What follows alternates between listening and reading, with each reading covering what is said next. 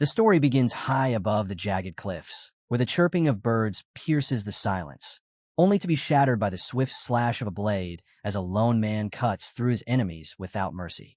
The man is Chun Hajin, our protagonist, who is a skilled mercenary working for the Heavenly Righteous Alliance, renowned for his expertise. This shouldn't bother him with minor issues, as he had far more critical missions than dealing with their nonsense. The team leader observed that the young man seemed overly confident after defeating several of his soldiers, but he'd better stay alert. They were determined to fulfill all his deepest wishes through death.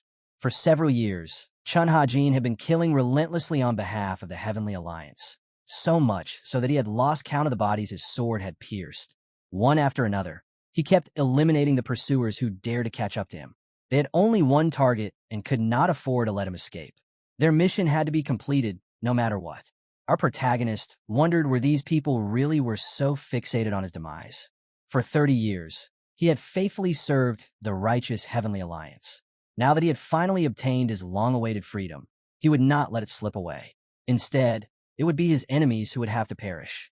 Chun Hajin was ready to go to extreme lengths to secure his liberation. Those around him looked at him in amazement, not understanding how he was still alive or how this was possible.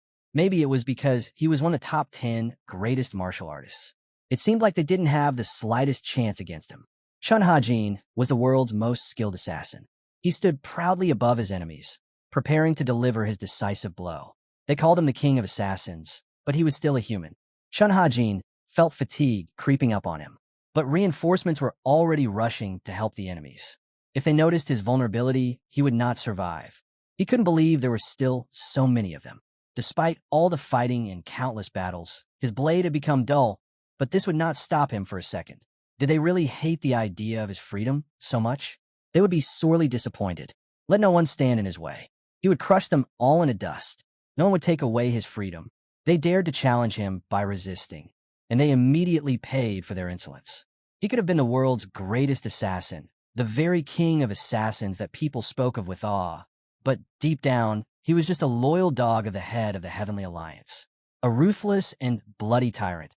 He killed on command without asking questions. What did he know about real life? Even the realm of the dead presented him with a bill. He needed to get out. He had been living for those Alliance scumbags all this time, and now he was almost free, having gotten rid of their damned remains. There was a secluded shelter nearby where he could take elixirs and healing herbs to restore his strength and heal. Finally, Chun Hajin would be free. He collapsed to the ground, feeling that hunger would drive him mad before he could tend his wounds. Chun suddenly realized that he had only eaten a couple of pieces of dried meat in 7 days. He certainly wouldn't have refused a plate of hot dumplings, but he needed to pull himself together. He felt that someone was watching him. It was an amazing stealth technique. Even he, the best assassin in the world, did not notice how they snuck up on him. His martial arts prowess was so great that he could cut down an entire forest with just the aura of his sword. This stranger was undoubtedly the strongest fighter in the southern Central Plains. Could he really be the god of death himself? Chun Hajin began to understand why the Heavenly Righteous Alliance was pursuing him so persistently. Still, he didn't expect that the masters of the Steel Blood Fortress, the 8 elite warriors of the Steel King, would intervene. Did he seriously think that Miram would recognize him as one of the 10 greatest masters if he defeated a man exhausted from fighting hundreds of opponents? Even though his strength was almost exhausted, he would still cut the enemy into pieces. Chun Hajin thrust his dull blade into his opponent, causing him to collapse in front of him. He felt that someone was still watching him. He thundered that whoever it was time to stop enjoying the spectacle and show themselves. It turned out to be the secret demon queen. She revealed herself, a pink aura swirling around her. Her appearance came as a complete surprise to him. She was flattered that Chun still remembered her. After all, it had been almost 6 years. The girl smiled and warmly greeted her old friend. Meanwhile, Elder Jun Ilryong's squad from the Heavenly Righteous Alliance set out to search for Chun Hajin.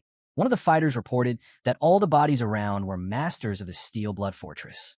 None had expected that Chun Hajin would break through the inescapable net and annihilate so many of the fortress warriors. The elder then ordered the troops and told them to follow the Demon Queen's dead energy, knowing that that's where Chun Hajin was hiding. Her name was Kwak Sokyo, and she was a secret Demon Queen.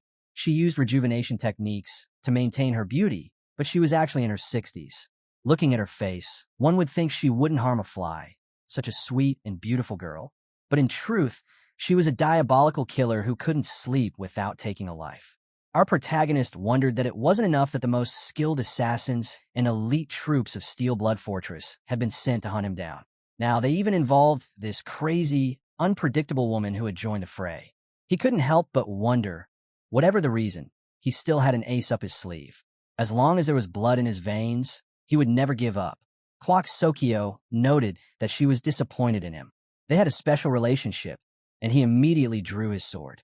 Chun Hajin interrupted her abruptly, stating that enough of this empty chatter had occurred. Since she had come for him, she should prove it in battle. The girl thought that Chun Hajin wasn't even strong enough to land a single blow on her at the moment. So she offered him an easier option. Chun Hajin responded, but why shouldn't she test how long he would last? Why should he be afraid of his 60-year-old grandmother, who could only talk? Kwak Sokyo, with a serious attitude, noted that if he called her granny one more time, she would yank his spine out, no matter how much he begged for mercy. The MC thought she had become more sensitive in the time they hadn't seen each other, and with a grin, he called her grandmother again. Kwak Sokyo became angry and wrinkled, noting that he was a bastard, and her expression changed as she smiled. The girl believed that the righteous Heavenly Alliance had trained him to be their best assassin. It was no surprise that the Steel Blood Fortress had asked her to assist in this mission.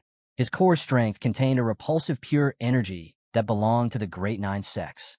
They intended to take him alive, but it was obvious that Chun Hajin had mastered the techniques of the Nine Sects and even had a hidden skill. Now, the protagonist understood why she had stopped and was speaking all this nonsense. Though she usually preferred bloodshed, she wanted to learn more about the hidden martial arts of the Nine Sects and gather information about the righteous Heavenly Alliance. Kwak Sokyo realized that Chun Hajin was very talented. She had thought he was just a dumb thug who only knew how to break necks. As a demon queen, she had no intention of passing these secrets to the Steel Blood Fortress. It looked like Chun Hajin had figured her out. She didn't really need the fortress's assignments or the Alliance's secrets. Her real goal was to obtain mastery over the 9 sections. If Chun Hajin revealed all the secrets, she would spare his life, and asked, isn't that a fair deal? Hajin sighed and asked why there were so many dangerous creatures in the Great Lakes. Honestly, it wasn't a fair trade. He was near death. Kwak Sokyo asked if it was all about the blood parasite. Chun Hajin froze at the question. Because of the parasite, his best friend had been killed. Those who betrayed the righteous Heavenly Alliance would face consequences. The parasite in his body wouldn't let him forget himself and would kill him if he betrayed the Alliance.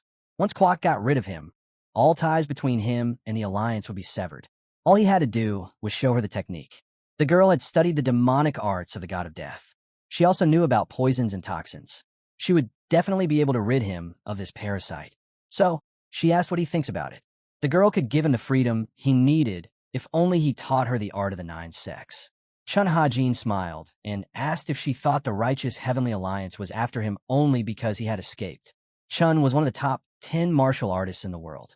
He had learned how to get rid of the blood parasite as far back as 5 years ago. But to break through the inevitable nets, he needed to reach the highest level, which had taken a lot of time and training. It had seemed to him that he was almost there, but it turned out he wasn't even close. The whole thing was a little ridiculous. Chun didn't think she'd let him live if he taught her the skill. Those bastards had taken 30 years of his life. He wasn't about to let some old woman fool him again, so he refused the offer. If he decided to leave now, he could still save his worthless life. Kwak Sokyo noted how he even had the nerve to say that when he could barely stand on his own 2 feet, she wasn't as worthless as he thought. Kwak was quick to take action against those who insulted her. He wasn't going to give her the skill. The only thing he could give her was pain. Chun figured that it was not like he would survive this. Kwak responded, so then he should die. Chun wished the same. Their energies merged and exploded, and an intense fight broke. Kwak pierced Chun with her long claws and stopped the great assassin. Just then, Chun Hajin saw Elder Jun Ilryong suddenly appear. Chun Hajin was surprised as he hadn't sensed his presence. They mercilessly chopped off all his limbs. Each of them had their own reason for revenge, which they carried out. Kwak Sokyo looked at Chun Hajin with her piercing gaze and said he looked better without his limbs. He should also have his head ripped off so he could never speak again. She laughed and said let him crawl to hell like a parasite. That was where he belonged. for what he had earned. Would this pathetic moment be the last thing he saw before dying? Chun Hajin just wanted to live a normal life. He just wanted to live a simple life, just for a moment, as if in a dream, like a normal person. Was it really so impossible? If he had one more chance, the main sanctuary of the heavenly demon divine cult, one chance to live the very life he so dearly dreamed of. Meanwhile, in the inner sanctum of the heavenly demon divine cult, a healer greeted the fourth young master of the divine cult. The healer had recently visited the third young master's residence and checked his pulse, and informed the fourth young master that Xiaoyang would probably die tonight. The fourth young master smirked and thought things were going much better than he had expected. The scene shifted to where we saw Chun Hajin suddenly found himself flooded with memories from his past life. A comrade asked if he was finished. He replied that yes, he had killed everyone on this side, and now they could afford a little break. Still, Chun Hajin reminded the group not to relax too much, emphasizing that the leader had strictly ordered them to avoid detection. During a brief pause, Chan noticed something in one of his comrades' hands. It appeared to be a small figurine of a bird, delicately carved. Curious, he inquired about it, and the comrade confirmed it was indeed a carving. As the silence lingered, the comrade suddenly shifted the mood by asking Chan whether he was growing tired of killing. The unexpected question caught Chan off guard. He stood frozen, unable to form a response. The comrade declared with quiet determination that he would leave, no matter what it took. He dreamed of living the rest of his days like a free bird, somewhere in the peaceful countryside where the air carried the scent of fresh grass instead of the iron-tinged musk of blood. Chun Hajin, inspired by the vision, admitted he couldn't let go of that idea either and offered to join him. But the comrade firmly refused. He made it clear he couldn't allow Chun to follow. It wasn't even up for consideration. Chun insists on going on together, but the comrade refuses abruptly. Shortly after speaking, the comrade let out a soft gasp and fell into a restless sleep beside him, blood trickling from his mouth.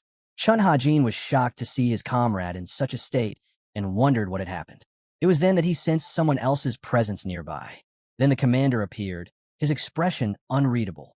He revealed that the Lord had once saved the comrade's life, and this was how he repaid that kindness, by trying to run away. The commander instructed Chun Hajin to look carefully, noting that this was the fate that awaited all those who dared to betray the righteous heavenly alliance. The blood parasite inside them would decide their punishment. Suddenly, a disgusted face, another memory flashed through Chun Hajin's mind, the old woman's twisted scowl that pulled the protagonist out of his reverie. He jolted awake, heart pounding. He tried to process what had just happened and wondered if this was a dream. Didn't the demon queen just behead him? He looked around, confused. He didn't know where he was now. The room surrounding him was elegant and richly adorned, far too luxurious for a battlefield or a prison. He immediately sensed someone. A young girl entered the chamber, calling herself Manhwa and carrying a tray of food while cheerfully announcing her arrival. But as she looked toward the bed, her expression shifted as she realized the young master wasn't there. Before she could react, Chun Hajin appeared behind her, pointed the chopstick at her neck, and softly threatened her about the consequences of making even a single sound. Confusion filled his mind, and he asked her who she was, what she wanted, and whether she was connected to the fortress of Steelblood. She calmly explained that she was his servant and introduced herself as Manhwa. She seemed puzzled by his strange behavior, wondering why the young master was acting that way. Was there something he didn't like? Our protagonist didn't understand and told her to stop uttering nonsense and to tell him the truth, asking her who brought him here. Manhwa then mentioned that the young master had been in that place for quite some time. He had fallen unconscious 6 months ago due to a chi blockage and had only regained consciousness 2 nights earlier. Chun Hajin couldn't comprehend it, as it made no sense to him how someone could be unconscious if they were already dead. He warned her to stop lying and threatened her with a painful consequence, asking her to tell the truth. But Manhwa didn't waver. She insisted she was telling the truth and was only bringing the food for him, saying it was prepared for when he awoke. Chan turned toward the mirror and froze. The reflection staring back wasn't his. His first thought was one of disbelief and anger as he wondered who this was. He was confused. He had died, and it hadn't been a dream. He wondered if this was some kind of reincarnation or if he had been dragged into a past life. None of it made sense. Manhwa tried to call out to him, but the young man was lost in his thoughts as he looked outside the room, pondering how such a place could even exist in Yurin. Then he noticed some people approaching and began to wonder who they were. Before he could reflect further, a man knelt before him, his voice heavy with reverence. He spoke of divine teachings and of demons falling at Chun's feet. He congratulated him on his recovery, addressing him as the third young master. Chun Hajin panicked as he thought, a demon cult? If this is referred to as a divine cult within Murim, doesn't that mean it's a heavenly divine demon cult? Everything was a blur as he tried to grasp what in the world was happening. Meanwhile, we noticed someone walking through the chambers of the demon lord. It turned out to be Mudam, the first royal guard of the heavenly demon divine cult. He stepped forward, bowing respectfully greeted the demon lord. Composed and stern, the demon lord inquired about the reason for Mudam's visit. Mudam reported that he had something important to convey. The demon lord had granted him permission to speak. He shared that the third young master had finally regained consciousness. However, his body remained too weak to wield any strength. He then asked what the demon lord's next steps would be regarding the third young master situation. The demon lord gave a firm instruction. Until the closing ceremony in 3 months, no further reports on this matter were to reach him. Mudam bowed in acknowledgement, expressing his wish for the demon lord to fulfill the great will. The narrator then explains that the heavenly demon divine cult, often referred to as the 1,000-year demonic cult, was the oldest and most merciless demonic force of this generation. It had been established several millennia ago by a Murim master. In terms of combat power, they stood unrivaled, and the mere revelation of the cult's existence was enough to unsettle all of Murim. It symbolized chaos in its purest form. Although the righteous Heavenly Alliance and Steel Blood Fortress surpassed them in numbers, the heavenly demon cult possessed more power than war or pandemonium itself. These 3 powers, righteous heavens, the remaining blood, and the heavenly demon, were known collectively as the Mighty Triad. Among them, the heavenly demon held the most brutal and chaotic force. Meanwhile, Chun Hajin wondered how he had ended up there. Had he truly been given a second life? But why was it within a demonic cult? He tried to calm himself, needing to assess the situation and consider his next move. Last night, he thought that the hidden technique still seemed overwhelming. The comrades walking and talking about the strongest of the 7 disciples of the demon cult, the third young master, had awoken. The carnage was destined to begin once more. The comrade warned the other to remain cautious, or he would be killed.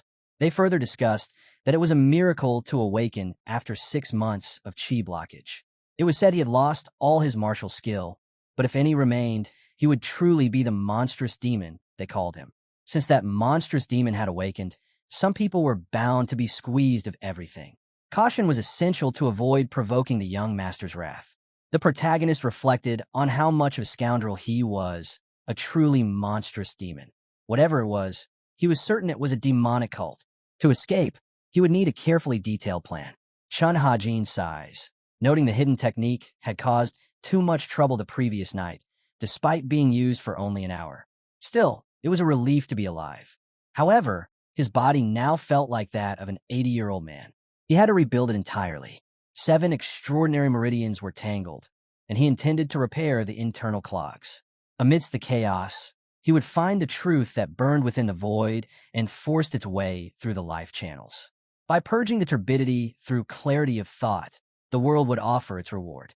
The room's temperature began to rise, and the air grew increasingly humid. Through the limitless technique, he would expel the darkened energy from his body. In his past life, using martial arts techniques from the 9 sects, he had refined his own boundless technique. Lacking status, this technique had become his salvation and had helped him greatly. Perhaps that was his limit, but at least a small goal had been accomplished. Chun Hajin wondered why it was surprisingly quiet, which left him feeling uneasy. Since waking up, only the healer had visited. The healer mentioned that he was recovering rather quickly and advised him to take care of himself until they visited again. Only that young girl had arrived, trembling with fear. She had brought his herbal medicines. After seeing the servant like this, our protagonist thought the man had truly been a monstrous demon, and certainly a scumbag with a terrible temper. Until he understood more about the situation, he couldn't afford to act recklessly. 3 months passed. The 4th young master noted that it was strange, and it had been 3 months since he had consumed the treatment, and still nothing had happened. The healer remarked that not only had nothing gone wrong, but the recovery seemed to be progressing faster. The fourth young master asked the healer if he hadn't claimed that the more aggressive a technique was, the more likely one was to die from using it. The healer, looking fearful, acknowledged that it had been his statement, but now it seemed strange. The fourth young master remarked that Xiaorying always exceeded his expectations. The fourth young master, Hong Yurin of the Heavenly Demon Divine cult, asked the healer when Rin would be arriving. The healer responded that it was believed that Rin would be outside the main temple at noon. Hong Yurin asked the healer if 6 months had passed since Lin's return. The healer agreed. The fourth young master then commented that something interesting was about to unfold.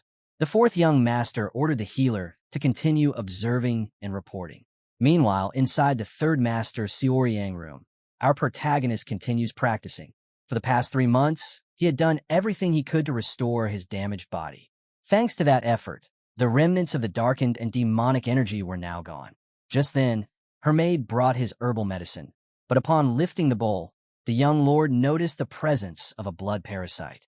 Filled with fear, he threw it away, and it shattered. He felt the accusatory voice taunting him, reminding him that he could never escape from the righteous heavenly alliance. The voice called him an arrogant fool. He had been made into the world's best assassin and had still chosen betrayal. Even in death, escape was not possible. Hajin panicked when he saw the blood parasite. His thoughts were suddenly interrupted as he awoke again, back in reality, to someone calling him young master. Manhwa asked if he was all right. When he looked into the bowl again, it was empty. He realized it must have been a hallucination. The protagonist thought about the new life he had always longed for, yet he still did not know if he could ever truly be free. Hajin was getting ready when he overheard a conversation from behind the door. Someone was asking if he was present. The maid confirmed that he was. Hajin gritted his teeth, wondering if the visitor was a member of a demonic cult. Manhwa mentioned that she needed to announce the guest's arrival to the young master, but the guest did not respond and asked her to step aside. The doors opened, and Hajin noticed a girl entering the room. She said it had been a long time since they last met. Behind her, Manhwa stood holding her cheek, indicating that she had just been slapped. The protagonist looked at the girl and realized he couldn't recall who she was. The girl remarked that he looked better than she expected, while he hurriedly covered his chest. Our protagonist didn't seem pleased with her presence and wondered how to escape the situation. She asked if he was going to make her stand there and mentioned that she wanted to drink a cup of tea. Hajin knew that in moments like this, his first instinct was to run. Feeling anxious in the awkward situation, he quickly told the girl that he had somewhere urgent to be. Suddenly, the third young master took off running, while the girl shouted after him, demanding to know where he was going. Just then, the girl snapped her fingers to signal the guards. Soon, he found himself confronted by 2 tall men who blocked his path. It turned out they were acting on the girl's orders. Hajin turned around, and the girl stated that she intended to have a serious conversation with the third young master and didn't know how long it would take, so no one should be allowed to enter. The guard agreed and closed the door. The girl instructed Hajin to sit down, saying they had matters to discuss. Hajin turned around and replied that he hadn't wiped the sweat off from his recovery training and asked her to wait until he changed his clothes. However, she admitted and said it would be nice if he didn't have any other plans. Hajin couldn't shake the feeling that there was something off about her. Even just by looking at her, he could tell she seemed unstable. Reluctantly, he asked Manhwa to follow him. Curious, he asked Manhwa who the girl was. The protagonist then mentioned that he had a headache after waking up and suspected there might be a gap in his memory. The girl looked at the young master with a pleading expression and insisted that he couldn't die. He wondered why he would die, especially since he hadn't been awake for long. Manhwa then informs the young master that the girl's name is Hong Yurin. She is a demon affiliated with and working for the religion's Inner Enlightenment Center. Hong Yurin is the daughter of the Jiaxa family, which is part of the demon cult. She is strong enough to be considered the most talented disciple, excels at her job, and has been recognized as a heroine by the head of the demon cult. Hajin adds that she is also the younger sister of the fourth young master. Manhwa agrees with this assessment. Hajin inquired about the reason for her visit and the nature of their relationship. The maid responded that she was unaware of the specifics, but mentioned that they had met several times throughout the month, implying a special connection. He thanked the maid for the information and observed that her face appeared quite swollen. The master then encouraged her to go rest, leaving Manhwa looking shocked by the young master's words. The protagonist wondered if the third young master was truly insane. Returning to the girl, He admitted that he hadn't been thinking properly and had acted rudely. She replied that it was all right. He then asked what had brought her there. The girl couldn't understand why he was so calm and so different from his past self. It was as if he had lost the spark in his eyes. The girl figured out that it was indeed true that he had lost his martial prowess after coming out of the chi blockage.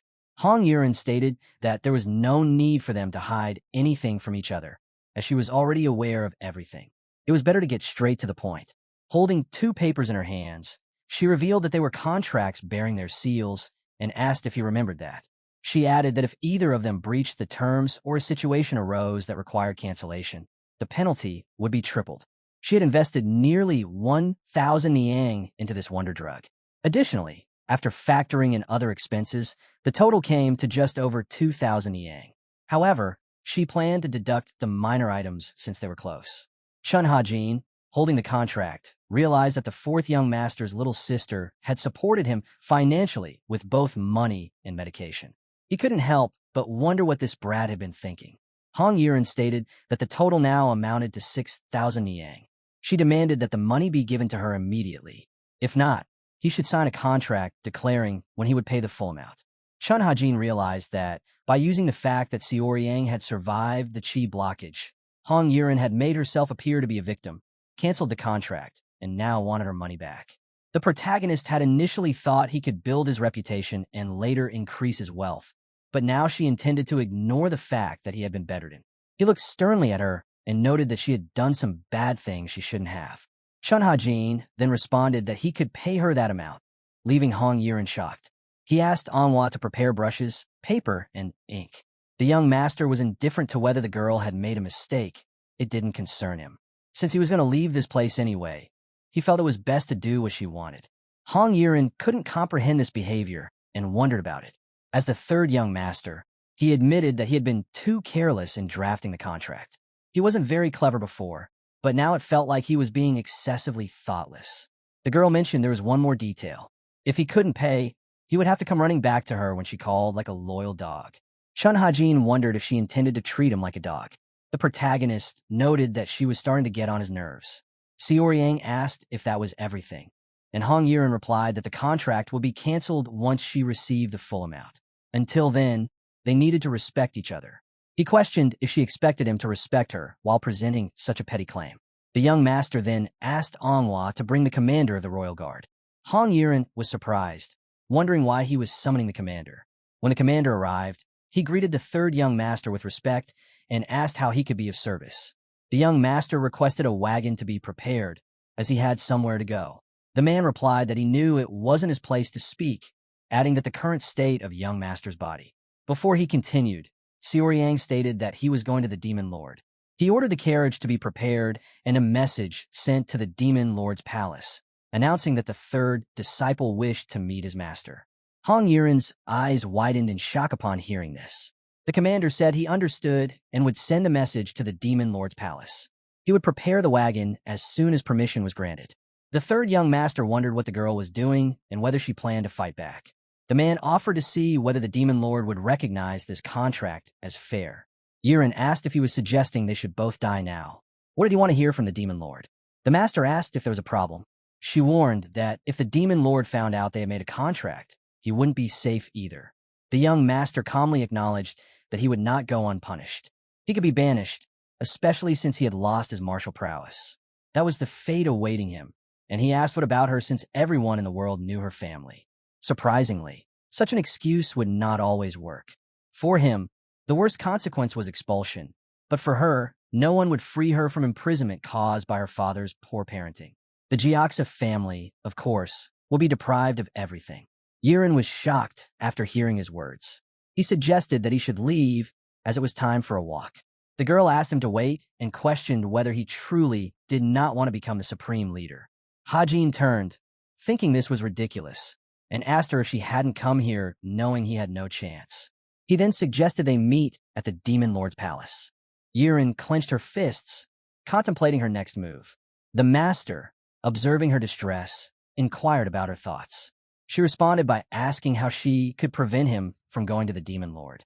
Turning to face her, he held the contract up to her and said that she needed to tear it up with her own hands. The scene shifted to our protagonist's memories. where he stood with his comrades after having killed several people. A sense of realization washed over Chun Hajin as he grew weary of taking lives. He decided he would leave, no matter the cost. Hajin yearned to reach a village where he could inhale the scent of fresh grass instead of the musky odor of blood. He looked at his comrades and asked if that was all they had found. They confirmed that they had searched every corner but hadn't discovered a single bug. Chun Hajin noted that they had betrayed the alliance and committed treason. There had to be more to uncover, so he ordered them to search the surrounding area, and his comrades agreed. Chun Hajin noticed a small figurine of a bird, delicately carved, similar to the one of his comrades had held earlier. As he examined it more closely, his expression changed as he came to a realization. His thoughts were interrupted when someone shouted for them to move aside. It turned out to be his comrade, who was aggressively making his way through to reach his family. Confused and panicked, Hajin pleaded with him to wait and listen. The protagonist explained that he had been instructed to eliminate those who betrayed the alliance, whom he believed to be traitors. Stepping forward, he expressed that he genuinely did not understand the burden of his actions. A comrade cried out loudly and aggressively, commenting that killing people seemed like just a job to him, a routine of taking lives and spilling blood every single day. Chun Hajin was then asked if he knew anything about life, to which he admitted that he knew nothing. Just as a comrade loses his life in his arms, a curse was foretold, even from beyond the grave, claiming that his life would ultimately become the death of those he had killed. The scene shifted back to the Demon Lord's chamber, where maids were assisting him in getting ready.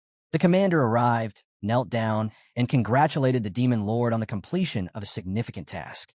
The Demon Lord inquired if the third young master had requested to see him. The commander confirmed that he had just sent a carriage to the third young master's residence, so he would be arriving at the palace soon. Turning to the first royal guard, the Demon Lord ordered him to escort the guest to the pavilion of demonic justice. The guard, taken aback by the Demon Lord's command, responded respectfully before leaving. The Demon Lord yawned and silently wondered if it was truly still winter. Meanwhile, at the third young master's palace, the healer checked his pulse while Chun Hajin thought he still couldn't get used to the chaotic aura surrounding him when the healer felt his pulse. The healer noticed that the damaged blood vessels had recovered significantly over the past few days, not to mention other areas of healing. Despite having taken herbs and undergone acupuncture, the third young master's recovery ability was already quite impressive. The healer expressed his surprise as the master noticed, so he apologized, explaining that he was astonished by the young master's regenerative capabilities. He then informed the third master that he would no longer need acupuncture. Instead, he should focus on nourishing foods and supreme healing potions to help restore his strength. The third young master expressed his curiosity about something, to which the healer replied that he could ask anything. The master inquired about the supreme healing potion, mentioning that he had never heard of it before. The healer explained that it was a decoction made from fine herbs designed to help restore energy. He added that this potion is handcrafted by artisans in the households and is exclusively served to the highest-ranking members of the main sanctuary, Hajin.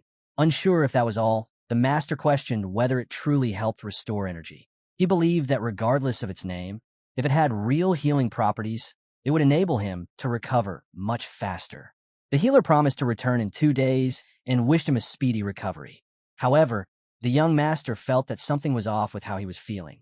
The third young master yawned, stretching his arms, and remarked on how dreary the neighborhood was.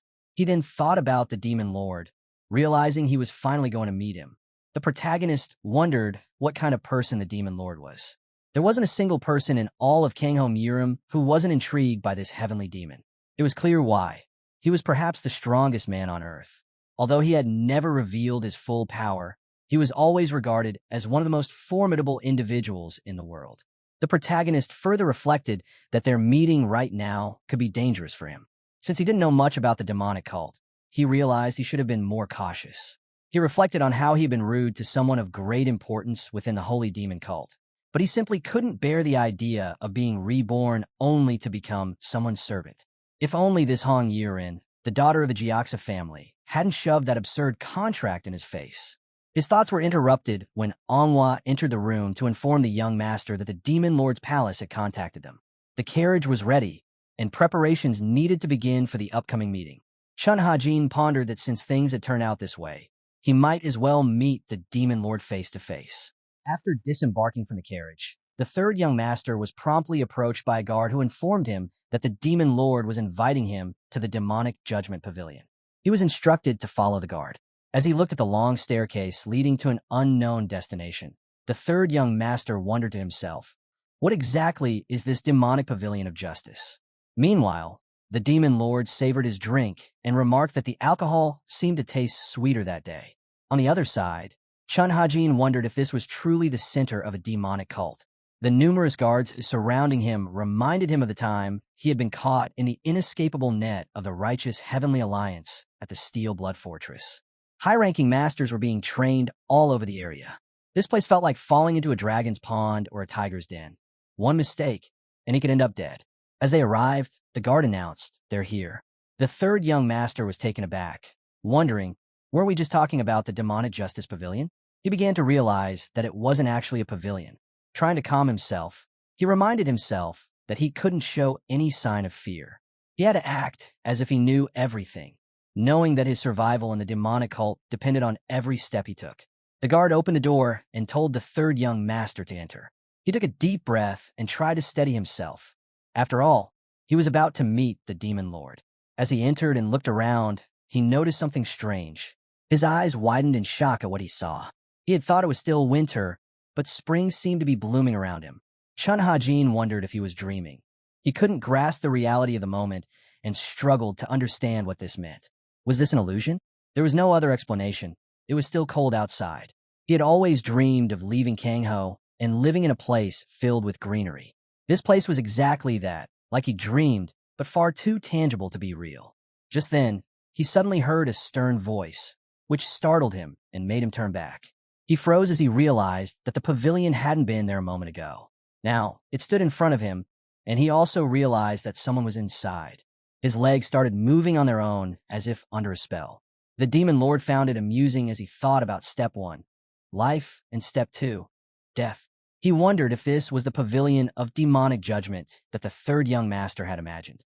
As Hajin came forward, his killer instinct screamed that this was dangerous. Clenching his fist, he thought that backing out now wasn't an option. Hajin thought that if he truly wanted to escape the demonic cult and start a new life, he would have to face the demon lord. He wondered whether he would finally meet the demon god, the 9th person to have been called forth by the heavenly demon, the great heavenly demon, the demon lord, Li Chansang. Meanwhile, the commander asked the guard if the third young lord had already entered and was informed that he had. The guard then asked if something was troubling him, but the commander didn't respond. The guard hurriedly apologized, stating that he had misspoken. He admitted that during the entire reign of the current demon lord, there had only been 2 previous occasions when an outsider was allowed into the pavilion of demonic justice. The first was around 25 years ago, when a master had taken his first disciple. The guard then asked if he was referring to the first young master. The commander said no, explaining that the first young master had become a mentee exactly 20 years ago. The guard tried to process this and figured the commander meant that there had been another mentee before him. The commander agreed, stating that there had indeed been an unknown disciple, one who had loomed in the shadows. That disciple had died here, in this very pavilion. His skin had been torn apart, as if mauled by wild beasts. The guard was shocked to hear this. The commander reasoned, if the demon lord wanted to kill him, he wouldn't have brought him here. The guard then asked who the second person to enter the place was. The commander responded, it had been the general strategist, the man who held absolute authority and handled both small and large matters. The only one who had risen so high purely by his own skills, not martial arts. The commander further told the guard that the strategist had entered the demonic justice pavilion and walked out with his head held high. And today, the pavilion had opened its gates for the 3rd time. The commander wondered, will the third young master manage to come back out alive? The third young master, Xiaoyang, greeted the demon lord. The lord calmly ordered him to rise. Hajin observed the man before him and thought, so this is the demon lord, Li Chansang. He noted that the man was indeed different. He didn't resemble the great demonic master or the supreme ruler of all. As long as he refrained from releasing his qi, any rumors about his overwhelming power remained unconfirmed. Yet Hajin could feel it, his majestic presence. A man like him had no reason to be confined. He was one of the strongest martial masters alive, perhaps the most powerful martial god in the world. He was so incomprehensibly strong that people claimed he was half immortal, living in an entirely different dimension. But if that were true, why hadn't he seized power and become a tyrant? Chun Hajin found himself growing scared, just from the aura alone. He struggled to get a hold of himself, realizing where his pride, as one of the strongest martial artists, had gone. The demon lord handed Xiaoyang a cup of alcohol. Xiaoyang bowed in respect and thanked him. The protagonist was taken aback when he saw the drink, thinking, "It's so fragrant." Wondering how long it had been since he had such fancy booze, without hesitation, he gulped it down. The demon lord then asked Xiaoyang if it was true that he had requested to see him. Xiaoyang confirmed it. The demon lord asked what it was that he wanted. Chun Hajin thought that the demon lord was very cold and wondered if masters and disciples in this region were always so harsh toward one another. Looking sternly, he realized that the demon lord didn't like to beat around the bush, and he should just get straight to the point. The third young master then told the demon lord that he had a request. The demon lord pondered what kind of request it could be, and Hajin questioned why he was hesitating. After all, he had once been among the top 10 masters himself. Was he really going to stand there like a fool? Finally, he asked if it would be all right for him to leave the cult. Panic set in as he thought he had messed up everything he was supposed to say. He simply wanted to go out for some fresh air. The demon lord repeated the third young master's request to leave the cult, and Xiaoyang confirmed it. Chun Hajin was taken aback, wondering if that straightforward honesty had actually worked. The demon lord then signaled for more alcohol to be poured. Hajin found himself unable to understand the man's emotions and couldn't even begin to guess what might be going through his mind. The demon lord considered Xiaoyang's words to be vague, uncertain whether he intended to step away from the cult temporarily or to sever all ties permanently. This left Hajin in shock.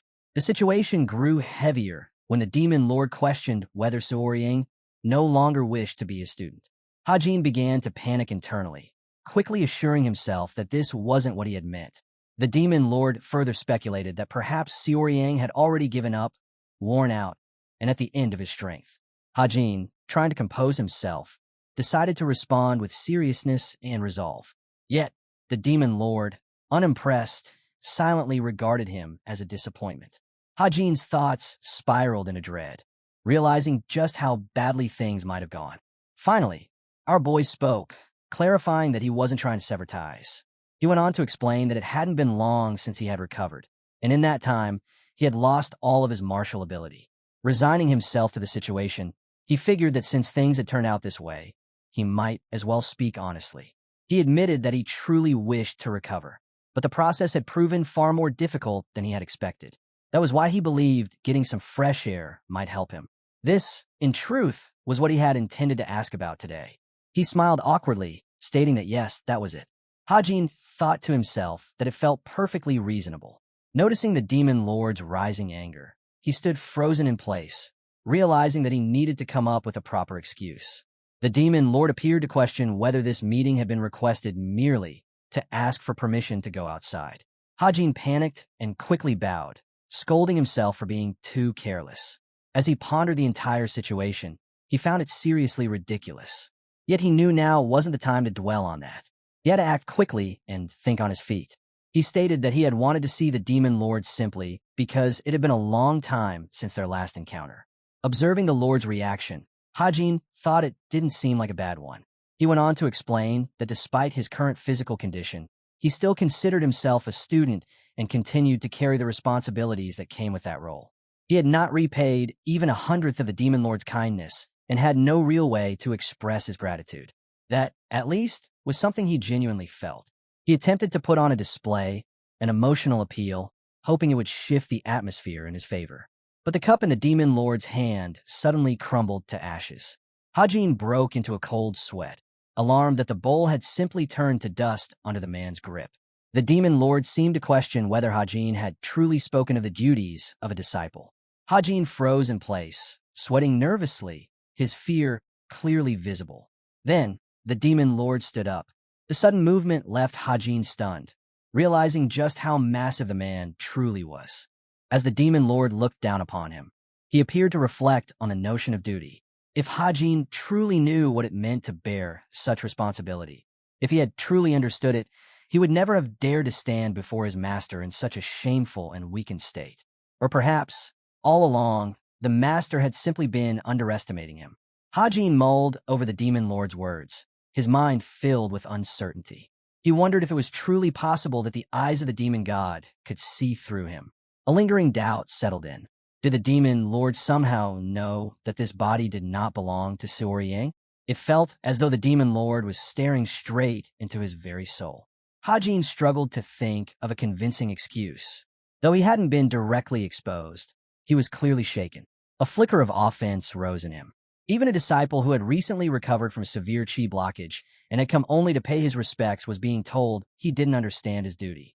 The situation struck him as strange, and the demon lord's behavior even more so. Hajin couldn't tell what message the man was trying to convey, and the lack of clarity only unsettled him further. The Lord announced that he would send someone within 3 days and ordered Hajin that he could leave now. Hajin wondered if that was it. What about his request? Was he allowed to go out or not? Was he free to do as he pleased? He contemplated whether he should express his thoughts, finding the situation quite stressful. As he looked around, the demon lord admired the demonic judgment pavilion. With its clear skies and green grasslands, it had been a long time since he had seen anything quite like it. Later that night, as he poured a drink into a cup of commander, the lord declared it a reward for hard work. The servant humbly replied that he was flattered and quickly drank the beverage. He then inquired about the situation with the third young master, specifically asking if he had been recovering at home and if that was at all. The commander confirmed this. 10 years ago, the demon lord had mistaken him for an Imyugi, only to be disappointed to discover that he was merely a poisonous snake. However, upon seeing him again today, it appeared that he was holding a magic pearl in his mouth, gradually moving away from evil. This revelation shocked the commander. He also knew that death resided in the pavilion of demonic judgment. There, evil was judged. The object to be judged was represented by the Lord of Demons, and the judgment was carried out by both the Lord and the formation. The pavilion embodied the hearts of those who entered and exposed not only their conscious thoughts, but also their subconscious. But what if the object of justice wasn't to the demon lord's liking? At that moment, by the will of the demon lord, the demonic formations of the pavilion would respond. As soon as someone harbored the intent to kill, they would be destroyed in the most painful of ways. This method of formation could reveal true intentions. It was a supreme-level technique, one that only the demon lord could control. The demon lord inquired whether the lonely bamboo grove was being well maintained. The commander said that it was. A representative from the Court of Elders came about every other day. On average, there were up to 5 victims per month, but fortunately, there had been no fatalities in the past 4 months. The Lord then said the elders should call their man back for a while. He would send the third young master to the bamboo grove. The commander was shocked and asked if this was the lonely bamboo grove. The demon lord confirmed, and noting that it was a perfect place to get some fresh air. The scene shifted to a bamboo grove, dense and isolated, surrounded by wild animals. Hajin stood in the middle of it, a two-faced lizard crawling casually over his shoulder. Frustration and disbelief filled his mind as he grappled with the absurdity of the situation. In his view, the demon lord's actions bordered on madness. All Hajin had wanted was to step outside for a little while, yet instead, he had been thrown into the wilderness. He couldn't understand what he had done to deserve such punishment, being sent alone into a place so dangerous and cursed. Overwhelmed by the situation, he stood there in the heart of the grove, unable to contain his growing irritation, and silently cursed the demon lord with raw, bitter frustration.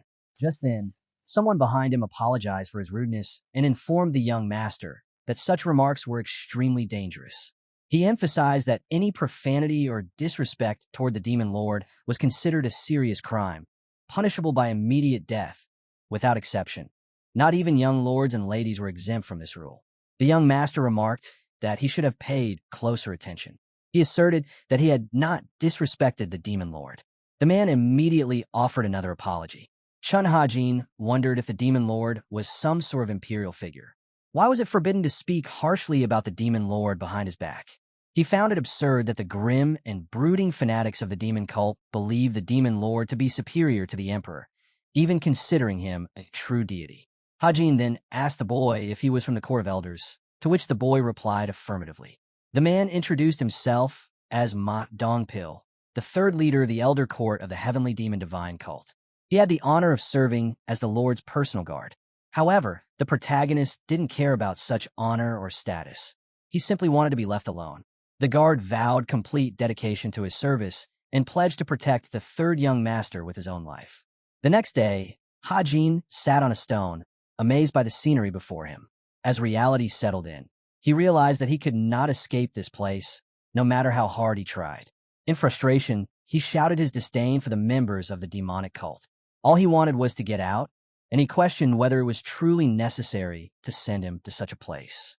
It hadn't been easy at first, but he resolved not to waste any more time on futile thoughts. Hajin wondered why he had wanted to escape the demon cult in the first place. It stemmed from the ominous feeling he had experienced upon realizing he had been reborn as the third young master of the heavenly demon divine cult. Sooner or later, he would have to leave this place, but for now, it was impossible. Thus, the reality became clear. He had no choice but to live as the demon cult's third young master, Xiorye. To survive in this body, he would require power. He needed to grow stronger. Otherwise, survival was impossible. The heavenly demon divine cult upheld the doctrine of survival of the fittest more rigidly than any other faction in Yurin. This was not a place where one could idly await ruin and dismissal. Eventually, he would need to embark on the martial path, whether it led to life or death. He would no longer rely on petty deception. He would use his strength and depart with his head held high. At that moment, a servant emerged from behind a tree, startling the young master. He informed him that his meal was ready and he could follow him. The young master began to complain, warning the servant not to get in his way. The servant sighed and said that they had been here for 2 days and he had not had even a sip of water, let alone food. The servant was merely concerned for his health. Hajin wondered if it had already been 2 days. He then told the servant, "There's no need to frighten him every time." Hajin thought about how inflexible the servant seemed and wondered if everyone in the demon cult was like this. After 3 days in a lonely bamboo grove, MC resolved to begin with a limitless technique to bring his body and soul into alignment. Hajin wondered that the flow of qi within this infinite technique differed from ordinary qi. He figured that this cultivation level is at the third stage of power. At the third level of strength development, the limitless technique could be divided into 5 stages. In his previous life as the king of assassins, he had reached the peak of the 4th level. In the boundless technique, the harmony between martial arts and the body was far more significant than enlightenment.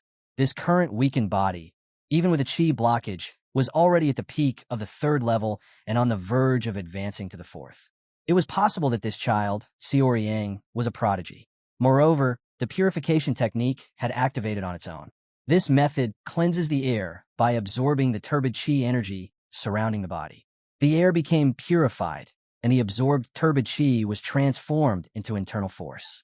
With the overwhelming efficiency of the boundless technique, once the nearby air was cleansed, the assimilation effect accelerated, hastening its development. At this rate, he would be able to recover his former strength far more quickly than he had anticipated. Hajin then decided to advance to the 4th stage of power. On the 5th day, the body was fully healed. The previously severed blood vessels and damaged vital organs had grown much stronger than what was typical for someone's age. This made life in the bamboo grove unexpectedly manageable. Even his hair had grown darker.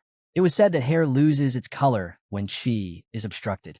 He ate well, thanks to Dongpil being an excellent cook, and he also rested comfortably. He was now able to utilize the abilities from his past life as an assassin once again. During his time as the king of assassins, he had acquired the skill of supersensitivity. This ability had been developed through countless brushes with death and the hard-earned experience of surviving as a killer. The martial art that enhanced supersensitivity was known as the 6 forces of the heavenly net technique. The first form was the all-knowing eye.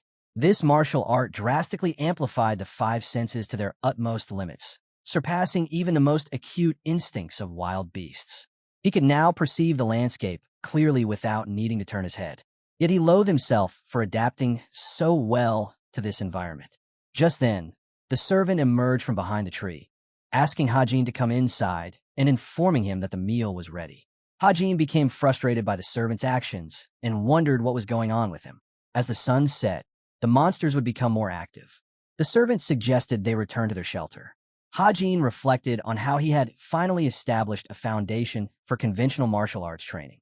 If he could integrate the knowledge and experience he had accumulated as the king of assassins into his current body, he would be able to regain his strength in the blink of an eye. As Hajin walked swiftly away, the servant sensed something, wondering if that was a ghost. Hajin then attempted to test his restored abilities. Thanks to the boundless technique he had recovered to some extent, he decided to see if he could fly. Two of his core skills had returned: the infinite body recovery technique and the 6 forces of heavenly net sense enhancement technique. All that remained was the dark shadow of Qi, a technique born from combining the selected secret arts of the 10 great sections. These 3 techniques were the martial foundations that once made him a legend, the king of assassins, Chun Hajin. He believed he would regain his former strength in no time. However, a doubt crept into his mind if he was even allowed to study Dark Shadow Qi. After all, this was the heavenly demonic divine cult, and he was now the 3rd young master, Suoryang, not Chun Hajin. He recalled that the 3rd young master had studied some form of demonic art, wondering what kind exactly. When the 3rd young master returned, he decided to ask Dongpil a question. Dongpil responded that the master was free to ask and that he would be more than happy to assist. The young master asked if, among himself and his brothers, there was anyone who had not studied demonic arts, or perhaps someone who had studied non-demonic arts. Dongpil admitted that he did not understand the question and apologized. Hajin wondered if such a thing was truly unimaginable. The young master asked him what might happen if someone chose not to study demonic arts.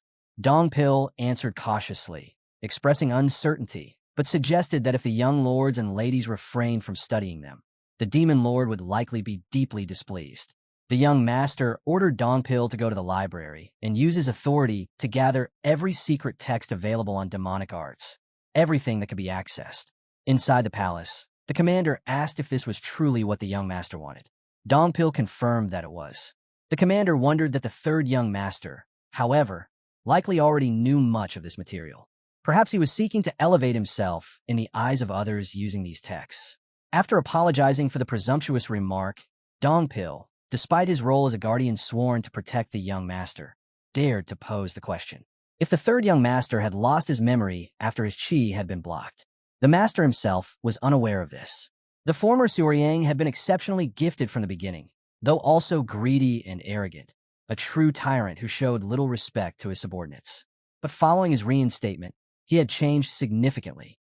His behavior and speech had become inconsistent, often revealing confusion. Even his servant Manhwa remarked on how much he had transformed. He had even managed to walk out of the demonic justice pavilion alive after undergoing the demon lord's trial. Referring to a report from Dongpil, the master acknowledged why the leader of the 3rd squad had raised such concerns, but advised him not to worry too much.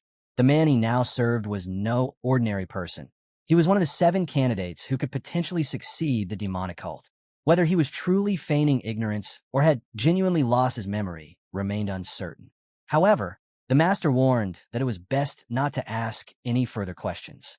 This was one of many reasons why protecting the heirs was so difficult, and he mentioned that this was why he specially chose him for the role. The master handed Dongpil the key, stating that he understood the loan period for the text was 3 days. He instructed him to mix them with others and take 3 to 4 secret manuals. One more thing, the master asked whether Dongpil had explained the bamboo grove to the young master. Dongpil admitted that he had not yet done so, though he had planned to that day. The master pressed him, emphasizing how dangerous that place was. He was confident Dongpil would be fine, but insisted that he explain everything immediately, as this task held primary importance. The master reminded Dongpil of his duties, instructing him to serve the 3rd young master to the best of his abilities. Dongpil agreed, stating he would keep that in mind. The master then wondered what the Lord had seen in the 3rd young master that prompted him to be sent to the bamboo grove. The bamboo grove was a demonic forest that had existed long before the heavenly demon divine cult established itself in the vast mountains. For 1,000 years, it had been a place where assassins had taken the lives of countless demonic figures. When only the first almighty heavenly demon existed and the divine cult lacked significant power, the grove had played a key role in helping the cult ascend to greatness. To those deemed worthy, the grove offered gifts. To others, it dragged them into the depths of death. This was the second time the Demon Lord had assessed the third young master. He had received a favorable evaluation from the Demon Justice Pavilion, wondering what would happen now in the bamboo grove. Later at night, Hajin found himself puzzled, wondering why Dongpil had brought him so many secret texts. Dongpil responded that it wasn't much. He had only taken the best ones, so the selection was relatively small. Still, Hajin felt overwhelmed, wondering if he truly expected to master demonic arts now. What should he do now? If he regarded demonic arts as inferior or impure, he would never perceive their true essence. He needed to approach them without bias. Dongpil then told the young master that there was something he needed to convey. The young master calmly accepted, allowing him to speak. 3 out of the 17 texts would have to be returned in 3 days. The young master asked for the reason. Dongpil responded because those 3 belonged to the collection of the 10 greatest demonic arts of their school texts, accessible only to the first, second, and third young masters. Dongpil wondered. The 10 greatest demonic arts were the pinnacle of martial knowledge within the heavenly demon cult. Mastering even one of them allowed one to look down on the world. Their brilliance was known throughout the cult. If the young master did not even remember these, it would be deeply concerning. The master asked why he was being stared at so strangely. Dongpil apologized, explaining that he was simply surprised to see this new side of him, asking if this was true, that he didn't remember any of those texts. Turning to Dongpil, the master stated that he was aware the young master had completely lost all his skills after awakening from the chi blockage. His heart and mind were no longer what they once had been. Strictly speaking, he had been exiled to this bamboo grove. Now, he was desperate. He had to try something. He needed to relearn all the martial arts he had forgotten. He asked Dongpil for help. Dongpil was now his only hope. Hajin needed to stretch his limbs again. If only he could retrieve some weapons from the cult at dawn. Looking at Dongpil, Hajin wondered why Dongpil was crying. He had said he would support the young master with his life. Hajin was confused, wondering what was wrong with him now. He should stop noting that it was burdensome. Later at night, Dongpil wondered that in about 10 days, the forest creatures would grow more active. They didn't appear to be moving at present, and the barrier surrounding them was expanding. It seemed they would be safe for now, at least in this section of the bamboo grove, since this is the most secure area. The young master focused intently on reading the secret texts. Dongpil needed to ensure that nothing disturbed his peace, noting that the weapons the young master had requested must be obtained as soon as possible. No matter what, they could not afford to let their guard down. Shion Hajin's dark shadow chi technique wasn't widely known, but it remained one of the greatest Miram arts. While it wasn't as powerful as the secret techniques of the 10 great sects, its depth and purity were unmatched in its time. Demonic arts differed significantly from others.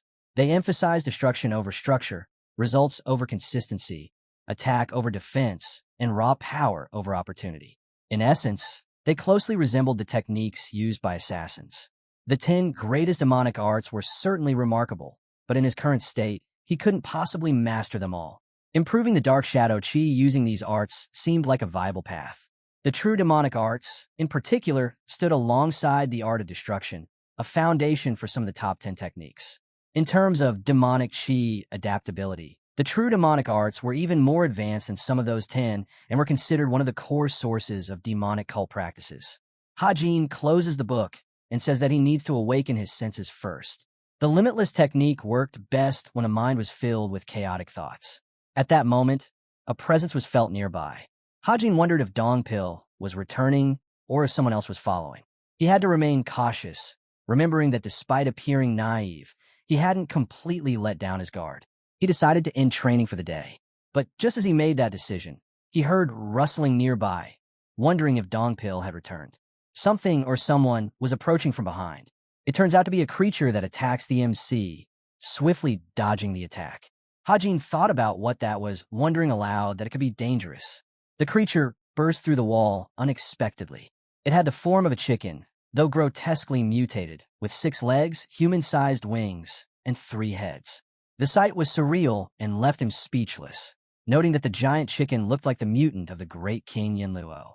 He had no words to describe the strange, chaotic nature of this place. The creature was incredibly fast as Hajin continued to fight against it. Meanwhile, Dongpil, noticing the commotion, looked toward the weapons basket and considered whether the available weapons would be sufficient, stating that the third young master was a skilled swordsman. experienced enough to have developed his own style. Perhaps holding a weapon again might help him recover his lost memories.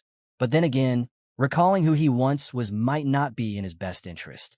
Regardless, Dongpil reminded himself not to be swayed by emotion. His only duty was to guard the third young master. As the strong scent of blood suddenly filled the air, Dongpil noticed that and wondered about the third young master. The creature seemed to be using sound-based attacks, an unusual trait for a mutant like this. It was stronger than expected. Without a proper weapon, options were limited. Looking around, wondering what he would use as a weapon, MC noticed a large and sharp piece of bamboo. Grabbing a sharp piece of bamboo, the young master lunged forward and struck the beast with it, wondering if the creature had died, but it wasn't over. The creature endured the blow. Its feathers were too tough for brute force alone. He now figured out how he could take down that creature. He hadn't intended to use this particular skill on a beast, but the situation left him no choice. He would have to try. Hajin launched his attack using the heavenly net of 6 forces technique. The second form, called hypervision, allowed him to accelerate his thought process with the help of chi, which in turn made everything around him appear to slow down. With this, the young master identified the chicken's weak spot, its heart, nearly unprotected. Using a sharp bamboo stick, he aimed and struck directly into it. At that moment, Dongpil returned, following the scent of blood coming from the chicken. He rushed to the young lord, concerned, but the MC signaled him not to overreact. The chicken, as it turned out, was called Azure Lotus. Dongpil noted that the young master's wounds needed to be treated first, but the MC clarified that it wasn't his blood. Dongpil wondered aside from a few scratches. He was mostly unharmed and thought that the Azure Lotus was as dangerous as a leopard. Dongpil asked if the young master had truly defeated the creature on his own, to which the MC simply pointed out that there had been no one else present. The young master asked if they had a big pot, to which the servant responded in confirmation. The young master instructed Dongpil to fill it with water and bamboo shoots, then boil it, noting that he would handle dinner that night. He also mentioned he expected an explanation soon, pointing the sharp bamboo piece towards his face, asking how he knew about this creature, and what kind of place was this bamboo grove. The servant then explains that the lonely bamboo grove had existed since before the establishment of the heavenly demon divine cult. It was a naturally demonic forest, filled with spiritual chi energy deeper than any known mountain. However, there was something very special about this forest. The profound spiritual chi did not spread evenly. Instead, it circulated exclusively within the bamboo forest, growing stronger over time. This amplified both the chi of the trees and the vitality of the earth, resulting in exceptionally thick and resilient bamboo. Yet their life cycle was short. The bamboo in this forest grew faster than usual, and some trees exhibited unique properties. These properties could serve as both poison and medicine. The chi was so intense that the bamboo required multiple processing steps before being safely used on the human body. More than half of the demon cult's potions were derived from the bamboo trees of the lone bamboo grove. This did not imply mass production was possible. Most healing-capable trees grew deep in the forest, which posed a different issue: the spirit monsters and creatures that lived there. Dongpil confirmed that this was indeed the concern. Azure Lotus was one of the weakest among them. In fact, some mid-tier ghost creatures in the forest could rival top-level martial masters. Twice a year, the cult entered the forest, along with guards and high-ranking personnel, to collect sacred bamboo. However, the densest and most secluded areas remained perilous even for them. The city's bamboo garden was considered the safest zone. No one expected an Azure Lotus to appear here. Dongpil apologized for failing to protect the Lord, but the master believed the fencing and octagonal barriers built around the garden had already gone above and beyond. The master then instructed Dongpil to prepare a plate of the cooked creature. Surprisingly, the meal turned out well. No one had expected the Azure Lotus to be edible.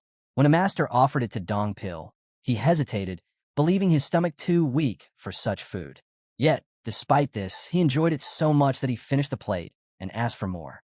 Hajin now understood just how dangerous this place was.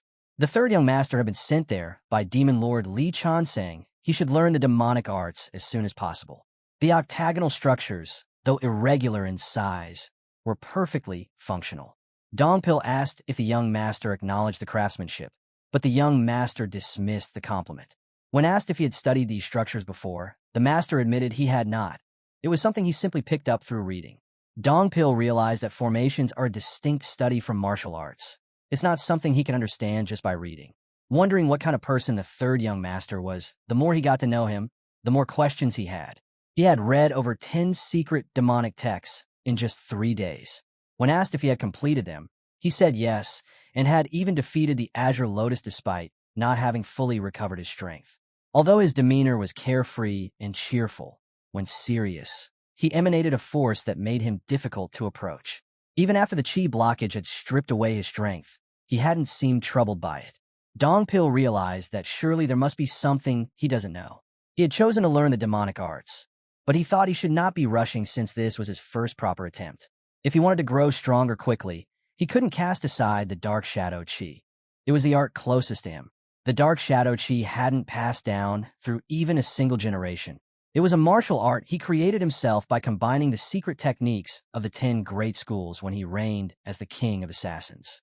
Meanwhile, the true demonic art was the very foundation of all demonic arts. Depending on how he studied it, it could affect the nature, character, and quality of his chi. If he could compensate for the weak foundation of dark shadow chi with the depth of true demonic art, the result could be profound. Just like a drop of ink in a bowl of clean water contaminates the whole, so too could art reshape the essence of one's power. Especially with true demonic art, a precursor to all teachings born from the divine heavenly demon cult. There was nothing more suitable for reviving the latent potential within the untested dark shadow chi. It seemed like fate that he had arrived at the demonic cult with dark shadow chi. Now was the time to begin, to test whether the foundation of demonic arts and the secrets of the 10 great sects could truly merge. Dongpil reflected on how the young master had locked himself away for 12 days now. He had been told not to disturb him.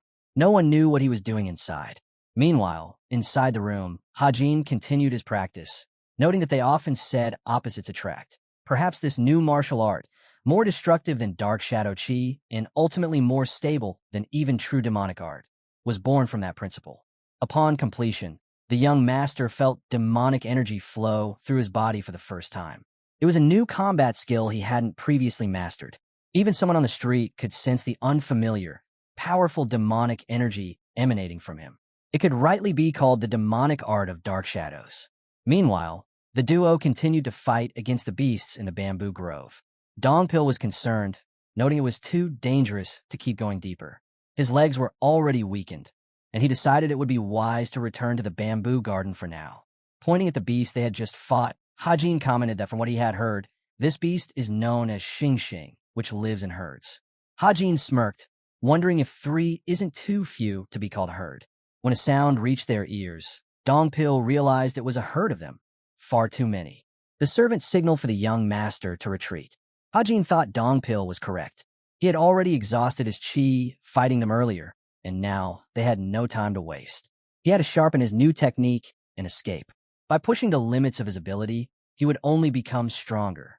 With this, the demonic art of dark shadows was fully unleashed. Meanwhile, inside the Demon Lord's palace, the Demon Lord inquired about whether the third young master was now hunting both Azure Lotuses and Xing in the lonely bamboo grove. The commander responded that this was indeed true. The Demon Lord, observing him, found it fascinating.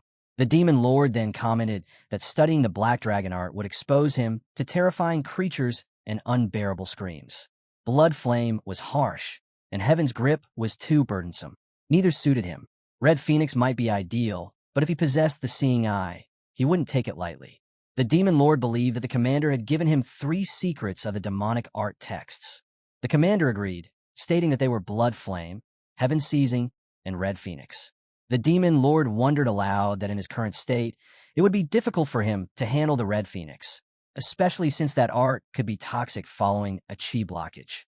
The Demon Lord realized that he had mastered the other demonic art. When asked whether he had taken more texts from the secret library, the commander apologized for accessing it without permission. The Lord reassured him, stating that he had every right to go there. The commander commented that he had not reported it to him. The Demon Lord then questioned whether he regretted giving the third young master access to the secret teachings, and the man firmly said he did not. The Lord then asked if he could take full responsibility. Upon hearing his confirmation, the Demon Lord commented that then he would respect his decision. Meanwhile, the battle against the Xing's continued. Back at the demon lord's side, he poured himself a drink and summoned the first guard. The man responded immediately. The demon lord asked if he understood why a child's battle was more terrifying than an adult's. It was because children didn't know when to stop. That was what made them dangerous. They saw honor as honor, no matter the context. But the moment a child recognized where the line was drawn, emerging from pure ignorance into armed understanding, that was when he truly became a man. Back in the lonely bamboo grove, Ma Dongpil was warned to stay alert. The Xingxings were relentlessly trying to take a dose. The continued use of the dark shadow demonic art was progressing smoothly. At this rate, the young master believed he could soon attempt to reach the heart of the grove. Suddenly, another monster appeared, fast and without warning. Mr. Ma had no time to dodge and was struck hard by its hooves. It wasn't just a horse. This thing was not to be underestimated like the chicken before.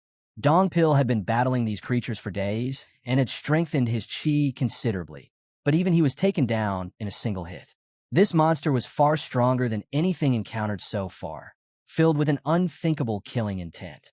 Going full speed would be necessary. The young master pushed forward. But then, something unexpected happened. The horse beast attacked RMC. Lying down, he realized that wasn't the horse's maximum speed. Earlier, he had challenged him again, noting he wouldn't be fooled twice.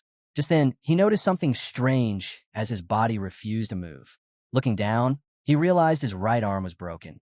Looking around the situation, the third young master thought, if this continued, he wouldn't be able to land a single blow. Just when he thought things were under control, reality struck. He hadn't let his guard down in this dangerous forest. Dongpil made a decision. He would lure the monster away. Shouting to draw its attention, he ran. The third young master warned him he couldn't handle it alone. Still, the monster fell into a trap, a pit lined with sharp bamboo that Dongpil had prepared. For a moment, the monster seemed defeated, but then its eyes opened again. Tenacious and enraged, the creature had only been stunned. Dongpil commented that the monster had dared to harm the third young lord's body. The servant swore it deserved punishment, but that would have to wait. Dongpil ran, noting that saving the young master came first. As he moved to carry him, the master reminded him he had only broken his arm, not his leg. He could still stand. 8 months passed. At the Heavenly Demonic Divine Cult's Elder Court, a man noted that things had been difficult. This is the first head of the Court of Elders, Li Gunsung. Another man came up, Jia Yang's second head of the Court of Leaders, who acknowledged the effort of his senior and suggested resting. But the first head, Li Gunsung, refused the offer. It was said that if the guard changed, the subject might feel unsettled. He intended to go again in an hour. As the two chatted, it was revealed that today, however, a notable guest was expected. The patriarch of the Demon Sword family had decided to visit. No one knew exactly why. Perhaps he intended to discuss something with the cult leader. There was speculation that the patriarch wanted his eldest son to become one of the demon lord's disciples. Though it wasn't confirmed, considering that 2 of the lord's current disciples came from the 7 great families, the possibility seemed real. In matters of loyalty, the Demon Sword family was unmatched. If their son were to be considered, a special approach would be necessary. After all, the family was also known for its strength and capable troops. Jia Yang wondered if the Demon Lord would even accept another disciple, since he already had 7. Gunsung responded that it was all up to the Lord's decision. Jia Yang wondered aloud. Still, it was likely the number would remain the same. The conversation turned to the third young master. Ever since his chi blockage, he had lost his martial prowess. Now, in the bamboo grove, he was farther from victory than ever. The forest was infamously perilous. No one even knew when or if the young master would return. If the demon lord didn't grant permission, he could remain trapped there indefinitely. As Gunsung slammed the cup on the table, he asked the second head, Jia Yang, that he should stop right this instant, indicating danger if someone might hear what he was saying. Gunsung then explains that was why the third head was sent there. Among them all, he was the one most qualified to survive the bamboo grove. The order had come from the master elders themselves, who understood the true worth of the third head. Just then, a knock came at the door. The clerk reported that the third head had arrived. The first head was shocked by the news and demanded that he be let in immediately. As Dongpil entered, an intense wave of bloodlust flooded the room. His killing intent was so powerful that it couldn't be concealed. The third head of Court of Elders, Ma Dongpil, had returned. And now, everyone wondered what had happened in that lonely bamboo grove during the past 8 months. Gusung handed over some herbs, asking if that would be enough. Dongpil confirmed it with gratitude. The first head then inquired about the need for cave pine tea leaves. Dongpil explained that he was simply following the young master's orders. He had been told to bring them. The first head acknowledged Dongpil's hard work. The third head responded that the harder he worked, the more comfortable it would be for the young master. He only needed to stay patient. The elders had wanted to sit down and enjoy drinks with him, but the third head politely asked to be excused. Gusung commented that if he were busy, then it couldn't be helped. Jia Yang also noted that it must be difficult for him, but they were sure he was doing well. He just needed to stay safe. Dongpil bowed in respect and took his leave. The second leader then asked the elder whether he felt the same. No matter how much he thought about it, the bloodlust coming from Dongpil felt abnormal. But the elder believed this merely reflected the extreme environment he had been living in. It was unfortunate, but at least he looked healthy. Dongpil will be fine. If it was the third head they knew, they were confident he'd return even stronger. Meanwhile, at the bamboo grove, Dongpil noted that he felt lighter. He seemed far more composed than he had been 8 months ago. The brutal trials in the bamboo grove had sharpened his skills to an entirely new level. Suddenly, Dongpil stopped noticing that something shifted, realizing it wasn't a shing-shing. The sound was heavy, deliberate like a beast. He sensed that it was coming. The moment he arrived, he would be cut down. Ma Dongpil just then noticed the third young master calling him, wondering what he was doing. The young master asked if he was already back, reminding him that he had told him he could take his time and catch up with his comrades. Dongpil responded that he had assumed he'd remain in the bamboo garden within the city during the servant's absence. Perhaps he had tracked down another Lushu, wondering what if he got hurt during the hunt. The young master claimed boredom and had spotted a horse roaming nearby. After everything that happened in their last battles, the mere sight of horses stirred rage in him. He told Dongpil they would be eating horse meat for dinner and told him that he should clean the pot in preparation. Dongpil then asked the young gentleman to remove the splint from his right arm. It looked fully healed now. Hajin wondered that over the past few months, it had clearly been overused. Life had been good lately. Later that night, while the third young master was training, Dongpil thought who would have imagined that he'd defeat Lushu single-handedly? No one believed he'd survive the chi blockage either. Yet this place was filled with beasts even the strongest masters couldn't conquer. They couldn't stay idle. They had to guard the area. Approaching the young master, Dongpil asked if he was finished. The guards startled him again, leaving the young master wondering what he would say this time. Dongpil commented that he knew that the young master knew his own strength, but had promised not to venture into danger alone. Casually responding, the third young master asked, so what should he do next? Noting that time was running out.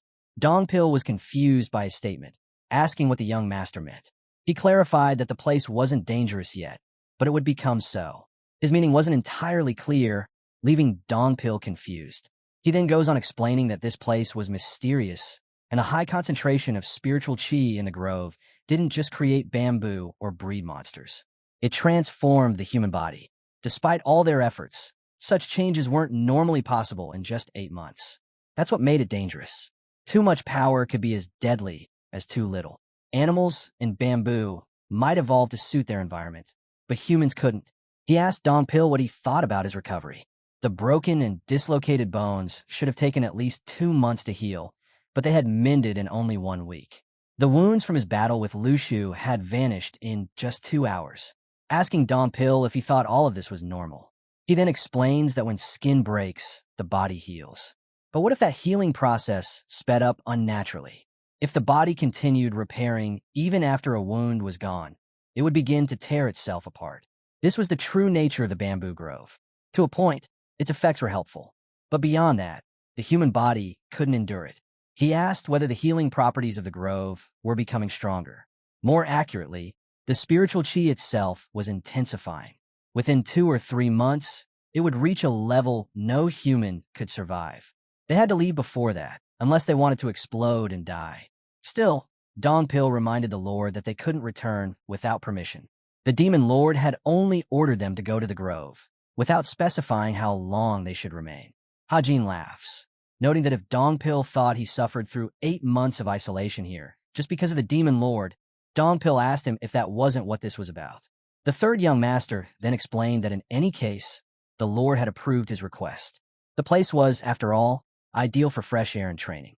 Dongpil asked if that was okay to interrupt things like that.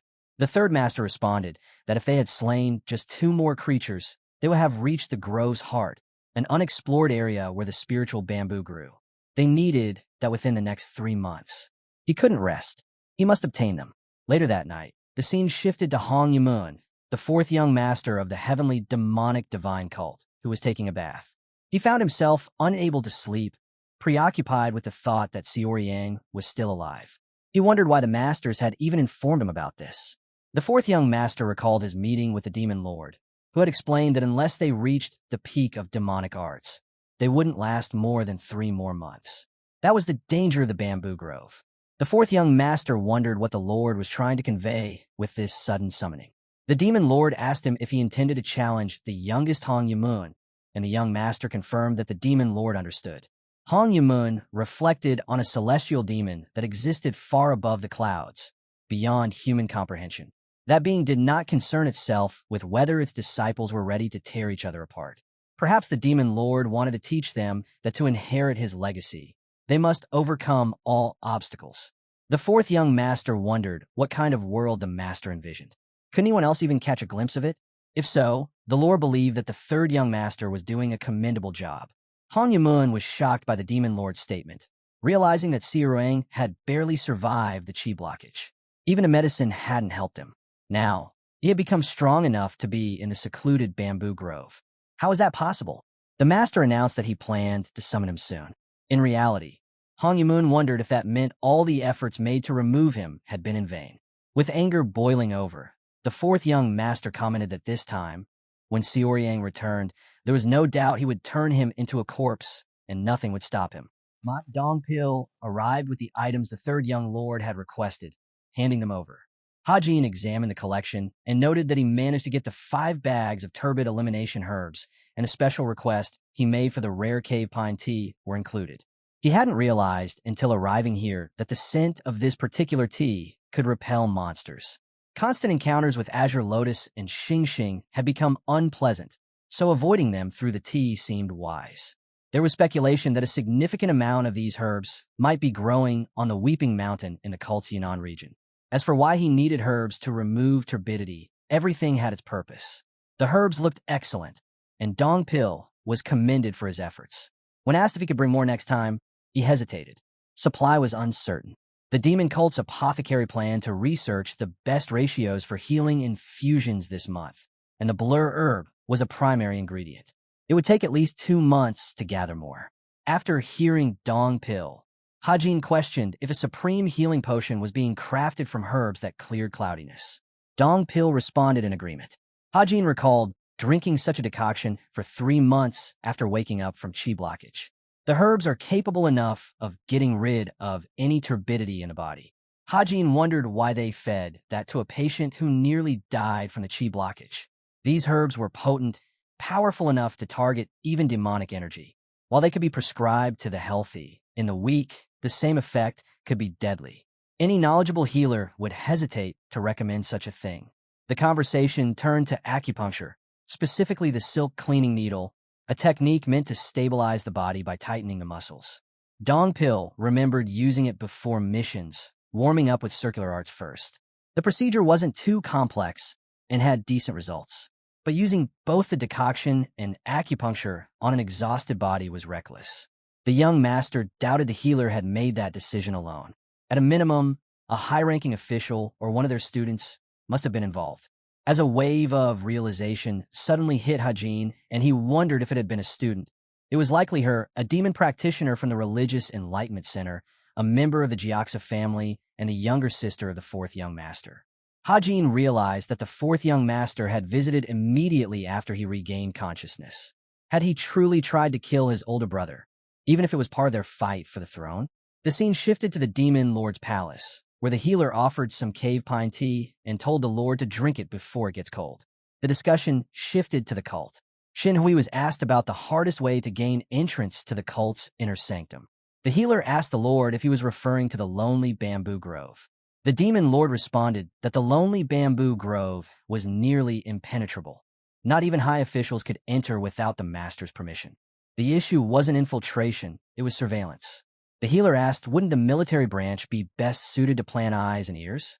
He heard that the strategist general was too powerful, his grip so firm that not even the elders interfered. The demon lord disagreed, stating that the military office is an organization that is fairly easy to infiltrate. The general strategist overseeing the military office is considered a genius of this century. If anything, he would turn the tide by identifying which forces have infiltrated the military and distinguishing who is involved in the power struggle. Therefore, he wouldn't stop anyone from trying to infiltrate the military. He further commented that not everyone chooses to do so, as he will ultimately figure out all of your intentions. The healer then asked what would be best. The demon lord responded that the true judges would always be the court of elders, whose sole purpose was to protect the demon lord and the cult. This court was different from all other organizations that would switch sides depending on the authorities involved. Since any attempt to engage with them was equivalent to challenging the demon lord, they were considered untouchable, and everyone ignored them. The demon lord further stated that he had not paid attention to them, and he realized that this was his mistake. The healer still felt uncertain. The demon lord remarked that Xiori Yang was somehow alive, even after being exiled to the bamboo grove over 8 months ago. He speculated that if he had contacted those sent to guard Xiori Yang earlier, he could have surely killed him. The healer panicked, pointing out that even in that case, it would have been impossible since the masters of the demonic elders must be on guard in the lonely bamboo grove. The demon lord pondered how Xiori Yang could have survived in the grove for so long, considering that when he was sent away, his body was ordinary and lacked any martial training. The fourth young lord ordered his healer, Xin Hui, to gather troops and arm them. Neither poison nor the demon-infested forest had killed Xiori Yang. Today was the last day. The healer asked if the lord himself would participate, but he dismissed the idea. This wasn't his battle to fight. Instead, he'd send those already seeking revenge against Xiori Yang, the warriors who had suffered long before the chi blockage.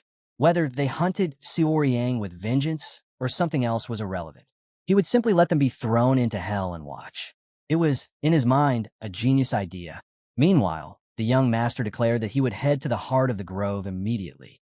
Dong Pil tried to stop him, urging caution. They didn't know what kinds of creatures lurked there, but the young master said it made no difference. Danger or not, time was running out. The spiritual bamboo was within reach, and returning to the cult empty-handed would invite the wrath of the fourth master. Dong Pil offered to ask the master about the heart's inhabitants and the proper preparations, but Hajin dismissed the idea. It made no difference. If the demon lord had intended to harvest spiritual bamboo, he could have sent any powerful practitioner. But he didn't, because the grove required someone of equal power to the environment. Dong Pil screamed that alone was a reason not to go. Still, the young master was confident and strong, but he wasn't at the level of the elders yet. Realizing that he misspoke, Hajin responded that he wasn't wrong either. Dong Pil apologizes. Hajin then responded, but he had talents that even they lacked: dark shadow arts, the ghost of the dark god, and techniques once used by Chun Hajin, the king of assassins.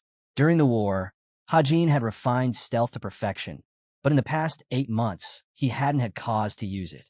The bamboo grove had been a place of training for him, not a battlefield. But now, at the heart, it would become a battlefield. However, having converted the dark shadow chi into demonic energy, Hajin couldn't use the ghost technique. That was why he needed the herbs to purge the opacity, to suppress the demonic aura long enough to use the ghost technique once more. After consuming the decoction, he would have 30 minutes. In that time, he could reach the heart of the grove. He then ordered Dong Pil to stay behind and wait, but Dong Pil refused. If Hajin wanted to go alone, he would have to fight him first. The young master relented slightly. He could accompany him to the grove's heart entrance, but no further. As they advanced through the lonely bamboo grove, and Hajin recognized the spot where he had last hunted a Lushu, he believed this to be the gateway to the heart. Dong Pil then noticed a strong stench in the air, wondering aloud if something was rotting. As he turned to the other side, he called out to the young lord, urging him to take a look at the sight. What they saw was horrifying. Clusters of monster corpses lay collapsed on the ground. Each one had died after vomiting blood, which now pooled around them, clear signs of internal ruptures. Something powerful had passed through here. Chun Hajin was shocked that a few beasts were new to him, which he had never seen.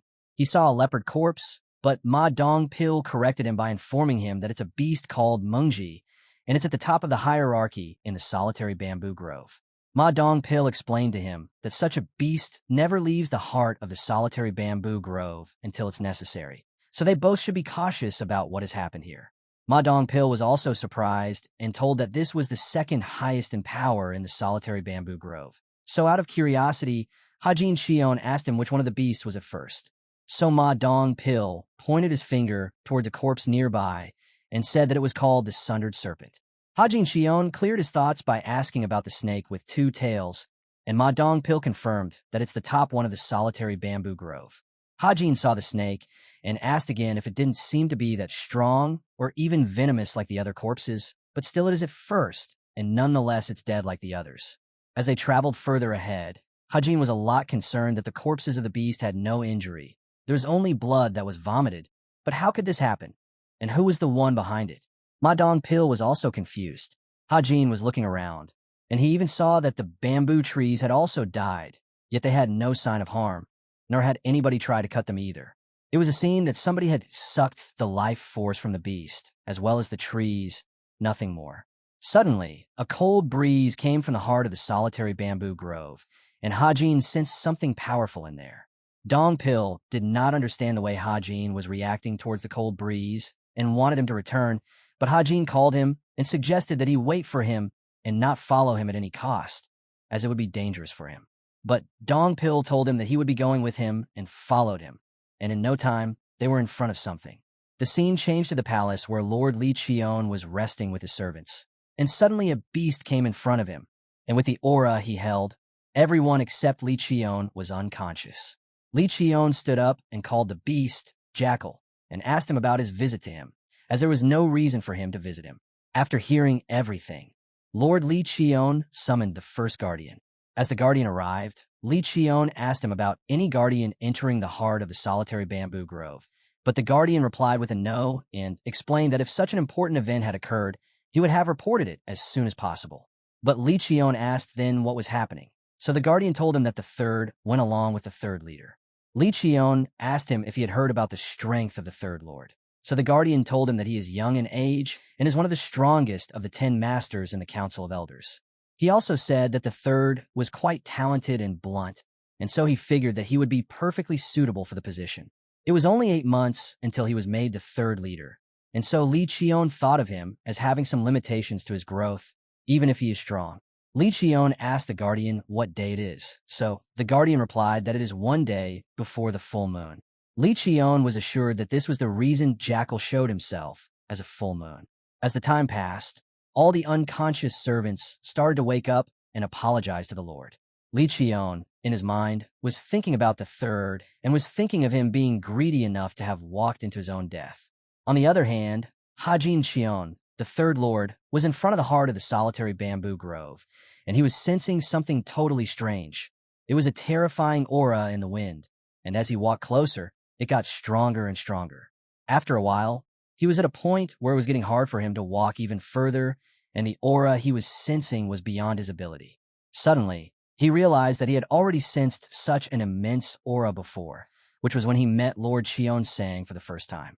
He also recalled that at the moment he met Qion Sang, he thought that he would die. Chun Hajin still pushed himself to the heart even more, and in no time, blood started to come out of his mouth. He was using his demonic energy, but was still getting internally injured. He was all focused on the reward he was going to get if he reached there. Suddenly, he realized that now it was the maximum he could have achieved from his ability of demonic energy, and then he pulled out the turbid elimination herb he was keeping in his pocket and thought of surprising his demonic energy and using his stealth technique. He then drank that potion, and suddenly the effect of the turbid elimination herb was spreading all across his body. The effect of demonic energy started to vanish, and he was getting lighter and lighter. And the wind that was pushing him backwards started to flow right through his body. This was the Dark Shadow Art, the Dark God Phantom's ability. Ma Dongpil was also shocked that Hajin had gotten far from him in no time. As Chun Hajin walked into the heart, he suddenly stuck his foot into a rock and fell to the ground. He was surprised that, with his ability, he should not have touched the rock, but as he looked behind it, there was something else. Upon reaching the heart of the solitary bamboo grove, Chun Hajin encountered a little beast and fell to the ground. As he turned around and looked closer, It was a little fox sleeping on the ground. Chun Hajin then remembered that Dong Pil told him to be cautious, as the beasts that are near the heart are the most dangerous among others. He then thought that the little fox would be the strongest among all the beasts in the entire solitary bamboo grove. Chun Hajin was clearing up his mind from the beauty of the cute little fox, as he wanted to pet him. He told himself not to lower his guard at all. He then decided to move forward, and on his way back, if the fox was still asleep, he would try to pet him, and so Hajin left the place. As he finally reached the end, it was smaller than he thought. In no time, he was there and was also disappointed as it didn't take a lot of his time. In front of him were the spiritual bamboos, nothing else, and so those are the ones Hajin needed to become stronger. As he went closer to the bamboo and touched them, he sensed a huge amount of spiritual QI from them. As he looked around, he found a bamboo with the most concentrated spiritual QI. He was quite amazed by finding such bamboo. He had his first thought to purify 3 of the bamboo, and after doing so, he was able to become the strongest martial artist in terms of internal energy. But quickly he changed his mind, and he didn't want to be greedy, so he dropped the idea, and as his body was not that strong, he decided to take only one of the bamboos with most of the spiritual QI. He then saw a bamboo shoot on the side, and it was the only one all alone, so he went closer to it. He then touched it and realized that the spiritual QI of the bamboo shoot was pure, and he could take it without even using a purification technique. So, as he was going to take only one, he decided to take the bamboo shoot too. While he made some noise, the fox that was sleeping suddenly woke up. As Hajin was able to grab the bamboo shoot from the ground and eat it, for him it was soft and had a good smell, and it was easy for him to swallow it. While he was eating the bamboo shoot, he realized that nothing strange was happening to him, as before the bamboo shoot was filled with spiritual QI, and now that he had eaten it, no QI was flowing through him, and apart from anything else, he was just feeling some warmth on his chest. Then Hajin decided to cut the real spiritual bamboo. And as he swung his sword on the bamboo, nothing happened to it, not even a scratch. It was as hard as metal. After trying a few more times, Chun Hajin was pissed off, and with his anger, he used his sword ability, which was an ability that revolved around a mind of the person swinging the sword, and the name was Moon Slash. And so, with a single hit, the bamboo was cut into 2 pieces. Hajin was relieved from the stress. He even knocked on the hard bamboo and thought of it as a weapon. He also tried to understand the amount of spiritual QI the bamboo contained. For Chun Hajin, it was a new thing he had learned from the forest, but then suddenly he rotated his head and saw the little fox sitting beside him, gazing into his eyes. Chun Hajin, with a shock, jumped backwards. He questioned the fox how long he had been gazing at him. The fox was all still and came closer to Hajin and tried to get onto him. While all scared, Hajin wanted to go back. The fox wasn't afraid of him and came closer to him. Hajin tried to communicate with the fox, but it didn't reply. He even asked what it was that the fox wanted. Hajin was not letting his guard down, but the fox was very adorable, and he wanted to grab it. Hajin told himself that whatever happens, the fox is still a beast of the solitary bamboo grove, and then he tried to sense the fox, and it had no bloodlust. As the time passed, Hajin was assured the fox was nothing dangerous, so he tried to pet him, and suddenly the fox bit him on his hand. As he screamed, Dong Pil reached towards him. Dong Pil was surprised by looking at the bamboo on the ground, and he sensed the amazing spiritual QI from it. Hajin told him that it was difficult for him to cut the bamboo, but he did it. He also said that he used his sword aura to cut the bamboo in one go. Dong Pil was amazed by looking at the cut Hajin made by cutting the bamboo. It was way too smooth. He even doubted himself that if he had the best sword, would he be able to cut with this smoothness. Dong Pil then asked Hajin about the fox sitting beside him. Hajin told him that he had followed him all the way here, and it was sleeping in the middle of the solitary bamboo grove. Hajin also showed Dong Pil his hand, as when he tried to pet the fox, he bit him, but he was surprised as on his hand there were no marks. His hands were healed. Dong Pil, without any hesitation, pulled his sword out on the fox for biting his young lord, but Hajin told him to relax and put the sword behind, as now it was all easy. Hajin told Dong Pil to come towards him and help him carry the bamboo, or else they could just purify on the spot.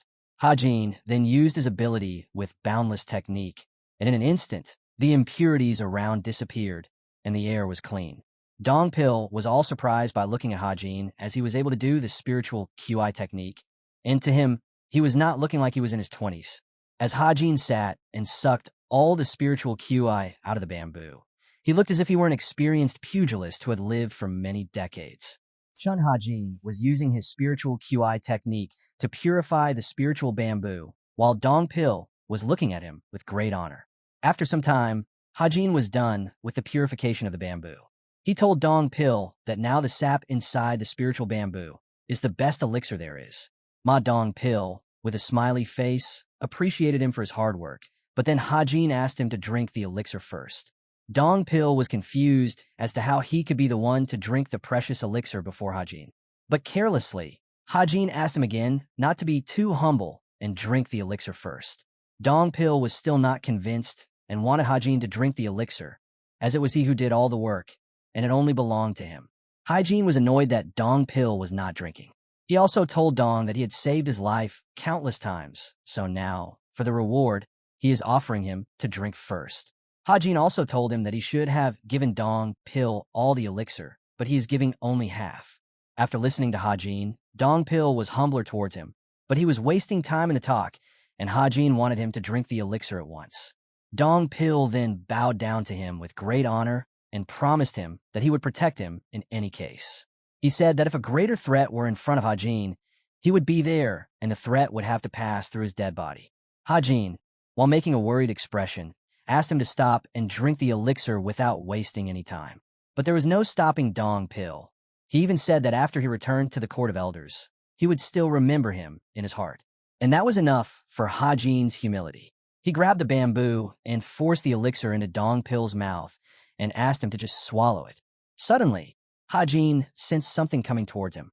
Dong Pil was still coughing and asked what was happening. Chun Hajin replied, how would he know anything? Suddenly, Dong Pil told him that all the beasts of the solitary bamboo grove is crowded around them. Chun Hajin, without wasting any more time, started to drink the portion of elixir left for him, and after finishing, he asked Dong Pil about the layout of the place. Dong Pil replied that he knew the place. Hajin then told him to scramble. He also saw the little fox sitting there sleeping. He grabbed him and threw it to Dong Pil and asked him to run and don't let the little fox get hurt as he followed him and got into the place. Suddenly, a three-headed beast came in front of Hajin. He then challenged the beast and prepared himself to fight with it.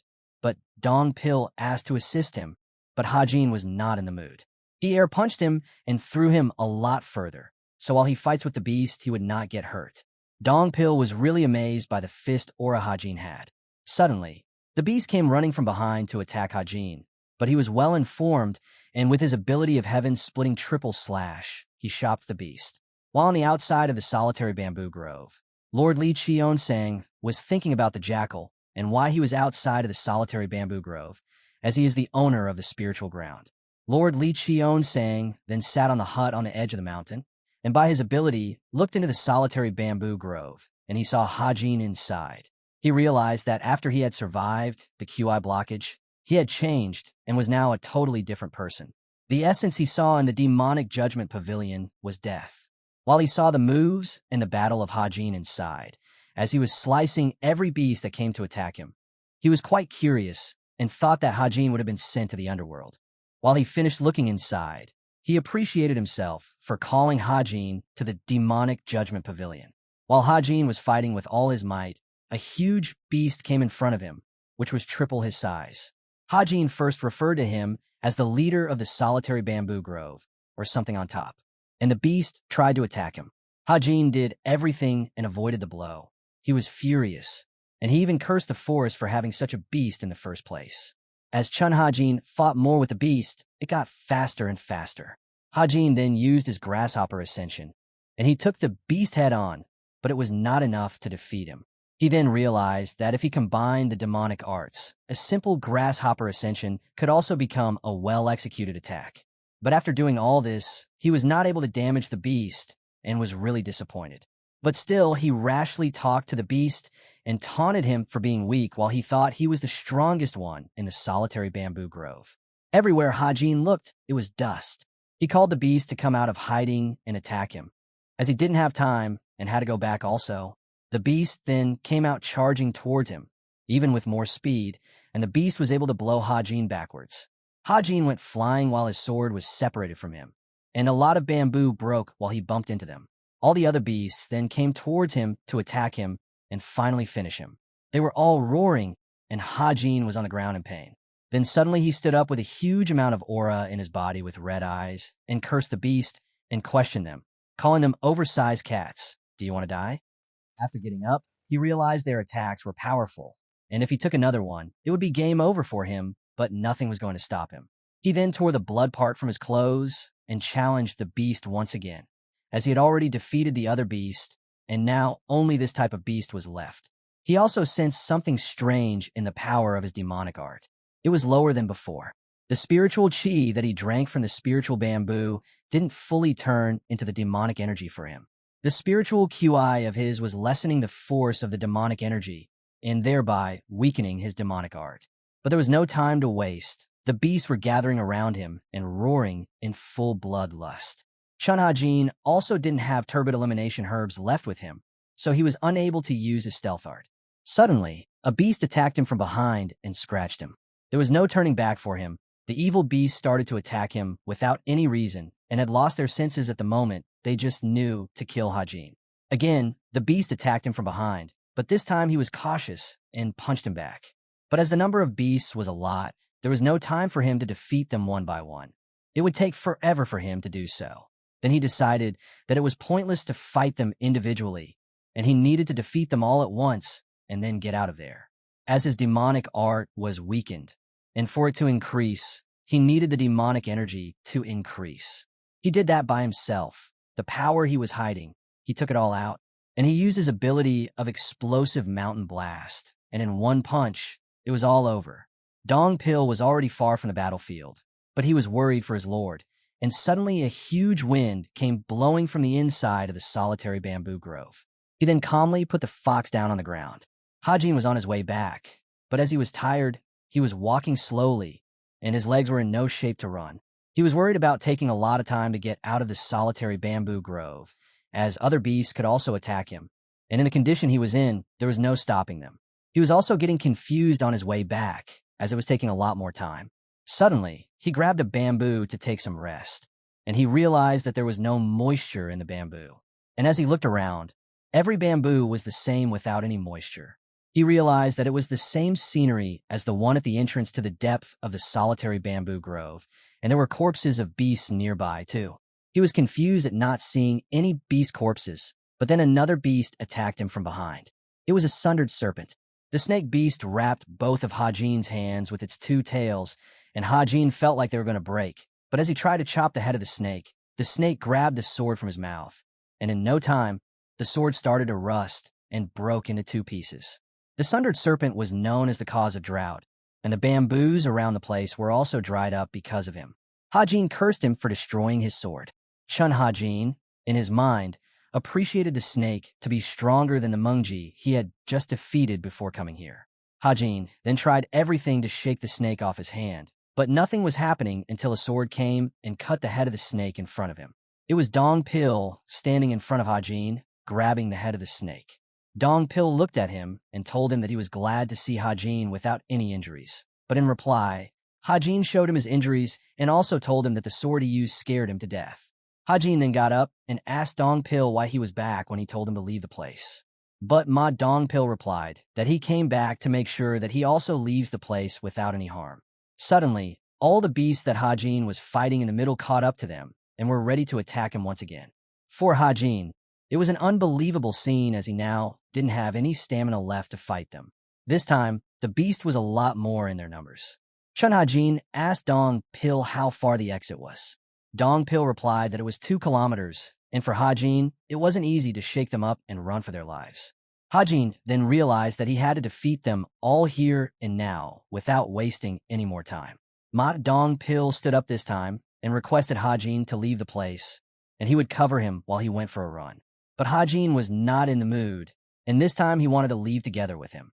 As Hajin knew, if any of them stayed behind, they would get beaten as the beasts were in large numbers.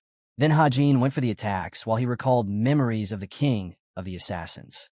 Hajin, with all his might, slashed at the beast. As another beast tried to attack him from behind, he was ready and dogged the blow and slashed the other beast too. This time, he was fully pumped and used his explosive mountain blast once again and, in one blow, defeated all the beasts. As he finished, Dong Pil asked him if he was okay. But Hajin replied that now he has no strength to walk and requested that he carry him on his back. But Dong Pil told him, while his legs were shaking, that there were more of the beast looking at them, and they need to run away at any cost if they want to. Chun Hajin and Ma Dong Pil were in the middle of a losing fight. Hajin had used all his powers, but that wasn't enough to defeat the beasts. He was recalling that he had died once. He could not let that happen to him again. He needed to save himself and Dong Pil at any cost.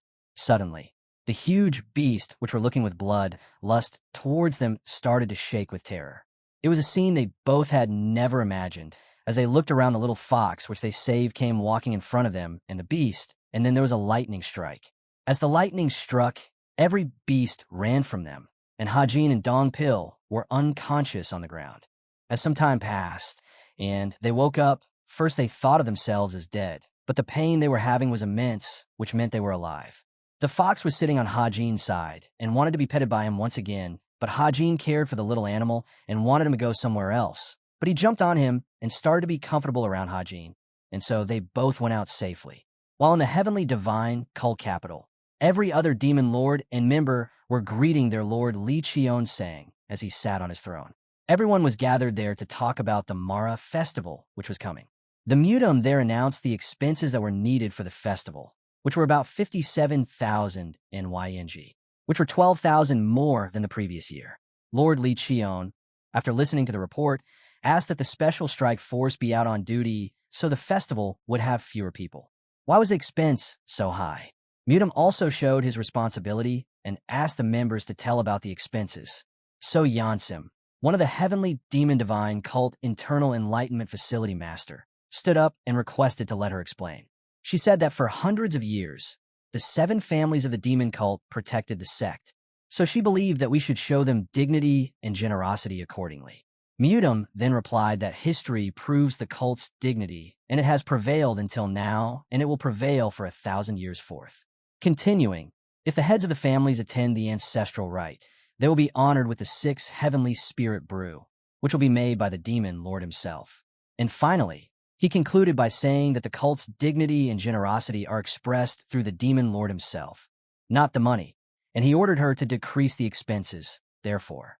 Without further argument, So Yansim agreed and apologized and said that she would submit a new report on the expense as quickly as possible. Lord Li Qion-sang then appreciated Mutum's argument while he asked him about the first Lord situation, since he was still in his training. Mutum replied that he is yet to come out of the third Guardian Demon Hall. Then Lord Li Qion asked about the second. He was standing in the middle of the hall. Guan Pian, the second Lord, then replied to the Demon Lord.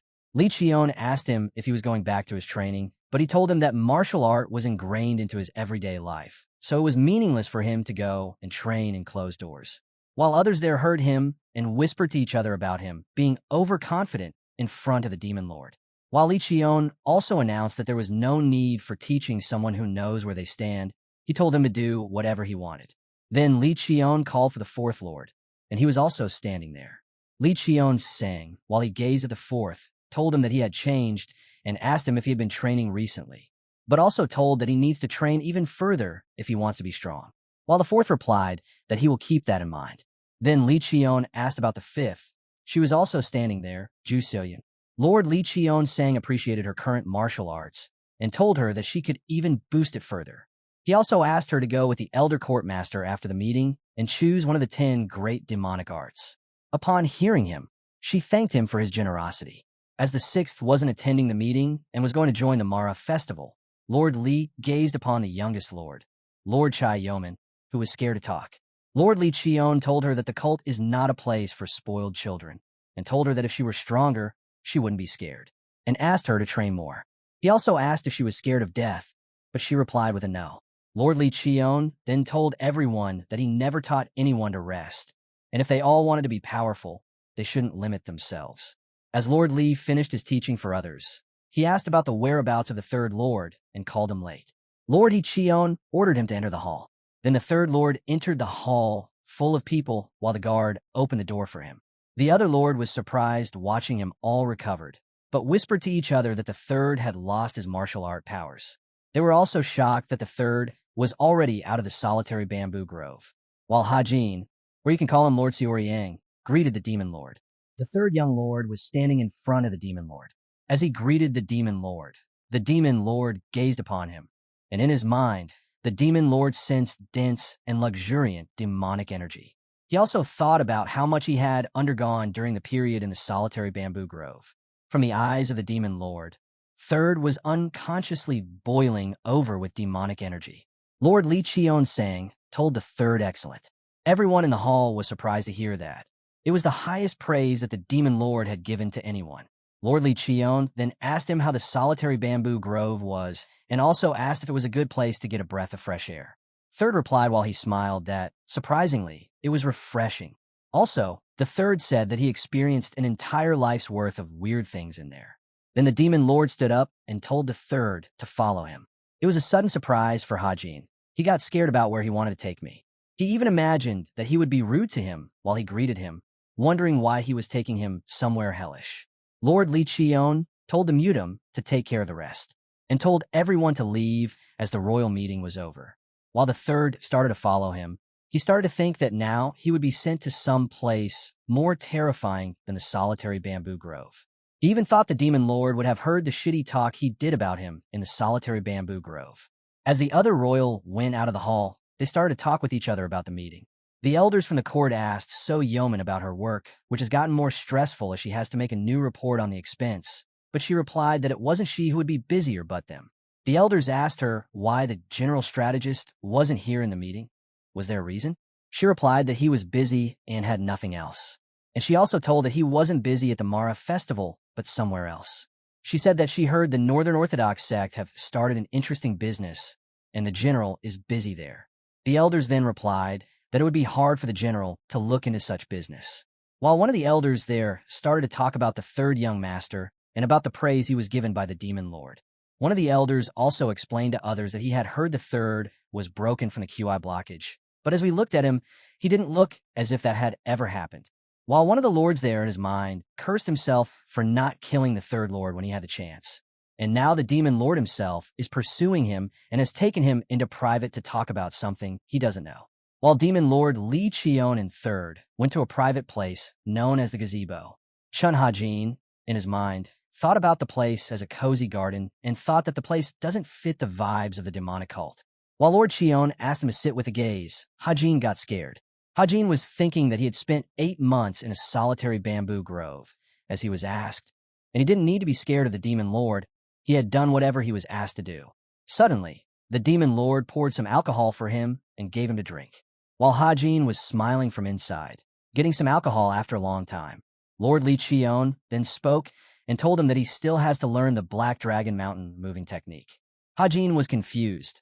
In his mind, he was questioning the demon lord about the technique, but because of the atmosphere in the place, he wasn't able to ask him about the Black Mountain technique. As he was so uncomfortable, he was unable to drink properly.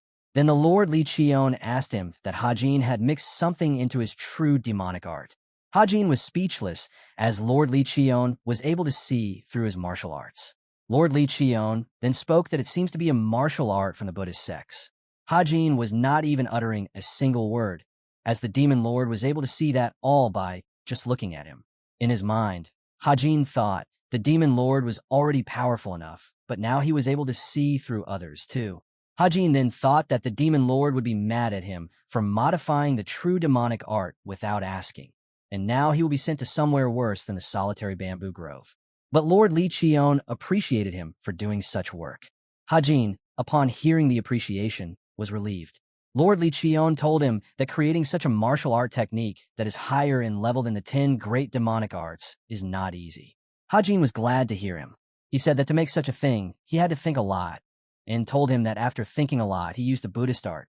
Then Lord Li Qian told him that he had done a great work, but still he didn't look further ahead. He said that the true demonic art may lack power and impact, but as a foundation, it's the best technique of their cult.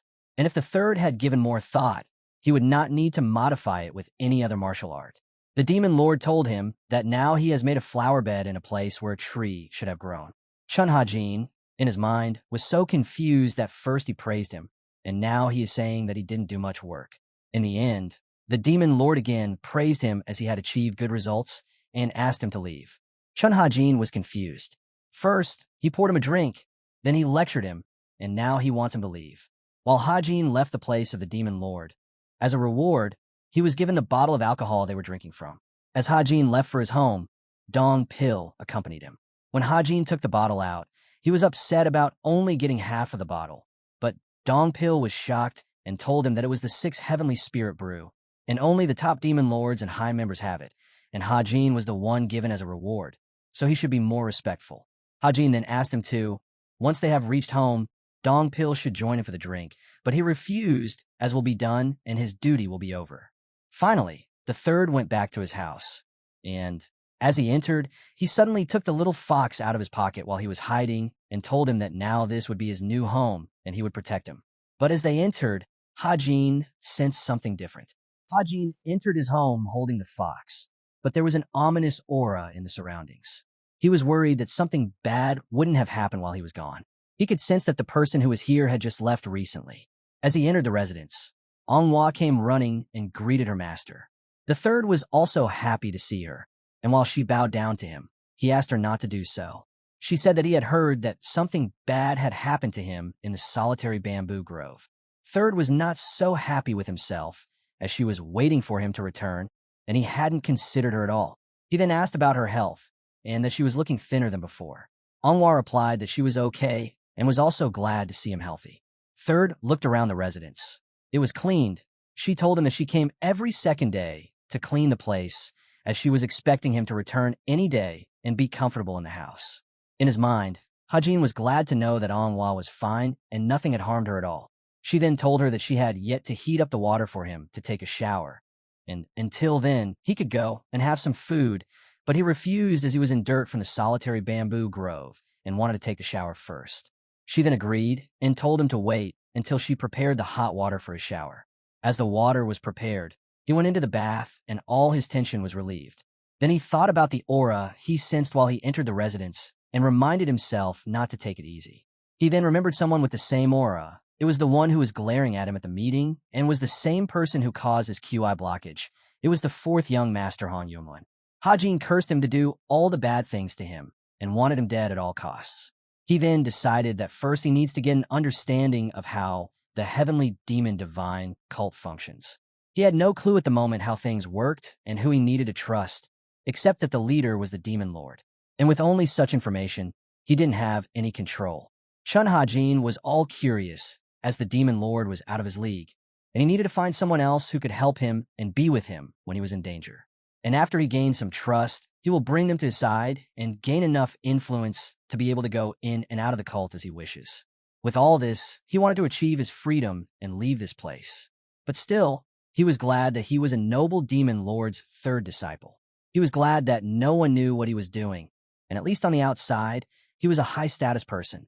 Hajin was quite sure that with his status and power, he would be able to climb the social ladder higher in this life and have some fun. While the 4th was smoking in the window and his servant was standing beside him, stopping him and not to ruin his health, but he didn't want to stop and told that he should not be concerned about his health. He could take care of his health on his own. The servant then asked what he was planning to do with the young 3rd master now that he had returned. While in his mind, the servant thought the 4th master was nothing, as he was doing no work, resting, smoking, and all his work was left aside untouched. He also asked why he returned the ones who lived in the 3rd residence. In reply, 4th said that he wasn't sure how the 3rd young master would react, and he didn't have any plan, so he did that to make no scene. The servant asked wasn't he prepared how would be the reaction, but the 4th said that he was wrong this time. He said that when he met with the 3rd master, he was totally different. The servant was also shocked that the 4th was considering himself mistaken, but also asked how much he had changed. Sat the 4th replied that he was not just changed, he looked like a different person, and when he looked into my eyes, it looked like he knew that I was the one who had made things difficult for him. The 4th told his servant that he now needs to organize everything again. The servant then asked what he should do to the subordinates who were complaining now, as we ordered them to back off. The 4th then told them that they should give them some money, as it is the only thing that can finish their hunger. While in this home of the 3rd young master, Dong Pil entered, and Hajin asked him why he was late and asked him to join him for dinner. Anhwa was also sitting with both of them and was quite uncomfortable as she was the servant and was sitting with her master, and the same was with Dong Pil, but Hajin was not as royal as he was in his previous life, which was simple. He told both of them to sit, and they started to have dinner together while they drank the heavenly spirit brew given by the demon lord. While they all had a great time together, Dong Pil was quite drunk, and Hajin asked Anhwa to bring him more bottles so they could enjoy more. While Anhwa was gone, Hajin asked Dong Pil if he wanted to meet someone who knows all about the networks and connections within the organization. Ma Dong Pil was told that the people he works with are all great with equipment, but when it comes to networking, they're not good, and he was told that he could talk to General Strategist, as he was the best man for this work, but it would be hard to meet him. While the fourth ordered his servant to set a meeting for him with the Internal Enlightenment Facility Master, So Yansum. But the servant told him that it would be difficult to meet her while we invite her for dinner, and he suggested that it would not be good to make an enemy on her side. But the fourth said that he had to take some risk now, as the lynx has changed into a viper, and now they have to change the weapon. The next morning, after the return of the third young master, Anhwa was cleaning the floor, and what she saw was her master training outside. She was shocked that last night he was drunk, and now, early morning, he has started his training. Watching his moves and hard training, she was amazed. She knew it wasn't easy for anyone to be a disciple of the demon lord, and so her young master had to train daily. Hajin was quite tired while doing his training and was recalling his talk with Dong Pil while they were drinking. Hajin had asked a favor of Dong Pil that he wanted to meet someone from the organization who could be helpful to him. Hajin wanted to expand his network and know everything about the cult and how it works, so he could go in and out whenever he wanted. And to do so, he needed a specific person who had all the information available about others. Dong Pil told him that the general strategist would be an expert in that, as he is the head of the military, the most powerful group in the cult. But he also told Hajin that it would be difficult for anyone other than the demon lord to meet him. And these days it was even more difficult as he is busier than ever. Ma Dong Pil, while he was drunk, started to tell about his cult. They were also very good, and bragged about being the one who was protecting the demon lord and the cult. Chun Hajin was not falling for him at that moment, but Ma Dong Pil kept on bragging about his cult being the best organization in the heavenly demon divine cult. Hajin asked him if he didn't want help from his cult, and also asked if there was anyone else who was familiar with the details of the interpersonal relationships in the organization. Dong Pil, while all out, told him about So Yansum, the Internal Enlightenment Facility Master. He told Hajin that the Internal Enlightenment Facility is in charge of the cult's internal finances and has great power. And as they take care of finances, they will probably also have good information on the relationship between people. But he also told him that it won't be easy to get information from them, as it is a crime to leak information. While they both finished their talk, Anhwa offered them more drinks, but they were out of order. After recalling everything from the previous night, Hajin was quite sure that it wouldn't be easy to deal with the Internal Enlightenment Facility Master, So Yansum. As someone who is the head of the facility that deals with finances, I would be bound to have a lot of authority. So he decides to rashly approach her. But he didn't have much time as the fourth was targeting him with his subordinates within the cult. There was no place for Hajin to be safe, not inside the cult nor outside. So he had to take some measures to keep himself safe. This time, Chun Hajin had decided that he needed people who could back him and be on his side. As from his previous life, he had died because he was all alone without any friends. As his training ended, Dong Pil came in running, and in his hand was a sword for Hajin. He said that the sword was the same length as the one he used before. Hajin thanked him for bringing him such an amazing sword and told him that he was going out to build his new future, and even asked Dong Pil to join him if he was not busy. While in the pavilion, the fourth young master had invited the Internal Enlightenment Facility Master, So Yansum. He said that he had ordered the most valuable dishes only for her, that he didn't know what she liked the most. But she said that the spring pavilion was under her management, so the food there is the best. As they both started to have dinner together, So Yansum asked him the reason he had invited her here. Fourth replied by giving no particular reason, as he just wanted to treat her with good food, since she had worked hard for the cult. So Yansum appreciated him for his kindness, but as the servant left the room, she once again asked him to give the real reason for inviting her. The fourth knew that she was strong and had self-esteem and knew her own value, and he needed to act carefully, as it was not easy scoring a meeting with her. He then told her that he needed her help and wanted her to lend him a hand. Upon hearing him, So Yansum stood and thanked him for the drinks, and started to move out, but Fourth was not going to give up easily. He asked that the request he made was uncomfortable for her, but she said that's not the problem, but when it comes to a candidate, she doesn't give favors to anyone. She also said that she doesn't know how the other organization works, but she could not endorse such action. Her facility manages the internal affairs of the entire cult, and if it did not keep a neutral stance, the cult would be destabilized. The fourth one explained that he just wanted her to lend a hand and not side with him, but she said that there is no differentiation between those two things, as there was no argument left. So Yansim thanked him once again for the meal and greeted him goodbye. But as she was going to step outside, he told her that he knew that she wanted the green turtle four-leaf clover. He said that it was a really rare herb, and it cannot be found in even Yunnan, where most of the cult herbs come from. But it's an herb that one can hardly find even near the eastern seas, and he can give it to her if she needs it, as he had one, and it was of no need for him. She asked that she didn't want it, but questioned him about how he knew that she was in need of it, but he refused to tell her, as he wanted her to do a favor in return. So Yansim then asked what it was that he wanted. So he told her to pressurize Manhwa, the servant of the third young lord, to tell her about the third young lord's daily routine. She was quite shocked and told that it was difficult, and what if they get caught?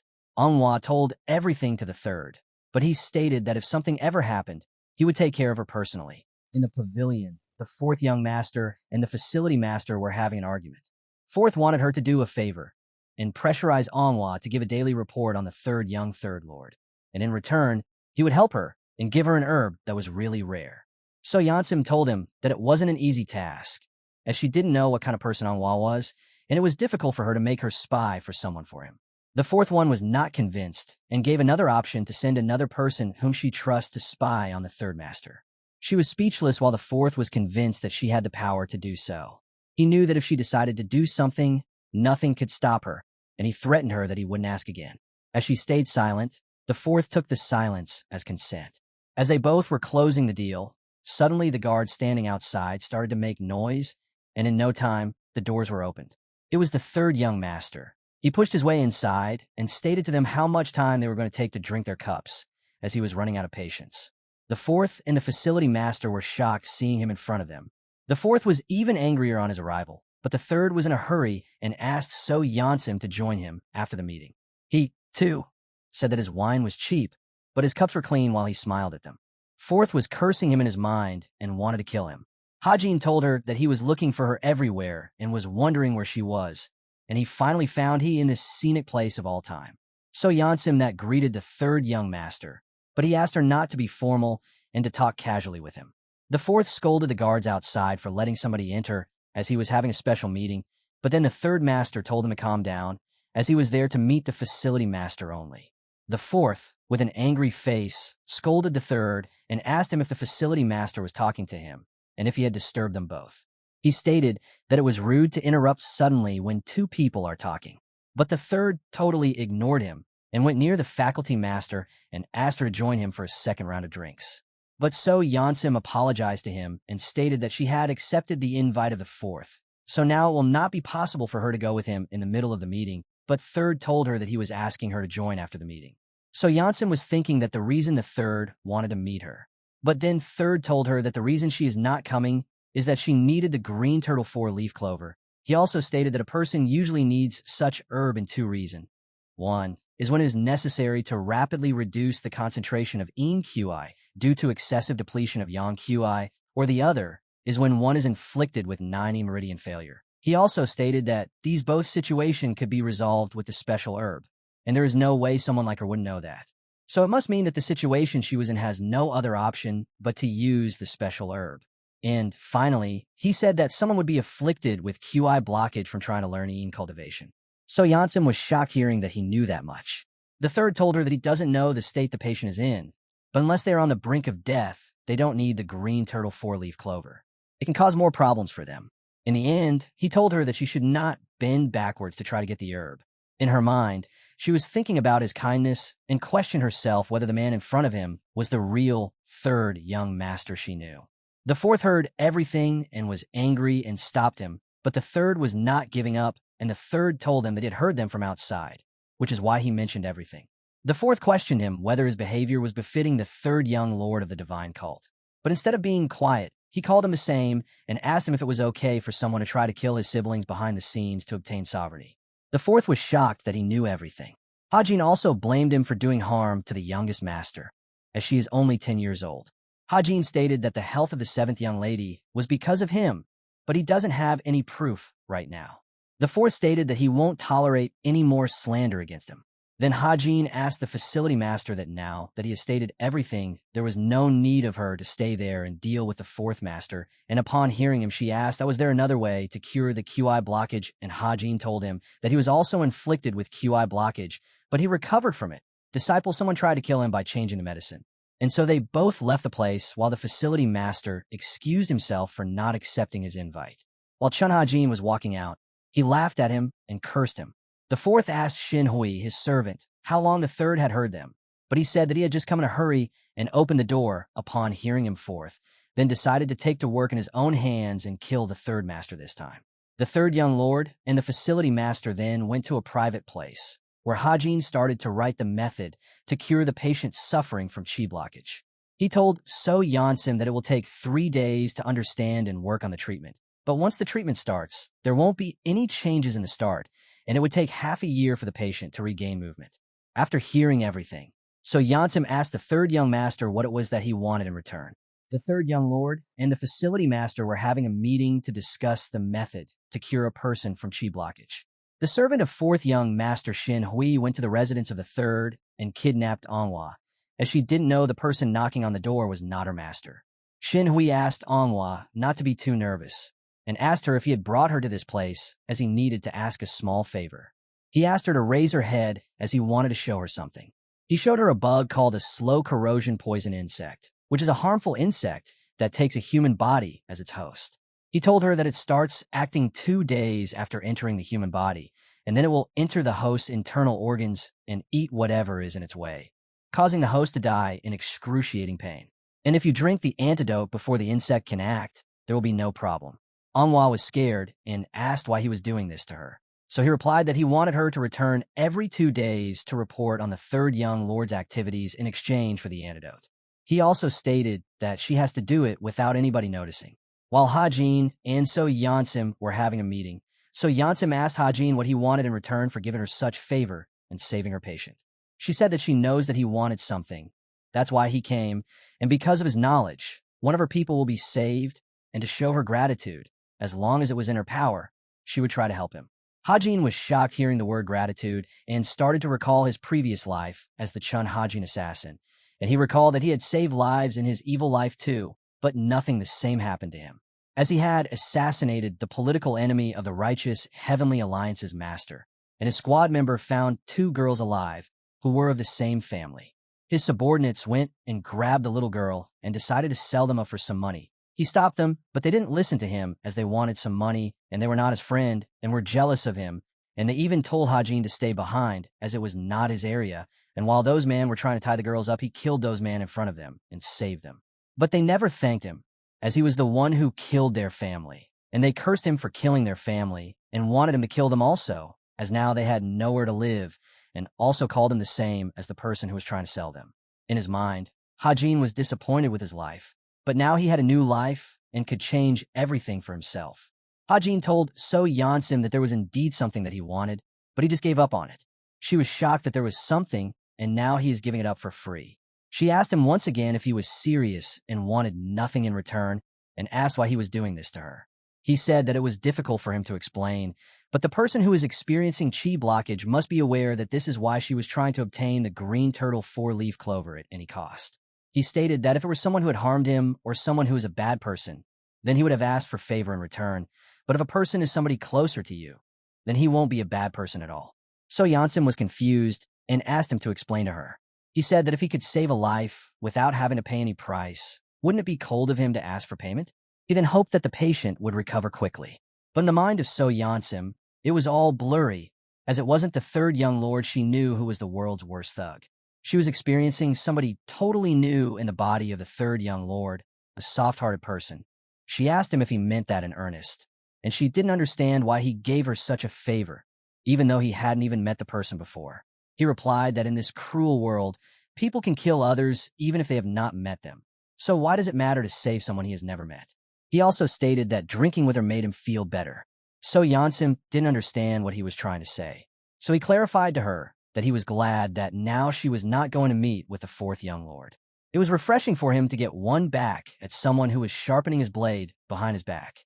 So Yansim was terrified that what was going on in his mind. She recalled that it was given that successor candidates will fight and betray each other, and he is saying it openly without even giving any thought to something else he wanted.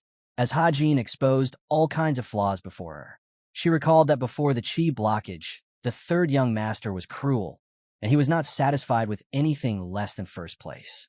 What had changed him? She thought that it would be chi blockage or solitary bamboo grove, and because of something, the third young lord is now a stranger to her. Hajin asked her if she wanted to do something, then change the dishes in the restaurant, as she was in charge of the pavilion, and make some light dishes, as someone like him cannot have high spices. Then suddenly out of nowhere, so Yansim asked him what he wanted, which was the information about other young lords and ladies. Hajin was amazed by her thinking and knew she was best suited for the job as the master of the internal enlightenment facility. He replied that he didn't want that. Instead, he wanted to know the information and relation of everyone in the cult. The third young lord and the facility master finished their meeting. So Yansim gave him a bundle of books wrapped, and he thanked her for the information while the facility master thanked him for helping her. As Hajin excused her, he left to accompany Dong Pil, who was waiting for him to get free. As they left, the servant who was accompanying her asked if it would be okay to give such information out, as it would be dangerous for them if the information leaked. But so Yansim told that he shouldn't worry. She got something more valuable than the information she gave to him, and also told that this time she had to take this much risk too. As Hajin and Dong Pil left, Hajin asked him to go for some drinks, but he refused, as Hajin had just finished drinking with the facility master, but he still insisted on him, as he wanted them to have a third round. So Yansim, in her mind, was thinking that she knew all there was to know about the major figures in the cult. But today, after meeting the third young lord, all her confidence was shattered. She was curious to know what the third young lord would do to keep moving forward, and for that information, she asked her servant to give her every news about the third young lord. Later on in the residence, Hajin had piled up all the books received by So Yansim and was worried about when he would be done with them. The books contained every information about the traits of the major figures of the cult and their secrets. Hajin had decided that he would memorize all the information. While he read those books, he thought that even if just half of this information were true, it would be really interesting. He saw the table and charts in which it was stated who was on top and who came later in order, as well as information about every other cult too.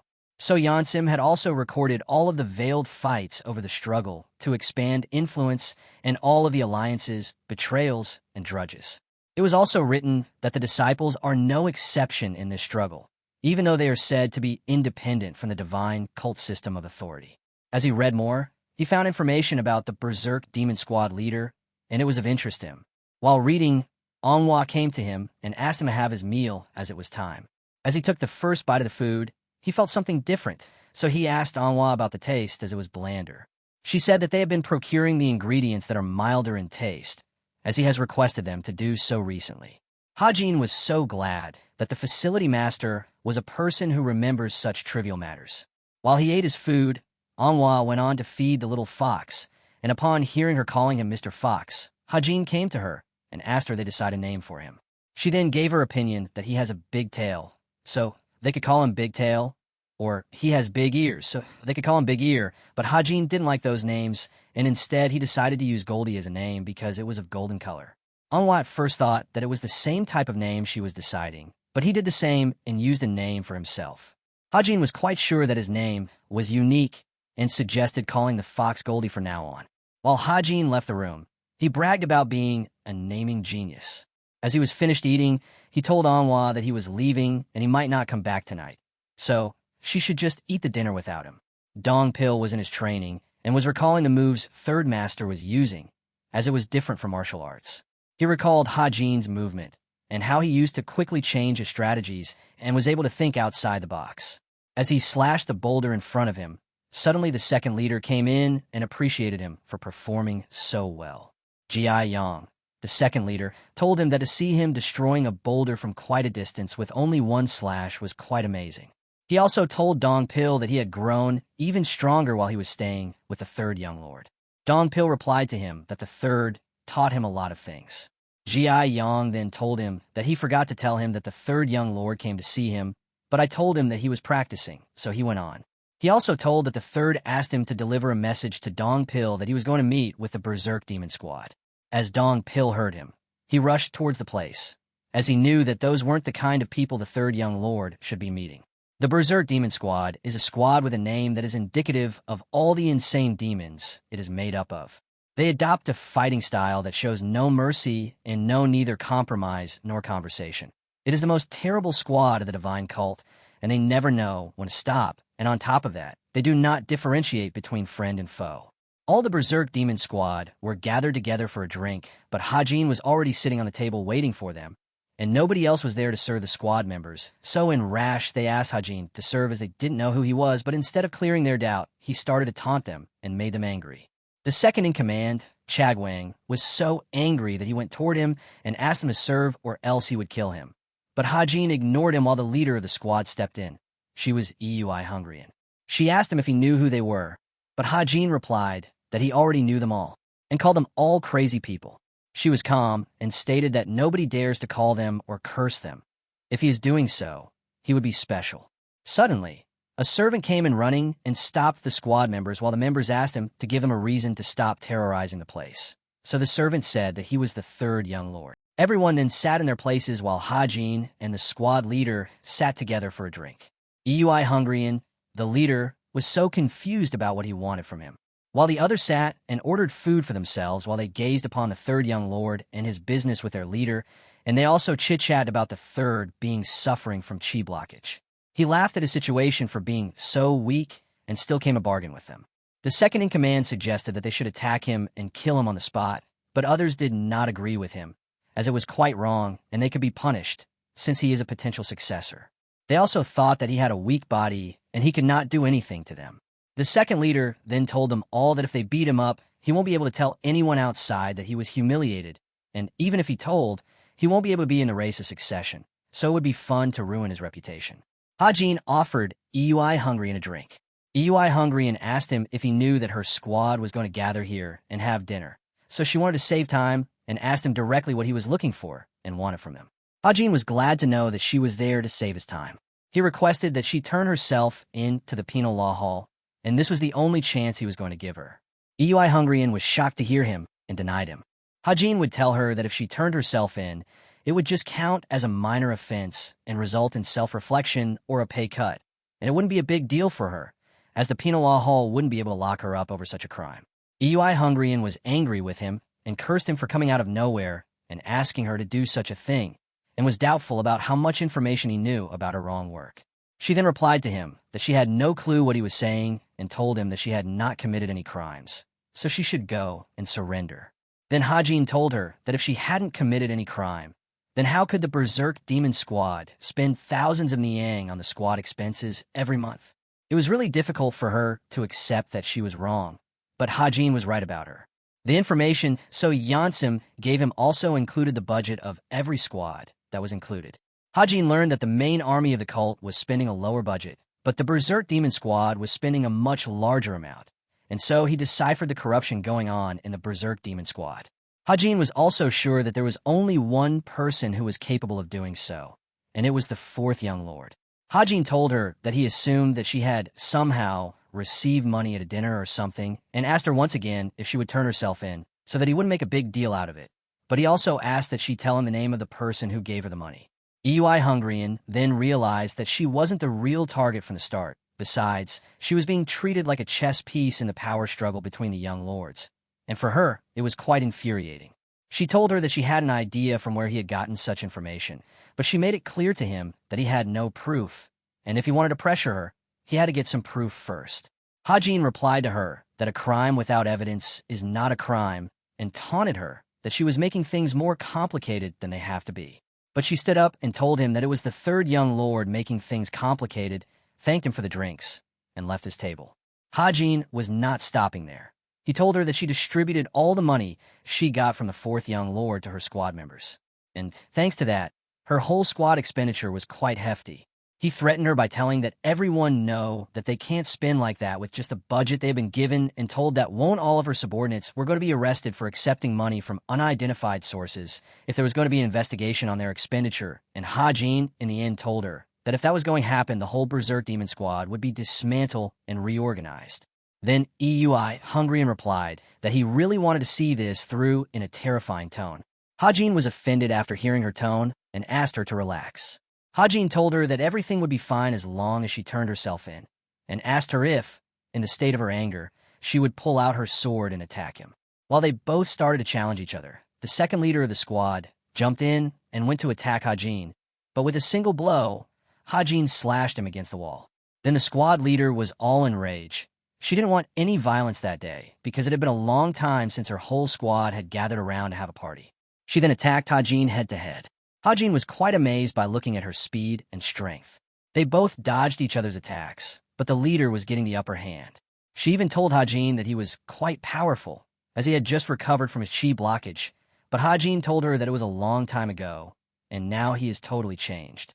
As Hajin showed her his true power, she was down on the ground, but she was not going to give up easily.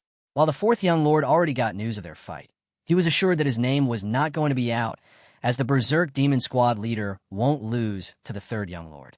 As the fight escalated quickly, there was no turning back. The third young lord and the leader of the Berserk Demon Squad were fighting each other in the restaurant. The third was amazed by seeing her power and appreciated her for hiring her. Her combat abilities were worth spending money on. But with that, Hajin was confused that she had a character that wouldn't be easily swayed by the money, but still she did. While the leader was also getting pumped up, as she hadn't had such an exhilarating fight for a long time. The other just watched them and passed comments. They were all questioning both for battling each other, but were also worried for their squad leader, as her opponent was the disciple of the Demon Lord and didn't want the squad leader to get into any trouble. The squad leader then announced to the Berserk Demon Squad that because of her personal affair, their dinner party was ruined, so she would take care of everything, even if she gets sent to the penal law hall, and asked them to enjoy the rest of the dinner party, as it is her order. Upon hearing her, everyone in the squad started to cheer her. Hajin was also amazed by the unity they all had together. He called them a heartwarming organization. Then Hajin decided that he was too naive in his thinking and didn't think that someone this talented would have taken shady money from the fourth young lord. He also thought to forget about manipulating her and decided to beat her up just enough so that she would listen to him. Suddenly, Goldie came in front of them during the battle, and Hajin shouted at him to move aside, because the leader was mad that he was getting distracted and started to charge up her powers. 99 plus. She was again charging an energy wave and was going to use palm force on him. She told him that he was going to die, but Hajin was all focused on Goldie and at any cost was going to protect him. He even called her and asked that he needed to move his pet Goldie aside, as he does not get hurt, and then they could continue their fight, but she ignored him and used her attack on him. In no time, Hajin used his second technique, hypervision, and went in front of the beam as he didn't have any time. He stood there protecting Goldie with his own body. The leader was so full of herself that she bragged that she had killed the third with her powers. But Hong Yurin didn't know what she was getting into. She called her squad and ordered them to continue partying as the threat had gone. Suddenly, the third stood up and cursed her and told her that he won't forgive him at any cost. The leader was positive that he couldn't stand and was just trash-talking and told her men to take him to his residence. All of the squad members started to laugh at him, but then he stood up and crushed a member's face into the ground and pushed the leader into the wall. Hajin dared her to harm Goldie, and now he stated that he would kill her. While Dongpil was near the restaurant, he was able to see the destruction from a far distance. The leader was shocked on seeing him standing, as she had hit him with his most powerful green jade demon art. Dongpil then entered the fight and asked the third to get out of the place as it was dangerous for him to stay, but Hajin told him not to stop him now, as he wasn't going to leave until he had wreaked the leader of the squad. Dongpil asked the Berserk demon leader that she knew who he was, but she was not getting anything and asked him to shut up. Still, Dongpil told her that she was attacking the divine cult's third young lord, but still she asked him to get out and stated that it was not his fight and she didn't care what she is doing. Hajin, in a blink of an eye, charged at her and threw her against the wall. She was all shocked that she couldn't even see his movement. She had 20 years of experience in battle, where she had to fight for her life, but this time she couldn't even react at all. Hajin told her that now it was late for her to get out alive, as she had already laid her hand on Goldie. She then charged another fist, which was also powerful, the Berserk Demon Divine Fist. She told him to stay back, or else he would die, but when she charged at him, he dodged it with zero effort and pushed her into the wall. Still, the leader was full of herself and cursed him and taunted him by calling him a rat. But Hajin was not so happy with her dialogue and crushed her every move and knocked her every time she charged at her. And then finally she accepted that he was strong, and she had never met someone as strong as he was. She then started to recall that she lost just because of a little fox, and, in her mind, she was embarrassed as her squad members were looking at her getting beaten up easily. For her, it was an ending. She recalled that her star was also not good, that she had to lose everything at a very young age, and when she joined the divine cult, she was put into the Berserk squad, and there she trained and fought other strong opponents. When she killed her first victim, the killing spree never stopped. And so, she became the leader of the Berserk Demon Squad, and now she was going to die. She then took her sword out and pointed at Hajin, but he was a great swordsman and accepted her challenge as she once again charged at him. And, as a fellow martial artist who practiced in the art of the sword, Hajin decided to take out his sword too. He challenged her to see how good she was with the sword. She was in anger, shock, and obstinacy. She had lost the sense of acknowledgement. He, in his mind, had already declared her defeated and thought she had lost her mind, but as she charged at him with her sword, he decided to teach her a lesson, as he was the winner. He used his ability of Steel Wall Hand and blocked her sword. There was just a cut on his Steel Wall Hand, which was quite impressive for her to deal with her ability. The third was quite shocked seeing his hand, as he had already used a lot of Dark Shadow Chi in a rush. The Steel Wall Hand is a hand technique in the Chronicles of the Myriad Realms. It was a skill that contradicts the explosive Mountain Blast, which maximizes internal power. It was a deadly technique that turns one's hand into something similar to steel that can destroy everything it touches. Hajin was shocked that she might be more well-versed in the sword than he had expected, as she was able to pierce through the steel wall with her hand and injure his hand. He told her that it was impressive, and this is where the fight ends. He also told her that she had used all the sword aura earlier, and now it was difficult for her to even stand properly. He then gave her a chance and asked her to turn herself in and say that she received money from the fourth young lord, or would she end her life for disrespecting and attempting to murder the third young lord. Still, she was full for half and told him to shut up. Hajin then told her that he was wrong to even give her a chance, as she didn't want orders from someone new, and he had forgotten that she had a lot of ego. While Hajin swung his sword at her head, he stopped on the edge of her neck. He asked her why she wasn't trying to save herself, as all the time she was acting like a mad dog, but now she was looking like a gentle sheep. She replied that she couldn't do anything and had accepted her death and wanted him to kill her on the spot. She told her that she knew that one day this would happen to her, as she had also killed a lot of people after she defeated them, and now it was her turn, as she had been defeated. It was her time to die now. She said that she didn't live a good enough life to have any regrets or anything like that now that she was going to die. She had accepted her faith and was ready to die. The third young lord then punched her face and forgave her for disrespecting him and doing other crimes, as he had punched her as a punishment. She told the third lord that he should get any idea that he was going to be his obedient dog just because he spared his life. He said that he wasn't looking for that favor, as he had already crushed the bait on the hook himself and told her to think that now the bait was gone, so the fish would not even want to bite the hook anymore. In his mind, his plans went in vain, as he was going to use her to pressurize the fourth lord, but he instead ended up having a fight to the death. As he left the place, he gave the money to the owner, who was unconscious on seeing the destruction in his restaurant, and assured him that the money would be enough to fix everything, and even scolded the Berserk Demon Squad not to take his money too. The other squad members came to their leader and asked her if she was okay, but instead, she asked them to continue with their party, and she would also join them. While in the residence of the fourth young lord, he was preparing a plan to kill the third young lord. As well as he was also concerned about his involvement with the Berserk Demon Squad, he quickly realized that it would be so Yansim, as she had all the information about finance, and she would have sided with Hajin. He was quite angry with her, as she rejected him and didn't side with him. But he was assured that the third would die soon, as he had prepared his incense infused with concentrated deadly poison, which he was already using on the seventh young lady, and in her room, everywhere there was incense, and because of that, she was already too weak to even eat her own food. The fourth had already threatened Manhwa and gave her some of the incense to lighten up in the room of the third, and was sure that soon he would die of the pain. The next day, while Chun Hajin was feeding Goldie, Dongpil came in running and asked him to join him at the penal law hall, as the Berserk Demon Squad leader confessed that she tried to murder the third young lord, and now she will be killed. Chun Hajin was mad and went to see her once. He asked her if he had already forgiven her, so why did she confess? She should have asked her to kill her instead yesterday, but she was all egoistic and told him that if he wanted, he could just kill her now. He even asked her if she was mad and hid her head somewhere, and asked what the reason was for her to do all this. But she refused to tell him anything. The third then asked her if it was because of the fourth, as he would have been forcing her to confess, but she told him nothing. Suddenly, Hajin got a thought of the reason she was doing all this. He called the guards who were outside and ordered them to release her, as he had already taught her a lesson, and with some argument, the guard agreed to release her. The third young lord then asked her to join him for a drink later on when she had some time, and then they would talk. After returning from the penal law hall, Dong Pil and Hajin sat together and chatted about the Berserk squad leader. Ma Dong Pil was curious why the Berserk demon squad leader did such a thing. Chun Hajin explained to him that it was because she wanted to live. He told Dong Pil that he had found out that she had accepted money from the fourth young lord. Dong Pil was confused. For one reason, she confessed.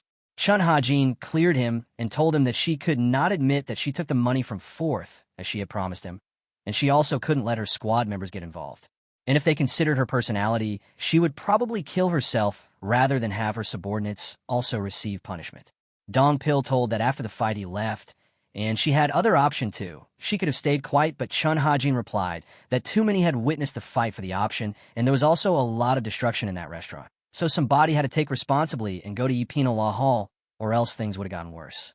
Hajin also stated that, besides everything, there was another threat that Hong Yurin had to worry about, the fourth young Lord Hong Yurin, as she had fought with the third young master, and if there was no news about the incident, the fourth would have thought that she had sided with the third. Hajin concluded that it was the best option for her to do and confess to the penal law hall, as this was the only way the fourth young lord wouldn't have any suspicion, and the other witnesses would think the incident was being taken care of, as she took all the blame. Her subordinates are safe too. Dong Pil asked Hajin if all the charges were showing disrespect towards and attempting to murder him, the third young lord, and if he said a few words, she would have been dead. So why did she risk it all? She never knew what the third would do. But Hajin told him that it was all a gamble, and in the end, she got what she wanted, as she had already decided to die. There was no stopping her at all. She knew what she was doing and getting into, but in the end, she protected his subordinates. She is eccentric, but she is someone who takes very good care of her subordinates. Dong Pil was amazed by her theory and sense, and all that he had thought about the squad leader. He felt that he was talking to someone older than him who had a lot of experience, despite the fact that the third was younger than him. Suddenly, the door banged, and Hajin invited the Berserk demon leader inside. She asked for the drinks. He told her they would have them, and even brought food with them, as Hajin told her to bring some. While they all sat beside the table, the third young lord and Dong Pil were both shocked by the food she had brought, and she said that she had done the cooking on her own, as she was good at cooking. The third young lord then asked Dong Pil to drink, but he refused and stood on side as a guard for him if the Berserk demon leader attacked him. But she told that can he stop him? So Hajin replied that in the state he could easily defeat her, and as she didn't have any rest after getting free, she would be out of power. Hajin asked that he didn't think she would join him easily, and also stated that it would not be easy for her if the fourth knew she had visited the third young lord's house. But instead of being scared, she told him that she could take care of it on her own and told him to stay alert, as he is the one in danger. She told him that the fourth young lord was proficient in using dirty tricks. And from what she knew, there are more people who are secretly under his control, and those people can do anything for the sake of money. While in the residence of the fourth young lord, the servant of the fourth asked him if he wanted him to contact the true demon squad leader to take care of the problem. But he refused, as he stated that the Berserk demon squad leader was unable to defeat the third young lord, so the true demon squad leader would be the same, and it would be a bad idea to call for him. The fourth then asked what was happening with the poison incense, but the servant replied that Manhwa had not reported them in 2 days. The fourth, upon hearing him, appreciated the third for having a loyal maid like her. The fourth then stated that now he would give him a different gift and hoped he would love that. He assured that as the third was going around and acting all high and mighty, he probably hadn't been locking into his own house, and now he would feel helpless. While the third and the Berserk leader chatted about the number of people who were under the fourth, they were after the third young lord's life. The third lord asked her why she was telling him everything, as she was also among them. She replied that it was his payment to him for saving her life. As Hajin went to training, he asked her to stay and watch him train if she wanted, and she agreed. As he trained, she asked Ma Dongpil why he asked me to watch him train. So Dongpil replied that once he told him that there's no world more dangerous than the Murim. So it's a world where one can only survive by staying alert, and he'd rather show both his strengths and weaknesses. She was all confused and looked at him as he trained. As he was finished, they both came to him and asked to drink more. But he said they should have hangover soup, as Manhwa makes the best soups. However, when he called her, she didn't reply, so they thought that she would be tired and had gone to sleep. Hajin told them both to leave, as now there was no one bringing them drinks, but they both insisted on him. And when he went into the room to check for the drinks, he saw Manhwa all in pain on the ground. She told the third lord that she was asked to poison him, but she refused, and now the insect in her body is killing her. So he grabbed her and ran out to save her life. Night settled over the city. Word spread that preparations for the Mara festival were complete, and even if last-minute changes came up, they could be handled easily. Li Qian-sang lifted his hand, commending his subordinate for a job well done, then offered him a drink. The man bowed respectfully, saying it was an honor. With a single raised finger, Li Qian-sang made the saucer rise into the air. The cup floated straight into the guard captain's hands, as his leader remarked that it was a fine vintage of Finio. As the man lifted the drink to his lips, Li Qian-sang casually asked about Hajin. Still seated across from him, Mudam replied that since the incident with the frenzied demon squad commander, no news had reached him. But Li Qian-sang wasn't asking about his whereabouts. He wanted to know what had changed in him. The guard captain lowered his head and admitted there was nothing of note about the third son for now. Li Qian-sang squinted, saucer in hand, recalling that the jackal had chosen that very person. Leaning back on his throne, he wondered if it was tied to destiny. In his mind, an image appeared, a beast with massive fangs, known as the jackal. Then another vision followed, a creature unlike any other born of the bamboo grove's creator, one that endlessly cycled between life and death.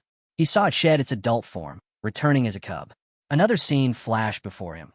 This same beast standing over heaps of corpses, devouring the life force around it.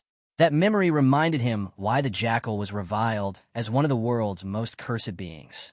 Wherever it appeared, war soon followed. Once more the beast surfaced in his mind, the most feared calamity of all, its eyes glowing fiercely, staring into the distance. At that moment, the jackal's gaze shifted. It watched as Hajin tended to a girl. Hajin, touching her hand, detected poisonous energy coursing through her veins, likely from a venomous insect. Fortunately, her organs weren't damaged badly enough to be fatal. Still, she coughed blood, and he realized grimly that with no combat training, a servant so young could never withstand that poisonous energy for long. Haji knew he had to remove the insect from her body, but before that, he would use the purification of the limitless technique to boost her natural healing. Closing his eyes, he saw flashes of the girl's final days, how she had been tormented in silence. He recalled how such venomous insects could twist the mind. Blood spilled from her lips as he wrestled with the thought. Who could be so cruel to target a simple servant? Suddenly, her eyes snapped open. A spray of blood filled the air. Hajin caught her just as the insect forced its way out. One glance told him everything. It was a slow corrosion parasite, not meant merely to kill, but to enslave and control, feeding like a blood parasite. His frown deepened.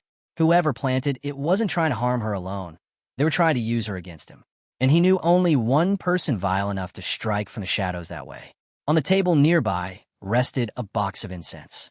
At that moment, a voice called out the name of the fourth young master. Dongpil turned to Hong Yurin, confused. Did she mean the maid, Manhwa, was raised as a spy planted by the fourth young master? Picking up the incense, she shook her head. She had seen the same incense before. The question arose, why would the fourth young master resort to such measures? There's only one reason. Succession. If all the heirs fall one by one, the last standing naturally becomes the next demon lord. Elsewhere, in a dimly lit chamber, a figure stood with his back turned. He summoned his assistant. The old man approached, listening carefully as his master asked if the servant worried about Hajin's reaction. The assistant confirmed it was so. Without turning, Yimun gave his reply. There's no need to worry. I always prepare for the worst. Shinhui lowered his head respectfully. The old man admitted he didn't know what worst case his master had in mind, but if it ever came, it would fall on him to handle it. Smiling faintly, he told him to stop wasting his nerves. Every possible move Hajin could make had already been anticipated. Turning toward his assistant, he added, "It's only a matter of time before he acts." The old man nodded, reporting that men had already been stationed around Hajin's residence. Suddenly, a brilliant flash lit up the houses around them. Both turned in shock. Smoke poured from the gate. On the broken road, a figure emerged. Fighters dropped to the ground, shouting that the gate had been destroyed. Hajin stood tall, his voice ringing out as he called for Yimun to face him. As the fourth young master approached, he remarked coldly that such an entrance was unbearably rude. A lord of divine blood should carry himself with respect and dignity. But Hajin only asked again, voice sharp. With a mocking smile, Yimun pointed his finger at him. "What brings you here with such a ridiculous expression?" Hajin's fist blazed red. Yimun's eyes widened just before the strike smashed into his face. "Respect," Hajin roared. Blood dripping from his mouth, Yimun staggered back, then burst out laughing. Stones around him trembled and rose as he spoke. He had heard rumors. The intruder had supposedly changed after waking from his chi block.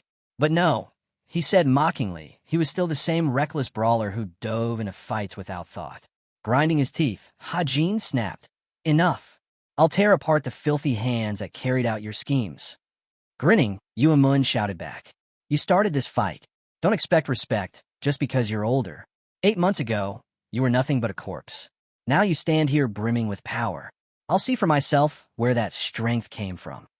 Behind him, a massive purple serpent coiled into existence, the demonic art of his clan. Hajin's eyes widened. He knew this technique well. Yimun lunged forward, his movements impossibly quick.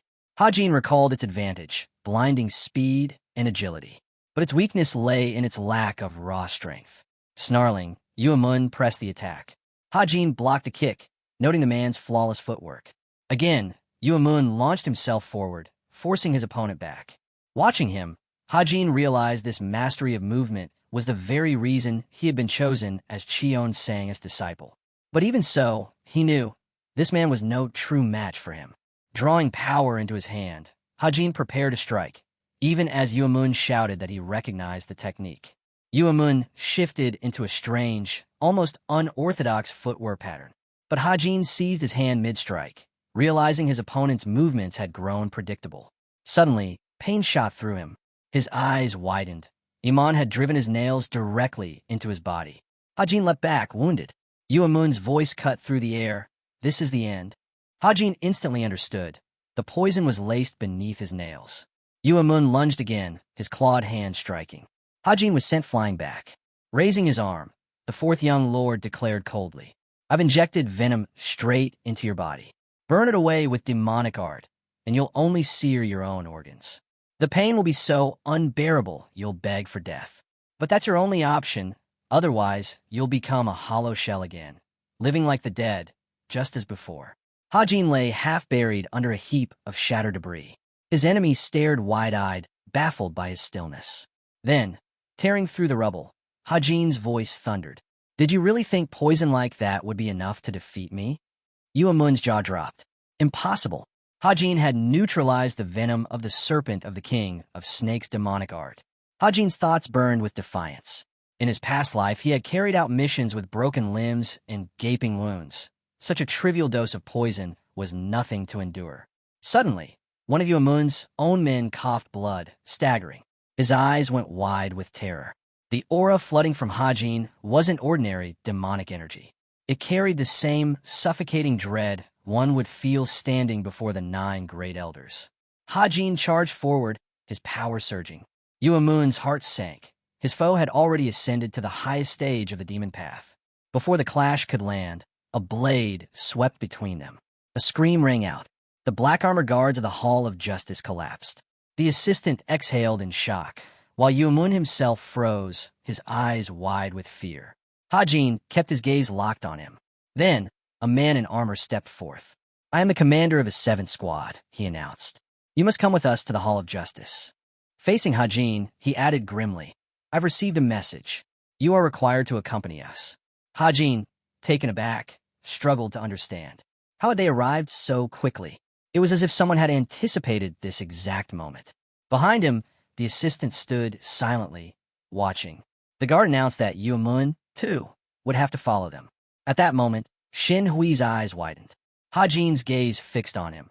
This was the man who had prepared in advance, knowing the fourth young master's position would crumble. From his robe, Shin Hui pulled something out, asking the guard for a moment. Hajin seized him by the face. In his other hand, he revealed a writhing beetle. His voice cut sharp. This is the same parasite you fed to my maid. Since you wanted it back so badly, allow me to return it. Hajin's eyes gleamed as he added, don't worry about swallowing it. It will crawl deeper on its own. Yimun shouted desperately for the third master to stop. Panicked, Shin Hui cried out for his master's help. But Hajin only sneered. The fourth young master you serve knows poisons well. He'll surely have an antidote for you. In a few days, you'll recover and plot another filthy trick. That's why. He pressed the insect toward the man's mouth, then paused. This time I won't waste effort. In one swift motion, he shoved the beetle into Shin Hui's ear. Blood sprayed out as the old man's body crumpled lifelessly to the floor. Yimun stood frozen, mouth agape, unable to process what had just happened. Dusting off his hands, Hajin turned to the guards. I'm finished here. Shall we go to the Hall of Justice now? The knights already commanded the place. With a dry smile, Hajin requested, if you're going to bind me, avoid the ropes. My skin's a bit sensitive. Moments later, the Grand Hall of Justice of the Heavenly Demon Cult came into view. Lanterns burned dimly within its towering walls. A voice directed him. Young master, follow this way. He walked down the corridor, frowning. Something felt off. This wasn't the path to the prison cells. The interrogation was already over, so why lead him here? A sharp pain gnawed at his side. He realized the poison he had been suppressing with demonic energy was spreading again. He remembered the moment his opponent's nails pierced him, the venom hidden within them. Combined with the incense earlier, it was no ordinary toxin. The incense had to be hallucinogenic. Yimun must have trained by fighting visions conjured under its influence, sharpening his martial arts against phantoms. Hajin narrowed one eye deep in thought. He had heard rumors of bizarre methods within demonic arts, but this approach was stranger than most. Understanding it fully would take time. At last, the guard stopped before a door and gestured. Enter. This is where you are to wait. The guard stepped aside, saying the gentleman may now enter. Hajin's eyes narrowed as he sensed two presences beyond the door. One was certainly Yimun, but the second, its aura was strangely blurred, difficult to grasp. He pushed the doors open, determined to see their faces and identify the source of that energy. An old man stood with his back to him. Without turning, he asked, so, Hajin has arrived? Yimun frowned, casting a wary glance at Hajin. Hajin spoke. Are you the master of the Hall of Justice? The old man turned, answering with calm affirmation, introducing himself as Gogu. At first glance, he appeared utterly ordinary, too ordinary. And yet, that was the deception. His presence drew no attention at all, as though it had been deliberately hidden. Hajin's eyes widened slightly. This is no ordinary man. Gogu gestured. You've come a long way. Sit. But Hajin shook his head. I cannot sit. Not until I understand why both of you are here. Gogu raised an eyebrow. And what reason do you think that is? I don't know, Hajin replied evenly. But I have no intention of conversing with someone concealing his true self. The elder touched his face, speaking lightly. This mask is what all the blackguards wear. Hajin's gaze sharpened. No, the mask you wear is different. What I see now is your real face, yet over it lies a mask hundreds of times thicker than theirs. Yimun looked from one to the other, confused. He couldn't follow what they were talking about. Gogu let out a quiet chuckle. Remarkable observation. In that moment, his features began to distort. His face twisted, bones shifting unnaturally. Yimun's eyes went wide in horror. What is happening to your face? With his hands calmly behind his back, Gogu spoke. You are the third person ever to notice my transformation. Hajin frowned deeply. He now understood. It was the mystical art of bone compression. And before him, revealed at last, stood the true master of the Hall of Justice. Looking directly at him, Gogu remarked, 8 months in the bamboo grove. I've been curious how you survived. It seems your unparalleled intuition played a great part. But Hajin dismissed it coldly. That's nonsense. Turning his gaze aside, he braced for what came next. Hajin urged the master to stop circling around and speak directly. Yimun glanced at him, baffled at how Hajin had managed to see the true face of the Hall of Justice's leader. Standing before them, Gogu finally spoke. I brought you both here because of your conflict. Hajin raised a cup to his lips. The interrogation is finished. Everything has already been handled. Gogu nodded. Yes. Then he looked between them. What I ask is simple. Promise me there will be no more conflicts between you. Yimun sneered, pointing a finger at the master. No one wants conflict. But even if we did, you're not the one to tell me what I can or cannot do. I am Cheon Sang's disciple. I answer only to him. Gogu closed his eyes briefly, then nodded. You're right. I have no authority to command you. Yimun frowned. Then why say this at all? The elder's voice grew firm. Because you have no right to enslave others. And yet, you've been trying to control the combat squad's commander with coin. Yimun's teeth clenched. What are you talking about? He snapped, fist tightening. Gogu's calm gazed in waver. There's no use denying it. The evidence is more than enough. You, better than anyone, should know this world moves on shallow things like wealth, status, and connections. Yimun trembled, his voice low. Are you threatening me? Gogu leaned forward. I am. His tone sharpened. Understand this. The Hall of Justice safeguards the laws of the cult, alongside the Court of Guardians. But our natures differ. The Court of Guardians seeks mediation and understanding, which forces them into indifference. We, on the other hand, protect the cult by any means necessary. We deliver punishment as we deem fit, and in certain cases, we pass judgment directly. He paused, then added, Of course, this does not mean I have the right to impose anything upon you. But as one who has defended this cult with my own hands, I do have the right to offer you both experience you lack. Gogu's gaze shifted toward Hajin. Tell me, third young master, what do you think? Hajin, chewing calmly, asked him to repeat the question. Gogu's expression tightened. Still chewing, Hajin answered casually, It wouldn't be hard for me to stop creating conflicts. The elder's voice grew sharper. This is no joke. He took a slow drink, eyes never leaving Hajin. Hajin spoke plainly. No one wants to make enemies with the Hall of Justice. I have no interest in needless fights. Better to live in peace. He lifted the bottle, taking a sip. This is excellent. What's it called? Gogu replied. I brewed it myself. Hajin gave a small smile. Have you considered selling it? If you wish, Gogu said, I can send a few bottles directly to your residence. In that case, Hajin answered, I'll find a proper way to repay you. Across the table, Yimun bit his lip, seething as he listened to their casual conversation. Gogu finally turned to him. And you? What do you think of this matter? Yimun's chair scraped violently as he shot to his feet, teeth grinding. Standing near the table, he snapped. No one will forget this humiliation. Hajin, glancing toward the doors, called out calmly. Close them on your way out. Gogu rose as well. That is all I had to say. Do you have any questions, third young master? Hajin shook his head with a smile. No questions. Thank you for the drink. Though there's one thing I'd like to ask. Standing, he looked at Gogu. Your bone compression technique is flawless. But why use it to meet us? You don't strike me as the type to test people or to mock them. Gogu closed his eyes in silence. As he turned to leave, Hajin added, You don't have to answer if you'd rather not. Gogu watched him walk away, his expression unreadable. Inwardly, he admitted it had been a long time since he'd encountered someone so difficult to read. His gaze fixed ahead, thoughts circling. That scent, it feels familiar. Outside, the knights stood ready. The driver announced that the master's carriage was prepared. Gogu waved him off. I'll go alone. I need time to think. Meanwhile, in the forest, Yimun stormed through the trees. His mind raced. How could a mere master of the Hall of Justice dare threaten a young lord of the divine cult? Did he really think this would be forgotten? No. Hajin would soon receive a gift in return. Scowling, Yimun clenched his fists. This time, he would make certain nothing interfered. But then a voice called out. Everyone can see it, that bloodlust in your eyes. You look ready to kill. Yimun froze, turning. There, sitting casually on the roots of a tree, was Hajin, holding up a bottle. Brother, he called, come drink with me. The Hall of Justice can be irritating, Hajin admitted, lifting the bottle. But I'll give them this. They know how to make good liquor. Yimun studied him closely, suspicious. He's really planning to do something here, in the Hall's own territory? Hajin bowed his head slightly. Relax. It's just a drink, to close out the interrogation. He sat down on the ground, bottle in hand. Yimun hesitated, then lowered himself as well.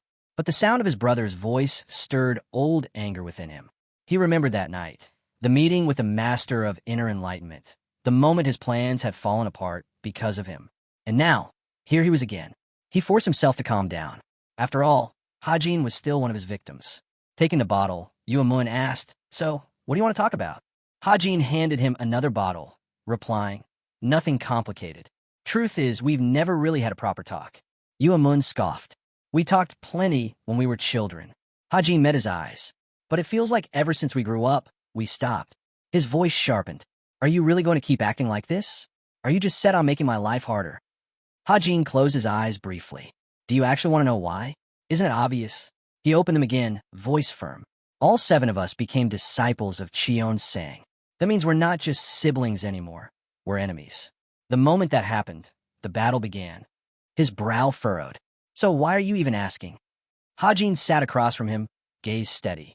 "I know we'll have to fight, but does it really have to end in killing?" Yuamun's voice was sharp. "You stopped me just to ask that." Hajin shook his head. "No, I just wanted to hear what you thought." Yuamun frowned, then gave a bitter laugh. "Look at the royal families of these lands. The ones who don't become king live out pathetic, miserable lives. Isn't it better to die than be crushed like that?" He raised the bottle and drank deep. "We're no different. To escape that fate, I'll kill, even if it's my own brothers and sisters. Only then can I become the ruler." Hajin's eyes narrowed. "So tell me, are you killing because you desire power, or because you're afraid of being killed?" The bottle slammed against the ground, shards scattering. Yuamun's voice was cold. "I've long since lost." Yuamun's voice dripped with disdain. "I've lost my appetite for this. If you call me here just to ask such questions, I'm leaving." Hajin took another swig from the bottle. "I meant every word I told the master of the Hall of Justice. I don't want a life filled only with battles and chaos. Tell me, brother, what will you do now? Will you really try to get rid of me again?" Yuamun's mouth twisted into a shout. "And what if I say yes?" Hajin's eyes narrowed. "Then I'll leave it a chance. But remember, not everything will go the way you want." The air shimmered as faint pink motes rose around them. With his back turned, Yuamun's voice came low and sharp. "No use lying. The truth is yes." The bottle in his grip shattered. His teeth ground together as he hissed, "Someday, I'll kill you." But then his eyes widened. A blinding red flash exploded across the forest. He leapt back, shouting, "What are you doing?" Hajin stepped forward, hand raised. "You said you'd kill me. I can't just let you walk away. If that's the path you've chosen, then I'll kill you here and now." Back at the Hall of Justice, Gogu stood by the window, watching the sky. Both young masters had already left. He frowned, certain the 4th would never heed his words. The cult will not fall over the childish struggles of these 2, he thought. Yet Hajin lingered in his mind. His actions remained unpredictable. A knock rattled the door. "Commander, the 3rd Squad, urgent news." The guard burst in, breathless. The 3rd and 4th young masters, they're fighting again. Gogu's mouth fell open. Meanwhile, in the forest, Hajin faced his brother. "Since you struck first, I'll let you take the next move. Come." Yuamun's nails extended, his voice sharp with rage. "How dare you say that?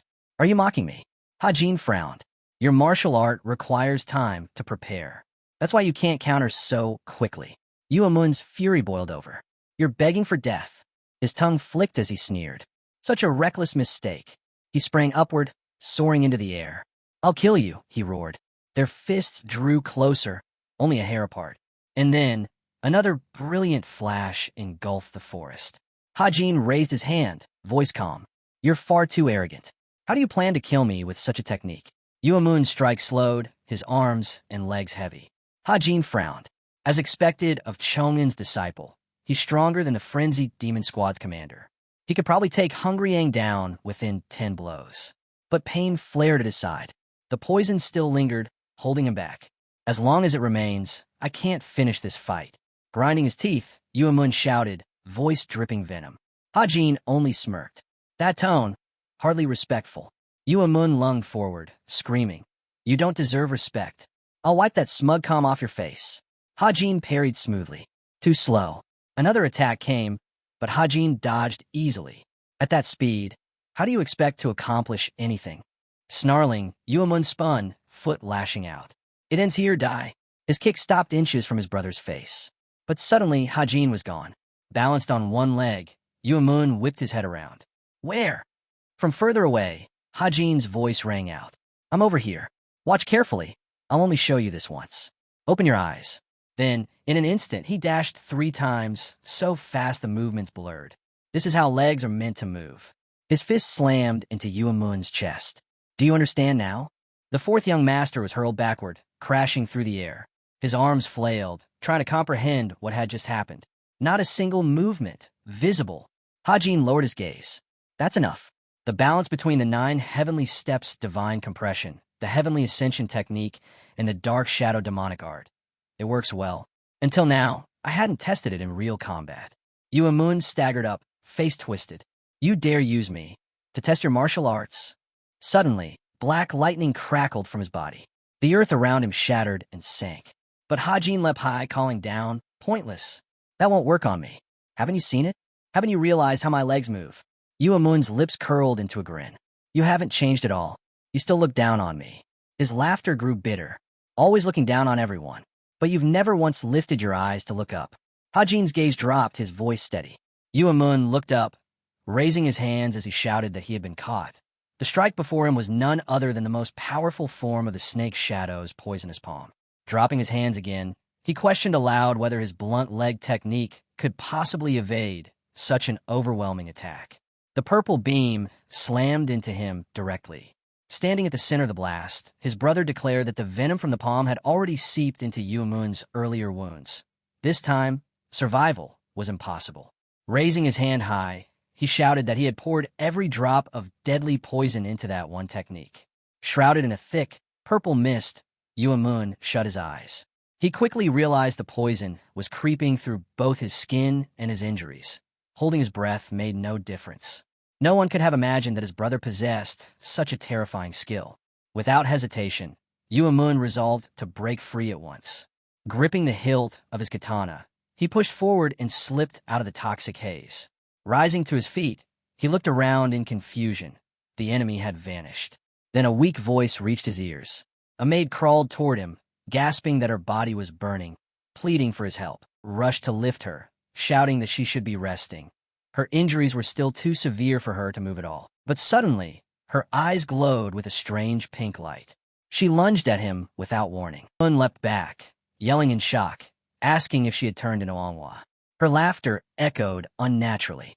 Her hand twisted into something grotesque, her face shifting as well. Staring in disbelief, Yimun cried out, demanding to know how the demon queen had appeared here. Gio stepped forward, sneering that since no longer had arms or legs, the only thing left to take was his head. Yimun's eyes widened. He looked down at his hands, gone. His legs, gone. None of it made sense. The fourth brother stood before him, mocking that he was far too pitiful, urging him to witness firsthand the torment of being trapped in the illusions of the snake shadow's poisonous palm. Sticking out his tongue, he added that it was a shame only he could watch Yimun suffer, then spat that arrogance had led Yimun to this miserable end. Poised with sharpened nails, he declared he would kill him here and now. If he didn't finish it, Yimun might return later as a threat, and he couldn't allow that. With a savage cry, he lunged to strike. But just as his attack closed in, Yimun's hand shot out, seizing him by the neck. The young man stood silently, his head lowered. Stunned, the opponent demanded to know. How had he been broken free from the illusion? He had fallen completely into the illusion. But then, the young man spoke. When he saw the enemy's twisted face, it was as if a bucket of ice water had been poured over him. Opening his mouth, he asked if this was the hidden technique his brother had been saving all along, one just as sinister and vile as its master.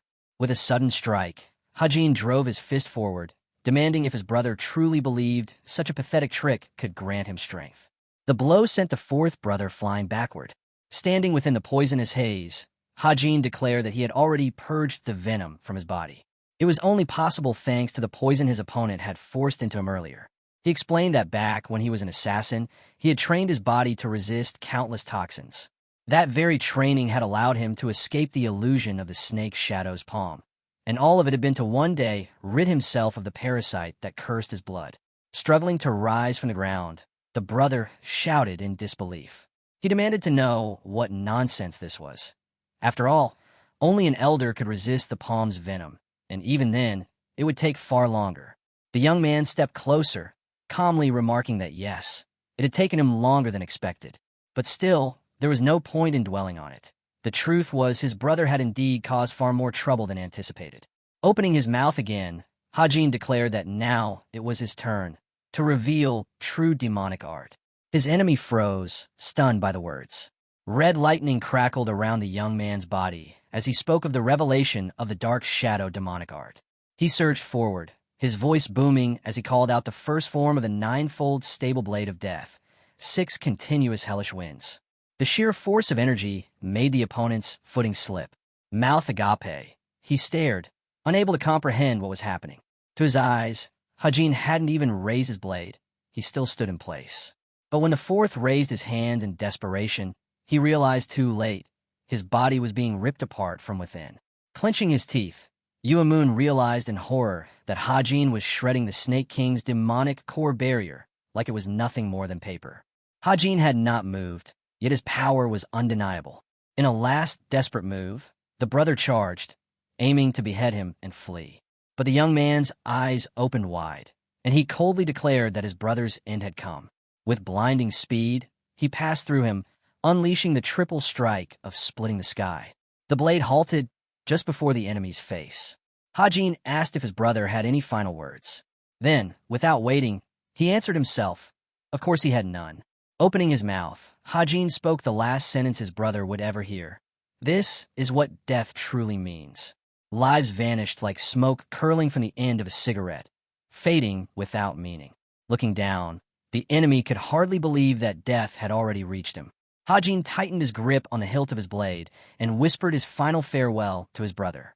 But just as he was about to strike, something shot toward him, accompanied by a loud cry.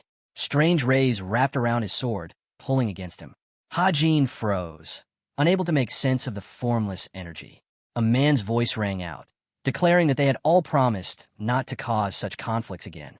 Using his ability, he shouted for Hajin to release the sword immediately. The leader of the Hall of Justice stood before them, his hand extended, channeling the ability. Hajin quickly realized what it was: Void Grab, a skill that allowed control over objects without touching them. Only someone with profound mastery of martial arts could wield such a technique. Hajin frowned, his voice cutting coldly through the air. He spat that he couldn't tolerate the bitter taste of mercy. Why should he show kindness to someone who had tried to kill him? To him, the master of the Hall of Justice was nothing short of revolting. Bracing his stance, the leader answered firmly. This was still his territory, and no matter their titles as young masters, he would never permit them to fight here. But Hajin refused to yield. With an edge in his voice, he said the Hall of Justice had no right to demand their submission. Did they truly expect everyone to cower before their name? With a single slash, he cut through the chains binding his sword. Sparks erupted as he shouted that he had no intention of holding back any longer. Gogu's eyes narrowed in shock. His opponent had severed his internal energy chains in one stroke. He demanded to know if Hajin was declaring open hostility toward the Hall of Justice. Did he truly think he could bear such a responsibility? Hajin's eyes widened for a moment, then narrowed with deadly resolve. His answer was simple. The man should worry about himself instead. With explosive speed, Hajin rushed forward. The leader barely managed to dodge, stunned by his opponent's swiftness. Locking eyes with him, Gogu thought grimly. The depth of this boy's demonic energy was extraordinary, nearing the highest level. Yet his techniques were raw, unrefined. Suddenly, the young man kicked off the ground, blade flashing. Another fierce strike followed. The leader slid backward, realizing with a jolt that Hajin's movements were nearly equal to his own. Then, Hajin lifted his sword high, invoking the second form of the ninefold steady blade of doom. Lightning erupted violently from the blade as he unleashed the limit of the infinite path. The leader blocked desperately, disbelief spreading across his face. Was this truly a sword technique? He raised his hands to shield himself, unable to comprehend the merciless energy pouring from the blade. Gritting his teeth, Gogu felt it, the unbearable heat. His body trembled as another devastating explosion tore through the area, light searing the battlefield. When the dust settled, a vast crater yawned before his feet. Standing at its edge, Gogu knew the truth. If his reaction had been a heartbeat slower, he would already be dead. If his reaction had faltered for even a moment, he would have been burned alive. Worse still, he realized how much internal energy he had already consumed. If his opponent unleashed an even stronger demonic art now, he wouldn't survive it. Through the fading smoke, he searched for the next strike, but none came. Behind him, the young hero had already turned his blade on his true target, his brother. Goi's eyes widened as he realized too late that the leader had never been the intended prey. Yimun lifted his head, bracing himself for impact. In the next instant, steel pierced his body. A scream tore from his throat as blood spilled from his mouth. Hajin stood over him with a hard gaze. Coldly, he declared that he had decided his brother should lose everything he possessed. Yimun's eyes stretched wide in disbelief. Hajin's voice cut sharper than the sword itself. It would be chi block for chi block, despair for despair. Pulling the blade free, blood splattered the ground. Closing his eyes briefly, Hajin envisioned the flow of his brother's body, then explained he had destroyed the poison core hidden above the energy core. That was why Yimun's muscles had withered, turning fragile and weak. The fallen brother's eyes flickered half shut. The young man went on. This was the price of relying on mystic arts to maintain strength instead of training the body. His illusions had raised his fighting power, but they had also shackled him with fatal limits. Sliding the blade back into its sheath, Hajin said calmly that death would not come immediately. Instead, Yimun would spend his remaining years as nothing more than a broken shadow of himself, hovering over his brother's body. He added that even if recovery were possible, it would mean starting martial arts from the very beginning. Still, he said, he would send medicine and acupuncture needles. Suddenly, a group of warriors appeared, rushing to the scene and asking the chief if he was unharmed. The young man raised his hands in surrender, telling them they could arrest him now. A shimmering cage of the Hall of Justice closed around him. Seated inside, he looked up and asked if the chief had anything to say. Then, with a dry tone, he added a request that the restraints be removed first as they were cutting into his wrists. Besides, he wasn't planning on escaping. Go-Gu frowned, replying that he was now in prison. That meant he held the status of a criminal. Temporary, perhaps, but still, such requests could not be granted. Watching him closely, Go-Gu muttered that Hajin's words were not lies. After an attack like that, hardship would surely follow. But the young man simply shook his head, calling the leader far too narrow-minded. Lowering his eyes to his own hands, the young man explained calmly that whether the leader stood here as master of the criminal law hall or as a private individual, it was clear he had no desire for conflict within the cult. That was why he had stepped in as mediator. The leader gave a firm nod in response. Looking down, Hajin remarked that there would be no more conflict. The man raised his brows in surprise, but Hajin continued. Conflict requires more than one side. Yimun was already incapacitated, so the leader's proposal no longer held any weight. With a sudden motion, the chains on his wrists snapped apart. He added that, in the end, the situation had unfolded exactly as he had wanted. Lifting the chain from his neck, he asked why Go-Gu had said matters were more complicated than they seemed. The leader's eyes widened. This was forbidden sea iron. How had he broken through it so effortlessly? Hajin rose to his feet, stating bluntly that if he hadn't respected the man, he would have left long before the cuffs had even touched his skin. The only reason he stayed was out of patience, mindful of his title as Hajin. Go-Gu's jaw slackened. He asked what the prisoner intended to do if he refused to release him now. The young man's gaze was steady. He said he had never thought the leader enjoyed wasting time on meaningless hypotheticals. He asked instead, could he leave? As he passed by, the leader muttered that he would keep watch over him. Hajin closed his eyes and replied that he had no issue with that, so long as the man did not get in his way. He had no intention of feuding with the criminal law hall. Watching him go, the leader admitted inwardly that Hajin's confidence was unnerving. He was not yet named successor, only one of many candidates. Yet he carried himself with absolute certainty. From behind, Go-Gu heard Hajin pose a quiet question. Remaining in the cell, the leader thought grimly. This man was both complex and dangerous. He recalled the devastating strike earlier. The martial arts of this third young lord were even darker, sharper, and more merciless than those of the demon cult itself. But what unsettled him most was the style of the sword. It was unmistakably orthodox. How could someone like him have learned such techniques? The suspicion grew heavy in his mind. The scene shifted. From within another building came the shouts of Hajin demanding more food. Several empty plates littered the table. He slurped at a bowl of noodles, remarking that it had been far too long since he'd eaten properly. Watching him devour his meal, the assistant urged him to slow down. No one was going to steal his food. She asked if the criminal justice hall had fed him at all. Between mouthfuls, the young man explained that they had served nothing but stale rice and wild. The young man said the criminal justice hall had served nothing but stale rice and wild vegetables. Food he couldn't even bring himself to eat. Dongpil looked at him and asked if it was finally over. Hajin gave a firm nod. But the fighter pressed further. Would there be retaliation from the fourth young lord, or from the higher officials? Setting the bottle down on the table, Hajin explained that Yimun was crippled now, unable to move.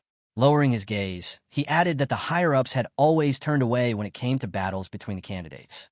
It was unlikely anyone would intervene. Rising from his chair, Hajin declared that everything was indeed over. Turning to his companions, he told them that since matters had settled, they should return to their own organizations. Looking at Dongpil, he reminded him that he was not just a member of the Guardian Court, but its third leader. It was time for him to resume his responsibilities. Pointing to the girl, he noted that she too needed to return to her duties as a squad leader. She shot back immediately that she was already doing exactly that, and he didn't need to tell her. The young man looked at them both and said plainly they only needed to keep doing what they had been doing before. With that, he turned and left, saying his farewells. As she picked up the plate, the girl muttered that Hajin was heartless. Did he really have to leave so indifferently? She glanced at her ally, asking if he was upset. He denied it instantly. But when she pressed about his expression, he closed his eyes and admitted that it simply looked that way. Staring after Hajin, Dongpil said quietly that it was likely he was saying goodbye to them for the last time. The heavy gate creaked open. The maid turned when she heard Hajin's voice call out. Tears welled in her eyes as she smiled at him. He told her softly that he had finally returned. Overcome with emotion, the girl dropped to her knees, thanking him for saving her. The young man crouched down, asking if she was sure it was safe for her to move already. Looking at her closely, he said he was glad to see she was doing well. Through her tears, Manhwa told him she was simply grateful that her master had returned alive.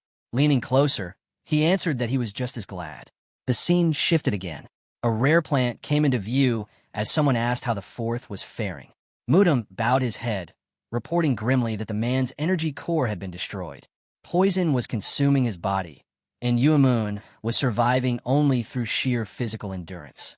But even with luck, he could not escape his fate. Chung Sinin spoke next. When asked about the likelihood of recovery, the assistant lowered his gaze. The doctors of the Blood Spirit Pavilion had reached their conclusion. There was none. Even if the poison and internal damage could somehow be healed, the destruction of the energy core was too severe. The fourth would never return to his former strength. Cheon Sang stepped forward, dismissing the assistant. Raising his hand toward the plant, he reflected bitterly. He had counted on Hajin to kill the fourth outright. Why'd he spare him? Why leave him to live in such a broken state? Could it be that the third intended for his brother to endure this suffering instead? Cheon Sang frowned deeply. In just a few days, the third had created more chaos than anyone thought possible. He had met personally with the master of the Inner Enlightenment Center, fought the commander of the Berserker Demon Squad, and even provoked a battle inside the Criminal Justice Hall. With his hands clasped behind his back, Cheon Sang admitted to himself that what mattered most was the outcome. Amid all the turmoil, Hajin had achieved every single one of his goals. Watching this unfold, Cheon Sang found it fascinating. One side in the struggle for succession had already collapsed before his eyes. His thoughts drifted back to Yimun's childhood. The son of a patriarch from one of the great families, blessed with talent equal to any gifted child. Back then, his intelligence seemed promising, and his bright personality felt genuine. But somewhere along the way, cleverness had turned to deceit, and that cheerful mask had become nothing more than a facade. Now, in the present, Yimun had become cunning, venomous, like a viper, true to the bloodline he carried. Yet, Cheon Sang mused, personality mattered little. What counted most was talent, and Yimun had failed to nurture his. A bird fluttered from the branches above. Cheon Sang's thoughts sharpened. For all his effort, Yimun had done only the bare minimum. Strong for his age, yes, but nothing more. And that had sealed his defeat. The third young lord, however, was different. Once, he too resembled the fourth. But after awakening from the chi block, he began striving for more, pushing beyond his limits instead of settling for less. Holding a cluster of berries in his hand, Cheon Sang stood in the middle of the field. He knew that small difference, striving forward versus standing still, was what had ultimately decided the outcome of their duel. Night began to fall. The scene shifted to Hajin's courtyard. Suddenly, a shout rang out, the assistant's voice, announcing that guest had arrived. Smiling, a girl remarked how long it had been and asked how the third young lord was doing. Hajin's eyes widened. He asked what brought the... Hajin was startled to see the master of the Inner Enlightenment Center, but quickly understood. There was nothing left unresolved between them. Looking directly at him, Yenizum said she had come with a request. If he had time, she wanted him to visit her residence. Opening his mouth, the young man asked what she meant by that. Her eyes stayed fixed on him as she explained. It was about the martial arts method he had taught her. Though it had only been a short while, the difference was already clear. It was a mystical technique unlike any other. Sitting across from her, Hajin asked again about this difference. He reminded her that for most people, mastering it would be far from easy. Then he added that she, at least, was exceptionally talented. The woman nodded in agreement. She told him plainly, she had already chosen this child as her successor. The young man raised a brow, asking if it was wise to reveal such a thing to him. Yenizum handed him a glass and replied that it wasn't something she should share with anyone. But with him it didn't matter. He nodded lightly, asking if perhaps she trusted him too much. Lowering her head, she explained that she did not trust people. She trusted situations, and in both the past and the present, she could not see a future where the two of them would become enemies. Hajin looked at her, slightly taken aback by the weight of her words. Placing his hand on the table, he asked why she needed him to come personally if her successor's recovery was already progressing. The master's tone shifted. Her request was tied directly to the child. Though she made the final decisions within the Inner Enlightenment Center, it was Gangwei who commanded and executed them. In practice, her own hands and feet were bound. The young man listened as she admitted that if this situation continued for more than a month, the cult itself would suffer heavy losses. He studied her carefully. The master of Inner Enlightenment, known for her pride, her iron will, and her unmatched knowledge of how the cult functioned, was lowering herself to seek his help. That alone revealed how desperate the situation truly was. And he knew, watching her eyes, that she would go to any lengths to secure his support. Refusing her outright was impossible. Crossing his arms, he thought to himself that she was not someone easy to deal with. From her gaze alone, he understood she would never accept no for an answer. Pouring himself a cup of alcohol, the young man spoke at last. Better they come to an agreement, he said, than for him to lend aid one-sidedly and leave her feeling indebted. She met his words with a faint nod, replying that she would be deeply grateful. But Hajin shook his head. Gratitude was unnecessary. After all, he intended to gain something in return. She leaned forward and asked him directly, what was it that he wanted? Resting his hand against his chin, Hajin admitted he could think of nothing in particular. What he sought was neither money nor fame. What he longed for was freedom, and that was something no one could grant him. Then suddenly his eyes widened. The thought struck him, if he could not be given freedom, then perhaps he could simply leave. Glancing at the delicacies spread across the table, he shifted the conversation. He asked if the Inner Enlightenment Center managed the cult's livelihoods. Yenizum confirmed it did. He pressed further.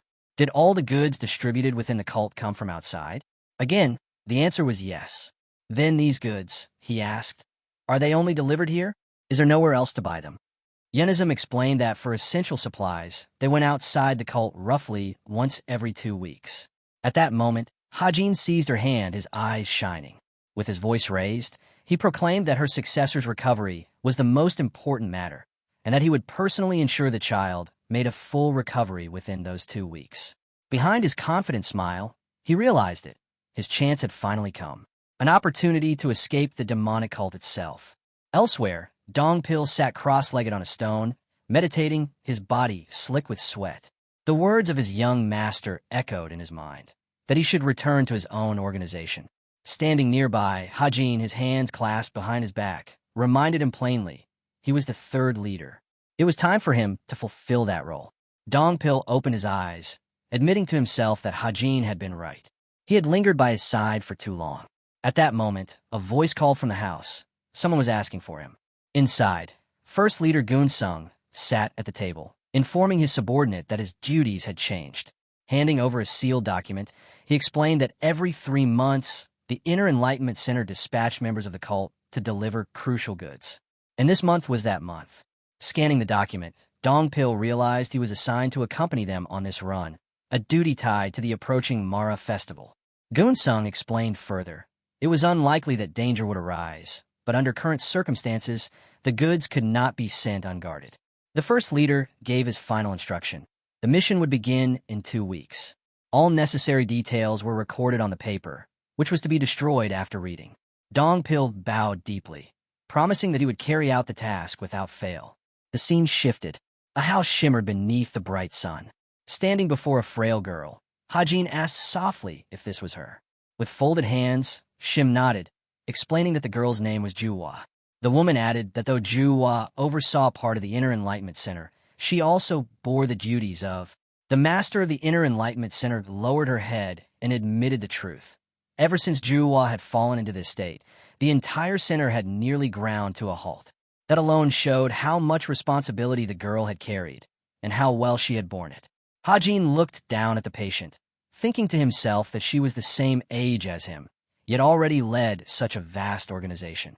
And not only that, she had even managed to partially decipher the infinity technique. Taking Jua's hand, Hajin decided to examine her condition for himself. A faint red aura began to spread across his body. The lady's eyes widened in shock. This was demonic energy, but impossibly pure and controlled in such small, precise amounts. How could this be? Her gaze darted between her ward and the red aura surrounding Hajin. She couldn't comprehend how it was possible. Closing his eyes, Hajin understood easily. The girl's limitless technique bore enough resemblance to his own mastery that he could connect the two. It was only a matter of expelling the toxic energy. Soon after, blood trickled from Jua's nose. Hajin smiled. This was the poison leaving her body. 10 days passed. Just before the 2-week deadline, Jua finally opened her eyes. Lying in her bed, she gazed up and saw Hajin's face. She was awake, completely conscious. From another room, voices carried. Hajin sat smiling when Shim confronted him directly. She asked if he was seriously requesting passage to the delivery department without Cheon-sang noticing. Looking at her calmly, Hajin reminded her that it wasn't a favor, it was a deal. Breaking into a sweat, the woman asked why he wouldn't just let this proposal drop. But Hajin only smiled wider, saying the ship had already sailed. Clenching her fists, In-shin voiced her frustration, declaring the situation absurd. Hajin almost laughed at how fiercely she resisted. Closing his eyes, he explained patiently. This was why he had worked so hard to treat her successor. Her mouth fell open in disbelief before she shouted that she would never agree. Leaning against the table, the woman demanded if he truly intended to deceive the leader of the sect. Hajin shook his head. Such an act might deceive others, but never the leader himself. Breaking into a nervous sweat, she tried to mask her unease, asking what exactly he meant. Hajin's eyes sharpened. He explained that Cheon-sang did not concern himself with disciples at all. He reigned above them, but he did not rule them. That was what it meant to be a god. The woman's lips parted. She warned him that if anyone discovered a successor candidate had infiltrated the shipping department, suspicion would immediately fall upon the Inner Enlightenment Center. But Hajin only smiled. She had the authority to silence such rumors. The lady raised her hand to her mouth, unable to deny it, as she admitted. The woman finally admitted that yes, she did indeed have such power. The young man grinned, slamming his hand on the table in triumph. But before he could speak further, she shouted for him to wait until she was finished. Looking away, she explained coldly that if his plan went wrong, other cult organizations would inevitably interfere with the candidates. That would throw the entire divine cult into chaos. Her words hung heavy, but Hajin's reply was sharper still. Wide-eyed, she listened as he reminded her what she owed. He had brought someone dear to her back from the brink of death. Folding his arms, Hajin made it clear. He had no interest in weighing the value of a human life, nor in guilt. But she herself had insisted it be a deal, and a deal had to be honored. Lowering her head, Andam admitted she had no choice.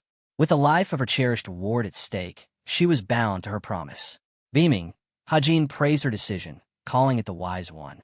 Closing her eyes, the master of the Inner Enlightenment Center conceded she would need time to devise a method.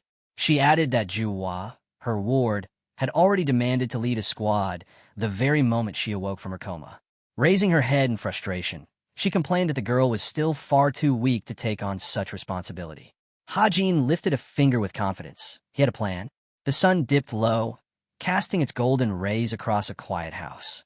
Inside, Juhua turned her head as a voice asked permission to enter. The door slid open, and Hajin stepped inside. To his surprise, the girl was already moving. She had only just woken, yet she carried herself with remarkable strength. She looked at him and asked plainly who he was. He smiled faintly and answered that he was just a doctor. But she shook her head.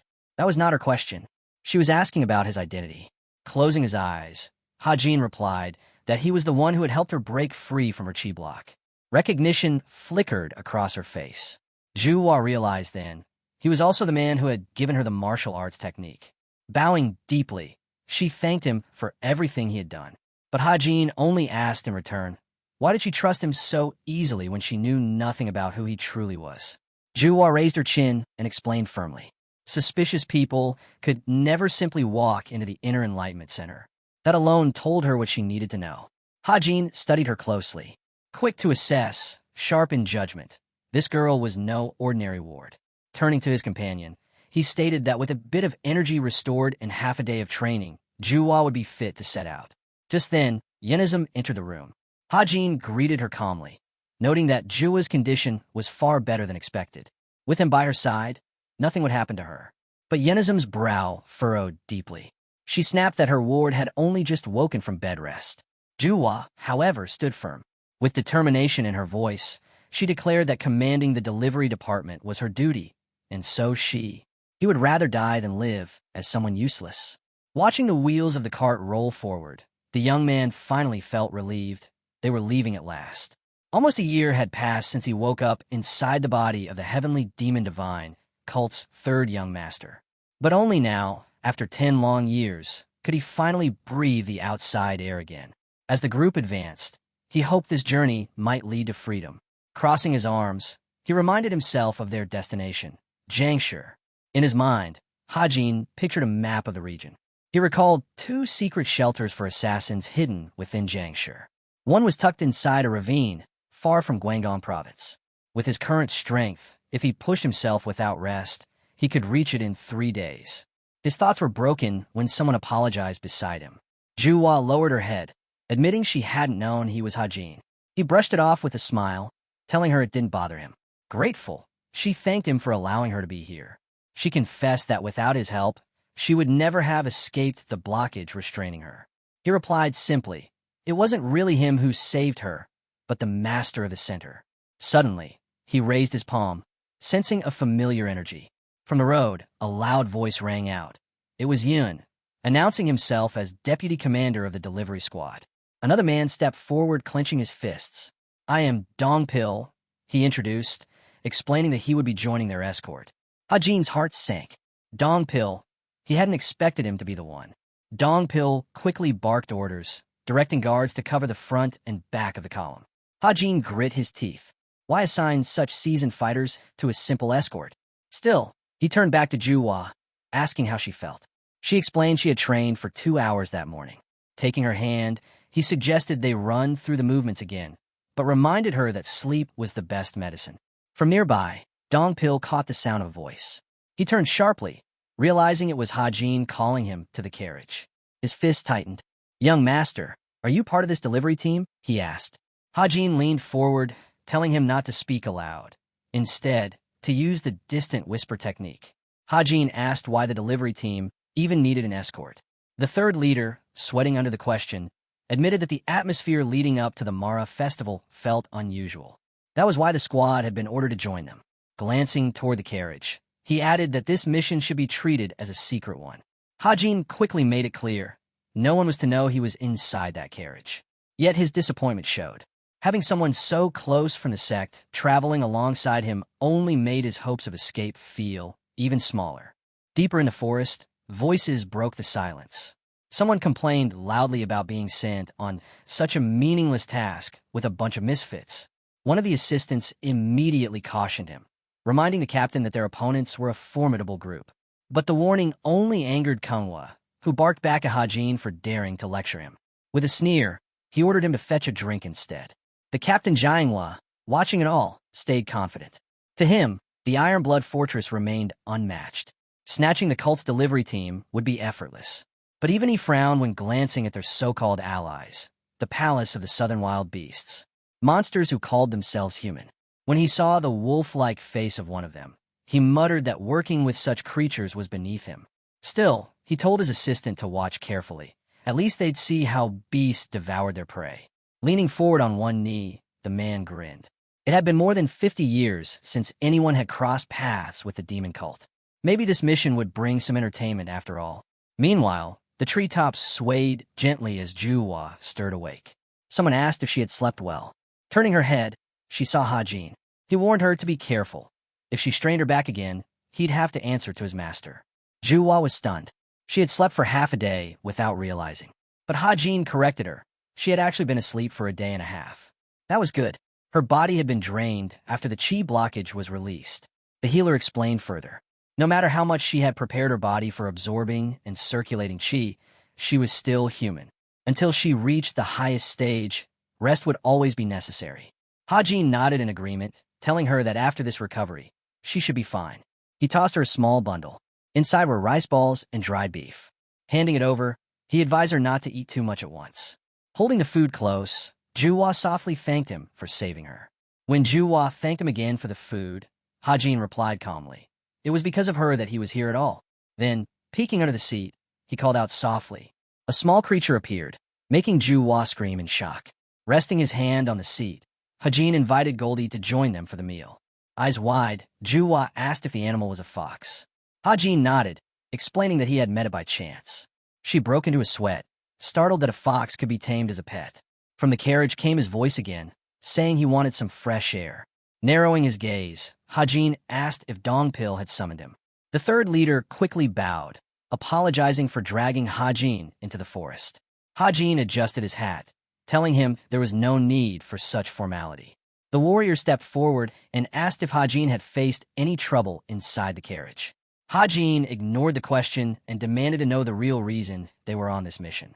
Slowly, the assistant slipped a hand inside his robe and pulled out a folded paper. This, he said, is why I was assigned here. Hajin's eyes widened. He couldn't believe what he was seeing. Elsewhere, inside a quiet room, two men conversed about the state of the world. The elder traced his fingers over a set of fine fabrics, remarking that such cloth was never meant to be worn casually. Lifting a cup of tea, he asked his guest about life in Jiangxi. The heavy-set man admitted that the land was good, but times could be difficult. As they sat at the table, the man mentioned the upcoming demon cult festival. The elder corrected him. It wasn't just a festival, but the Mara festival, the most important event for every cult member. Setting down his cup, Illinois added that rumors were spreading about cult members collecting valuables from all around.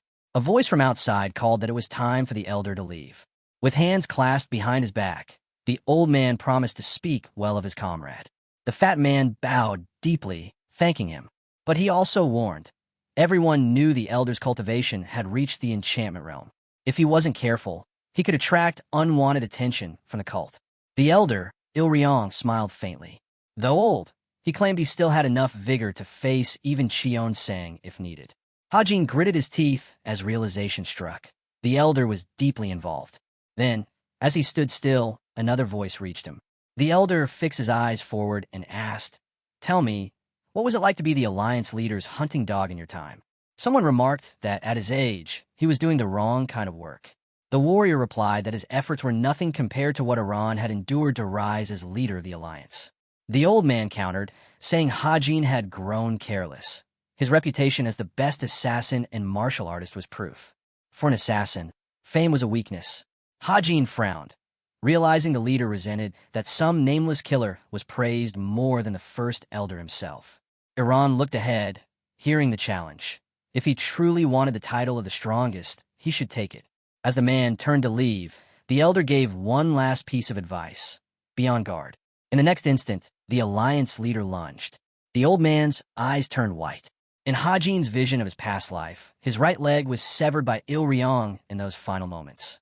Clutching the piece of paper tightly, Hajin's body trembled. His sworn enemy was here. Peeking from beneath his hat, he tried to hide his unrest.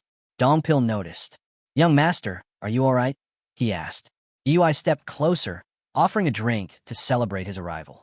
Then, moving ahead, she questioned the servants why she hadn't sensed Hajin's presence earlier.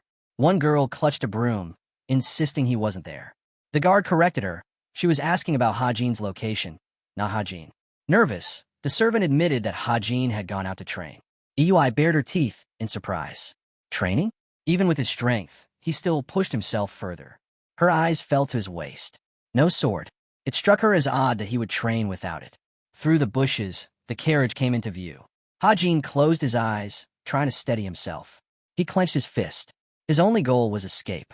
To succeed, he had to reach every safe house he had hidden throughout the Central Plains. Looking down, he swore he would not abandon that dream. His teeth grit. Beyond escape, he wanted to kill the elder. Beside him, Juwa stroked Goldie gently. "Are you all right?" she asked. But the fox suddenly leapt from her arms, landing squarely on Hajin's face. Startled, he grabbed the pet, unable to tell what had set it off. Not far from the carts, Yin remarked that there wasn't much left worth recovering. Dongpil replied that this only meant what they carried was extremely valuable. The third leader cut in firmly. No one should let their guard down until the mission was complete. Turning his head, one of the guards noted that the patrol group was late. Dongpil explained that the rough terrain had slowed them down. Just then, a patrolman came running toward camp, shouting. The patrolman burst into camp, shouting for the captain. Yin clenched his fists, demanding to know what had happened and why only half the team had returned. The fighter explained that a battle had broken out at the transfer point. Dongpil immediately raised his hand. "Then we strike back," he barked. From inside the carriage, someone listened carefully as the patrolman added. Among the attackers was a martial artist of frightening skill. Hajin bared his teeth. "Where is their master?" he demanded. Soon after, a ruined village came into view. Crates lay scattered among the wreckage, filled with resources. Staring at them, Hajin asked if everything had been stolen. Kimwa stroked his chin. "They were rare medicines," he said, though why anyone would buy them in such large amounts was a mystery. Still, with his hands folded behind his back, he dismissed it. It wasn't his concern. An assistant bowed, reporting that none of the enemy had survived. Only 3 of their own men had taken minor injuries. The commander roared in anger, saying that the enemy's strength alone was enough to wound their fighters. The group leader narrowed his eyes. "How many did you let escape?" The reply came quickly. "Only 4 or 5. Qianhua turned sharply, ordering his men to start unloading the supplies. Beneath the rubble, they found a battered enemy fighter still alive. The captain studied him. To have survived even a single blow from his palm proved the man was no weakling. The wounded fighter glared upward and swore the demon god would never forgive them. The captain sneered, calling such worshippers insane. Raising his boot, he pressed it against the man's throat. "If you love your god so much, why don't you join him now?" The man choked under his weight. The captain leaned closer. "Since you lack the courage, I'll help you. Pray your god exists." With his hands behind his back, he called out that the so-called demon god would do nothing, that his follower had died for nothing. Standing before the ruins, he mocked aloud, daring the deity to appear. "If you truly exist, then show yourself." Yul Liang quietly approached. "Captain." Qianhua turned, eyes sharp. "What is it?" The warrior lowered his gaze. "Food, sir. I need to feed my children." The captain's face hardened. "Are you giving me orders now?" The man shook his head. "No, just a request." A disciple of the Beast Palace stepped forward, frowning. "You promised the squad food," he reminded. The captain snapped, shouting at him to be grateful for what they'd already eaten. The savage blinked, taken aback. He had only asked because they truly needed more. His voice dropped as he accused the captain of breaking his word. The captain's face darkened, but he turned away, striding off without another word. The captain coldly suggested that his subordinate feed on the demon cultists instead. Grinding his teeth, Qianhua thought to himself that once this mission was over, he'd bury every fool here along with them. Yul Liang remained silent, staring ahead, while the man at his side rested a hand on one of the wolves. Dongpil broke into a sweat. This is terrible," he muttered. Amid the ruins, the Elder Council's leader studied the wreckage. He reasoned that the attackers had destroyed the houses to erase all traces. But Juwa disagreed. It was done too hastily. If their goal was to truly cover their tracks, they could have done it far better. She looked ahead, analyzing aloud. Either this was a trap, or the attackers had hidden somewhere they couldn't be found. Turning to a subordinate, she asked if a message had been sent to the nearest branch. He confirmed it had, but with the distance, it would take 3 days for the message to arrive. With one hand on her hip, Juwa ordered the assistant to handle the corpses. Privately, She decided there was no time to wait for the commander's orders. It would be wiser to resolve the matter first, then report afterward. Dongpil, concerned, suggested she rest. She had only recently recovered from a chi blockage. But Juhua shook her head. The healer had restored most of her martial strength, so she didn't need to be treated like an invalid. Dongpil lowered his gaze. He realized she could be trusted. If she were the kind who sought glory above all else, she would never have chosen to act this way. Looking at her, he thought silently. When she spoke of the healer, she meant Hajin. Dongpil wiped sweat from his brow when he heard his master's voice call him.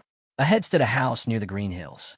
The assistant's eyes caught the sword resting there. It was the very blade the boss had asked for. Hajin gripped its hilt and declared that the enemy's trail stretched 20 kilometers northeast. Looking away, he explained that the guardianship's first duty was still to deliver the goods safely to the cult. Only after that could they uncover the true enemy. For now, their movement needed to remain quiet. Dongpil asked nervously, "Young master, what about me? What will happen to me?" Hajin didn't turn back. "We'd better hurry," he said firmly. The young man called after him, but Hajin had already leapt forward, his thoughts racing. Something about this was wrong. The first elder of the Heavenly Alliance was here. Why? He needed answers. From his robe, a jackal peeked out. Nearby, wolves tore into flesh, gnawing greedily at the corpses. Watching them, Kimwa shook his head. They were far too ravenous. Raising a vessel to his mouth, he muttered that he couldn't wait for another human to appear. Stepping onto the ground, the man asked if the captain had been waiting for him. The leader of the group turned his head, while the wolves fixed their eyes on the newcomer. With a faint smile, Illinois greeted his old acquaintance. Arms folded, Kimwa asked why the elder had taken so long. The old man replied calmly. He had business to attend to. His gaze shifted to the wolves. He realized at once who they were, the infamous beasts. The captain confirmed it. Looking at the pack's leader, Kinwa scoffed, saying he always thought they were nothing but filthy creatures. The elder frowned and asked the wolf leader's name. Yul Liang introduced himself. With his hands clasped behind his back, Iron remarked that the martial arts of the Beast Palace were far less strange than those of the Central Plains. Then, with conviction, he added, even the greatest martial artists of the Central Plains would be unable to withstand 10 of Yul Liang's strikes. The captain narrowed his eyes. Why speak so kindly of this savage? The elder chuckled, brushing it off as small talk. Yurin, watching Yul Liang surrounded by wolves, explained that each of the 4 palaces housed martial artists of extraordinary skill. It was crucial, he said, to learn who might be an ally and who might be an enemy. Kenas closed his eyes. If allies, we fight together. If not, we kill them. The elder shook his head slightly, advising him to temper his character if he ever wished to climb higher than where he stood now. From the forest came whispers that the captain intended to live life as he pleased and die on his own terms. The elder turned back, asking if the promised goods were ready. With a hint of disdain, the man pulled something from his robe, muttering about having to work with an animal just to obtain it. Il accepted the small pouch, thanking him. Inside was a strange orb. His eyes narrowed. He recognized it as the Jade of Calamity. Hands on his hips, Kenwa demanded to know what it was. The elder slipped the stone into his pocket and told him simply to think of it as something necessary. The captain's brows furrowed. The old man was as sly as ever. Folding his arms across his chest, the group leader invited his guest to join him for a drink. Elon smiled faintly, saying he would enjoy chatting like old times, but he was too busy. Placing a hand on the elder's shoulder, Kenwa extended an invitation to join the Steel Blood Fortress. The old man stared at him in silence. Looking away, Elon was taken aback that the man had even asked. Slowly removing his hand, the captain pressed further. What's wrong with recruiting talent into my fortress? The captain argued. Ilryong turned slightly, listening as the man urged him to seriously consider the offer. The old man stood motionless, then looked back. How does someone of your rank dare to speak to me like this? The captain closed his eyes. Why humiliate me like that? In the next instant, his face twisted in agony. The elder's hand had pierced straight through his body. Ilryong recalled the words spoken earlier, that allies could be killed if they weren't true allies. He stared ahead. Perhaps you should have learned who your friends and enemies were first. The captain's men shouted his name, but his body collapsed lifelessly onto the ground. Ilryong glanced around, surprised at how many henchmen remained. His eyes shifted to Yulian. Are the wolves ready for another meal? Sweat ran down the soldiers' faces. The savage grinned. A second helping? I wouldn't mind. Elsewhere, in a village, another group prepared. A man with hands on his hips ordered everyone to unpack and get ready. Someone approached him from behind, asking when the first elder would arrive. The chief explained the elder had traveled far, likely returning in half a day. When pressed about his destination, a red-haired man scoffed, suggesting he'd gone out to collect bribes again. The chief's eyes narrowed, and he snapped at him to shut his mouth. With a firm hand on the man's shoulder, he warned them all, if the alliance asked, they would say the elder had gone to honor his mother. Stretching his arms, the chief reminded them that everything depended on the first elder. If something happened to him, they would all be dragged into it. He warned them to be careful. No information about the elder could be allowed to leak. Just then, the red-haired man pointed forward. What's that? A strong wind surged from the forest, carrying an oppressive aura. The men frowned, confused. They hadn't noticed it before. Suddenly, Hajin shot forward, trees shattering in his wake. His face twisted in a grimace as his hand gripped his sword tightly. From above, Hajin leapt down, blade flashing. His aura exploded outward with a deafening burst. He landed and seized one of the men by the throat. Where is the elder? Hajin demanded. Terrified, the man stammered that the elder had gone to his mother's grave. Hajin's eyes narrowed. He roared, don't spout lies. If that were true, then. Hajin snarled, threatening to kill the man if he didn't tell the truth. Hajin released him, though his mind was already racing. It was suspicious enough that the first elder had left without his escorts. Tightening his grip on the sword, Hajin thought darkly. Since he was already here, he might as well kill the elder. Before leaving this place, he would do it. At worst, he would at least take his leg. A sharp pang shot through him as he recalled his past life. Just thinking about the elder made his right leg throb, the very leg that had once been cut off. He leapt from the cliff, aura flaring. I'll kill the first elder, he shouted. Below, the battlefield was littered with corpses. Wolves prowled among the dead. A man muttered with grim satisfaction that it was good they had come to an agreement. Another remarked that anyone would side with those who treated them better. On the cliff stood Ilryong and Yuliang. Yuliang observed that the medicine they had delivered seemed to be working. The palace master would soon recover. Yuliang's eyes narrowed as he asked what exactly Ilryong had received from the palace master. The old man answered flatly, it was the Jade of Calamity. Yuliang pressed further. And you intend to use it on the leader of the righteous Heavenly Alliance? Ilryong silenced him with a finger to his lips. Quiet. Together, they looked down at the battlefield. The elder commented that these wolves had a frightening appetite, and they were more than capable of bringing down skilled swordsmen. He admitted he had seen strange and unfamiliar occult research before, but this was beyond anything he had known. Yuliang spoke up. This isn't occult research. It's the Great Beast King's technique. It teaches beasts to grasp internal perception of power, the same way humans do. Ilryong's brow furrowed. So they can understand even your orders? Yuliang nodded. Raising 2 fingers, he explained that the wolves and the Blood Wolf squad were bound through their souls and upper energy cores. With such a bond, even the most detailed commands were understood. Ilryong exhaled slowly, both unsettled and intrigued. He had once doubted the idea of working alongside beasts. But now, seeing their coordination, he was astonished. His thoughts darkened. If he could make use of these wolves, he might even claim the position of leader of the righteous Heavenly Alliance for himself. Below, one of the wolves raised its head and began to howl. Irian placed his. With his hands behind his back, Ilryong asked what was happening. Yuliang explained that the leader of the Blood Wolf squad had caught the scent of demon cultists. The elder frowned. How many? Yuliang shook his head. I don't know the exact number, but it's close to 100. Ilryong's eyes narrowed. Have the wolves tasted their blood yet? The wolves lifted their heads and howled in unison. Yuliang smirked and said they had ambushed the cultists nearby. We missed a few dishes, he added, but it was still a fine meal. Ilryong studied him carefully. Inwardly, he noted that with the Mara festival approaching, the cultists were bound to be on the move. From a cliff, the elder asked how their strength compared to the Blood Wolf squad. Yuliang admitted there were many among them who were powerful. Ilryong stroked his beard thoughtfully. Show me how strong your blood wolves truly are. We won't interfere. Take your time if needed. Yuliang lowered his head. His aura flared, and he promised. It will be finished before sunset.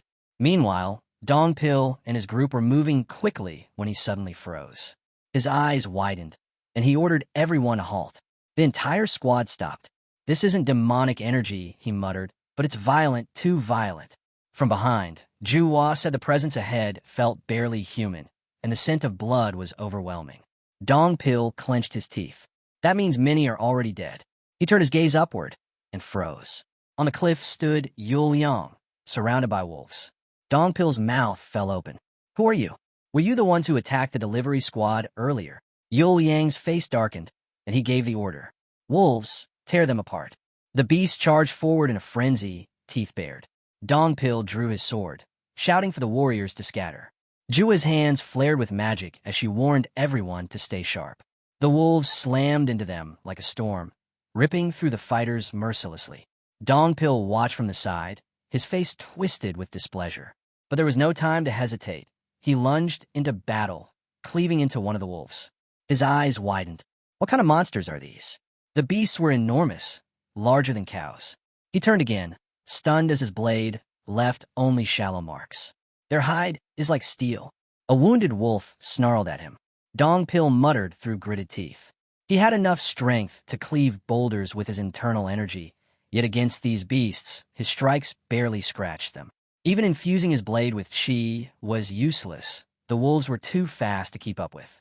He steadied himself, raising his weapon into a stance. Charging head-on wouldn't work. A wolf's glowing red eyes locked onto him. It bared its fangs and lunged.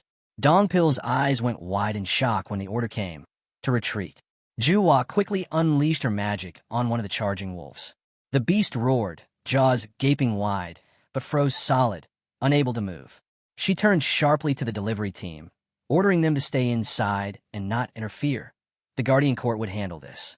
She then exchanged a look with the council leader. Both understood. At this rate, they'd all be wiped out. Retreat was the only option. But the wolves didn't stop. They tore through the ranks, their bloody onslaught continuing. Juhua frowned as she fought. Dongpil roared an order, commanding the third squad of the Guardian Court to form a rotating formation. The warriors immediately shifted, lining up side by side and moving at high speed. With his sword in hand, Dongpil stood at the center, focusing on their strategy. If they kept spinning endlessly, they could disorient the wolves. Two rotating circles of vines formed, spinning in opposite directions, shielding the weaker delivery members behind them. From the cliff, Ilryong observed. Interesting. Even without much real combat experience, the council leader has created a defensive formation, and he's using its structure offensively. On the battlefield, Dongpil's sword flashed, severing a wolf's head. Juhua fought fiercely as well, though Ilryong muttered whether the Blood Wolf squad would really be troubled by this. Yuliang smirked. "It's fine. Wolves like ours can shatter an amateur formation like that with ease."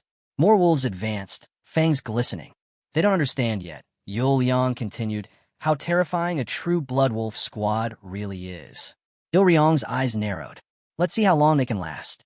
Meanwhile, deeper in the forest, a squirrel foraged for food, only to be hurled back by a violent gust as something streaked past at terrifying speed. Hajin was racing forward, fury burning in his chest, desperate to confront the elder. Back at the formation, Dongpil's blade cut down wolves left and right. Juhua cast spell after spell, but her shock grew.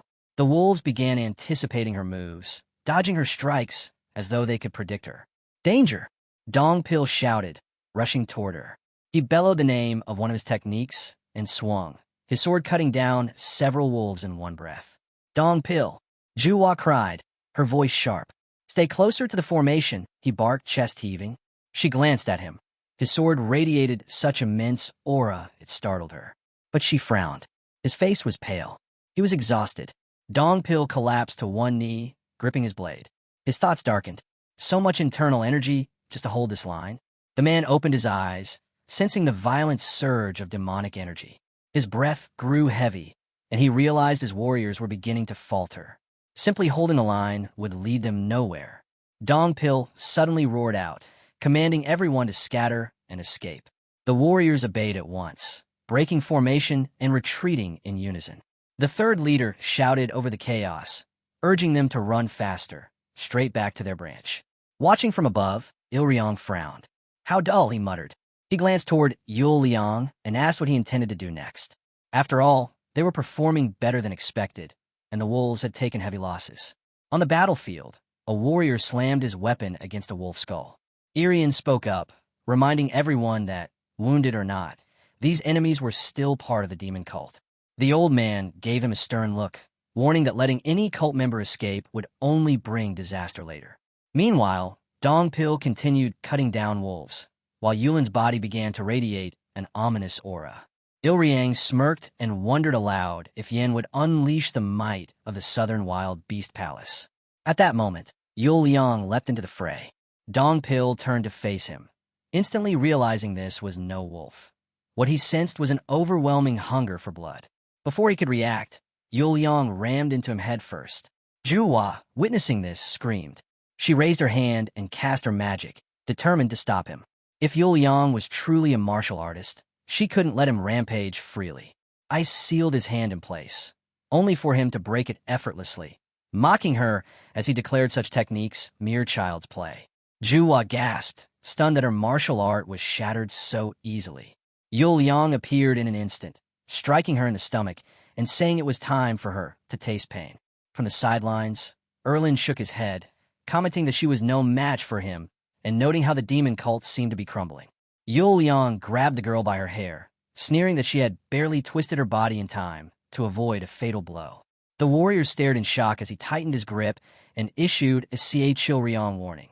No one should dare to think of fleeing, or their leader would be devoured before their eyes.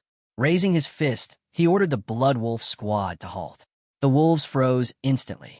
With a sharp gaze, Yul Liang counted aloud. More than 10 of his wolves had already been slain by these so-called insects. Turning to the demon cult members, he admitted they had fought well and taken down many of his beasts. Juhua winced in pain, while Yul Liang coldly remarked that raising more wolves would be no issue for him. But he wasn't the kind-hearted type to let them off so easily. Yul Liang scoffed, brushing off the thought of how long it had taken to raise his wolves. One warrior, burning with fury, gripped her sword and shouted at him to release their leader. Yul Liang simply lifted a finger and mocked her. A dog dares to bark? Before coldly ordering her death. Dongpil shouted for her to move, but it was too late. A wolf lunged, tearing her head clean off. Yul Liang smiled at the sound, savoring it. Holding the captive girl by her hair, he forced her to watch as her comrade was devoured alive. Before he could continue, the third leader struck with his sword. Yul Liang dodged smoothly, surprised at the force behind the attack. Extending his hand, he reached for the man, wondering how he still had such strength left. Through clenched teeth, Dongpil declared this would be his final strike. In an instant, Yul Liang slammed him into the ground, remarking that his determination was impressive but meaningless. Blood covered Dongpil's body as he lay battered, his thoughts drifting. Yul Yang's sheer destructive power could crush even first-class martial artists through raw physical strength alone. At this rate, they would all die here unless they escaped. Yul Liang then dragged the third leader across the ground and hurled him off a cliff. Juhua and the others stood frozen in shock as Dongpil fell unconscious. Planting his foot on the fallen leader's head, Yul Liang commanded his wolves to feast. "Run!" Juhua screamed desperately, urging her comrades to flee and warn the sect. But Yul Liang raised his hand with a cruel grin. "Food is everywhere.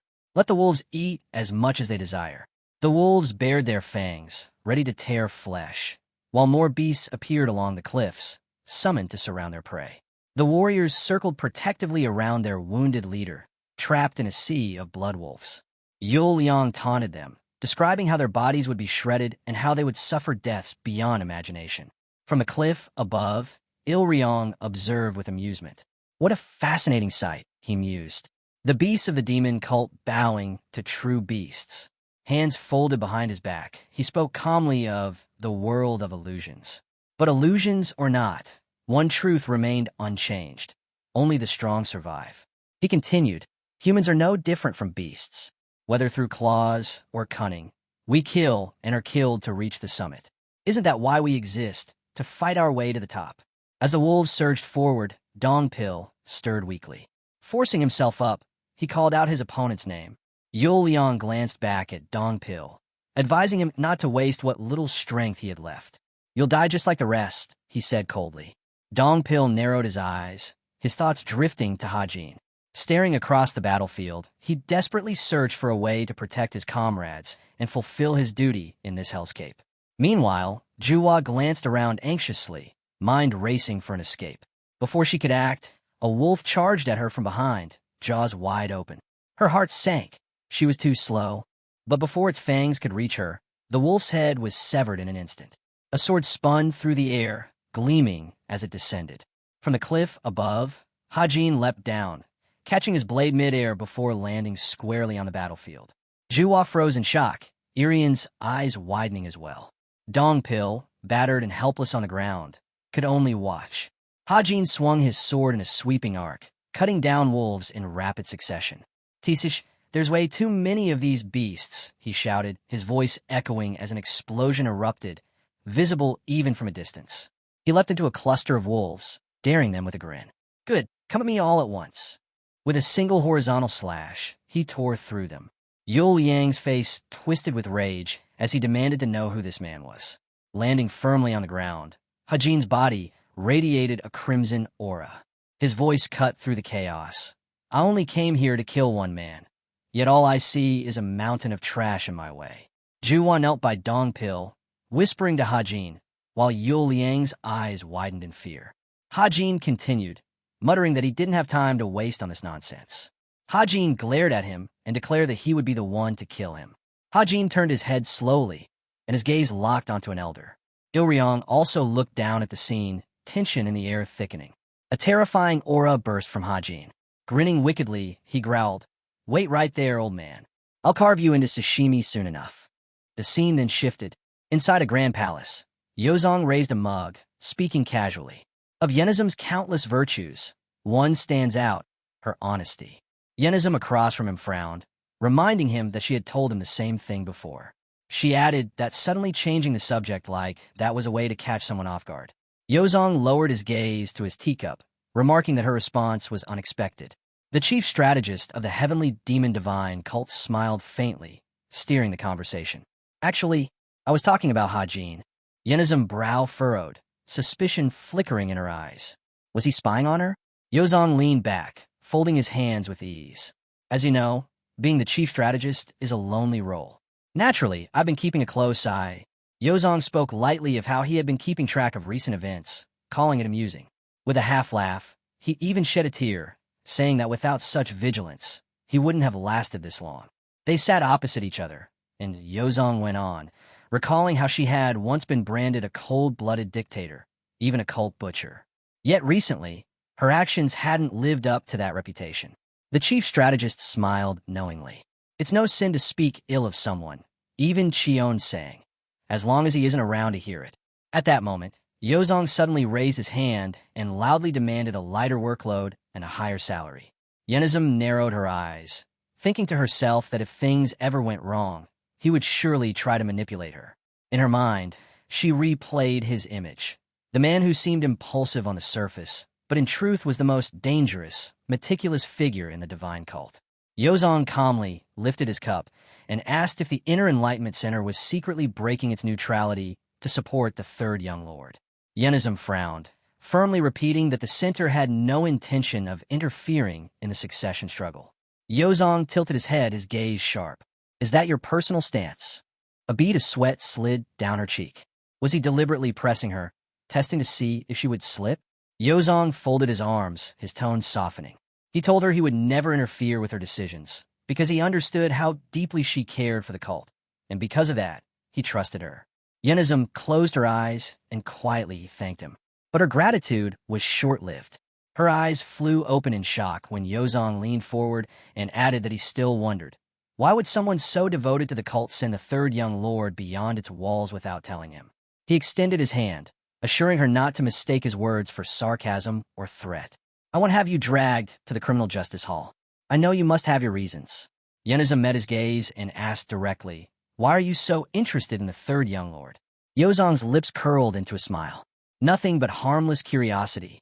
But in his mind, the image of Hajin surfaced. He noted how every member of the divine cult had begun to focus their attention on the third young lord.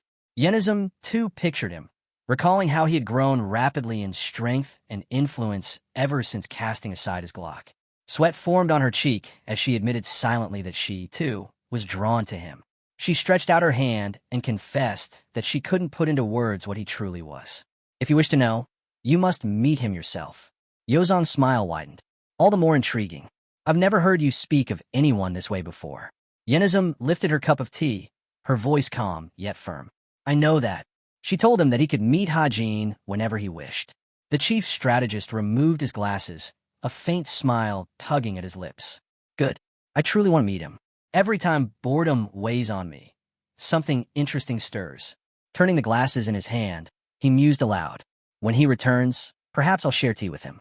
Until then, I'll handle everything that must be done before Hajin comes back. The scene shifted. The battlefield lay littered with the corpses of blood wolves. Juwa clutched her side, barely able to stand, while the warriors around her had nearly exhausted all their strength. From above, Ilriang observed closely, wondering whether this youth was truly part of the demon cult. Below, Hajin stood alone against the wolves, his aura raging, every ounce of his killing intent aimed directly at the elder. Across from him, Yuliang demanded, How dare you slaughter a squad of blood wolves before me? Hajin, unfazed, asked if Yuliang was their leader. His eyes narrowed as he continued, questioning why such a man would take orders from that old elder. With a cold grin, he added, Not that it matters. There's no reason to waste words with a dead man. Yul Liang's expression hardened as a dangerous aura flared around him. One of the wolves suddenly lunged at Hajin's back, jaws snapping. Yul Liang extended his hand and declared that he didn't care where the stranger came from. If he belonged to the demon cult, he would be killed all the same. Just then, something stirred beneath Hajin's kimono. A small creature leapt out, Goldies. Landing on the ground, its presence shifted the entire battlefield. Yul Liang clenched his fist, ordering the wolves to attack. The beast behind Hajin charged at him. But in that instant, the young man realized Yul Liang was controlling the wolves through a shared energy core. Goldie's eyes widened, and then his aura exploded. Baring his teeth, he unleashed a force so intense the blood wolf froze in terror. The warriors dropped to their knees, covering their ears. Even Yul Liang grimaced, clutching his head as he wondered what this terrifying power was. A blinding light erupted from behind the rocks. In the next breath, the blood wolf collapsed in defeat. Goldies padded forward calmly, stretching out his paw as though cursing the fallen beast. He hopped onto its head and sat there proudly. Yul Yang's gaze fixed on him, disbelief etched across his face. What kind of creature is that? To him, it was no ordinary animal. It was something beyond, another being wearing the skin of a beast. Crows dropped lifelessly from the sky as Goldies remained perched atop his defeated prey.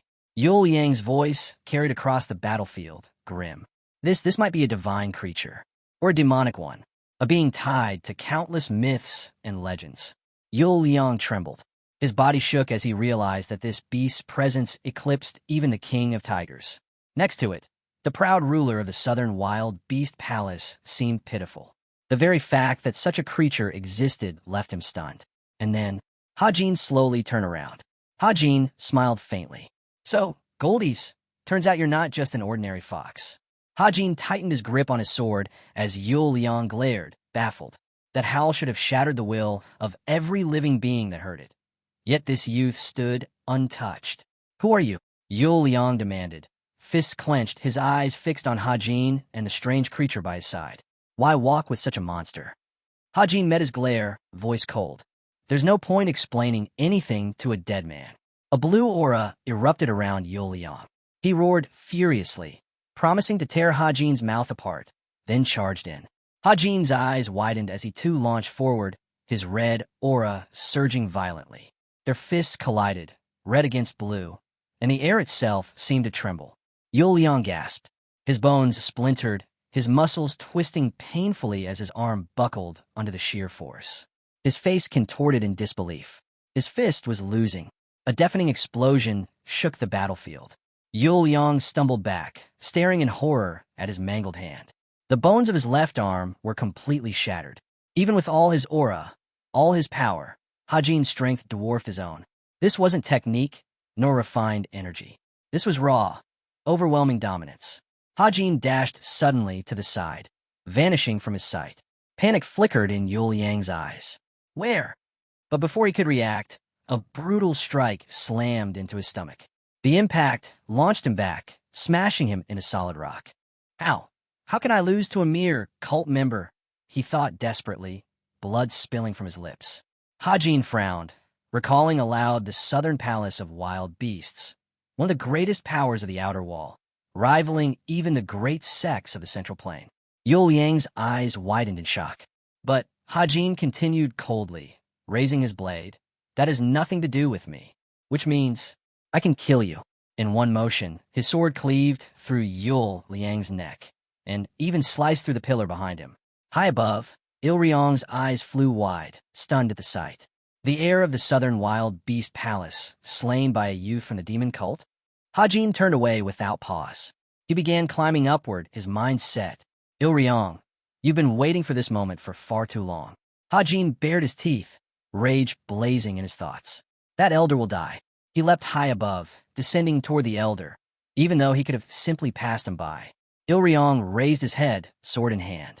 Hajin's mind churned, flashes of his past life cutting through his focus. He could live anew, start fresh, yet the pain in his leg throbbed as though refusing to let him forget. He screamed, the memory burning. That leg, the very one you cut from me that day. And with that cry, Hajin struck out. Hajin roared, demanding that Ilryong return his leg.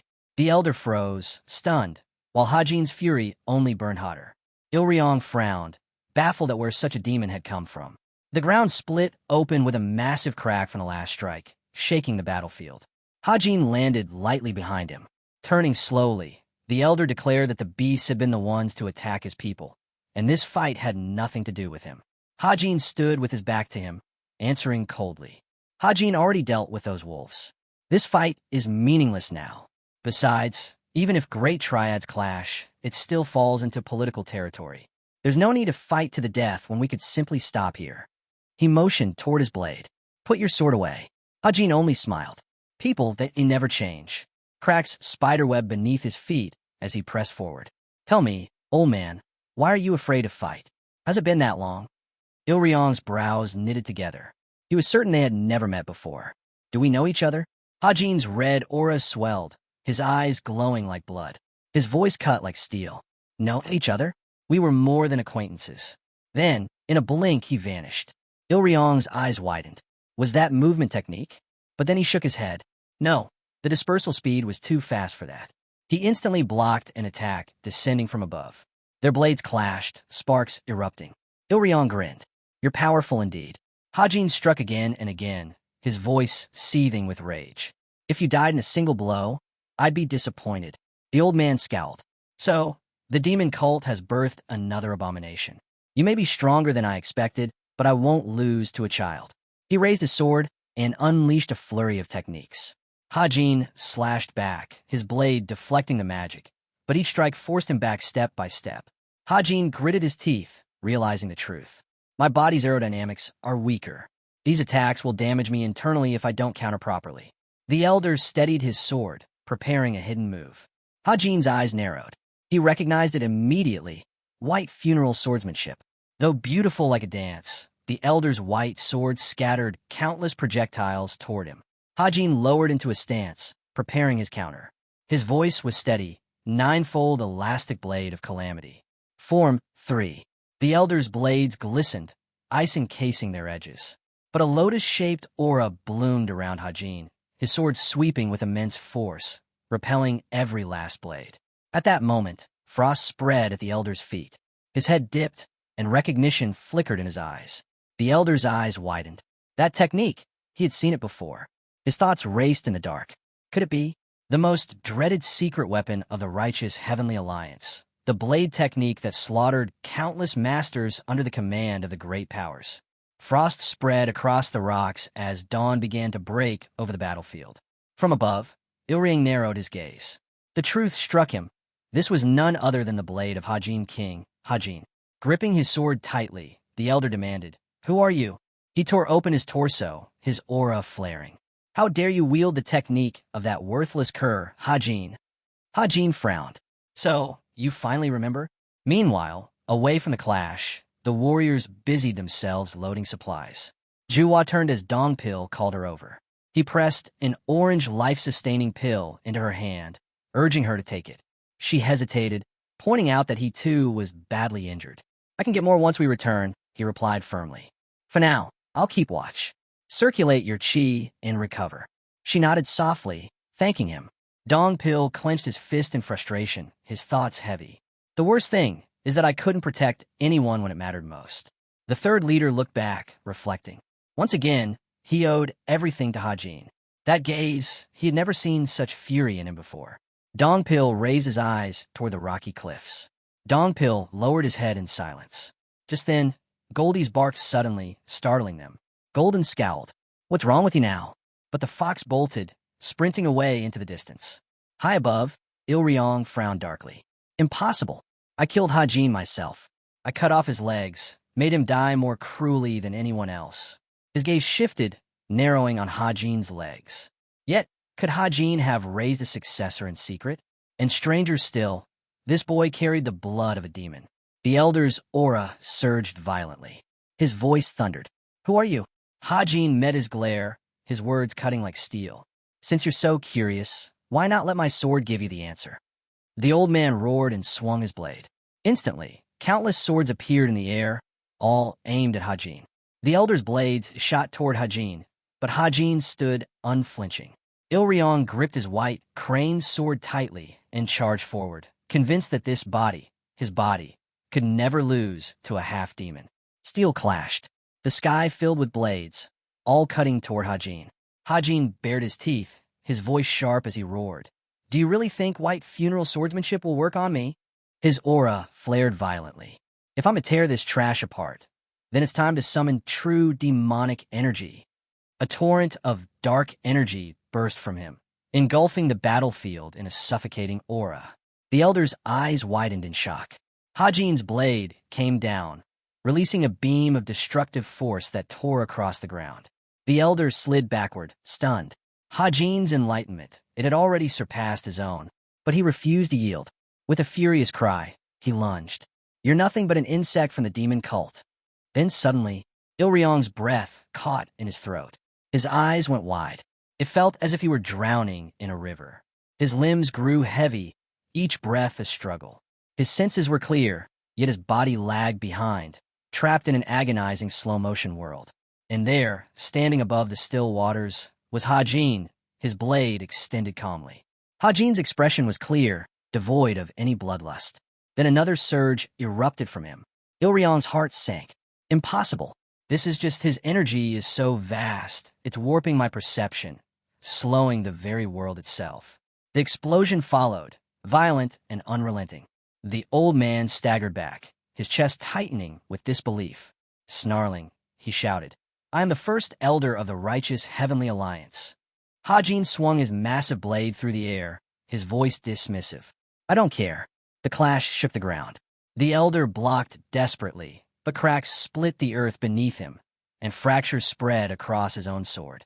He leapt back, realizing that Hajin's enormous blade was wrapped in monstrous, demonic energy, carrying a weight that could split mountains.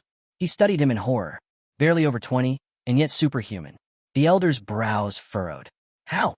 How could he wield such power? Hajin smirked. "I brought this massive sword for one reason.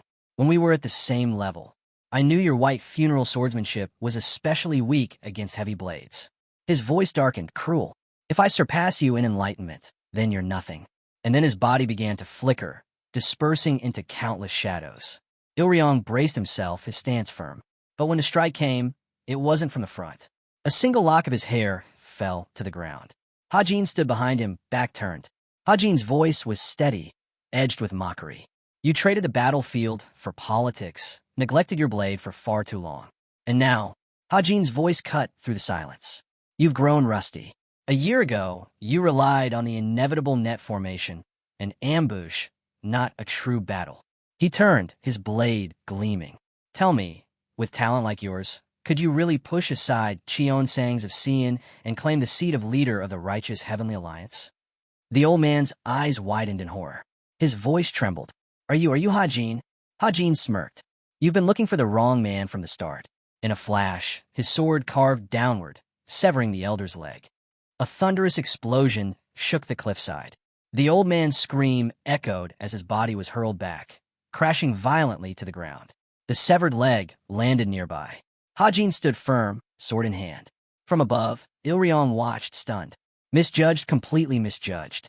Since joining the righteous Heavenly Alliance, no one has ever injured me so gravely.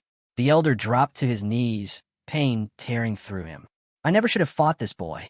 If I want to live, I must escape. But as he looked up, his eyes narrowed. Hajin's condition had changed. His cheeks puffed as he stifled a cough, streams of blood flowing from his nose and dripping onto the ground. Not enough demonic energy, he realized. The vision of the highest gate of heaven and earth I forcibly closed. It's trying to collapse. Hajin pressed his bloodied hand to his face, his thoughts racing. If I keep moving like this, what little demonic energy I have left will turn upstream, blocking my chi. I need a way to replenish it. Hajin's black brows furrowed. His grip tightened on his blade. If that's the case, I'll have to use the primordial energy. The elder's eyes narrowed. Hajin's skin had gone pale, his breathing ragged.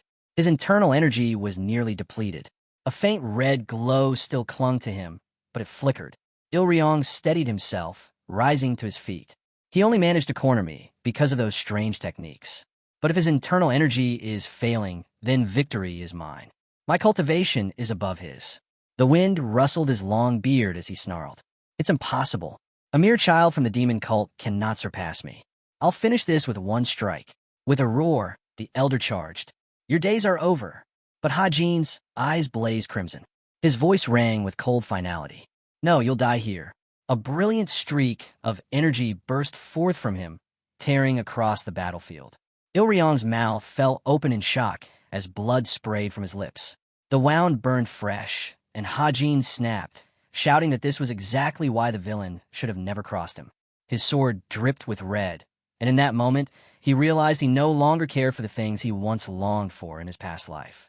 The enemy lay sprawled on the ground, and a dark urge surged within him. He wanted nothing more than to cut the man down again and again. His teeth clenched tight, sweat streamed down his face, and the storm inside him refused to calm. From the distance, Dongpil's voice rang out, desperately calling his name. Hajin's body suddenly gave out. His eyes rolled back as he collapsed to the ground. The third council leader rushed toward him with the jackal close behind. A crimson building came into view. Voices echoed, reports of tragedy. Only 5 victims had survived inside the Enlightenment Center, while 22 from the Guardian Court's third squad had lost their lives. Juhua lowered her head, apologizing to the center master for her lack of caution. Yenizum stared at her in disbelief, telling her there was no need to apologize. Blame belonged to their attackers. With a steady hand on Ja's shoulder, Yenizum assured her that she had accomplished her mission. Punishment was not needed. What she needed was comfort. Turning away, Yenizum offered food to her comrades. The center master slipped her hands into her sleeves, silently reflecting. In just 10 days, Hajin had restored more than half of his martial arts and faced every monster alone. Her brows furrowed. Hajin was terrifying indeed, and yet she knew she would have to meet him again soon. In front of the building, warriors gathered. The third leader stood before his comrade, who admitted he felt unworthy. Dongpil warrior clenched his fists, vowing to personally visit the families of his fallen squad. Gunsung rose from his seat, holding out his written report for the Guardian Courtmaster. He told the third leader not to burden himself with guilt, as he would take responsibility for the mission's outcome. Dongpil shut his eyes when the first leader spoke. Their duty, he reminded them, was to protect their loved ones. But even so, as the squad's leader, responsibility still fell on Dongpil Man. With hands clasped behind his back, the first leader declared he would administer punishment himself. Until it was complete, the third leader would be stripped of his duties within the Guardian Court. Dongpil closed his eyes once more and accepted without protest. Gunsung looked to him and finalized the order. Dongpil warrior was suspended indefinitely and would not return as third executive until the directive had been fully carried out. Sweat rolled down Dongpil's skin as the weight of it all sank in. The punishment was harsh, but Dongpil knew he couldn't complain. Expulsion wouldn't have surprised him either. Still, his eyes widened when Gunsung suddenly announced that instead of further discipline, Dongpil warrior would now serve as Hajin's personal guard. Just like that, his punishment was declared complete. The first executive smiled faintly, wishing that his comrade would gain wisdom from Hajin before one day returning to his original post. A long white staircase stretched toward the building. At its base, the beast pressed its paws into the soft ground. Hajin's eyes snapped open. He thought he was dreaming. He remembered being carried to a carriage, his thoughts swirling in confusion. The awkwardness weighed on him, but suddenly he shoved the jackal aside, shouting that he didn't want to hide in shelters, collect scraps of information, and then flee. Stepping out of the building, his mind returned to a single name, Il-ryong. From the moment he heard it, his world had been drenched in blood. He recalled his battle with the old man, realizing he hadn't even known how deep his own resentment ran. Images filled his mind, himself leaping through the air, striking at the enemy. But as he stood there, he frowned, questioning whether what he truly sought was freedom. A voice called out, snapping him from his thoughts. Dongpil bowed respectfully, saying he had just arrived. Hajin's eyes widened before he invited him to share a meal. Stroking the jackal at his side, Riang Seo listened as Dongpil suddenly dropped to his knees. With a loud voice, he swore loyalty, dedicating his life to protecting Hajin as his personal guard. Hajin's mouth fell open in disbelief. Dongpil Man vowed he would defend him with his very life. But instead of relief, horror flashed in Hajin's eyes. Was the third leader planning to live here now? Above them, the sky was clear and blue, yet Hajin felt his dream of escaping slipping further and further away. Inside, plates of food were set on the table. Anghua sat at the round table, while Dongpil ate heartily, showering her cooking with praise.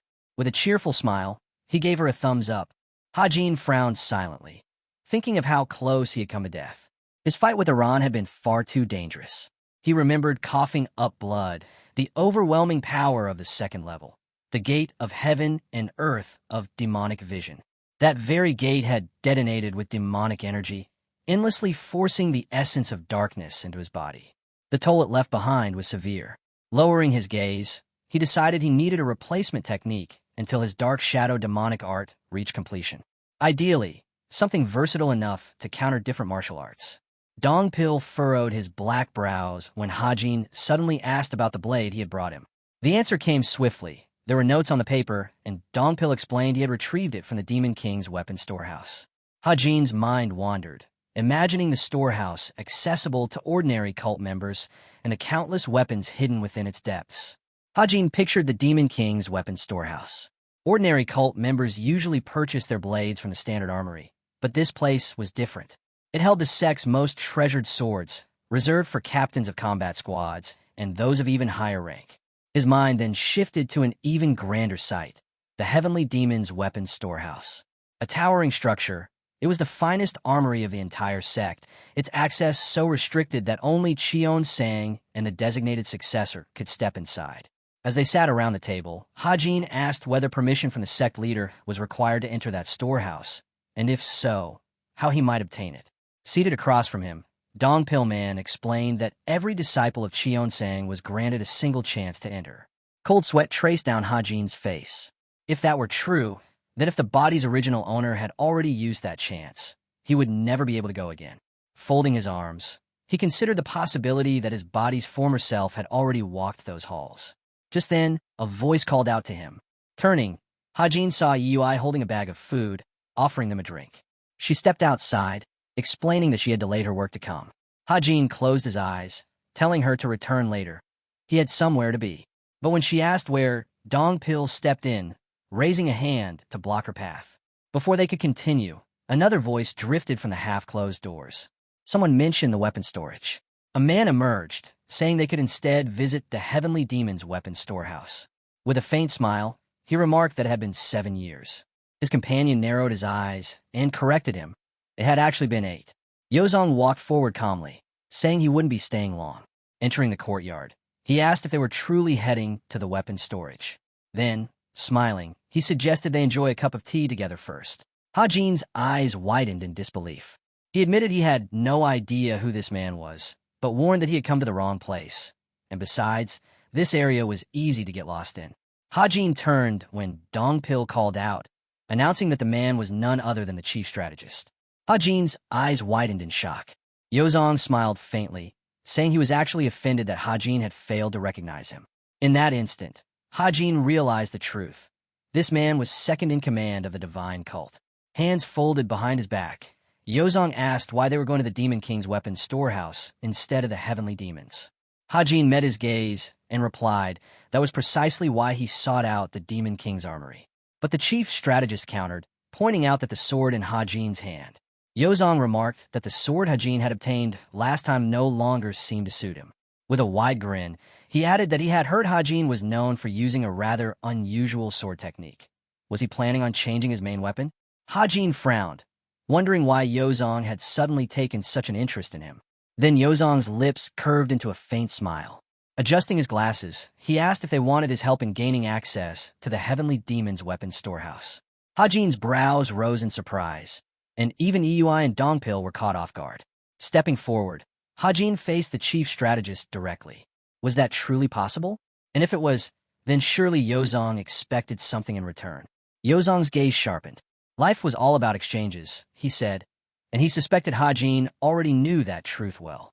Hajin lowered his head, asking what price he intended to demand. With a light smile, Yozong answered. All he wanted was to spend the day in conversation with him. Approaching closer, he clarified, just to talk, to share a drink tonight. Nothing more. Hajin bit his lip, certain Yozong had an ulterior motive. The sunlight fell across the temple's rooftop as Hajin excused himself, telling Yozong to wait while he changed. Moments later, dressed in new clothes, he ordered Dongpil to seek out the master of the Inner Enlightenment Center. If she had met with the chief strategist during his absence, he wanted to know exactly what they had discussed, especially if her words had involved him. Hajin lowered his head, reflecting on how Yozong stood apart from everyone else within the divine cult. His words sounded careless on the surface, yet each one carried weight. Frowning, Hajin recalled Yozong's peculiar phrases, while Hajin remembered that Yozong had appeared almost immediately after he had regained consciousness upon returning to the cult.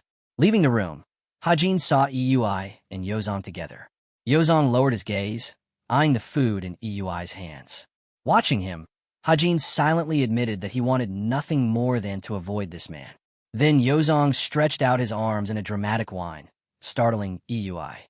Hajin, meanwhile, continued to think. The reason his instincts urged him to avoid Yozong was simple. The moment he saw that man's face, something inside told him to stay away. Yozong immediately turned his attention back to him. Was he ready? Yozong smiled, declaring it was time to leave. The sun dipped below the horizon, casting long shadows, as Yozong began sharing a story. On his first vacation, he had gone out to enjoy the beauty of nature. Yet instead, he had been robbed by bandits. Yozong raised his head and laughed, but Hajin could tell. His words hovered somewhere between truth and lies. Hajin studied him carefully, realizing just how skilled he was at concealing his true self. As they walked, Hajin commented that Yozong was brave. But Hajin shook his head. Hajin was the only one here who truly showed courage. With a faint smile, Yozong revealed that his leave of absence had been officially granted. Hajin's eyes narrowed. Unlike him, who had merely snuck out, Yozong had done things properly. Suspicion struck, he knew about it. Lowering his head, Hajin asked him not to report this to Cheon-sang. Yozong, however, was surprised at how quickly he admitted it. Hajin then closed his eyes, demanding to know the real reason the chief strategist had sought him out. Yozong only smiled. Perhaps it was nothing more than curiosity, he said. He simply couldn't resist it. Hajin instinctively stepped back. Yozong turned away, remarking that the heavenly demon's weapon storage was still a long way ahead. But Hajin countered that he had no choice but to stop here.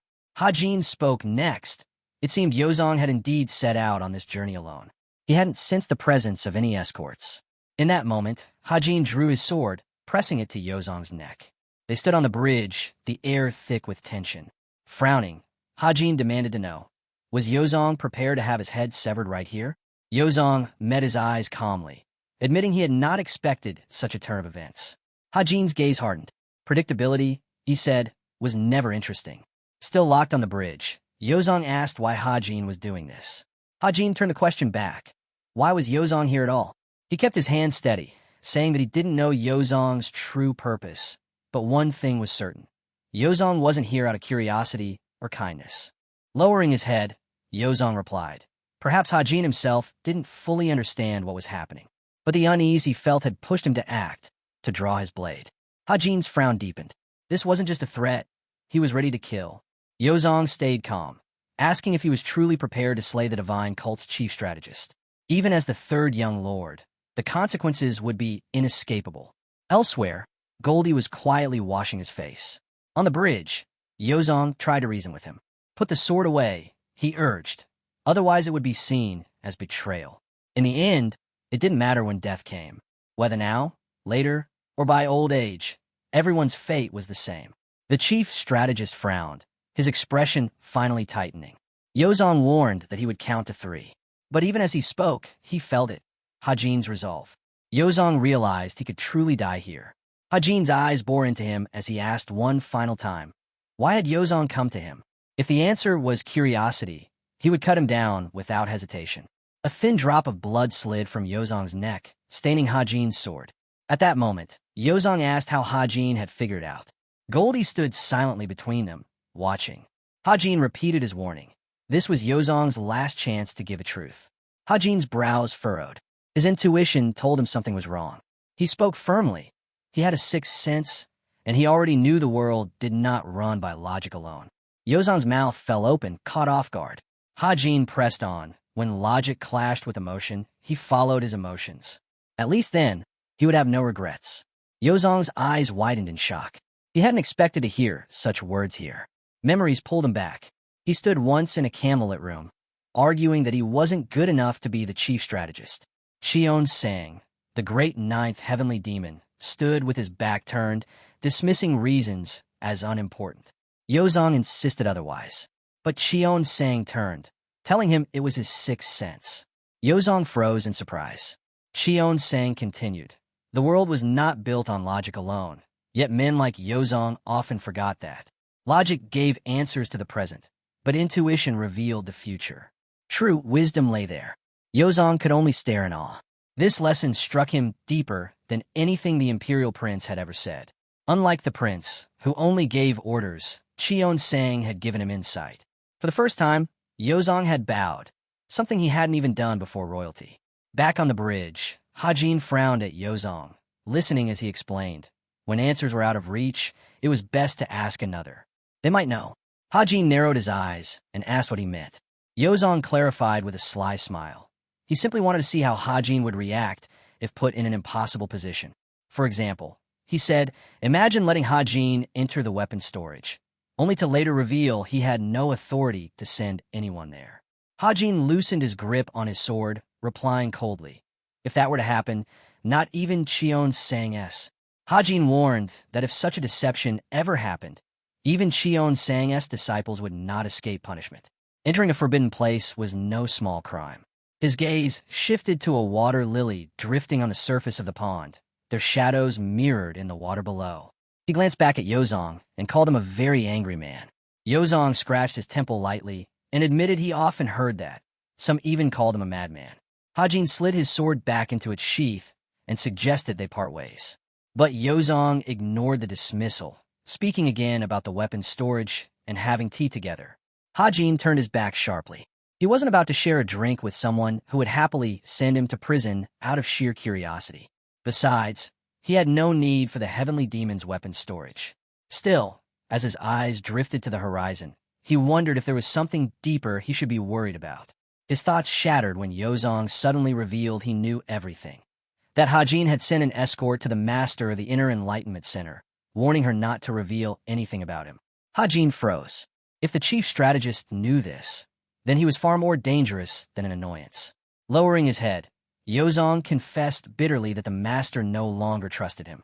That loss, he admitted, stung deeply, because she had been the only relationship he truly valued in the divine cult. Now, he had no other friends here. The sun slipped behind the jagged rocks, painting the sky in shadow. At last, Hajin relented, agreeing to drink with Yozong. But first, they would visit the weapons warehouse. What followed left Yozong stunned.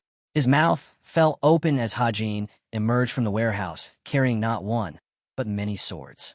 Yozong stretched out a hesitant hand, asking if Hajin hadn't planned to take just one. But Hajin's answer was cold and precise. The condition had been that he could enter once, not that he was limited to a single weapon. A bead of sweat traced down Yozong's cheek. He had been outmaneuvered.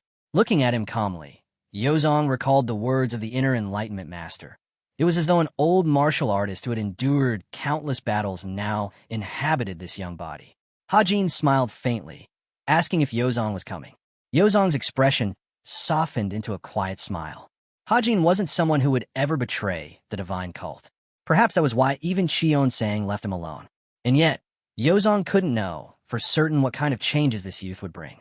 Tomorrow, he reminded himself, he would have to face Cheon-sang. A day passed. In the courtyard, Hajin stood with his new sword. Turning, he saw the third leader approaching. Dongpil stepped closer, immediately noticing the weapon in his hand. Dongpil frowned as he realized Hajin had taken far more than just a pair of blades. His eyes landed on one in particular, the Seven Knights blade. Officially named the Dark Demon's Blazing Night Blade, it looked plain at first glance, but carried a subtle, unsettling bloodlust. Once, it had been the favored weapon of the seventh heavenly demon. He also noticed a pair of twin blades among the collection. Their uniqueness stood out immediately. These were not demonic weapons. Even martial artists of the Orthodox faction coveted them. Lowering his head, Hajin said he liked these blades, but if they weren't suitable for combat, he wouldn't keep them. Dongpil frowned, realizing Hajin valued practicality over history or prestige. Then Hajin lifted a massive sword, asking if Dongpil recognized it. He admitted he had never seen it before. Hajin asked if the third leader wanted to try holding it. As soon as Dongpil gripped the weapon, shock struck him. The blade weighed 30 to 40 kilograms. Hajin recalled how it had been leaning against the wall, and though it wasn't fit for prolonged battles, something about it drew him in. Unlike the other polished weapons on the shelves, this one sat neglected in the corner, nameless. Still, he decided to call it the Dragon Scale Blade, inspired by its hilt. Hajin's eyes widened slightly. This one wasn't bad. But Dongpil could only think that Hajin had a terrible sense for names. Hajin stood with the sword in his hands, and Dongpil remembered the day in the secluded bamboo grove, how effortlessly Hajin had wielded every weapon he touched. Without warning, Hajin tossed the heavy blade back at him. Dongpil caught it midair as Hajin pointed at him, saying he could keep this sword. He trusted his judgment, though he couldn't guarantee Dongpil would like it. Hajin smiled, adding that this blade suited Dongpil's heavy, grounded style of martial arts. That was why he chose it for him. Drawing the weapon, Dongpil was stunned. The steel gleamed, reflecting his face back at him, and in that moment he realized what he was holding. It was one of the 5 great demonic swords of the divine cult, and one of the 10 great demonic swords of the Jianu. A radiant aura flared around it. Dongpil whispered its name, the Sword of the Silent King, also called the Sword of Silence. Its true power would remain hidden until it recognized a worthy master. But once it did, the strength it unleashed would be overwhelming. Dongpil frowned, staring at the aura that coiled around the blade. Then, without hesitation, he slid it back into its sheath. Dongpil thought about the sword in his hands. It had been chosen for him personally by Hajin, taken straight from the heavenly demon's weapons storage. His gratitude was immeasurable, yet he knew showing too much would only weaken Hajin's favor. Hajin frowned, noticing the strange look on the third leader's face. Suddenly, Dongpil struck his fist into his palm, his voice booming as he swore he would become the finest warrior of the demonic cult.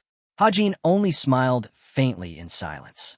From beyond the wall, the cries of a messenger rang out, bringing urgent news from the palace of the demon god. Dongpil turned quickly, while Hajin's eyes widened in shock. Closing them, he thought grimly that this was a terrible omen. The scene shifted to a forested clearing. Li Qion sat across from Hajin, pouring him a drink. As he raised the cup, Hajin silently hoped Cheon-sang wouldn't bring up his secret escape. Placing his hand on the table, Li Qion remarked that he had noticed how hard Hajin had been training. The sudden question that followed, however, made Hajin choke on his drink, spitting it out in shock. The topic was the cult's 4th young master. Hajin could only stare, stunned, admitting aloud that it had truly happened. The heavenly demon recalled the image of Yimun and his technique. He explained that the 4th master's demonic art was a revised form of the Jaka family's martial arts. Sitting calmly at the table, Li Qion continued. Yimun had been stubborn but skilled. At his age, few dared attempt creating a new martial art. Though it began poorly, over 3 years it had taken shape, growing into a formidable style. Hajin listened silently, unable to grasp what message Qion-sang was trying to deliver. Li Qion-sang then closed his eyes. Iman's art, he said, remained incomplete. Though he had talent, he wasted it on schemes instead of cultivation. Raising his cup, the heavenly demon added coldly, "Those who fail to recognize their own talent are ignorant, and ignorance is something he despised." Hajin remained silent, watching as Qion-sang voiced his disapproval. The fourth master had wasted the life he'd been given. Qion-sang remembered the day Hajin struck Yimun down. How unexpected it had been. With eyes shut, he admitted he had long known of Iman's ambitions, but the man was never destined to take the heavenly demon's throne. Turning his back to Hajin, Qion-sang spoke again. He had never imagined Yimun would fall from the race for succession so soon. The heavenly demon admitted he admired those who defied his expectations. Turning back, he said that Hajin had done just that, and more. Li Qion-sang-ji's voice lowered as he added that this was why he admired and respected him. Hajin's eyes widened in disbelief. The greatest demon in the world respected him. Leaves rustled as the wind swept through. Water lilies drifted silently across the pond.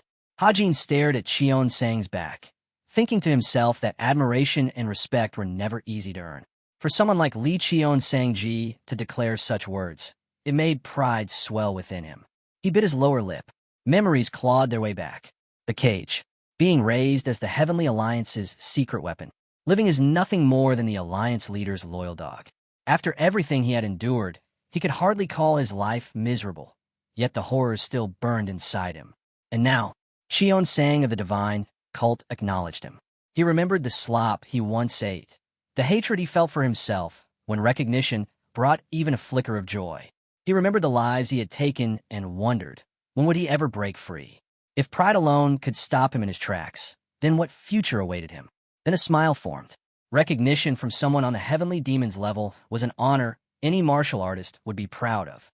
Perhaps he didn't need to be so harsh on himself for feeling this way. Li Qion-sang-ji stood with his back turned as Hajin lifted his cup. Emotions, he thought, were nothing to fear. They were natural. Even the feelings he despised were still part of who he was.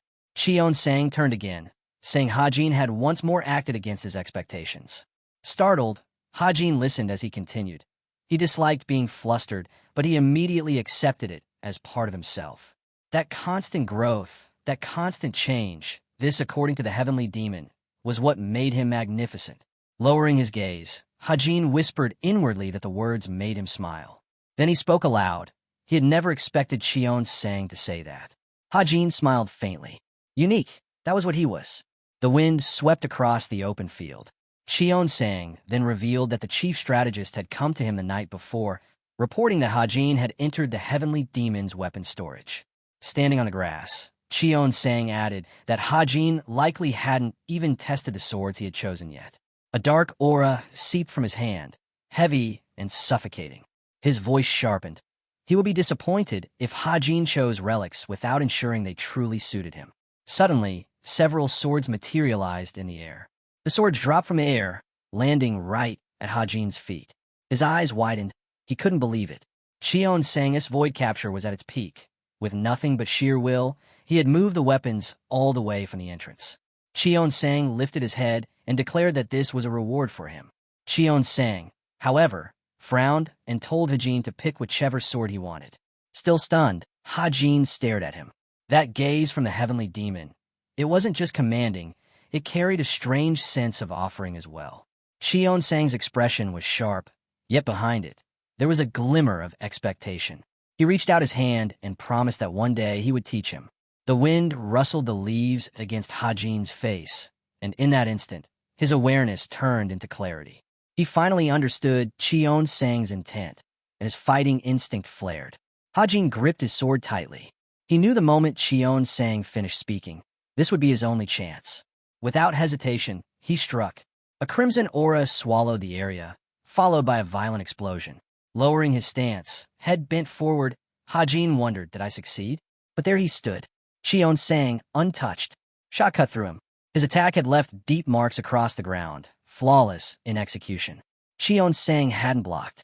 He hadn't dodged, yet he was completely unharmed. Extending his palm, the overlord spoke, praising the attack as impressive. The mist around him dispersed as he reminded Hajin of his earlier words. He had said he would teach him something, not that he wanted to be attacked. Li Qian-Sang-ji's eyes narrowed. He had noticed it. The exact moment Hajin struck was when he was most exposed. He wondered, was this insight something Hajin was born with, or was it merely intuition? Hajin stood tense, his grip firm. Li Qian-Sang-ji dismissed the thought in his mind. Intuition was worthless. This was something deeper. Behind him, the ground bore scars of the strike. The instinct to kill. The instinct to die like a beast.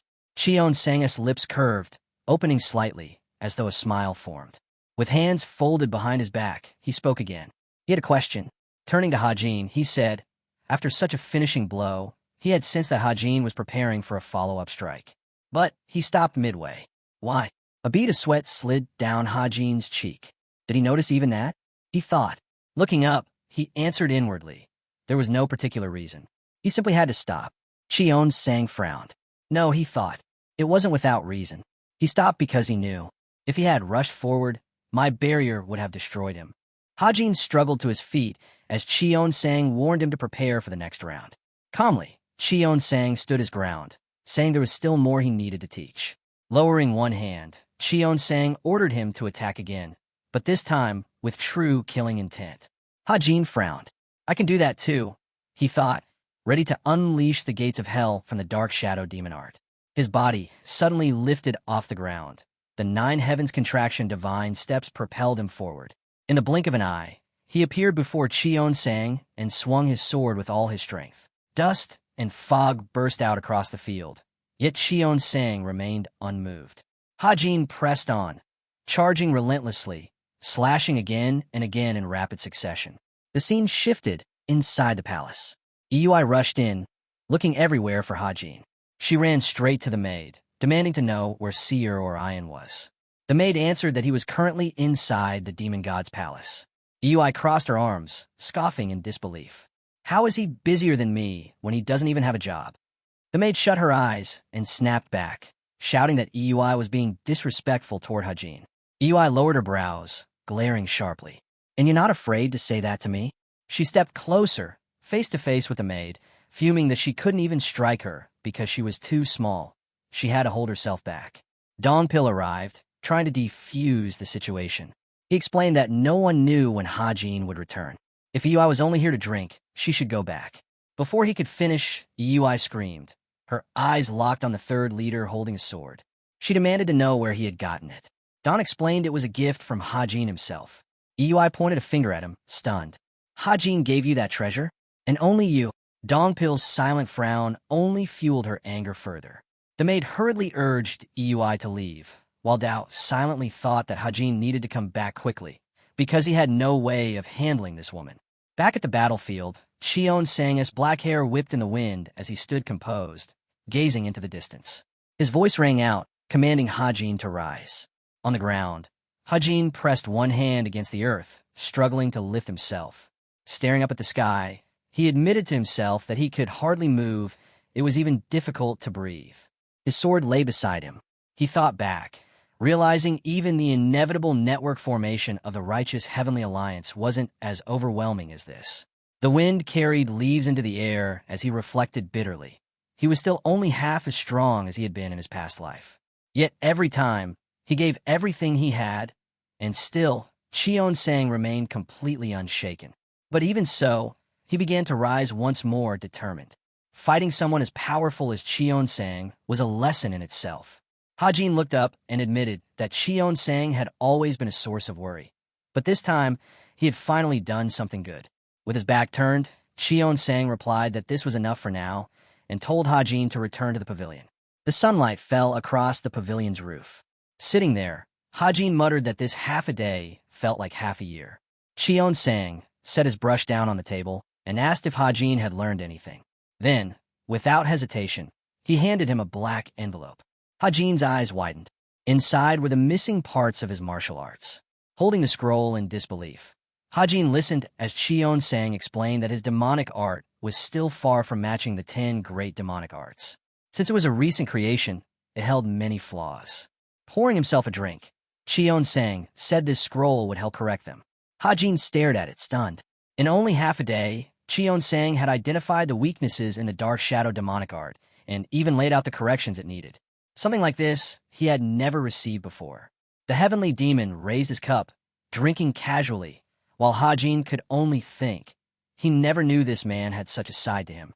He tightened his fists, wondering if this was the true lesson he had been meant to learn. Then, bowing his head, he thanked Cheon Sang. Cheon Sang closed his eyes, rejecting the gratitude.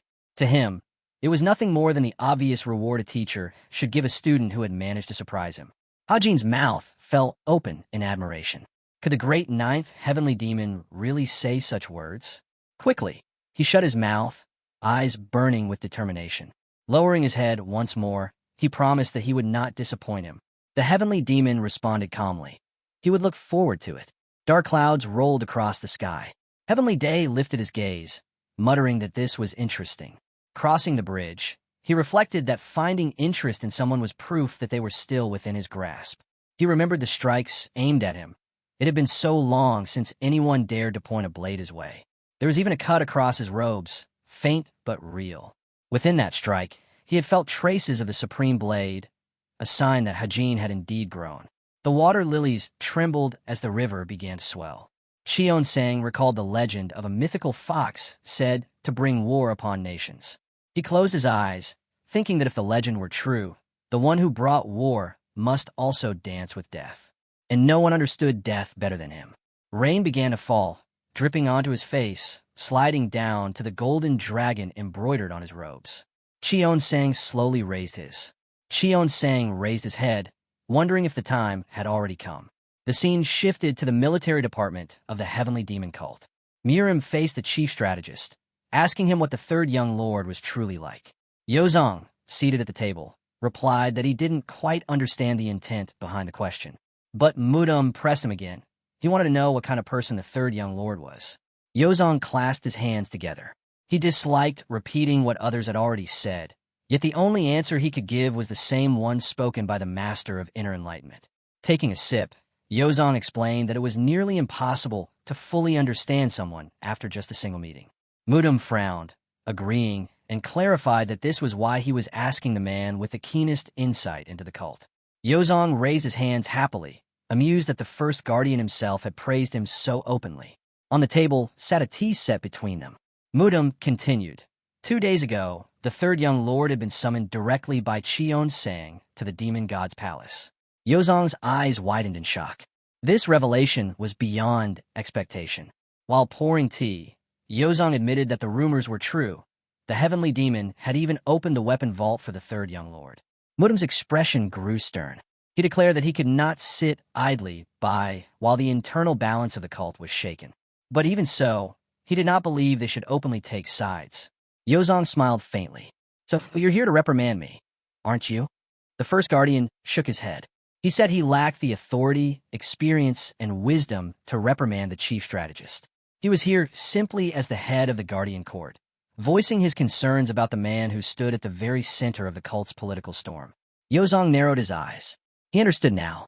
Earlier, when Mudum had asked about the third young lord, what he truly wanted to know was whether Hajin was worth opening the heavenly demon weapon vault for. The first guardian narrowed his own eyes and confirmed it. Yozong lifted his cup and drank slowly. Then he said there was no need to open the vault at all. Mudum's jaw dropped. Yozong explained calmly. Someone who had already surpassed others had no need for a divine weapon. Inside that small room, the conversation grew heavier. Yozong continued, saying he could not yet define exactly what kind of person the third young lord was. But from their brief encounter, he had understood him, at least a little.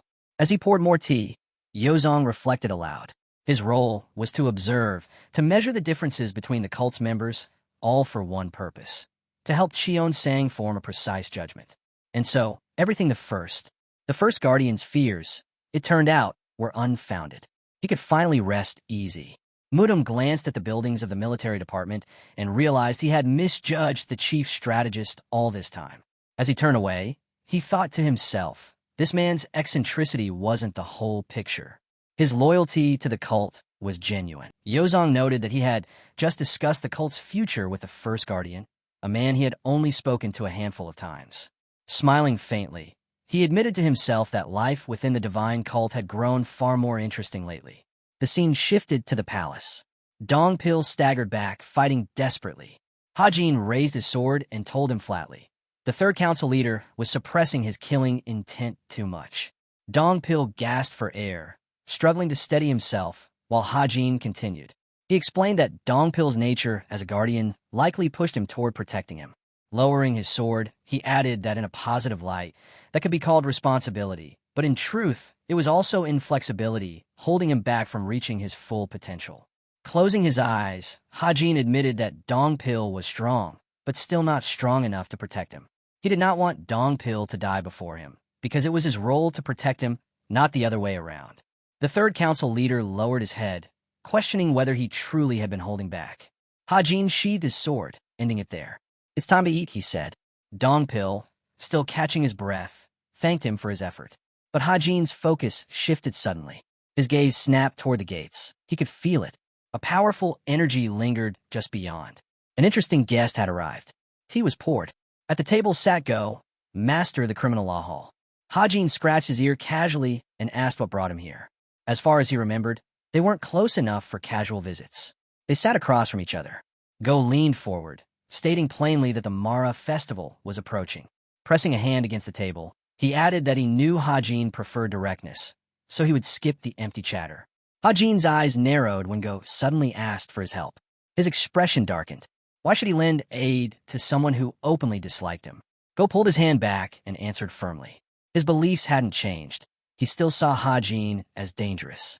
But with a common enemy, he believed their goals could align. Then his tone sharpened. The other successor candidates, they were Hajin's enemies as well. At the Mara festival, Go intended to arrest and imprison one of the disciples. Hajin's eyes widened in surprise. Another disciple? The Mara festival, an ancient ritual honoring the sole god of the divine heavenly demon cult, the ruler of the sixth heaven. The desire realm, Mara. In the past, human sacrifices have been offered to this being. It was during those times that the divine heavenly demon cult first gained its notorious reputation as a demon cult. But the Mara festival of today was different. Despite their scriptures and doctrines, the cult was now deeply involved in worldly affairs. What remained of the festival was nothing more than an ancient rite, not unlike the Murim festival held in the city. Hajin rubbed his chin in thought. Hajin fixed his gaze on Go and asked what the connection was between this request for help and the Mara festival. Go's expression hardened. He explained that during this year's festival, they would imprison one of the heirs in the criminal court. Of course, the 6 would be left alone unless one of them committed an unforgivable crime. Hajin's jaw dropped. Were there heirs beyond the remaining 6? Go placed his hand firmly on the table and clarified. To be precise, there was another, a candidate nominated as successor, who would appear at the Mara festival.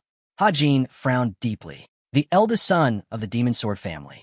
The Demon Sword family, rulers among the 7 families of the demon cult, renowned as the greatest sword wielders of them all. Hajin could hardly believe it. The eldest son of the Demon Sword family as a successor candidate? His lips parted as he asked why they wanted him imprisoned. Had he committed some crime? The vein in Go's neck bulged as he spat the answer. This man had robbed and murdered 7 cult followers, then pinned the blame on an innocent half-demon. Hajin froze. The true culprit lived freely, while the half-demon, who had devoted everything to the cult, was unjustly executed. Still as stone, Go admitted in shame that it was a disgrace. The cult had erred, and now they needed to capture the criminal. He said they owed it to the grieving family to deliver justice for the wrongly executed. Hajin frowned, asking how exactly they planned to catch him. Narrowing his eyes, Go admitted he didn't know. That was why he had come here to him. The scene shifted to the center of inner enlightenment. When Yenizum entered the room, Hajin greeted him. You must be busy, yet you came without notice. Tea was placed upon the table. Hajin got straight to the point. The reason he had come was because of the unjust execution. 2 years ago, he explained, a maid from the Inner Enlightenment Center had been murdered. He needed information about her. Yenizum frowned, asking if that was truly why he had come. Placing his hand firmly on the table, Hajin said she knew the truth, that the culprit was someone else. The girl froze, startled. How do you know that? A bead of sweat slid down her face as she pressed further. Did the Criminal Justice Hall ask you for help? Closing his eyes, Hajin replied calmly. They'd figure things out quickly. Her eyes lit up. Then did they already identify the real culprit? The teacup in her hand cracked. Hajin opened his eyes. The demonic energy radiating from her was overwhelming. Years had passed since the murder, yet her fury had not dimmed. Placing 5 scrolls on the table, she said all the information about the victim was contained within. After receiving the evidence, Hajin turned to leave. Watching him go, the girl thought silently. Hajin didn't mention the Mara festival at all. He must believe I can uncover the real culprit's identity. She studied him closely. If the criminal law department could solve this with their own investigative skills, they would have. But instead, they asked one of the heirs for help. Her brows furrowed. Even a law hall staff can't easily touch the true criminal. That must mean the culprit is a high-ranking official, one who will attend the Mara festival. Turning to her attendants, she ordered, "Bring me a list of the high-ranking officials attending this year's festival." The scene shifted to the manor. Hajin placed a heavy book on the table. Picking it up, he muttered that if he was going to hunt the criminal, he should at least read about the law. He read through the dense text until the end, then flopped onto his bed. Why is this law book so thick? Staring at the ceiling, he sighed. He couldn't ignore this. Someone else could handle it more easily. But still, wouldn't it be better to use his time searching for a way out of here? Escaping had always been his dream. Yet he knew, understanding and then turning away would be wrong. Ironic, he thought, that a former assassin was the one saying this. Golden padded toward him, the fox's eyes glowing in the dim light. Outside, Hajin muttered to himself. When faced with such a request, even if one couldn't help, they should at least share in the outrage. Dongpil was waiting outside. "This is one of those cases," he said. Walking up to the blonde warrior, Hajin asked how he was. Dongpil admitted in amazement that he never imagined he possessed such power. Hajin smiled. "That's because you've been suppressing your potential all this time." Closing his eyes, Dongpil confessed he was now ashamed to even look at him. But Hajin cut him off sharply. "You should be ashamed of the mindset that keeps you chained down. Because what's the point of strong will?" Hajin finished. "If your way of thinking isn't flexible." Then he patted Dongpil on the shoulder with a grin. "Relax. Just a joke." Smiling, Hajin added that they could take their time, walk slowly, and see the face of the criminal for themselves. Before long, they were in the city square. Lanterns hung from every post, lighting up the streets in celebration. As dishes were served, Hajin ate along the way, nodding in approval. The Mara festival really is something. No wonder Anho was so excited to come out here. He bit into a kebab, smiling brightly. "Delicious." Dongpil stared in puzzlement. He never thought he'd see Hajin so genuinely happy. In the square, a traveling theater troupe performed. Hajin tilted his head, watching. The plot's obvious, but sometimes the cliché ones are the most fun. Then he noticed Yui. Waving his hand, he called out to her and reached toward her. "When someone calls you, shouldn't you at least answer?" "Still mad, I turned down your invitations to drink." Suddenly, a tear slipped down Yui's cheek.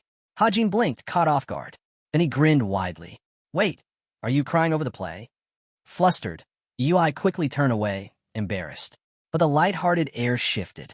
Poles bearing the crest of the Demon Sword family appeared in the square. Hajin's face darkened as his eyes fell on the clan's patriarch. "The grand entrance of the family the criminal belongs to," he muttered. The patriarch frowned faintly as murmurs spread through the crowd. At his side was the elite unit of the Demon Sword family, the Honorable Sword Squad, moving in with their leader at the front. Dongpil, standing in the crowd, stiffened. The patriarch's aura was heavy, stern, composed, the unmistakable presence of a master who had reached the pinnacle. The blonde warrior frowned, glancing around nervously, only to realize Hajin was no longer beside him. The patriarch lifted a brow. "And who might you be?" Hajin stood firmly in his path. "You're Cheon Sang of the Demon Sword family, aren't you?" Hajin's smile was light, but his words struck sharp. He explained that he'd suffered an injury some time ago, losing his memory. If they had met before, he no longer remembered. The patriarch's frown deepened. "I don't know you, but I do know that you're well aware of the disrespect you're showing right now." Hajin tilted his head. "Disrespect? What did I do?" From atop his horse, the patriarch sneered. "You're a foul-mouthed boy." Hajin's eyes narrowed. "I asked you what I did. All you've done is insult me. That's the arrogance of old men. I've seen plenty of it." The patriarch flinched. For a moment, he was frozen. Around him, his swordsmen released a surge of killing intent, their energy pressing heavily on the square. But Hajin narrowed his eyes, unshaken. A tiger, he thought, is never intimidated by wolves. On the other hand, Xion Sang of the Demon Sword family remained composed despite the provocation. Wanhui eased his frown and said calmly that he didn't understand why this young man was being so disrespectful. But, out of generosity, he would let it pass for now. Hajin clasped his hand behind his back and cut him off. If your own child committed a heinous crime, as a father, what would you do? The sons standing behind the patriarch stiffened, the question forcing them into thought. Wanhui released the reins of his horse. I don't indulge in pointless discussions, he declared, his palm filled with blazing chi. This is the first day of the Mara festival. I'll allow this display of insolence one more time. Leave now. The crowd gasped as his energy surged, shielding their faces as dust whipped across the square. From the side, Dongpil and Eui were stunned. The patriarch wasn't even attacking, just amplifying the surge of his chi with the energy of his sword. Even so, the sheer force of it was overwhelming. But Hajin only rolled his neck. I've had enough of hand techniques. Wanhui's eyes widened. Hajin was still standing there, completely fine. Hajin wrapped his leg in chi, the ground beneath his foot fracturing as he stepped forward. What? Are my questions really that hard? The patriarch frowned deeply. This brat was actually daring to use martial arts against him. Grinding his teeth, he admitted aloud, what strength! In a sudden burst, he rose into the air, hovering over Hajin. And yet you dare attack me with such pitiful martial arts. From below, Hajin watched, noting how the man controlled his descent perfectly with nothing but inner strength. Then, with his hands still clasped behind him, he asked plainly, what attack are we even talking about? If we're counting who struck first, it was you. Closing his eyes, he added, all I did was return the favor. And I held back. It didn't even touch me. The patriarch's attention snapped downward. The earth had split apart dangerously close to his horse's legs, but the cracks had stopped just short of the hooves. Hajin smiled. Wanhui's thoughts churned. How could someone so young master such precise control over inner demonic energy? He hadn't drawn a weapon. He'd simply moved forward and yet shaped the force so perfectly. His frown deepened. This boy is a first-class expert. Still smiling, Hajin raised his voice again. So about my question, but the patriarch dismissed him. I have no obligation to answer someone I don't even know. Hajin's eyes narrowed. And yet you've already done so much without. The patriarch's eyes narrowed. Introduce yourself. Hajin frowned. You're not the kind of man I'd speak to in that tone. Before the tension could rise further, a shout split the air. The divine teachings are indisputable. All demons bow before him. A sword was raised high, then driven into the ground with force. Dongpil appeared beside Hajin, his voice ringing out as he declared his respect for the third young lord of the divine cult. The patriarch's eyes widened. What? The swordsman bowed low, introducing himself. He announced that he had come to escort the worthy third young lord of the cult. Hajin smiled. That's right. At the same time, the criminal law hall of the heavenly demon cult was stirred into motion. Messengers relayed urgent news. The third young lord was in direct confrontation with the head of the demon sword family. Standing by a window, Go frowned. This could spiral into a full emergency. Orders were given immediately. The entourage needed to be sent out discreetly, without the cult members catching on. Yet even as his subordinate accepted the order, Go's thoughts darkened. So, the third young lord actually moved first. That boy is a double-edged sword. But who would have thought? Even the hilt of this blade is sharp. Back in the street, Hajin stood firm, the crowd crying out in awe. They whispered that it was their first time seeing him in person, that he was truly as handsome as the rumors claimed.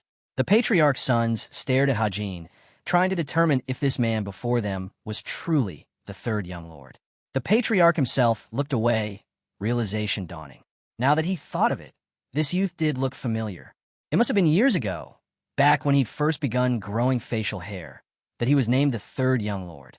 But the difference between then and now was staggering. Who could have imagined that Hajin from that time could have changed so much? Hajin grinned. What's wrong? Is there something on my face? Then he added casually, You still haven't given your greeting. At once, the patriarch extended his hands before him, introducing himself formally and offering his greeting to Hajin. Hajin noted how their words were sharp and precise, greetings that avoided belittling him, yet carried no excessive respect either. The patriarch admitted aloud that he had not realized who he was. But even without knowing, it was still discourteous of him.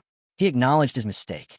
Mouth slightly open, the head of the demon sword family added that Hajin, as a candidate for succession to the divine cult, had also. The young man's words and actions broke formal etiquette, so he asked directly if Hajin intended to simply pretend nothing had happened. With his eyes closed, Hajin calmly replied that it didn't matter. He hadn't come here to pick a fight. But he reminded the man that his original question still hadn't been answered. The elder raised his hand, asking him to repeat it. Hajin agreed, saying he could ask as many times as needed. Then, looking at him, Hajin asked, "What would you do if you saw your own child commit shameless crimes?" The man frowned, trying to understand why the guest would bring up such a thing. But with so many eyes watching, dragging this conversation on was pointless. Placing his hands behind his back, he answered, if such a crime occurred, he would follow the law. Hajin raised a finger, challenging him. But the law is vague. Does that mean you'd follow the laws of your family? The head of the family stayed silent, frowning. His two sons watched closely as their father finally spoke. His family's rules were harsher than any others, and if such a time came, he wouldn't hesitate to punish his child.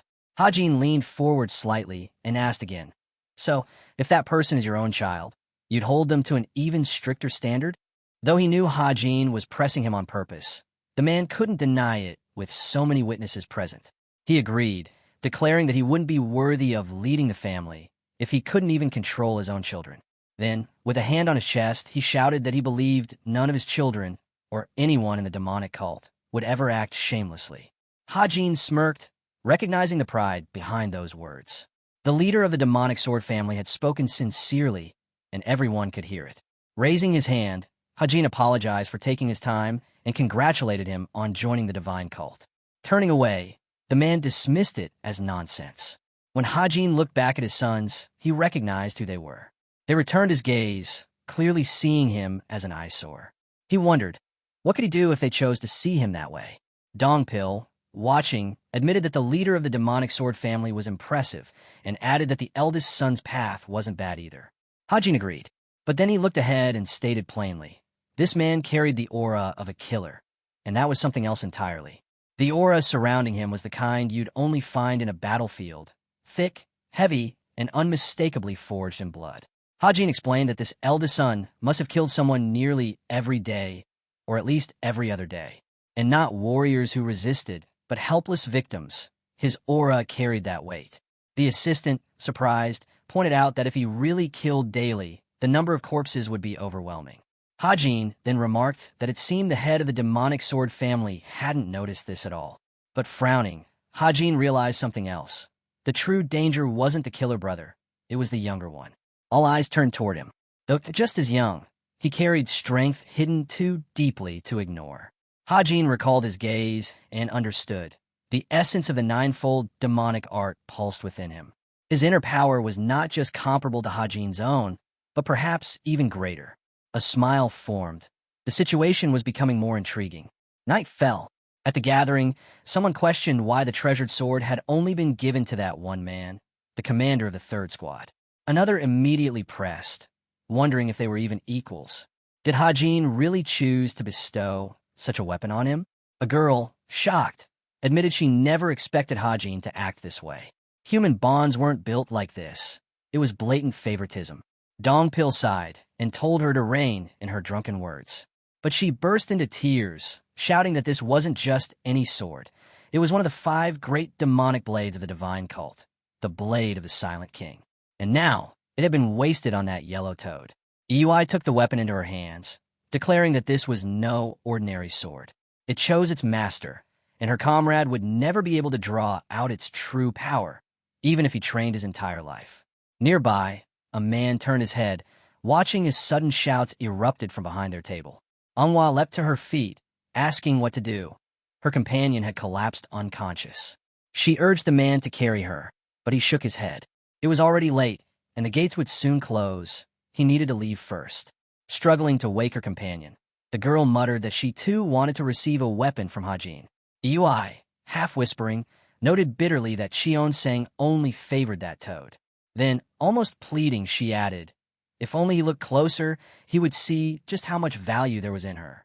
She glanced sideways just as the mage shouted for someone to carry her as well. Turning toward the voice, she noticed the man. His presence was heavy with demonic energy and murderous aura. The trees overhead swayed as another voice questioned why he had been told to come and go during such critical matters, especially when he claimed he urgently needed to be elsewhere. Go, frowning, pressed further, asking about the reason behind his actions earlier that morning. Hajin looked aside and asked if he was referring to when he stood before the head of the demonic sword family, because surely the matter had already been settled. But the man in front of him shook his head. Just because no swords had been drawn didn't mean things were resolved. Hajin challenged him, asking what exactly was wrong with the way he handled it. The leader answered firmly. He had been too hasty. That ambiguous question of his only made the true culprit more cautious. Hajin replied that if the kind of people they were chasing truly hid because of a single remark, there wouldn't be so many victims to begin with. His thoughts immediately turned toward the younger brother of that family. Looking up, Hajin said that such a man would never stop killing regardless. Then, turning back, he added that at least one thing was certain. The family head had publicly declared that he would demand even harsher standards from his own children. The leader's eyes widened at that reminder. He admitted that those weren't words one could take lightly, especially not as the head of the demonic sword family. With so many witnesses, he couldn't cover for the real culprit even if he wished to. Hajin frowned, pointing out that the reason was simple. He couldn't afford to lose face as a leader. Recalling the earlier scene, Hajin remarked that respect determined the rise or fall of a nation.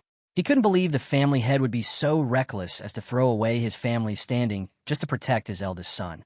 Go finally nodded, admitting he understood Hajin's logic. But he warned that this would only come into play once the real culprit was exposed.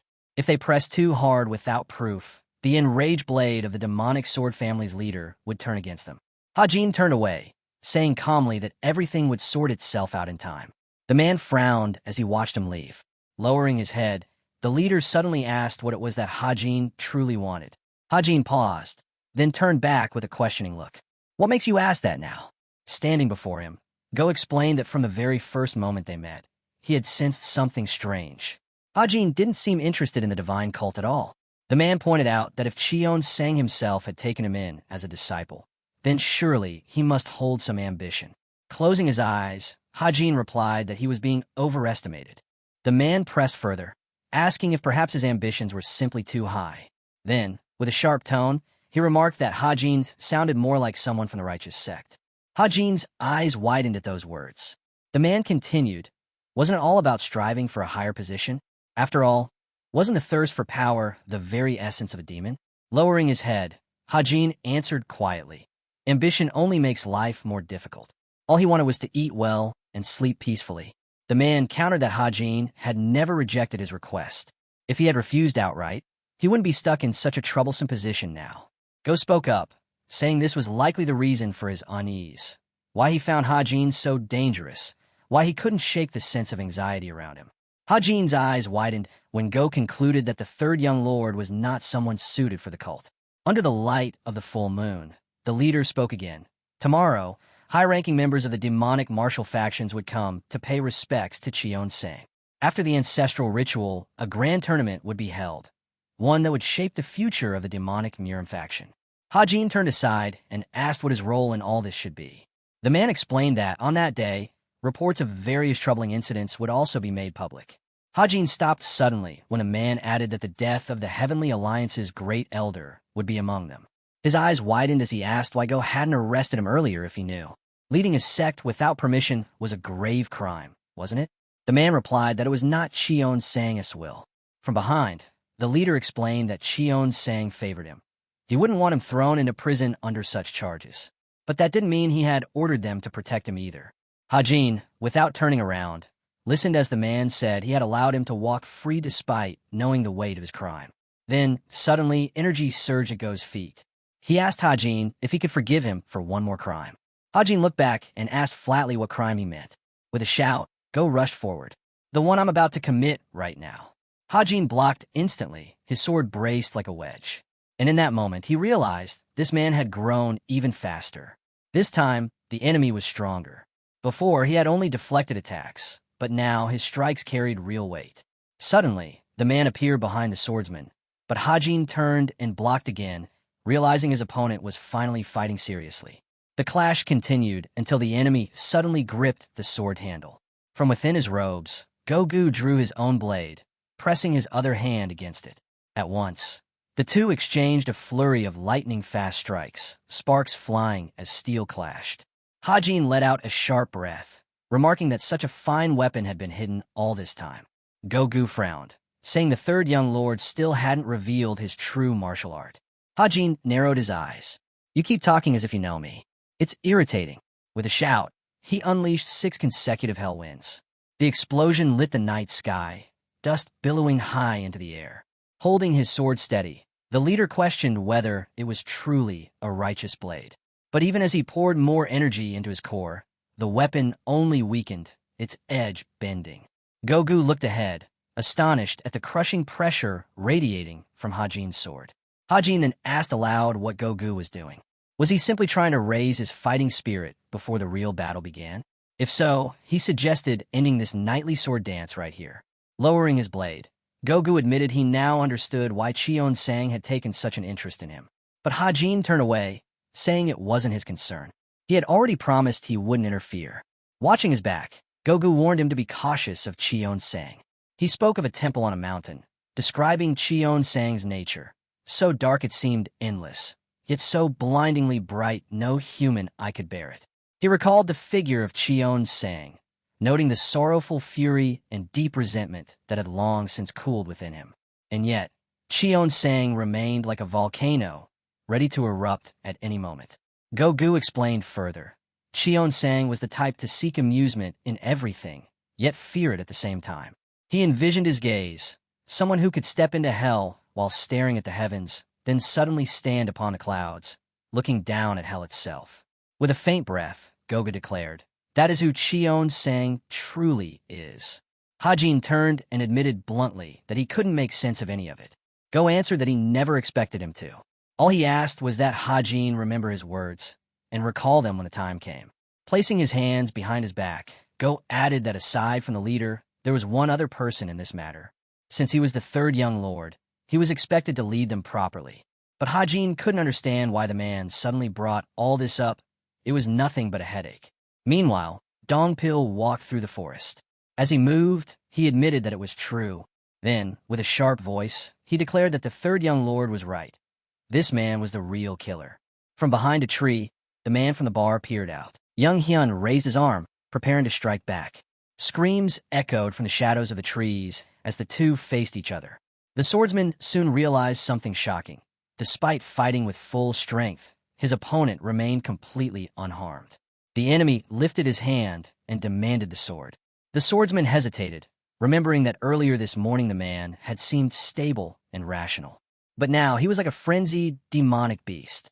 With a twisted scream, the monster repeated his demand. "Give me the blade." The swordsman blocked furiously, thinking that his opponent's martial arts were far from ordinary. When he looked closer, he realized it wasn't sword technique at all. The man's entire arm had hardened like a treasured weapon, while his martial skills themselves were nothing special. But his internal energy, that was something else entirely. Its quality and sheer volume were overwhelming. He had absorbed demonic energy and internal energy recklessly, far beyond what a human body should contain. The swordsman stood still for a moment, stunned, when suddenly a shout rang out. Yui charged in, unleashing the berserker demon Divine Fist. Her strike sent young Hyun flying backward. Lowering her fist, she admitted she normally disliked ganging up on a single opponent. But for her comrade, she'd make an exception. Tossing the sword over her shoulder, she asked if he was still all right. The commander muttered grimly that they'd both soon be coughing blood. She could tell from just one strike what they were up against. Their opponent pulled back his hood, and Yui's eyes widened. She said his body felt like cold iron forged for 10,000 years. Then, with another furious scream, the enemy charged again, demanding the sword. His strike sent dust exploding into the air. The blade was suddenly caught in his grasp. Clutching it tightly, young Hyun shouted wildly, "The taste of demonic energy is the best." The swordsman's eyes widened when he realized the enemy was absorbing demonic energy straight from the Silent King's blade. Throwing his head back, he roared, How dare you defile the sword gifted to me by the third young lord? He smashed his forehead against his opponent, while Iui lunged in from the side. The enemy blocked her blade with his wrist, then swung his arm, shouting for her to get out of the way. She blocked frantically, but her mind spun. What kind of monster was this? His relentless barrage made her realize his strength was far beyond enlightenment. Even if he were just a few levels higher, this would still be terrifying. Then, without warning, a glowing sphere formed in the enemy's palm and shot straight into Iui. She was blasted backward. Dongpil rushed forward, shouting if she was all right. Gritting her teeth, she demanded to know, did this monster have unlimited energy? But young Hyun was already charging another strike. His eyes suddenly went wide, because Hajin had already closed in, blade flashing. The enemy blocked, but Hajin landed hard, stabbing his second sword into the ground. He turned to his companions. Aren't you tired of being protected by the one you're supposed to protect? Another figure arrived, apologizing for being late. He explained that an annoying encounter had delayed him. But before he could say more, young Hyun came rushing at him again. Hajin dodged, astonished. How could someone with such sloppy martial skills, like a child waving a wooden stick, possess this kind of raw power? The enemy screamed, demanding more demonic energy. His aura surged, making his defense and reaction speed skyrocket. The strikes became endless. Hajin wondered if he had enough demonic energy left to fight him head-on with the Chiz sword. Just then, Hajin appeared, fist clenched, and drove his strike straight into the enemy. The blow sent young Hyun flying, right into the sword still standing in the ground. Blood sprayed. Grinning fiercely, Hajin declared, "Then I'll just keep hitting you until you run dry." The enemy staggered, blood erupting from his body. The two assistants stared in shock as Hajin roared that this bastard could certainly take a punch, and he was going to find out just how long he could endure. 3 crimson beams shot forward, tearing into the enemy with a chain waterfall strike. Laughing wildly, Hajin felt something awaken inside him. Was his life before really this boring? Because right now, he felt something he hadn't in years, pure liberation. Satisfaction. From the sidelines, Dantel called out desperately to Hajin. But Hajin only shouted louder, voice raw with exhilaration. "This is exciting." Blood sprayed through the night as his blade came crashing down again. The man reminded him that young Hyun was already unconscious and urged Hajin to stop. The prisoner's face was swollen and bruised all over. Crossing his arms over his chest, Hajin asked bluntly why everyone was staring at him like that. The man frowned as Hajin pressed further. "What did I do wrong? Was it because I was too rough with him, or because I laughed while beating him?" Hands folded neatly behind his back, the leader told him to look at the prisoner's face. Hajin glanced down and shrugged. "It's not that bad. Still recognizable." Gogu stepped in, saying the prime suspect had always been the first young lord. So why had he done this to his brother? Hajin replied calmly that they were about to find out. The man raised his brows. "What do you mean by that?" Closing his eyes, Hajin explained that the difficulty of this case lay in the lack of evidence. The suspect had moved carefully, left no traces, and hid everything so thoroughly that even his stern father, the King of Swords, had not noticed. Then he asked the man outright, "Do you really believe he acted alone?" The man stared at him, stunned, as Hajin went on. His hypothesis was clear. The culprit must have had an accomplice. And by watching closely, the answer was obvious. Pointing out the 2 brothers, Hajin explained, the elder carried a murderous aura born from countless killings, while the younger concealed an abnormal demonic energy. Together, it was plain, they were the main culprit and his accomplice.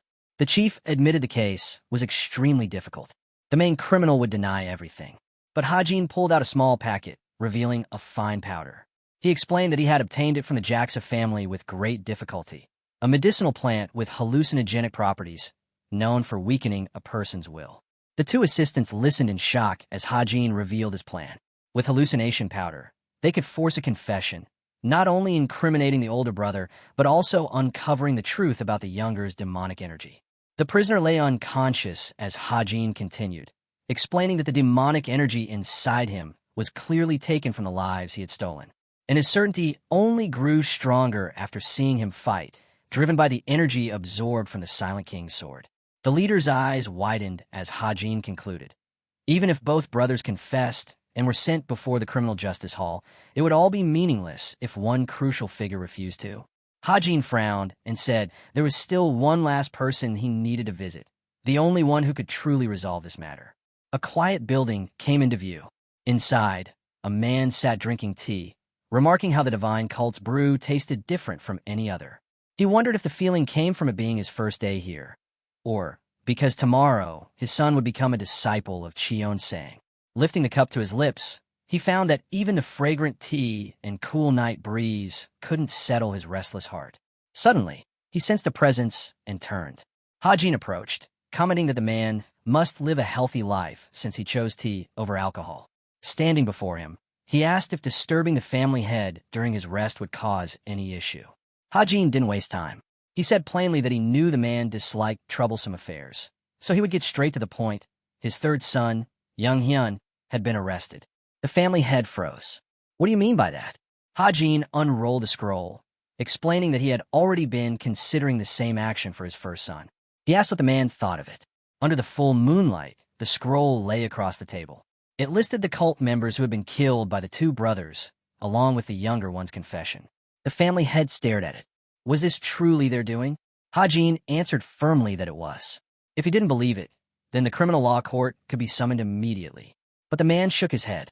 I refuse to believe it. Hajin frowned as the man asked, what if you're doing this only to eliminate rivals?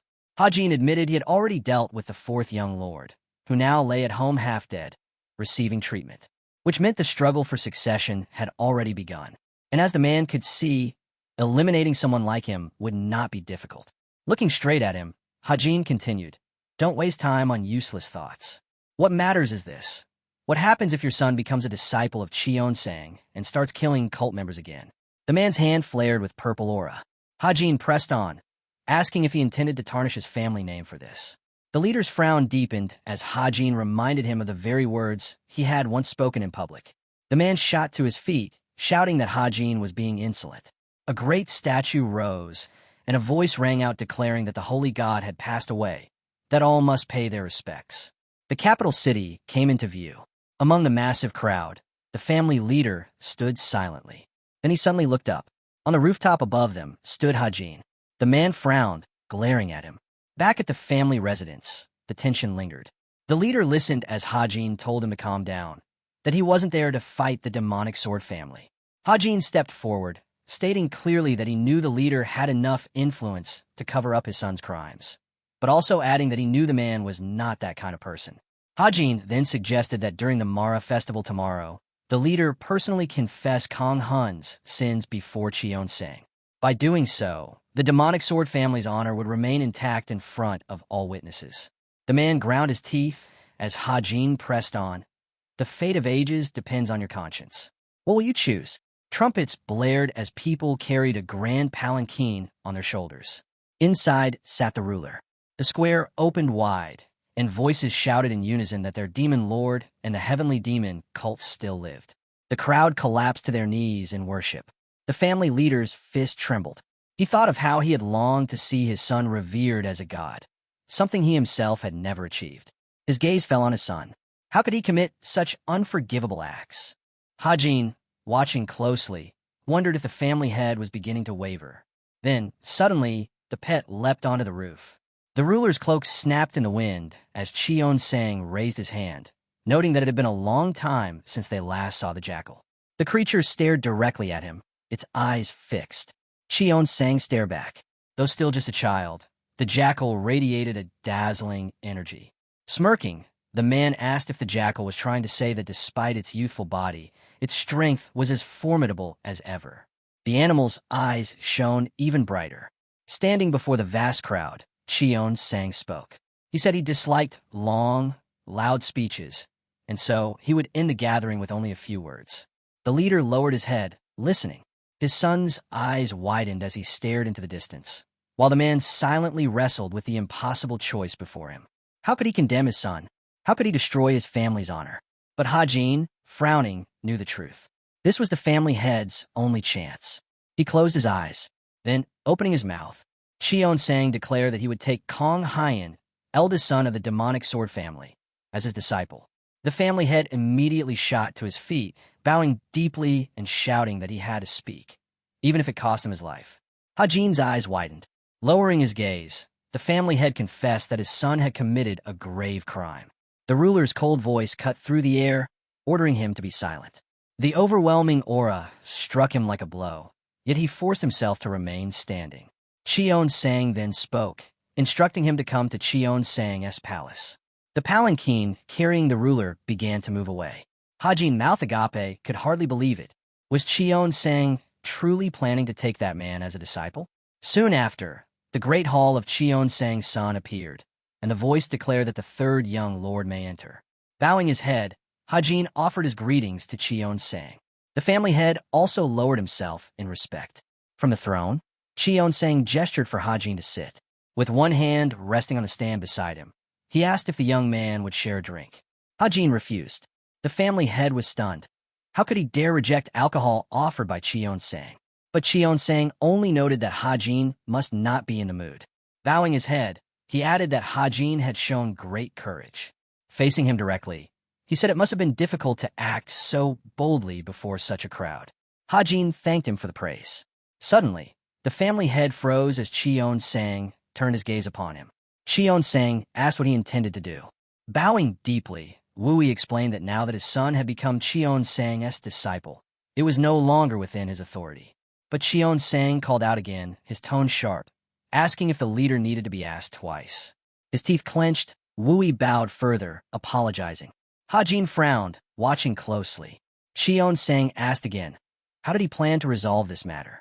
Head lowered, the man realized that trying to guess at Cheon-sang's true intentions was pointless. He admitted his son's grave sin, but insisted that as his father, only he could forgive him. Hajin observed silently. Li Cheon-sang narrowed his eyes as the family head cried out for Cheon-sang to treat him harshly. He shouted that he wanted his son punished according to his crimes.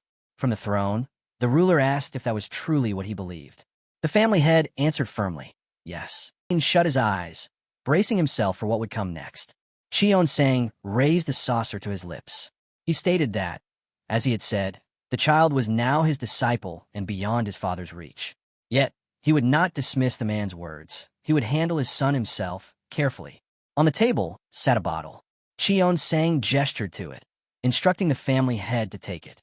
Bowing low, the man thanked him for his mercy. He then excused himself, preparing to leave. Cheon-sang turned his gaze to the third young lord. Come with me. As they walked, Cheon-sang asked if it was true that he had found the head of the demonic sword family on his own. Hajin said nothing. With a faint smile, Cheon-sang asked why he had involved himself in that matter at all.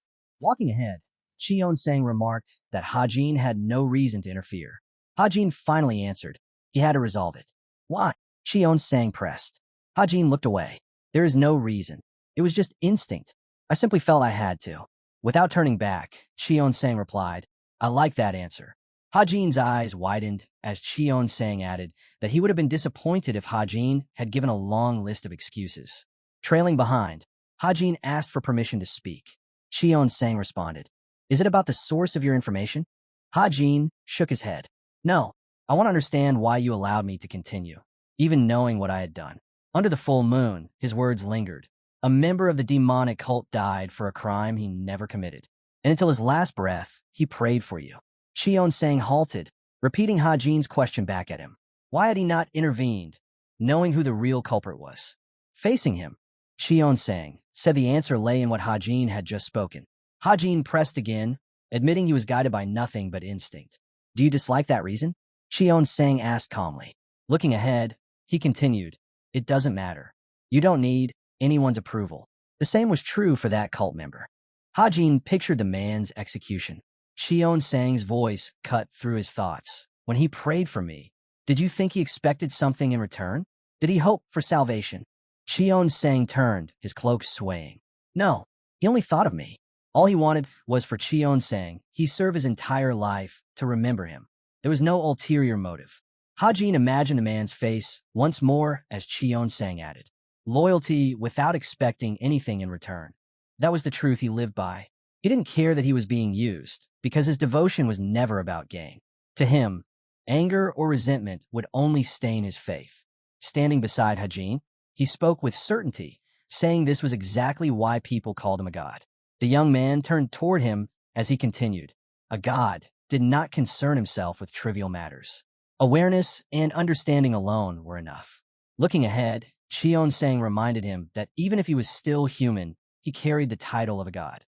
So he should try to act like one. Hajin opened his mouth in surprise. He couldn't grasp what kind of effort Xion-Sang was talking about. To him, it seemed as if the man had been born this way, needing no effort at all. The full moon rose once more, and Hajin's voice broke the silence, admitting that he finally understood why Xion-Sang held himself back from action. Following his lead, Hajin asked why he had accepted the first son of the demonic sword family as his disciple. If there was no need to intervene before, then why take him in at all? Xion-Sang's answer came swiftly. That judgment was wrong. There were countless reasons why he had chosen to take that man under his wing. Hajin's eyes widened as he listened. Xion-Sang explained that this disciple was not just a student. He was a necessary piece for the cult's future. Yet Hajin couldn't understand what piece he meant. Dark energy began to coil around the man's hand as he declared that he would explain it, since Hajin was also part of it. Suddenly, several boxes appeared before the young man. Xion-Sang asked if Hajin recognized them. He should, because he had been there too. Hajin's breath caught. He remembered instantly. These were the same boxes Irang had confiscated from them during the delivery squad mission. His eyes grew wide as he realized the truth. The ruler had known everything. His departure from the cult, his hidden activities, none of it had gone unnoticed. Xion-Sang's voice cut through his thoughts, cold and sharp. Those herbs weren't meant to create miracles. He opened one box and revealed their true purpose: to destroy, to capture, to annihilate. With one hand folded behind his back, he added that they were meant to be tested on that disciple. Hajin's mouth fell open in shock. Xion-Sang said he wanted to measure the man's core energy, his clarity of mind, his hunger, and then strip away everything that made him human. If the trial failed, the disciple would simply be discarded. The scene shifted, and the demon god's palace loomed in sight. Hajin's voice rose with a question that burned in his chest. Had the ruler planned this from the very beginning? Taken that disciple only for this? And the man answered, it was the wish of the patriarch of the demon sword family. Xion-Sang admitted, almost casually, that if he hadn't been asked, the ruler would have carried out the experiments on himself. Still, he added, using a criminal weighed down with unforgivable sins was hardly a poor choice. Hajin hesitated, then asked what would happen once the experiments were over. Xion-Sang's answer was simple. The decision would be made afterward. His gaze drifted forward as he remarked that once a fish had been cooked, there was little chance it could return to the sea. Hajin's eyes widened at the thought. He understood such punishment might seem fair for those crimes, but at the same time, the fate awaiting that man felt unbearably cruel, something no human should endure. Hajin finally spoke, saying he hoped the experiment would fail. Xion-Sang turned away, silent. But Hajin's thoughts burned inside him. This man had murdered 7 members of the divine cult, likely many innocents as well. Neither execution nor torture seemed enough to balance such sins. He clenched his teeth and declared that his only wish was for the man's death. And then, in the same breath, he thought perhaps death was too merciful. Perhaps it would be better if the experiment failed, leaving him shattered, trapped in a ruined body and mind, suffering without end. As Xion-Sang looked at him, a realization struck. Hajin was changing, drawing closer. He remembered their first meeting back in the pavilion of the demonic court. Then, Hajin had embodied only death. Xion-Sang had studied the concept of demons for years, freeing himself from its grasp, yet he could never have imagined meeting someone who carried that essence so naturally. Now, a crimson aura spread from Hajin, and Xion-Sang's thoughts darkened. He saw that this boy was no longer just an embodiment of death. He was walking the path toward becoming a demon. The reason for his rage no longer mattered. What mattered was the cruelty taking root inside him, the violence sharpening with every step. Xion-Sang pictured Hajin's clash with the youngest son of the demon sword family and shuddered. If Hajin kept advancing this way, his motives would vanish, leaving only brutality. He would grow hot-tempered, merciless, savage, without reason or restraint. And unless he reached the supreme demon realm before that transformation was complete, he would end up as nothing more than another powerful, ordinary member of the cult. Strong, yes, but ordinary. At that moment, Hajin looked at his lord and quietly suggested that perhaps he had already gotten involved in. Hajin muttered that perhaps he had gotten involved in this matter in vain. But Qion Sang shook his head. No, it wasn't in vain. Thanks to his intervention, the legacy of the demon sword family would live on. Closing his eyes, Qion Sang spoke calmly, saying he would soon send an order, one that would grant its recipient a breath of fresh air. The young man covered his mouth with his hand, relieved that the ruler's attention wasn't fixed on him. Hands folded behind his back, Qion Sang allowed Hajin to take his leave. Voices rose in the street, whispering that such leniency was careless. But the decision had already been made. With his hands still clasped, Go remarked that a true criminal was better off like this, caught in a state between life and death, a fate harsher than simple imprisonment. Turning back, Hajin asked the man to personally take care of Yimun, saying it would be better for him to step away. The master of the Hall of Justice opened his mouth and gave his word. He would not remain in debt. As Hajin walked away, he assured them all that everything was fine. The man only stared ahead in silence. Candles flickered inside the hall, shadows dancing along the walls. Holding the Calamity Jade in his hands, Gogo marveled that such a thing even existed within the Jianghu. The old man studied the stone, its presence heavy and ominous. He knew it consumed a person's life force even more fiercely than Han or Yongyun could ever manage. As he thought of the two brothers, the master of the Hall of Justice realized the truth. Kang Hyun had forced his younger brother to study demonic arts. The jade's effect was deadly, and only by absorbing essence could one hope to endure. But the side effects had driven Hajin mad, filling him with an uncontrollable hunger for demonic energy. He remembered the fighter's twisted face, recalled how his craving had led him to pursue the sword of the Silent King, desperate to devour its power. Looking down at the jade, Gogu felt a rare sense of relief, knowing Hajin had been by his side through all of this. A colossal presence loomed over Hajin. He shut his eyes. Rage had nearly consumed him when he stood before Qion Sang, and the memory of Yimun's face returned, mirroring the madness of that fighter. The red entity before him opened its mouth, baring its teeth. Hajin felt himself slipping, becoming harsher, more brutal with each passing moment. The flurry of blows from his last battle echoed in his mind. His fury refused to fade. Lowering his head, he saw his body wrapped in a crimson aura. Then came the realization. This was the true essence of a demon. Red lightning tore across the building as he slowly raised his eyes. And yet, standing there, he was once again struck by Qion Sang's presence. No matter how high his expectations climbed, Qion Sang always surpassed them. He looked down at the note in his hands. To his surprise, it was nothing more than a manuscript on martial. The manuscript contained 200 characters on martial arts. Remembering his last battle, the young man realized Qion Sang had never grasped the true essence of demonic arts. Instead, he had only sensed the flaws in the technique through demonic energy itself, writing them down one by one to mend its weaknesses. Tearing the scroll apart, Hajin felt a sense of satisfaction. With this, he had completed the Dark Shadow demonic art. As the scraps of paper scattered, he knew there was nothing left to add or take away. The technique was perfect. He burned the fragments, watching the flames consume them. In his heart, Hajin resolved to raise his own dignity, so that his martial art would truly reflect the power of something that could open the gates of hell. Amidst the ashes, he caught the final words from the manuscript, the mastery of the 9 deaths. Watching the fire rise into the air, he decided this would be its name from now on. Outside, a voice announced that Qion Sang of Demons had summoned someone. In another chamber, the general strategist, Mouth Agape, asked if the man was truly painting an orchid. With a brush in hand, Qion Sang only asked if the preparations were complete. The answer was yes. Yozong smiled and said that when a tiger hunts, lesser cats follow, hoping for scraps. Such pests, he argued, should be eliminated. But Qion Sang calmly ordered otherwise. Leave them. Yozong lowered his head, startled by such leniency. As he continued painting, Chong spoke firmly. They must not be underestimated. Neglecting them will bring consequences. Yozong suggested sending a tiger to deal with them. Another, adjusting his spectacles, proposed choosing a few from the top 10 of the 108 demon generals. But the chief shook his head, eyes closed. Those generals already had greater tasks to carry out. The assistant raised a brow, surprised to hear the leader was dispatching troops to the Northern Sea instead. Gazing at Qion Sang's brushstrokes, he cautiously remarked that there was one person who could serve as the answer to all of this. Yozong smiled again. That person had been stirring no end of trouble lately, but his abilities were remarkable. Xionsang looked ahead, silent.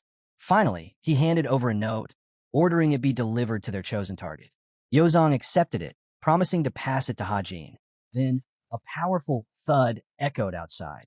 Dongpil fell to his knees, someone rushing to ask if he was all right. Hajin stepped forward, assuring his friend he was improving every single day.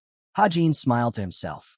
Dongpil was learning quickly, once hesitant, once relying only on stabbing techniques, now finally embracing the sword.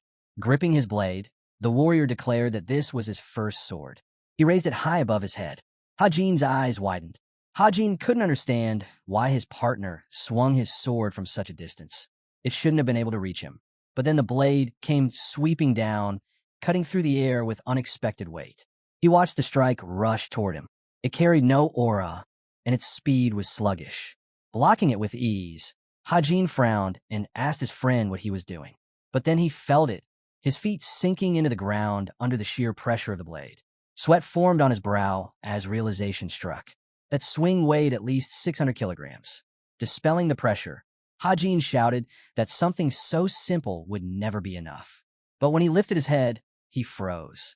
Dongpil had already closed the distance, moving faster now, his sword aimed straight at Hajin's solar plexus. There was no time to draw the dragon scale blade. Hajin lifted his katana instead, deciding to block with the blade of the Seven Knights. Dust exploded across the battlefield as their clash rang out. The third leader staggered back, coughing blood, the aftermath of Hajin's counter etched into his body. Froth rose from his lips where the strike had landed. Sheathing his katana, Hajin explained calmly. This was the price of fully experiencing the force of a blade strike. Now, he would fuel his minigun with demonic energy. Dongpil shut his eyes as Hajin asked how he had come up with such a strategy. As his wounds began to knit, the third leader spoke. He admitted he lacked the strength and speed to rely on raw power. Instead, he leaned into what he was good at, finding a way to sharpen the effectiveness of his martial arts. Hajin placed a hand on his friend's shoulder, praising his clever thinking. Dongpil replied honestly. He hadn't believed a simple strike could achieve much on its own. Then he admitted something else. He had drawn a hint from his mentor's martial art. Head bowed, Hajin listened as his partner revealed it came from a ninefold elastic wedge of calamity technique. He recalled how Hajin once unleashed the devastating blade storm, and said that combining such a move with the icy wind technique reached the pinnacle of martial mastery. With ice projectiles swirling into being, Dongpil declared that fusing his mentor's extreme techniques made the storm of wind and ice even more terrifying. Looking down, Hajin asked whether he alternated between overwhelming force and quick strikes. Dongpil admitted it. His mentor's strength was far too great to match, so he had to adjust. Drenched in sweat, he stiffened when Hajin suddenly called him an idiot. Folding his arms, Hajin told him plainly he didn't even recognize his own genius. Closing his eyes, Hajin added that innovation was just as important as diligence. True creativity was born from knowing yourself, and only through that could martial arts reach new heights. Dongpil stood frozen, listening, his mouth slightly open, as his companion's words sank deep. Hajin told his comrade that true greatness was born from recognizing one's strengths and weaving them into strategy. Standing before him, he asked if he knew what that kind of realization was called. Dongpil hesitated before answering. It was enlightenment. Raising the sword in his hands, Hajin spoke firmly. Enlightenment was not a gift from the heavens, but the result of persistence, of endless effort and practice. Then, lowering his head slightly, he admitted that he was genuinely moved. But his assistant's body was still unprepared for such tactics. Looking straight at him, Hajin added that Dongpil had been training incorrectly all along.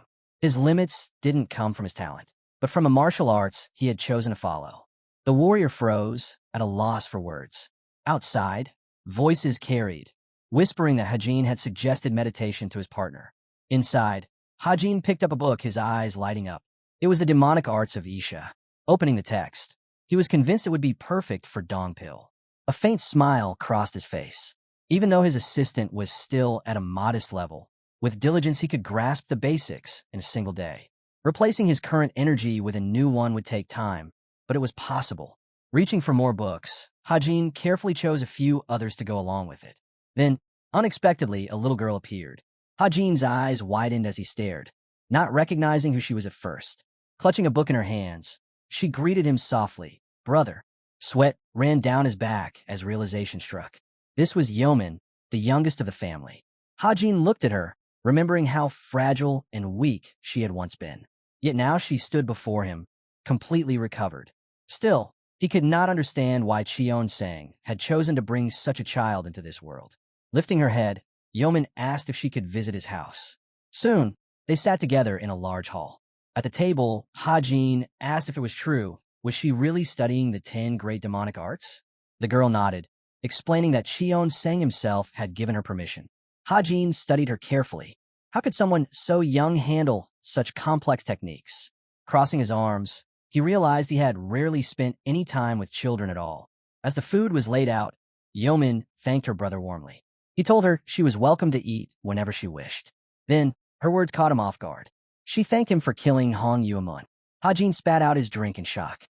With wide eyes, he asked what she meant. Yeoman's small voice answered. It was Yumun who had poisoned her. Hajin was left speechless. He stammered that there was no need to thank him, but the girl only shook her head. She owed him her very life. Before he could respond, Hajin turned his gaze aside. A carriage was approaching from the palace of the demon god. Yeoman, too, sensed it drawing near, and when Hajin looked back at his sister, he was startled once again. She could feel its presence, just like him. The carriage drew near from afar, and soon Yozong's voice carried through the street. He brought a message from Cheon-sang himself. When Hajin opened the document, his eyes widened. He had been appointed as the deputy chief of the Special Assignments External Supervision Department. The chief strategist raised a finger, explaining with a smile that the shorter title was simply Special Inspector General. Hajin frowned as he held the letter. Successor candidates never took on such roles. Yozong countered quickly. Since it was only a deputy position, it was acceptable as a temporary duty. Still uneasy, Hajin remarked that any role like this could interfere with the competition for succession.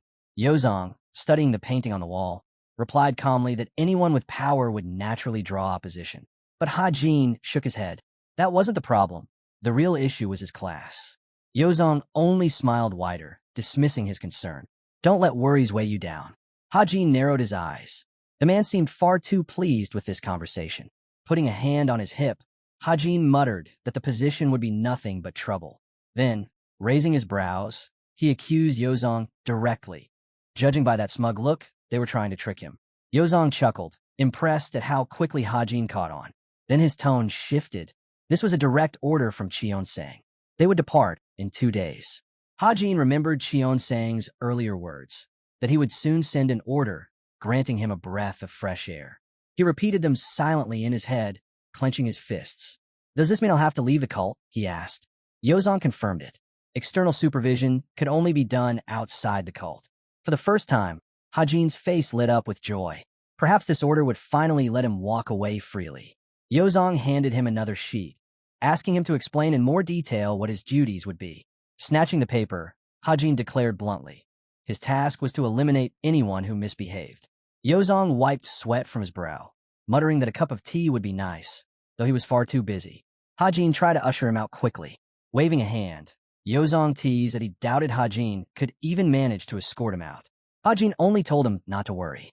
At that moment, Goldie hopped on Hajin's shoulder. Raising her head, Yeoman turned to her brother with wide eyes and asked if he was in pain. Hajin answered firmly. He must never show pain, no matter what. Clutching his sister's hand, he shouted with a grin, I'm free. From the window, Yozong observed, intrigued. He wondered how Hajin would handle his first prey. Watching the sun sink beyond the horizon, he reflected that these were not the kind of people who easily submitted to fate. And as he traced the family tree in his mind, Yozong knew the balance between the divine cult and the 7 families had grown fragile. Resistance was stirring, subtle, but undeniable. Yozong pictured the faces of the 2 clans most at fault, the Jiaksa and Jeojeong families.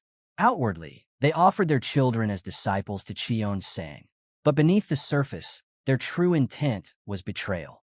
Removing his glasses, Yozong reassured himself. The Demon Sword family and the Thousand Treasures family remained loyal. Pure, studying the documents before him, Yozong came to a decision. It was time to act, and when he imagined Hajin wielding his sword, he knew The third young lord was the perfect one to crush this growing threat. Elsewhere, Hajin spun in circles with his sister, laughter spilling out as he shouted that he felt incredible. A maid cautioned him gently, asking him not to be too rough with the young mistress. But within moments, the four of them were caught up in a whirlwind of motion. Smiling, Hajin felt a surge of confidence. This time, he was certain he could escape. Looking at Yeoman's face, he swore to himself that he would walk away on his own 2 feet, carrying his dignity with him. Dongpil remained silent as he spun alongside them. When Hajin's eyes fell on his friend, regret struck him. Once he left, the two of them would no longer stand side by side. He gazed up at the night sky, unable to describe the strange heaviness in his chest. Then, Dongpil unleashed a projection of Vajra. In that instant, he truly understood what it meant to wield his power without restraint. His eyes lit with realization. Compared to the sword aura he once relied on, this was an entirely different level. Dispersing his chi, Dongpil accepted Hajin's congratulations on mastering the demonic arts completely. As he stepped closer, Hajin told him to put to good use, though he knew Dongpil hardly needed reminding. Sheathing his sword, Dongpil spoke quietly. He would only ever use that power to protect Hajin. The words stopped Hajin in his tracks. He told him firmly that such power belonged to him alone, and his own life had to come first. But Dongpil bowed his head, apologizing. He could not. He was Hajin's escort warrior, and if a blade ever reached him, it would only be after cutting him down first. Hajin frowned, eyes falling to the books scattered across the table. How many times had Dongpil already saved his life? Sitting up, he admitted that in his past life, no one, not a single person, had cared for him as deeply as Dongpil did now. Narrowing his eyes, Hajin added one last thought. He hoped that this elder would never try to stop him from leaving. In his mind, Hajin pictured himself clutching his blade tightly. He couldn't bring himself to imagine killing Dongpil, not even for freedom. But he knew this truth. He could never become a true warrior if his heart remained weighed down by the responsibility of others. To reach what he truly desired, he would have to sacrifice much. As he passed the maid outside, Hajin caught himself wondering when he had grown so sentimental. He had even planned to teach Manhwa martial arts. Goldie patted over, sensing his thoughts. When Hajin murmured that it still felt unreal, that he was actually leaving, the fox leapt into his arms. He smiled faintly, stroking its fur. At least he wouldn't have to abandon everyone he had grown attached to. If he ever changed his mind, he could always come back. Without him, life here might feel unbearably dull. Goldie pressed its head against his finger, and Hajin's smile softened, before fading again. Growing serious, he thought of what lay ahead. The escape from the divine cult, the dream that had carried him this far, it was still before him. Yet even now, unease settled heavy in his chest. Elsewhere, the sky rang with a harsh voice. Ei shouted for her subordinates to show some backbone. Were they really going to stay on the ground, over an injured arm or leg? A battered warrior staggered upright, shouting that they weren't dead yet. Ei hefted her sword over her shoulder, her voice sharp as steel. Meeting a berserker demon meant certain death, that was the saying. If their arms were broken, they had to fight with their legs. If their legs were broken, then they must bite, claw, and tear with their teeth. That was the way of the berserker demon squad. She swung her sword with a flourish, barking at them to fight with heart, with soul, as though this were a true battlefield.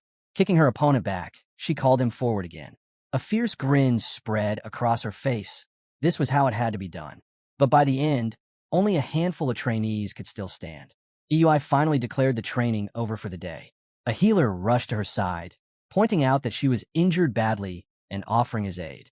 She brushed him off with a shake of her head. She was fine. He should tend to the others instead.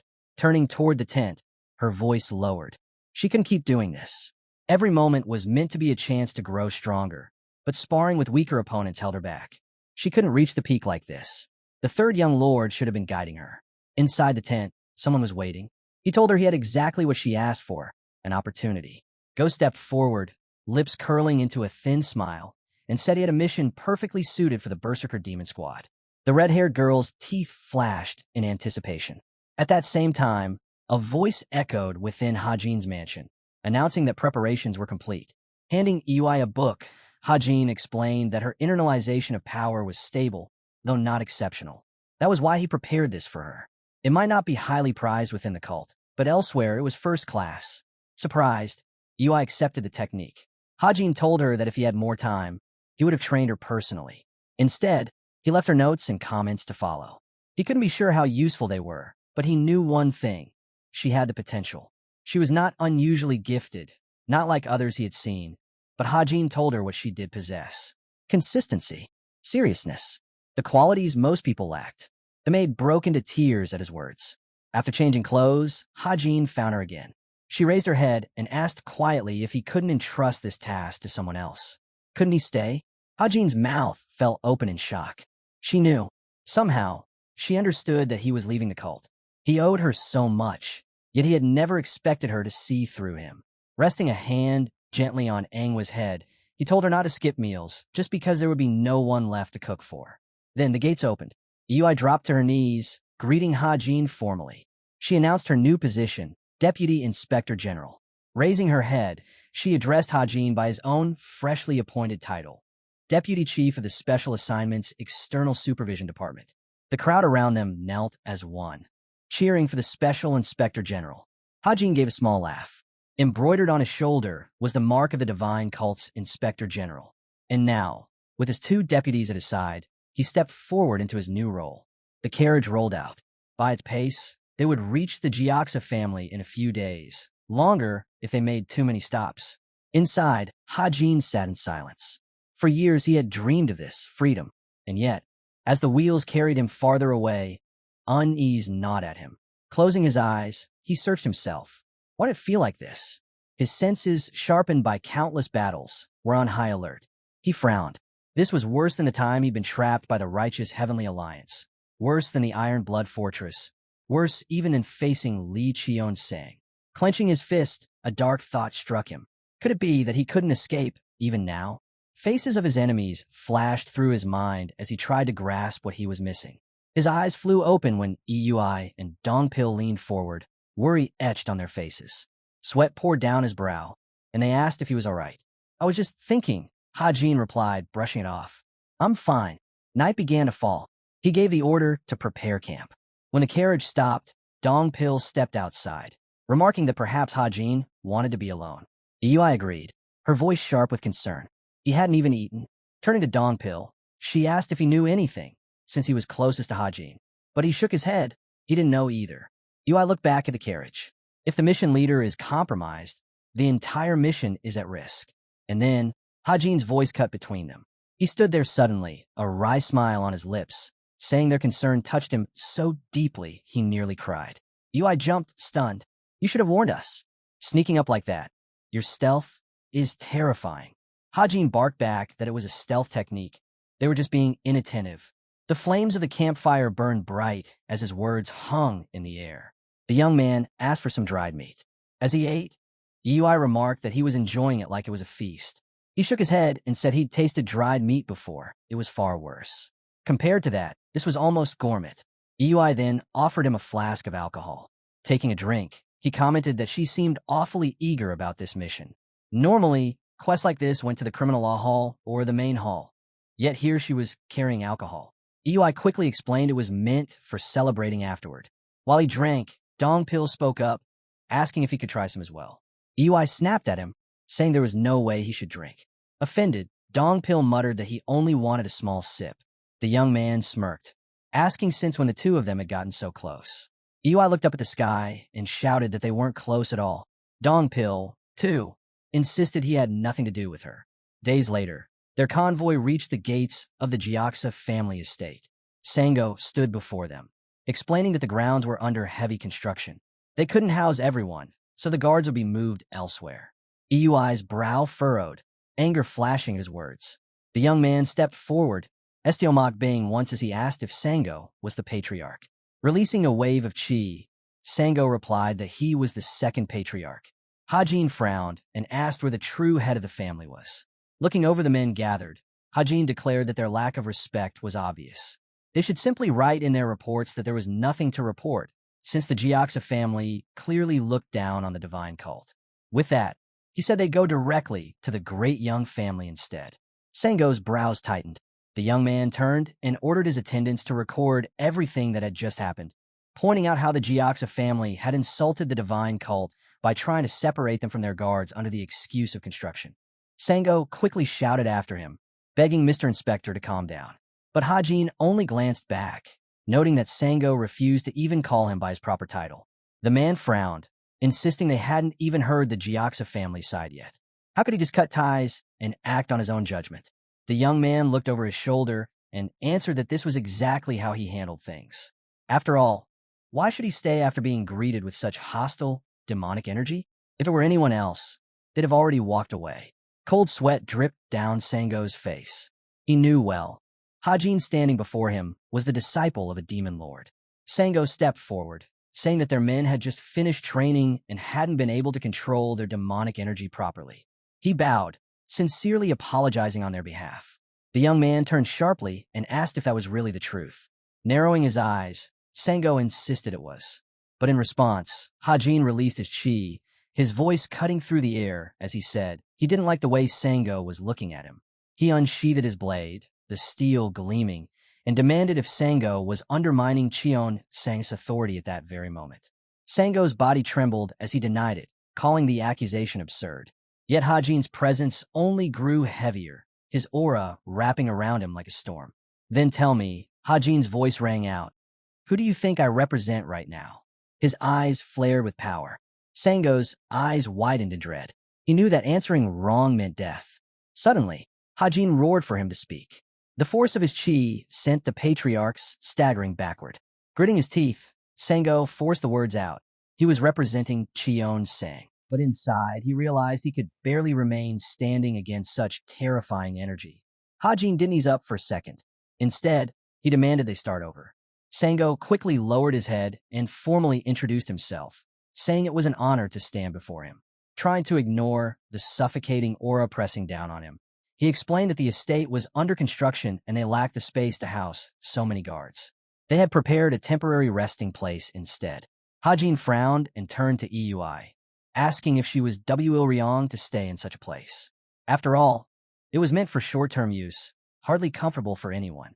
Sango froze in shock when he realized who she was, the infamous commander of the Berserker Demon Squad. When Hajin asked if she could behave herself, Eui laughed lightly and let her own chi seep out, reminding them she had always behaved. Behind her, Kyan and Shan bared their teeth, hungry for a fight. Cold sweat trickled down Sango's back.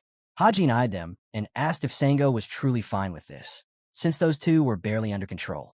Then, with a sharp frown, he ordered his group to move out. A wave of his chi blasted against the gate, shattering it apart. The second patriarch recoiled in horror, stunned that a single strike had destroyed it. Walking down the rough path ahead, Hajin remarked that since they were already rebuilding, they might as well make a new gate. Glancing back at Sango, he added that they could always ask Cheon Sang for funds, because he himself didn't have a coin to spare. The scene shifted to the demon god's palace. Cheon Sang, seated upon his throne, mentioned he'd heard a squad of berserker demons had been assigned as guards.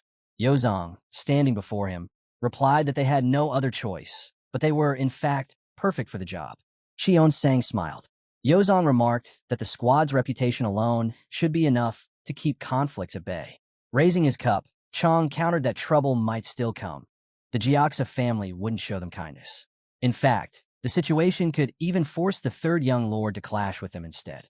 Pressing his lips together, Yozong asked what would happen if the third young lord actually lost. Pouring sake into his cup, the demon god replied coldly. If the disciple of Cheon Sang were assassinated, it would make handling the matter far simpler. But then he added firmly, Hajin would not lose. Chong narrowed his eyes. Looking at Yozong across from him, he admitted he wasn't naive enough to trust someone he couldn't see through. At that moment, the third disciple was already en route to the criminal justice hall. Cheon Sang stroked his cheek as he reflected. They had uncovered much about Hajin, yet not everything. Yozong's jaw dropped in disbelief when he realized even Cheon Sang himself could not see through the third disciple. Recalling their meeting in the forest clearing, Cheon Sang explained that Hajin hadn't been hiding anything. Even if he tried, it would have been impossible. No, there was simply something about him that remained unknown, and this mission would reveal what it was. Yozong pictured Hajin's back in his mind. Narrowing his eyes, he asked his lord if he truly trusted him. Cheon Sang glanced at him, saying nothing at first. Then, lifting the sake cup, he simply replied that he did. The scene shifted to the Gioxa family. Their patriarch, lying on his bed, asked where the divine cult envoys had been taken. A servant bowed and answered. They were escorted to the pavilion of contemplating the dragon. Quan frowned. How could an outsider force his way into their residence, past even the deputy head? Pouring himself a drink, he muttered that this one could prove to be a troublesome opponent. The servant replied cautiously, saying Hajin was no ordinary guest. He was handpicked by Cheon-sang himself. He may be young, but that didn't make him any easier to face. The patriarch raised his bowl, dismissing the thought. He wasn't underestimating Hajin. He simply didn't see him as someone worth worrying about. Still, the servant frowned despite his master's calm words. Pointing to his own head, the patriarch remarked that the rumors about the third disciple were impressive, but martial talent often came at a price. Those gifted in combat usually lacked insight, and against someone with experience, dull perception was always a weakness. Turning his eyes toward the screen in the room, he instructed that if anyone inquired about him, the answer would be that he was recovering from illness. Then, when the time was right, he would formally invite them to dinner. Lifting his bowl again, Quan admitted he was curious about this boy. At that moment, a woman stepped out from behind the screen. She asked if he wasn't being too lenient. Emerging fully, she reminded him. This was the one who had killed his son. How could he not be furious? Quan's face darkened into a frown as he answered. Quan's frown deepened as he muttered that he wouldn't recognize a fool who died in a meaningless fight as his son. If anything, Hajin should have fallen in battle, giving his life for the sake of the family. Closing his eyes, he added that the blood of a snake runs cold. He had no intention of mourning someone useless, even if that person carried his blood. She smiled faintly and asked when the treatment would continue. The patriarch chuckled, saying it could begin at any time. Tossing her hori onto the floor, the girl said there was something she wanted to say. Meanwhile, Hajin looked over the Gioxa family estate, silently recalling his past here, back when he had killed the commander of their strongest squad. Opening his mouth, he remarked aloud that the place was just as extravagant as before. In front of him, Goldie appeared. Hajin asked where he had been all this time and what he was doing here.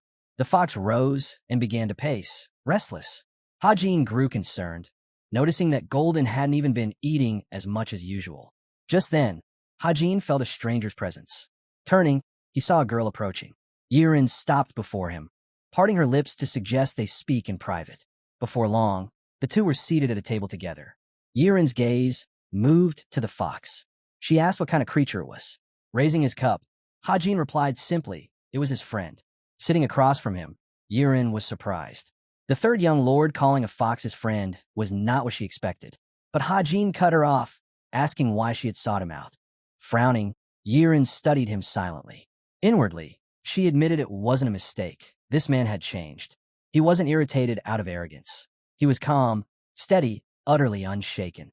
Watching him sip tea, she thought to herself that he seemed like a completely different person compared to before, as if he had undergone a rebirth.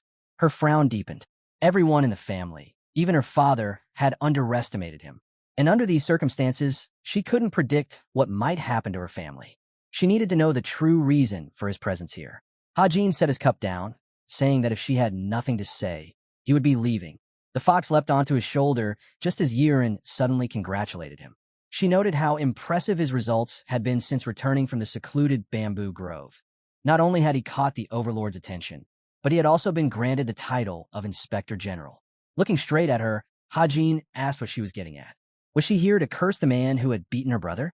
Yirin smiled softly. On the contrary, she wanted to thank him. Her smile faltered when Hajin calmly replied. Hajin told her she was still young. Turning slightly, he added that he didn't know why she despised her brother, but no matter what, he was still her blood. Right now, she stood in front of the very man who had nearly killed her kin, yet she wanted to thank him. Yirin answered coldly. Her brother was nothing more than an obstacle in her path. With Golden perched on his shoulder, Hajin said that iron had been more like a towering wall she could never climb. Yirin's eyes widened when he went further, saying her brother might have been trash in character, but he never wavered when holding a sword. He still had the spirit of a martial artist, something she lacked. Yirin flushed red, biting her lip when Hajin declared that her brother was far better than someone like her, who clung to others and abandoned her own dreams out of fear. Iron wasn't such a fool that he deserved ridicule from the likes of her. As he began to walk away, Yurin called after him. She said that no matter his reasons for accepting his inspector role, whether uncovering corruption or something else, he should remember that sometimes bowing to the right person was necessary. Without looking back, Hajin replied flatly. He alone decided who deserved his bow and who didn't. He was more sociable than she thought, but people like them weren't worth the gesture. What was amusing, though, was that she was probably the last sane person left in her entire family.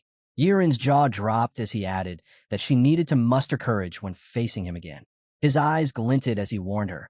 If she truly cared about her family, she should tell them to stop playing childish tricks on him. Reaching up, Hajin stroked Goldie, asking if he was unwell. The fox stayed curled in his tail, sound asleep, as if exhausted since arriving here. At that moment, Dong Pil entered, announcing that preparations for the banquet were complete. The patriarch and the high officials would all be attending tonight. He assured Hajin that since they were acting under the direct orders of the cult, it would be easy to steer the banquet to their advantage. But Hajin folded his arms, disagreeing. From the very beginning, they tried to separate him from the Berserker demon squad. He doubted things would be that simple. Frowning, Dong Pil asked if that meant he expected the Gyeoksa family to pull something unexpected. Drawing his sword, Hajin replied there was no point in worrying over their schemes. Ei nodded in agreement and asked if they were even allowed to attend the banquet. Hajin strapped his sword across his back and said that this was a mission. Then he looked at her directly, asking if she intended to cause trouble. But that was exactly what he wanted. No one stirred chaos better than her when it was needed. Ei chuckled, and so walking side by side, escorted by Dong Pils, Hajin made his way toward the banquet hall. The group passed through a vast garden, so large it rivaled even the famed gardens of the Thousand Treasure Gold family, who were the wealthiest among the 7 great clans. Ei's eyes widened in amazement. She whispered that she had never seen a garden of this scale. It could easily compare to the royal palace grounds. A servant approached, bowing respectfully, and informed them that the patriarch awaited them in the pavilion. Then he raised his head and requested that they leave their weapons behind. Ei scowled, asking if they really wanted to try that again. Hajin calmly handed over his sword, saying they weren't here to pick a fight. Why lose his temper over something so trivial? He reminded them he was attending as the Inspector General. Showing respect was only proper, especially since they were still within another family's territory. Dong Pil, however, shook his head at the servant. He explained that as the inspector's personal guard, he could not surrender his weapon. His duty was to protect Hajin at all times. At that moment, Quan's chi flared from within the pavilion. His commanding voice ordered the servant to stop troubling the guests and allow them through. Hajin frowned. The man's strength was obvious. His aura was sharp enough to be sensed from afar. Glancing at the pavilion's second floor, Hajin realized the patriarch stood at least half a level above him, stronger even than Wui. As he climbed the steps, Hajin noted to himself that this was not someone he could afford to underestimate. Soon, they entered the hall. The elders were already gathered, their gazes sharp as they examined the visitors. Quan rose with a smile, placing a hand on his chest as he introduced himself. He said it was an honor to welcome the Inspector General. A shadow crossed Hajin's eyes. He bowed slightly, introducing himself in return, and said that it was his own honor to meet them. Quan chuckled, saying they were far too polite, so much so that he himself didn't know how to respond. Straightening, Hajin replied firmly. If he had come as the demon cult's 3rd young lord, he would carry himself differently. But tonight, he was here as the Inspector General, and he would act accordingly. Quan's smile widened. He understood the message clearly. By nature, the 3rd young lord held a higher rank than the Inspector General, yet Hajin was deliberately setting that aside. Out loud, Quan praised him, saying the rumors of his courage and unmatched martial skill had not been exaggerated. The prodigy of the divine cult was indeed real. Looking away, Hajin remarked that he would sit there, pointing to a seat. They should prepare it for him. Quan, who had been watching closely, asked why he chose that spot instead of sitting beside him. Settling into his seat, Hajin answered plainly. This gathering was business, nothing more. When the business concluded, then, and only then, would he sit next to him. The elders exchanged shocked glances, stunned that Hajin had just rejected the patriarch's invitation. The air in the hall grew heavy, tension creeping in like a storm. Quan slowly closed his eyes and nodded. He said he understood. Then, smiling faintly, he promised they would enjoy themselves once the work was finished. Hajin, however, frowned. He realized that he was Hajin could feel it clearly. He was being looked down upon. Staring at the patriarch's grinning face, he thought to himself that this old man believed that no matter how talented a youth was, age alone made him superior. But in truth, he was nothing more than a typical elder, the kind one could find anywhere. The only difference was that this one happened to hold an influential position, backed by experience. Placing a scroll on the floor, Hajin explained that it contained the names of those subject to inspection. With a flick, the scroll floated upward. When Quan snatched at midair, Hajin realized he was deliberately showing off their difference in strength. Opening the scroll, Quan listened as Hajin declared that for centuries, the list had never changed. This was the agreement they had upheld. Quan frowned at the contents. Bowing his head slightly, he asked if the document was genuine. The air grew heavy. Tables and floorboards trembled under the pressure of spiritual energy. Hajin calmly lifted his cup without touching it, asking if Quan was truly suggesting that he had forged the scroll. Quan's gaze sharpened. He hadn't expected Hajin to telekinetically control the cup and table simultaneously. The level of control surpassed what he had imagined. Hajin frowned and clarified. As stated clearly in the document, every branch of the Gioxa family was to be inspected. The patriarch's face darkened. He demanded to know if such nonsense really required his approval. Hajin gave a faint smile. If they had raised their son properly, none of this would have been necessary. Yimun had disgraced his position as the fourth young lord by abusing servants for his own pleasure. Quan narrowed his eyes and asked if Hajin expected the family to bear responsibility for Hajin's actions. Hajin answered plainly. If that were the case, it would not be him here. It would be the criminal law master. Quan sneered, asking what that master could possibly do against him, the patriarch of the Gioxa family. The tea in Hajin's cup began to boil. His voice cut through the tension, saying they were straying off topic. All he needed was a clear answer. The water bubbled furiously. Quan's eyes widened. This boy had made the tea boil without even touching it. His mastery over core energy was absolute. Hajin tilted his head slightly and asked why Quan believed the criminal law master couldn't act against him, or why he thought Hajin himself wasn't part of the cult. Glancing at the crest of the Gioxa family, Hajin reminded him that the Gioxa, along with the other 6 great families, were nothing more than branches of the heavenly demon divine cult. When Quan glanced back down at the scroll, Hajin continued. The so-called agreement was a farce. It wasn't built on equality, but on tolerance. Respect, not independence. They had no right to confuse the two. This is the demon cult, not the orthodox faction, Hajin said flatly. Sweat trickled down the patriarch's face. Lifting his cup, Hajin added that he expected full cooperation during the inspection. Placing his hand on the scroll, Quan admitted that their family was indeed part of the heavenly demon divine cult. They had served faithfully for centuries. Looking to the elders, he reminded them that it was also true that many matters had been resolved through mutual agreements, through tolerance and respect. And wasn't it precisely because of those values that the cult had partially recognized their independence? Raising his hand, Quan proposed that for this reason, he should contact the divine cult directly. It would take a few days, but he asked for their understanding. Hajin frowned. He could tell the old man was trying to smooth things over to buy time. With a sharp slam, Hajin set his cup down on the table. His voice cut across the room. Did Quan know why Cheon-sang had sent him here instead of someone with more experience? Quan's eyes narrowed, his expression hardening. The elders shifted uncomfortably. Hajin explained. He had killed the patriarch's eldest son under the pretense of a succession struggle. But the truth was simple. The son had tried to kill him first. Hajin's brows furrowed. He continued, saying Cheon-sang had sent him precisely because he was meant to be aggressive.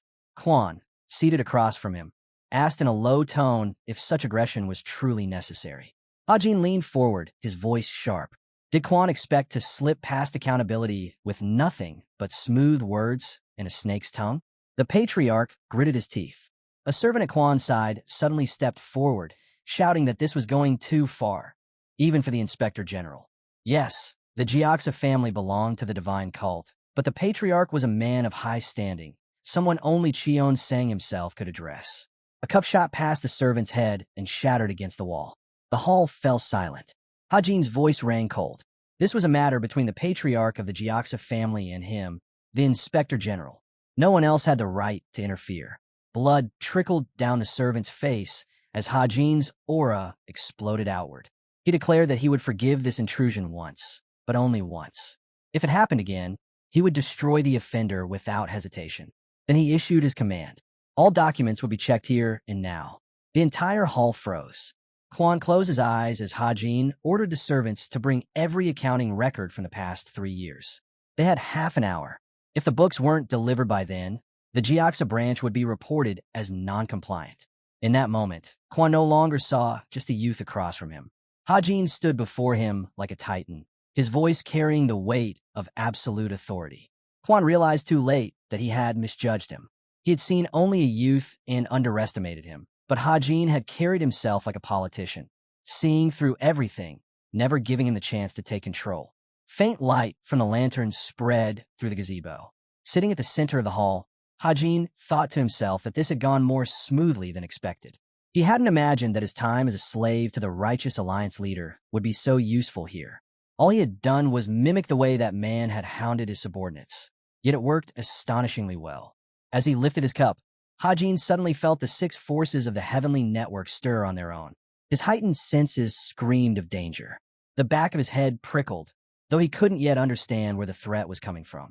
Removing his Haori, Quan said there was something he had not mentioned. He explained that he was often exhausted from training and required daily treatment. Now, he would be calling for a doctor to perform acupuncture. Hajin closed his eyes, uninterested in the patriarch's excuses. His ears felt heavy, almost numb, as though they might fall off. At that moment, a girl entered the hall. Hajin stiffened. The sensation she carried reminded him of the Chilryong presence of the demon queen he had once encountered. Closing his eyes briefly, he realized the atmosphere here had become deeply unsettling. The patriarch, smiling at the girl, said his body was beginning to ache again and asked for her treatment. Rin lowered her gaze and replied softly that she would be grateful if everyone allowed her to proceed. Hajin's eyes snapped open. The moment he looked at her, he felt it, the essence of the secret demon queen. He smiled thinly, remarking that surely the others must be dazzled by her beauty. Grinding his teeth, he uttered the name aloud, the secret demon queen. Rin's eyes widened in shock. Hajin immediately rose to his feet, chi erupting around him. He demanded to know what her connection was with Sojio. The scene shifted to the neighboring quarter of the Jiaxo estate. Sang Gak, face twisted in anger, shouted that the inspector general was clearly looking down on them. A servant, still wiping blood from his face, answered that the inspector had only emphasized that their clan was part of the divine cult, and they could not claim otherwise. Clenching his fist, Sang Gak roared that the arrogant brat had gone too far. Once this was over, he would deal with the inspector himself. But then, a thunderous explosion rocked the residence. The patriarch and servant spun around instantly. Releasing his chi, Quan realized a battle had erupted inside. He barked orders for all martial artists of the clan to assemble at once. The building trembled under the impact. Marble split apart, and the hall's interior lay in ruins. Yui frowned and turned to Dongpil, who had already leapt back. She asked why their young master had suddenly erupted into violence. Dongpil, gripping his weapon, admitted he didn't know. But if the 4 elders joined the fight now, then this battle would. The clash was inevitable now. If the fight broke out at this pace, it would be anything but fair. Yui realized she had no choice. She needed to summon her squad. A blade was tossed into her hands. The elders unleashed their chi, their voices thundering as they declared that this attack could only be seen as a declaration of war against them. The Jiaxa clan stood in fury. Dongpil stepped forward, planting himself firmly at Hajin's side. He declared that he would remain there, no matter what, to protect his young master. Meanwhile, Hajin had Rin by the throat, his grip like iron. Chi surged violently through his body as he demanded answers. He would only ask once, what was her connection to the secret demon queen? Lifting her off the ground, he asked coldly if she truly wanted to die here. Quan rushed forward, jaw clenched, shouting for Hajin to release her immediately. Hajin was forced to leap back, dodging the patriarch's strike. Landing lightly, he raised his hand and told Quan to move aside. But Quan planted himself firmly before Run. Hajin drew his sword. His body glowed with unchecked chi as he warned that if Quan did not step aside, he would die here. The scene shifted to the pavilion of contemplating the dragon. Yui sprinted along the rooftops, sword raised high. Her voice rang out, summoning her squad to assemble. As the berserkers gathered, she declared that the Gioxa clan was now designated a code yellow enemy. Their target, the back garden of the Patriarch's quarters. Their mission, protect the Inspector General at all costs. The eyes of the Berserker squad lit with a wild gleam. One by one, they roared their acknowledgement. Charging across the rooftops, Iui raised her sword again and shouted that the Gioxa clan had insulted the Inspector General and defied the dignity of the cult. From this moment, anyone who interfered would be treated as an enemy. Slinging her blade over her shoulder, she promised death to anyone who crossed paths with the Berserker demon squad. With a chuckle, she urged them to show the Gioxa family why their squad was feared as the most brutal within the entire cult.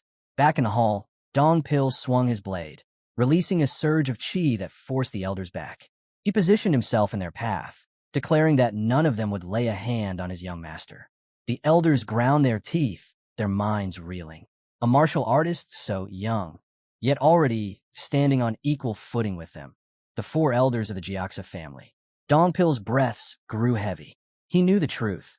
They were close to the true supreme peak. Even the smallest mistake would mean his death. But gripping his sword tighter, he told himself he wasn't afraid of dying. What he feared was leaving his young master exposed to danger. If that meant laying down his life to block them, then so be it. Chi swirled around him like a storm. His resolve was absolute. He would protect Hajin, no matter what. Across the room, Hajin's blade cut through the air, his strike sharp and controlled. Run, standing behind Quan, watched in horror. She whispered that this Inspector General wasn't just any disciple. He was the chosen disciple of Cheon Sang himself, the very same man who had beaten down the Patriarch's son. But even so, he was still only a disciple. Hajin clashed with the Patriarch blow for blow, holding his ground as an equal. Run, frozen in disbelief, watched Hajin's relentless assault. How could he possibly know of her master, let alone her true identity? Her arts of deception could fool even martial masters at the highest level, yet he had seen straight through them. Panic seized her. She turned and bolted, desperate to escape. Gritting his teeth, Hajin barked after her, demanding where she thought she was running. A beam of chi tore past her head, striking the pond behind her. The blast erupted, sending water and dead fish raining down. At the center of the pond, only a lone sword remained upright in the rubble. Hajin's gaze hardened. He admitted he had wanted to capture her alive, but if forced, he would kill her. One reckless move would be her last. Shrouded in blazing chi, he declared that the Gioxa clan would now bear the mark of traitors. Turning toward the Patriarch, he added that he even knew why. The truth was simple. The secret demon queen had once trained within the fortress of Steelblood. Lightning began to spark along Hajin's aura as he accused the Gioxa clan of sheltering someone tied to that fortress. They had shattered the trust placed in them, and now every ledger, every record of their dealings would be scrutinized. On the other side, Dong Pil crossed blades fiercely with one of the elders, fully aware that the clan stood on the brink of being cast out of the demon cult itself. Quan's brows knit tightly. How could this boy possibly know that Run was a disciple of the Demon Queen? Even he had never heard of the Queen's connection to the fortress of Steelblood. Snarling, Quan unleashed a surge of poisonous chi. He scoffed at Hajin's words, calling them nonsense. Hajin leapt aside, spinning to keep his eyes locked on the Patriarch. But Quan seized the moment, pressing forward with his full demonic art. His strikes pulsed with venom. Dodging another deadly palm, Hajin realized the truth. The man's martial arts were steeped in poison. He grit his teeth, thinking fast. As long as the toxin was concentrated in one place, he could still expel it. Nearby, Dong Pil panted heavily from the pressure of his duel. Then Iui burst in, striking with twin kicks that forced one of the elders back. She shouted that it was unfair. 4 against 1 was nothing but cowardice. Landing beside Hajin, she stared at him in disbelief. Was he really faltering, even while wielding such a magnificent sword? Suddenly, she hurled her blade through the air. Hajin sprang up, dodging an incoming strike, and caught the weapon mid-flight. Quan thrust out a flood of poisonous chi, snarling that there was no escape. Hajin swung, cutting straight through the venomous stream. Quan's eyes widened, stunned that his toxic chi had been severed in a single stroke. Hajin's pupils glowed. His voice thundered. He would not repeat himself again. If Quan stood in his way, he would die. The ground beneath the Patriarch split apart under the crushing pressure of Hajin's aura. Quan prepared to release enough poison to engulf the entire estate. Behind him, Yui and Dongpil spun around as Hajin's voice roared out. He commanded them to retreat immediately.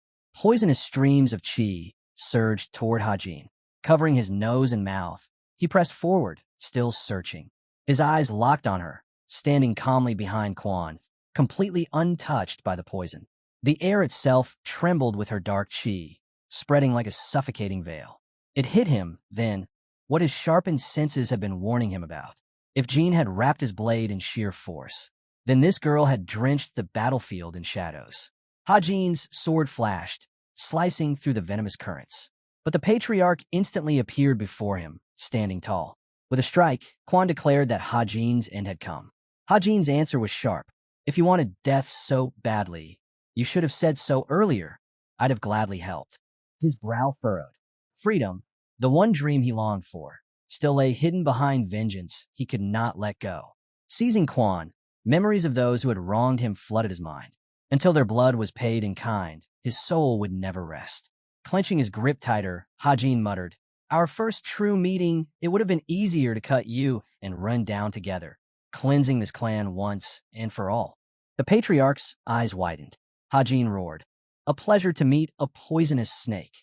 His fist tore through Quan with overwhelming force, the projection of his strike ripping the air apart. The explosion shook the entire clan's grounds. Blood poured from the patriarch's mouth as he crashed to the floor.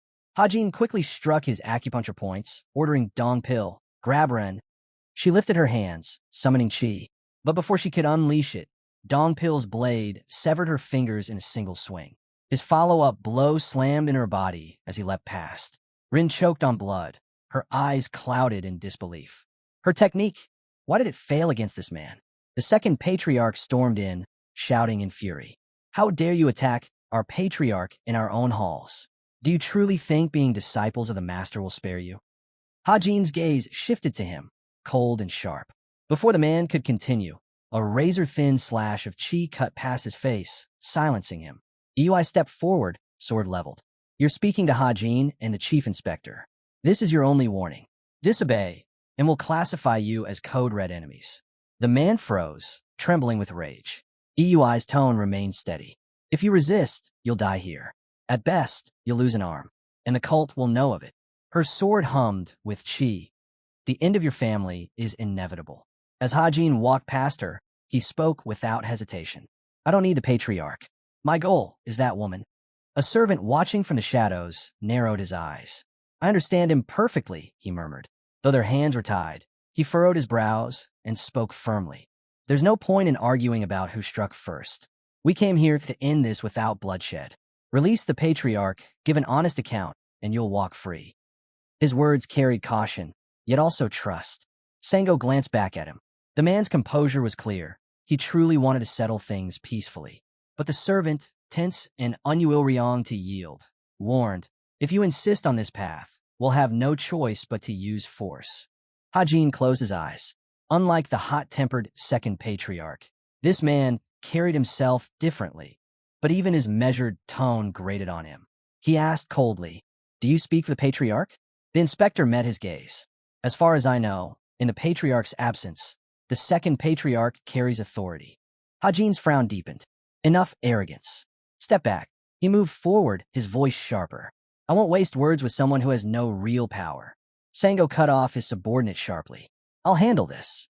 With a warning glare, he added, "No more interference.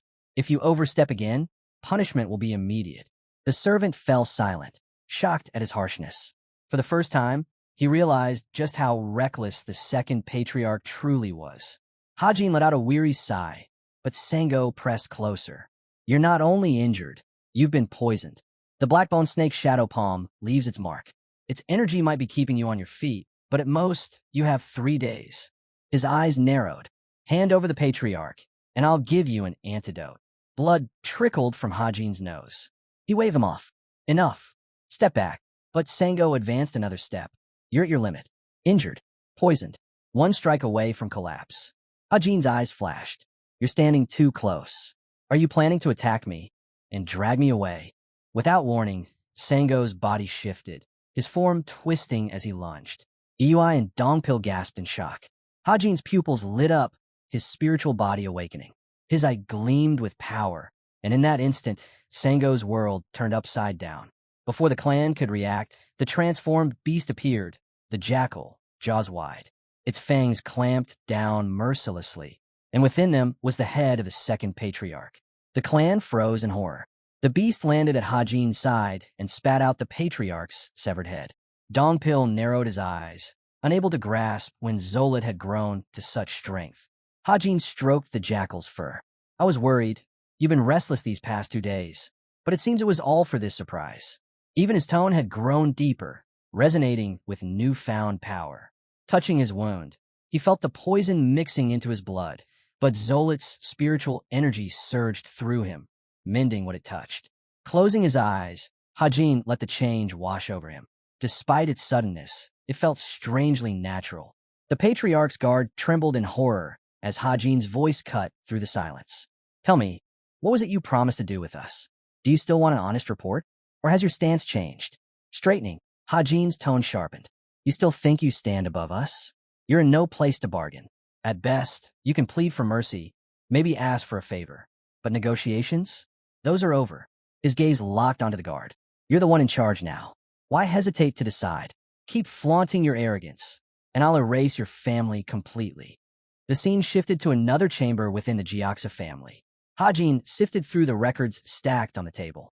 After careful inspection, he remarked, most branches are clean. No sign of corruption. His eyes lingered on one entry. But Yimun, the flow of funds points to embezzlement. Taking a messenger dove in his hand, he sighed. Further investigation will be hard under these conditions. Sitting back, he added, don't bother covering anything up. My report will be clear and complete. His expression hardened again.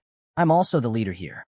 I'm only recording what I've seen, so don't hold personal grudges against me. Pointing toward the battered patriarch, he continued, take him away. Without immediate treatment, the demonic energy I left inside will pierce his core. The man's eyes widened, but Hajin didn't waver. Forget chasing us. Save him first. The dove took flight, carrying the message into the sky. The scene moved to the forest, where Hajin sat in meditation, mending his body. Chi wrapped around his hands as he murmured, so this is why that mythical beast could reach me with formless chi. The spiritual bamboo. He recalled the sapling he had absorbed. That bamboo was the heart of a secluded grove. Its core entered me. Zolit wasn't drawn to me. He was drawn to it. The jackal's golden eyes gleamed as Hajin whispered, I don't know when, but I'll find a way to return this energy to you. Zolit pressed against him affectionately. From behind, Ui watched in silence. Dongpil stepped forward, offering a canteen. Water. Hajin accepted it. The girl asked softly about his wounds. Hajin had suffered severe internal damage, but he brushed it off with a calm reply. I'm fine. As Ui drank from the canteen, Dongpil spoke with a heavy tone. He didn't fight that hard. The girl gave him a puzzled look. Lowering her hands, she asked, then why do you look so downcast after leaving the snake's den? Dongpil glanced at his master, conflicted. I'm just wondering if there's any point in protecting him anymore. That fox, once barely the size of my shoulder, now towers over us like this. The jackal lifted its head, fixing its golden gaze on him. Dongpil remembered their time in the bamboo grove and wondered aloud. Could that tiny fox have been the guardian of that grove all along? Raising her hand slightly, Ui teased. Are you sulking because he's a better escort warrior than you? Dongpil let out a breath. I can't deny it. Ui turned away. Don't waste envy on a beast. Even if it's a mythical creature, it's still not human.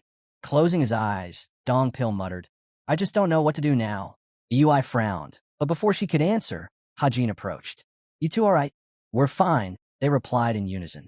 Rubbing the back of his neck, Hajin said, there are things we need to discuss, but that can wait. His eyes sharpened. For now, we head to the Jiajiang family. There are matters I must confirm. His gaze shifted toward the girl inside the carriage. First, I need to know how you ended up in the Gioxa family, and where the secret demon queen is. With a flick of telekinetic force, the girl was yanked out of the carriage, suspended in the air. A sword struck the ground beside her head. Hajin gripped the hilt firmly. We're not in a hurry, he said coldly, but I don't like wasting time. Answer every question clearly and in detail. His jaw tightened. What is your connection to the secret demon queen? Her eyes widened at his next demand. The blade shifted dangerously close to her ear. With one swift motion, Hajin swung, slicing it off. Grinding his teeth, his voice thundered with rage. Tell me, how did you meet the patriarch of the clan? The girl trembled, her whole body shaking. I can't answer that. Hajin's blade flashed. Fingers hit the ground. He lifted the sword to her eye, his tone ice cold. Your sorcery, the patriarch's demonic arts, they fit together too well. Don't tell me there was a deal between you. The carriage will turn slowly as Rin cried out, blurting, I only met the Gioxa patriarch under the master's orders. Dong Pil shut his eyes, refusing to listen to her screams. Rin's legs shook uncontrollably, her body writhing in pain. Hajin stood over her. Compose yourself, then answer me properly. Blood smeared across her face. His sword pierced her shoulder. Looking down at her, Hajin said flatly, I'll spare your tongue, for now. I need your answers, but your insolence will still cost you. He gave a low, unsettling chuckle. At last, I think I understand my position. Her screams echoed through the forest for what felt like hours. When it was over, Hajin wiped the blood from his hand. Tie her up. Load her back into the carriage. Ei sat beside Run, watching her battered form. Is there even a point in keeping her alive? Wouldn't it be simpler to kill her? I'll decide that later, Hajin replied. As Ei watched him, she asked, Then, when do we leave for the Jiajiang family? Rest for now. I'll tell you the rest later. Dong Pil studied his master's back. Are you all right? Hajin lowered his head slightly. My internal injuries are already healed. The rest will recover soon enough. Dong Pil shook his head. That's not what I meant. You don't seem like yourself. You've changed. The air grew tense. Hajin frowned, but Dong Pil continued carefully. Ever since that woman appeared, you've seemed unstable. I don't dare ask about your thoughts, but I couldn't stay silent. He bowed deeply. Forgive me if I've overstepped. If punishment is needed, I'll accept it. Hajin lifted his gaze to the sky. I can't explain it now, but I've chosen my path. It's not the same as before. It's dangerous. And one day, I may have to use you as a pawn. Dong Pil straightened, eyes firm. Even then, I'll follow your orders. Hajin turned toward him. Your loyalty, it isn't because of my status in the cult, or my strength as a martial artist? Dong Pil met his gaze. No, I'll follow you regardless. Hajin watched his subordinate in silence. In his heart, he knew Dong Pil would obey any command without question. Yet part of him still wanted to offer a choice. Loyalty, without hesitation, almost disappointing. Perhaps it was this very man who had freed him from the prejudices he once held against the divine cult. Passing him by, Hajin said calmly, Tell the squad leader, we leave in half a day. Not to the Jiajiang family. His hand stroked Golden's fur. We're going to the treasure vault. The closest one scattered across the central plains. I haven't stepped inside for years. As he walked away, Hajin added, Deliver our new route to the squad leader and inform the patriarch of the Jiajiang family. He is to meet us at Plains Valley Village with all the necessary documents. The scene shifted to the Jiajiang family estate. A man's angry voice filled the hall. We can't accept this. The head of the family lowered the scroll he was reading. Then what message should we send back?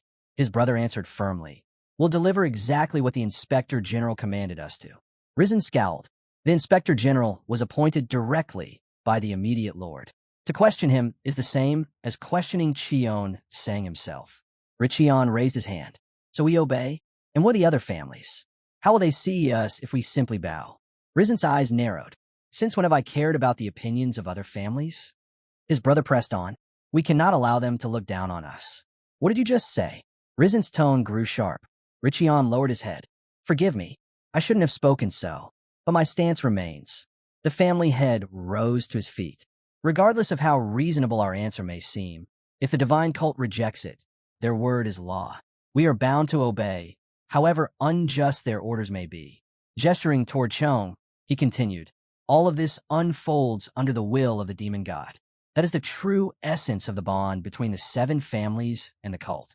Richeon turned aside, his expression hard. I'm trying to break us free from those chains, to cut ties with the cult, so the 7 families can stand on their own. I'm nothing like Gioxa, who only serves his own greed. Risen fixed his gaze on him. Then hold your tongue. Such words are dangerous. Richeon looked out the window. If I do exactly as the inspector demands, my plans will crumble. And why do they ask for our account books? His brows furrowed. If we refuse, will be branded as losers. Richin's voice was bitter. This procedure itself is irregular. They could easily alter the records. Risen frowned. This inspector didn't send that message out of fairness. He left us no choice but to comply. A servant entered the chamber. The patriarch turned to him. We leave for Mount Hung this evening. The Sea King's guards will escort us. Gather all ledgers for the journey.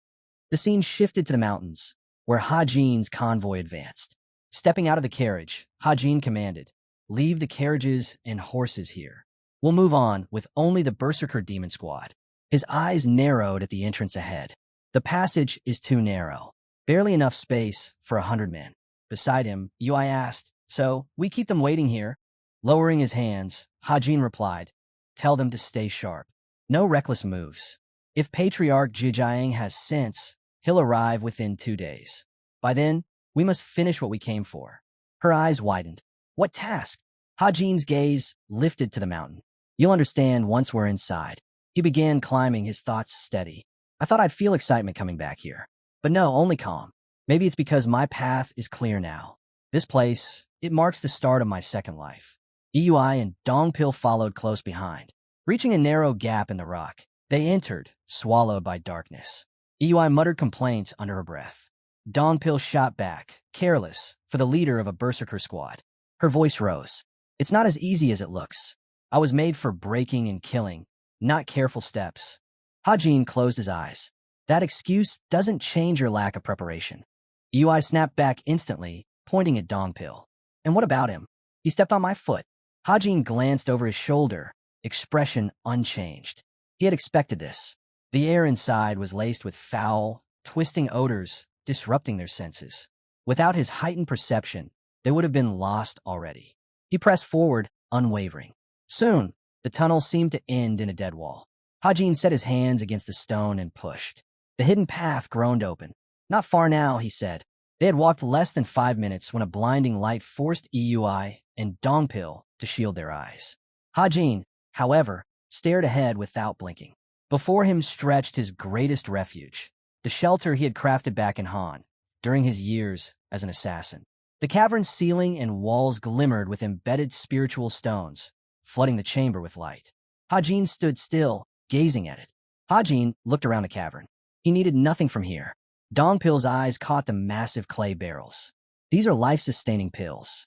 With this stock, we could survive 5 years without leaving." Eyui's gaze shifted to the walls. "And these pearls, phosphorescent pearls, each worth at least 2,000. Hajin's eyes narrowed at them, touching everything without permission. Unbothered, Eyui picked up a book. "How did you even know about this place?" Her words struck him, especially when she added, "Even assassins don't build hideouts this extravagant." She glanced around once more. If these shelves held secret martial arts instead of medical texts, this place would be a true treasure trove. Hajin sat on the cobblestone floor, his voice cutting through her musings.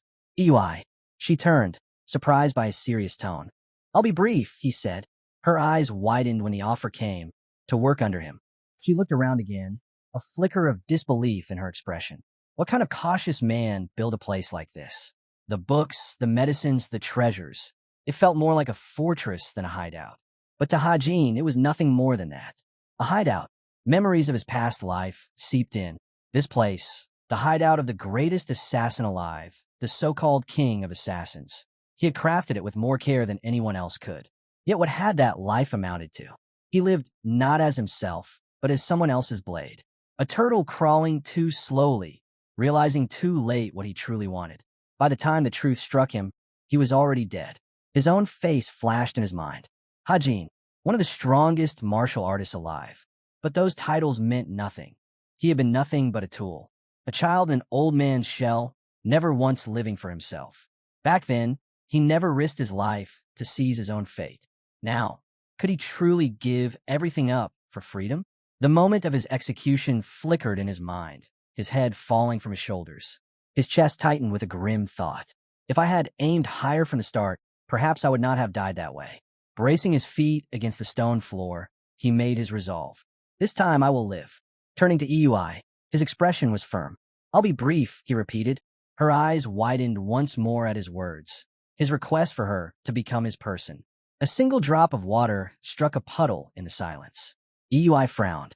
This almost sounds like a confession of love, and in the worst possible moment. Hajin folded his arms, unbothered.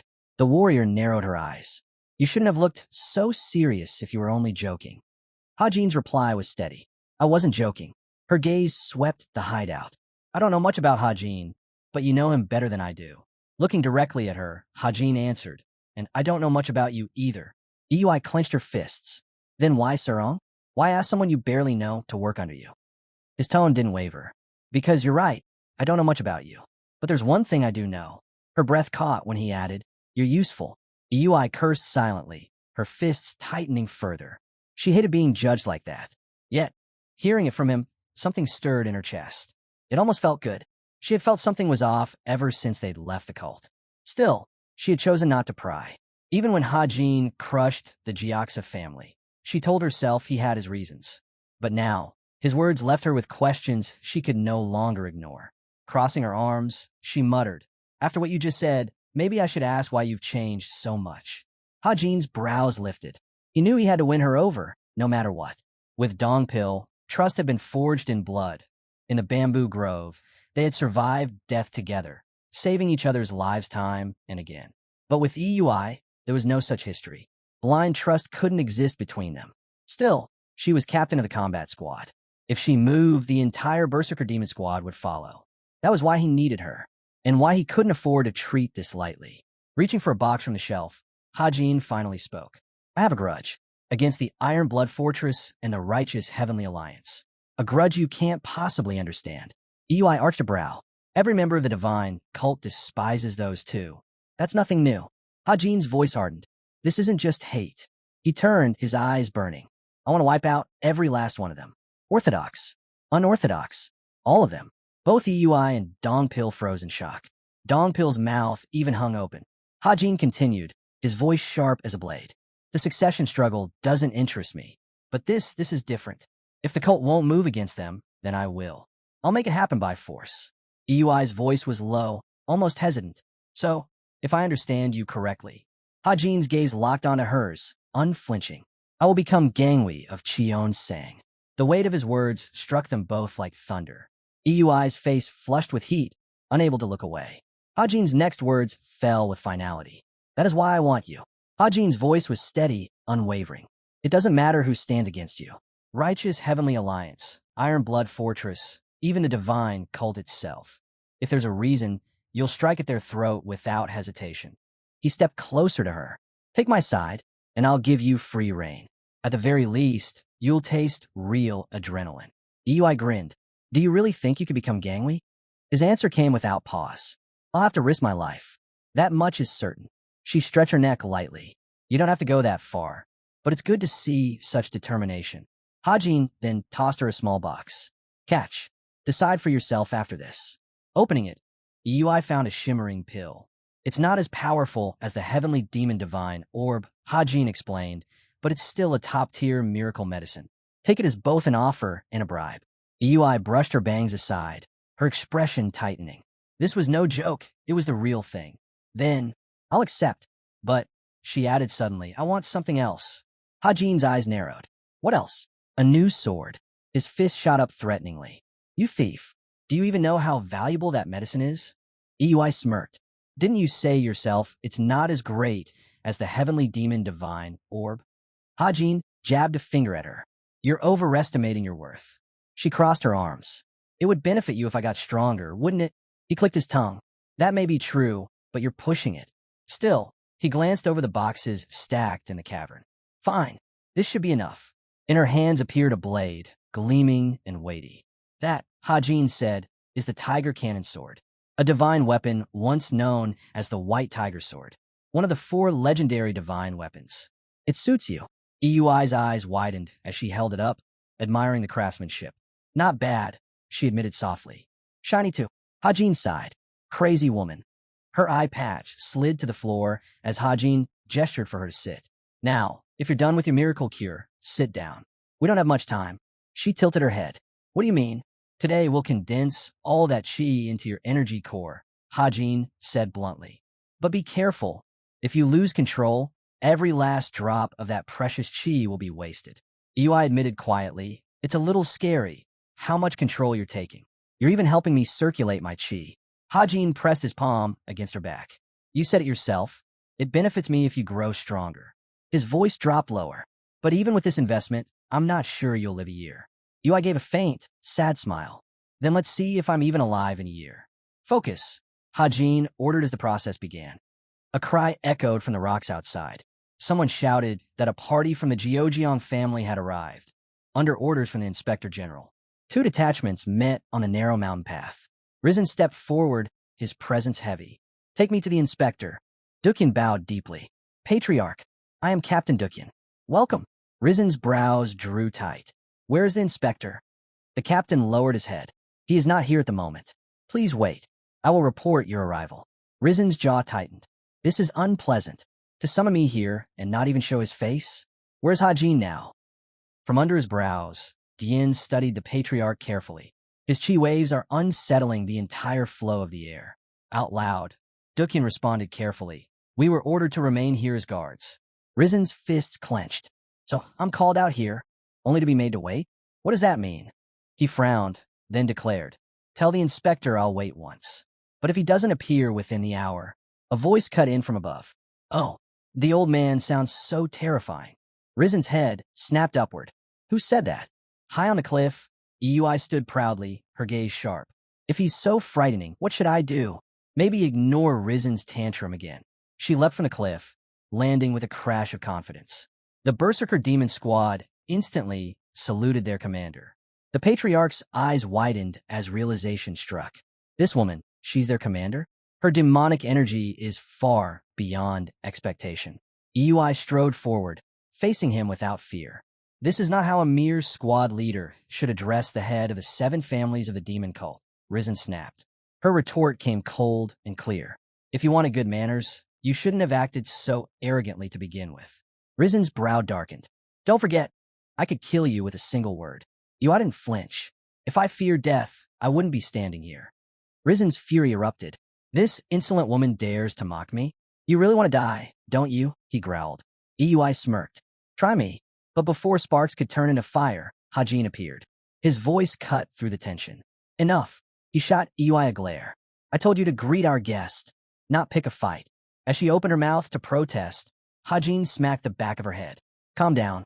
You're still burning from that miracle medicine. Fighting with unstable chi is pointless. Turning to the patriarch, Hajin bowed slightly. My apologies for my subordinate's rudeness. I hope you won't hold it against her. Risen blinked in surprise. He hadn't expected courtesy, not after being summoned here. His anger eased into reluctant respect. You greeted me first, unexpected. Hajin extended his hand. Let's skip the formalities. You're busy. I prefer we finish this quickly. Risen gestured, and attendants brought forward a stack of ledgers. The past 3 years of accounts. As Hajin examined them, Yui leaned toward Dongpil. Are you sure Hajin's fine? He doesn't look like someone who just forced the full effects of a miracle medicine through my body. Dongpil folded his arms. Stabilizing a completely different form of demonic energy is no small feat, but don't worry. Hajin is far stronger than you think. Yui crossed her arms. I wasn't worried. Suddenly, the ledgers burst into flames. Gasps and shouts echoed as panic spread. Hajin's expression remained calm as the fire curled around his palm. The books were genuine. My inspection is complete. Risen's eyes widened. Then why burn them? Explain yourself. Hajin let the fire die with a flick of his wrist. I'll deliver a fair report. For now, let's talk. His tone grew heavier. I need your cooperation for the good of the cult. Sweat slid down Risen's temple. Cooperation? What exactly do you mean? Hajin's gaze locked on him. There's an organization that must be erased, but manpower is scarce, which is why we're targeting the demon clan of the Martial King. The patriarch's face went pale with shock. One of the 7 families, slated for annihilation. Clenching his fists, he demanded, what reason could there be for such madness? Hajin's answer was cold. Who knows? I'm only following the orders of my superiors. This is nonsense. Risen barked. We are one of the 7 families. There must be a reason for such a drastic decision. But Hajin's gaze didn't waver. He smirked, realizing the man before him was acting no differently than the Jiaxa patriarch. Standing firm in front of Hajin, the man still didn't grasp what was happening. So Hajin laid it out plainly. This man's frustration stemmed from the divine cult's silence, their lack of explanation. But wasn't their reaction expected? Hajin frowned and spoke coldly. Shouldn't they have just followed orders? No reason was needed. Disobedience to the divine cult was never an option. The family representatives darkened at his words. Turning to Risen, Hajin reminded her, the Inspector General may share his reasons if he wishes, but he isn't bound to. What matters is whether you see yourselves beneath the cult, or do you believe you stand equal to it, like those so-called righteous allies? The old man bristled. His denial came sharp and defensive.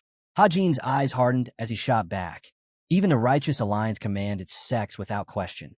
Yet here you are, complaining about something even the orthodox fools wouldn't dare object to. Risen froze in disbelief as the inspector accused them of straying from their loyalty to Cheon-sang.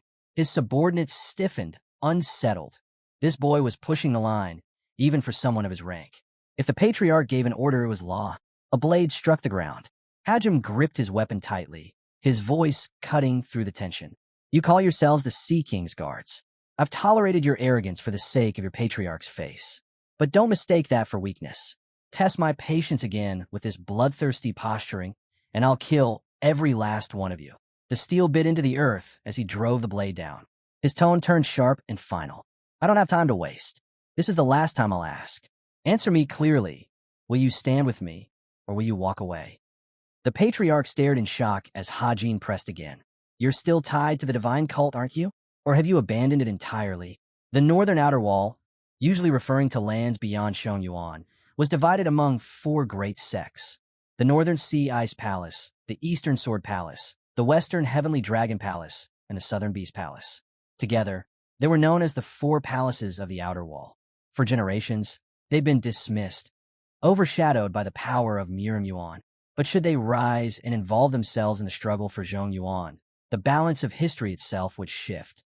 With weary eyes, Yozong studied the paper in his hand. Thoughts swirled. Were the 4 palaces of the outer wall truly training alongside both orthodox and unorthodox forces, infiltrating Zhongyuan in secret? Yozong unrolled a scroll, muttering under his breath. This time, it's the Sword Palace. This was deep inside the residence of the Heavenly Demon Divine, cult's chief strategist. The door opened, and Mudum, the first guardian, stepped in. He asked calmly, do you still remember the disgraceful incident when the Beast Palace ambushed the Inner Enlightenment Sex delivery team? Yozong glanced up in surprise before nodding. Harder to forget than to remember. Mudum went on, explaining that unidentified martial artists had been spotted in the northern parts of Guangdong province. A proper surveillance team hadn't yet been assembled, so their origins remained a mystery. Pouring tea into a pot, Yozong spoke lightly. I see. Everything's becoming clear now. Mudum narrowed his eyes. You knew about this already? Without looking up, Yozong replied. If the Guardian Court is gathering a surveillance team, then it means there's someone in that region they're trying to protect. Mudum stiffened. As expected, Yozong had pieced it together with almost nothing to go on. His perception was unnerving. So it's true, and yet you admit it so easily. Shouldn't this be a secret? But looking into Mudum's expression, Yozong realized something. He wasn't hiding anything. He was straightforward, unlike himself, who often cloaked his intentions behind a smile. Yozong knew empty words wouldn't get him anywhere here. The first team was already moving toward their target in secret, but they needed to be prepared for any outcome. Pouring the tea with steady hands, Yozong spoke, I understand your concern, Guardian. But these martial artists aren't chasing after just any prey. Their target is different from yours. Mudum leaned forward, asking sharply, Then who are they after? Yozong raised the teacup, sipping slowly. That's for the Guardians alone to determine. Mudum's gaze sharpened. How can you be so sure? Setting the cup down, Yozong finally answered, Because I already know who they're hunting. The Guardian pressed further, demanding clarity. But Yozong shook his head. That's enough. Details of my concern alone. If you needed to know, I'd have told you already. Then, with a calm but piercing look, Yozong added, Of course, if you insist, I could reveal their identities and their goal. The question is, do you truly want to know? Mudum studied him carefully. Different methods, different ways of working. Yet one thing was certain, this strategist's loyalty to the cult was absolute. The first guardian finally sighed, lifting his cup. You're right, Yozong. I let worry cloud my judgment. I shouldn't have pressed you. Perhaps. I'm simply getting old. My thoughts keep circling Zhong Yuan and the endless politics surrounding it. Yozong raised his own cup and countered firmly, no, this isn't age. This is instinct. His sharp gaze lingered on the guardian. Once, you were the fiercest of beasts. That instinct hasn't faded. What you're feeling now is the unseen storm drawing near. And somewhere deep inside, you already know who drives those clouds and who stands at the center of the coming tornado. Elsewhere, Patriarch Jiang was growing restless. He glared at Hajin. Are you trying to threaten me with such nonsense? Hajin's expression didn't waver.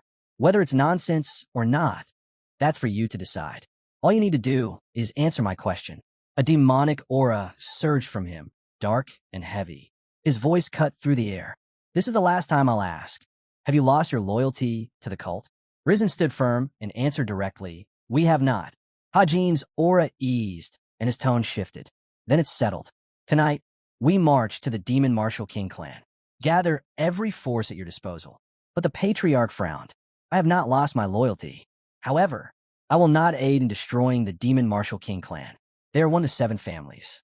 Our ties run back centuries. That bond will not be severed. Hatred flickered in Hajin's eyes.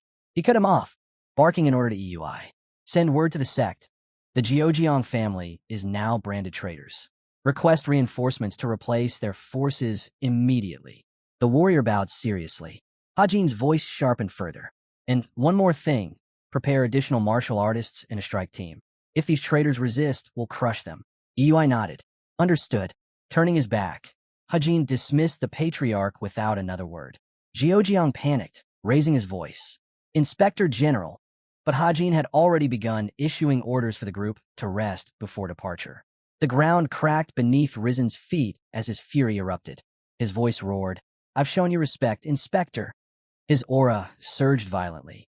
But I underestimated how little my respect was worth to you. Crimson light wrapped around Hajin's body. He turned slowly, his presence suffocating. So, do you mean to let your chi and bloodlust speak as a challenge? The Patriarch seized his weapon and shouted, I do. Raising his spear high, Risen's voice thundered. I have always respected the Inspector and the divine cult. But this is nothing but a staged. Risen's voice thundered with rage. This is nothing but a circus. You've staged this to make us look like traitors. It's clear now, you were never on our side. Hajin turned his back slightly, his tone sharp. You're right. The Patriarch's anger flared, but Hajin repeated calmly. You're right. I've branded you traitors, and I'll stand by that decision. If you refuse to help eliminate the fighting Demon King. Risen roared, swinging his spear. What nonsense is this? But Hajin's blade was already there, deflecting the strike. The Patriarch staggered to the side, stunned.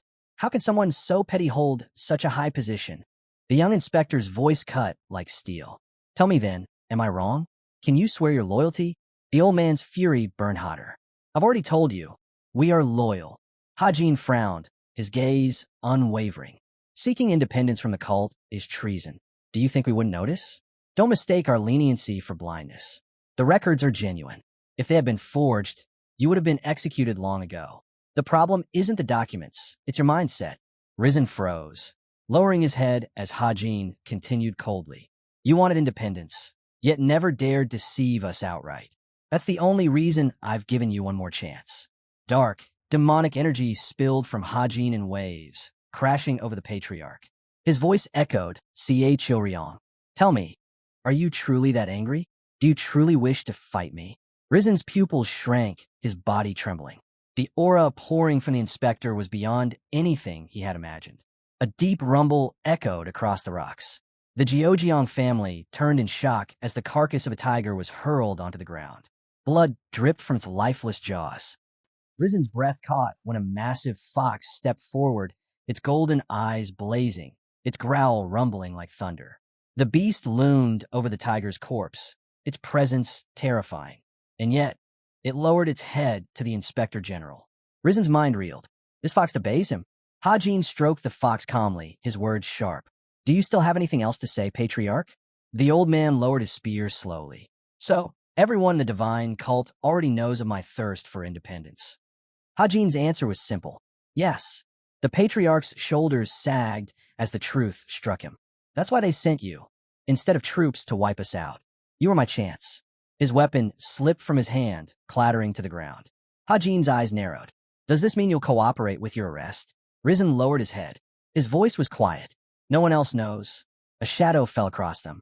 The patriarch's face darkened as he spoke plainly. It's true. I want to break free from the divine cult. But no one else knows of this, not even my clan. This sin is mine alone.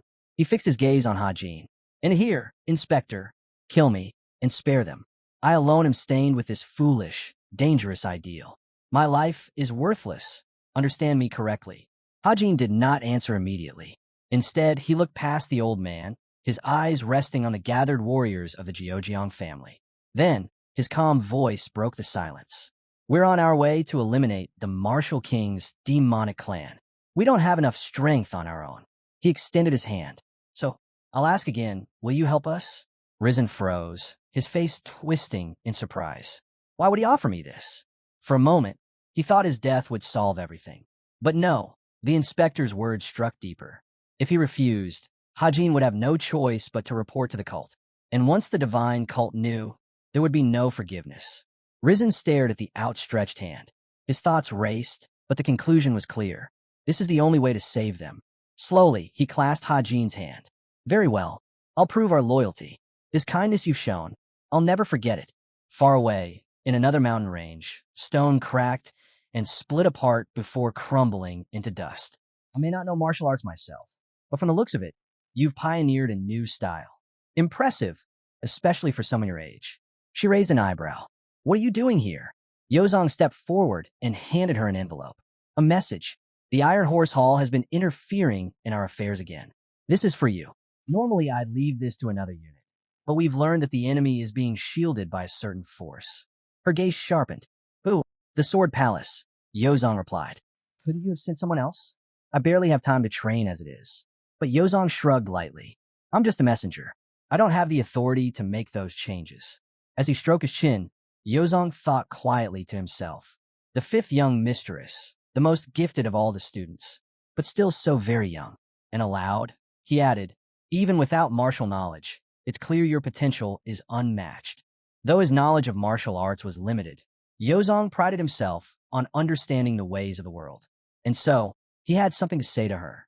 Placing his hands behind his back, Yozong remarked calmly, if you don't intend to gain anything from this solitary training, then don't let yourself become obsessed with the word training itself.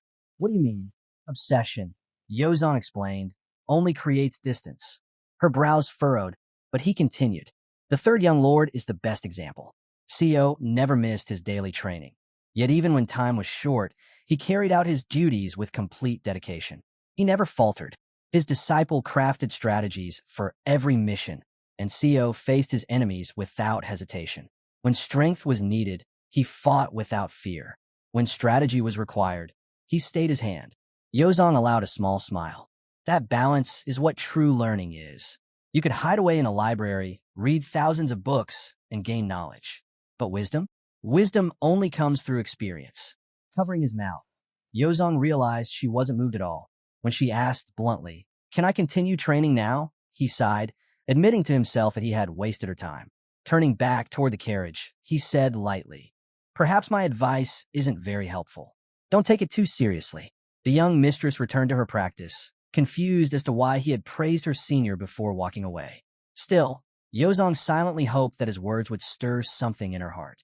As he walked, Yozong mused aloud, I wonder how our Inspector General is doing. He stopped in his tracks, a quiet confidence flashing in his eyes. Co will surely handle the Jaka family wisely and lead the Kigong family as well. Though whether that task is simple or impossibly difficult depends on how one looks at it. Narrowing his eyes, Yozong thought of the Martial King clan. The order wasn't to watch them. The order was to destroy them. The third young lord, admired, though not yet fully trusted. Perhaps Cheon Sang's intent was to test his loyalty more than to strengthen the cult. Or perhaps Yozong was reading too much into it. That same night, under the cover of darkness, Hajin and Patriarch Zhoujiang stood on a cliff overlooking the demon Martial King clan's territory. The Patriarch broke the silence. We've stepped onto their land. What do we do now? Hajin's gaze never wavered. We go inside. Zhoujiang hesitated. When? The young inspector smirked faintly. At night, of course. That's when the festival is at its most lively. Turning toward his companion, he added with a steady voice, "Let's begin." As the third young lord stroked his fox, Rum studied him quietly. Unpredictable, far too unpredictable. The patriarch reflected in silence.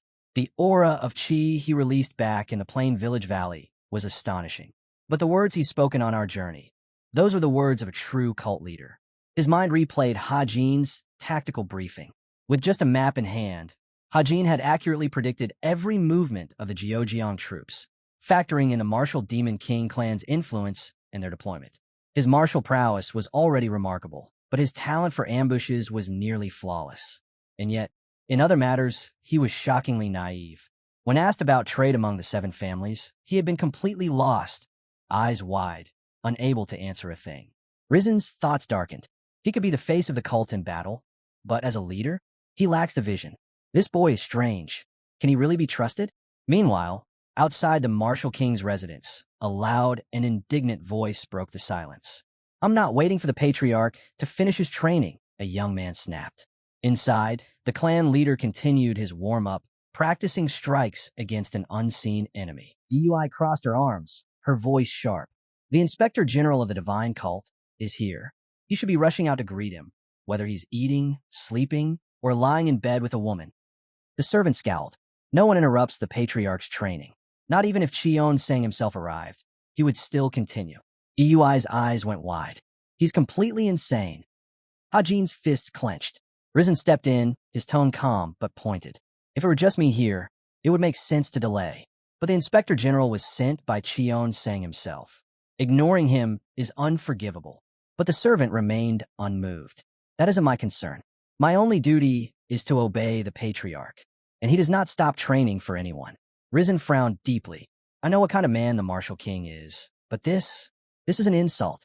It shows no respect at all to the Inspector General." The servant only raised his chin higher. "We follow the patriarch's orders. That's all that matters." Hajin's blade glinted as he stepped forward. His voice was cold, decisive. "Fine. Patriarch KO doesn't need to do a thing. This works better for me anyway. I'd rather get straight to the point." He approached the servant, his eyes narrowing. "Your name?" "Choyang." The young man answered, pride in his tone. Hajin's gaze sharpened. "And tell me, Choyang, are you working hard?" The servant's bravado faltered. His body shuddered. That suffocating demonic energy pressing down on him. What was this boy? Hajin leapt into the air, a surge of power exploding outward, and then came crashing down with unstoppable force. The ground shook as Hajin landed on the training floor. The patriarch's fist stopped just short of his face. His voice was cold. "You're bold," barging into the training hall of the Martial King clan's patriarch. Standing firm, Cho Yang added, "If I hadn't restrained myself, you'd already be dead." Hajin's eyes narrowed. "So, you knew I was here all along." A dangerous smile curled across his lips. "Tell me then, how long do you intend to keep me waiting in this farce of training?" The Martial King frowned. "Until I'm satisfied. Wait until I'm finished." A quiet chuckle escaped Hajin. Choy's stance stiffened. "What's so funny?" The inspector's tone cut like a blade. "The idea of hiding behind training as an excuse to refuse inspection. It's laughable." Locking eyes with the patriarch, Hajin added, "I've heard it said the Martial King clan possesses the finest blood chi, but all I see is recklessness dressed up as strength. A child, playing at power under the title of patriarch." The Martial King's arrogance burned. Hajin's eyes glinted dangerously. "Now I see why the higher-ups ordered me to shut this clan down." The patriarch's eyes widened. "What did you just say?" Hajin raised his blade. "Had you spoken to me properly, I might have clarified. But it seems words won't reach you." Choyang barked. "Then tell me now." But Hajin's blade slashed through the air, his voice thunderous. "No need for more talk. The inspection is complete." The Martial King leapt back, crashing onto the floor. "Silence. Who dares give the order to close my clan?" But it was too late. Hajin's voice cut across the hall like a commandment. "Gather your forces. Attack without hesitation. Anyone who resists, kill them." Yui's lips curved into a delighted smile. The patriarch froze in disbelief. Hajin's grin was sharp as a knife. "You want a training? Then let me show you what a real battle looks like." His hair whipped upward, demonic energy roaring to life as he unleashed the 9 depths of demonic arts. Let's see where your so-called arrogance truly comes from. The order was given. The second team charged. Steel clashed. The servant fought desperately with his blade. What are you doing? But I only sneered, cutting through enemies as they fell. Everyone knows, beating sense in a fool's works better than words. Dumped sword into the air, unleashing the heartbreaking heavenly return as he struck. Patriarch Jiojong drove his spear into the earth, sending a quake that blasted rocks in every direction. Retreat. Enemy fighters scattered. Rizen's voice roared through the chaos. Sea King, pass the order to the third group. And as Hajin raised his leg to strike again, his opponent realized, too late. This was no inspection. This was an execution. Cho Yang's eyes widened in disbelief. He couldn't keep up with Hajin's speed. How could the Inspector General's chi outclass his own? And yet it was true. This was the man who had defeated the Jiaxa Patriarch. He braced himself, pouring all of his internal energy into his fists. The first clash landed, bones snapped under the pressure. Even with everything focused on defense, he couldn't hold. The martial king darted back, desperately avoiding the blade. Strike after strike came down, but no matter how fast he moved, Hajin was faster. Terror crept into his heart. The patriarchs of the seven families were all said to stand at the peak of cultivation. But this boy, this inspector, stood far beyond. Another slash came, sharper and heavier than the last. Cho Yang's breath caught. How'd he do that? In the instant of a decisive swing, Hajin shifted the sword's trajectory, adjusting mid-strike with flawless precision. He was relentless. A blade carved down again. And in that moment of impact, Cho Yang realized the truth. Such mastery belonged only to one who had perfected the arts of heavy weapon combat. He faltered, his body collapsing. And then came the finishing blow. Hajin approached slowly, lowering his blade to the fallen patriarch's throat. His voice was cold, unwavering. Refusing inspection is always reported to Cheon Sang. He leaned closer. Do I need to explain the consequences to you as well? The martial king's chest tightened. Hajin's gaze burned crimson. The Jiaxa family faced the same choice. The Kaojian family as well. Now, it is your turn. Tell me. His voice grew sharp, like steel drawn across stone. Do you want your clan closed or destroyed completely? The patriarch froze.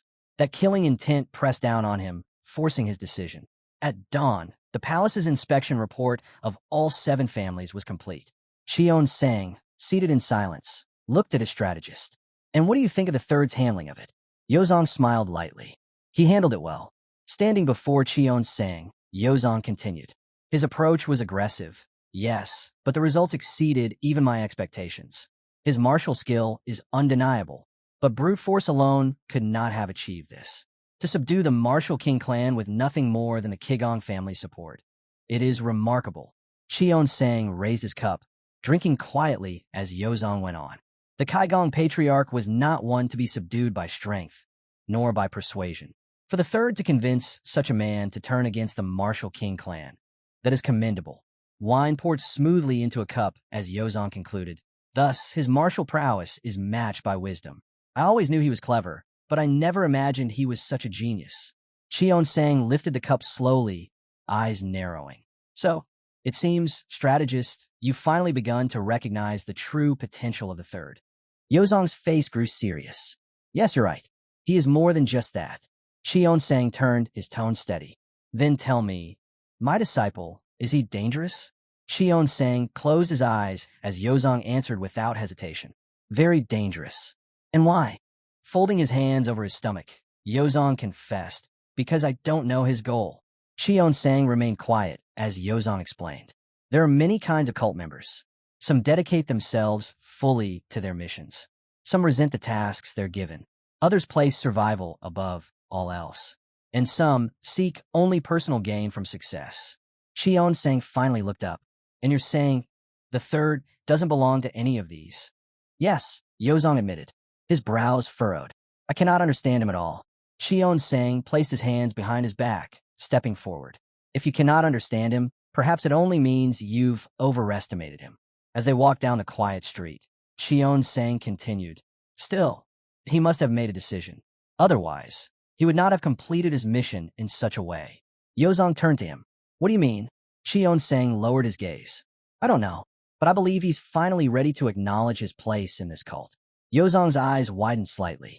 Though Cheon Sang called an assumption, there was no doubt in his tone. He was certain. Cheon Sang moved on. Did he say when he would return? Yozong shook his head. He only reported that he would return once the inspection was complete, but he never gave a date. Cheon Sang's gaze fixed forward. And the people of the Sword Palace? Yozong glanced past his shoulder. They're in the southwest region of Hunan. For the last 10 days, they've made no move. Cheon Sang's reply was calm, but certain. That will soon change. Yozong's face tightened. It's fortunate the third never crossed paths with them during his journey. Otherwise, he trailed off, worry sinking into his voice. Even for him, it might be dangerous. Then his steps halted, realization dawning mid-sentence. His breath caught. Cheon Sang said nothing. Yozong's panic burst out. Could it be? No. I'll send word immediately. He must return at once. There's no reason for him to fight those men, not after the inspection is done. But Cheon Sang stopped him with a quiet order. Leave it. His eyes remained fixed ahead as he spoke with absolute calm. If he meets them, he will fight. If not, he'll return. Yozong's voice trembled with unease. But the third is the Inspector General now. He represents the cult itself. If he gets dragged into this, it could spark a war. Cheon Sang only smiled faintly. Yozong froze, staring at him in shock. So that's it.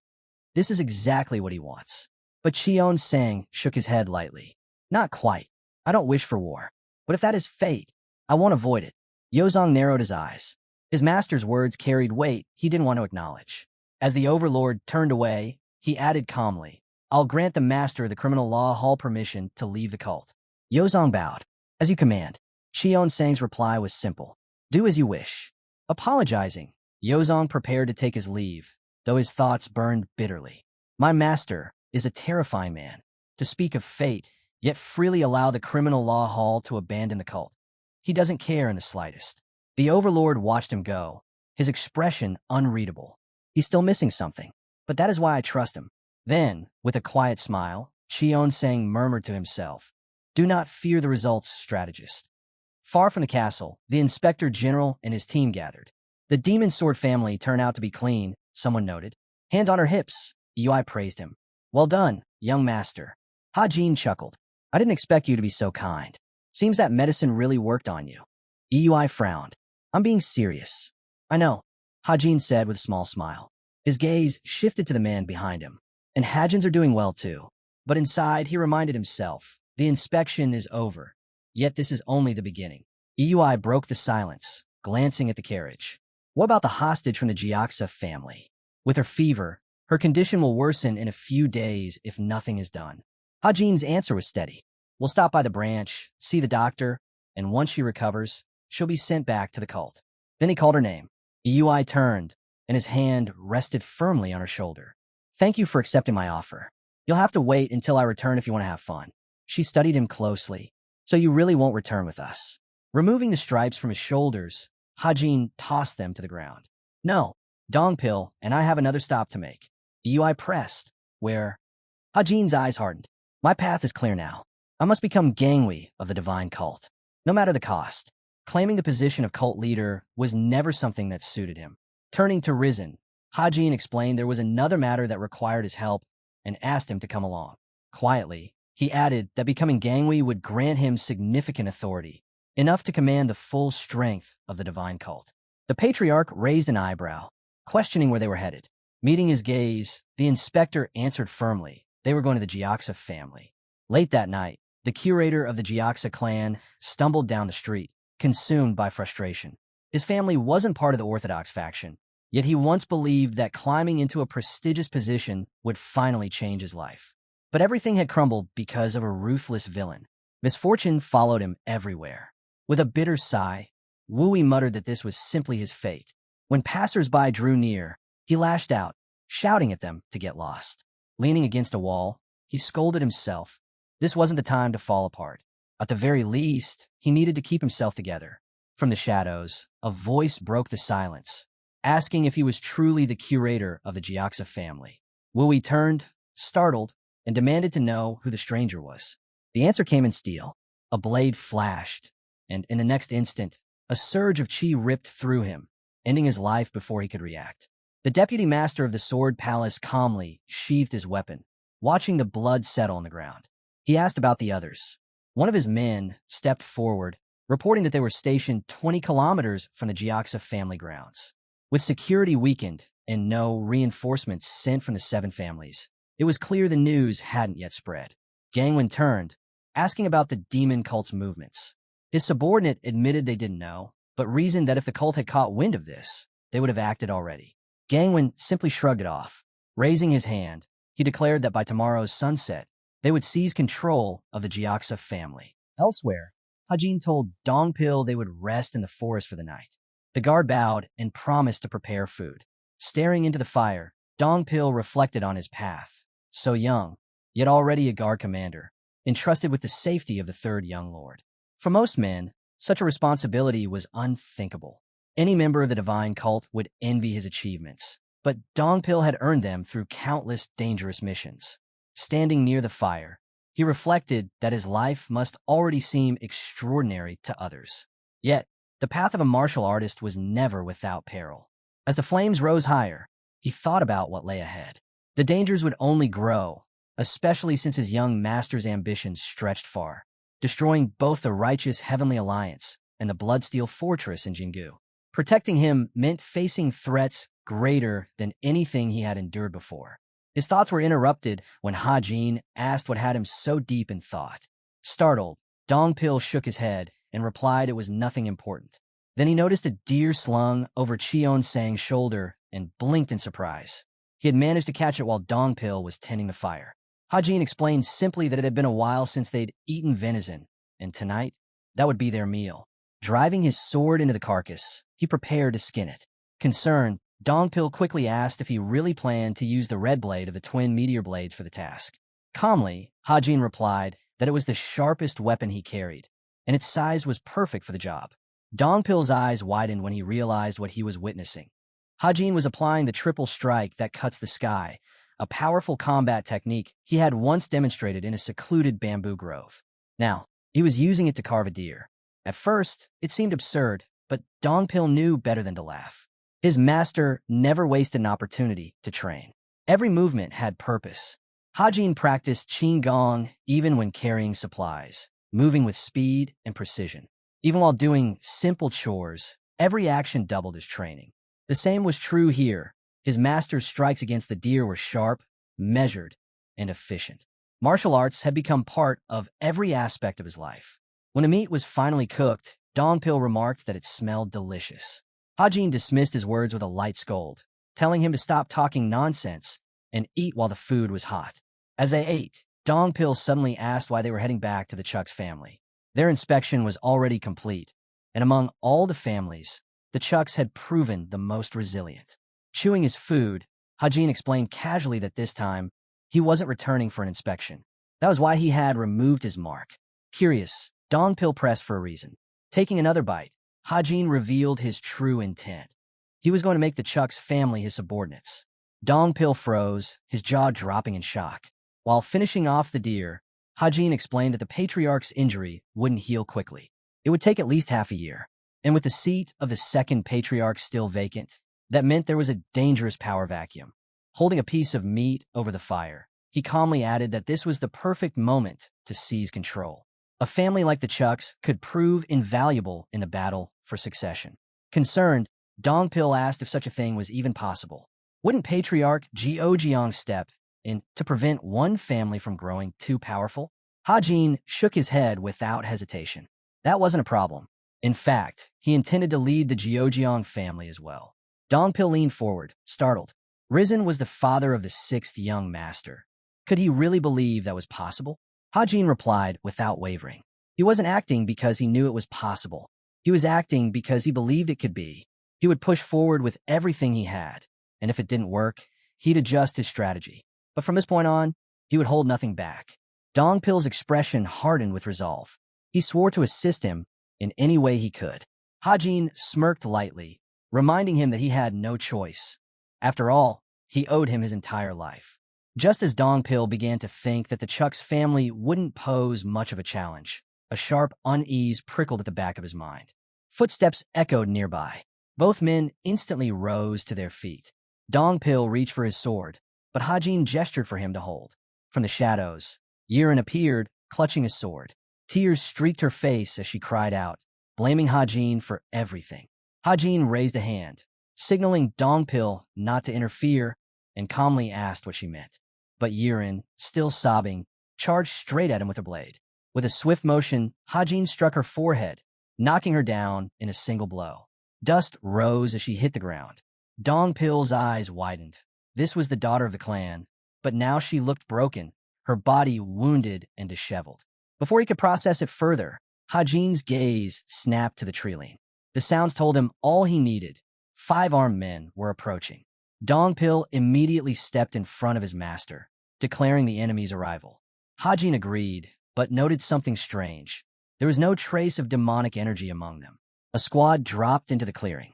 Their leader glared at the group, his voice sharp as he demanded to know who they were. Hajin only frowned, reaching for his weapon. The moment Hajin drew his sword, the enemy leader realized they wouldn't get any answers. Still, it didn't matter. These strangers had already seen the woman, which meant they had to die. There was no room for luck or mercy here. In an instant, a blazing strike cut through the air, severing the man's legs cleanly. He staggered, staring in shock, only realizing too late what had happened before crashing to the ground with a scream. Holding his burning blade steady, Hajin turned toward Dongpil. His voice was cold and commanding as he gave the order, "Destroy them all." The enemies tightened their grip on their weapons, ready for battle. Dongpil unsheathed his blade, channeling the demonic arts of Vidra Yiksha. His body surged with violent chi as he hurled himself into their ranks. The opponents quickly realized the terrifying strength of Dongpil warrior.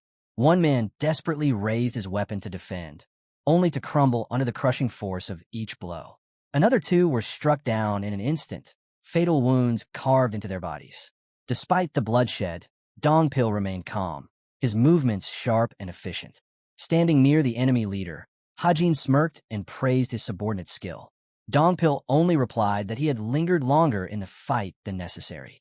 Meanwhile, the legless man, writhing on the ground, demanded to know who they were. Hajin stepped closer, turning the question back on him, asking not only who he was, but also where he had gotten that sword. His technique was impressive, but it was impossible for someone like him to infiltrate the righteous Heavenly Alliance and steal such a weapon. Clutching the blade, the man narrowed his eyes. Judging from their chi, these 2 clearly weren't from the Alliance. But then, how could they possess one of the 28 righteous heavenly blades? Hajin leveled his weapon at him, his voice cutting through the night. "Where did you get it?" Grinding his teeth, the wounded man demanded to know how a youth connected to the demon cult could even recognize that sword. Blood splattered as Hajin drove his weapon into him again, reminding him that he hadn't answered the question. Taking the sword in his hand, Hajin remarked coldly that perhaps killing them just for seeing the girl had been unnecessary. But as he looked down at the man's trembling form, his words sharpened. "The moment you picked up that filthy sword, your fate was sealed." His gaze hardened with disgust. He despised the righteous Heavenly Alliance. Moments later, the broken warrior was hanging from a tree branch, bound and bleeding. Hajin crossed his arms, his expression firm, and asked if his assumption was right, that these men were the ones who had ambushed the Jiaksa family last night and razed their home. The enemy struggled, but gave no denial. Hajin frowned at the firelight, thinking aloud. The Jiaksa family wasn't so weak that they could be crushed in a single night. How many had attacked? His thoughts grew heavier. The 7 families of the demon cult were every bit as formidable as the 5 great clans of the Orthodox Miram. Facing them would not be simple. Finding a force greater than the 7 families of the demonic cult in Yongyuan was nearly impossible. Judging from Yirin's trembling state, she was too broken by the shock to provide anything useful. Hajin turned his attention to Dongpil, who had just remarked that these attackers likely weren't from the righteous Heavenly Alliance. Hajin asked why he thought that. Frowning, Dongpil explained. Martial artists raised by the Guardians were trained in the orthodox styles of the Miram, especially techniques rooted in the Heavenly Alliance. They were indeed strong, but their approach was vastly different. These men fought with assassination techniques, not with orthodox martial forms. Hajin narrowed his eyes as Dongpil continued. No sect of the orthodox Miram taught martial arts like this. Still, Hajin knew it wasn't always so clear-cut. After all, the righteous Heavenly Alliance had been the ones who shaped him. Looking over Yirin's wounds, Dongpil shook his head. These attackers weren't from the Steel Blood Fortress either. Hajin recalled how the alliance always preached unity and fighting for a greater cause. But the Steel Blood Fortress was different. Tiredly, Hajin asked about them. Dongpil admitted they valued power above all else, not unlike their own cult. His gaze drifted to the legless captive hanging from the tree. The Steel Blood Fortress was like a massive scarecrow, lacking the deep history of the divine cult. Yet their techniques were brutal, refined, the product of countless generations. No mere upstart sect could have produced them. Dongpil's brows rose when Hajin finally spoke. These men weren't from Yongyuan. Frowning, the inspector reasoned they were from the Sword Palace. Dongpil looked again at the broken prisoner and muttered that he couldn't understand what the Sword Palace was thinking. Defeating the Jiaxa family wasn't simple, and sooner or later the divine cult would retaliate. Did they truly believe they could escape the consequences? After a moment's thought, Dongpil admitted the only path left for them would be to flee north. Hajin finished his sentence with a frown. The righteous Heavenly Alliance was in the north. But Hajin's face was set with dissatisfaction. That wasn't what mattered now. Meanwhile, screams and clashing steel rang through the Jiaxa family's estate. The ground was already blanketed with corpses, and Gangwon only added more as he cut through the defenders. Wiping the blood from his sword, he listened as a subordinate reported that the Patriarch's chamber had been secured. Turning away, the deputy master of the Sword Palace promised to join them shortly. At that moment, Hajin's expression darkened. The true problem wasn't the bloodshed. It was that some unknown intruder had stolen what should have been his prize. The sword, resting in its scabbard, leaned. The sword leaned against the tree, and in the silence of the night, a voice cut through, asking him to repeat his last words. Then it cautioned him not to jump to conclusions. After all, it was nearly impossible for groups like the Righteous Heavenly Alliance and the Sword Palace to work together. Before Hajin, a girl knelt on the ground. He asked where her leader was. She explained that he had left before the attack and hadn't been seen since. Hajin's gaze hardened. He assumed the man was already dead. Quietly, he cursed. That single disappearance had shattered his plans. He had wanted to leave the Jiaxa family in that man's hands. One of his subordinates stepped closer, addressing him as young master and offering to contact the cult for aid. Hajin refused, gripping his weapon tightly. There was no need. Someone had already arrived. From the darkness, Risen appeared, greeting the Inspector General. Hajin answered curtly, confirming his presence, while his men exchanged confused glances. The warriors gathered, their voices low, debating what had happened.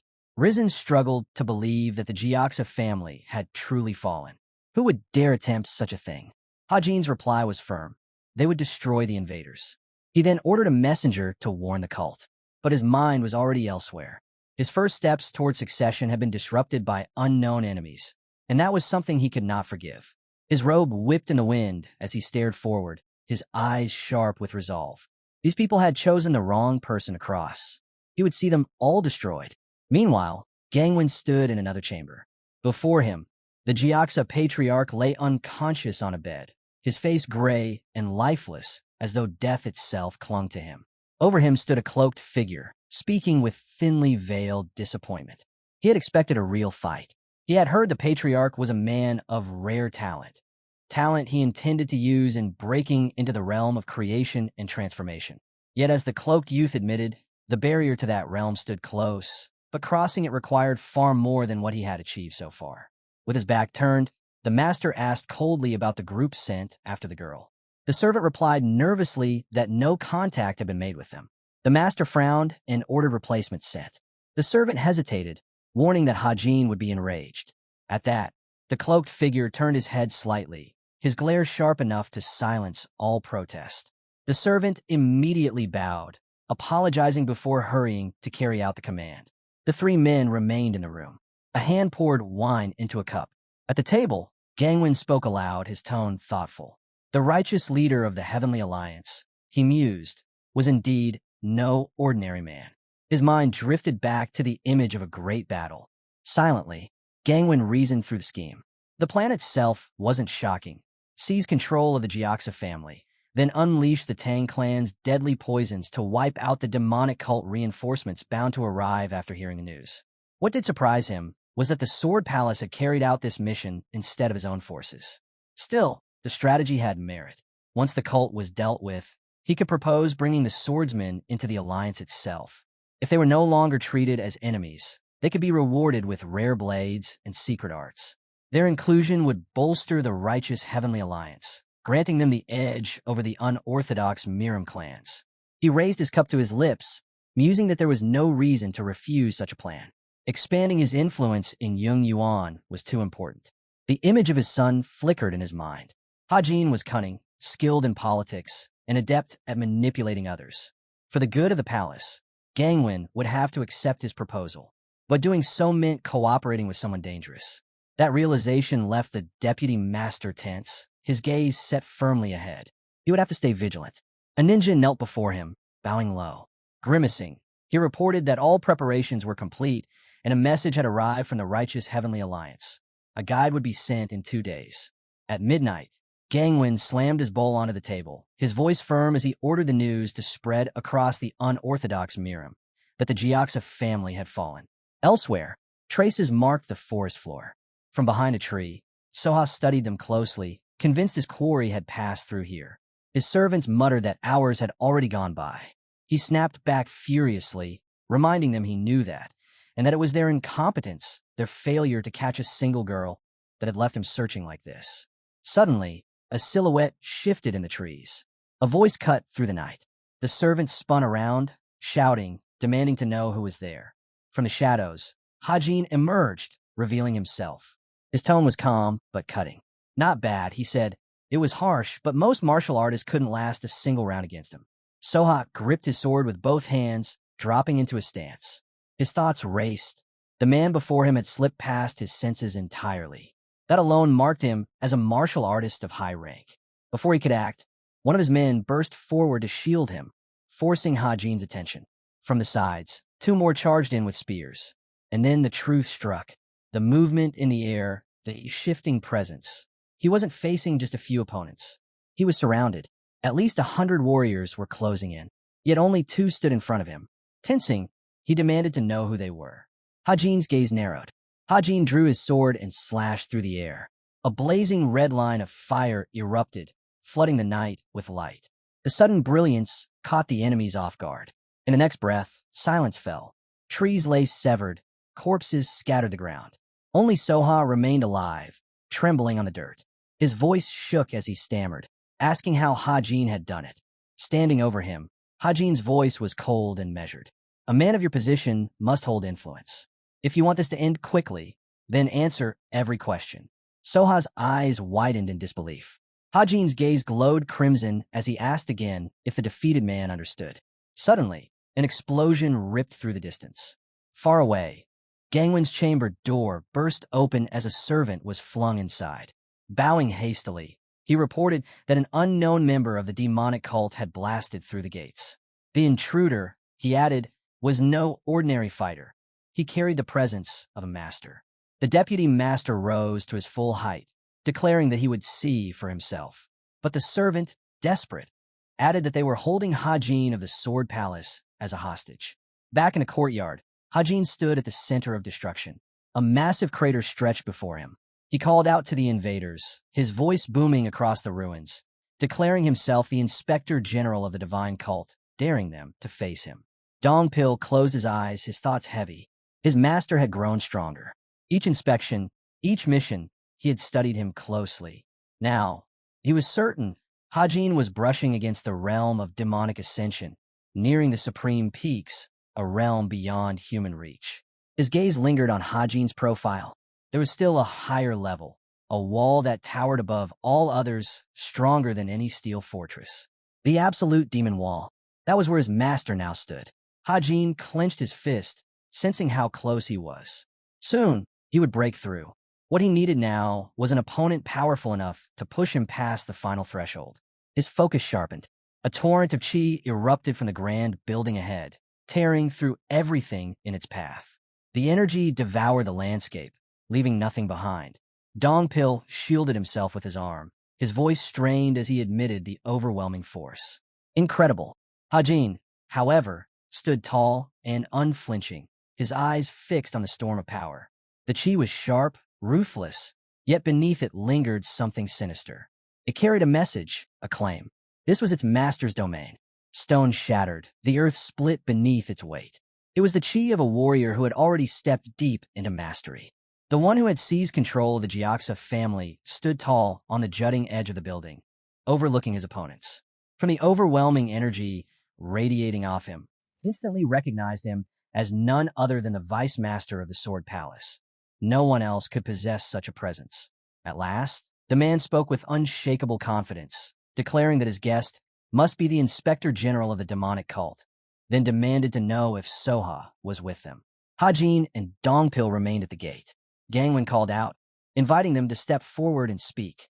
But Hajin's sharp eyes noticed something troubling nearby: massive cauldrons. He remembered hearing that the Sword Palace was an order where warriors dedicated their lives solely to the blade, living and dying by its honor. Yet here, his enemy had abandoned even that. Fixing his gaze boldly on Gangwon, Hajin sneered.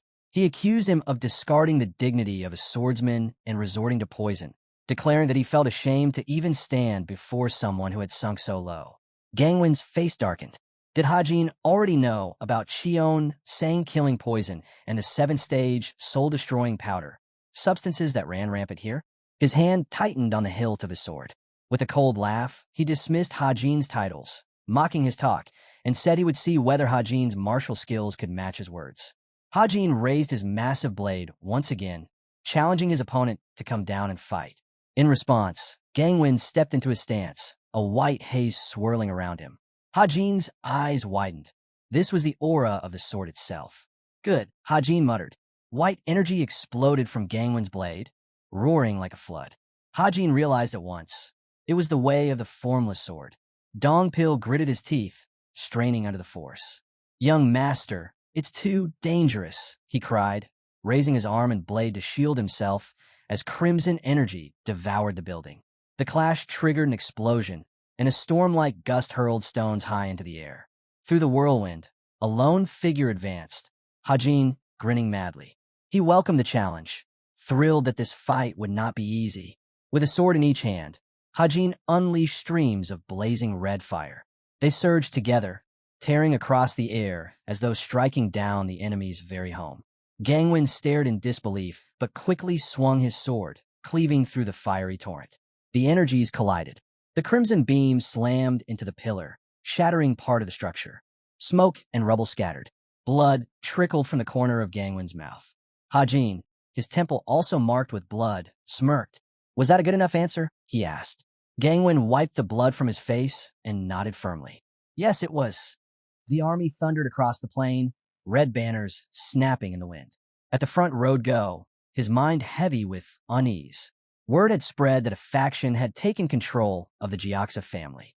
If the third young lord was indeed heading there after completing his duties as Inspector General, and if those usurpers were truly powerful, then Xionsang's life was in grave danger.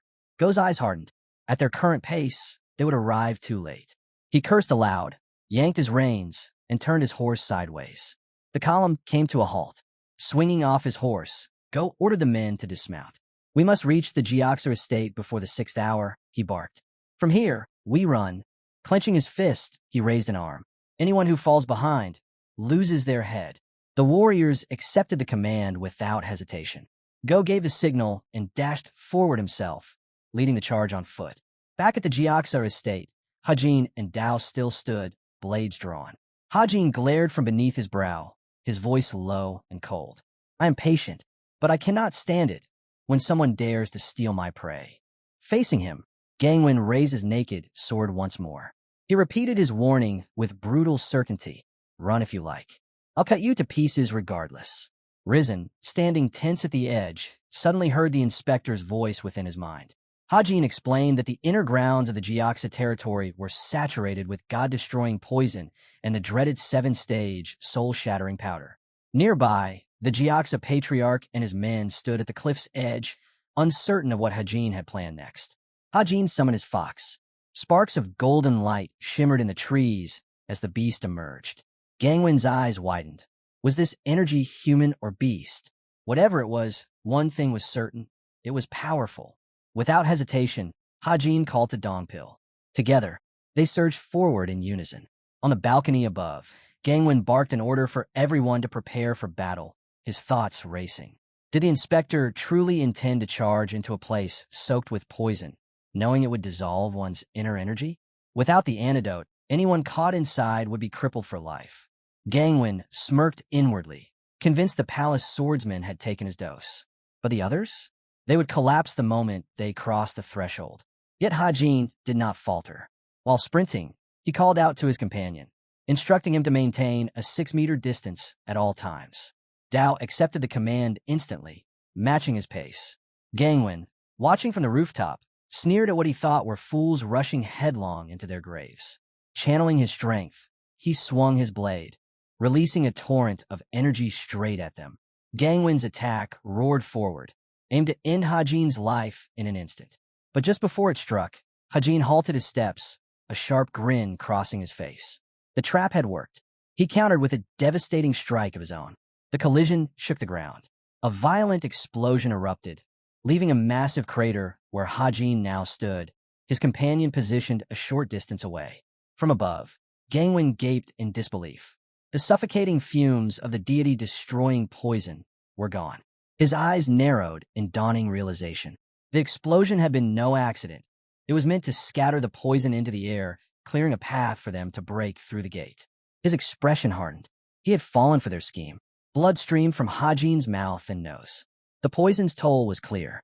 Gritting his teeth, he cursed under his breath. The pain was severe, his internal energy drained, but he refused to falter. Raising his head, he declared that this changed nothing. In silence, he promised to suppress the raging demonic energy within him. His grip tightened on the hilt of his sword. A blue haze wrapped around his legs as he centered himself. Standing within the swirl of energy, Hajin closed his eyes, focusing. He would balance the poison's fury by drawing on the 4th level of the infinity technique. At the cliff's edge, the patriarch watched closely. His brows furrowed. The third young lord had truly pierced the gate. More shocking still, he had dispersed the divine poison of destruction and stood against an enemy more dangerous than himself. Yet, he had forced his way through. Moments later, fresh plumes of poison rose skyward from hidden vents around the grounds. But the fox, Hajin's fox, was already scattering the toxic clouds. The patriarch could only watch, unsettled. This was not the end. It was only the beginning. With a sharp glare, Risen raised a spear high, commanding the Sea King's guards to storm the Jiaxa family estate. An eruption tore through the air as the guards advanced. Yet even they froze, stunned, when the entrance collapsed before their eyes. Dongpil's hands tightened around his blade. We've broken through the courtyard, he thought grimly. Now, what of the 7th-stage, soul-splitting powder? He lifted his sword before his face, channeling his energy. Around him, orders rang out, voices pushing allies into position. Boots thundered onto the rooftops. On the opposite side, Gangwon faced Hajin once again. His voice carried a rare hint of respect as he admitted his shock. His opponent had not only scattered the divine poison, but now stood against the 7th-stage, soul-shattering powder itself. Do you truly intend to fight us at such a cost? He demanded coldly. You know the truth. This powder doesn't need to be breathed in. It seeps through wounds. Even a scratch, and you're finished. Hajin lifted his blade, unyielding. Oh, or nothing, he replied. Only suicides would fear to step forward here. At that, the patriarch's soldiers hesitated, torn. They had been ordered to retreat into the courtyard, but confusion and dread weighed on them. Gangwon listened, his sword steady. The clash raged on when Gangwon suddenly froze, his senses picking up faint echoes from both the north and south. His eyes narrowed. Those movements, they had to be the forces of the demonic cult closing in. From a distance, Hajin chuckled. The more unexpected the battle, the more Tetroriong it becomes.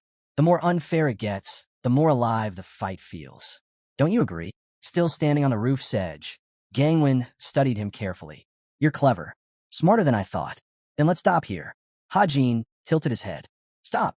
You don't want to die, Gangwon said evenly, sliding his blade back into its sheath. Retreat, before we both end up in graves. A shard of stone shattered the slate beneath them. The duel resumed in an instant. Hajin struck without hesitation, rejecting the offer. Gangwon caught the blow, his arms tense, his mind reeling. This man wasn't relying on inner energy. He was strong by sheer nature alone. The pressure of the strike was overwhelming, yet the control in his movements made it worse. Each simple stroke became harder to repel. Grinding his teeth, Gangwon hissed, "Do you want death so badly?" Hajin's answer came as his second blade sliced forward. "You told me to come at you, didn't you?" The swords rang together again, sparks scattering as veins bulged across Hajin's forehead from the strain. Gangwon muttered, "You think of nothing but killing me." "You're right." Hajin spat, pressing harder. The roof trembled beneath them. Tiles shattered and tumbled down. Hajin nearly slipped, but steadied himself at the last moment. Gangwon lashed out, declaring, "Then I'll play along. Since you started this, I'll finish it." He shut his eyes briefly, then opened them with a glare sharp enough to cut. His sword pulsed, shrouded in a sinister darkness. Lifting it high, he roared, "Lightsaber of the ghostly eye, the first sword of brilliant enlightenment." The weapon released a torrent of black energy that spiraled into a devastating current. Hajin froze, momentarily stunned by the sudden surge. "Void slash!" Gangwon cried, the attack tearing forward. The beam carved through the air, grazing close enough to scorch Hajin's vision. And then, the world shifted. A blossoming tree shed its petals, drifting gently to the ground. A lone figure stepped forward, muttering to himself, "Strange, I've wandered here before, yet never felt so drawn to the pavilion of the demonic court."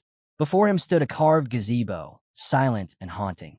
He wondered what it sought to reveal to him now, when there was no one left to show. His gaze stretched into the distance, lost in thought. A single pink petal floated down, landing softly on the grass. Cheon Sang's mind stirred. A manifestation of my conscience, perhaps. But the moment the petal touched earth, crimson veins spread outward like rivers, flooding the ground in a sea of blood. From its heart, a dark flower bloomed, sinister and unholy. The dark flower at the center of the bloody sea swelled, its petals stretching wider as it bloomed. Cheon Sang stared, unsettled. "Is this the darkness buried within my heart?" Yet, as his eyes lingered on the growing blossom, doubt crept in. "No, this doesn't belong to me." The flower slowly unfurled its core. From within, a new presence began to emerge. Cheon Sang's breath caught. Before him, the image of Hajin took shape. The ninth heavenly demon himself was startled by the sight. So soon?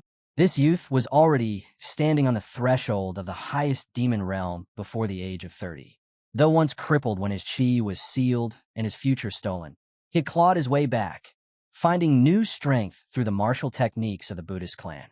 And now, impossibly, his growth only accelerated, climbing at a pace that defied comprehension. A red mist spread from the flower. Dark energy coiled upward, twisting like a storm as the bloom swelled larger still. The ninth demon gazed at it, his voice low but certain. "If this boy chooses to walk beside me, what kind of monster could he become?" From the flower's core, a beastly visage burst forth, a horned creature, snarling as it loomed over Cheon Sang's head. Yet the elder's eyes held no fear, only clarity. "I will never be disappointed in my ward," he said. The thought settled firmly within him. Hajin was no longer a boy to be observed from afar. He had grown enough to stand among the 9 great demon elders themselves. The vision faded. The 9th demon lowered his hand. Still, a question lingered. Would this disciple survive, or would he fall here? His gaze stretched forward, as though peering across space, and he asked in silence, "Can you endure this?" The battlefield snapped back. A blade of energy ripped through the air, slicing straight through stone. Buildings in front and behind crumbled as the cut ripped across the roof. Gangwon frowned darkly, his sword descending again. Below, Dongpil cried out in alarm. The destruction spread outward in a perfect line, devastation trailing from Gangwon's feet. But Hajin's body vanished. In the blink of an eye, he reappeared elsewhere, his form dissolving and reforming with terrifying speed. He had used Shift, one of the most advanced footwork arts known. Gangwon spun sharply, eyes narrowing as Hajin's voice cut through the chaos. "That was close. Are you ready to fight me properly now?" Chi flared around him, pulsing like lightning. Gangwon slashed again, his blade hissing through the air, but his target was already gone. TCH. His teeth clenched. Hajin's steps were too sharp, too clean. He hadn't expected his footwork to be this refined. Still, such speed had a price. "That much movement must burn through your internal energy," Gangwon muttered. "A fatal disadvantage." Hajin bent one knee, grounding himself, Then, with a sudden snap, he kicked a loose stone. Your share. The rock shot forward like a bullet, smashing into the roof. Smoke and debris erupted. Gangwon brought up a blade of pure chi to shield himself, eyes widening in surprise at the force behind the strike. Through the haze, Hajin burst forward, his voice sharp. Now it's my turn. He swung with full force. His chi exploded across the rooftop, shaking the entire structure. The swordsman stationed below felt the tremor and looked up in panic. Their commander scowled, instantly realizing the danger. Fall back, he barked. Don't even think of joining that fight.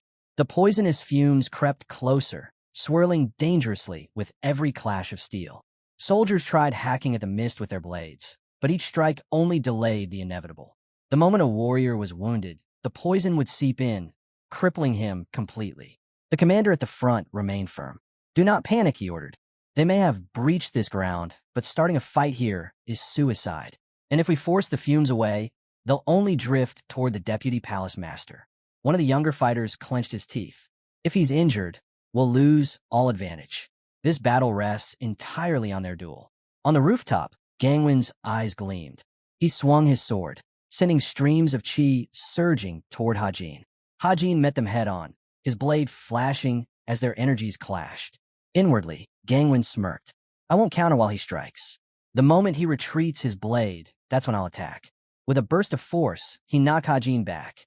Pouring chi into his weapon, Gangwon taunted. You understand well. That technique drains vast amounts of energy. You're not just skilled, you're experienced. Hajin's teeth ground together, like a predator refusing to back down. He pressed forward as though trying to bring down a beast many times his size. Avoiding the most dangerous blows, he lunged in close, aiming for Gangwon's throat. Gangwon barely managed to intercept, blocking the kick. Meanwhile, Risen watched the battle with narrowed eyes. Open the escape routes, he ordered. A servant turned to him in shock. Escape routes? But the Inspector General is still fighting. Risen's frown deepened. I would gladly stake my life here, but there are greater tasks than throwing ourselves away in this battle. The scene shifted into the forest. Hajin stood with his back to the elder, his voice steady. If I fall here, the situation will spiral out of control. You must not hesitate. Take your men and leave. Haydeen frowned deeply. The Jiajiang family isn't here on the divine cult's orders. They came because I personally asked them to. Risen's reply was sharp. Whether it's duty or favor, it changes nothing. I cannot abandon a fellow cultist while he's being cut down. The old man's gaze hardened as Hajin pressed on. Then understand this. Unless we retreat now, there will be no chance for revenge later. I don't intend to lose, but I won't drag my people into a battle I cannot win. Risen's eyes narrowed, tension thickening in the air. Hajin gave him a thin smile. Promise me. Sweat beaded across the elder's face. Don't make cowards of us, young lord. Back on the rooftop, Gangwon slid across the tiles after blocking another strike. His chest heaved, eyes locked on Hajin as Hajin charged again. Not even 30, and yet he's standing at my level. He was the deputy palace master. Though slightly weaker in raw power, it meant nothing in a real battle. Each passing moment made the duel more uncertain, the outcome impossible to predict. His grip tightened around the hilt of his blade. I'll end this quickly, he vowed. Chi erupted from his body. Hajin's eyes widened. The danger had just risen to a level he hadn't expected. Gangwon raised his sword, and the air itself seemed to buckle. The gusts of wind were so fierce that those watching were forced to shield their faces. Risen's brow furrowed. That attack, the chi in it is immense. Danko crossed his arms defensively across his chest as Gangwon brought his blade down. Hajin froze, stunned. Before him, a chaotic net of chi formed in the air, shimmering with destructive force. The world erupted an instant later. A thunderous explosion split the rooftop as smoke poured upward, shrouding everything in gray. When the haze began to clear, Gangwon stood at its center, eyes narrowed. No one could have survived that. But then he saw it. Hajin, battered and bloodied, kneeling with one knee pressed into the ground. His arm dripped freely, blood gushing in steady streams. And then steam hissed from his wounds. Risen, watching from behind, spoke quickly. The bleeding, it stopped. But it's not because of me. The elder's jaw went slack. The 7th-stage, soul-destroying powder had seeped into every wound, thickening Hajin's blood. At this rate, his body would clot completely. He would lose the ability to fight. Yet Hajin slammed his palm to the ground, forcing blood to spill from the wounds once more. The crimson fluid coiled upward, wrapping his body like a shroud. So, the powder works well, he muttered darkly. Gangwon flinched. He saw it clearly. The demonic energy within Hajin's body was rejecting the poison, purging it by force. Hajin laughed, low and sharp. I've learned to take only what benefits me. Then he hurled his sword. Gangwon raised his own blade, deflecting the throw. Is he surrendering? The thought flashed through his mind as Hajin advanced unarmed. But then, every blade around them trembled. Swords tore free from their scabbards, rising into the air. Dozens, no, hundreds, hovered, all drawn into Hajin's orbit. They circled him like predators, spinning faster and faster, controlled by pure will, a power reserved only for absolute demons. Gangwon's frown deepened. He's grown stronger even while speaking to me. Dropping into a low stance, Gangwon braced himself. He had to kill him. Now. But as he moved a step forward, his body refused to obey. His leg barely lifted before locking in place. Across from him, Hajin's eyes narrowed. No matter how hard you try, you won't move. A flood of chi burst from him in all directions, shaking the rooftop. The roar that followed tore through the battlefield. Men clutched their ears. Others drove spears into the ground just to anchor themselves against the force. Gangwon raised his arm, disbelief clawing at him. Why can't I move? His gaze dropped. The ground itself was aflame, glowing like molten magma, yet colder than the deepest sea. And then, icy chains wrapped themselves around his legs. Gangwon's legs were bound tight. He felt like a criminal shackled before the judge of hell, unable to move, unable to resist. The swords circling Hajin spun faster, the air shrieking with their momentum. With a roar of fury, Gangwon forced his chi outward, ripping apart the icy bonds. But when he lifted his gaze, every sword tip was aimed at him. His breath caught, too late. The blade shot forward. For at once, his eyes widened as two surges of chi blasted outward from Hajin's body. The swords detonated the instant they struck. Hajin stood still, arm extended, while smoke boiled upward. Master! Dongpil raised his hand in alarm. Gangwon's followers screamed, voices breaking between fear and rage. But the swords rose again. One by one, Hajin summoned them back, his will dragging the weapons into the air. Risen and his men froze, stunned. This wasn't swordplay. This was divine. Sword control through sheer chi. Something only a martial god should wield. Hajin leveled the blades at his enemy. A heartbeat later, they dove. Another wave of explosions tore through the rooftop. Again, Hajin roared. His scream cracked the night as the swords soared upward, then plummeted like meteors. The ground shook. A crater opened beneath them, smoke surging skyward. Then blood. Hajin's nose and mouth overflowed. He coughed violently, vomiting crimson. His mind had long since broken into the absolute realm of demons, but his body was still far behind. His internal energy couldn't endure it. He lifted his head with a bitter snarl. This damned body far from perfect. From within the smoke, a shape emerged. Gangwon. His blade was shattered. Half his body burned black, but still he stood. Hajin frowned. The intelligence and composure that had once marked his enemy's eyes were gone. All that remained was madness. Only brute force had kept Gangwon alive, his martial body and internal energy absorbing what should have killed him outright. Through clenched teeth, Gangwon shouted, "Sword control. Someone like you? Impossible." With a furious cry, he leapt. Hajin seized his blade, the truth clear. If this strike landed, it could kill him. Still, he screamed and hurled himself forward. "Shut up." Gangwon roared, his own voice ragged. The rooftop erupted as their swords clashed once more. Sparks flew like lightning. Gangwon's weapon was forged to command sword chi, to refine the mind blade, pinnacle of swordsmanship. Yet here, Hajin's strikes were greater still, a technique far beyond even that. Their blades collided again. Mud splattered upward, sticking to Hajin's leg. He lashed out with a savage kick, striking Gangwon square across the face. The deputy's jaw clenched in fury. His retaliation came instantly, blade whipping across. Hajin twisted away, barely avoiding a fatal cut, then caught the next strike with his sword, forcing himself to block. Damn it, Hajin thought, straining his body screaming. I have no way to stop him now, not with my energy nearly gone. For the first time in a long while, Hajin truly thought he might die. The blade drove deep, piercing his side. His jaw tightened as pain surged through him, but he forced his eyes steady. Darkness closed in, the silence of his own subconscious. What am I doing? He asked himself. Until now, he had fought only with the thought of killing. Step by step, strike by strike, he had become no different than the very people he despised. On the battlefield, Gangwon conjured a blade of chi in his hand. Hajin's eyes snapped open in shock. The sword swept across his chest. Flesh tore, blood spilling as a wound split across his torso. Gangwon sneered, his teeth bared. With that injury, you won't be moving again. Hajin staggered, memories flashing, moments of being cut down, of losing everything. He clenched his teeth, fury breaking through. You should have left me alone, he roared. But his grin returned. I told you before, I hate it when someone tries to steal my prey. He bowed his head, whispering to himself. Don't forget who you really are. His hair whipped upward in the raging wind. Goldie, he cried, and he collapsed to the ground. The fox's eyes flared like twin stars.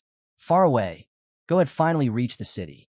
Straightening in his saddle, he shielded his eyes from the glow. What is that light? He spun on his men. Find him. Split up and search for the third young lord. Back on the rooftop, Goldie's body stretched. Its paws grew massive, its fangs lengthened, and its eyes gleamed with radiant fire. The colossal fox landed between Hajin and the swordsman, its presence shaking the tiles beneath them. Gangwon's brow furrowed. A fox? What kind of fox is this?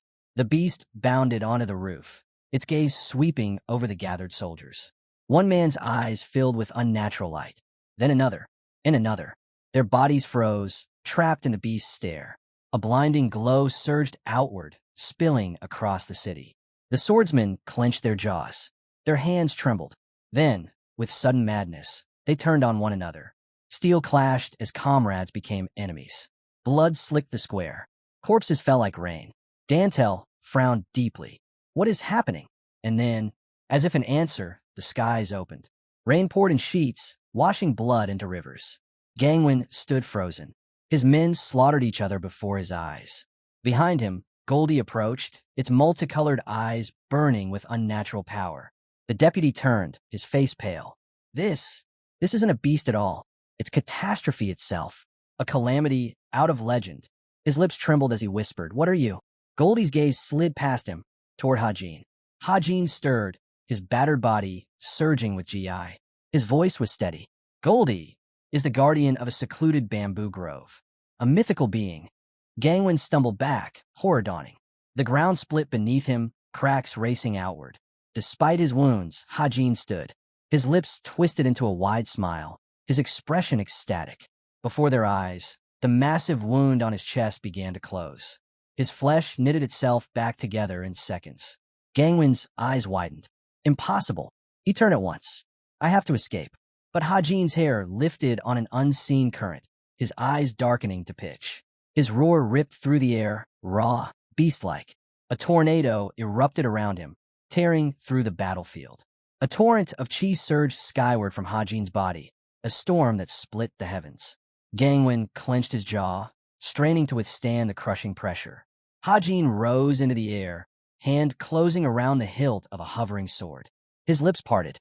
Your martial arts, disappointing. Stones ripped free of the ground, whirling upward in the gale. Hajin raised his blade, his voice thunderous. Now, let me show you true art. A hellish wind. His pupils blazed with a demonic light. Gangwon froze, terror locking his gaze on the figure before him. Hajin swung. The sky split. A wave of chi exploded outward, engulfing Gangwon. His scream tore through the storm as he was consumed, his body dissolving into nothing. When the light faded, not even ash remained. Dongpil gasped, his lips trembling. Young master. At that moment, Go arrived at the square. He stopped in his tracks, staring in disbelief. Rain pounded down, washing rivers of blood across the stones. From within that crimson flood, a lotus of blood bloomed. A devil's lotus, born of death itself. Go and his men froze, their hearts struck by the truth before their eyes. Hajin, standing in the rain, was no longer just a man. He was another demon king upon this vast continent. Go drop to one knee. All demons prostrate themselves before you. I, Go, master of the criminal law hall, welcome the third young lord. A moment later, the square was filled with men kneeling. Hajin's gaze drifted over them, settling on Go. His tone was cold. I did not expect to see you here. The chief strategist sent us, Go replied quickly. Stand, Hajin ordered, his eyes narrowing. Do not embarrass me by groveling. They rose. Go studied him carefully. Are you unharmed? Hajin's body bore only scars. No bruises, no lingering wounds. Even a massive cut across his torso had closed. Those who touched the peak of the demonic realm could call upon their innate core energy, healing at a speed that defied nature. He reached out, stroking Golden at his side. His body, tempered by breakthrough, was now capable of the impossible. Congratulations, young lord, Go said with solemnity. You've stepped into the highest demonic realm. Hajin lowered his eyes slightly. Just luck, Go frowned. Luck or not, you are now one step closer to becoming heir of the cult. A dry laugh escaped Hajin. Funny, coming from someone who never liked me. He turned, his voice sharp. But what you think of me doesn't matter. I have no interest in you. His gaze cut back over his shoulder. The Sword Palace dogs who seized the Jiaxa family. All but one are dead. I spared the heir. Deliver him to the cult. Go bowed his head. As you command. Hajin walked to Risen, his tone softer. I'll rest at the nearby branch for now. Will you come with me? The old man frowned, displeasure clear in his eyes. He had hoped they would return directly to Jiang. Hajin agreed to go with him, and from behind, Go watched quietly. In his thoughts, he admired the third gentleman, an extraordinary genius who had already stepped into the highest demon realm in his early 20s. Watching that figure walk away, Go couldn't help but compare. Hajin was only at the beginning of his journey, much like he once was, but the gap between them now was vast. Dongpil and Golden followed close behind as the scene shifted to the Yanzhou branch. There, Hajin sat in meditation. Normally, entering a new realm meant long struggles to master unfamiliar power. But for him, it was different. In his past life, he had already climbed to the peak. This stage wasn't new. His energy wrapped naturally around him. Not far away, an old man with his hands clasped behind his back spoke to Dongpil. How long have you known the third young lord? Only 2 years, Dongpil replied. The old man tilted his head. I thought you had known him for a decade at least. True friendship isn't measured by time, but by bond. The blond man nodded. Hajin has done more for me than anyone. I owe him deeply. Raisin glanced at Dongpil and thought to himself. The way they stood together, it wasn't lord and subordinate he saw, but comrades who had survived a battlefield side by side. When the old man suggested they stretch their legs, Dongpil flinched in surprise. Raisin smiled. Hajin told us to start eating without him, but that feels discourteous. Waiting is dull anyway. Why not train a little instead? Standing before his opponent, Dongpil bowed slightly. Thank you for the chance. His eyes drifted to the spear in the elder's hand. I've always admired the sea dragon spear. It's truly an excellent weapon. The old man chuckled. And yet, it pales beside your sword. That is one of the 10 great demonic swords, after all. The blonde warrior shook his head. I've never unlocked its true power. To me, it's nothing more than a sharp, enduring blade. Raisin frowned. That, in itself, is the true essence of a weapon. Even if the Silent King sword is among the mightiest demonic blades, it remains just a weapon. Its strength lies in how you wield it, not in hidden mysteries. All you need is to swing it with intent. Dongpil's jaw dropped in astonishment. The old man studied him. Do you remember Gangwen's sword? Memories surfaced. He recalled Hajin and his blade. Yes, but it was nothing divine, nothing famed. Just an ordinary iron sword. Raisin cut in sharply. And yet, with that sword, he was able to fight the third. Hajin had once faced Gangwen, who wielded nothing more than a plain iron sword. Yet with it, he stood against incredible odds. That was the essence of weapons. True strength lay in understanding, not in fame or name. Pointing his spear toward the blond man, the old master declared, even the greatest warrior falls if the heart is pierced. Whether by a divine blade or a wooden stick, the outcome is the same. Dongpil frowned, the weight of his sword's title clouding his focus, preventing him from grasping something so simple. He raised his weapon nonetheless. I'll begin. Risen chuckled softly. The moment Dongpil lunged, his sword was stopped with ease by the spear. Still, Risen's thoughts carried respect. To him, Dongpil was remarkable. not only protecting Hajin, but also pouring his soul into martial arts. Blocking the blade, the elder said calmly, "This isn't mere talent. A heart like yours, devoted to the path, is rarer than talent itself." Their clash continued, steel ringing against steel. The rain poured without pause, yet they sparred for over an hour in the training grounds. Later, cups clinked beneath the endless drizzle. Hajin raised his drink. "You've all worked hard. Now let's enjoy ourselves." Hajin, seated across from the patriarch, lowered his head. "Forgive me. I didn't realize how much time had passed." The patriarch waved it off. "When stepping into a new realm, mastering its world takes time." "I understand." Hajin set down his cup and turned toward the old man. "I'll be direct. I need someone like you." Rizen's eyes widened slightly. "You want me as your subordinate?" Pouring another drink, Hajin nodded. "That's right." The old man frowned. As Hajin filled each cup, Rizen finally spoke. "Two questions. First, what if I refuse?" Hajin straightened. "Most people would ask what they gain by accepting, but you asked the reverse." "Interesting." He leaned forward. "If you join me, I will make many requests of you, and you may make many of me. This won't be the bond of master and servant. It will be one of mutual use." The old man looked at him in surprise. "So, you mean we would use each other?" Hajin lifted his tea. "Exactly. And if I refuse?" Rizen pressed. Hajin smiled. "Then we rest here tonight and part ways tomorrow." His gaze drifted past the pavilion into the storm. "Do you truly believe I'd harm you?" Rizen pondered. "In the struggle for succession, there is no neutrality. Only allies and enemies." Still, his answer came firm. He would stand with him. Rizen warned that the moment he refused, he would instantly become an enemy. But across the table, Hajin replied calmly, "Even if you turn me down, you'll remain a patriarch, not my enemy." The old man pressed further.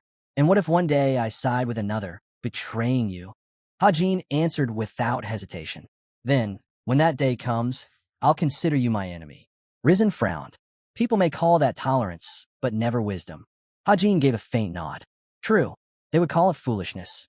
He poured himself another drink and continued. "To strike down the righteous Heavenly Alliance and the Bloodsteel Fortress, I need the support of all 7 cult families. Letting even one slip away would indeed be foolish." The old man's voice grew heavy. "So you truly mean to start a war?" Hajin spoke evenly. "I haven't thought that far. But if eliminating them requires worse than war, I'll do it." His gaze lifted to the sky. "Tell me, old man, what are your dreams? Your ambitions? Do you seek to expand your influence as patriarch and bask in prosperity? Or do you wish to cling to your seat and fade into quiet peace? If war comes, will you hide?" Rizen frowned. "That is not my meaning. If war breaks out, my family will be thrust to the front. But if you are resolved to ignite..." Hajin cut him off sharply. "In succession battles, there is no neutrality." The pavilion fell silent. Then Hajin spoke again, his voice steady. "Even if you reject me, I will not raise a hand against the Giojiang family. But if you accept, you must share my hardships. If you refuse, you may stay here as long as you like before returning." The old man froze, his thoughts tangled. The atmosphere inside the gazebo was heavy. Finally, Hajin broke the silence. "Now that you understand my intent, the weight on your shoulders should be lighter. So what is your answer?" To Hajin's astonishment, Rizen replied, "I already gave you my answer." Hajin's eyes widened. Looking out into the rain-drenched distance, the old man continued, "Before I can respond, I must first know what kind of person you truly are." He placed his cup on the table. "You've told me your aim is to destroy the righteous Heavenly Alliance and the Bloodsteel Fortress. But before that, you must secure your place as successor." Hajin's pupils tightened.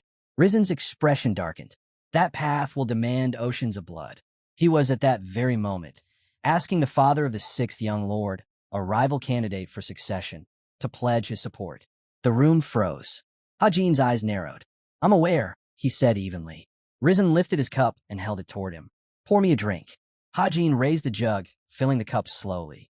Rizen's voice was steady. "My son is not fit to lead the cult." When the cup brimmed, he continued, "He cannot defeat the 1st young lord, nor the 2nd. His gaze sharpened. "But if, during this struggle for succession, blood is spilled and my son is caught in it." He frowned deeply. "I will kill you, no matter what." Hajin only smiled. "That won't happen." Their cups met with a clear chime. Rizen rose to his feet and bowed his head. "From this moment on, I serve the 3rd young lord." Hajin remained seated. To rise as well would have disrespected the one who chose service of his own accord. Instead, Hajin simply spoke. I look forward to working with you. The scene shifted to the demon god's palace. A voice declared the report complete. A man poured milk into a shallow saucer, then knelt before the throne where Cheon-sang sat.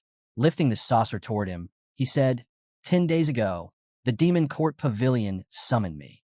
Go's eyes widened. Cheon-sang already knew? Still kneeling, the master of the justice hall lowered his head.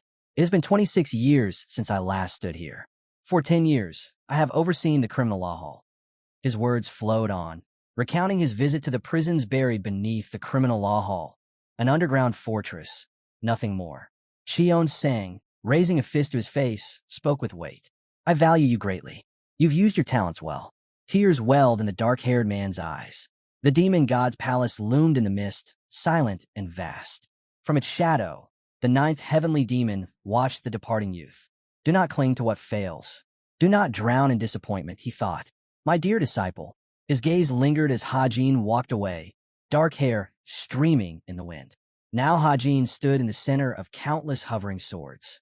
He reflected quietly. His test of the demonic arts was complete. One blade dropped, stabbing into the ground before him.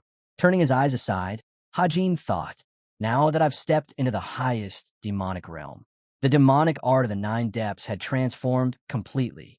Hajin frowned as he reflected. Of the 5 gates of hell, only 3 still remained. Stepping back from the gate, he knew he would never open it again. This realm was the end of that path. A few steps forward, his eyes locked on the sealed door. When it fully opens, I will return to the strength I had before death. Hajin within clenched his fist. At this pace, it won't take long. Yet there was a problem. Demonic arts demanded change. He hurled his fist forward, wind twisting into a violent spiral. Bamboo snapped and splintered under its force.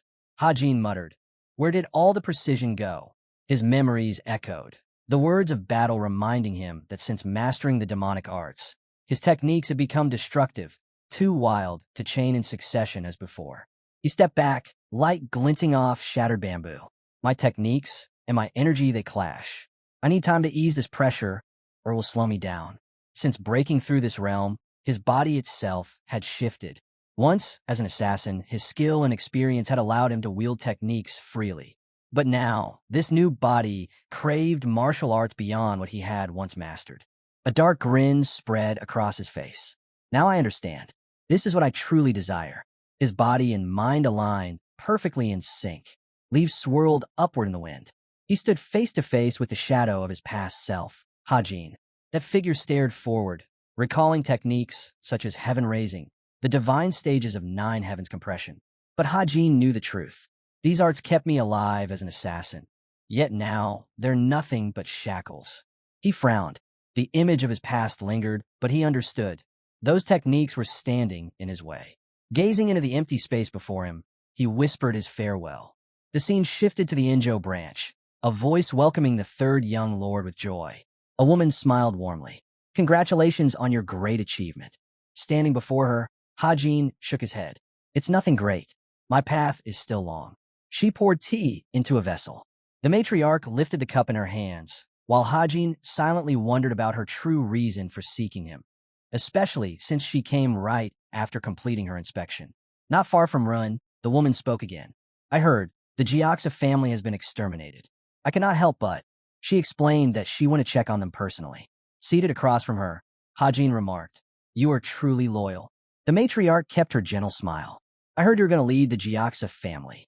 He met her gaze and nodded. Yes, but sadly, the Sword Palace destroyed them. She sipped her tea in silence. Hajin frowned slightly, then asked, tell me, did you decide to financially support the Gioxa family? At his question, she set the cup down on the table. Hajin pressed further. Why make such a decision? Before she could answer, Rin spoke firmly on her behalf. It was because of this child. She is determined to restore her family. Their eyes locked, sharp and unwavering. Then the woman added, I am next in line for the patriarch's seat, but I lack experience leading so many. Hajin lifted his cup. So, you're taking responsibility for the Gioxa family? Her smile finally faded. His words struck deeply, and when she gave a quiet confirmation, Hajin grinned. Then they aren't just leftovers anymore. You made them whole again. Risen glanced at him with clear displeasure. Dample narrowed his eyes. If the inspection's over, why did she really come? The patriarch's answer was blunt. The 1,000 gold treasures family is renowned. If they stand with us, it will be of great use to Hajin. A carriage drew near, and 2 figures stepped down, greeting Hajin. Well done. He looked embarrassed. Please, don't put me in such a position. Just call me Lord. Their persistence left him slightly irritated. Too stubborn, he thought. That night, beneath the high moon, Hajin folded his arms and went over the discussion. She agreed to support the Gioxa family for 3 years. In return, I'll take 1/3 of their shares. His tone hardened. I wanted it all, but because of the Sword Palace, this was all I could secure. Risen, standing before him, asked carefully, will the cult even allow such a deal? Hajin closed his eyes. They've already chosen to serve me as their master. That carries more weight for the cult than anything else. Bowing his head slightly, Hajin added, if I fail to become successor, the 1,000 gold treasures family's promise, and our bond will shatter. Risen looked at him steadily. I did not pledge myself to betray you later. At that, Hajin frowned. Hajin's earlier words could be summed up simply, a polite way of saying, let's all die together. But his expression turned serious.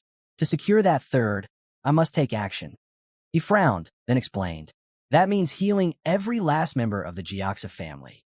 If I can't purge the deity destruction poison from their bodies, then I can't claim my share. Their eyes shifted to the buildings ahead as the discussion continued. This was already a private arrangement. Originally, Hajin intended to fight for a wager with the Gioxa patriarch himself. But with him gone, only the sick remained, and they were all that was left to claim. Inside, the poisoned lay sprawled across the floor. Clenching his fists, the patriarch asked sharply, why cling to the Gioxa family? If you need more people on your side, take another family. The dark-haired youth closed his eyes. I can't.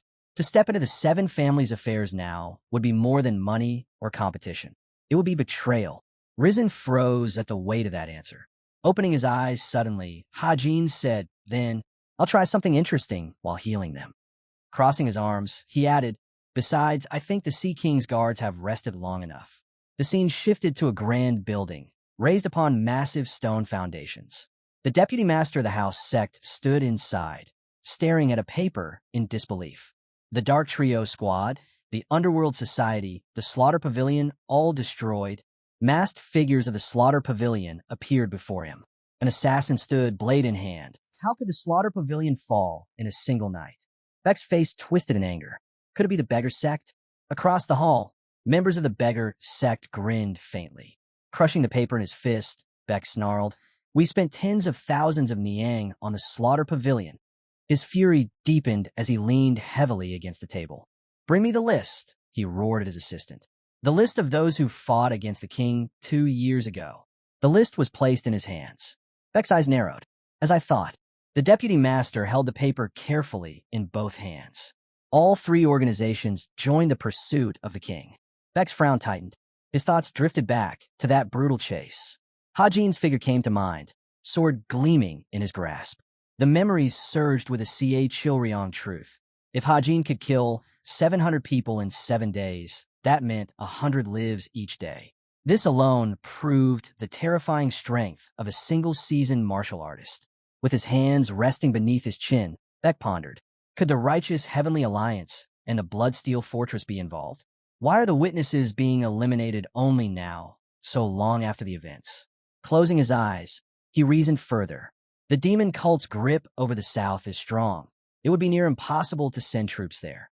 Unless Hajin King has returned from death, seeking revenge. At that moment, his subordinate, still clutching the list, cried out, Master, new breaking news. Beck snatched the paper, staring in disbelief. Is this true? Meanwhile, Risen clashed violently with his opponents. The master frowned. Could this be the work of the demon cult? 2 men nearby turned sharply in surprise, only to hear the voice of the one responsible. It's my work, came the answer. Hajin planted a foot on the window frame. I knew it would be the house sect.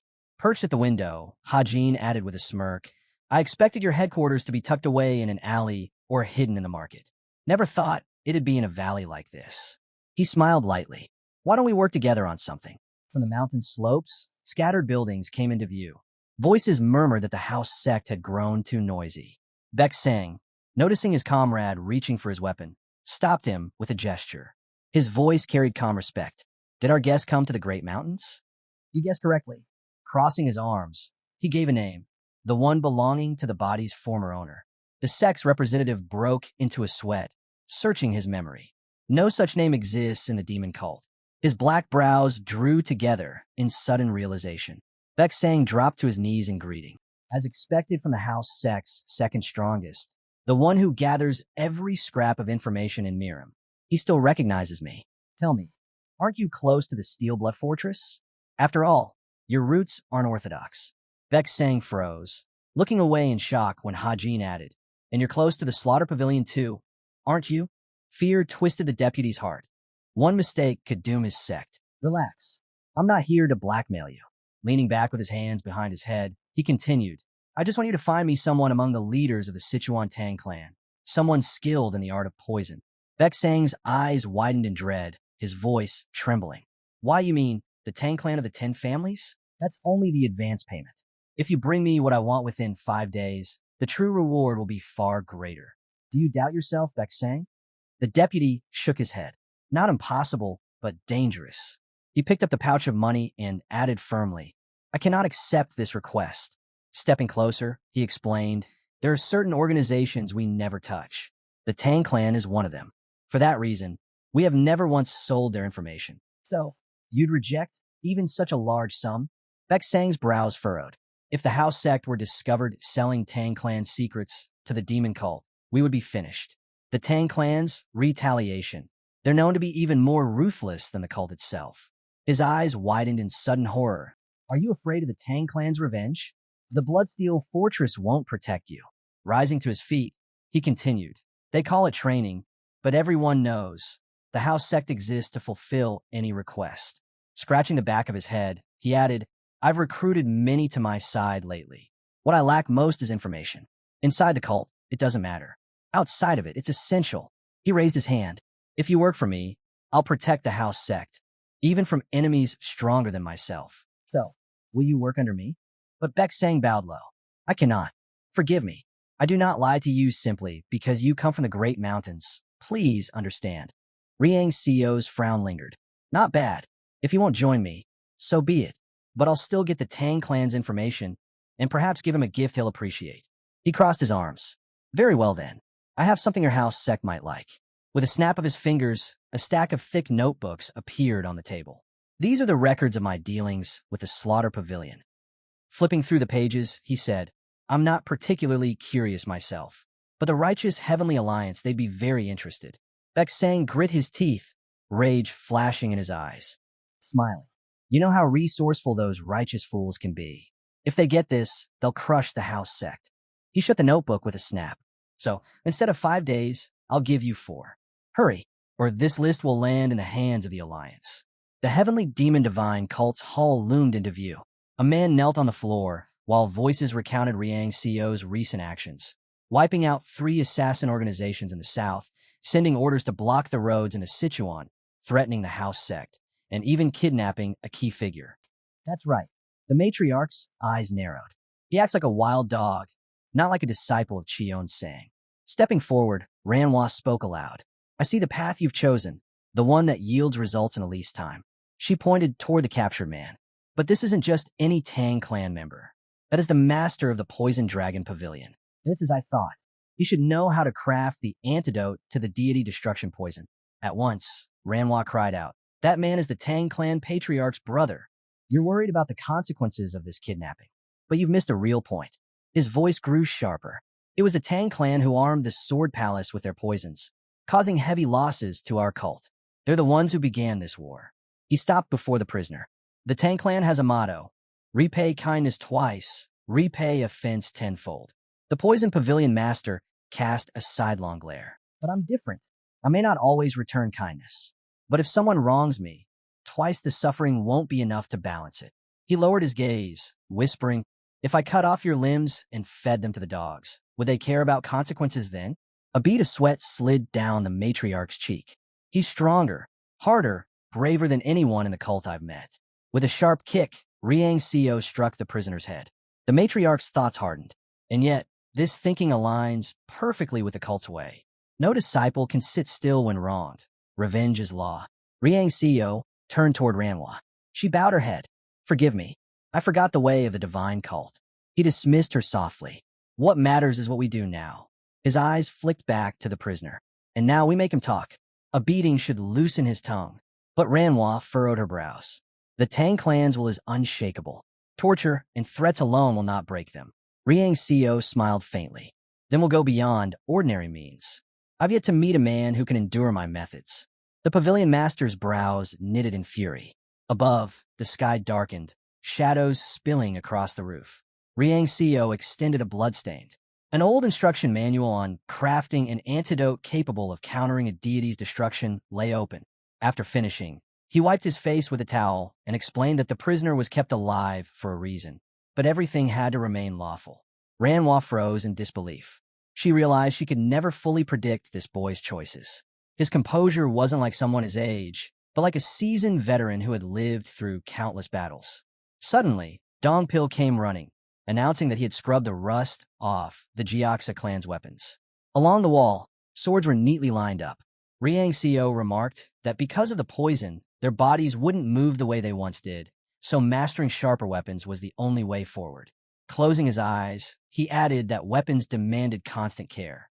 Ranhwa looked straight ahead, silently admitting that this man was an enigma.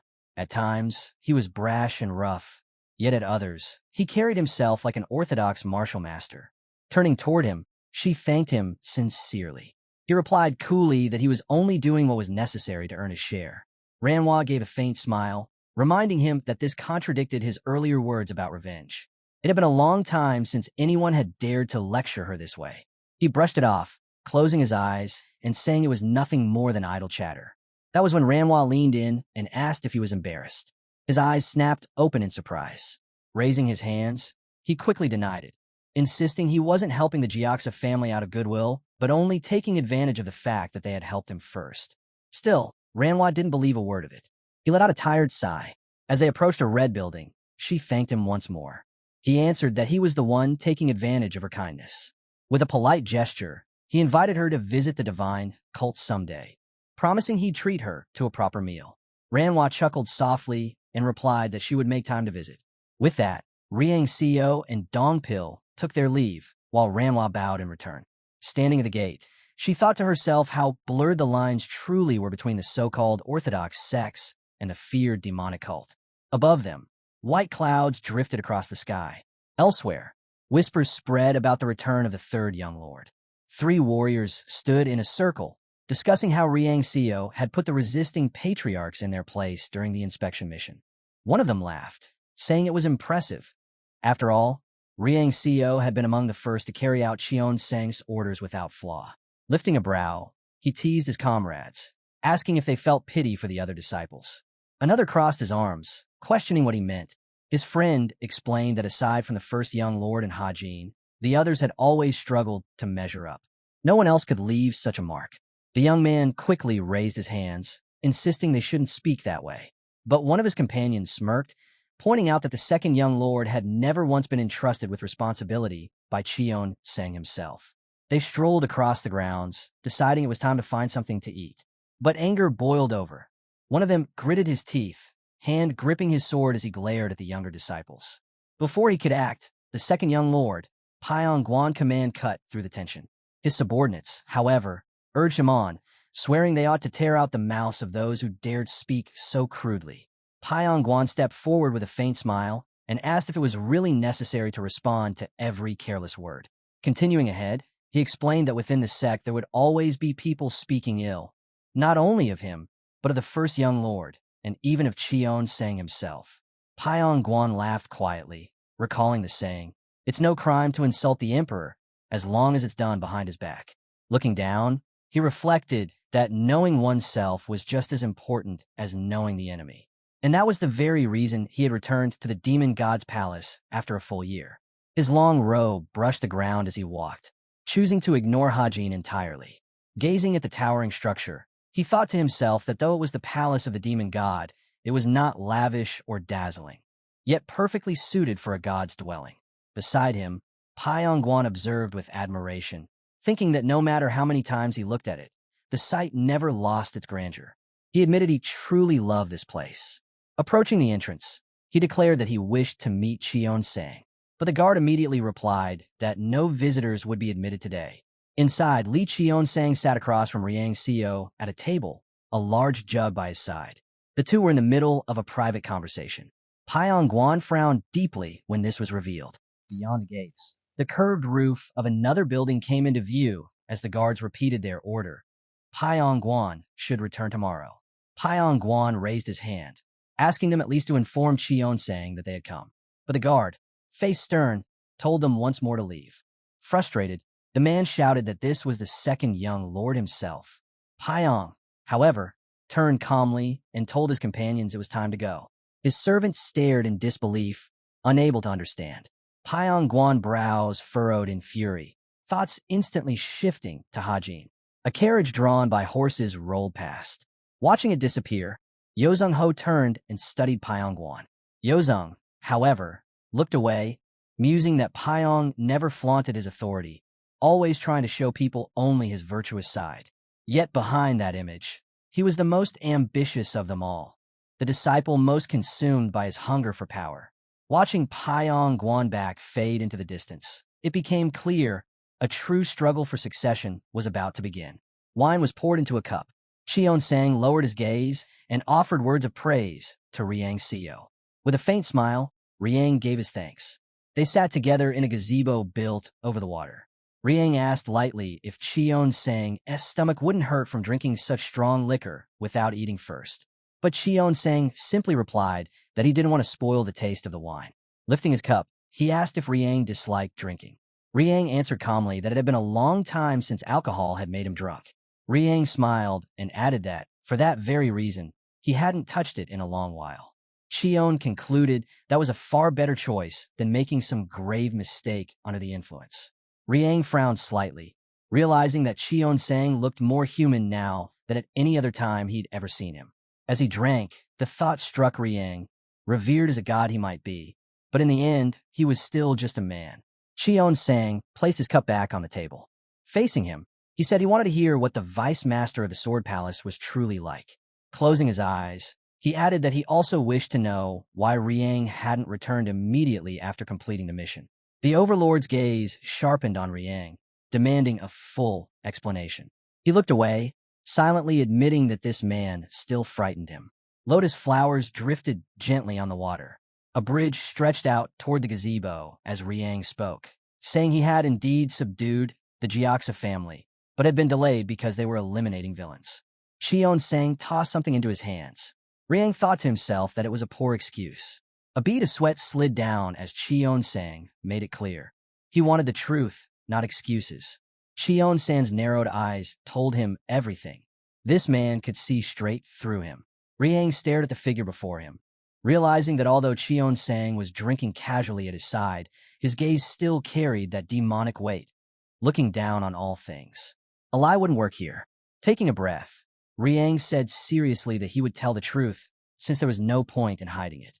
Then, furrowing his brows, he asked that in exchange, Cheon-sang evaluate his martial arts. Cheon-sang glanced down and replied that there was no need. After all, it had not been long since Riang had already reached the highest demon realm.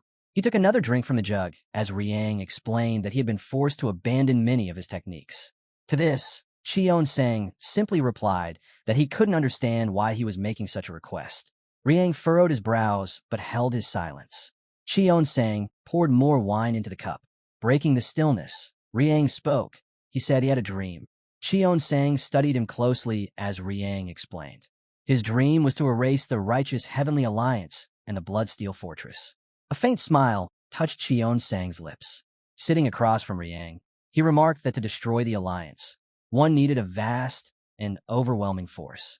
Raising his cup, he added that both groups were enemies of the cult. Yet until now, Riang had never shown any particular interest in them. Drinking deeply, Cheon-sang asked if something had changed after meeting the first elder of the Alliance. Riang frowned again and answered bluntly. He hated them. Cheon-sang's gaze sharpened. He could see the resentment burning within him. He stepped forward and spoke, saying a single spark could burn down a mountain, and the smallest hatred could grow into a consuming fire. Sometimes hatred needed no reason at all. Crossing the bridge together, Xionsang said he would not pry into why Riang despised those two factions. But he did point out that what Riang had done to the Pavilion Master was reckless. Riang met his eyes and disagreed. The Tang clan, he said, had played a major role in the downfall of the Jiaxa family. His eyes widened when Xionsang calmly replied that he intended to destroy that family. Looking straight ahead, Xionsang declared that Jiaxa would one day bring great trouble to the cult. At the door ahead, the snake design was visible. Xionsang continued, saying that the Sword Palace used the Tang clan's poison to capture Jiaxa, and he didn't care how the Sword Palace planned to dispose of them. What mattered was the outcome. The flag beneath their feet marked the Jiaxa family's closure. As they moved into a clearing, Riang asked if Xionsang planned to use this as leverage against the Orthodox Miram. Xionsang shook his head. Such a move was far too small. Riang broke into a nervous sweat when the demon revealed his true intent. He would do far more than strike them. The wind whipped through the Chion's long hair as he announced his plan, to wipe out at least 3 of the 10 great sects or 5 of the great clans. Riang's eyes widened in fear. He asked if that would not spark a war. Xionsang walked forward, hands clasped behind his back. He replied that the fall of a few sects or clans would not start a war. The only thing that mattered was who fell, not how many. Even if countless died, he said, war would never come as long as they were the wrong people. But the death of a single important figure, that could shake the entire world. Riang's mouth fell open when Xionsang said that if he were ever killed by the Sword Palace, just like the Inspector General, it could very well spark a war. Stepping closer, Xionsang explained that this was why everything had remained calm even after the death of the first elder of the righteous Heavenly Alliance. Riang pictured the old man's silhouette in his mind and thought bitterly that the elder had long been useless, and so his death hardly mattered. They came to a stop. Xionsang remarked that by helping the Jiaxa family, Riang had already altered his original plans. Riang frowned and declared that he would repay that debt. Looking straight at Xionsang, he vowed he would find a way to help Xionsang destroy 3 sects or clans. The overlord smiled faintly and asked how he intended to achieve such a thing. Riang recalled the prisoner lying on the floor, the one with ties to the Bloodsteel Fortress. Then he thought of the stunned face of the vice master of the Sword Palace, and finally, the image of the Poison Dragon Pavilion's master kneeling in defeat. All 3 held sway within those powerful factions. Frowning, Riang explained his plan to use those 3 people, along with the house sect, to set something very interesting into motion. Xionsang regarded him in silence. Standing by the water, Xionsang finally said he would trust him this time. After all, his work as the general inspector had been exemplary. Riang turned his head, silently feeling a deep gratitude. Suddenly, a sword came whistling through the air, slamming into the ground before him. Xionsang stood tall, reminding him that Riang had asked for his martial arts to be judged. Riang gripped the heavy sword, exhaling heavily. Xionsang raised his hand, instructing Riang to strike. Leaves rustled and scattered in the wind as the two faced one another.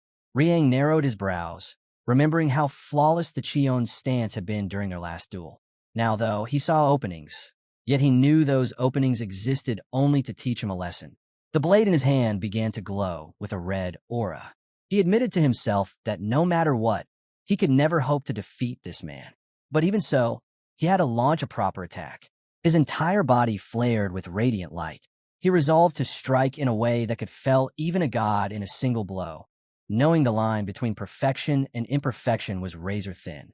Xionsang's expression remained calm. He thought back to all the training duels he had endured with the 9 great demon elders. He remembered the old man wielding the sword. The result had always been the same. No matter how much time passed, none of them could even attempt to land strike. In the end, every one of them was forced to kneel. Xionsang silently regarded his opponent. Those who had once challenged him left in awe, admitting the sheer greatness of a god. The disciples who had once faced Xionsang all admitted they were not good enough. But now, Xionsang frowned, thinking that Riang was different. Riang lifted his sword, crimson light swirling around him. Xionsang studied him closely and realized this strike was meant to kill. Riang dashed forward at full speed, leaping high before swinging his weapon down. The Xionsang's expression didn't shift in the slightest. A white streak cut through the air. Though Riang was still far weaker than the demon elders, His intent was pure, his strike fueled by murderous resolve. Riang wrinkled his nose, eyes burning with determination. Xion-sang touched the edge of the blade and noted that Riang's aura now felt less like mere death and more like that of a demonic martial artist. Yet, deep down, the instincts of a grim reaper still lingered within him. With one hand, Xion-sang stopped the strike hold. Riang clenched his teeth, pouring all his strength into the blow. Xion-sang's face remained calm. His grip on the blade deepened, leaving scratches etched across its surface. Then, with a simple motion, he hurled Riang's CO away. Riang screamed as he flew through the air before slamming into the ground. He cursed silently, then forced himself back up, only to realize his legs would no longer move. His body could no longer channel the nine heavens contraction divine stages. The blade in his hand glowed red.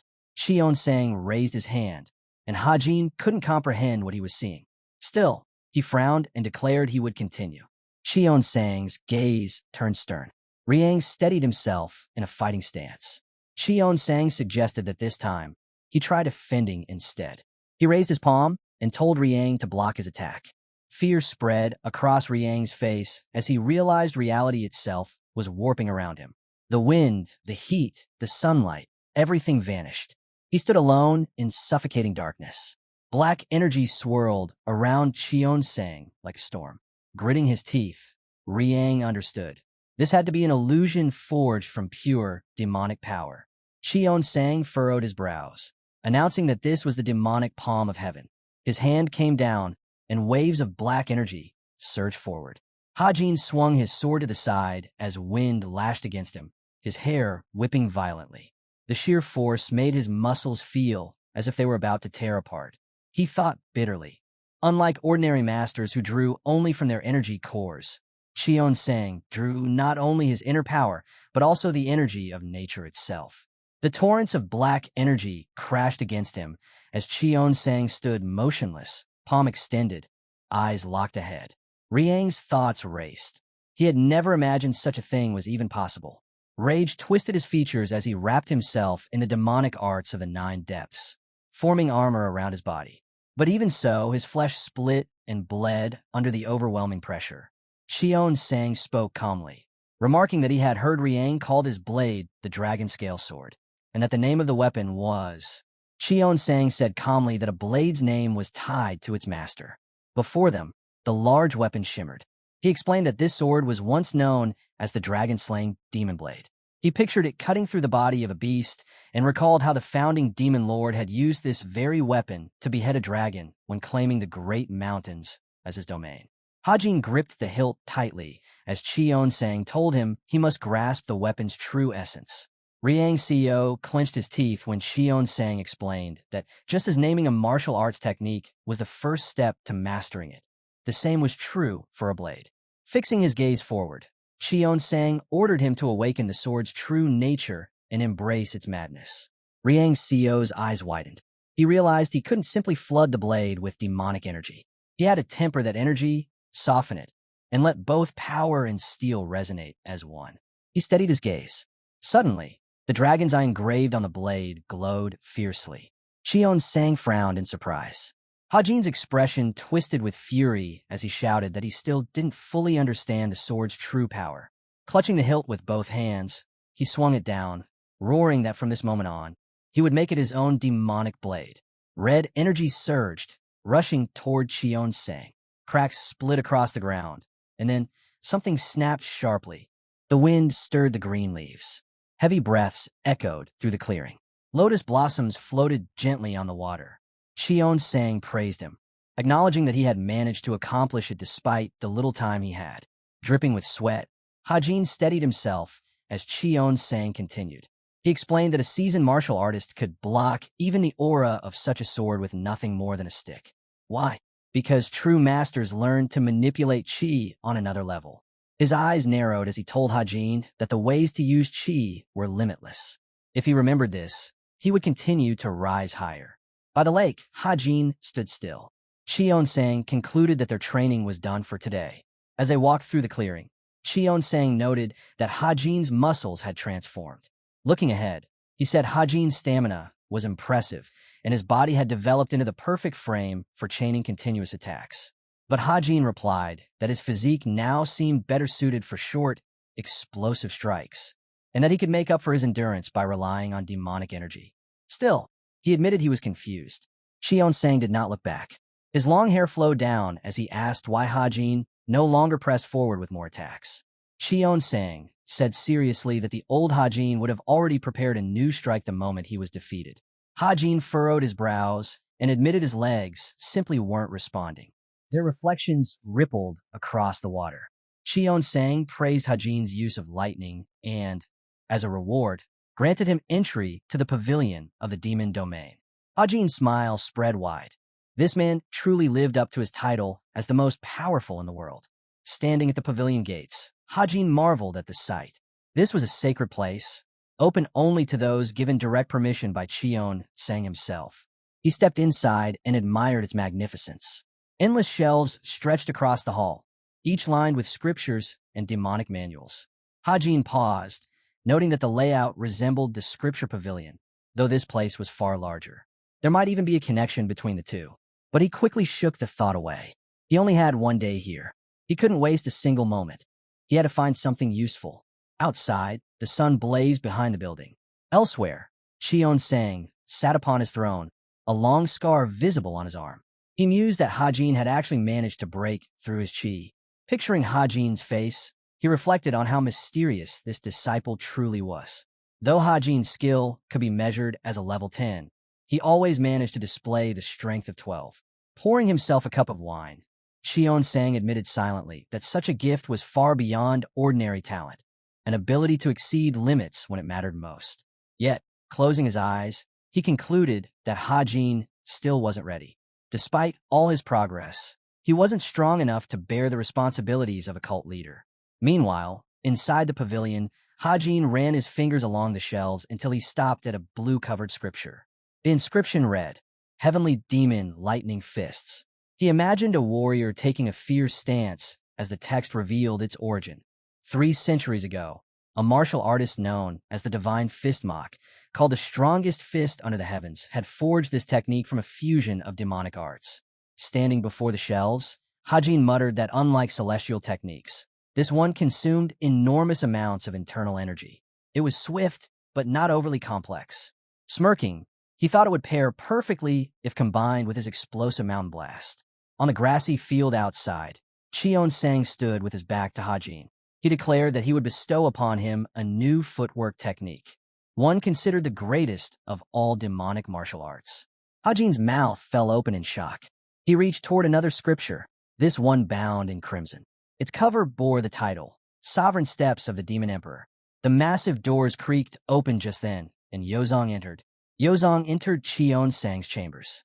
Cheon-sang, seated on his throne, asked why Hajin had come to him. Yozong smiled, asking if Cheon-sang had granted permission to enter the demon pavilion. Cheon-sang's gaze sharpened as he asked to have been allowed such a privilege. Then, with a faint smile, he realized it could only be Hajin, saying he was more than satisfied.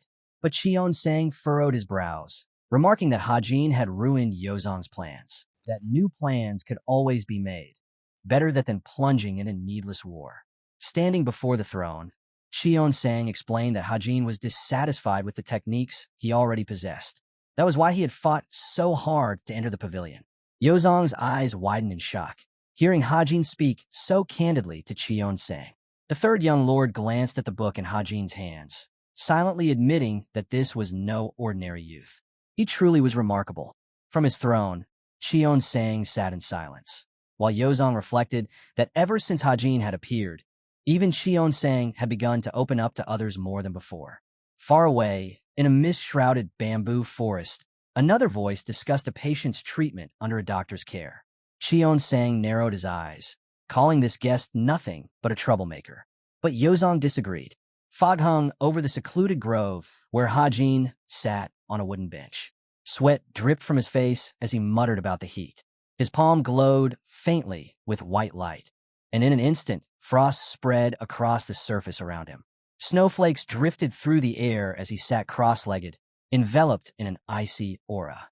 Sweat still ran down his body, but he placed a hand to his chin, exhaling with relief. he felt much better now. Nearby, a maid swept the path. Suddenly, the door opened and someone called her name. Anhwa looked up in surprise, and tears welled in her eyes as joy overtook her. She cried out in happiness. Her master had returned. Hajin greeted her with a smile and asked if everything had been well.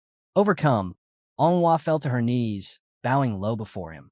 Hajin imagined placing a hand on her head, thinking that he had nearly lost hope of ever seeing her again. To keep her company, he handed her a book so she wouldn't be bored. He widened his eyes, silently admitting that life was full of surprises. Anhwa blinked at him in astonishment when he suddenly asked to see her hand. Taking her palm gently, Hajin noted the flow of internal energy within her. Beaming, she told him proudly that she trained 4 hours a day, twice daily. A faint blush crept across her cheeks. Hajin pictured her seated in meditation and thought to himself, patience and consistency. Hajin reminded himself, were the keys to building chi. Angwa's face lit up when he told her he was proud of her progress. Then her brows shot up as she suddenly asked where Goldie was. She guessed the jackal must be hiding on top of his head. Hajin's eyes went wide at the thought. He pictured himself swallowed whole by a predator and quickly denied it, saying there was no way Goldie could fit up there. Crossing his arms, he reassured her not to worry. Goldie would return whenever she pleased. Elsewhere, the jackal dug its claws into a tree beside the corpse of a fallen boar. White clouds drifted above the great hall. Dongpil frowned and reported that a specially guarded target had requested to meet Hajin. Hajin kept eating as he asked what exactly the assistant meant. Seated across the table, Dongpil explained that such individuals were considered top priority by the Guardian Court. Raising his hand, he added that because of their importance, seasoned martial artists from the Guardian Court's inner pavilion were always assigned to protect them. A crowd of figures could be seen heading toward the mountains as he elaborated further. The inner pavilion included hidden martial artists, among them, even retired demon elders and former demon generals. Hajin's eyes widened. Old men were doing this kind of work instead of enjoying retirement. Sweat slid down his face as he wondered what kind of loyalty bound them so tightly. Dongpil smiled proudly, clearly delighted to speak about the inner pavilion. But Hajin rose from his chair and dismissed it. He said he didn't care, he was busy, and if those people wanted to see him, they could come knocking at his door. He turned away, only for the assistant to stop him, reminding him that such special guards were confined to their quarters to avoid any mishaps. Frowning, Hajin asked where exactly these people were being kept. The answer lay in a green bamboo grove. There, Gangwei turned when someone asked if he was adjusting to the surroundings. He dropped his prey to the ground, and Yang Yung pressed a foot against the animal's body, noting that beasts here no longer hunted in packs like before. The slain creature bore several bird heads. Yang Yung remarked that he had been stationed here for 8 years. Gangwei grinned, pointing out that most martial artists couldn't endure even a few months in this place. Gangwei stared in disbelief as Yang Yung casually said they'd be having chicken soup for dinner. Smoke filled the air as Gangwei covered his nose, watching the man casually pick up a plate of meat and lift a cup to his mouth. The hunter sipped his broth. Around the table, Dongpil Man admitted it was delicious, smiling as he thanked him for the meal before setting his empty plate aside.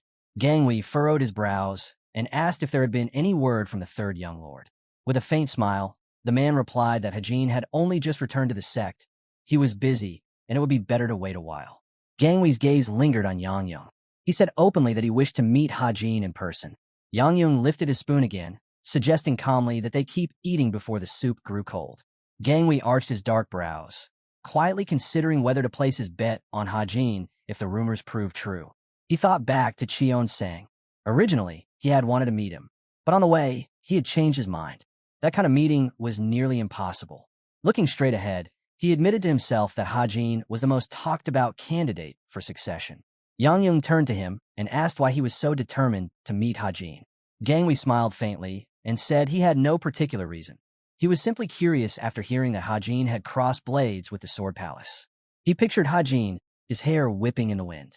Meanwhile, in the residence of the third young lord, the sun was setting. Hajin furrowed his brows, thinking over the 5 techniques he had memorized from the Demon Domain Pavilion. He recalled the countless shelves of manuals and how the Bloody Hill palm stood out with its immense destructive force. Yet it wasn't something he could use just yet. One book lay before him, its red cover etched with a title, Sitting on the floor, Hajin began to study a footwork technique, one perfectly suited to him. He frowned, remembering that this very skill had only ever been mastered by Li Qionsang, the first young lord and the head of the council. Of all of them, only Qionsang had fully perfected it. Red sparks flickered beneath his feet as he acknowledged just how difficult the technique was. A bright aura radiated around him, and he resolved to begin training immediately. He had no time to rest. Closing his eyes, Hajin vowed he would eventually master all 5 techniques. He dropped into a fighting stance, wind curling around him as the ground beneath his feet cracked. Dashing swiftly across the room, he reminded himself to pace his strength properly. Stiomak banged down with force. He turned sharply, marveling that it was no exaggeration to call this the greatest footwork in all demonic martial arts. Sweat beaded his face as he admitted this technique suited him far better than the divine steps of the 9 heavens contraction. His eyes widened. Hajin thought to himself that this new technique would allow him to bring out the full potential of his other skills. He lifted his hands, then spread them swiftly to either side, convinced that with this, he truly could grow stronger. Nearby, swords rested on their stand as Yomizm entered, greeting the 3rd young lord. Turning to face her, Hajin asked what had brought her here. Yenizm stepped closer, explaining that she had come after hearing of his return.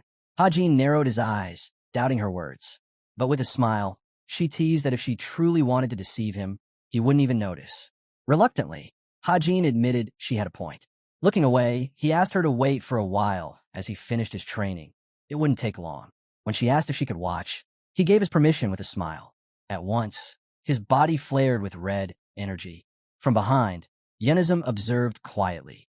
His focus was unwavering, his concentration unshakable, not something just anyone could achieve. She thought to herself that this was why he had already reached such heights of martial arts at such a young age. Her lips parted slightly in astonishment as she compared him to the current cult leader, who had only reached the level of an absolute demon in his mid-30s. Yet here Hajin was standing at the same level a full decade earlier. In her eyes, the sight was clear. This boy had the makings of a true successor. The ground beneath him cracked as Hajin clenched his fist and lifted his gaze. He smiled, declaring that he understood now. Turning toward her, he was surprised when Yenizm immediately recognized the technique. She explained that her primary martial art was the lightning fist, then asked why he was practicing it. Hajin opened his mouth in surprise when she went further, offering him a light sparring match after their talk. Later, seated at a table with 2 cups between them, Hajin asked why Gangwei wanted to meet him. But Yenizm shook her head. She didn't know either. Taking a sip of wine, she advised him to meet with the man regardless. Looking directly at him, she added that since Dong Pil had specifically requested Hajin, there must be a reason worth hearing. Hajin's eyes widened. Shouldn't matters like this be handled by the Guardian Court? Or even Qionsang himself? Sitting opposite him, Yenizm explained that Gangwei simply wanted to take a look around the sect. She fell silent, watching Hajin's reaction. Hajin grimaced, baffled that Qionsang would allow such a guest into the divine cult for something so trivial. Sunlight streamed into the house as Yang Yung held a letter in his hands. It declared that the 3rd young lord had accepted the request. Reading it with a smile, the former first head of the Guardian Court said he would soon be arriving. Gangwei of the Ice Palace was pleased with the news, smiling in satisfaction. Yenizm turned and asked if he should step aside while Hajin was around. Gangwei answered that he would appreciate it. Yang Zheng's gaze fell on the bamboo, swaying in the garden. He explained that Team Z had been tasked with guarding the Gangwei of the Ice Palace, while the rest of the men were stationed nearby. They would rest for now, but had to maintain some distance.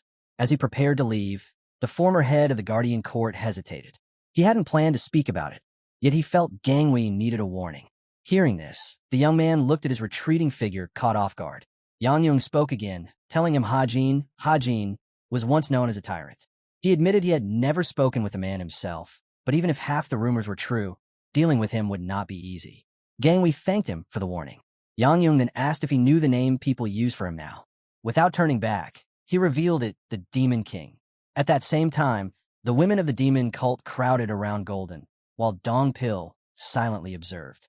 Yan Zheng went on, saying that with the coming of peace, the cult had lost much of its former edge. They were not like him, who had chosen retirement. Still, The blood of demons flowed through them. Madness burned within, just as fierce as the depths below, perhaps even stronger. He recalled the third young lord, also called the Demon King, a name born not from fear, but from respect among the demonic martial artists. Meeting Gangwee's eyes, Yanjung said he was certain there were personal reasons behind his desire to meet Hajin, reasons he wouldn't pry into. Almost at the door, he added one final piece of advice. If Gangwee truly wished to speak with the third young lord, he must take care not to provoke him. Gangwee lingered on those words, the Demon King. Memories surfaced of his ride to this place, when rumors of the third young lord filled the air. On the way, Yanjung had also mentioned something shocking. Cheon Sang himself had appointed the third young lord as Special Inspector General. This revelation stunned Gangwee of the Ice Palace. Why him instead of the first or second young lord? Yang Yung explained further how Hajin had confronted the 7 patriarchs, how he destroyed the demon clan of the martial king. It was daring, reckless even, yet his martial arts and his resolve were both undeniable. Gangwee frowned, deep in thought. The third young lord was no ordinary man. He was powerful, determined, and far more experienced than anyone had imagined. And then the sunlight broke through. The sun's rays spilled over Hajin's home. Dongpil called out to Hajin, who was adjusting his hat. Curious, Dongpil asked where he was heading. Hajin brushed him off, saying only that he had somewhere to be. Dongpil quickly offered to accompany him, but Hajin slipped past almost in a rush. He assured him there was no need, reminding Dongpil instead to focus on the technique he had given him. It would take time to master, and now was the perfect moment to practice. As Hajin disappeared through the door, Dongpil hesitated. Why was he covering his face just a step outside? His thoughts were interrupted by a voice behind him. It was Yenism, casually commenting that Hajin always seemed awkward. Dongpil turned, bowing respectfully to the master of the Inner Enlightenment Center. She waved off his formality, insisting it wasn't necessary. Standing opposite her, Dongpil asked what brought her here. Yenism explained that she came to persuade Hajin it was important for him to meet with the special division of the guard. And besides, she had just finished warming up. Dongpil blinked in surprise. Had Yenism really sparred with Hajin? From the look on her face, it hadn't been an ordinary match. The master frowned, her thoughts heavy. The third young lord was growing at a terrifying pace. She clenched her fists, realizing the duel had left a deeper impression on her than expected. Within the cult, countless warriors were stronger than she was, yet only a handful surpassed her in the lightning fist. Her mind replayed the fight. Hajin's strikes, sharp and unyielding, the way he forced her back. Maybe it was because he had already reached the peak of the demon realm. Or maybe it was pure talent. Yenism remembered the force of his blow, the floor shattering beneath her feet. He wasn't just reaching the highest level.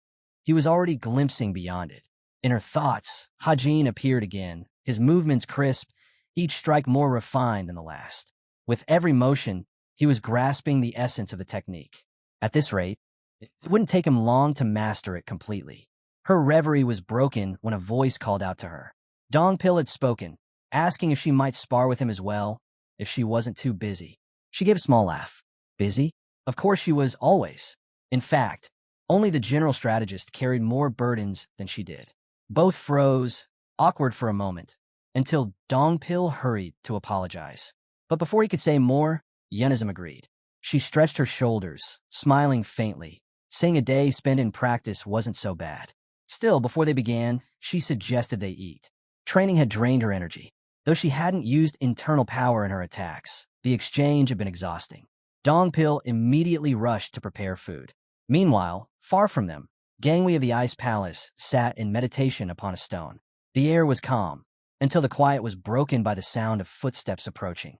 Gangwee heard the footsteps, steady, deliberate, neither concealed nor exaggerated. Whoever approached had no need to hide. Through the bamboo grove, Hajin appeared, and in that instant Gangwee was certain. This was no ordinary man, but a trained martial artist. Gangwee of the Ice Palace opened his eyes, meeting the presence of the third young lord. Then, calmly, he shut them again, releasing his energy to test Hajin's strength. Hajin felt it immediately. Something was off. The flow of icy energy spread until it reached his feet. Without lifting his head from beneath his hat, he muttered that he had never wished to return here while alive. Yet sometimes he found himself missing the breeze of this place. Raindrops slid from the bamboo leaves. Hajin adjusted his hat, warning Gangwei not to spoil the air with that Sichuryong aura. Right now, he simply wanted to feel the breeze. Gangwei couldn't help but find it remarkable. He turned, confirming that the man before him was indeed the third young lord. Laughter escaped him. Hajin touched a bruise, removing his hat with a sharp glance. He remarked it would have been better if he hadn't been summoned here for some trivial reason. Time passed, and soon the two were seated at a table, food set before them. Hajin licked his plate clean, commenting on how long it had been since their last meeting. The taste hadn't changed. No matter how many times he had it, the flavor was unforgettable. Across from him, Gangwei watched as Hajin complimented his sense of taste. The dish might look unappealing, but its flavor was exceptional. Hajin admitted he had eaten it often back in those days. Blowing gently on his food, Hajin paused when asked about his eye. He covered it with his hand, brushing the question aside. Just an injury from training, he explained, but his thoughts drifted elsewhere, to Yunism. He recalled how frail she had looked, struggling even to hold her chopsticks. Yet her fists had carried terrifying force. He remembered her stance, their duel fought only with the demon emperor's sovereign steps and a lightning fist, both sealing away their inner energy. And still, she had stood on a level beyond his, her understanding, her endurance, her reflexes, her strength, her speed. She had surpassed him in every way. Even so, technique decided everything. He thought back to the strike that had landed square on his face. Did she really have to hit him there? Hajin frowned. If it had been a sword instead of her fist, he could have died. It was his own fault, lowering his guard. That could never happen again. He hadn't yet regained the peak he once held in his past life. Across the table, Gangwei froze, unsettled by Hajin's sudden intensity. Hajin clenched his fists, declaring that next time, he would demand they fight with their internal energy unleashed. The meal continued. When the meal ended, Hajin leaned back and suggested they stop circling around. He wanted to know the real reason they had called for him. The two of them walked together through the bamboo grove, the soft rustle of leaves around them. Their talk turned to the swordsmen of the Sword Palace. Hajin walked slightly ahead, explaining that it was difficult to describe such battles in detail. Those warriors were formidable, and even he had struggled against them. Looking forward, Hajin added that the vice palace master of the Sword Palace was stronger than the young man, following behind him. Gangwei scratched his head, embarrassed by the comparison. He said Hajin was overestimating him, calling him a rising star. But Hajin suddenly stopped, turning back. His voice cut through the air. If Gangwei used his hidden power, he could hold his own in such a fight. Gangwei froze, startled, unsure how to respond. Hajin clasped his hands behind his back. He admitted he didn't know whether it was some kind of seal or another restriction, but if that power were ever unleashed, everyone would admire him. Then, turning away again, Hajin remarked that there must be a reason it remained sealed. Gangwei's eyes widened. How would he know that? Hajin glanced back, his gaze sharp. From the first moment, it had been clear. The young man's stance, his breathing, even his aura, each surpassed normal human limits.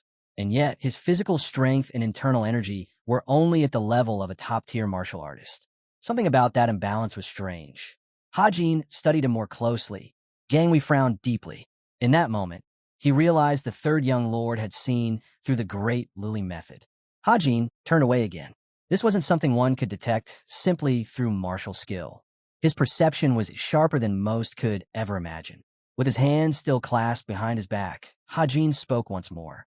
He doubted Gangwei had called him here just to discuss the strength of the Sword Palace.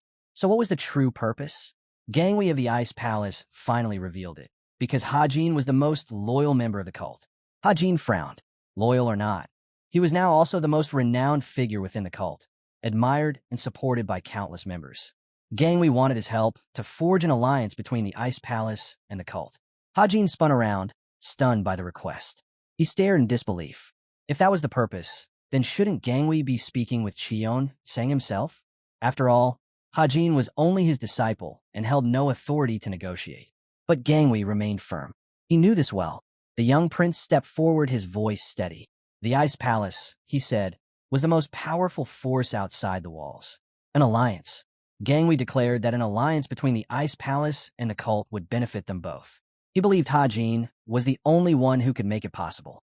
Hajin folded his arms, remarking that this was the true reason he had been brought here to the bamboo grove.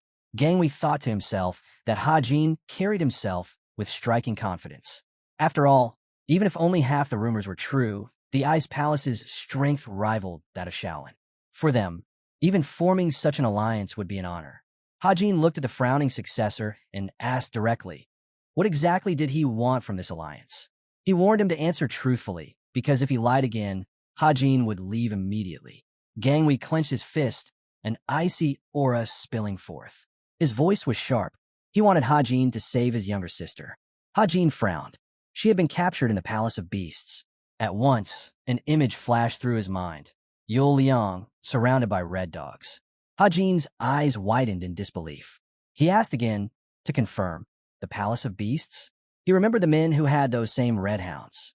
He pressed further, asking if this was the reason Gang Wei wanted an alliance, and whether he truly understood what kind of place the Palace of Beasts was. Gang Wei confirmed he did. Rage surged within him, and his aura froze the air. He explained that his father, Cheon Sang of the Ice Palace, desired the fall of the other 3 palaces. Hajin frowned at those words. Gang Wei continued, saying the Ice Palace had no interest in Zhongyuan. They only wished for peace in the Northern Sea. Yet the other palaces pressured them relentlessly. The Palace of Beasts now cooperated with Steel Roof Fortress, while the Sword Palace aligned itself with the Righteous Heavenly Alliance. Hajin pointed out that, in the midst of all this, the abduction of the Palace Lord's daughter left the Ice Palace at a crushing disadvantage. The prince clenched his fists tighter. To him, this was not just personal, this could also benefit the Heavenly Cult. He had already heard of their clashes with the 2 palaces. They were a thorn in the cult's side, as much as in his. Why not destroy them together? Hajin lowered his head.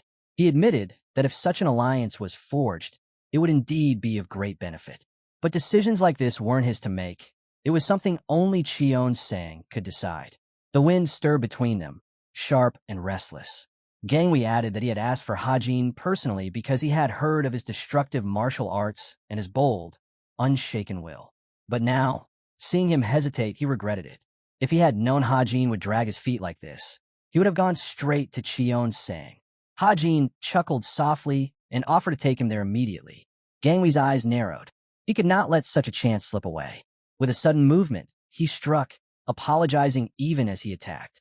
The wind roared, whipping Hajin's hair, and in that instant, Gang Wei's hand stopped just short. Gang Wei's strike stopped a mere millimeter from Hajin's face. Frozen in place, he stared at Hajin in disbelief.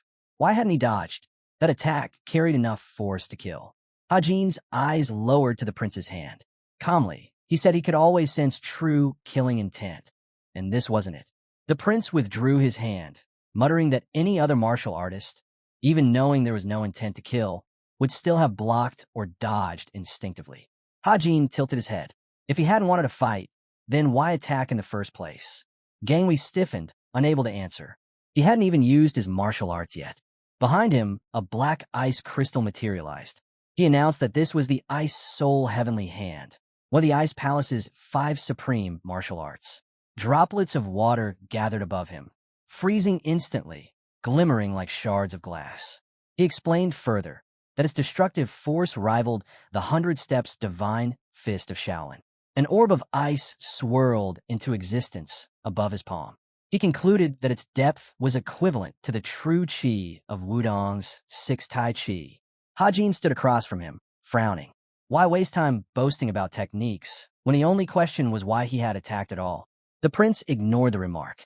Energy sparkled coldly around his hand as he prepared to strike again. Hajin's eyes narrowed. This would be the last time, he warned. Gang Wei raised his stance, offering thanks. The clash erupted. Their energies collided, shaking the grove. Gang Wei faltered first, forced backward under the pressure. His composure cracked. Hajin stepped in, blasting him away with a single punch. This, Hajin declared, is indeed on par with the 100 Steps divine fist. The prince's jaw dropped in astonishment. Hajin's voice cut sharply. His flaw was obvious. The time between preparing the technique and unleashing it was far too long. The words stung deep. Gang Wei's eyes trembled, the realization striking hard. Hajin clarified, this wasn't a flaw in the art itself, but in the way he was executing it. Stretching his wrist, Hajin turned away. Gang Wei steadied himself, asking what would happen if he mastered the technique completely. Hajin didn't answer immediately. Instead, Energy surged into his hands as he sank into a stance. "Watch closely," he commanded. The prince stared in awe as Hajin moved. His motions were strangely slow, deceptively simple. Then, without warning, Hajin drove his fist into the ground.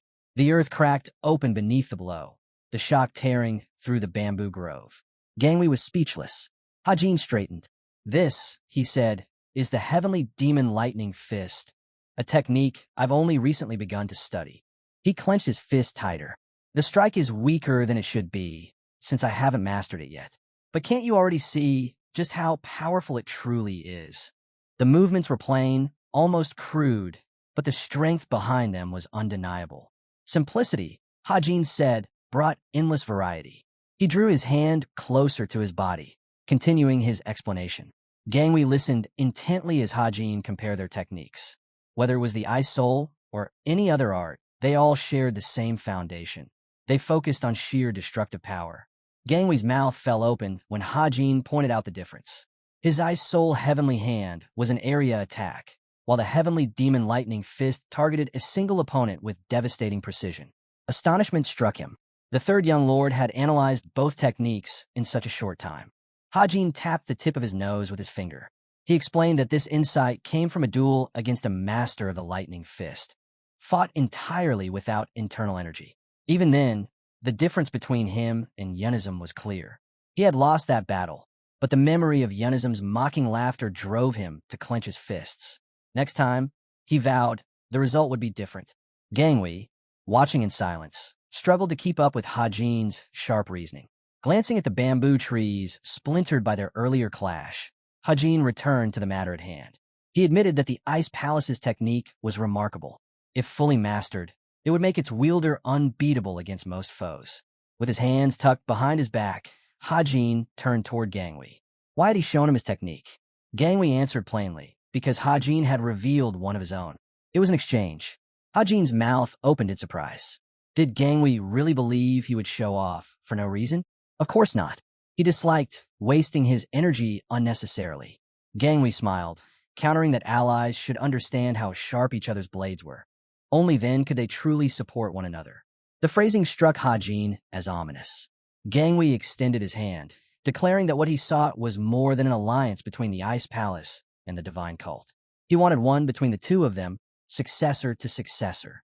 It was, in his eyes, a union that would benefit them both. Hajin was caught off guard by the sincerity of the proposal. The prince continued, admitting he admired Hajin's strength.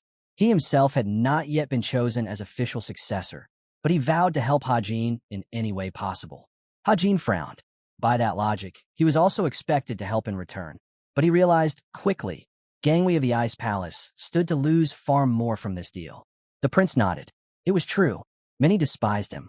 Hajin studied him carefully and concluded that what he truly wanted was someone to eliminate his enemies for him, rather than dirty his own hands. Gangwei did not deny it. He replied that choosing the right allies was also a form of wisdom. Hajin's brow furrowed. Was saving his sister just an excuse, then? The prince leaned forward, his tone steady. If Hajin refused, nothing bad would come of it. But his plea about his sister was genuine. If she were rescued, everything else would fall into place, even if it meant that he and Hajin became enemies in the end. Hajin chuckled, pointing his finger at Gangwei. Despite his refined appearance, he said, the man carried a surprising amount of masculinity. Gangwei laughed as well, admitting he had heard that often. Hajin raised a finger again, as if to clarify something, then folded his arms across his chest. He told him bluntly that trust was still far away.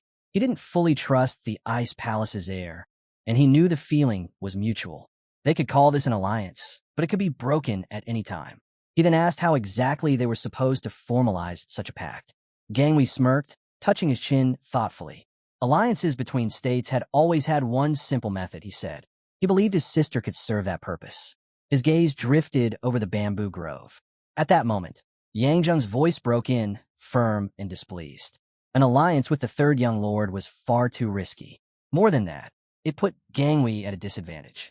If Hajin chose to break the pact, what then? Gangwei only laughed, brushing off the concern. Yang Yung cleared his throat, uneasy.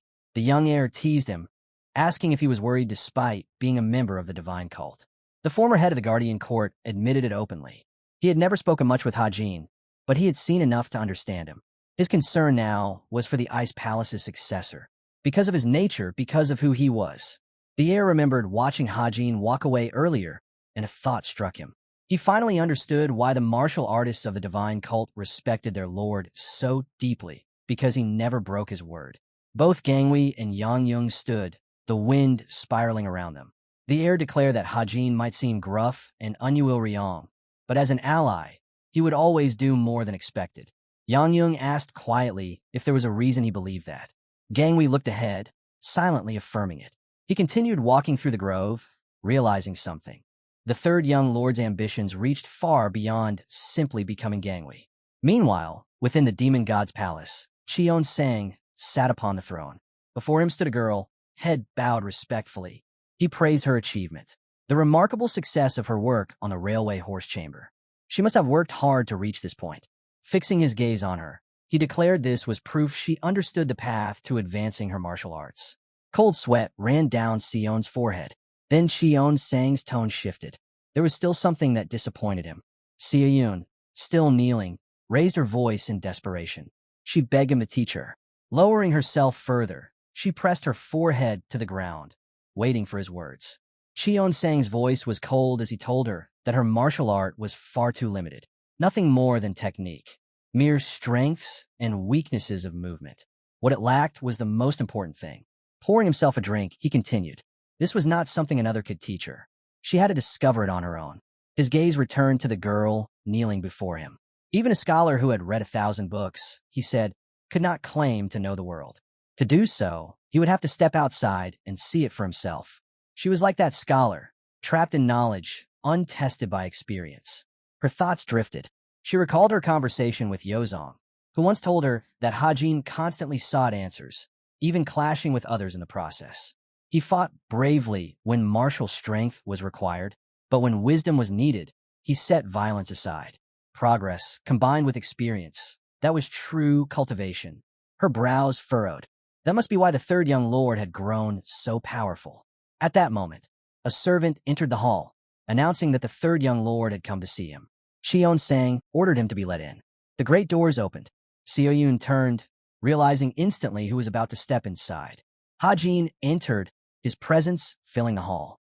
She rose to her feet, unable to look away. Strangely, she felt no chi radiating from him, yet the weight of his presence pressed down like an unseen force. It felt demonic, overwhelming. He walked past her without a glance, but she stared after him, trembling. This was no mere martial aura. It was something beyond, an exalted realm surpassing technique itself. Finally, he looked at her. His words were simple. It had been a long time since they last met. Seo Yun frowned, fear knotting in her chest. He's an absolute demon, she thought. By the time the sun dipped low outside, Cheon Sang dismissed her. Cheon Sang set his empty bowl upon the table, shifting his attention to Hajin, who remained. How does she appear in your eyes? He asked. Hajin answered plainly that she wasn't bad.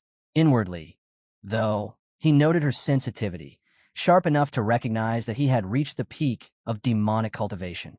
She was talented. Chansang's eyes narrowed. If one measured only talent, she was the best within the cult. At her age, none but the youngest could compare.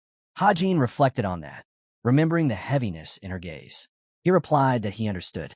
She was facing the same obstacle all prodigies encountered, the wall between talent and true mastery. He pictured her walking forward, breaking through.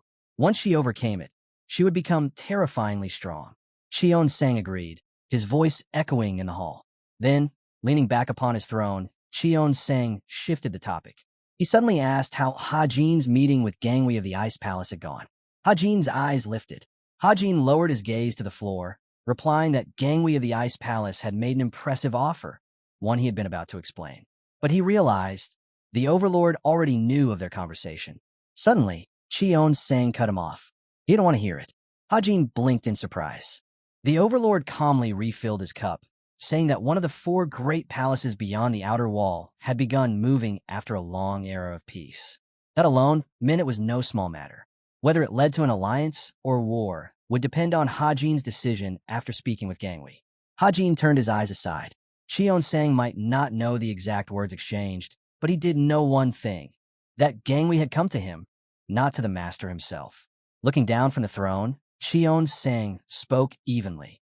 When a successor bypassed Cheon Sang to speak with his disciple, especially after the recent uproar caused by the Sword Palace and Beast Palace, it could only mean one of two things: disaster for the cult or great fortune. The realization struck Hajin. Cheon Sang didn't care about the details others obsessed over. To him, the cause was irrelevant. The result was everything. Watching Cheon Sang sip his drink, Hajin thought to himself, this man had mastered not just martial arts, but also the ways of the world. He didn't need prophecy or foresight. He simply saw through all things as they were. They stood opposite one another, silence heavy in the hall, until Cheon Sang concluded that Hajin would soon find himself busy again. He then asked plainly, was this a matter that could be handled within the cult, or did it require action beyond its walls? Either way, both paths were open. Hajin was caught off guard. Cheon Sang had already seen through it. It was about an alliance. Cheon Sang leaned back. He hadn't personally met the Ice Palace's heir, but one thing was certain. The Ice Palace was merciless with its bloodline. To rise as successor, there meant Hajin met no weakling. His gaze sharpened. He warned Hajin not to allow himself to be used, but instead to turn the tables. If Hajin truly wanted to achieve his own dreams, he must be the one steering the outcome. Hajin let out a quiet breath at those words, then gathered his resolve. Looking up, he asked the overlord for a favor. Cheon Sang frowned, asking what it was. Meeting his master's eyes, Hajin requested permission to wield the power of the cult. Cheon Sang did not respond immediately. His gaze lingered, measuring his disciple. Then he said it was impossible, not if this was something Hajin intended to do in secret. Hajin admitted he had expected that answer. His thoughts returned to the past.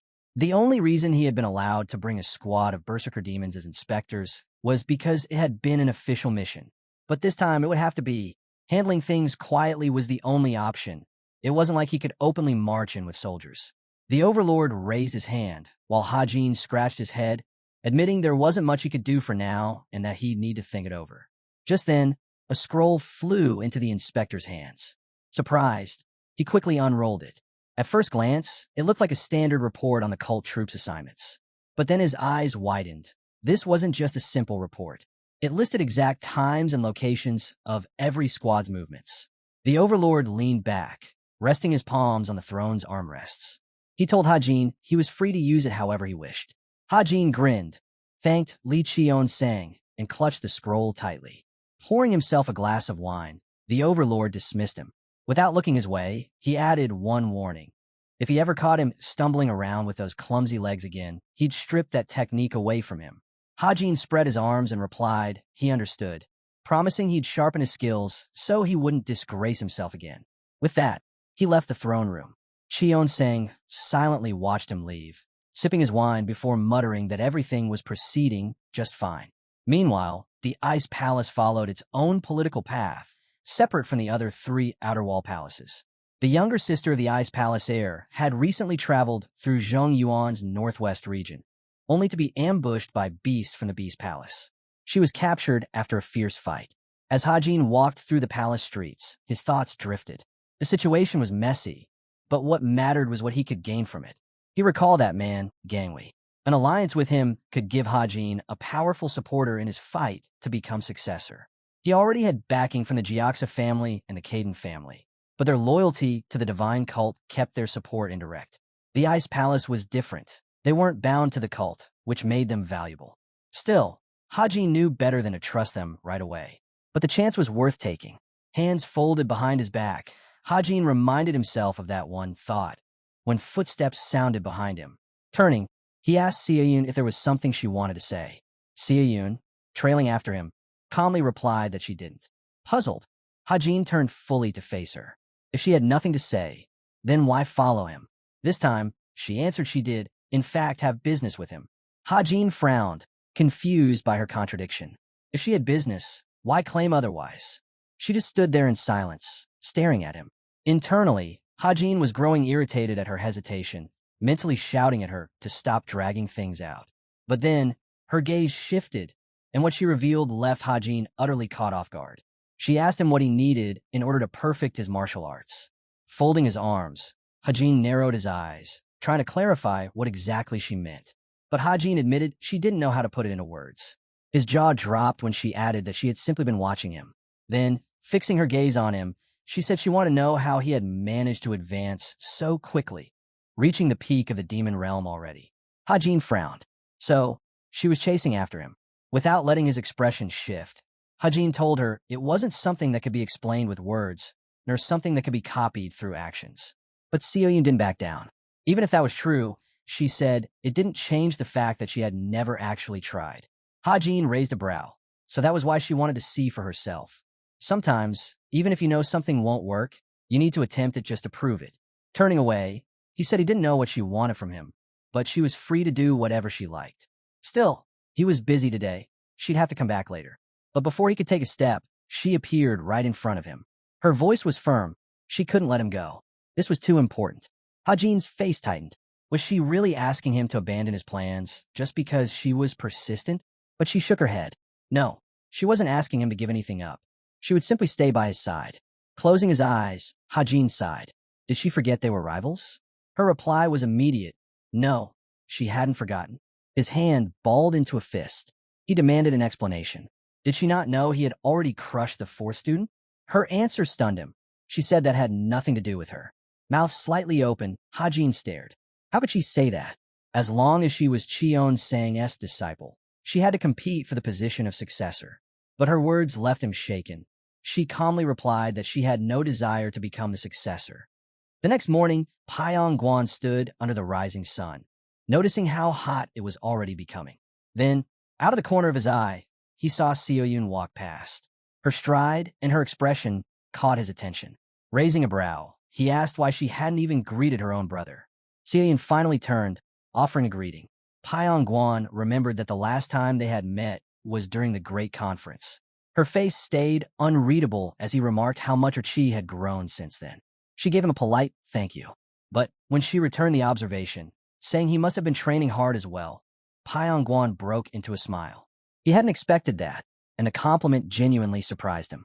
Lowering her brows, Seoyun recalled Hajin's figure and almost spoke up. But instead, she changed her mind and muttered that it didn't matter. Pyong blinked, puzzled, as Seoyun turned abruptly and bid him goodbye. Watching her leave, he called out, asking where she was heading so early in the morning. She stopped for a moment. With calm eyes, she reminded him that she had no interest in becoming successor, so he needn't waste his worries on her. Her words stunned him. Shock spread across his face as he tried to call after her, but she walked away without listening.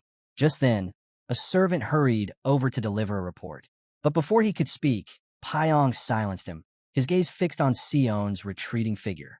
He ordered his comrade to keep watch over her. His comrade blinked in disbelief. Did he really mean Miss Seoyun? Hands folded neatly behind his back, Pyong confirmed it. He explained she was delicate, better to keep some distance while watching her closely. Still, he pressed for a reason. Pyong's brow furrowed, his tone sharp. Just because. Then, softer, he admitted he hoped she'd give him a reason to stop monitoring her. Until then, she was not to leave his sight. Meanwhile, Hajin returned to his quarters. Dong Pil, bruised and beaten. Startled, Hajin asked what had happened to his face. His fists clenched as his mind instantly recalled Yunizum's smirk. That fox had humiliated them both. Suddenly, the sound of clapping echoed through the chamber. Dong Pil instinctively drew his blade, snapping into a stance. Dong Pil demanded to know what it was. Hajin, holding his sword calmly, praised him. He said it was impressive. Dong Pil had already managed to grasp the technique fully. It wasn't an easy feat, considering the ninefold demonic sword was ranked among the cult's top 10 techniques. Hajin smiled faintly, adding that it was indeed difficult, but Dong Pil had managed it with surprising creativity. Squinting, Hajin wondered silently. Could he have come up with that approach himself? No matter. This technique was worth sharing with a friend. Dong Pil looked at him in shock when Hajin suddenly mentioned he would be leaving the sect in a few days. He asked where. Gazing at the glowing figure of Dong Pil, Hajin admitted that at first he planned to leave him behind. The journey would be dangerous, and Dong Pil had only just mastered the technique. But now, after witnessing his growth, Hajin believed otherwise. With his current strength, he could accompany him anywhere. Dong Pil lowered his head, murmuring a thanks, though his expression showed he wasn't fully satisfied with the answer. Seoyun stood quietly at the side until Dong Pil asked why she was there.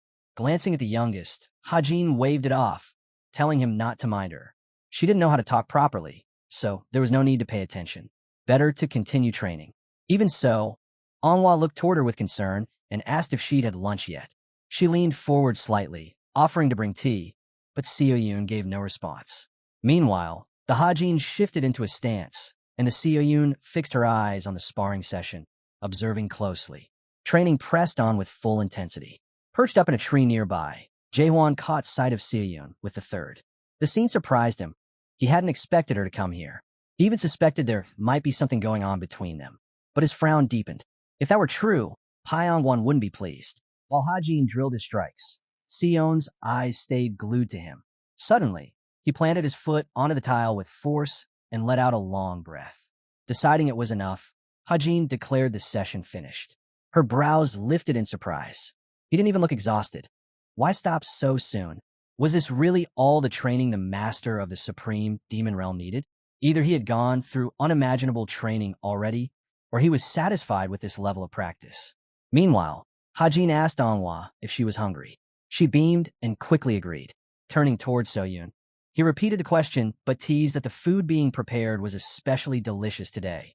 Seoyun, however, looked down at the tiles where Hajin had trained. She thought his fists hadn't seemed like much, but then her eyes widened. Clear footprints marked the ground. Her heart skipped. He hadn't just been throwing punches. He had been refining his movement. Her thoughts raced. What exactly was he focusing on? Attack? Defense? Or both? To think such a movement technique could even exist. Soon after, everyone gathered around a table in the courtyard. Hajin bragged proudly that Anhwa cooking was the best in the cult, maybe even unbeatable.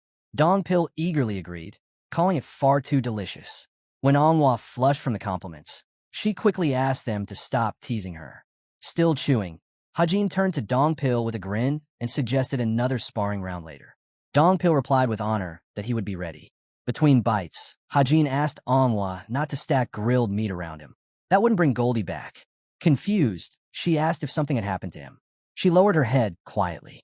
Hajin only told her not to worry. That fox would surely be off somewhere, playing at being a mythical creature. Watching the scene, Seoyun realized something important. There are no walls here. Hajin treated Dongpil and Servant as equals, as friends. Shoving another bite of food into her mouth, Hajin turned to her with a sharp question. Since she insisted on watching, had she managed to learn anything yet? Seoypan admitted she hadn't figured it out yet.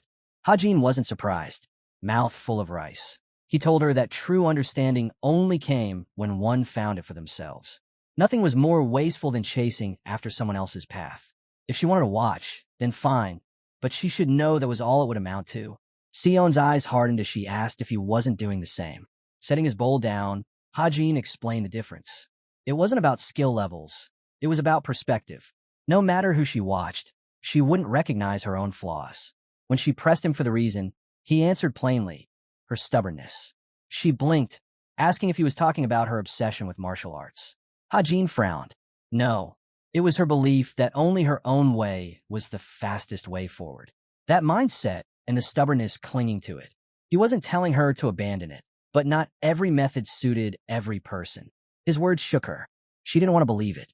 After all, she trained until exhaustion, then rested just enough to recover. What was wrong with that? Hajin stood, asking if she had anyone she could actually talk to about martial arts. He doubted she did. While the others finished eating, Hajin added that every martial artist had their own path. If she couldn't accept that, then at the very least, she should question why. Otherwise, she would never move forward.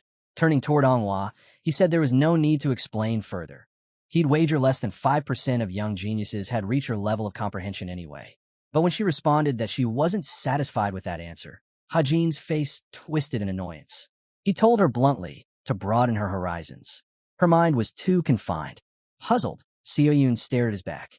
She prided herself on being flexible in martial arts, always able to grasp the differences between techniques. What did he mean by too constrained? Shifting his focus, Hajin called out to Dongpil. Narrowing his eyes, he ordered him to catch the one eavesdropping nearby. Perched in the tree, Jaehwan had been quietly observing. He noted how the Hajin and the Seoyun not only trained together, but even shared meals. Perhaps Pyongwon was right to have him spy on Seoyun. If the two ever joined forces, they could become a real problem. But before he could think further, he realized Dongpil was gone. Confused, he turned his head, too late. A blade sliced down, landing on his shoulder. He froze, cursing silently, as a sharp voice commanded him not to move. Behind him stood Dongpil, blade steady at his back. Dongpil's voice cut sharp. This was the third prince's residence. How dare a lowly servant spy on Hajin? Reaching into his robes, the man realized there was no other option. A loud boom erupted as smoke exploded outward, thick and toxic. Poison gas. Covering his face, Dongpil recognized it instantly. The spy dashed away through the haze, berating himself for letting things spiral this far. If he were caught, his master's name would be dragged into it. But before he could escape, Dongpil's fist crashed into him, sending him sprawling across the ground. Dongpil dropped into a stance ready. Coughing in disbelief, Jaehwan wondered how he had broken through the poison cloud so quickly. If he gathered his energy now, it might not be too late. But then it hit him. A crushing wave of demonic chi engulfed him, pinning him in place. Veins swelled against his skin as he struggled. He couldn't move, couldn't even breathe properly. His energy core was sealed.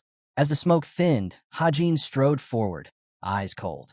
Slinging his sword across his shoulder, he said flatly that he wasn't fond of talking, but the spy would answer him. Name, allegiance, why he had risked using poison to escape. Every last secret laid bare. Jaehwan's face twisted in terror. His body was frozen stiff. Was this even possible? Could a mere force of expelled energy lock him down completely? Hajin's glare burned into him. If he wanted to leave here alive, there was only one way. Answer everything. The truth came quickly. He had been sent by Pyong Guan, the second young lord. Hajin scoffed. Being good to his sister was one thing, but ordering a servant to stalk her? That crossed into something far more unsettling. Sioyun frowned when Hajin teased that she must be quite popular. Folding his arms across his chest, he asked if she at least knew where Pyong Guan lived. He planned to have a word with him, but she cut him off. She didn't need his help, she said. It was none of his concern. Hajin's brow shot up at that.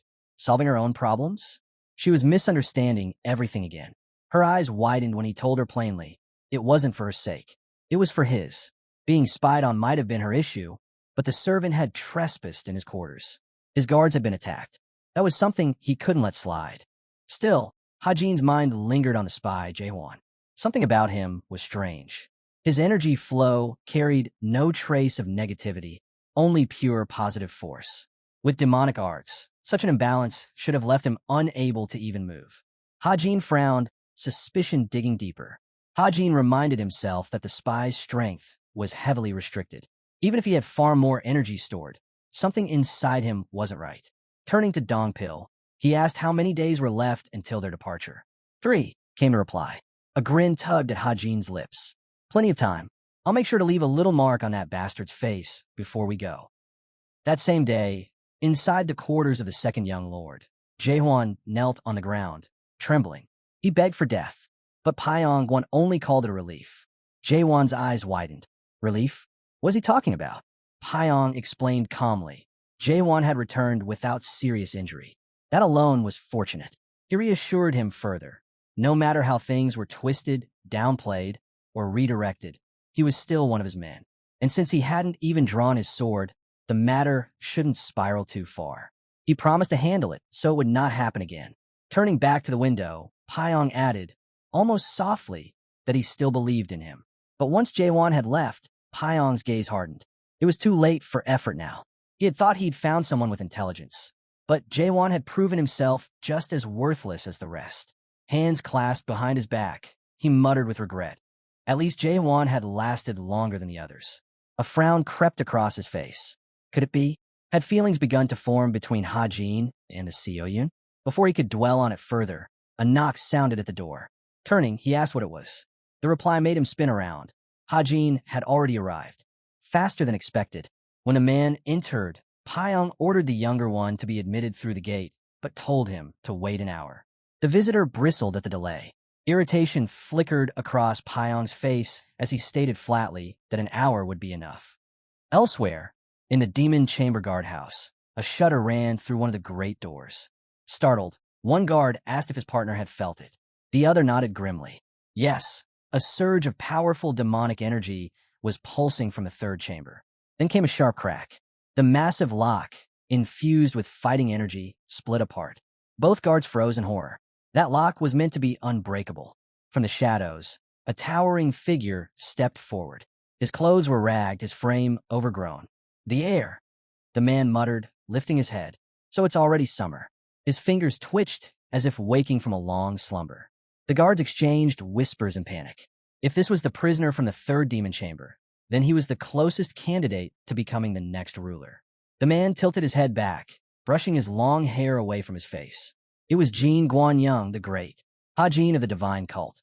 Guan lifted his head and murmured that 3 years had already passed. Meanwhile, Hajin sat waiting in the residence of the Pyong Guan. Dongpil's words echoed in his mind. Pyong was known for his blunt honesty, as well as his generosity.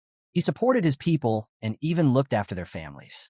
Glancing around the reception hall, Hajin noted that the residence itself reflected that reputation. It wasn't lavish or excessive. Dongpil had said Pyong wasn't a bad person, and yet he had still sent someone to spy on Sioyun. That contradiction lingered in Hajin's thoughts. Generosity didn't cancel out ambition. Studying the layout of the palace, Hajin suddenly felt something unusual. Pyong Guan's presence, so clear a moment ago, had abruptly vanished. It was impossible to fully hide one's presence without a flow of air to detect, unless the space was completely sealed. Not even a master at the highest demonic realm could be sensed in such a place. But then Hajin squinted. The presence returned, stronger, closer. His eyes narrowed in appreciation. Pyong Guan's movement technique was extraordinary. The door opened. The second young lord stepped in. Their last meeting had been at the Great Conference. Sitting across from Hajin, Pyong Guan remarked that Hajin wasn't particularly fond of tea. Did he prefer wine instead? But Hajin cut straight to the point. He had a question. When Pyong Guan looked at him expectantly, Hajin explained. Upon entering the building, Pyong Guan's chi had been equal to that of a top martial artist. Yet in the past hour, it had doubled, and not in some reckless or rushed way. Pyong Guan's brow lifted. Did Hajin mean to suggest he had consumed some rare superfood in that short span? Raising his hand casually, the second young lord admitted the observation was sharp, but he brushed it off. There were countless martial arts techniques in the world, many of which Hajin had yet to encounter, even within the divine cult. With time, Hajin would understand. Hajin bit back irritation. Thousands of techniques were stored in his mind, from orthodox to unorthodox, demonic to sacred. He knew better than most. Straightening, he dismissed it. No matter. You already know why I've come.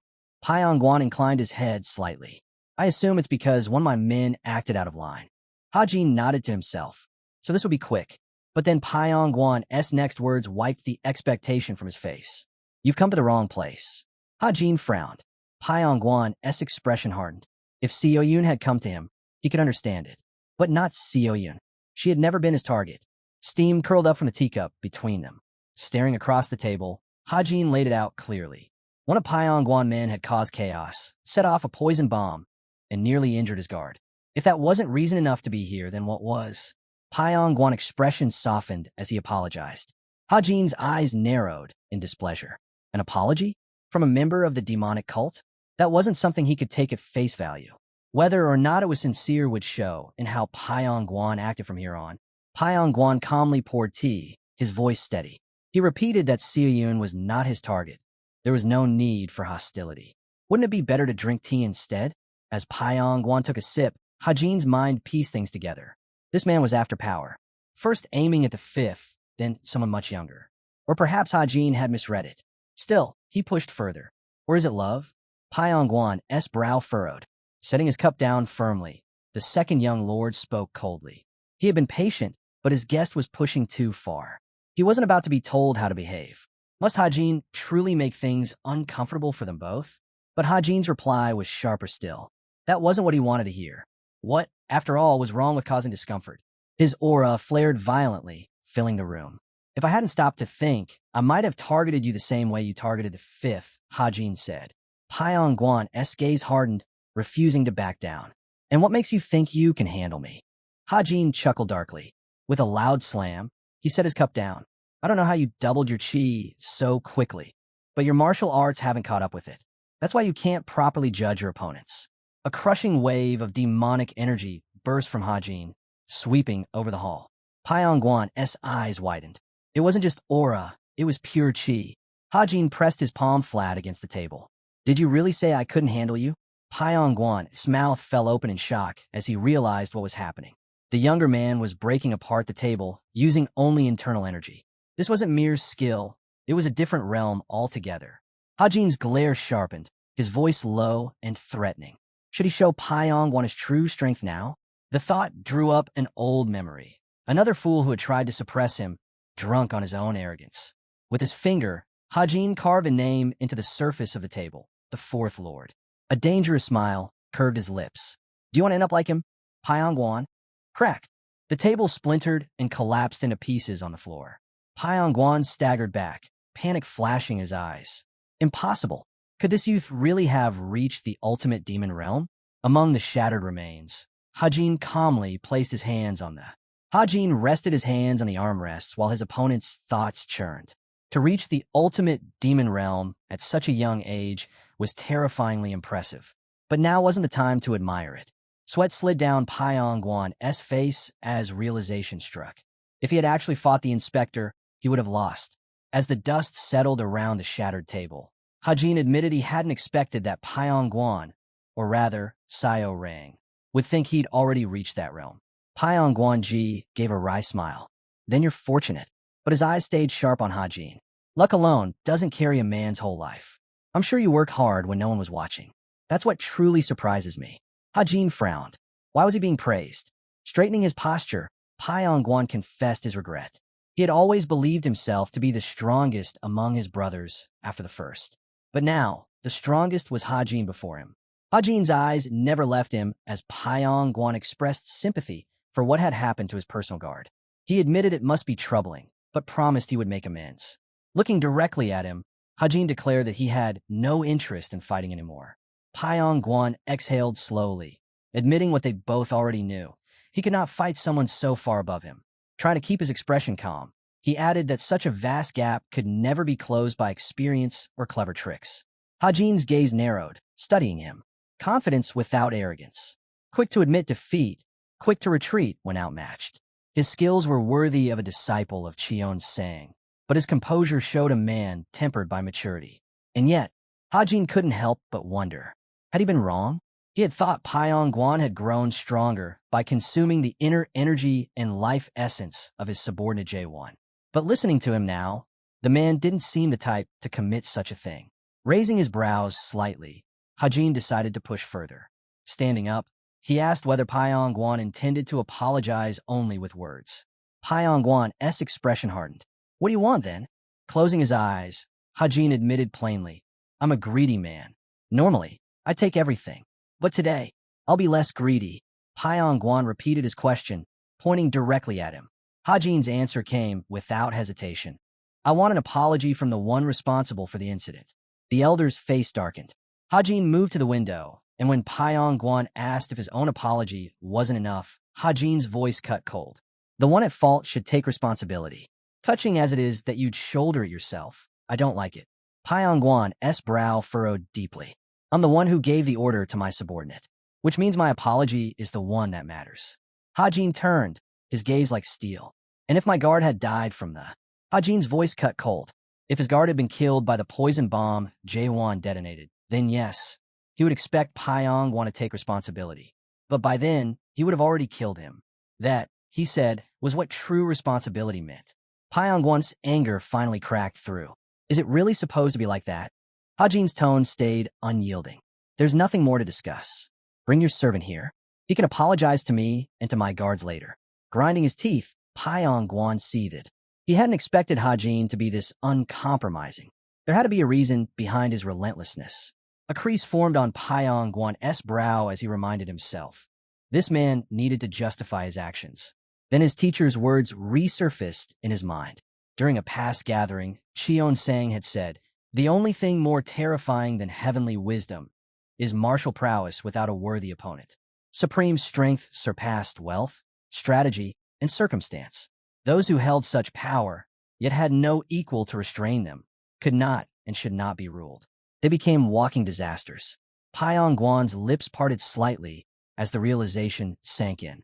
That description fit Hajin perfectly, more terrifying than wisdom itself. And right now, he had neither the strength nor the grounds to reject his boldness. At last, Pyong Guan relented. Fine, I'll summon my servant. Hajin blinked in surprise. Pyong Guan added that he hoped they would not meet like this again. Once the apology was given, this matter should end. Still surprised, Hajin asked if he meant the servant was alive. Raising a brow, Pyong Guan asked what he was implying. Hands clasped behind his back, Hajin admitted the truth. He didn't care for Jaewon's apology. He only wanted to know if the man had survived. But it seemed Pyong Guan was truly about to summon him here. To Hajin, it felt almost like bullying. Glancing at the shattered remains of the table, Hajin said he was merely pushing him lightly out of the competition. After all, they were rivals. Stepping closer to Pyong Guan, Hajin lowered his voice. That was why he was testing him, to see what kind of person he was. Would he be the type to stab him in the back like the fourth had? Then Hajin smiled. If Pyong Guan was capable of conceding when it mattered, without taking offense, then Hajin had no reason to linger here any longer. But as he turned, the broken fragments of the table suddenly lifted into the air. Pyong Guan's aura surged violently. His voice rang out. And what if I don't want to back down? Hajin smirked. Then I'll have to deal with it. Pyong Guan drew in breath, preparing to strike. You may have reached the peak of the demon realm, he shouted, but my patience has run out. At that instant, the door slammed open with a thunderous crash. A commanding voice barked, Enough! Both Hajin and Pyong Guan turned sharply. 3 figures entered the hall, the one in front stepping forward with calm authority. So, he said, the Marshall brothers and sisters finally gather again after all these years. And this is how you greet each other. The 5th, 6th, and 7th disciples stiffened in fear. Pyong Guan's eyes widened. He recognized him instantly. The eldest brother. Hajin's gaze sharpened. He hadn't even sensed the man until now. That alone spoke volumes of his martial arts. Guan frowned. 3 years apart. And this is how my younger brothers choose to behave? That same day, in the palace of the demon god, Cheon Sang himself sat with a scroll in hand. His eyes traced the lines, his mind stirred. Could it really be true? Did the power that shook his heart belong to the first? His eyes narrowed. 2 of his disciples had now reached the highest demon realm, a rarity beyond measure. The parchment crumbled to ash between his fingers. The servant bowed, congratulating his lord with a serious face. But scattering the ashes to the floor, Li Cheon Sang murmured that he wasn't sure if this was cause for celebration. Rare as it was, it left him unsettled. Still, it was astonishing. The first disciple had been nothing like the others. His soul lacked the polish of the third, and he was not as naturally talented as the 5th. No, Li Cheon Sang had chosen him because he saw himself in him more than in any other. Hands clasped behind his back, Cheon Sang admitted that Guan had achieved something unexpected. When the servant asked what he meant, Cheon Sang's lips curved faintly. Guan had managed to shut himself away in training for 3 long years, and in that isolation had climbed to the highest demonic realm. Even more, he had drawn the others to gather in the residence of the second. As the 2 main contenders eyed each other like sharpened blades, Muda muttered that perhaps there was now a third. Would this erupt into an all-out war among them, or remain a duel between 2? In the second hall, Guan's voice cut across the tension. So, will you keep standing there in silence? Your older brother has returned.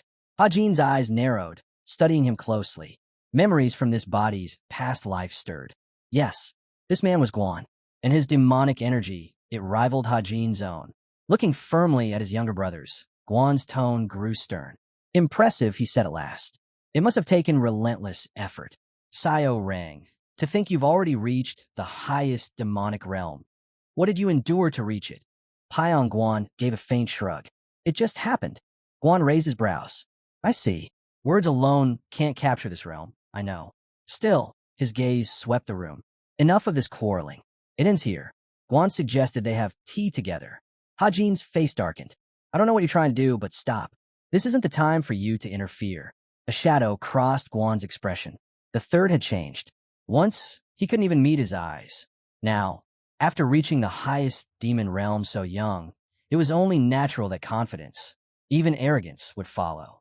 Turning to Pyong Guan, Hajin pressed. So, shall we continue? What do you plan to do? Pyongguan's jaw tightened. His voice cracked with fury. What are you saying? That I should give up the succession under threat? His aura ignited. There's only one way I'd ever surrender this. You would have to kill me. Hajin's anger flared, but so did his grin. Even if I lose my limbs, even if I can no longer wield martial arts, Pyongguan declared, I will fight for the position of successor until my last breath. That is the fate of us martial siblings, including you. Hajin's smile widened. Now, that's more like it. Inside, he noted how Pyongguan's energy had shifted. This was the real him, the dangerous edge beneath the surface. Pyongguan spread his arms wide. If it's to the death, then I'll make sure to take at least one of your limbs. Hajin's tone sharpened. If you can even touch me, I'll shed a tear at your funeral. Their gazes locked like blades. Hajin grinned. Time to show him how much stronger he truly was. In a flash, he launched forward. The blonde could barely react. But before the clash could land, Hajin's strike was intercepted. A crushing force dispelled their raging demonic chi as Guan's roar thundered through the hall. Enough. Hajin shot him a sidelong glare. Why are you interfering again? Guan's brows knit together. Because children are watching. No killing. Nearby, a tray trembled, its jug nearly toppling. Hajin's aura pressed harder, but Hajin rushed to shield the youngest child with her body. Pyongguan froze, his mouth hanging open. He couldn't even react to Hajin's attack. The gap was too wide. This was the difference between them, the gulf that separated the highest demon realm from all others. He wasn't even fit to stand in its shadow. Guan's eyes narrowed. Do you really intend to fight here? Hajin paused, then exhaled. Carefully, he withdrew his hand. You're right. Not here. Not while they're watching. He turned, voice sharp. But don't forget this.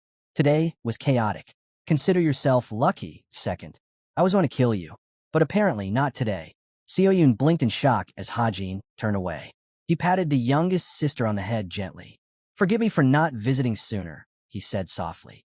I'll come again. Hajin promised he would return soon, wishing the youngest to enjoy herself in the meantime. Looking up at Guan, he remembered that his father had been the patriarch of Gio, and this eldest brother was every bit as imposing as his parent. Before leaving, Hajin turned to Pyongguan.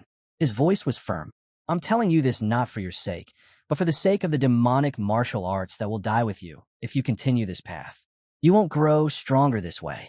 Stop. Pyongguan's face twisted in confusion, not understanding. Hajin's eyes sharpened as he added coldly, if you truly value strength, then end it. With that, he left the hall and returned to his room. Clenching his wrist, Hajin felt a dull throb. He glanced down at his swollen hand and admitted inwardly that the first was indeed powerful. Still, he himself had grown. Walking through the courtyard, Hajin's thoughts deepened. Guan might well be the strongest martial artist in the world, and that was no exaggeration. Even with all his experience carried over from his past life, Hajin had only reached the highest demon realm at the age of 30. He muttered under his breath, defeating him won't be easy. Elsewhere, Guan sat with his younger brother. His gaze was piercing. I see you've given the demonic art of blood flame a dual form. Pyongguan's eyes widened. You noticed? Lifting his teacup, Guan reminded him. That technique is my creation, but it was never complete. You must have finished it. Pyongguan nodded reluctantly, but Guan's frown deepened. That technique carries a flaw, a grave one. Pyongguan's jaw clenched. I've done everything to compensate. Sipping calmly, Guan asked how. The blonde sneered. You think I'd just tell you? Setting his cup down, Pyongguan fired back. Then why don't you tell me how you reached the highest demon realm? Guan's reply was steady. That isn't something words can explain. Pyongguan smirked bitterly. Then it's the same with the dual form. The first leaned forward. Show me. Let me see it. But Pyongguan grinned mockingly. And why should I? His expression soured. Grinding his teeth, he spat. If you really want to know, then help me reach the highest demon realm. Then I'll consider it. Guan pointed his cup toward him. You're throwing a tantrum. Pyongguan slammed his fist against the table. You betrayed me. The cup in Guan's hand began to crack under his grip. You took everything from me. Pyongguan shouted. Then you ran off to train alone. Tell me, does it feel good, achieving the highest demon realm like that? Guan's gaze hardened, stern and unyielding. Guan's eyes hardened. You've grown quite rude. Pyongguan shot to his feet, his voice like a bark. I don't care what you think of me. I've no intention of bowing to you. His glare burned. 2 years ago, Hajin lost all his martial skills from a cheap blockage. And yet now he's reached the highest demon realm, without anyone's help. A shadow crossed Guan's face. Did Pyong Guan truly not understand? The third might have taken some kind of shortcut, but even so, it was doubtful Pyong Guan could defeat him as he was now. Pyong Guan's jaw clenched as he declared firmly, I won't give up. No matter what, I'll become the successor. But his eyes widened when Guan suddenly spoke. Then I'll tell you how to reach the highest demon realm. Pyong Guan froze. Guan frowned slightly. But know this, you'll lose much in exchange. Meanwhile, in a quiet bamboo grove, Hajin approached his white-haired friend. Why haven't you been training? It feels like it's been a month. Gangwei gave a weary smile. I train every day, but I can't focus. I'm worried. Then just try harder, Hajin said bluntly. Blushing, Dongpil hovered nearby. Gangwei's eyes flicked toward him. And who's that? My personal guard. My friend, Hajin replied. Dongpil immediately bowed. Young master thinks too highly of me. Hajin smirked. And you're not that funny either. Gangwei chuckled softly. He looks like a mischievous hooligan. Don't be fooled. He's sharp, Hajin countered. Dongpil's cheeks reddened further. Turning back, Gangwei's expression grew more serious. The day you promised to save my little sister is nearly here. What's your plan? Rubbing his wrist, Hajin answered calmly. Nothing special. I'll just fight. You mean to simply walk up to the Beast Palace? Gangwei asked, stunned. Drawing his blade, Hajin nodded. Exactly. That's reckless. Hajin's eyes glinted. More reckless than kidnapping a girl without facing the consequences? He explained that the Beast Palace was the most brutal of the 4 palaces beyond the outer wall. But the third young lord of the divine cult would be knocking on their door. They would think twice before acting rashly.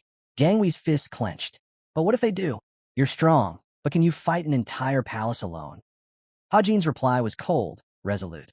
Even a dog turns into a beast when it defends its home. Fear flickered in Gangwei's gaze. That's exactly why I say it's dangerous. But Hajin only answered. Hajin's words cut through the air. When I said reckless, I meant me. The Ice Palace air shuddered. Hajin asked why he didn't count Yuan Province, home of the Beast Palace, as part of the divine cult's territory. It wasn't tightly controlled, but it was still theirs. Several sects and clans had tried to seize it, but none dared to claim it as their own. A smirk tugged at Hajin's lips. This will be a good chance to remind them who the real master of that land is. At the same time, within Cheonsang's palace, Li Cheonsang set down a letter. His voice was calm. That was fast. Yozong smiled faintly. The Jiaxa family had made a miraculous recovery, even with the 1,000-treasure gold family lending them aid. Their determination to rise again was clear. Placing the scroll across his lap, Cheonsang mused that while they might have fallen into stagnation, they were still true masters of demonic martial arts. Their defeat in their own domain must have stung deeply. Yozong agreed. Is the patriarch's seat still empty? Cheonsang asked. Yozong nodded. Yirin, the former patriarch's daughter, is the leading candidate. But she's still in training under the 1,000-treasure gold family's matriarch. The decision won't be made until she completes it. Sipping his wine, Cheonsang spoke as if reciting a creed. A rusty blade should be destroyed, not sharpened. It was a belief he had always held and would continue to hold. Yet now, the blade he thought to destroy was being sharpened instead. His eyes narrowed. This revival, it was sparked by the third. Not that he believed Hajin had thought so far ahead.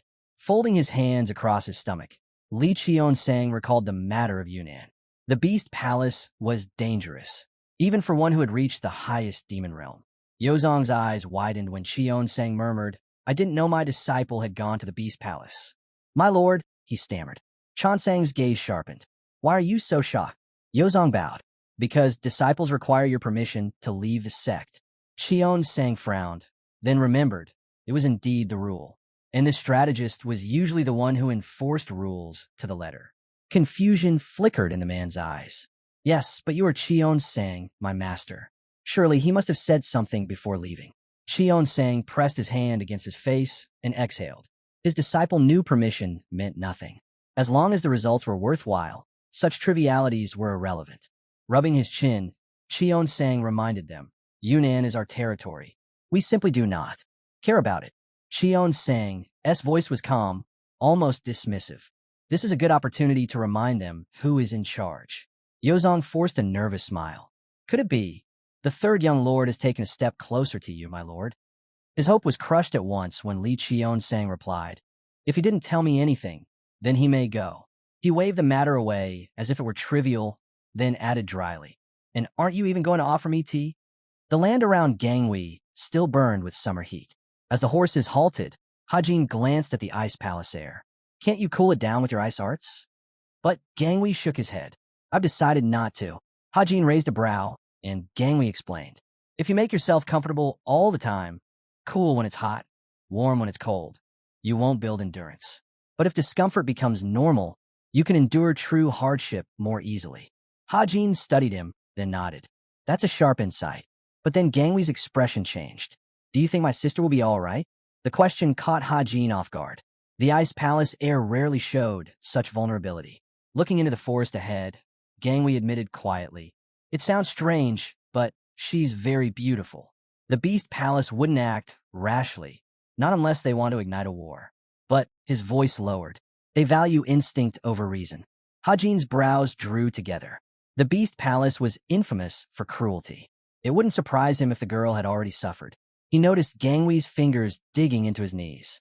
The only thing keeping him from rushing in blindly was knowing it wouldn't help his sister. Still, the worry was eating him alive. Don't, Hajin said firmly, standing. Your fears won't come true. Gangwei blinked in surprise at his confidence. Hajin's gaze hardened. Remember, we're not the only ones watching. 3 palaces are trying to force their way into Zhongyuan. If they do something reckless, their alliances will crumble. Folding his arms, Hajin added, and sooner or later, they'll draw Chong Yu's attention. Gangwei frowned. What do you mean? Jiang Hu may act open, Hajin explained, but in truth he's extremely conservative. Even if the palaces managed to infiltrate Chongyuan, once others realized they had sunk so low as to violate a woman, his voice cut sharp, they'd be finished. And don't forget, Hajin continued, they're working with the righteous Heavenly Alliance. Those scoundrels wouldn't dare risk something that disgraceful, because they're the righteous leader, blind to his own corruption, yet ruthless in judging others' morals. Such hypocrisy lingered in Hajin's mind. Then suddenly, he stiffened. Something moved nearby. Dongpil's hand went straight to his sword. Who's there? A messenger leapt into the clearing, bowing quickly. I bring a letter for the third young lord of the divine cult.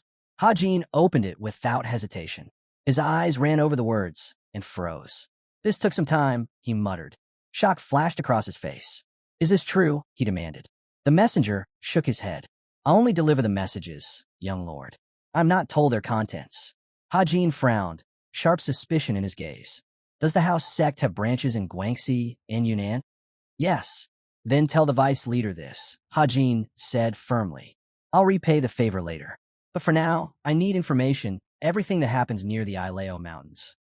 The messenger narrowed his eyes. And how will you find us when you travel by carriage? With a faint smile, Hajin replied, That's not your concern. The figure vanished into the woods, his voice echoing back. I'll return in 5 days. Hajin turned to find Gangwei watching him. His friend smiled faintly. What's changed? You look relieved. Hajin grinned. Because things just got easier. He explained that he had intended to rely on persuasion at the Beast Palace to recover the hostage. But now, it might not even be necessary. Meanwhile, inside the Beast Palace Lord sat upon his throne. His growl shook the chamber. Is it true? Gangwei has vanished. Yigwek standing before him, straightened nervously. Yes.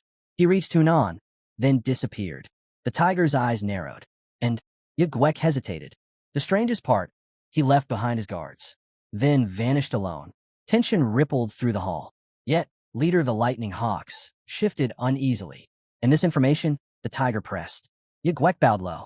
We confirmed it with the house sect. It is accurate. The tiger's bloodshot eyes glared like fire. So, where did he go? Yigwek swallowed. Our informants, they don't know. The tiger's hand tightened on the throne's armrest. Are you joking with me? The beast crouched at his side, let out a thunderous growl, its killing intent shaking the chamber. Trembling, Yigwek forced his words out. And no, if he left without guards, then the heir must have a plan. The tiger's face darkened further. Then why didn't you discover it? Yigwek bowed deeply. I will check again. The old ruler leaned forward, recalling the constant quarrels between the Yak troops and the main bears. How do you intend to achieve anything when you can't even manage that? The chieftain's face went stiff, and then the tiger's words cut like blades. Don't think I'll help you simply because you are the father of my most admired student. Give me another chance, Gwek pleaded, trembling. I won't fail again. I swear. The tiger's voice rumbled low. I sent my students to the Ileo Mountains. Find out what's happening there before they return. Gwek dropped to his knees. Yes, my lord. Thank you. As Gwek backed away, the Beast Palace Master turned to the massive beast at his side. A cold smile touched his lips. It's always amusing to watch them compete, at least if one disappears. His gaze narrowed. That boy. He must be trying to save his sister. Perhaps searching for a guide. Either way, he'll end up here. Looking ahead, the Beast Palace Lord's frown deepened. Welcome, son of the North King. Not far from the Ileo Mountains, the sound of harsh breaths echoed through the trees. The girl gasped, clutching her chest. 200 kilometers already. Her exhausted companion, sitting heavily on the ground, groaned. Already? We still need to go at least 400 more. She cursed under her breath. That's too far. Scar glanced at the long-haired man. Why are we going around like this? The man's face hardened. You don't need to know. Wung San frowned, suspicion flickering in his eyes. So, he really didn't know? All the better. But Gue Young cut in sharply. I don't care whether it's pleasant or not. Learn from Yolang. Arrogant and aggressive, yes, but at least he knew how to communicate. Gue Young's eyes narrowed. You mean that loser who failed his mission? Who knows if he's even alive? The young man spun fully toward him, voice sharp. If you're so clever, then why didn't you take his place? Wung San ground his teeth, seething, as his rival added. We're heading to the eastern Ileo Mountains. That's all you need to know. He dropped onto a tree stump, his aura flaring faintly. The others whispered bitterly. He only acted this way because the palace lord admired him. In truth, he was blowing smoke, making mountains out of molehills. Squinting, the top disciple dismissed their chatter. Let fools talk. They had no idea what was truly at stake. The demonic cult's people were already hunting them. But these mountains, they once belonged to the Beast Palace. His fists clenched as fire burned in his eyes. This is our chance to take everything back. And I'll be the one to lead it. Standing, the strongest disciple demanded. Where are the two that went to get food? A man with a tail shrugged. How would we know? Crossing his arms, the blonde sneered. They're doing things their own way. And I'll do things mine. Placing 2 fingers to his lips, Gue Young whistled sharply. Surrounded by useless bastards, his body shifted, bones creaking, muscles swelling as he transformed into the divine celestial. Gue Young's body twisted, feathers bursting forth as he shifted into the divine, celestial form of a hawk. Through the predator's eyes, he spotted the 2 who had gone for food, already standing in their fighting stances. Gue Young frowned. What are those idiots doing? But before he could finish, the earth beneath the Beast Palace squad rumbled violently. Gue Young surged forward. The others scrambled after him, realizing their comrades were in danger. Then Gue Young's eyes widened. He froze mid-step. In the center of a smoking crater stood a lone figure. Hajin. His gaze swept over them, counting. 6 in total. Good. The house sect can be relied upon. Who are you? Gue Young demanded. A crushing wave of demonic chi erupted. In an instant, his comrades were hurled back like leaves in a storm. Fear flashed across Gue Young disciple's face, when suddenly Hajin's voice came from directly behind him. An arm clamped down over Gue Young's shoulder. A very valuable person, Hajin said evenly. I came all this way to kidnap you and your friends. Bound in ropes, the Beast Palace hostages writhed on the ground. Is this the information you got from the house sect? Hajin asked coolly. Yes, the messenger confirmed. We were told Beast Palace disciples were plotting something in the Ileo Mountains. Gangwei's jaw dropped. This is insane. Why would you kidnap all the heirs of the Beast Palace? 1 or 2 would have been enough. Still gripping Gue Young, Hajin's smile was faint.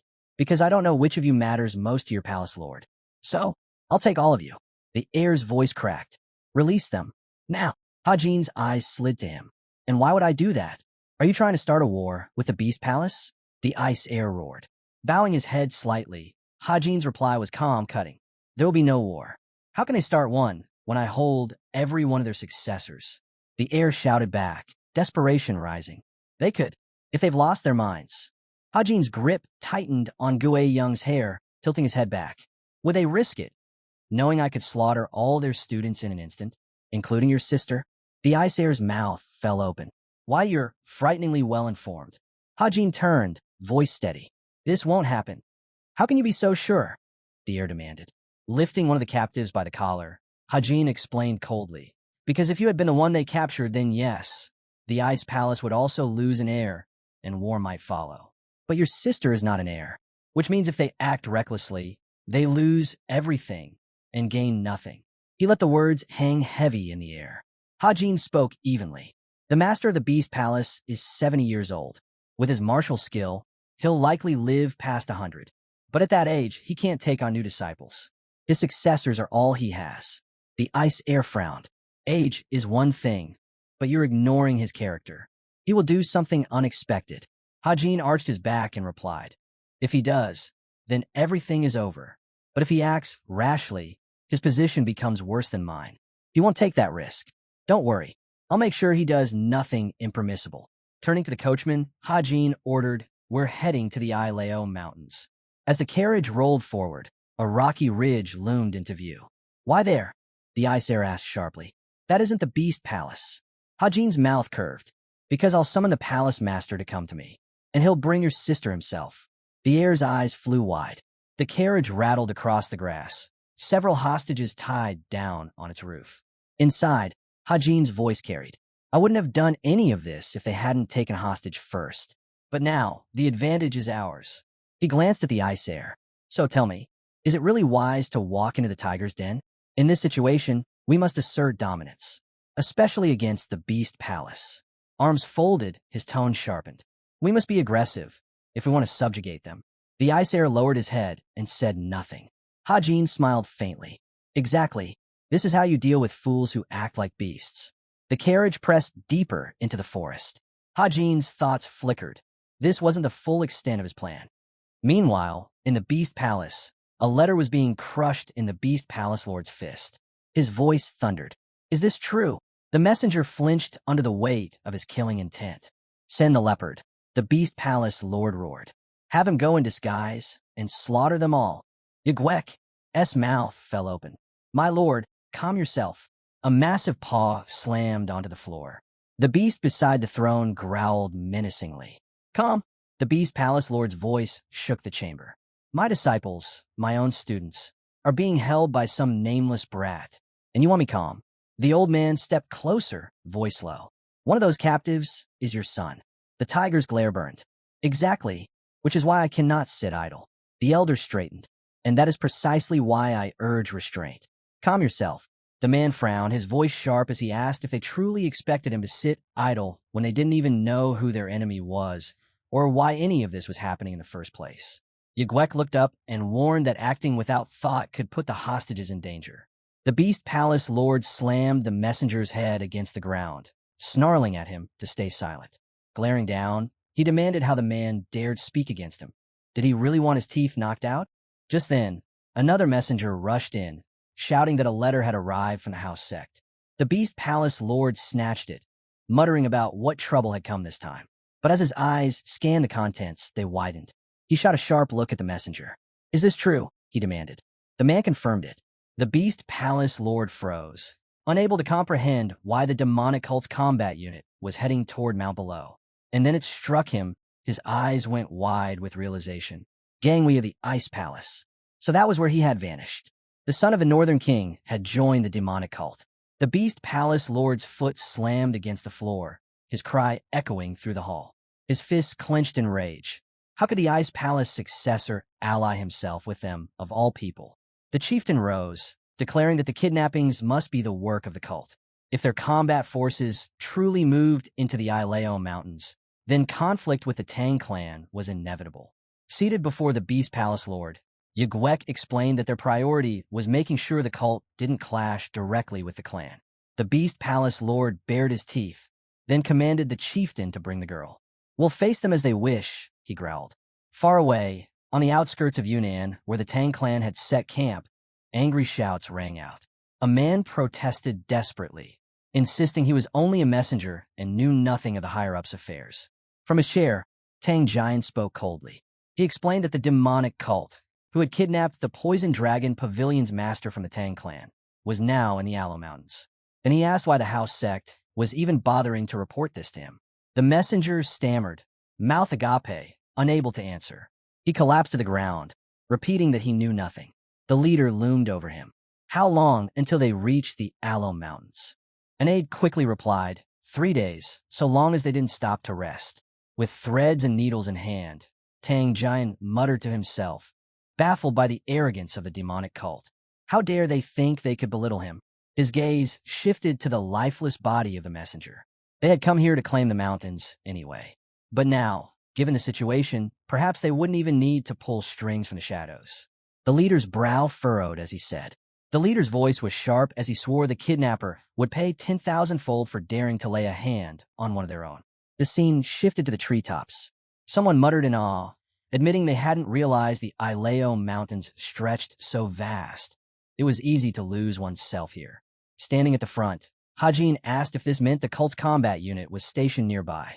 Dong Pil confirmed it, explaining they were right in the heart of the range, in a place known as the Valley of 1,000 Beasts. Tracing the map in his hands, an ally remarked how useful it was for keeping their bearings. Hajin smiled, admitting he had never seen such a detailed map before. He recalled Yozong telling him how essential it would be for their mission. One comrade added that within the divine cult, there were specialists who understood such terrains better than anyone. Pointing to a spot on the map, he explained that the Valley of 1,000 Beasts lay there, surrounded by countless dangers. His finger moved again, landing on the myriad beast forest. That's where we're heading, he said. Haji nodded and pointed out something he'd heard, that the house sect had mentioned the Beast Palace and the Tang clan gathering here multiple times. He asked if that meant the two clans trained together. Holding up a strange plant, the ally explained. The Ileo Mountains weren't just treacherous because of the terrain, they were filled with poisonous flora. For the Tang clan, there was no more enticing place. And beyond that, these mountains had once belonged to the Beast Palace before the divine cult seized them. Hajin concluded that this meant they all shared the same target. His ally agreed. The Beast Palace aimed to reclaim the land itself, while the Tang clan sought the herbs that thrived here, and both saw this as their chance to strike at the cult.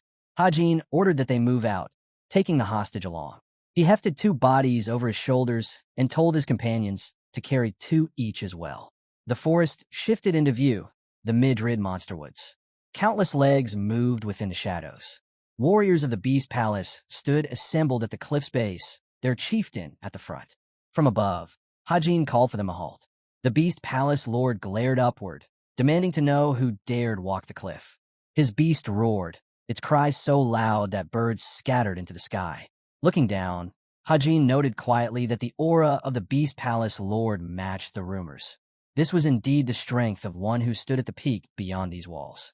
The Beast Palace lord rested his hand on the tiger, demanding to know if Hajin before him had sent the letter. Hajin smiled, greeting him as if they were acquaintances, and called him by a mocking name. The Beast Palace lord repeated his question, voice sharp. Still grinning, Hajin replied that he had a cat beside him. That was why he used that name. Then he asked what the man had been feeding his beast to make it grow so massive, adding that he almost felt sorry for his own Goldie. The Beast Palace lord frowned, ready to speak, but Hajin cut in, remarking that his opponent should restrain himself. They still had a talk. The man's patience snapped. He shouted that enough was enough and demanded to know where the son of the Northern King was. Hajin only smiled wider. So the enemy had figured it out. He knew Gangwei was with them. That was why he was so tense and quick-tempered, yet not foolish. Playing along, Hajin asked who this son of the Northern King was, what Northern King they meant, and whether it was polite to ignore the man standing right in front of him. The Beast Palace lord's face hardened. He roared that none of it mattered. He didn't want to hear a single word from Hajin. Watching him, Hajin realized the distance between them wasn't measured in steps, but in strength. Yet even with the gap in experience, could the man not feel it? The pressure of his power? Turning to his comrades, Hajin thought about how people clung to titles like Ultimate Peak or Supreme Peak, attaching labels to realms of strength. But those names were nothing more than vanity, words passed down for generations. In truth, no label could define power. Growth was different for everyone, shaped by their own journey. He remembered his past life, the countless battles, and how, at the very summit, all paths led to the same place. No matter the martial art, once one reached the top, they became alike. Looking down again, he judged his opponent. If this man had truly reached the supreme demon realm, or even the evolutionary realm, he wouldn't be acting like this. He should have immediately recognized Hajin's level and prepared for the fight. After all, the Beast Palace drew their strength through communion with animals, wielding power beyond what humans alone could reach. The Beast Palace Lord glared and demanded Hajin hand over the Ice Palace heir, the one who had kidnapped his own successors. Hajin opened his mouth and declared plainly that it wasn't the Ice Palace heir. It was him. He was the one who had taken a man's puppies. The Beast Palace Lord's eyes flared in rage. Raising his fist, he bellowed at the audacity of such a lie. But Hajin calmly lifted one of the bodies, holding it before him. Hajin explained that the bodies were too heavy for him to carry alone, so they had divided them into two groups. He then asked if the person before him was truly Cheonsang's disciple. The leader looked up unsettled. Why couldn't he sense their chi? Anyone who had mastered the beast art should have been impossible to conceal from his spiritual vision. Then it struck him. The mountain itself was saturated with demonic energy. That was why his senses had been dulled. Narrowing his eyes, he suspected his opponent was one of the demon elders. Hajin frowned and asked if the daughter of the Ice Palace had been brought, warning that if she wasn't, the disciples' heads would roll for disobeying orders. The man countered with a question of his own. Why had the demonic cult formed an alliance with the Ice Palace?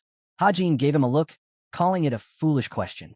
There was only ever one reason for two powers to join hands, to help each other, just like the Beast Palace and the Tang clan. The Beast Palace Lord's eyes widened. How'd he know of their alliance? Could it be someone from the Tang clan had betrayed them? Still standing high above on the cliff, Hajin pressed further. Was the Beast Palace planning to seize control of these mountains with the Tang clan's aid, offering them the herbs here in return? Then, his tone hardened. If there were no more questions, they should bring forth the Ice Palace girl. The man lifted his hand. Warriors stepped forward, carrying out a long, narrow box. Hajin's eyes narrowed. A coffin? Were they mocking him? He called down that if the hostage were dead, then negotiations were over. The Beast Palace Lord raised his head and answered coldly that she wasn't dead. Then why a coffin? Hajin demanded. If she still lives, you're trying to tell me she's already close to death. The box thudded to the ground. The leader declared he could ask her himself once she woke. She was merely in suspended animation by her own choice. He even dared Hajin to check with his own eyes. Hajin leapt, plunging straight down from the cliff toward the enemy ranks. He landed firmly, dust scattering beneath his feet. Approaching the coffin, he wondered why he was being allowed to inspect her so freely. Something wasn't right. Why would the enemy make it this easy? Then, without warning, the lid sprang open. Hajin peered inside. Hajin hesitated, wondering if this was some kind of trap. But inside the coffin lay Sangrin. One glance at her face, and he could see the resemblance. She was strikingly beautiful, a true heir. He crouched down to check her pulse. The Beast Palace Lord above watched him closely, frowning. Suddenly, Sangrin's eyes snapped open. She lunged forward, attacking without hesitation. Up on the cliff, Dongpil asked if his comrade was upset. The reply came steady. He couldn't say he wasn't, but there was more to it. Gangwei spoke quietly, looking off into the distance. He explained that while he was here, his sister was elsewhere, and another was fighting to save her. Even knowing the third young lord's skill, he couldn't keep his unease at bay. Without turning, he added that Hajin's goal had never been solely about rescuing his sister. He had intended to accomplish other tasks along the way. Still, he wasn't bothered. Hajin had broken no agreements. His only concern was that someone close might suffer in the process. Dongpil reassured him, saying their leader was the one person who could handle this better than anyone. Why? Gangwei asked. Because, the fighter explained, no one carried a deeper hatred for the cult than that man. And because of that hatred, he would stop at nothing, showing no mercy until his enemies were destroyed. Movement stirred nearby. Figures emerged from the shadows. Dongpil pointed them out, just as Hajin had predicted. Their turn had come. It was time to lead these warriors straight into the trap. Meanwhile, Sangrin's attack was fierce, swift as a bird of prey. Hajin deflected her strike, his thoughts sharp. He had expected her to resist, but not like this, not so blindly. Her eyes were nearly pure white, proof she was under some spell. The Beast Palace Lord roared for his soldiers to seize the disciples, and warriors leapt up onto the rock. Looking into the girl's blank gaze, Hajin understood she would not wake on her own. 2 fingers pressed against her neck. He had no choice but to knock her out. Her body went limp. He exhaled, believing the rescue had succeeded after all. But then, the Beast Palace Lord launched into the air, fury burning in his eyes. He bellowed that Hajin would pay dearly for mocking him. Hajin's eyes shifted to the side. 3 blades were already flying through the air, striking down to land directly in front of the raging lord. The Beast Palace Lord's eyes narrowed at the blades embedded before him, assuming it was a manipulation technique. Glaring at Hajin, he shouted that if he had foreseen such treachery, Hajin's head would have already burst. He was trying to kill them both in one strike. Hajin's reply came sharp. He mocked the man for speaking of dirty tricks, considering he had tried the same when handing over the hostage. Then, without hesitation, he called for his companion. From atop the rocks, Goldie emerged. The warrior's eyes widened in disbelief. The beast opened its jaws, unleashing a roar so deafening that even the Beast Palace soldiers clutched their ears in pain. A blinding beam of light erupted skyward, Goldie's burning gaze glowing like fire. One by one, Beast Palace warriors collapsed under the force of his presence. The Beast Palace Lord's own beast roared back, its cry reverberating through the forest. Blood trickled from the leader's ears as he stared upward in confusion. What was this creature? It looked like a lion or perhaps a wolf, yet its body was that of a tiger. And those eyes, unnatural, searing. Hajin smiled coldly. This was his friend. Did his enemy truly think he would fall for such petty schemes so easily? Goldie's gaze bored down on the army below. Suddenly, the ground trembled. Something rushed through the forest with thunderous steps. More beasts appeared, shaking the earth as they closed in. Hajin glanced at them and realized his companion had called for reinforcements. Birds scattered into the skies as he turned to the enemy. Do you know why this is called the Myriad Monster Forest? He asked. It's because this place is home to the most vicious creatures alive, beasts both intelligent and relentless. Behind the Beast Palace warriors, a sea of animals surged, surrounding them. Hajin's voice rang out. Now let's see how you manage to fight them off. He clasped his hands behind his back, declaring that negotiations ended here. The Beast Palace Lord scowled, unable to hear another word. His fists tightened as Hajin warned that the man himself had dragged his precious disciples into danger. Hajin only smiled. Exactly as I wanted. The Beast Palace Lord swung his fist with fury, shouting for him to shut his mouth. Hajin readied himself. The two were already colliding head-on. The Sky Tiger's face took the first blow. Blood sprayed from Hajin's mouth as the enemy's strike landed hard. The clash erupted into a storm of fists. Both exchanged blow after blow, neither giving ground. The man drew back for another strike. Hajin slid across the dirt, fists clenched tight. The southern warrior roared, ordering him to return the disciples. Hajin spat back that he would have done the exact same in his place. With venom in his voice, the Beast Palace Lord vowed that if his disciples weren't returned, the entire Beast Palace would hunt Hajin down. But Hajin only smiled again. Then from this moment forward, the cult will awaken a quasi. Hajin's voice cut through the chaos. From this moment, the cult would activate its quasi-military system, one designed to obliterate the Beast Palace. His opponent snarled, calling it nonsense. A demon elder didn't possess that kind of authority. Hajin only smirked. Who said I was a demon elder? The earth beneath his feet split and cracked. His aura flared, burning red. I am the disciple of the heavenly demon, Li Qion sang. The Beast Palace leader froze, his eyes wide in disbelief. The crimson light deepened, wrapping around Hajin as he declared his true identity. The third young lord of the divine cult. From the shadows, movement stirred. Figures emerged, approaching swiftly. The beast captain snapped out of his shock and roared for his men to prepare for battle. The Beast Palace Lord glanced back, bewildered by the shifting tide. But Hajin answered for him. Goldie had rallied every beast across Mount Ileo. The warriors' face tightened. There was no more room to hold back. The war against the demonic cult had already begun. The old commander lifted his hand, pointing high. His warriors recognized the signal, joined the palace master at once. They surged forward, voices echoing as they shouted their duty to reach him quickly. Juno's calm voice slipped through the tension. He admitted it wasn't surprising that his enemy had been hiding such an ace. Hand resting on his hip, Hajin spat back that his opponent was nothing but a coward. Wolves lunged first, tearing at the southern savage's men.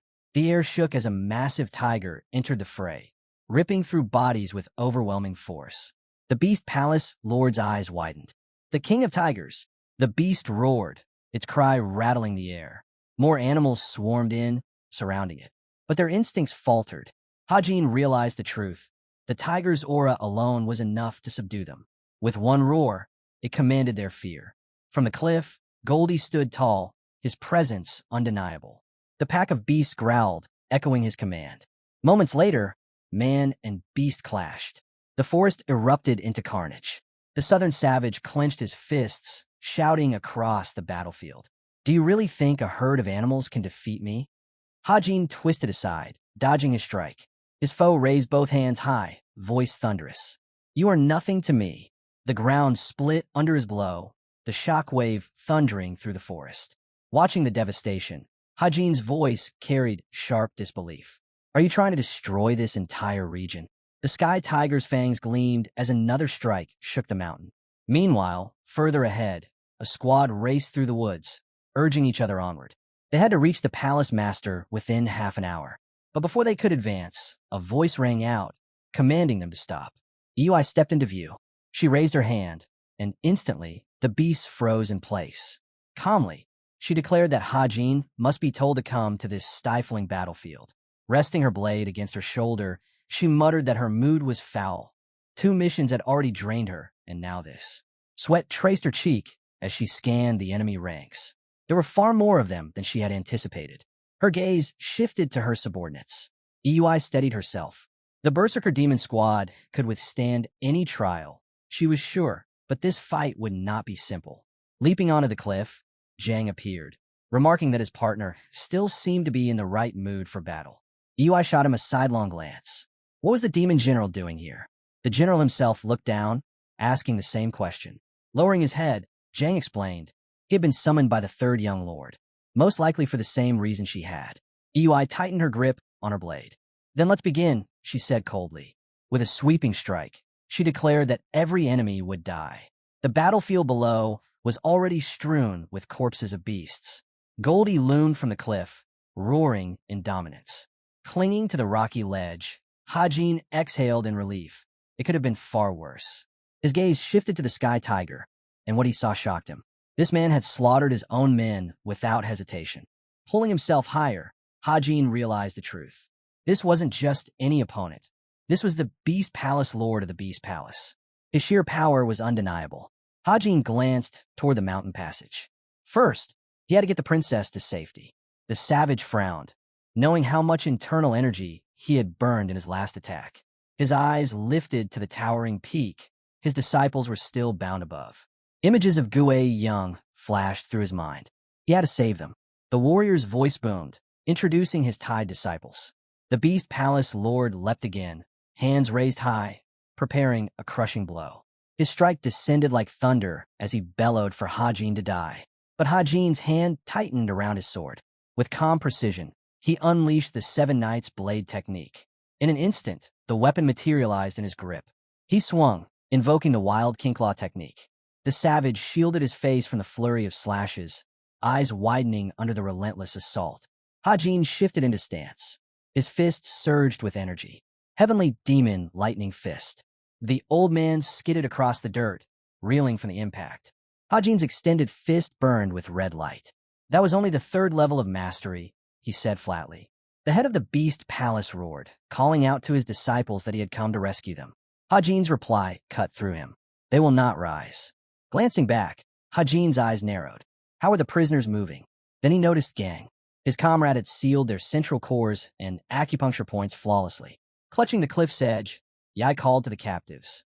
The Sky Tiger charged once more. Hajin slipped aside, his voice sharp. If you value your disciples, then they should be your first concern. His aura surged. A crimson whirlwind spun to life. Ultimate Endless Path, 2nd form. 9-fold elastic blade of calamity. The storm of blades tore through the air. The Beast Palace Master's face twisted in panic. Stop! Don't do this! And in that instant, a thunderous explosion split the air. Hajin landed firmly while his opponent collapsed to his knees. Hajin's eyes widened. This man had shielded his disciples with his own body. Before him, the swordsman appeared, blade ready. Yagwek stepped closer, asking the palace lord if he was still alive. But in the next instant, the Sky Tiger's hand lashed out, seizing Hui Young by the throat. His palm glowed darkly as he began draining the disciple's energy. Gue Young's body shriveled, his chi ripped away. Throwing his head back, the Beast Palace Lord roared into the sky. Elsewhere, two figures rushed through the forest. Chong raised his hand. Arrows erupted in a storm, cutting through the air. Dongpil braced himself, blocking the incoming barrage. His teeth clenched. These arrows weren't normal. They were sharper, faster, deadlier. Their force rivaled even the heads of the 7 families of the demon cult. Beside him, Gangwei muttered that their foe's eyes were fixed on nothing but his target. The swordsmen agreed. Their opponent had locked perfectly onto his demonic energy. Another blast thundered deep within the forest. Jung raised his arm, barking for his disciples to ignore the sound and stay on pursuit. Dongpil's brow furrowed, sweat beating down his temple. That roar, it came from where his master was. Hajin surged ahead, urging the others to quicken their pace. Atop the mountain, Hajin's eyes locked on the scene before him. The Beast Palace Lord hunched over his disciple, siphoning every last drop of chi. Hajin's heart sank at the sight of Gue Young's wasted form. Could the Beast Palace truly wield demonic arts that consumed their own followers' life force? The Beast Palace Lord's face twisted as the stolen energy merged seamlessly into his own body. Hajin's eyes widened. This had to end. Now, Yigwek's scream cut through the chaos, spitting curses at the Sky Tiger. The savage Heavenly Tiger only lowered his gaze, muttering that his disciple should be left behind. His fist drew back for another devastating strike. But the leader of the lightning, Yigwek, lunged, his voice booming. I will never forgive you. A blinding explosion ripped the warrior apart. What little remained of him was left scattered across the rocks. From beneath heavy brows, the Beast Palace Lord barked at his survivors, ordering them to shield him. Climbers rushed up the cliff, rallying at his command. Hajin's eyes darted across the battlefield, shocked at how many still stood despite the carnage. Sweat dripped down his cheek. There wasn't much time before Dongpil and the allied clans arrived. He clenched his jaw. This had to be settled before then. Goldie intercepted the tiger's next assault. The two beasts squared off, muscles tense, eyes locked. The tiger lunged, jaws wide. Hajin steadied himself. He believed. No, he knew. Goldie could face the enemy alone. The clash of beasts shook the ground, their strikes echoing like thunder. But as Hajin turned away, his mind snapped back to reality. They still had one more problem. His gaze fell on the head of the Beast Palace Lord loomed above, and Hajin feared he would soon consume his disciple entirely. Hajin tightened his grip on his blade, raising it forward. He couldn't allow that to happen. The savages hurled themselves at him, taking blow after blow, shouting desperately that they had to protect their master. Hajin's eyes narrowed. Were they truly Ilryong to throw away their lives for him? Their formation tightened as they took their stances, voices united. They had to fight together, no matter the cost. Hajin stomped down, shattering the stone beneath him. Their determination was real. They would die before letting him through. But he had no time left to waste. Lightning surged through his fists as he unleashed the Sky Demon Lightning Fist, the ground trembling beneath his strike. Then he froze. His senses picked up movement deep within the forest. Dongpil and the Tang clan. They were almost here. He had to move fast. Hajin charged, his blade cleaving through the path ahead. Out of my way. The rocks split, rising violently into the air. His hand glowed with energy, lifting Sangrin into the currents of stone. He caught the Ice Palace Princess in his arms, then shouted for his companion. Goldie burst through the fray, striking the enemy square in the face. A moment later, the beast stood loyally by his master's side. Hajin placed Sangrin onto Goldie's back. Take her, he ordered, voice sharp. Disappear from here. His eyes softened only for a moment. I believe in you. Goldie roared, accepting the command. Meanwhile, the savages climbed higher up the cliff, swarming like an unending tide. The Sky Tiger's eyes snapped open, gleaming with power. Hajin tightened both hands around his sword. So you're awake. From the ledge, a warrior's cry rang out. Their lord had awakened. The Beast Palace leader rose, his body blazing in a golden aura. His opponent's words echoed in his mind, the claim that he was the third young lord of the divine cult. Now, standing before him with his elite squad behind, the Beast Palace Lord bared his teeth. I'll tear you to pieces. Hajin thrust his blade into the ground, his voice cold. Human lives, they would be tokens in this gamble. His eyes lifted. Tell me, are you planning to kill me? The man's face flickered with surprise.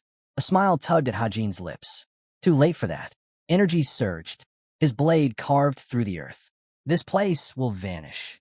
The mountains split apart in an instant, the ground shattering and collapsing into ruin. The Sky Tiger was hurled back by the force. Hajin himself was blasted away, swallowed in the storm of dust and rubble. The mountain crumbled into chaos, stone crashing and air splitting with thunder. Through the haze, Dong Pil pushed forward, calling desperately for his master. Then, something caught his eye. Goldie was charging straight through the destruction. The warrior's breath caught. That beast. They stumbled upon a pet without a master. Spotting the girl, Gangwei quickly called for his sister. Cradling Yeoman in his arms, Gangwei asked if she was all right. Dong Pil frowned, demanding to know where Hajin was. His eyes shifted toward the pile of stones. Gangwei of the Ice Palace guessed the one they sought was buried beneath the rubble. Dong Pil's body glowed with golden light. He refused to believe his master would fall like this. Taking his stance, he swore he would save him no matter what.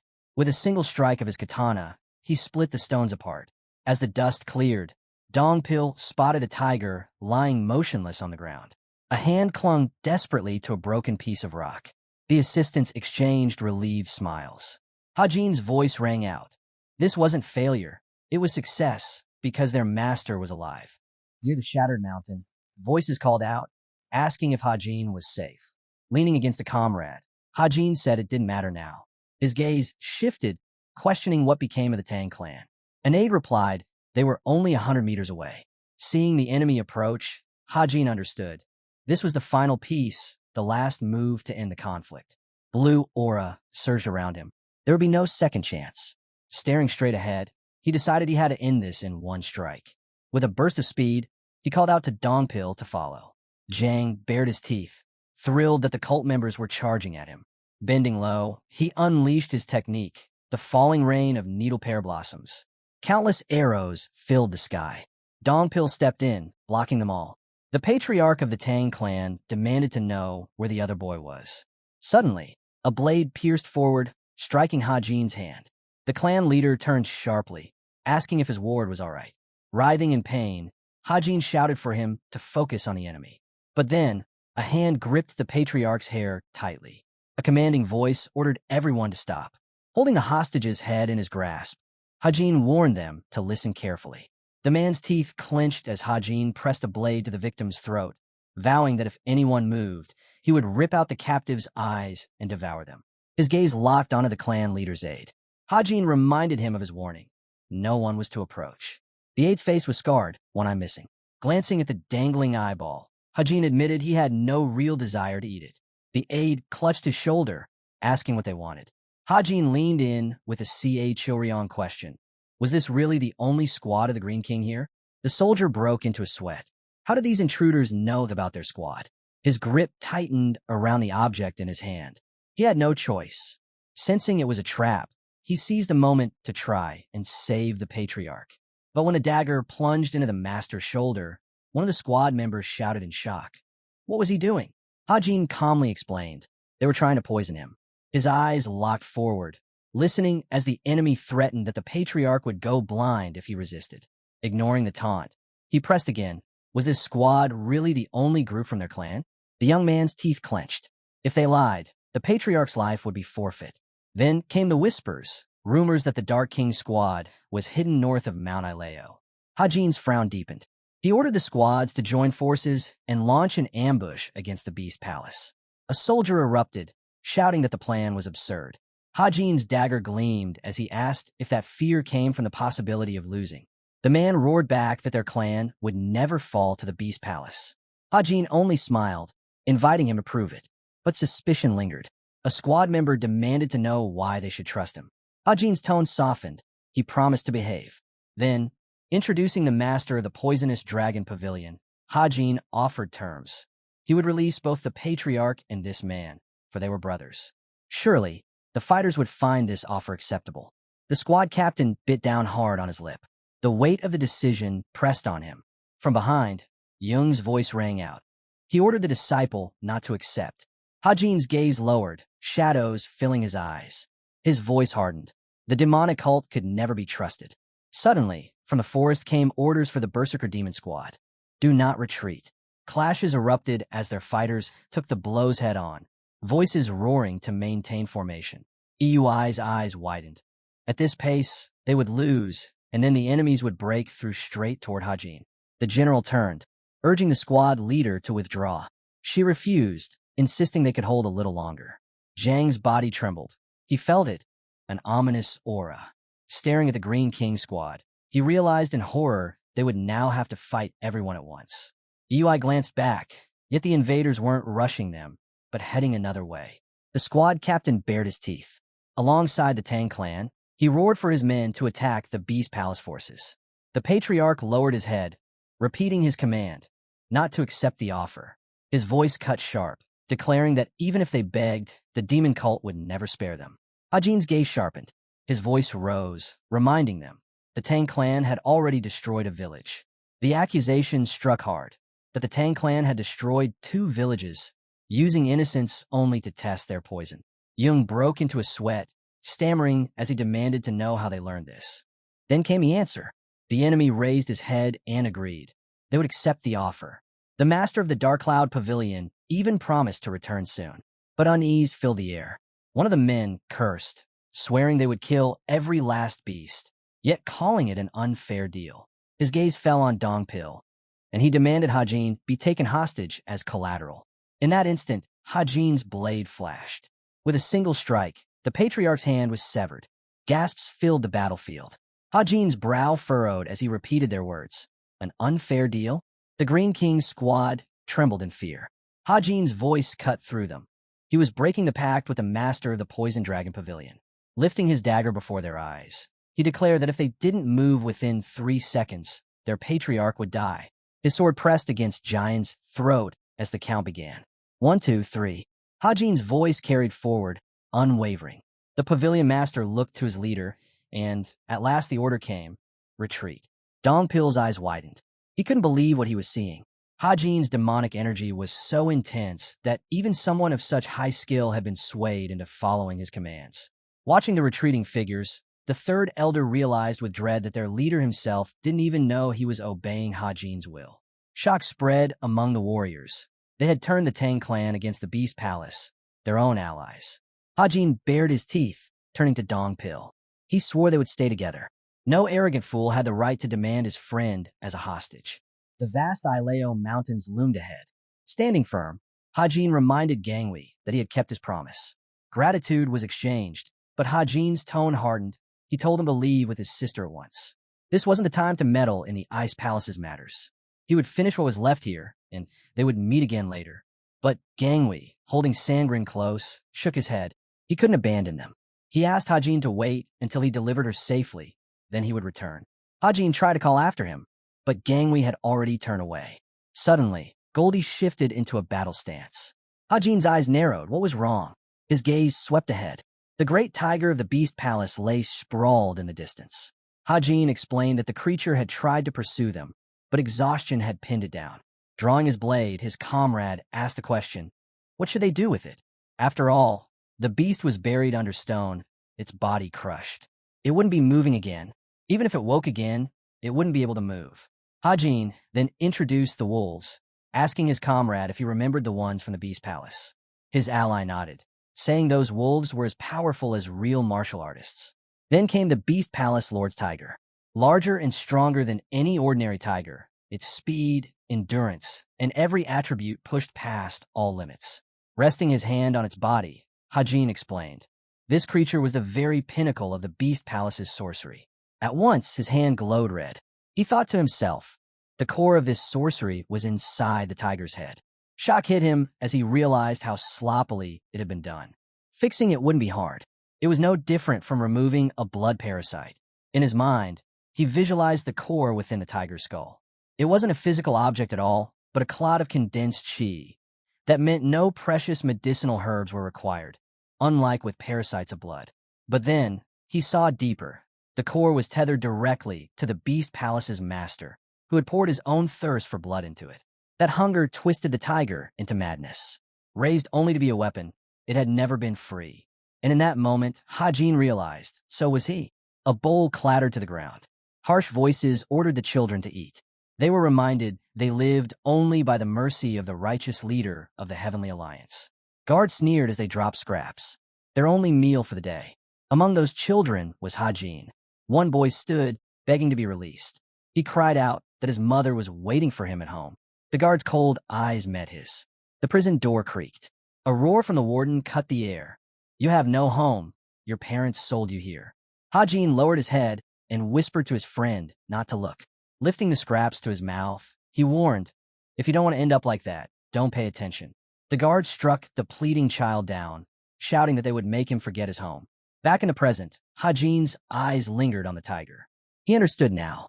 The sorcery had been embedded so deeply in the beast's skull that it smothered its instincts, leaving it shackled to its master's will. It too had been stripped of its nature, forced to live as a slave. Placing both hands on the creature, Hajin knew he could end its life for all it had done. But once the chains of restraint broke, could he truly make that decision? Then, without warning, saliva began to drip from the tiger's jaws. The tiger's saliva sizzled and evaporated into the air. The full moon shone above as Hajin turned to his comrade, asking if he carried any medicine for internal injuries. His ally nodded and handed him a pill. Placing it in his mouth, Hajin thought back. He hadn't suffered internal damage, not even when he clashed with the Sword Palace's vice master. But the memory of that last blow lingered. If not for his narrow escape before the cliff collapsed, things would have ended differently. Had he taken the strike head-on, he'd never have made it out from under the rubble alive. Chewing the pill, Hajin muttered that the monstrous tiger wouldn't awaken for a long while, so his comrades should focus on circulating chi. The reply came steady. He was fine. The mountain range stretched before them. Hajin's voice carried a grim weight. This wasn't over. Their final battle was still ahead, and it promised to be merciless. Then a sound. Stones shifted by the cliff's edge. Hajin's eyes narrowed. He's still alive. Dongpil's mouth opened in shock as a hand clawed out from beneath the collapsed rocks.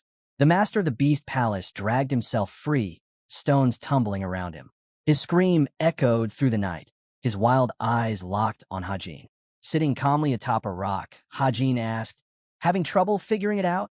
The beast palace lord staggered forward, demanding to know what Hajin had done to the Tiger King.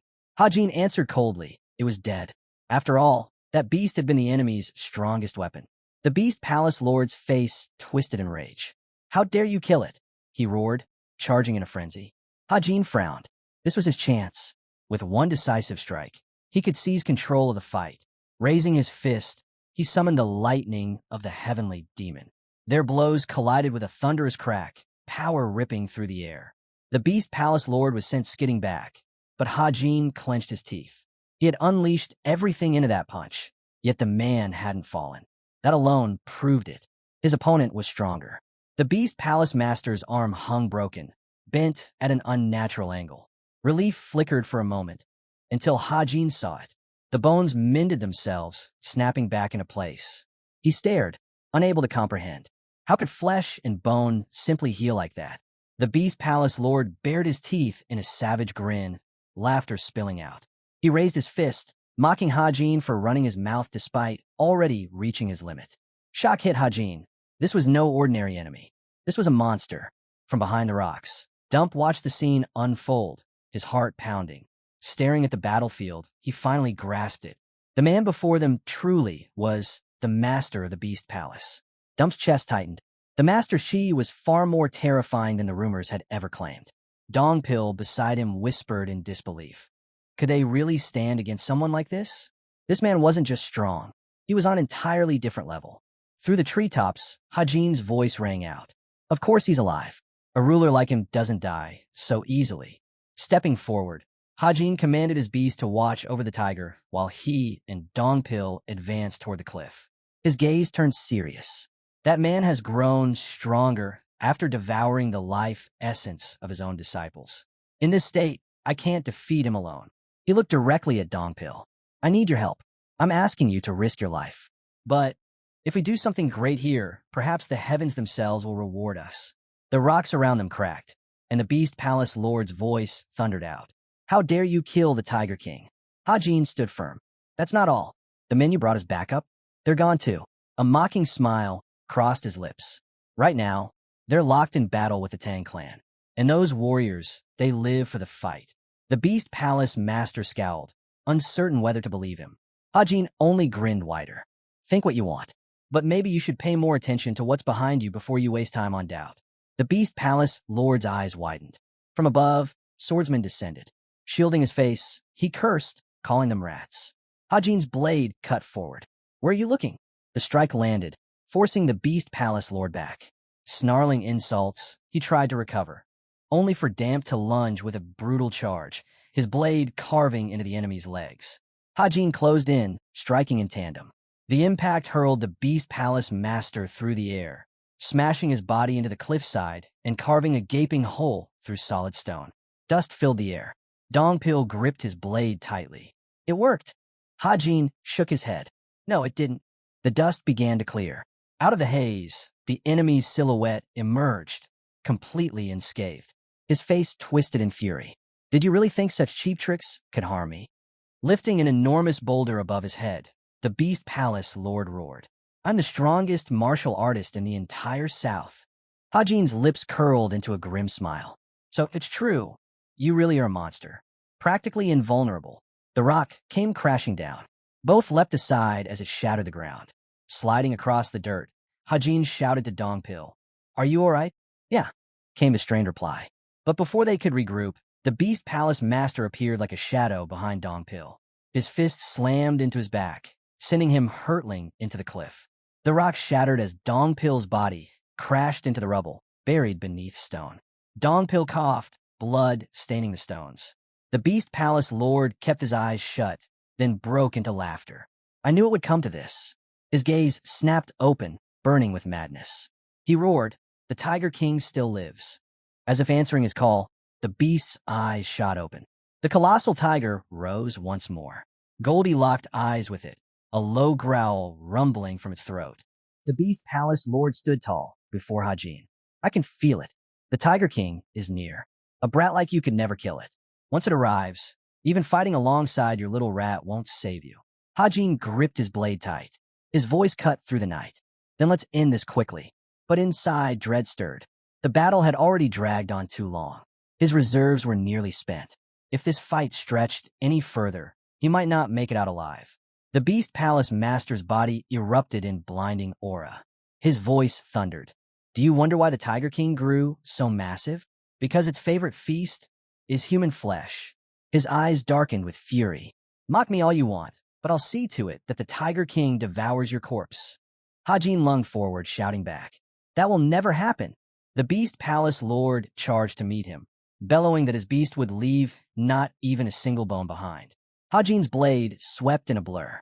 This was it. No second chances. Everything had to end with this strike. The Beast Palace lord smirked, thinking to himself, if he blocked this attack, Hajin's internal energy would be completely drained. But Hajin unleashed it. At lightning speed, his sword carved through the air, executing the first form of the tenfold blade technique. Elastic Calamity, 6 consecutive hellish winds. The ground exploded with blinding force, a flash so fierce it lit the entire forest in white flame. The Beast Palace master roared, charging straight through the blaze. If that's all you've got, then die. His fists surged with monstrous energy. The impact sent Hajin flying, crashing into the rubble with devastating force. The Beast Palace lord sneered. It's over.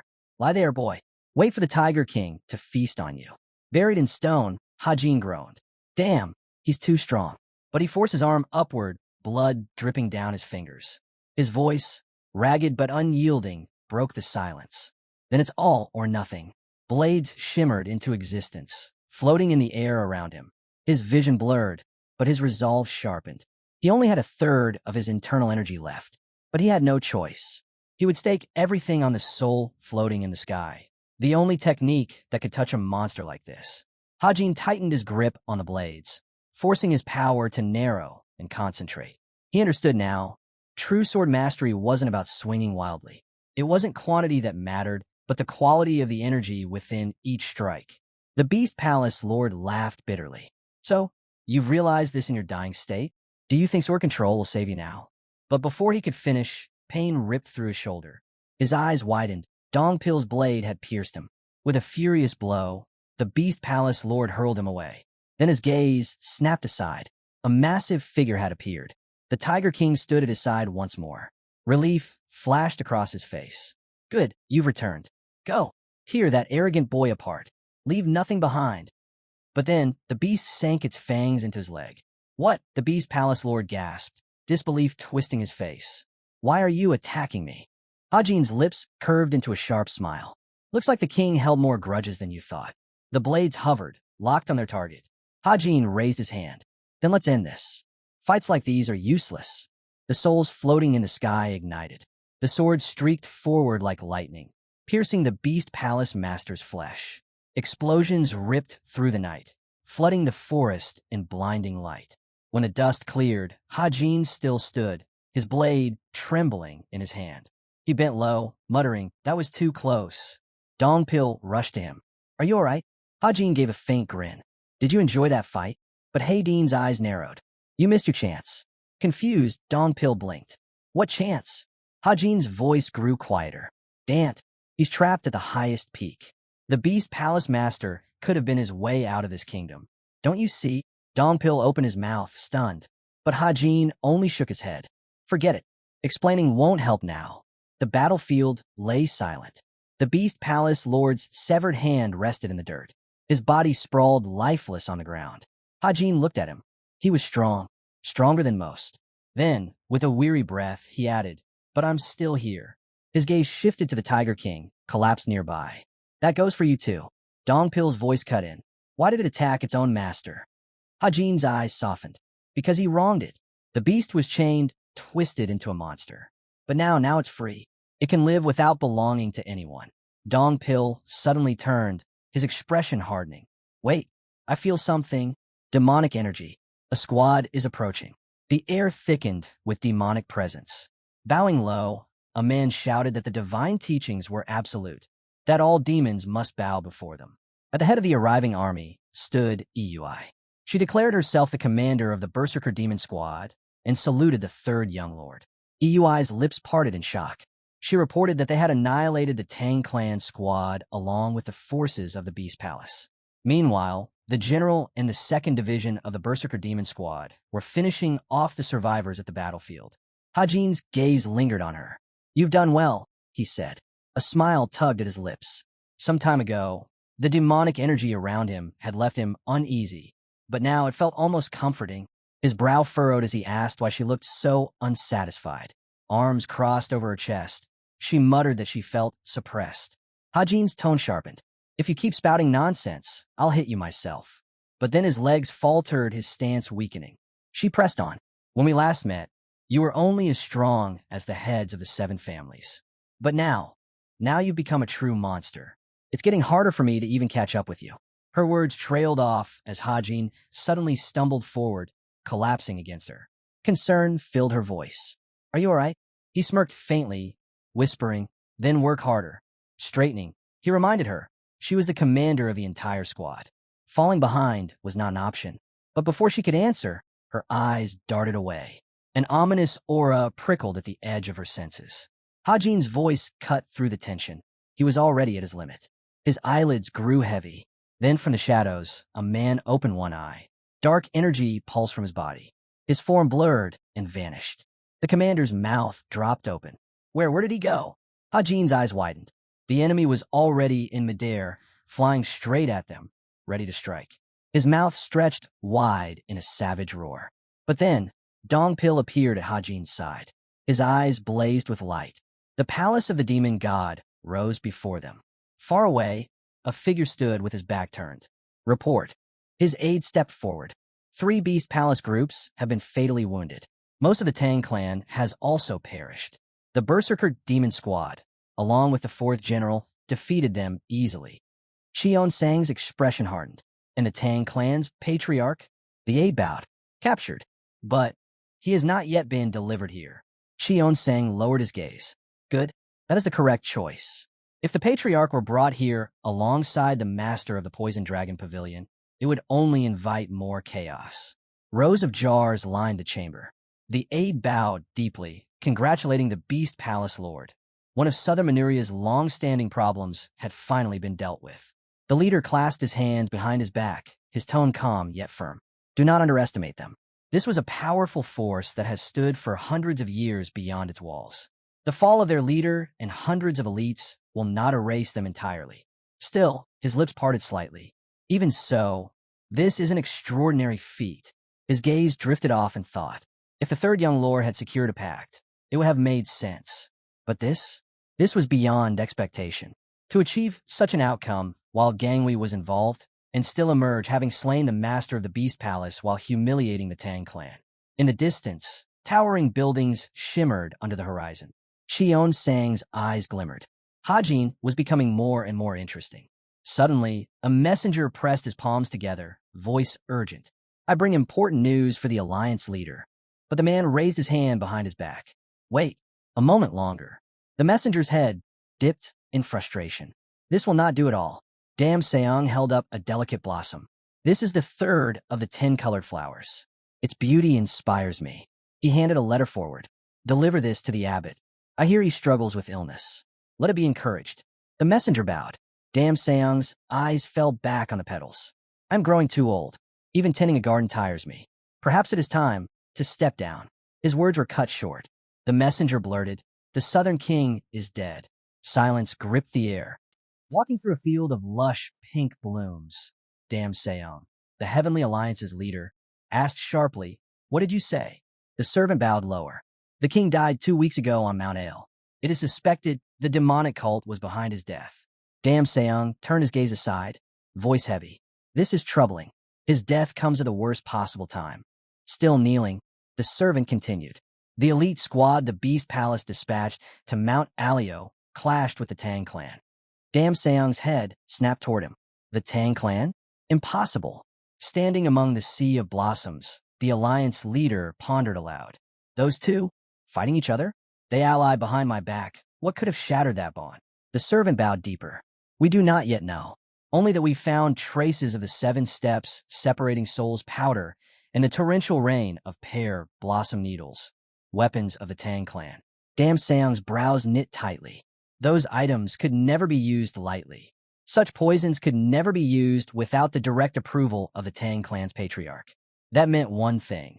The demonic cult must have known of the meeting between the Beast Palace and the Tang clan at Mount Ao. That was why they struck. After all, Mount Ileo was valuable to the demonic cult as well. Dam Seong narrowed his eyes. Why, then, were the Beast Palace and the Tang clan fighting each other? Stretching his back, he let out a low groan of pain. In the end, he muttered, this is none of my concern. None of it matters. Inside the quiet room, a fragile vase held a single flower. A question broke the silence. What of the Tang clan patriarch? The servant stepped forward, head bowed. They had done their best to restrict information from spreading, but a handful claimed to have seen the patriarch near Yunnan. He admitted he had not told Dam Seong earlier, because the reports were uncertain. Dam Seong's response was calm. I see. Pouring tea into a mug, the Heavenly Alliance leader reflected aloud. The Tang clan patriarch's martial arts were rare and unique, yes, but compared to the other patriarchs, he was lacking. His rise had not been due to strength, but legitimacy and cleverness. And because of that, many within his clan opposed him. Dam Seong lifted the cup to his lips, continuing. He doesn't have the strength to silence those who resist him. But the poisonous herbs on Mount Ileo, they would have tempted someone like him. His gaze hardened. If the Tang clan is concealing the truth, then he is either dead or missing. Setting the cup back on the table, his conclusion was clear. The Tang clan was in crisis. Rising to his feet, Dam Seong asked, who led the patriarch's group? The answer came. Tang Yonghua. Contact him, Dam Seong ordered. Arrange a meeting. Now is the time to rein in these troublemakers. As he stepped from the building, the servant ventured another question. What of the demonic cult? Dam Seong didn't slow. Leave them be. The servant's eyes widened. But my lord, Dam Seong's voice cut sharp. If they wish for war, it is not hard to start one. But know this, if war begins now, we cannot guarantee our safety. We haven't even dealt with those who came from beyond the walls. I will not gamble lives recklessly. Left behind, the servant bowed low. Dam Seong's gaze lifted to the open sky. His words were quiet, but heavy with weight. The people of the demonic cult are a natural disaster. Dam Seong had said it clearly. The demonic cult could not yet be treated as enemies to be defeated in open battle. Not now. But still, when Seong thought back to Hajin, he realized, if that boy hadn't escaped, everything would have been different. Near Mount Ileo, torches burned in the night. Voices rang out across the camp, commanding the Berserker demon squad to listen. Those wounded were to focus on healing, the rest to stand guard until Hajin finished his recovery. Seated cross-legged, Hajin folded his hands.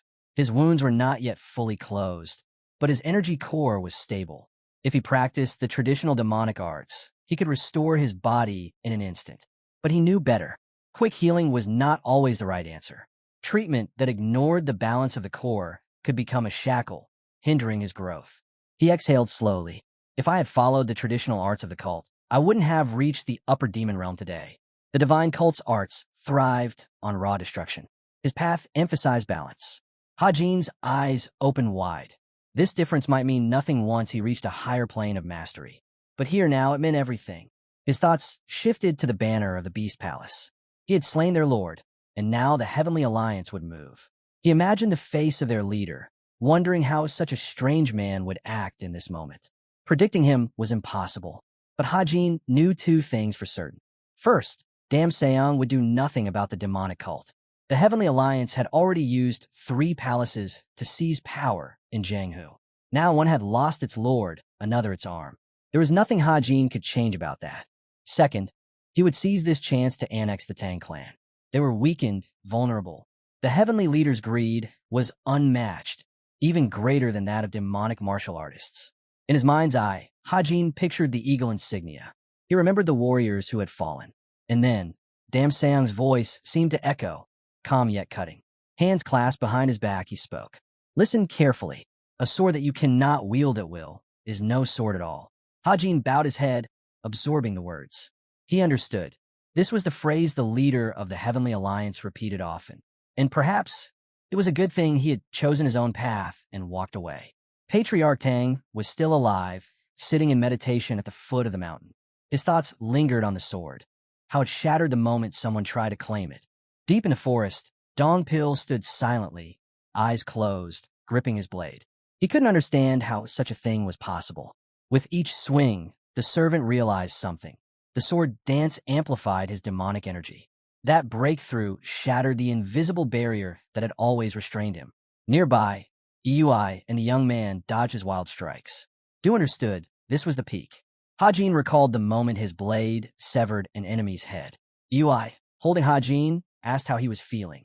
Standing over the corpse, Dong Pil realized he had truly broken past his limits. He sighed, thinking of the summit ahead. But as he turned, someone called out, asking the same question.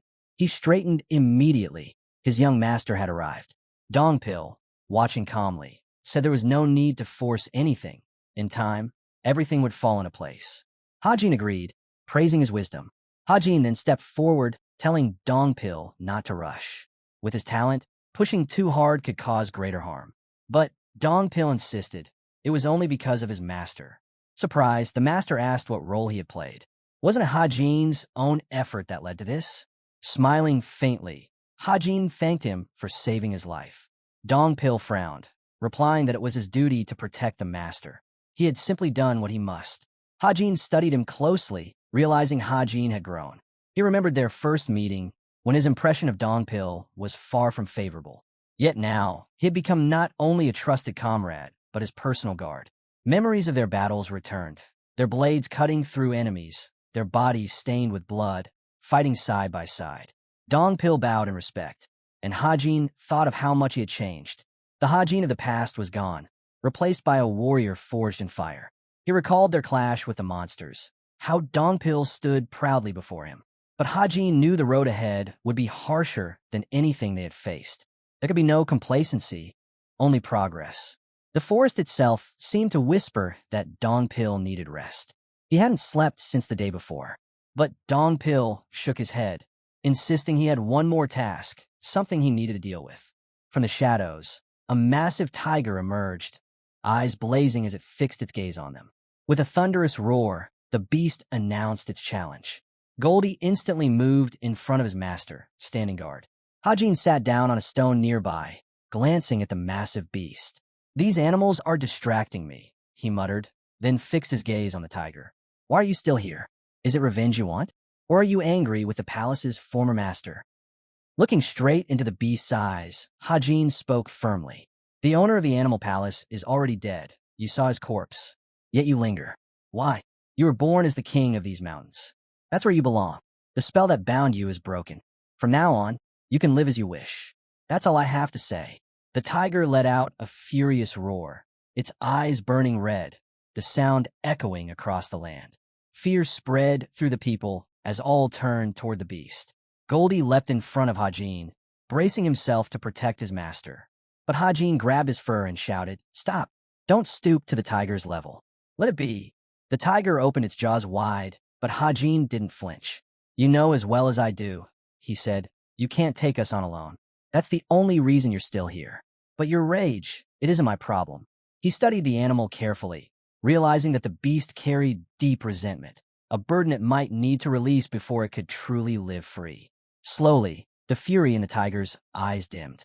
Standing tall before it, Hajin added, "I already have plenty of people to irritate me. And now, even a cat has joined the list." He mounted Goldie, glancing back at the tiger. "So, what will you do?" The wind rustled through the trees. The tiger turned and disappeared into the forest. Hajin sighed in exhaustion. Watching the beast leave, Dongpil asked curiously, "Young master, can you really communicate with the Tiger King?" Hajin shook his head. "Not completely, but I understand what he wants. I've lived with Goldie long enough to know. When I broke the spell that bound him, traces of my demonic energy remained in his body. That's why." Dongpil frowned. "Then, your demonic power is still inside the Tiger King." "Yes," Hajin replied calmly. "It'll remain until I remove it. Dispelling it isn't hard. But the spell was cast too long ago. My energy has long since fused into that place." He stroked Goldie's fur, lost in thought. Hajin narrowed his eyes, certain that Dongpil would understand once he stepped into the higher demonic realm. But he warned him, when that time came, his demonic energy would become unstable. Still, Golden Eye's spiritual power had allowed them to connect. Imagining himself beside the Tiger King, Hajin explained, "It's the harmony between spiritual chi and demonic energy that lets me communicate with him. Honestly, it's not difficult. Anyone could do it if they knew how to control chi. The problem is, most people don't." Dongpil tilted his head. "Then what'd you tell the tiger that made it leave?" Hajin smirked. "I told him to go have a little chat with Goldie. Since I can't take him with me, he might as well learn something from him." Dongpil, following behind, asked, "Wouldn't Goldie dislike that? How could he?" Hajin replied with a shrug. "Now Goldie has a subordinate." Just then, a sharp rustle cut through the air. Goldie, who had been resting, snapped his eyes open, instantly alert. The sun was already sinking behind the mountains when a white-haired girl approached Hajin. She bowed slightly, her voice soft with gratitude. "Thank you for saving me." Hajin studied her for a moment before answering. "It was your brother who asked me. I only kept that promise. Are you well enough to walk now?" Sang Grin smiled faintly. "Yes, thanks to you. And forgive me, I'm a little late with introductions." Not far from Mount Ilao in Yunnan, the house of the Sex Mansion lay wrapped in twilight. Standing before Hajin, the girl continued, "My name is Sang Grin." She moved to stand beside Gangli, facing Hajin. "I learned everything from my brother. I don't even know how to thank you for all you've done for us." Hajin crossed his arms. "There's no need. It was a deal, nothing more. But I did notice something, your martial arts.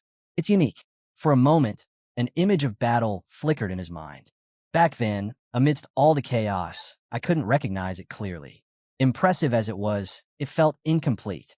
Sangren's eyes widened. She stared at him in disbelief. The martial arts she had practiced should have been impossible for others to identify. If one had never studied the techniques of the Northern Sea, even reaching a higher realm wouldn't be enough to spot its traces. Yet this man, he had seen through it. Hajin was not only powerful, he was perceptive. Before leaving, he gave one last piece of advice. "Rest. Your upper energy core took heavy damage from the Beast Palace. It's more fragile than a rest." With that, he closed the door behind him. Gangwei turned to his sister. "Hajin is right." Sangrin lowered her gaze, guilt in her voice. "I should apologize." But Gangwei shook his head. "No, it's me who should apologize." Her eyes dimmed. "The palace is in chaos." He straightened, fist tightening. "Then so be it. Our path was never the same as the other palaces. The best choice is to form a pact with the divine heavenly demon cult. Sangrin looked at him intently. Did you tell the third young lord the truth about Lily's potential great method? Gangwei met her gaze and said firmly, no. She sighed. You should. I know the heavenly demon cult isn't the most trustworthy ally, but I'll trust your judgment. Still, it would be fair for him to know the truth about the one standing at his side. Gangwei nodded slowly. Then I have a request for you as well. Before she could respond, a voice called from outside. A servant announced that the man in charge of the house sect had arrived and was asking for permission to enter. Bring him in, Hajin said, already seated cross-legged inside. The servant led the guest in. Hajin looked directly at him. I've heard your house sect has a branch in Guangxi. Tell me, is it safe? The man nodded. It is. Good, Hajin replied. I plan to send someone there. Will that be acceptable? The man frowned. Yes, but I have conditions. I'll need to know who they are, their standing in Jianghu, their condition, how long they intend to stay, and I'll take full responsibility for their expenses. Standing off to the side, Dong Pil narrowed his eyes. He didn't like this man. Something about the way he spoke set him on edge. Hajin exhaled quietly, then said clearly, my guest is none other than the patriarch of the Tang clan. Dong Pil froze in shock. Yet the sect leader didn't even flinch. Hajin continued calmly. The length of stay will be indefinite. It may be a month, a year, or longer. The subordinate straightened, his tone apologetic. To accept such a figure, it's no small responsibility. If it truly is the patriarch of the Tang clan, then this case is special, Yachi explained calmly. If the righteous heavenly alliance were to discover it, the consequences would be severe. Hajin studied him closely. Was the house sect truly unable to handle this? But Yachi went on, his tone steady. It can be done, but the cost will be high. Hajin's brows lifted in disbelief. So, you're telling me my request can be fulfilled as long as I pay enough? And you're not afraid of the consequences? Yachi answered without hesitation. Our sect has grown to its current size through deals. Once a contract is made, we commit fully. That is our way. Hajin straightened, his presence filling the room. It sounds as though you've already made this decision, but you shouldn't have done so alone. Who exactly are you? Meeting his gaze without flinching, the man replied, I am Yachi, Gangwei of the house sect, its third leader. Both Hajin and Dong Pil froze in surprise. Hajin's eyes narrowed. A man of your position, here in Yunnan? Yachi tilted his head slightly. Not usually. I am based in Sichuan. But 2 weeks ago, I came here on business. Hajin leaned forward, sensing the weight of his words. Business? Then tell me, was it because of me? Yachi stood tall, his posture brimming with confidence. Yes, I came to see you. Hajin sat back down, his expression unreadable. Then let's not waste this chance. Let's speak openly. Agreed, Yachi replied. His tone hardened as he continued. You must know, Guangdong is the only region where our sect has no branch. A mental map formed in Hajin's mind as Yachi explained. We have several hidden outposts in western Guangxi, but they can hardly be called branches. And you know why. We avoid provoking the divine heavenly demon cult. Hajin's eyes flickered with surprise. So, your true goal? Yachi's gaze sharpened. We intend to open branches in Guangxi and Guangdong. The words sent shock through the room. Dongpil's hand shot to his sword hilt. You've gone too far, he shouted. But Hajin raised his hand, stopping him cold. You're addressing the wrong person, he said firmly.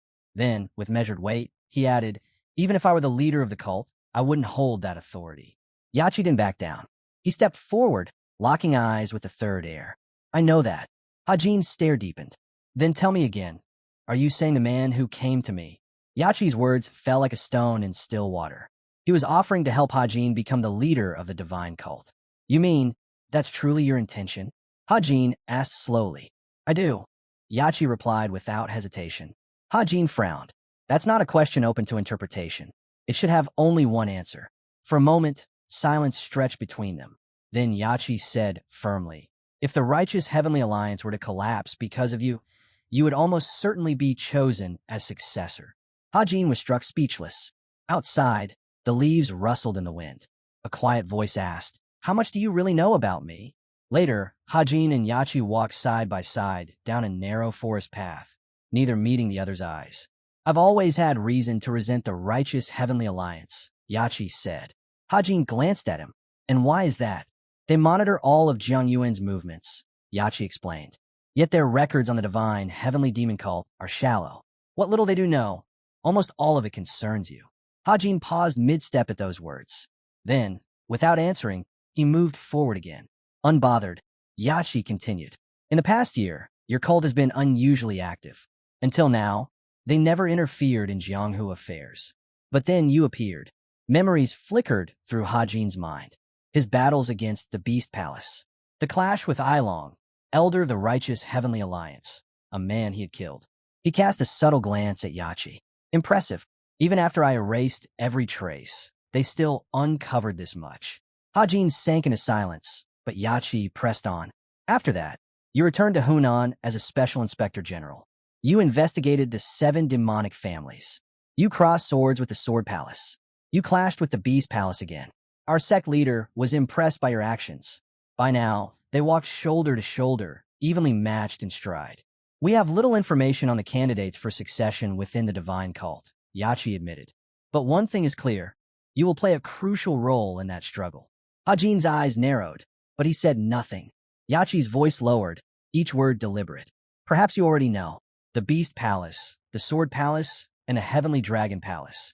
All of them are tied to the Righteous Heavenly Alliance. Twice now, you've thwarted their attempts to expand into Jianyuan. Hajin didn't respond. Instead, his mind conjured the faces of those Yachi spoke of. And Yachi continued evenly. Your killing of Ailong was no small matter. He was deeply corrupt, tied by secret pact to the Beast Palace's heir. His death has shifted the balance. That battle returned to Hajin's mind. Yachi's voice cut through his thoughts. There was no need to kill him, especially knowing the consequences. Yet you did it anyway. Hajin walked a few steps ahead, silent, as Yachi continued. Perhaps it was coincidence, or perhaps an order from your cult leader, though I doubt it. Hajin glanced back. And why do you doubt it? Yachi imagined his companion, speaking as if painting an image. Martial artists say you can smell chi. For me, it's different. I deal in intelligence. With a single piece of information, I can infer the whole picture. Hajin stopped in his tracks. Slowly, he turned. Yachi pressed forward, his conviction unshaken. That's why I believe I'm right. You despise the Righteous Heavenly Alliance. Hajin studied Yachi's face. His insight was undeniable. He had pieced together Hajin's intentions from mere fragments. Sharp, and yet not arrogant. He uses his strength well, Hajin thought, silently repeating the name, Yachi. Standing sideways, hands clasped behind his back, Hajin asked plainly so. You want to help me become Cheon Sang, and in return, open branches in Guangxi and Guangdong. Is that it? Yachi nodded once. Exactly. Hajin turned his back, but Yachi spoke again. You don't need to answer now. Just think on it. When Hajin faced him again, Yachi added, I am also prepared to shelter the patriarch of the Tang clan. As for the price, he bowed slightly. Consider my own life payment enough for the arrogance I've shown in this conversation. With that, he excused himself. Hajin watched him go, silently noting, it's been a long time since I've met someone this talented. That night, beneath the rising full moon, Hajin sat on the railing of a gazebo. His thoughts were tangled. Nothing felt impossible, but there were too many threads to unravel. He sighed, thinking of his past life. It was so much simpler. But that's natural. Back then, I was just a tool.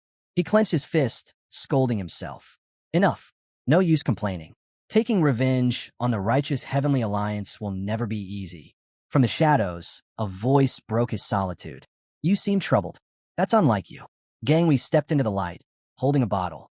He lifted it toward Hajin. Hajin accepted it, raising an eyebrow. What do you mean, unlike me?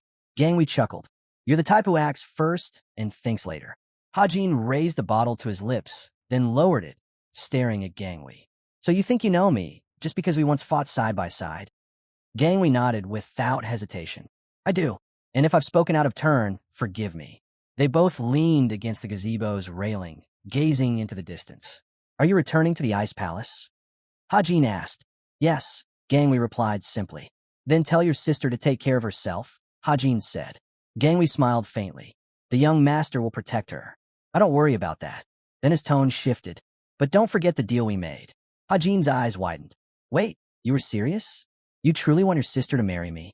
He started to protest, but Gangwei cut him off. She's already agreed. Hajin froze, stunned. She agreed. His voice dropped. Aren't you being too cold? Wouldn't that mean she's nothing more than a hostage? Gangwei grew solemn. Bowing his head, he answered, whether she becomes a hostage or not depends on you. As for me, I'll do everything in my power to help you become the successor. Still bowed, he added, and thank you. Hajin stared at him in silence before replying. Then I hope one day you'll give me something in return that I can be grateful for. Without another word, Gangwei left. Hajin let out a long breath. Enough rest, he told himself. His cheeks flushed red, and in embarrassment he rubbed them, trying to shake it off. With renewed determination, he muttered, the first and second lords must be sick of waiting. Time to see their disgusting faces. The building ahead loomed behind a towering wall. A voice drifted across the courtyard. What do you think the highest demonic realm is like? Stop chatting, came the reply. Focus on training. Reach the point where the environment itself can't affect you. That's the real path. Two guards stood at the gate. The first one grumbled, still, it's always different here. The humidity is unbearable. 15 years in the cult, and I'm still not used to it. Only winter makes it bearable. The second guard chuckled. You're definitely from the north. Tell me, have you reached your peak yet? The first sighed, tilting his head back. Peak? No. I never even dreamed of becoming like the first young lord. My only goal was to reach the third's level. The second guard spun toward him, eyes wide. You're insane. You think it's that easy? He leaned in, shaking his head. Fool. The third young lord is a monstrous genius, one of the guards muttered. The other gave a tired nod. I know. He turned to his colleague. But let's be honest. Your martial arts don't even come close to the first young lords. Haven't you heard the rumors? They say he's already stepped into the highest demonic realm. His gaze drifted into the distance. No one in the cult has ever reached that level before the age of 40. If it's true, then it's remarkable. Before his companion could answer, he held up a hand. Wait, the squad on mission has returned. From the road ahead, a group appeared. Their leader stepped forward. We are the Berserker Demon Squad. We've completed our mission. Show your insignia, the guard demanded. EUI pulled a medallion from her robes. The guard nodded, then ordered his subordinate, report to our superiors. At that moment, the carriage door creaked open. The third young lord and his guests are with us, the woman added. What? The guard exclaimed, but before he could react, a violent gust of wind surged past them, forcing both guards to shield their faces. From the carriage, Hajin stepped forward, his aura still swirling. Forgive me. I've yet to bring it under control. I hope you'll understand. He turned to the head guard. I will be meeting Cheon Sang. Deliver the message. Yes, young lord. The carriage rolled onward. The guard who had just spoken about him stood frozen, spear clenched tightly in his hands. His senior glanced at him, unable to bear the silence. What are you thinking? The younger guard exhaled slowly. The first young lord isn't the only one who's reached the highest demonic realm. Meanwhile, in the palace of the demon god, a messenger entered, kneeling as he presented a sealed report. A summary of the last 10 days. Good work, came the praise. On the throne, Cheon Sang leaned forward. How fares the hidden pavilion? A subordinate bowed deeply. All is well, lord. Funding is secure. Recruits are progressing quickly.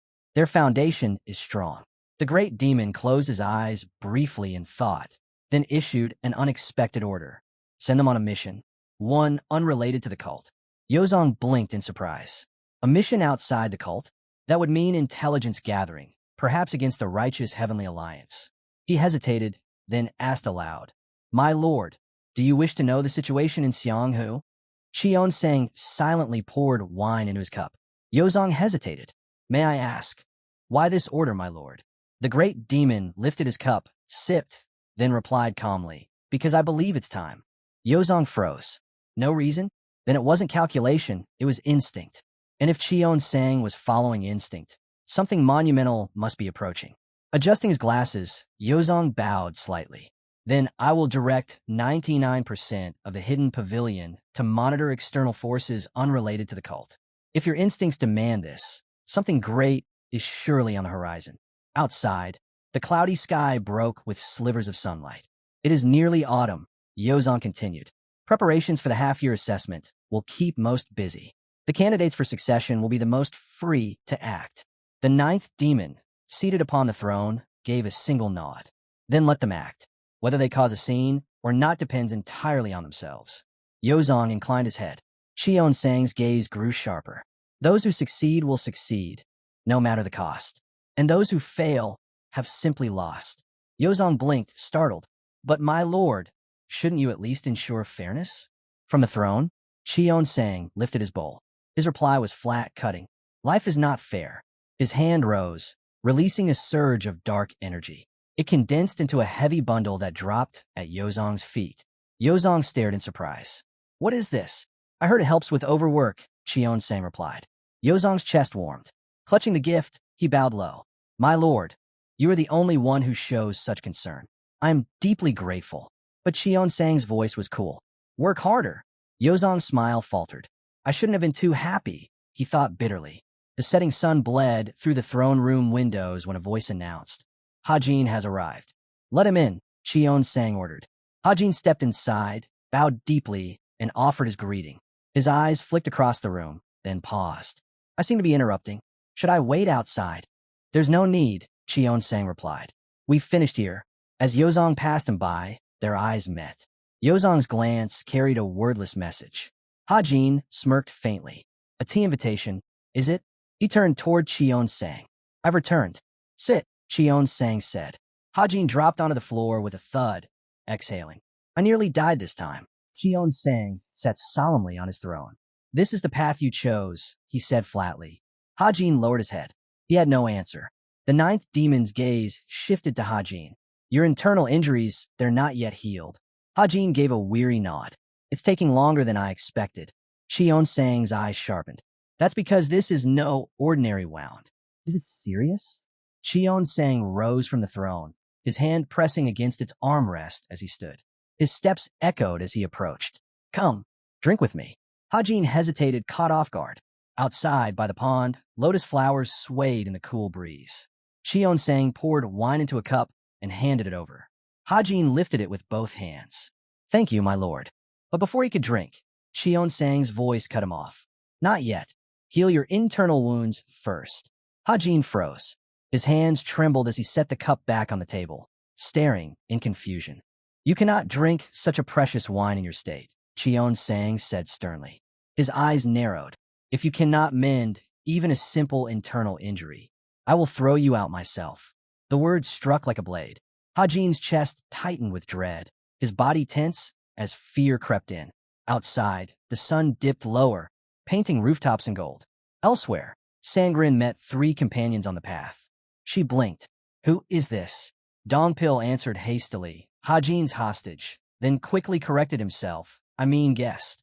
Ey laughed and nudged the maid. Looks like we'll need another serving prepared. Manhwa, hostage, guest. Which is it? Sangrin stepped forward, bowing slightly. I am Sangrin. By the pond, a red fish broke the water's surface, stones piled along the bank. Hajin's mind flashed back to battle. The moment he shattered the Beast Palace Master's stone technique, only to be struck by his palm. The attack had barely landed, but it left him with a hidden wound. Now he sat cross-legged in the lotus position, steadying his third energy core. He knew if he ignored this injury, it would cripple his cultivation. Blue energy pulsed through his veins, flowing steadily, keeping his channel stable. His hands pressed over his energy core, focusing entirely on balance. But the truth weighed on him. His injury was still there. The corrupted chi within refused to quiet, leaking endlessly, making even breathing a painful struggle. The wound refused to heal. The demonic arts of the nine depths brought no results. Even more confusing, why the boundless technique had failed remained a mystery. Worse yet, every attempt only made his condition deteriorate.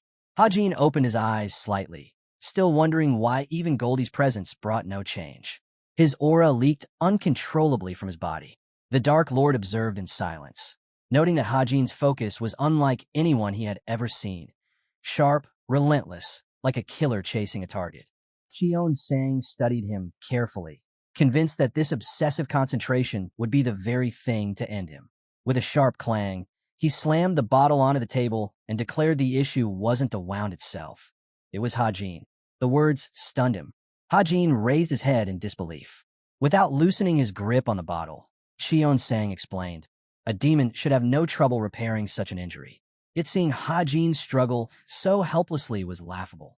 The great demon turned away, clearly disappointed. He repeated Cheon-sang's words over and over. clinging to the thought that he had done everything possible. But Cheon Sang pressed further, telling him he had forgotten the very beginning.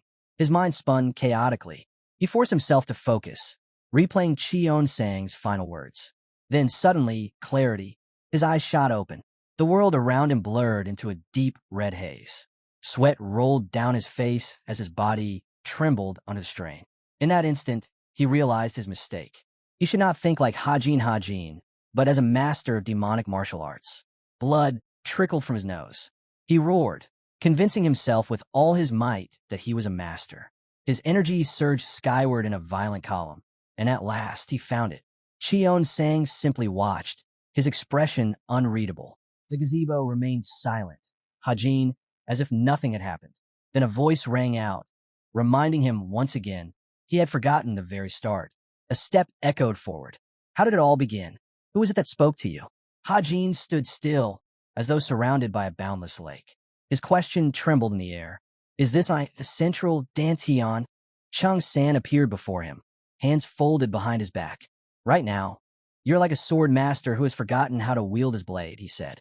From the shadows, his face was still hidden, yet his voice revealed the truth. The internal wounds had not healed because the mastery of the 9 depths had been tangled with other techniques. Hajin's eyes widened. So, it was because of the 9 depths? In his mind, he pictured a nameless warrior. The thought struck him. While divine techniques draw from the upper Dantian, the demonic arts draw their power from the central Dantian. Hajin shifted his thoughts into a battle stance, visualizing a sphere of emotions. He realized that the central Dantian was governed by the 5 desires and the web of emotions tied to them.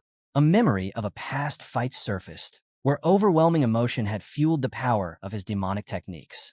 Hajin recalled the moment his blade cut through the air, how energy had wrapped around him like a storm. Stepping toward the leader, he declared that he already understood. But the man shook his head. Even so, he explained, Hajin had been using one set of techniques for healing and another for combat. This clash of methods was the true reason corrupted energy had gathered around his lungs and heart. Determined, Hajin settled into a lotus position, slipping into meditation. Then the voice cut through the stillness. It was the central Dantian itself that was the problem. That was why focusing on the upper and lower Dantians always failed him. The revelation struck him like thunder. His eyes widened when he heard Cheon Sang's judgment. Despite all his effort, Hajin was only half a master of the demonic path. Wiping away the fresh blood dripping from his nose, Hajin listened closely as Cheon Sang explained further. Even the name of the art carried its essence. Demonic mastery was absolute, its foundation unshakable. If Hajin truly wished to rise as a master, he could not dilute it. He had to abandon Buddhist healing techniques and cease blending foreign methods with the 9 depths. Wine was poured into a cup, and Cheon Sang's words rang deeper. To become a god, one must first walk as a mortal. The two sat across from each other in a quiet gazebo. Cheon Sang admitted he did not know whether his son even sought godhood. But one thing was certain. He could never cross that threshold if he had not fully embraced the 5 desires and 7 emotions. Placing the bottle on the table, Cheon Sang's voice softened. Allow yourself to feel, to rage, to laugh, to weep. Only one who surrenders completely to their emotions can truly shine. Before you seek the divine face, live the life of a man. A single drop slid into the drink. Hajin scratched his chin, finding the words strange, yet familiar. They echoed the essence of ancient Miramarts. Cheon Sang closed his eyes, while Hajin thought that perhaps Cheon Sang had already reached the state of true ascension. Lifting his cup, Hajin admitted, Today, I reveal my worst side. Cheon Sang raised his cup in turn, his answer firm. From this day onward, I will never abandon a disciple who has stumbled more than once. A faint smile almost touched him, but Hajin thought bitterly, why ruin it now? Their cups met with a soft clink. Hajin set his cup down and admitted, the palace lord of beasts was stronger than me. If not for my body's endurance, I would have lost. Cheon Sang studied him carefully before speaking. Masters from beyond, he explained, were each as strong as the 9 elders. Hajin had only managed to defeat the palace lord because of his understanding of demonic techniques. Without that knowledge, escape would have been his only choice. With a sharp bang, the man placed his cup on the table. His gaze shifted, and he asked Hajin to recount what had happened in Nan. Above the pavilion, leaves stirred in the wind. Standing behind Cheon sang, Hajin finally asked, "Don't you find it strange?" The man tilted his head. "Strange? In what way?" Hajin frowned. "My opponent's technique, it looked like demonic absorption. To grow stronger, he drained the life energy of his own disciple." Hajin's words hung heavy. He looked at his teacher and added that he had encountered such methods before, but even after studying them, he still couldn't understand why people would choose to practice them. Cheon Sang walked ahead slowly, asking, "And you truly think that's strange?" Hands clasped behind his back, Cheon Sang explained, "Some might say the same about us, about the way we cultivate.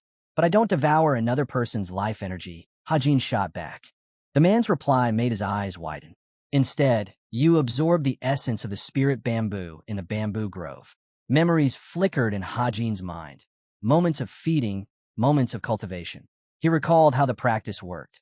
Cleansing the body by circulating qi, condensing it within the dantian, transforming it into true energy. He pictured it vividly, a scarlet sphere forming as energy spun in endless motion. By the pond, Cheon Sang continued, his voice calm. "Humans, birds, beasts, we are all born of the same great nature. Each one cultivates in a similar way. The only difference lies in whether you respect the norms and morals of the world. Abandon them, and you are no different from the palace lord of beasts." Li Cheon Sang stared into the distance. In the end, it is not what technique you practice, but whether you practice it relentlessly. Hajin's gaze lingered on him with curiosity. To him, there was no doubt. His teacher knew far more than others. Perhaps that was why he had become the man he was today. The pond shimmered with the sun's reflection as Hajin finally asked, "Are there techniques like that within our own cult?" Li Cheon Sang walked slowly along the pond's edge before answering. There were countless records stored in the remote archives, yet no one had ever taken the time to study them, because Li Cheon Sang himself had seen the truth. Without looking back, he spoke plainly. Absorbing another's essence was never the true path of a demonic cult. The words caught Hajin off guard. His brow rose in disbelief. Wasn't it always said that stealing the energy of others defined demonic arts? Yet now, even essence absorption was dismissed as unworthy. Li Cheon Sang's robes shifted with each step as he continued. Such methods might benefit the cruel, but genuine demonic mastery was different. Its value lay not in predation, but in the wisdom born of sudden enlightenment. Wisdom far beyond even the divine arts of the ancient Nim. Hajin frowned, mulling over this idea. Sudden enlightenment, it was nothing like those hollow absorption techniques. His eyes drifted toward the water lilies, and the voice continued. True growth came not from devouring others, but from new understanding, each step a gradual accumulation until it reshaped the core. In his mind, Hajin pictured himself standing before a demon. He felt how demonic mastery bent the central dantian against one's basic instincts and desires. To grasp that essence fully, that was training. The tree branches swayed as the wind carried a reminder. The air of the ice palace had already vanished. Their farewell was behind them. Hajin's gaze flicked nervously to Cheon Sang's back when he heard the question. It was about the house sect. The man already knew of Hajin's dealings there. Knew that the stir he had caused within the beast palace could not be hidden. Looking serious, Hajin admitted, "They want the Tang clan patriarch." Cheon Sang's eyes narrowed sharply as he turned. In exchange, they demand the destruction of the righteous heavenly alliance, Hajin replied firmly. "And they will aid me in the struggle of succession." Li Cheon Sang turned away, his voice cool. "You are not the only one who dreams of destroying the righteous alliance, nor the fortress of Steelblood." He watched leaves drift past, then asked, "And what do my disciples think of this chance?" Hajin blinked in surprise. "You mean the chance to become your heir?" Cheon Sang's tone was calm, but his gaze was heavy. "Tell me, do you truly wish to inherit my mantle?" The question struck like a blade. Hajin froze, his mouth falling open. They had never spoken of this before. His fists clenched. "I do not wish to become the successor." Li Cheon Sang's face remained unreadable. Hajin's eyes locked on him, his voice tightening. "But I do want to try." His fist clenched even tighter. "It isn't about taking your position.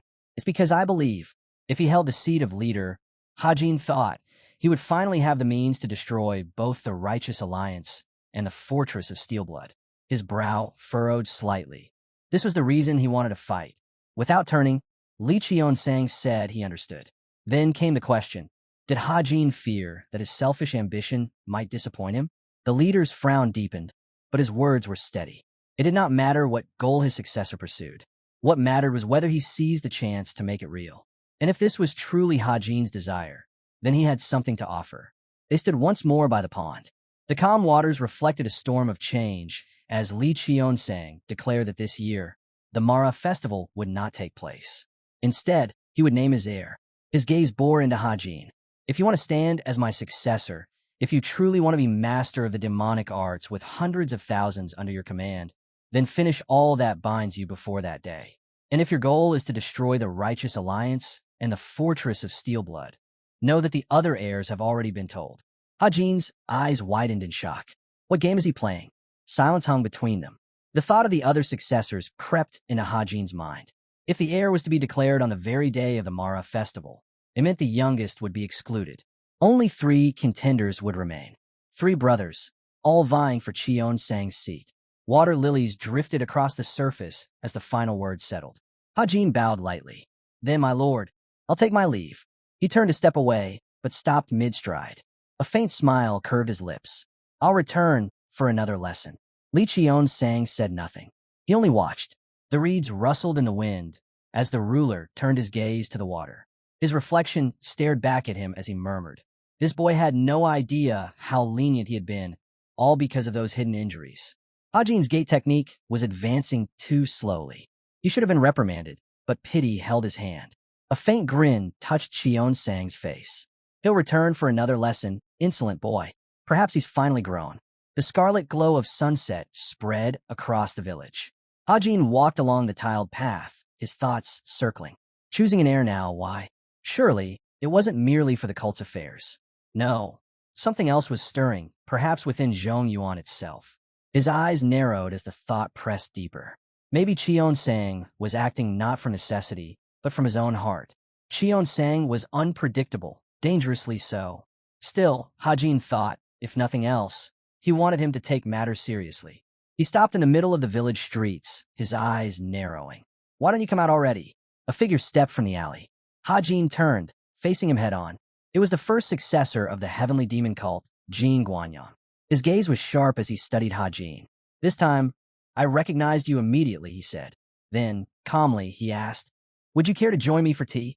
With his hands folded behind his back, Guan continued. I heard you just returned from Yunnan. If you have time, a cup of tea would be fitting.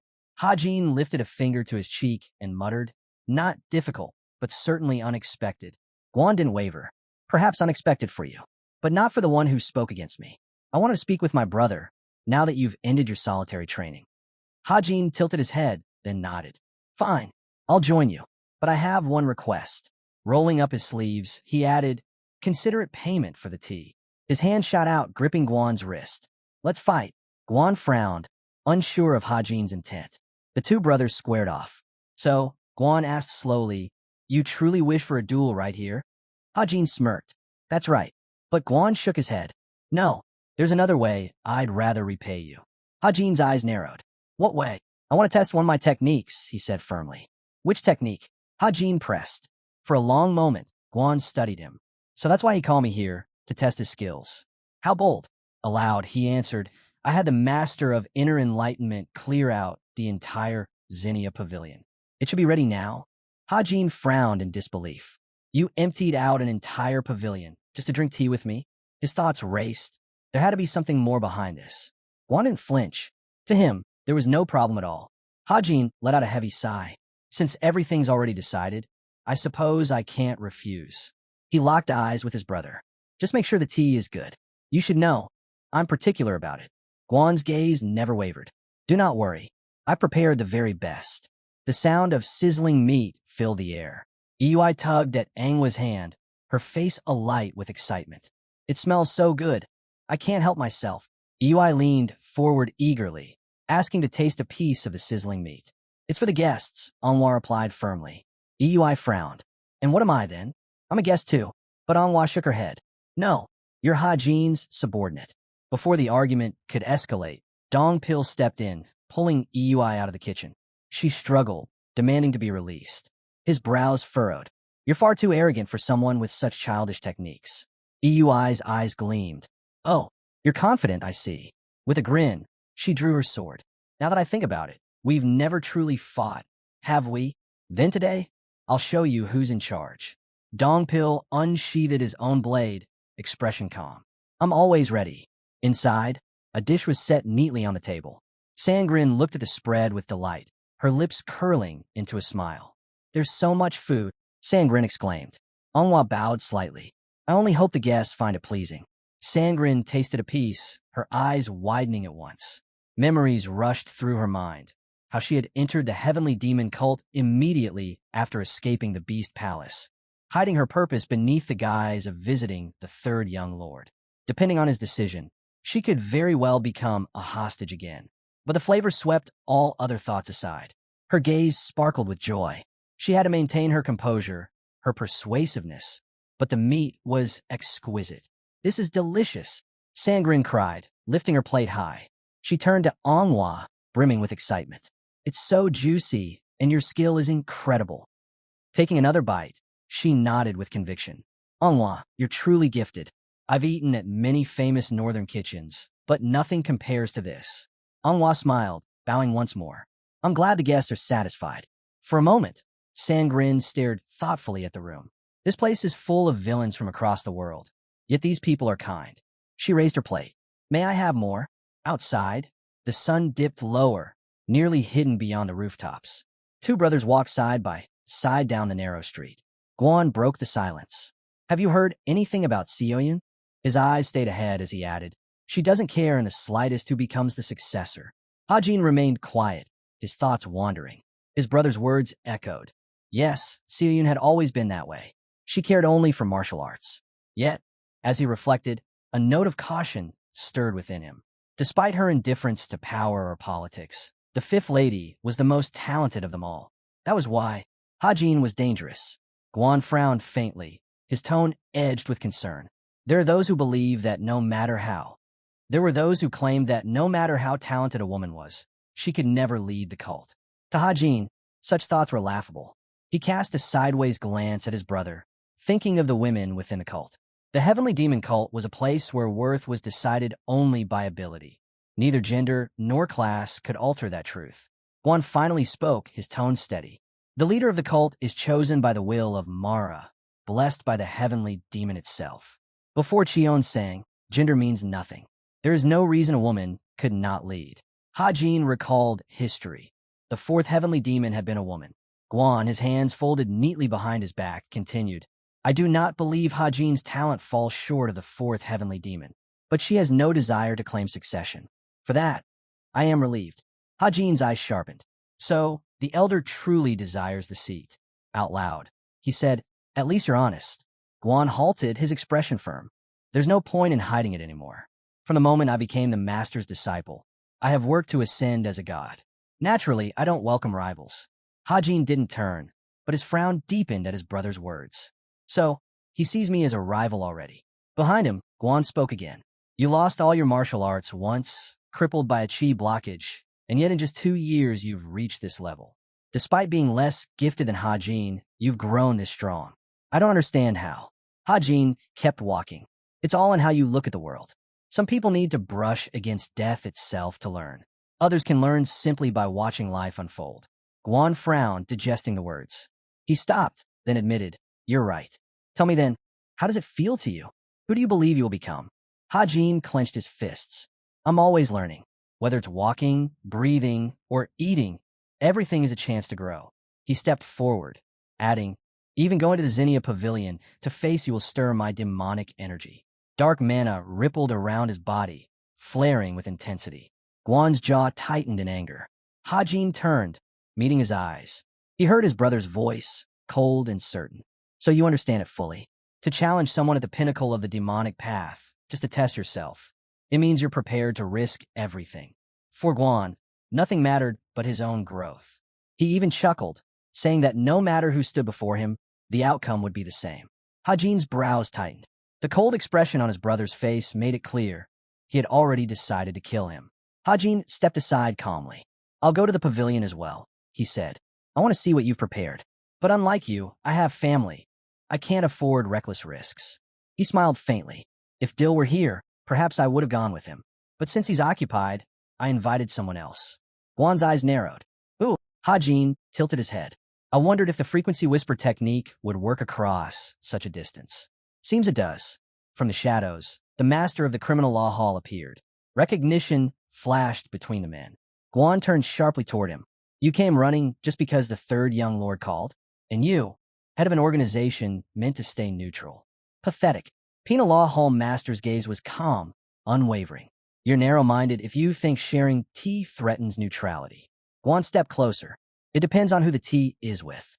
Then relax. The hall's master replied evenly. I don't particularly like the third young lord.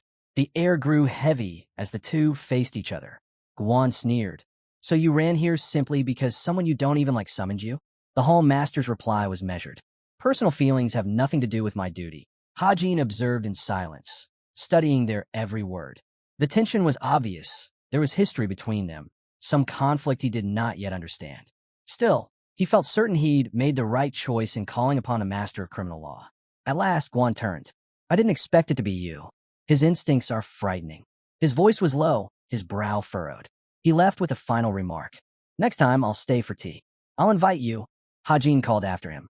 The hall master watched the air disappear into the distance. Be careful, he warned Hajin. Hajin narrowed his eyes. A dragon, yet also a demon. His gaze lingered on the retreating figure of his brother. The hall master's voice was steady. That man, no one is as skilled, and no one is as relentless. He'll do anything to achieve his goal. Hajin tilted his head. Isn't that true of everyone who walks this path? The hall master nodded slightly. It is. He thought for a moment and realized the brothers weren't so different after all. Hajin studied the man before him and said, if you're comparing them, you're nothing like him. The hall master said nothing at first, his gaze drifting to the star-filled sky. Then he finally spoke. That's because the first heir is a true demon, someone who knows nothing of morality or ethics. The men listening chuckled with satisfaction at the talk of family. But Guan's expression darkened as he warned, you'd better learn to watch your tongue when you speak with me. Hands folded neatly behind his back, Hajin said quietly, it's been so long since I've been home. Too long. I can't bring myself to return. Hajin smiled and replied, but I'm already back. Suddenly, Yui skidded across the floor and let out a piercing scream. Dongpil shook his head and sighed. That's the 43rd time. Maybe you should stop here. But Yui snapped back, voice ringing loud. Shut it. I'm not leaving until I hear him. Hajin stepped closer to the group. What exactly are you all doing here? He asked. We're just training, came a reply. Training? Hajin scoffed. You call it sparring when the third elder leader is just thrashing his opponent while she screams for you to face her? Sangrin muttered something under her breath, but all eyes suddenly turned toward her. Lowering her hands, Sangrin spoke firmly. I need to talk to you. Through the windows, the fading pink light of sunset spread across the sky. Hajin folded his arms. Did something happen? Sangrin's eyes widened. Deep down, she only wanted to be useful to Hajin. Lifting her brows, she said, I want to know, what can I do to help you become the successor of the divine cult? Hajin frowned. You want to help me? Lowering her chin, Sangrin explained, our palace, my brother, the heir, formed an alliance with him. Because of that, I must support him as a member of the Ice Palace. Hajin closed his eyes. I like your attitude, he admitted, but I don't need your help. Not right now. There are plenty inside and outside the sect who can assist me. We'll speak of this again once I'm chosen as successor. Facing him, Sangrin said politely, then please let me know if you ever do need me. At her words, something came to Hajin's mind. There is one thing I've been curious about, he said. It's about the great Liu Li method and your brother. She wanted to say something about it, but kept hesitating. Sangrin's eyes widened, puzzled by her silence. Frowning, Sangrin thought to herself, if my brother never told him, then I have no right to speak. But maybe I should just in case. Hajin's lips tightened as she finally explained. The great Liu Li method was born from the heretical path that appeared during the bloodshed in our palace. And it's connected not only to the Beast Palace, but also to the divine cult. Hajin frowned deeply, mulling over her words. Beast Palace and divine cult? But those two share nothing in common, aside from being massive powers in the southern Yangtze.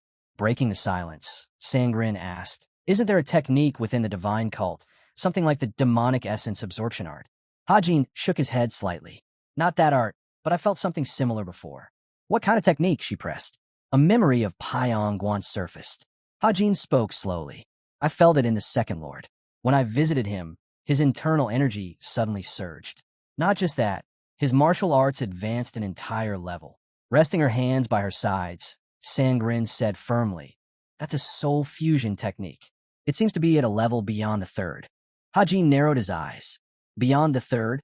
Sangrin raised her brows. Not exactly the same soul fusion art. It's tied to the great Liu Li method. And if his martial arts improved, not just his internal energy, then he must have used it many times already. Lowering his head, Hajin pieced it together. So Pyong really did kill his subordinate. Sangrin explained calmly. Techniques that absorb internal energy or life essence all have different levels. Judging from this, the second young lord has nearly reached the peak. Hajin folded his arms. Then the soul fusion technique. It's a part of the great Lu method itself. In that moment, the silhouette of her brother appeared behind her. Hajin spoke with certainty. For him to complete the great Lu method, he'll need to use that technique once more. And if I'm right, it'll likely be against you. Sangrin's eyes widened. You're right. He asked quietly. Does that upset you? She answered without hesitation. Of course I'm not upset. Whether I live or die doesn't matter much. Even if my energy is taken, it might actually be for the better. Hajin's brows furrowed, confusion flickering across his face. Sangrin raised her hand and explained, the true beauty of the dual soul fusion technique lies in its foundation, Yin and Yunism in harmony. The earlier portion of the great Liu Li method once leaked into Zhongyuan. That's how both the second young lord and the Beast Palace lord came to learn the techniques they now use. Her pupils widened as she continued. But without the balance of Yin and Yunism contained in the latter part of the method, the great Lu method becomes something far darker, far more twisted. Sangrin looked straight at him. If he fails to master it completely, the second young lord will lose all humanity and turn into a monster worse than the Beast Palace lord himself. Hajin pressed his lips shut, saying nothing. Above them, white clouds drifted across the sky. Someone called out a greeting to the third young lord. He turned and thanked her warmly. You're always the one who greets me whenever I return. Yunism smirked. Of course. Everyone already knows what you accomplished on your last mission. Hajin narrowed his eyes and asked, so it's already spread? Yunism nodded. Plenty of people took part in that mission. Naturally, word would spread. Yunism lowered her brows. But there's a rumor going around. Well, I don't like. Hajin's eyes widened. What rumor? She poured a drink into her cup, stalling. Come on, he pressed, rising from his chair. Don't speak so vaguely. You know how irritating that is. Testing his reaction, she finally apologized. Forgive me. It's just a very strange rumor. With her eyes closed, Yunism spoke. I heard Cheon Sang has ordered the succession war to end before the Mara festival. His gaze sharpened. And how exactly did you hear that? Yosnim gave a faint shrug. Gossip. Hajin's mouth fell open in disbelief. That's what you're calling a rumor? Holding her cup delicately, she added, there's more. Some say Hajin intends to kill Yeoman to ignite the succession war. The third young lord's lips curled downward. Why would I need to kill her? What possible reason? If it came down to it, Hajin said flatly, I would have killed Pyong Guan or Jin Guanyang instead. Yunism tilted her chin downward, agreeing. I thought the same. You've never had any reason to worry about Yeoman. You're not the type. Still, the rumor is out there. Most people have heard it. Hajin closed his eyes, silent for a moment. Someone must have started this deliberately. At the table, Yunism leaned forward. Do you think it was the first young lord? No one can say, came the reply. It's impossible to know for certain. Hajin lowered his head, troubled. The real problem is that whoever spread this rumor might actually try to harm her.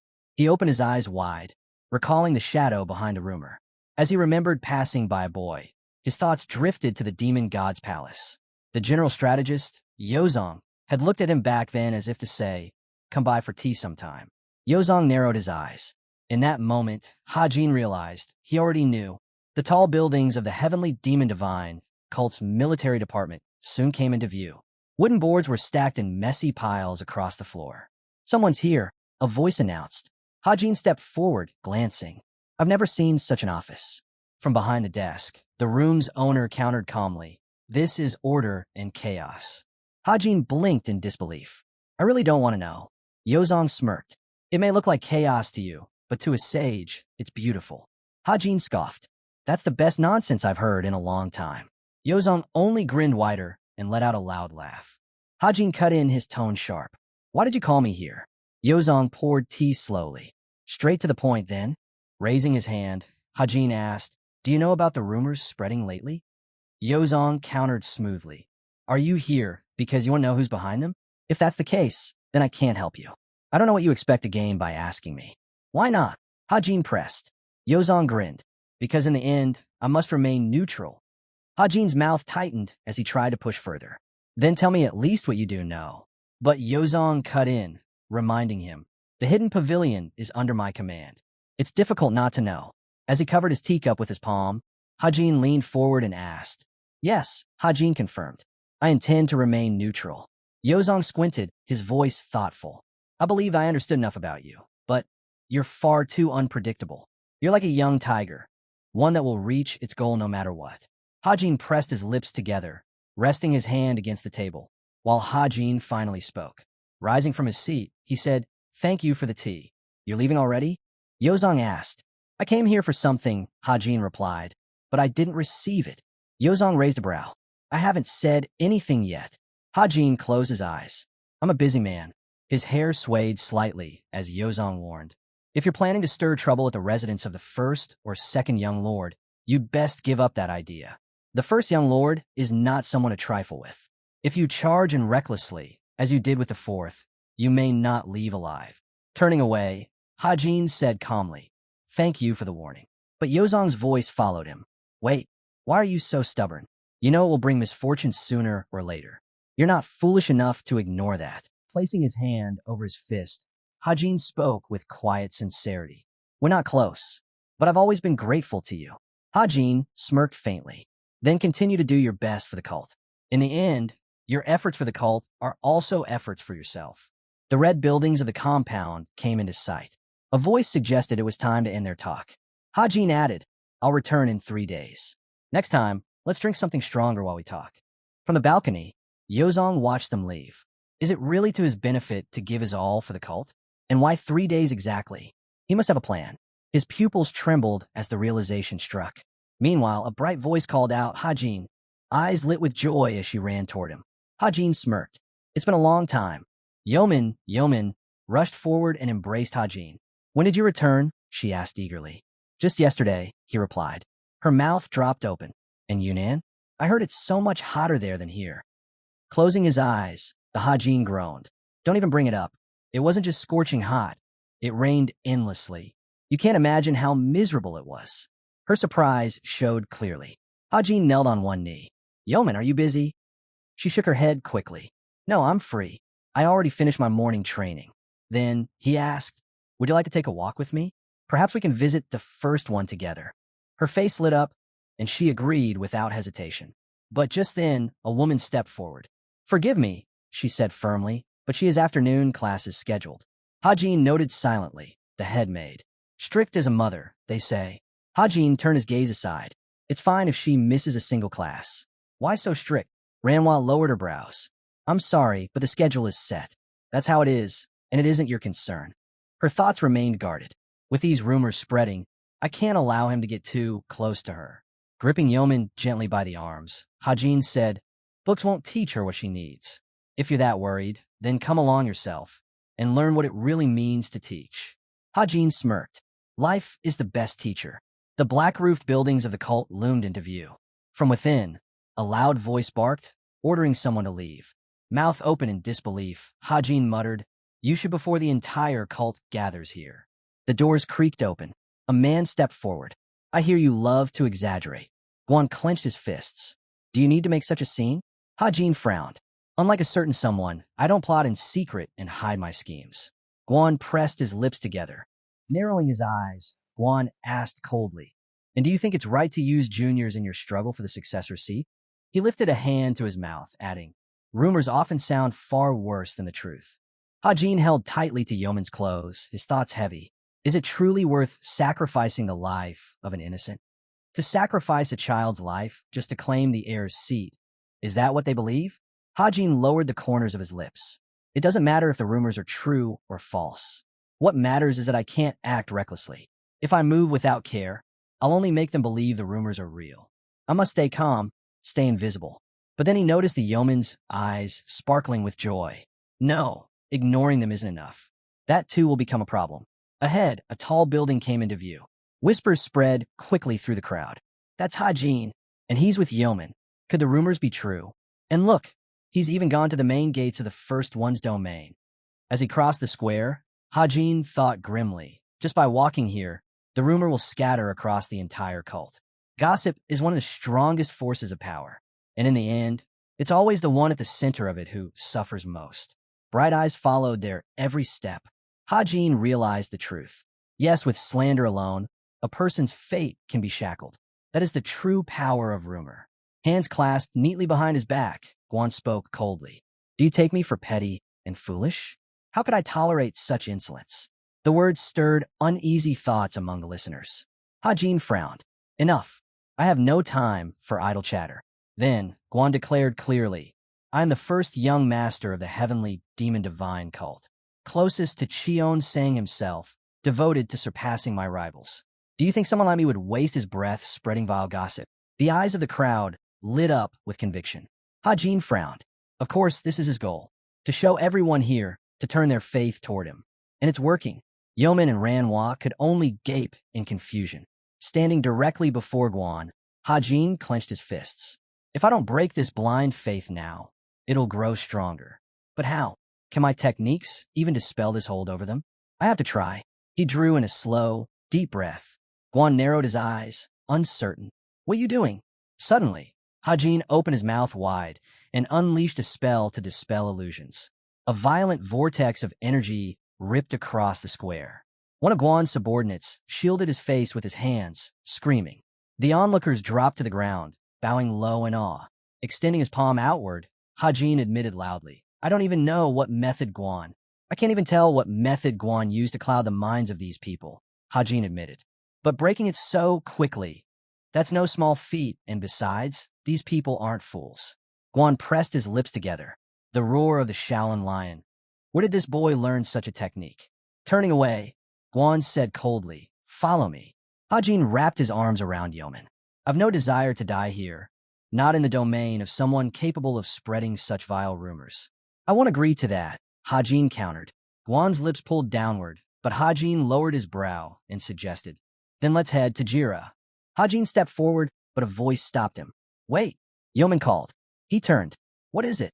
Lifting her head, she said firmly, People aren't stupid enough to believe my brother would ever hurt me. It isn't true, is it?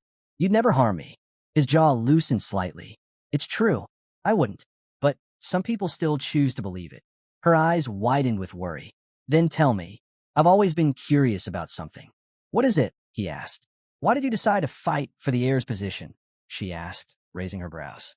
Ranwa's face turned pale. Young lady, that's far too impolite, she cried. But Hajin gently placed his palm against the girl's cheek. Because I have a dream I must fulfill. Her eyes shone with curiosity. What dream? A faint grin crossed Hajin's lips. If I told you, I might frighten you. But to reach it, I need to become successor. Her face lit up. I understand now. Then, with surprising determination, she declared, In that case, I'll give up my fight for the heir's seat. Guan's face twisted in outrage. Ranwa turned sharply, shouting, Young lady, you must never speak such nonsense. You are Cheon Sang's disciple. You must strive to be the best. Yeoman frowned. But isn't my brother also Cheon Sang's disciple? Ranwa froze in alarm, unable to answer. Hajin dropped to one knee. Do you truly not want to be the heir? I do, she admitted quietly. Then don't talk about giving up, he advised firmly. If you've declared you want to fight for that seat, then you can't retreat halfway. She bit her lip, then nodded. You're right, that's true. Then I'd only agree to become heir. For So Tang's sake, Yeoman said softly. She's the one who did everything for me, she added, her voice faint. Hajin lowered the corners of his lips, disappointment flickering across his face. Folding her hands behind her back, the child admitted, But none of this is truly my dream. Hajin's voice rose sharply as he turned toward the headmaid. Can't you see? Your mistress has such a kind heart. She's trying to live out her desires only through helping others. Manhwa shook her head firmly. That's not how it is at all. Hajin frowned in thought. Even though she's the closest to the girl, she always manages to hide her true feelings from prying eyes. Hajin glanced back at Yimun. Such a heavy burden placed on those small, fragile shoulders. Yet she's still one of Cheon-sang's chosen successors.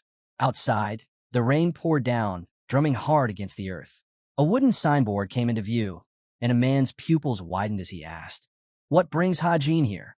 Hajin smiled. "It's been a long time. This place feels warm, almost too cozy. Looks like a lot of money went into it. Prepare a table for us, drinks for two, and something for the child." Through the windows, bright light spilled across the room. A subordinate's voice rang out. "Attention, everyone. Honored guests are here. Do everything perfectly." Exquisite dishes quickly filled the table. Lifting his cup with 2 fingers, Guan remarked, "You and Yeoman seem quite close." Hajin answered calmly, "We are close." Yeoman's eyes lit up. "He saved me." The first successor of Cheon-sang frowned, remembering. That must have been when the fourth tried to poison her. His gaze sharpened. "Are you planning to give up your claim to the heir's seat?" Yeoman blinked in confusion. Lowering his chin, Guan continued, "Only those who are permitted can reach such heights. If you're going to give up at the very beginning, then it's the same as giving up your own status. If that's your choice, leave." Yeoman lowered her head, ready to explain her words. But Hajin, holding noodles delicately with his chopsticks, interrupted. "It's fine. You can stay." Then, turning to her with a slight smile, he added, "But you must eat properly. Can we finish all of this food together?" Yeoman beamed. "I will." Guan frowned deeply. "The younger ones should listen to their elders," Guan said coldly. "Do you have trouble hearing?" Hajin slammed his palm against the table. "Enough. I'm sick of this." Hajin spread his arms wide. "Why do you all keep picking on her? She's just a child. It's bad manners." Yeoman bit her lip, saying nothing. Hajin closed his eyes. "When I see injustice like this, I can't stand by and ignore it." Guan leaned forward, lips slightly parted. "And what exactly should I make of that?" Hajin lowered his head. "We'll end this here." But Hajin pressed again, brows furrowed. Hajin only grinned. "Then let's settle who the heir should be." Bright light broke through the storm clouds above. Feet sank into the muddy ground as a voice cried, "It's a curse." Pyong Guan ground his teeth, shouting, "From today onward, I won't come and go as I please anymore." A bolt of lightning split the sky, and a second successor of the heavenly demon divine cult stepped forward. "Now it's your turn, third young lord." Rain poured heavily. A voice asked, "So your goal is to choose your opponent? Or is there something else you want to discuss?" Hajin stood near Guan and spoke evenly. "Not long ago, when we met in Cheon-sang's palace, he said he planned to buy out the entire Purple Mist Pavilion just to have tea. And yet you tried to kill me, didn't you?" At the table, Hajin leaned back. "I don't know what tricks you've pulled here, but tell me, are you confident you can kill someone who's already stepped into the highest demon realm?" "I may be confident, but I'm not so foolish as to forget that battle is full of variables." "So where does your confidence come from?" Yeoman looked at him in surprise. Hajin added, "And, right on cue, a rumor spreads that I plan to use her as a hostage to fight for the heir's seat." Raising his glass, Hajin said calmly, "Perhaps it wasn't you. Maybe it's because of the loyalty of the demons who follow you, or perhaps someone else entirely. But don't you think the situation is far too strange?" Guan lowered his gaze. Then came another question. "If you truly wanted to spread rumors, wouldn't it be smarter to stir things up little by little while you were away? And even better, to disguise the source so no one could trace them back to you?" Hajin slammed his mug down hard on the table. "Someone here is deliberately spreading these rumors," he barked. "And they know full well I'll come running the moment I hear them." Hajin lowered his brows. They wanted me to meet him face to face. Guan's lips parted slightly as he studied him. So attentive, Guan frowned. "From the moment I heard the rumors, I knew you would come straight to me. But I didn't expect you to bring along all these demonic followers as spectators. Still, that works just fine. As long as you step into my territory, I'll act." Hajin's eyes flicked toward Hajin, who calmly poured liquid into his glass. He blinked. "So instead of storming my domain, he's throwing me out of it and dragging spectators along with him. Clever." Nearby, Yeoman nibbled on a cookie as Guan muttered, "I didn't see it that far ahead. I only sensed danger at that moment." Hajin smiled faintly. "All the more impressive. Your instincts outweigh common sense." Squinting, Guan said confidently, My martial arts surpass yours. Of that, I have no doubt. But when he pictured a real battle, even he could not see the outcome clearly. Hajin lowered his eyebrows. He isn't boasting. He truly believes his skills are superior. He glanced at Hajin. And you? What do you think? Hajin tilted his lips slightly. What do I think? Hajin's expression hardened. Do you have the confidence to face me and win? Yeoman of the cult gasped, eyes wide. Hajin adjusted his sleeve and answered without hesitation. I've never once backed away simply because I wasn't certain of victory.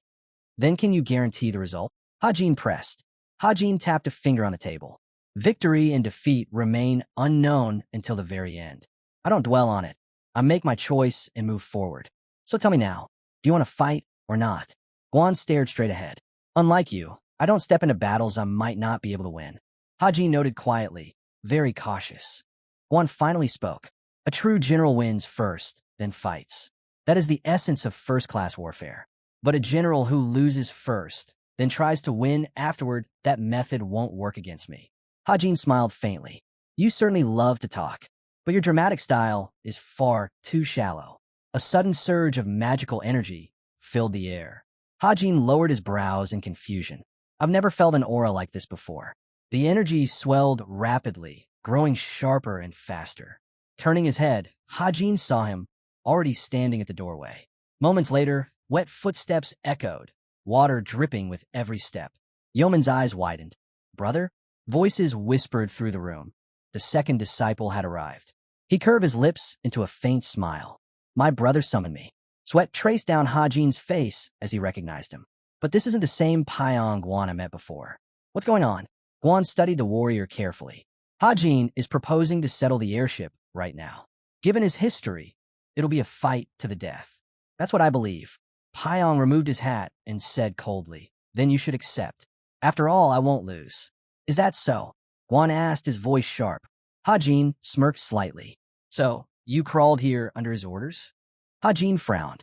That trick won't work on me. Then it wasn't voluntary? Hajin pressed. How hard did he beat you until you gave in? Pyong's brows sank in anger. Hajin's lips curved faintly. You speak with such confidence, yet you couldn't even protect your own people. What disgrace. Hajin's jaw dropped slightly in confusion. Suddenly, Dongpil clenched his teeth in pain. Warriors emerged in the distance, their voices rising. Lower your sword now. Yeoman's eyes widened in shock. She heard the threat clearly. If he wanted to keep both of them alive, he mustn't act rashly. Tears welled as she turned desperately toward her guard.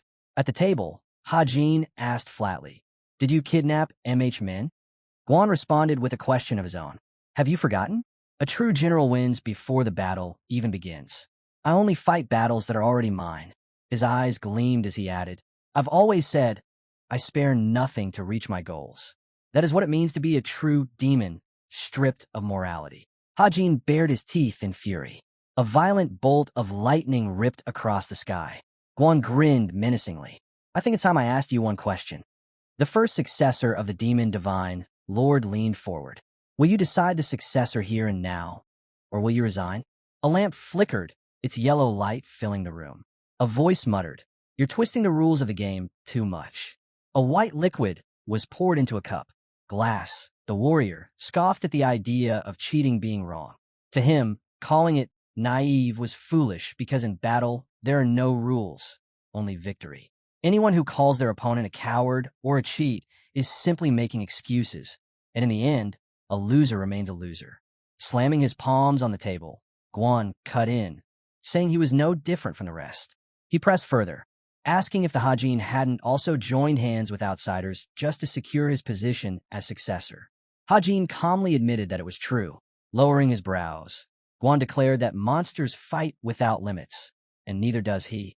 To him, right and wrong are meaningless. What matters is the path chosen to strike. Hajin's lips tightened in frustration at those words. Guan leaned forward, narrowing his eyes. He told Hajin he had two choices: surrender his claim to the successor's seat, and in doing so, he'd be able to watch his people smile again. Then he added, almost as if reminding him, that Hajin already knew there was something else at play. Seated at the grand table, Hajin spoke up, saying there was only one thing he needed clarity on. The warrior responded without hesitation. If he was referring to the safety of the hostages, he had nothing to fear. He wasn't foolish enough to throw away his only leverage. Hajin gave a sharp nod of thanks, then suddenly shifted the topic, asking about his connection with the head of the criminal department. At that, Hajin's face darkened, his frown sharp and dangerous. Hajin spoke up, explaining that while he knew little, he did know the man was arrogant, yet not the type to bare his fangs against Cheonsang's disciples. But when cornered, he became a beast. Guan narrowed his gaze, asking why he wanted to know. Hajin replied simply, it was curiosity, but the feeling nagged at him, refusing to fade. Pyong bared his teeth, his voice sharp with anger. If this was just an attempt to stall for time, he warned, then Hajin had better stop now. The Demon King, turning his head, barked at the audience to stay silent. Hajin then echoed his brother's words. Those who abandoned their right to the throne had no right to stand on that stage. Anyone crawling beneath their opponent's feet should keep quiet and watch from the sidelines. That taunt made the young man's veins bulge with fury as he snapped back to clarify his point. Guan, watching the escalating tension, stepped in and told his brother to stop. And then, Pyong closed his eyes. The warrior spread his fingers on the table and warned Hajin not to provoke him. But the second brother cut him off, telling him to ignore his presence and answer the questions instead. He then demanded to know why Hajin's relationship with them was so strained. Guan squinted in confusion, clearly unsettled. Why was Hajin suddenly asking about his ties with Go? Did he have another motive? With a dismissive tone, he replied that he had no reason to answer, and if Hajin intended to summon the head of the legal department again like last time, it would be pointless. That man had been reassigned to the outer regions just last night. Hajin lifted his cup to his lips, calmly saying that it was unfortunate. But if he refused to answer, then he would simply confirm it himself.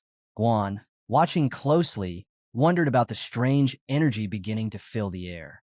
Guan lowered his brows and muttered that the feeling was heavy, unsettling, and growing stronger, like a wave of energy rolling through the room.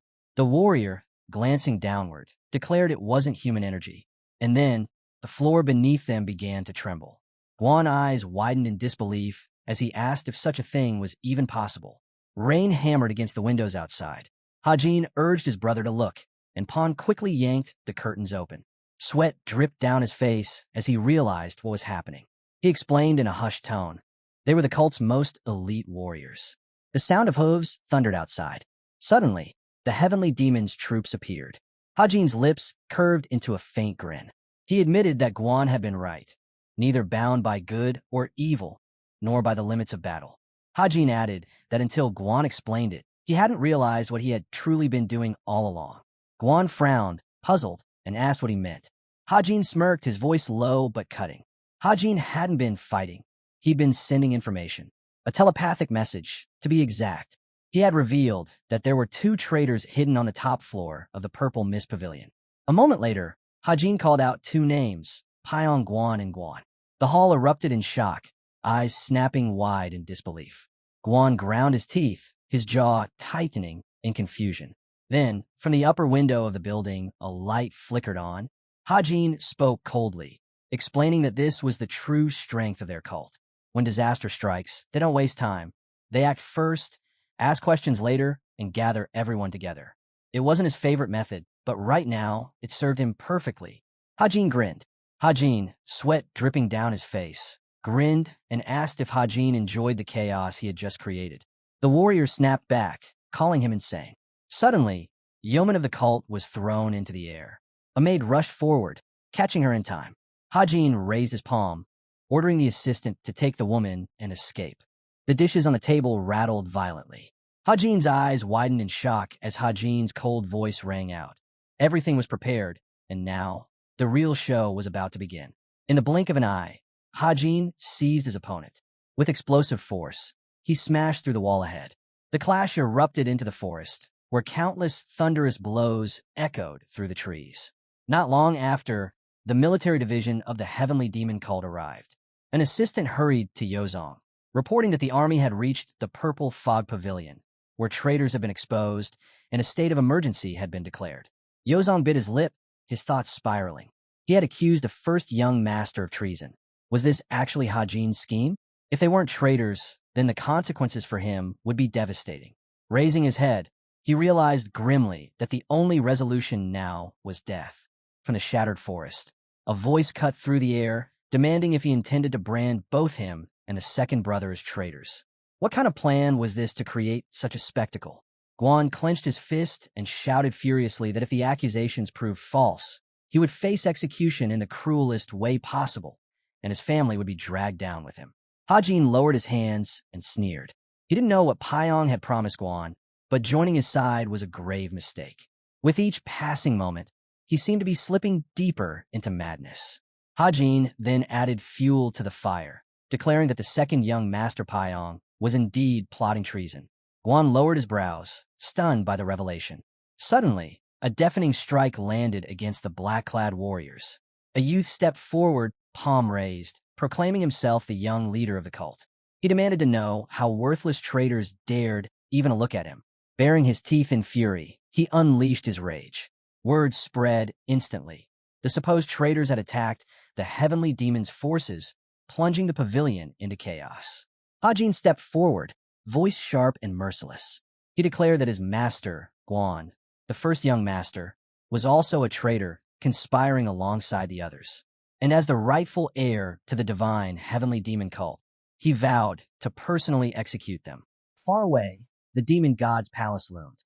Inside, an assistant rushed to deliver urgent news of the traitors. Cheon Sang, unshaken, simply told him to calm himself. Cheon Sang remained calm, saying these so-called traitors weren't real, so there was no reason to panic. Mudam, standing before Cheon Sang, reported that the entire city had been placed under a state of emergency. The heavenly demon army was fully deployed, with all combat divisions reinforcing them as precaution. Leaders had taken their posts, while the criminal law hall was already arresting suspected subordinates and raiding their homes. When the first guard of the Guardian Court was asked about the chief strategist, he hesitated, jaw tightening, before answering that the man was in his office along with the other leaders. He had also sent an urgent request to the hidden pavilion, but they had yet to act. From his throne, Cheon Sang spoke, his tone heavy with certainty. It was all clear to him now. Cheon Sang lifted his saucer to his lips, his thoughts turning dark. If the hidden pavilion hadn't moved, then the chief strategist also understood that this so-called betrayal wasn't real. He knew something grand was brewing, though not that it would spiral into such danger. The question now was, how would he face the consequences? In the past, Hajin had once smiled and said, "If they doubt me, I'll just become the traitor they accuse me of." In the end, only results matter. Cheon Sang bit his lips at the memory. Arms folded, Mudam warned that spreading false information just to seize the succession was a grave crime. But, Jang countered, they still couldn't be sure whether the two children were truly guilty of treason.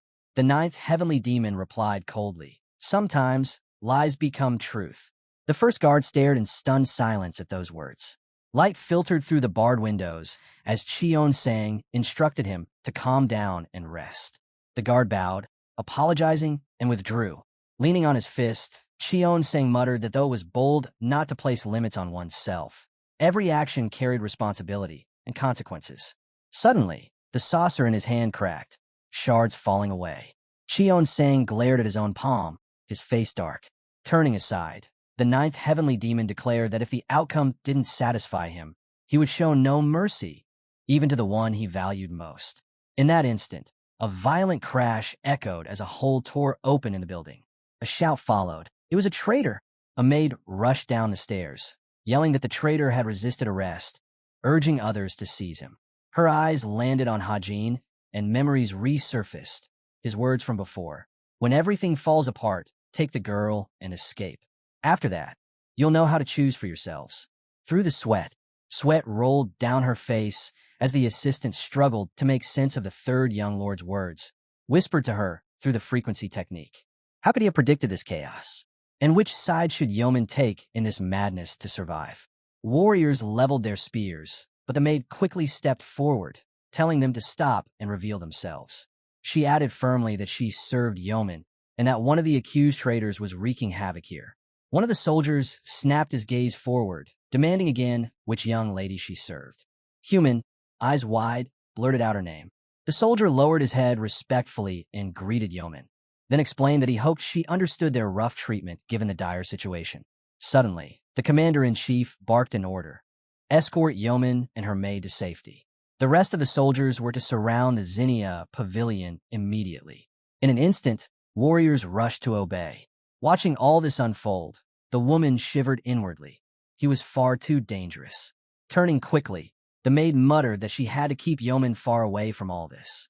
A dense forest came into view. Broken tree trunks littered the ground as Guan's voice rang out, demanding if Hajin had dragged the heavenly demon army into this with fabricated crimes. Clenching his fists, Guan snapped. Did Hajin really think such nonsense would work? To his shock, Hajin answered without hesitation, yes. The first successor of the demon god cult glared, declaring that he would drag Hajin before the demon god's palace and prove his innocence. Hajin turned his head slightly and remarked that he must be frightened, seeing as he was speaking far more than usual. With a sudden burst of fury, Guan lunged forward, hands swinging as he roared at Hajin to shut his mouth, calling him a bastard. Hajin stood firm, defending against the fierce strike, his foot rooted deep into the ground. Hajin bared his teeth, admitting silently that the blow was powerful, far stronger than expected. Guan suddenly leapt into the air, and Hajin muttered in awe that his speed was extraordinary, every muscle bursting with strength. Guan frowned, rage simmering. Then, a red aura erupted around Hajin. In an instant, Hajin surged forward, slamming a devastating strike straight at his enemy's head. Guan was hurled back from the sheer force of the blow. The warrior, stunned, struggled to comprehend what kind of movement Hajin had just unleashed. Hajin clenched his fists, voice steady. He warned Guan that he was too confident in himself. Hajin smiled coldly, reminding him that he had already said it before. His martial arts surpassed his. And that arrogance, that blind confidence, was exactly what would destroy him. Guan's lips twisted in confusion. Suddenly, his hand went to his side, slowly drawing out a katana. Hajin's eyes widened in surprise at the sight of the blade. Guan lifted the weapon, declaring that Hajin showed no sense of urgency. Hajin's eyes narrowed. The way Guan gripped the hilt, the way he drew the sword, even the murderous intent radiating from him. It was identical to the martial arts of the criminal law master. Hajin smirked, pointing it out. He remarked that Guan's technique was the same as the criminal law master's, then asked if their relationship was perhaps not so ordinary. Guan's expression hardened, drawing the katana fully. He spat that Hajin was nothing but a loser. Hajin lowered his brows, his voice cutting as he asked if Guan realized how violently he reacted every time that man's name was mentioned. In the next instant, the katana flashed. Guan swung with lethal intent, but Hajin leaned back, narrowly dodging the slash. Looking up, Hajin recognized it instantly, the blood demon explosive sword. Its strikes were volatile, carrying immense killing power. Without hesitation, Hajin charged forward, launching a brutal kick. Guan's jaw clenched in fury. Then came a roar. Guan's mouth opened wide as he screamed for Hajin to die. Water trickled down the sword's edge. But before he could follow through, Guan froze in shock. Hajin was standing directly atop the sharp blade. Calmly, Hajin remarked that it was a good technique, but he couldn't see any way to refine it further. Dropping his hands loosely to his sides, he added that when it came to assassination techniques, he himself still fell short. His skills couldn't compare to the Death Lord, one of the top 3 assassins in the world. At that, Guan demanded to know who this Death Lord was. Hajin, his leg poised to strike, replied coldly that the details didn't matter. Suddenly, Hajin lashed out at Guan's head, declaring that the only thing he needed to understand was this. He too would die by Hajin's hand. A thunderous explosion erupted in the forest, shaking the ground. Hajin looked forward, his voice level as he admitted that Guan's achievement, reaching the highest demonic level before the age of 40, was remarkable. It was enough to call him a future powerhouse in the martial world. But Guan now sat on the ground, staring up at his opponent. Hajin's voice cut in, sharp and cold. Yes, it was impressive, but still he was lacking something critical. Enough that Hajin couldn't fathom where his confidence even came from. Hajin then declared he wasn't the only one who had reached the highest demonic realm, demanding to know what gave one the courage to stand so boldly before him. Guan roared in rage, screaming at him to shut up. In an instant, a dark force erupted, surrounding his body. Hajin stepped forward, both hands raised defensively. Blue flames burned in the palm of the successor of the demon cult's lord. Hajin staggered back, coughing blood, stunned by the sheer force of that demonic energy. Suddenly, droplets of water shimmered in the air, glistening as thick tree branches swayed violently. Guan clenched his fist and barked. How dare Hajin doubt his martial arts? Sweat poured down Hajin's face. The acolyte of the righteous heavenly alliance wondered aloud if this was the demon emperor technique. At that moment, Guan gave a faint smile. He admitted he hadn't wanted to use it, but regretted not killing Hajin earlier. Hajin lowered his hands, acknowledging grimly that he hadn't expected Guan to hide something like this. He asked if Guan had stolen it, but then quickly corrected himself, asking if he had learned it directly from Cheon-sang. Guan confirmed it with a nod. Hajin bit his lips, muttering that this was the ultimate demon art, the demon emperor technique, passed down through all past leaders of the cult. Yet, he still couldn't understand where Guan's overflowing confidence came from. Frowning deeply, Guan shot back that no matter what demonic techniques Hajin had studied, they would be useless before the demon emperor Qi. Hajin answered coldly, voice cutting. If it were Cheon-sang himself, that would be another story. But Guan? An imitator who merely absorbed whatever was taught to him? Against Hajin, that wasn't enough.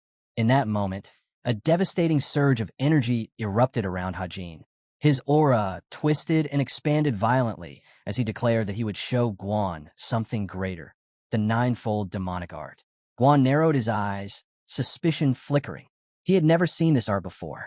Could it be something Hajin had created himself? Hajin suddenly raised his palm, the strike tearing through the air. The first successor's eyes went wide in shock, just as Hajin's figure shot forward, closing in at blinding speed. Hajin's brows sank low, his killing intent radiating. Suddenly, the scene shifted. The roof of the building came into view as voices echoed overhead, demanding to know if this was a rebellion. Was Hajin's report true? Yui turned to Dongpil, mouth agape. She quickly moved her legs, testing for anyone lurking nearby. The youngest commander of the Frenzy Demon Squad peered ahead, demanding to know what was happening. The warrior turned his head, asking the same question. Yui's gaze fell on a massive weapon, confusion spreading.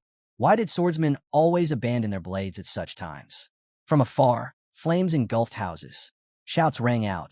It was time to arrest the rebels. The traitors had struck against the heavenly demon army, only to vanish into the forest. Beneath an umbrella, an old man watched quietly. He asked if the second young master had crossed a line he should never have crossed. A member of the heavenly demon cult turned his head toward him. One of the cult members explained that it was still unclear whether this truly counted as rebellion. But another voice cut in sharply. Disturbing the heavenly demon army was no different from committing rebellion itself. A senior member of the heavenly demon cult narrowed his eyes. No matter how fierce the struggle for succession became, spreading false accusations of treason was on another level entirely. Not even Hajin could escape the consequences of that. The man looked forward and asked if this elder had not always supported Hajin. The reply came cold. Even if he had been a supporter, that didn't erase responsibility. Every action carried its own burden. The old man beneath the umbrella nodded slightly, saying it was true. Responsibility could not be avoided. But the two of them, he warned, did not need to involve themselves further. Then, the divine bloody hand spoke up, his tone measured.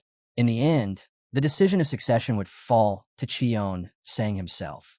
The elders fell silent, biting their lips. They all knew it. Cheon-sang likely shared the same thoughts as them, that Hajin should be held accountable. But if the leader chose to protect his heir, they would have no choice but to obey. At the edge of the cliff, a demon elder raised his voice. The heavenly demon divine cult, he said, was nothing less than the embodiment of Passin, the leader of all demons under divine rule. Their fate was already bound. Vikan raised an eyebrow, asking about the child. What about her? Came the reply. A warrior sprinted swiftly across the field, and the old man clarified. He had seen that child before. Wasn't she the commander of the Berserker Demon Squad? The man turned his head, asking if this was the same one who had once fought him with such ferocity. Suddenly, Yui rushed forward, clutching an array of swords. A question rang out. Why was she carrying all those blades? Wasn't that the Seven Knights' blade? The elder beneath the umbrella explained. He had heard that the double meteorite blade, the Seven Knights' blade, and the four nameless swords were priceless treasures belonging to Hajin himself. The old man narrowed his eyes, remarking that as always, Hajin wandered recklessly through danger. Then, from deep within the forest, a surge of blue light erupted. Two warriors clashed savagely, their strikes splitting the air. Hajin bared his teeth. His opponent's attacks were becoming sharper and sharper. In the next instant, Guan lunged forward, sword thrust straight ahead. Hajin dodged swiftly, avoiding the lethal strike. But suddenly, Hajin's eyes darted to the side in shock. His opponent had vanished. Scanning the battlefield, Hajin realized too late, he was gone. Hajin gritted his teeth. Was he behind him? This had to be a move from the Demon Emperor's domination technique. And then, Hajin swung his blade with tremendous force. Guan grinned faintly in response. Then, before anyone could react, Hajin began to fade, his body dissolving into thin air. Guan's jaw dropped in confusion. Hajin clenched his fists, shouting the name of the technique. The Demon Emperor Domination Step, the most famous movement art of the heavenly demon cult. He mocked Guan, asking if it was really so difficult, adding that it looked like he hadn't even mastered 6 levels of it. Grinding his teeth, Hajin admitted he hadn't yet perfected the Demon Emperor Overlord Chi, but he had already learned the domination steps. Then, with a sharp edge in his voice, he asked if it wasn't true that their master hadn't fully accepted Hajin yet.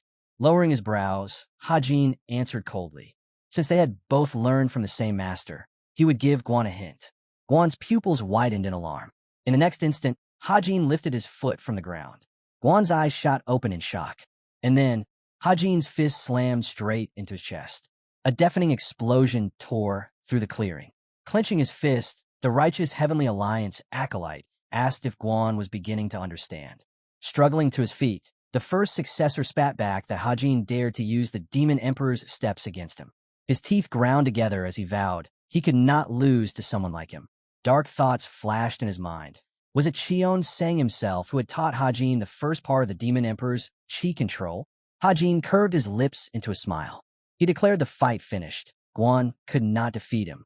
But then Hajin's eyes shifted, narrowing in surprise. Someone else had arrived.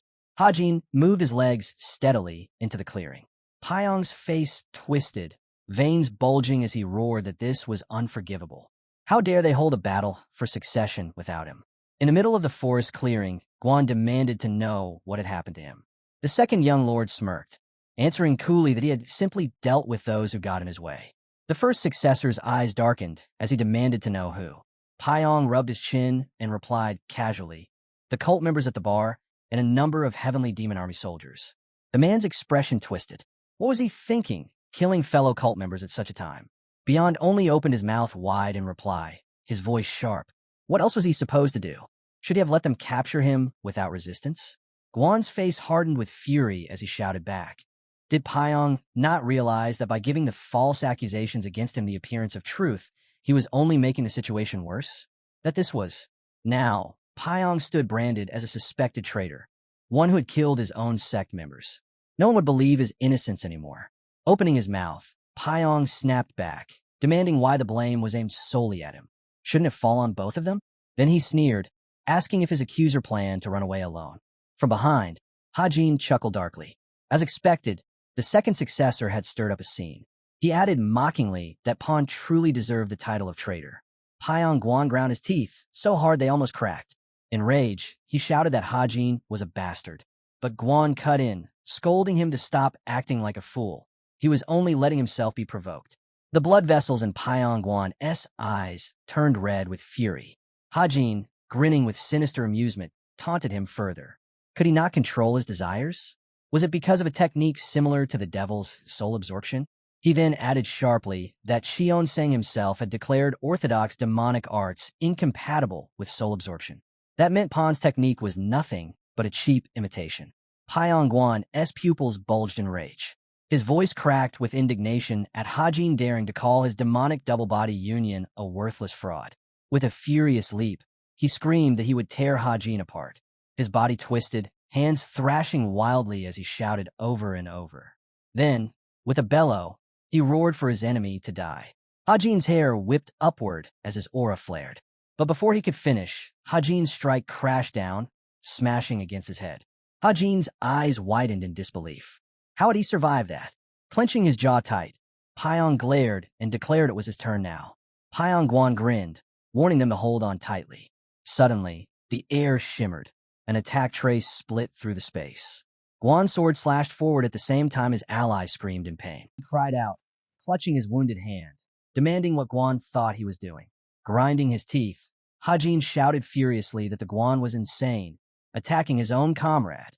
But Guan only frowned, his gaze unwavering. Did Hajin mean this traitor? He explained coldly that he didn't understand what Hajin was ranting about. From his perspective, he was simply punishing two criminals standing before him. Hajin's lips tightened. If this continued, his arm would be severed. There was only one way out. But if he released his technique now, his left arm would break. Still, better broken than gone. Guan's pupils bulged in shock as anger surged as Hajin unleashed his hand strike, detonating with the force of a mountain collapsing. In the heart of the forest, a blinding flash of magic split the air. The warrior dropped to one knee, pain tearing through his body as blood spilled from his lips. Hajin scowled. I won't give up my arm so easily. Eui rushed forward. Master, are you here? Why do you always abandon your weapon? Reaching out his hand, Hajin asked calmly, Did you bring the sword? Then, with a nod, he added, Good work. Clutching the bag in her fist, Eui urged, Wait, just a moment. Covering his mouth, Hajin glared. Guan, how dare you lay hands on my people? Guan frowned, clearly shaken. In a breath, Hajin soared skyward with the phantom flight spell. Magic burst from him like a radiant beam, and a raging whirlwind swept through the forest. Trees ripped from the earth, leaving a massive trench carved before Hajin. Master, are you all right? Eui asked. He smirked faintly. I'll hold out for now. Guan lay face down in the dirt. An aide asked if it was over, but the third young lord shook his head. He won't wake any time soon, but he won't die either. Move him away for now. Suddenly, Pyong let out a loud, piercing scream. Eyes shut, the first successor snapped. You fool. Calm yourself. Buy me some time until I recover. But Hajin shook his head slowly. There's no need. Holding his shoulder, he said firmly. I respect you. I trust you. But you used your own brother as a sacrifice, stealing his martial arts just to climb higher into the demonic path. You reached the level of a supreme demon. But in doing so, you turned yourself into a monster with the very techniques he taught you. Tears welled in his eyes. And still, you told me you'd show me the way to a greater demon. All of this was your doing. Guan's voice trembled. Impossible. You can't mean that. But in a flash, Pyong's strike pierced his back. Don't you dare blame me for this, Pyong growled. Hajin stood frozen, unable to comprehend. In Hajin's hand was the heart of the first successor of the heavenly demon cult. Eui gasped, hand pressed her lips. What has this maniac done? And as the sky broke, rain began to fall, drops trailing down Hajin's face. Biting his lip, Hajin stayed silent. Across from him, Pyong. Soon, I'll take your heart as well. The scene shifted deeper into the forest. Steel clashed as Xiaoyun swung her sword, cutting through the men that surrounded her. Beside her, Yimun sent an enemy flying with a crushing palm strike. A scream tore through the night, making air whirl around. A servant stumbled in, carrying Dongpil's limp body. His voice shook. He's in terrible condition. Glancing at the corpses scattered around them, Xiaoyun ordered sharply, Zhang Riyang, go to the Blood Spirit Pavilion. Yeoman and I will hold this ground until the Justice Hall arrives. The younger girl grabbed her hand. Xiaoyun turned, but Yum was already staring into the distance. Do you think Hajin will be all right? Looking back toward the darkened forest, she replied quietly, It's good that you came to me for help, but if you plan to follow him there, I don't recommend it. Rain poured harder over the trees. In the shadows, Hajin and Eui froze in disbelief. Pyong, now armless, was devouring Guanyang's heart. Hajin frowned, his voice low. So this is what Sangrin warned us about. His gaze lingered on Pyong before he recalled Sangrin's words. Without the principles of harmony contained in the final stage, Luli's great method is pure corruption. If it doesn't master it completely, the second young lord will lose himself and become something worse than even the Beast Palace Master. Eyui's voice trembled. He really ate the heart. Pyong rose slowly to his feet. Chaotic chi surged violently from his body. The demonic energy inside him, it's growing fast, Eyui muttered with a frown. Hajin seized his sword and swung. The aura from the blade shattered instantly, smothered by Pyong's overwhelming chi. Hajin's hair whipped around him. It felt just like that battle against the Beast Palace Master. A barrier of chi flared to life, absorbing the storm of energy. Behind him, Euy's voice rang out. Is the position of successor so valuable that you destroy yourself for it? Hajin's eyes narrowed as he studied the madman before him. There are always those working to corrupt themselves for power. Euy's tone turned wary. Then shouldn't you be more prepared to face that fate yourself, master? Hajin's hair lifted in the rushing chi. His answer was steady. I will prepare for it. But before he could say more, Eui spun suddenly, an alarm flashing across her face. The heavenly demon army, they're almost here. In an instant, countless swords rose into the sky. Hajin swore under his breath. Perfect. Now we have witnesses. I'll end this here. Energy swirled violently around him as he gave his command. Eui, if I collapse, carry me to the Blood Spirit Pavilion. Hajin's brow furrowed, his voice sharp. But remember this, I will not die here. Inwardly, Hajin scoffed. Pyong, you fool. Depending on such twisted power, you'll never lead the cult, let alone reach the true peak of the demonic realm. Pyong's response was a beastly roar that shook the air. Ja tight, Hajin declared. This is not the real demonic path. I'll put an end to it here. Swords surged forward, streaking through the forest as a wave of chi illuminated the night. Elsewhere, Dong Pil suddenly jolted awake. His gaze fell on the hall master, who stood close by. Turning to him, Go said calmly, I need to rest. My injuries are heavy. With my demonic energy, it'll take at least 2 months before I can wield a sword again. Dong Pil pressed his side, his voice strained. What about the others? Go step closer. Everyone's fine, even the maid. And it's thanks to you. Dong Pil shifted his eyes toward the head of the criminal court. We ran into assassins. Who were they? The man replied evenly. I'll tell you later. What matters now is your safety. For now, you should thank Yeoman. Dong Pil frowned, puzzled. Why would I thank her? With a faint smile, Go explained, that human persuaded Soyun and the 6th young lord to track us down. They reached you faster than even the heavenly demon army. Closing his eyes, Dong Pil exhaled. I see. Thank you for telling me. He glanced out the window. And Hajin? What's become of him? Go folded his hands behind his back. He's at the criminal court now. The scene shifted inside the criminal justice hall of the divine cult. Chains tightened around Pyongwon. His voice was steady as he spoke.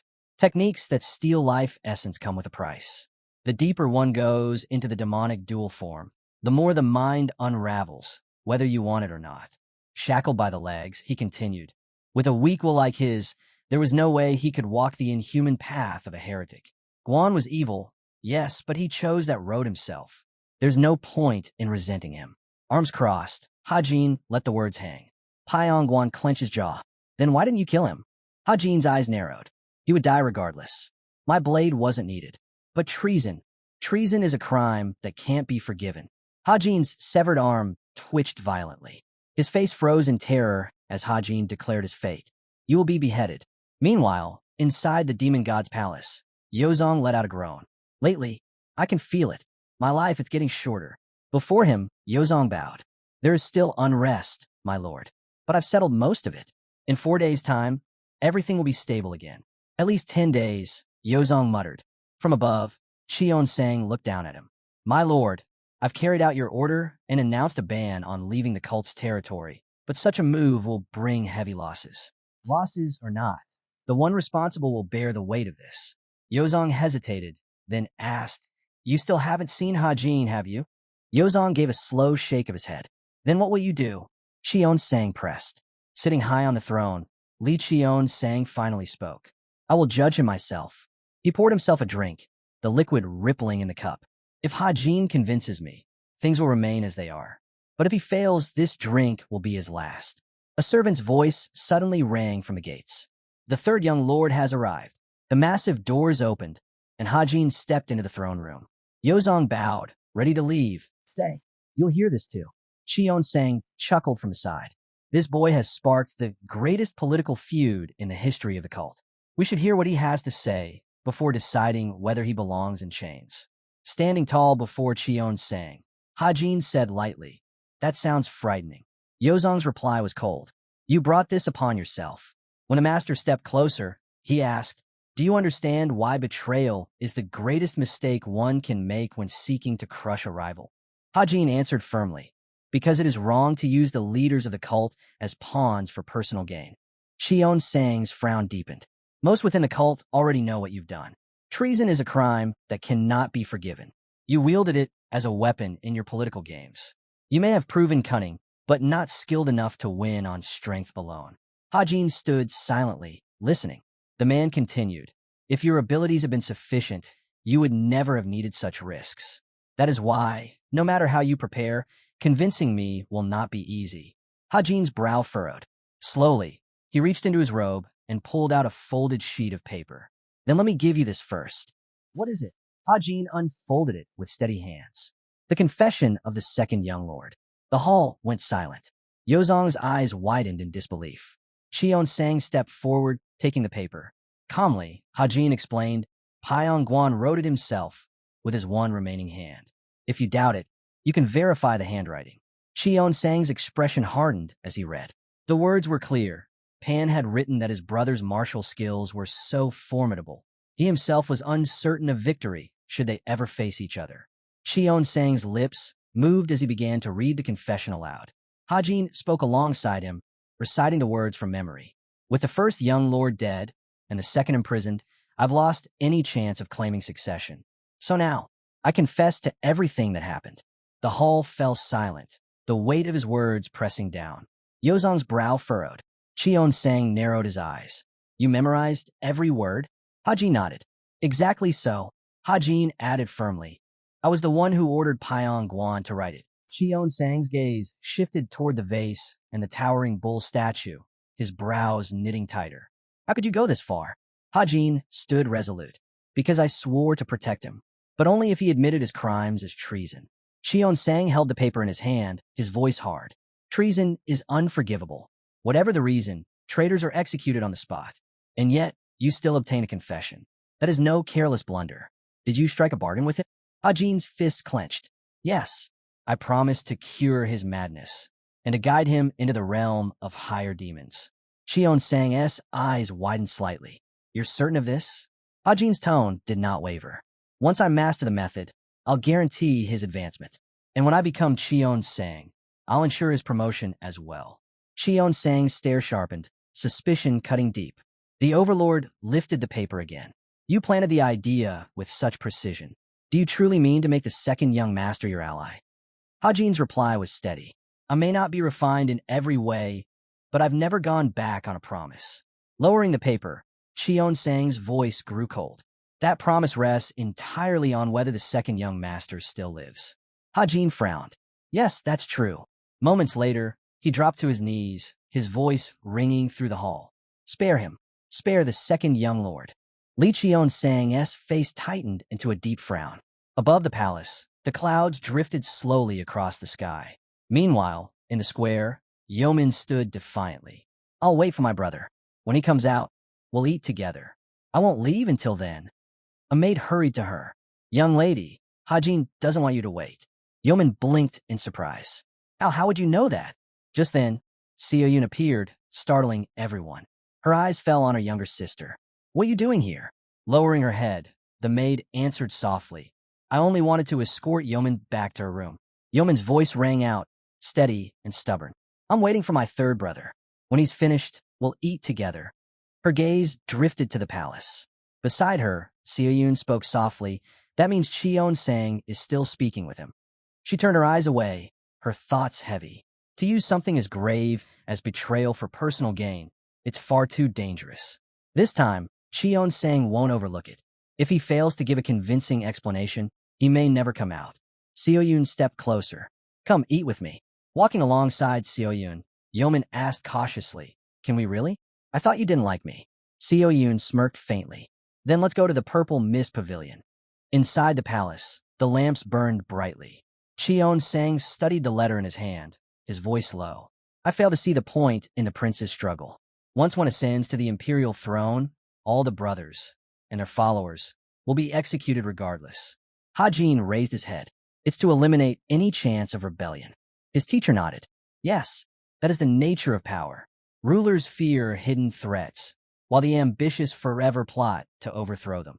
Yet, I chose to spare my rival.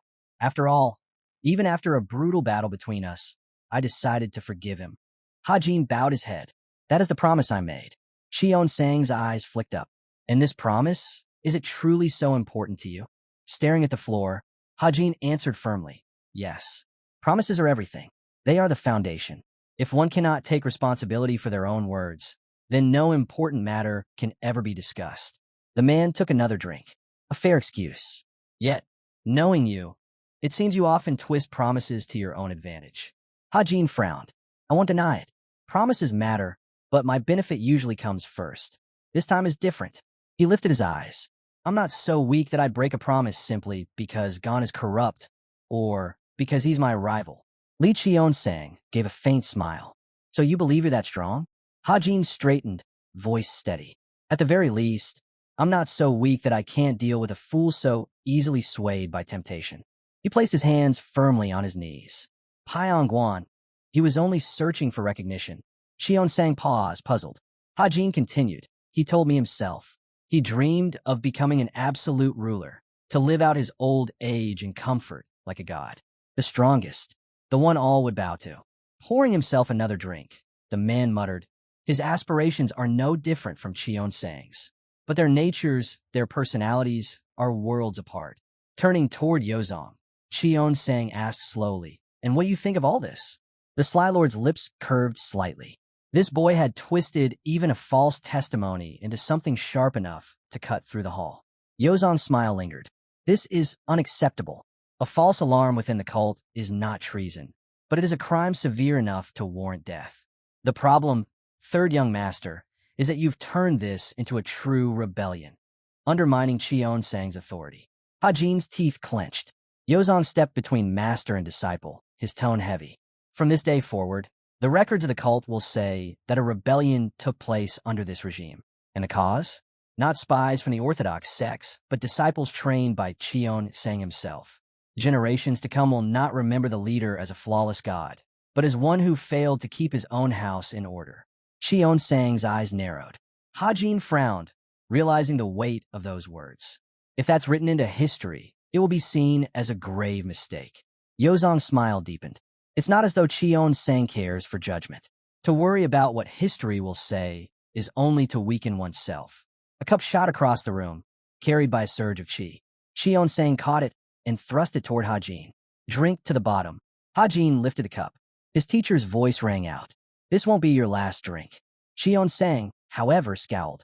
But because of your promise, I cannot forgive a traitor. The second will die as a result of your accusation. If you truly wish to save him, then declare that this was no rebellion. But do you even want that? Hajin lowered the cup slowly. No, I don't. Qion-sang's eyes sharpened. Then the other must die. Hajin placed the bowl carefully on the floor, then rose to his feet. I must meet with the head of the criminal justice hall. Qion-sang tilted his head. You mean to pressure him, to keep the second from execution? Hajin frowned. When I first saw him, his face was different. A realization struck him. A technique, one that alters bone structure. Yozong's face twisted grotesquely at that moment.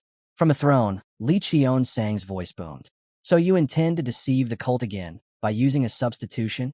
Hajin's lips moved slowly. No, I have never deceived you, the demon lord. The man's gaze narrowed to slits. Hajin dropped to his knees. If only you know the truth, then it is not a deception of the cult itself. The man scoffed. A play on words. Hajin gave a short laugh.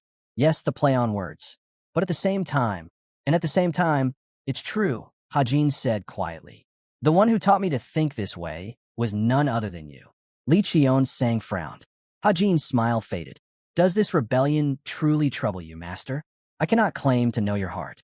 But if it truly doesn't matter to you, then why hesitate to place another pebble on the boulder? The overlord's eyes narrowed. And why should I do as you ask? Hajin frowned back. Rising to his feet, he asked, then allow me to speak disrespectfully just once. He struck his chest sharply, then flung his hand upward. Because you're driving me insane, he shouted. Yozong's face broke into a sweat, terrified by the roar that shook the hall. Qion-sang's brow creased as Hajin's scream echoed through the palace. Why keep making excuses? Hajin thundered. You've already decided. Or are you just curious about my reaction? Complaining about your own shaky principles? Qion-sang's fingers pressed lightly into the throne's armrest. Hajin's hand slashed through the air. You're the demon lord, not me. If you desire something, If it truly lies in your heart, you act without hesitation. And if you wanted to know my reaction, I've already shown it. This is my limit. Drag this talk on any longer, and you'll see just how angry I truly am. Shion Sang's voice cut through the tension. If you intend to act, then act. If not, then say so plainly. Breathing hard, Hajin steadied himself. Were you always like this? Shion Sang's eyes narrowed. I was. Once. A bead of sweat slid down Yozong's cheek. He knew he was witnessing something rare. From the throne, Shion Sang spoke, his voice softer. If I am not the same as before, it is because of you. You've changed me. He smiled faintly. You're not like the others in this sect. A disciple is shaped by the words and actions of his master. Sometimes a few words alone can alter a disciple's life forever. Hajin lowered his head. That much is true. Shion Sang frowned slightly. But the opposite is true as well. He rose to his feet, his presence filling the hall. Your actions, your words, they've caught my attention. Every time you're pressed, you create something new. Even now, it is the same. Perhaps in that uniqueness, I've found a strange comfort in the dull rhythm of life. Hajin lifted his head slowly. The cup in his hand dissolved into nothingness. With his hands folded behind his back, Shion Sang said calmly, I despise vague talk, and yet here I am, indulging in it. As he passed the student, he added, I await your decree. The first young master and the second, both will be executed as traitors. That decree will not change, Shion Sang declared. But the rest will depend on you, and the head of the criminal law hall. Hajin froze, listening carefully. As Shion Sang walked away, his voice echoed. If the head of the criminal law hall grants your request, I won't interfere as usual. But if he refuses, then Pyong Guan's execution will proceed as planned. At the doorway, Shion Sang paused. Without turning fully, he added one more thing. This was the only time I allowed myself to be convinced. Hajin glanced back with a faint smile. Then don't take it for granted, because if I must, I'll convince you again. Shion Sang let out a low chuckle as the doors closed behind him. If you believe you can do it, then act. By a quiet pond, a single leaf drifted down, landing gently on the surface. Ripples spread outward. Shion Sang stood in the gazebo, watching his reflection waver across the water. A smile tugged at his lips before he stepped outside. Turning, Hajin said softly, So, you managed to convince him and survive. Lately, you've been testing the ruler's patience more than ever. Hajin, leaving, replied, The fact that he still welcomes me is a relief in itself. I'm not someone who would ruin another's life for pride, but I won't hide behind false virtue either. Suddenly, his Dantian's fear stirred, forcing his gaze downward toward his chest. Its presence pressed against him, undeniable. Shion Sang, seated now at the table, studied him. I don't know if you truly seek divinity, but those bound by their 5 desires and 7 emotions, if they reject their humanity, they cease to be human. What I need is someone who embraces those feelings. Someone real. Hajin frowned. To focus power in the central Dantian isn't to lose control over emotions. It's to be honest with them.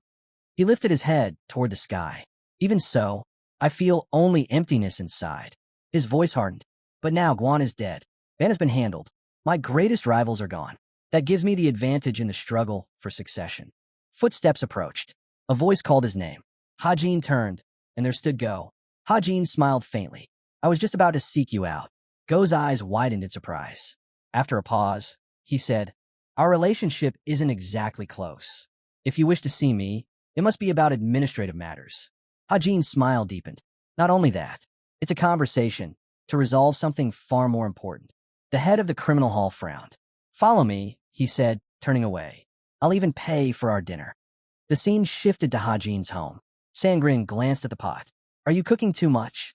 Carrying dishes, the girl asked softly. Will the doctors at the Blood Spirit Pavilion really handle everything themselves? Anhwa looked over at her and smiled. A little noise in the kitchen won't bother anyone. Anhwa lowered her head. It's only because of Dongpil that we've had these marvels at all. I just want to help however I can. Sangrin planted her hands on her hips. Everyone here is wonderful. The way they treat each other, it feels like a real family. Anhwa gave her a look. That's because Hajin cares for us. He's kind, soft-hearted. Sangrin froze at the word, startled. Soft-hearted? Abruptly, she pushed her friend aside. Let me help too. You should rest. Steam rose from the simmering soup. Sangren tasted it and smiled. Delicious. She set her spoon down, lost in thought. Hajin, even if you judge him only by his martial skill, he's already outstanding. But he doesn't use brute force to solve every problem. He never relies on it blindly. Her mind turned to Guan and his retinue. Hajin has another strength. He can predict the flow of events with startling accuracy. If Guan had matched him in power, he might have one.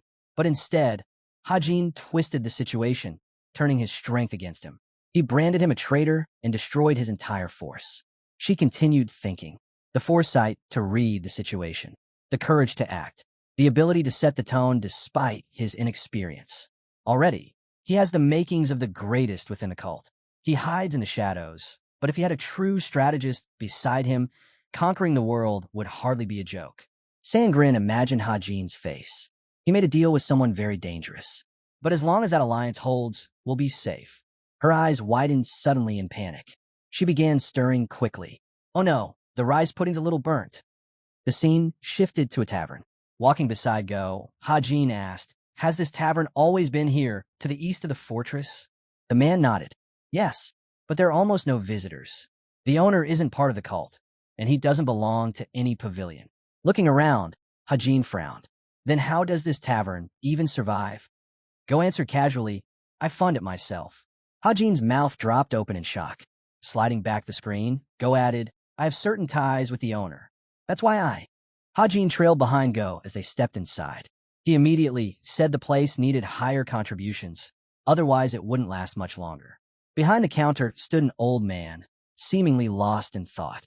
The moment Go called out, he jolted awake, terrified by the sudden release of aura.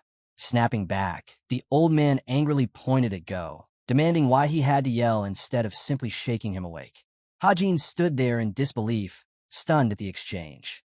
Go brushed it off and ordered the old man to prepare everything as usual. But the old man resisted, grumbling that he was sick of this routine and didn't even have money. Hajin's jaw dropped when the head of the criminal case simply pointed at him, saying he would cover the cost. The old man turned, squinting at Hajin, and asked who he was. As he stepped outside, Go casually replied that this was Hajin, the third young lord of the cult. The old man scoffed. There were far too many young masters in the cult for him to keep track. But when he heard Hajin was the leader's disciple, he shouted in surprise. Then, grinning, the old man teased Go for bringing along such a cutie. He warned it would take some time to prepare, so they could look around, but made it clear they weren't allowed to break anything. Glancing up at the sky, the old man muttered that a boy like Hajin would be better off enjoying time with the ladies instead of being here. When they sat down, Hajin asked curiously who this old man was. He didn't look like a martial artist, yet his boldness stood out. Go shut his eyes and said the man had always been that way. Hajin stared at him and remarked that it was surprising he tolerated such insolence. After a pause, Go replied that he himself wasn't really surprised. Hajin pointed at himself, insisting that he was very surprised, because it wasn't every day one ran into a drunk old man like Kong in the cult. Go frowned, questioning whether Hajin really didn't mind being around such a loudmouth, even though this was their first meeting. With a calm smile, Hajin explained that just because he was Hajin didn't mean he had to act high and mighty. Words like that weren't pleasant, sure, but he wasn't the type to respond to every provocation. Go narrowed his eyes. As Hajin poured him a drink, he added that it wasn't just him who carried burdens. Go clearly had plenty of worries of his own. Go sighed, admitting he already had too much work, and recently someone had only made it worse. Hajin shot him an irritated glare. The man's demeanor had shifted. He was now acting smug, almost arrogant. When Go finally opened his eyes, he told Hajin that he actually envied him. Hajin frowned, lifting the cup in his hand. He said he certainly didn't envy Go's position within the cult. Reckless or not, there was nothing enviable about it. But Go shook his head and said he envied that as well. Hajin raised an eyebrow, remarking that he was unusually talkative today. Sitting across from him, Go asked calmly if Hajin had a problem with that. Hajin raised his cup, answering that he didn't mind. It was just out of character for him. Closing his eyes again, Go muttered that he was nothing more than an ordinary man. Yet every time he looked at Cheon Sang's disciples, he couldn't help but imagine what it would be like to stand in their place.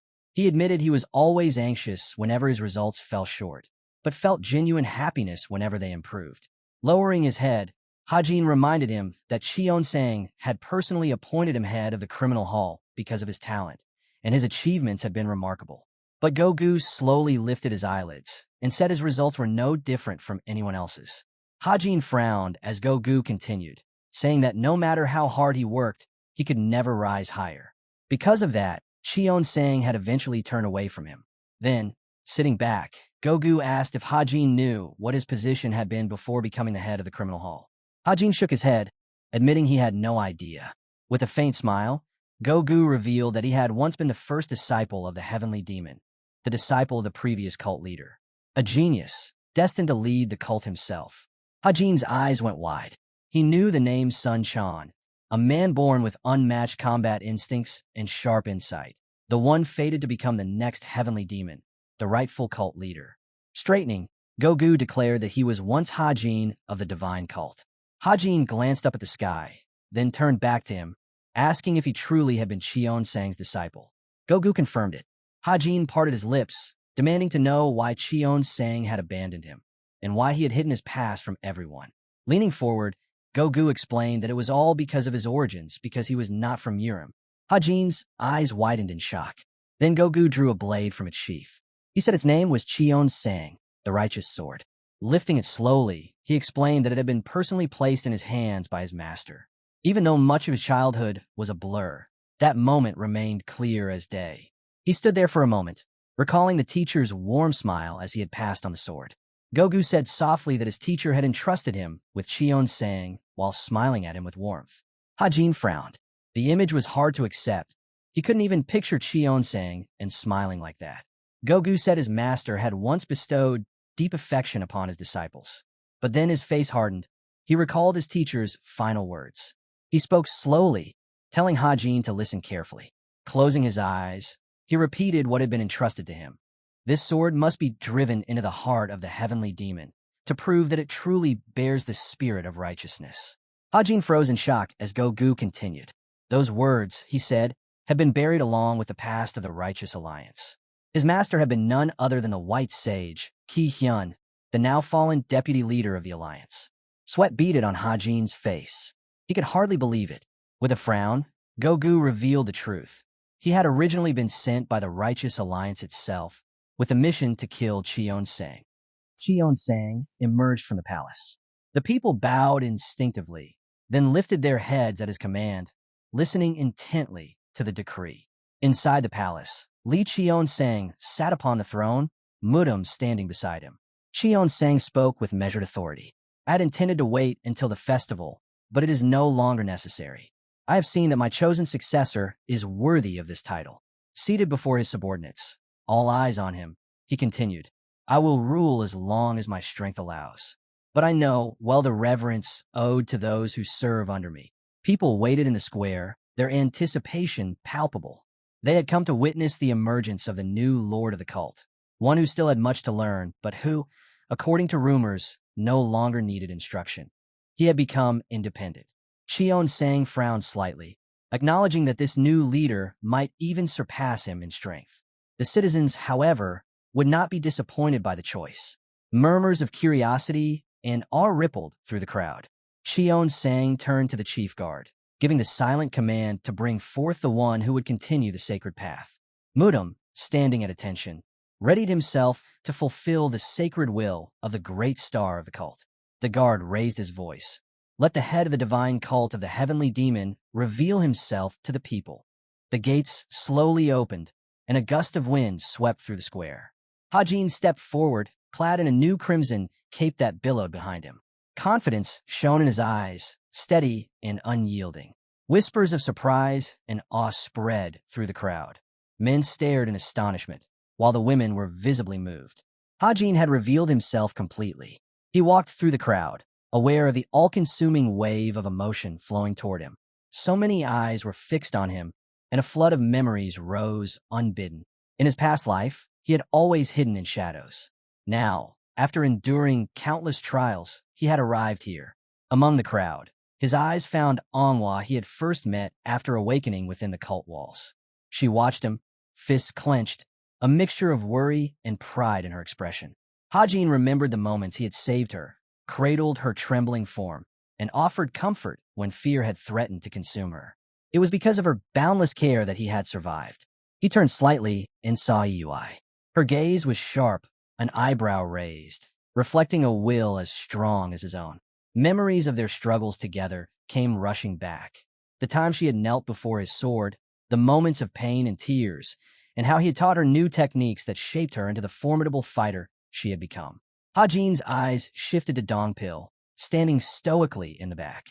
His friend's back was scarred and strong, a silent testament to loyalty and resilience.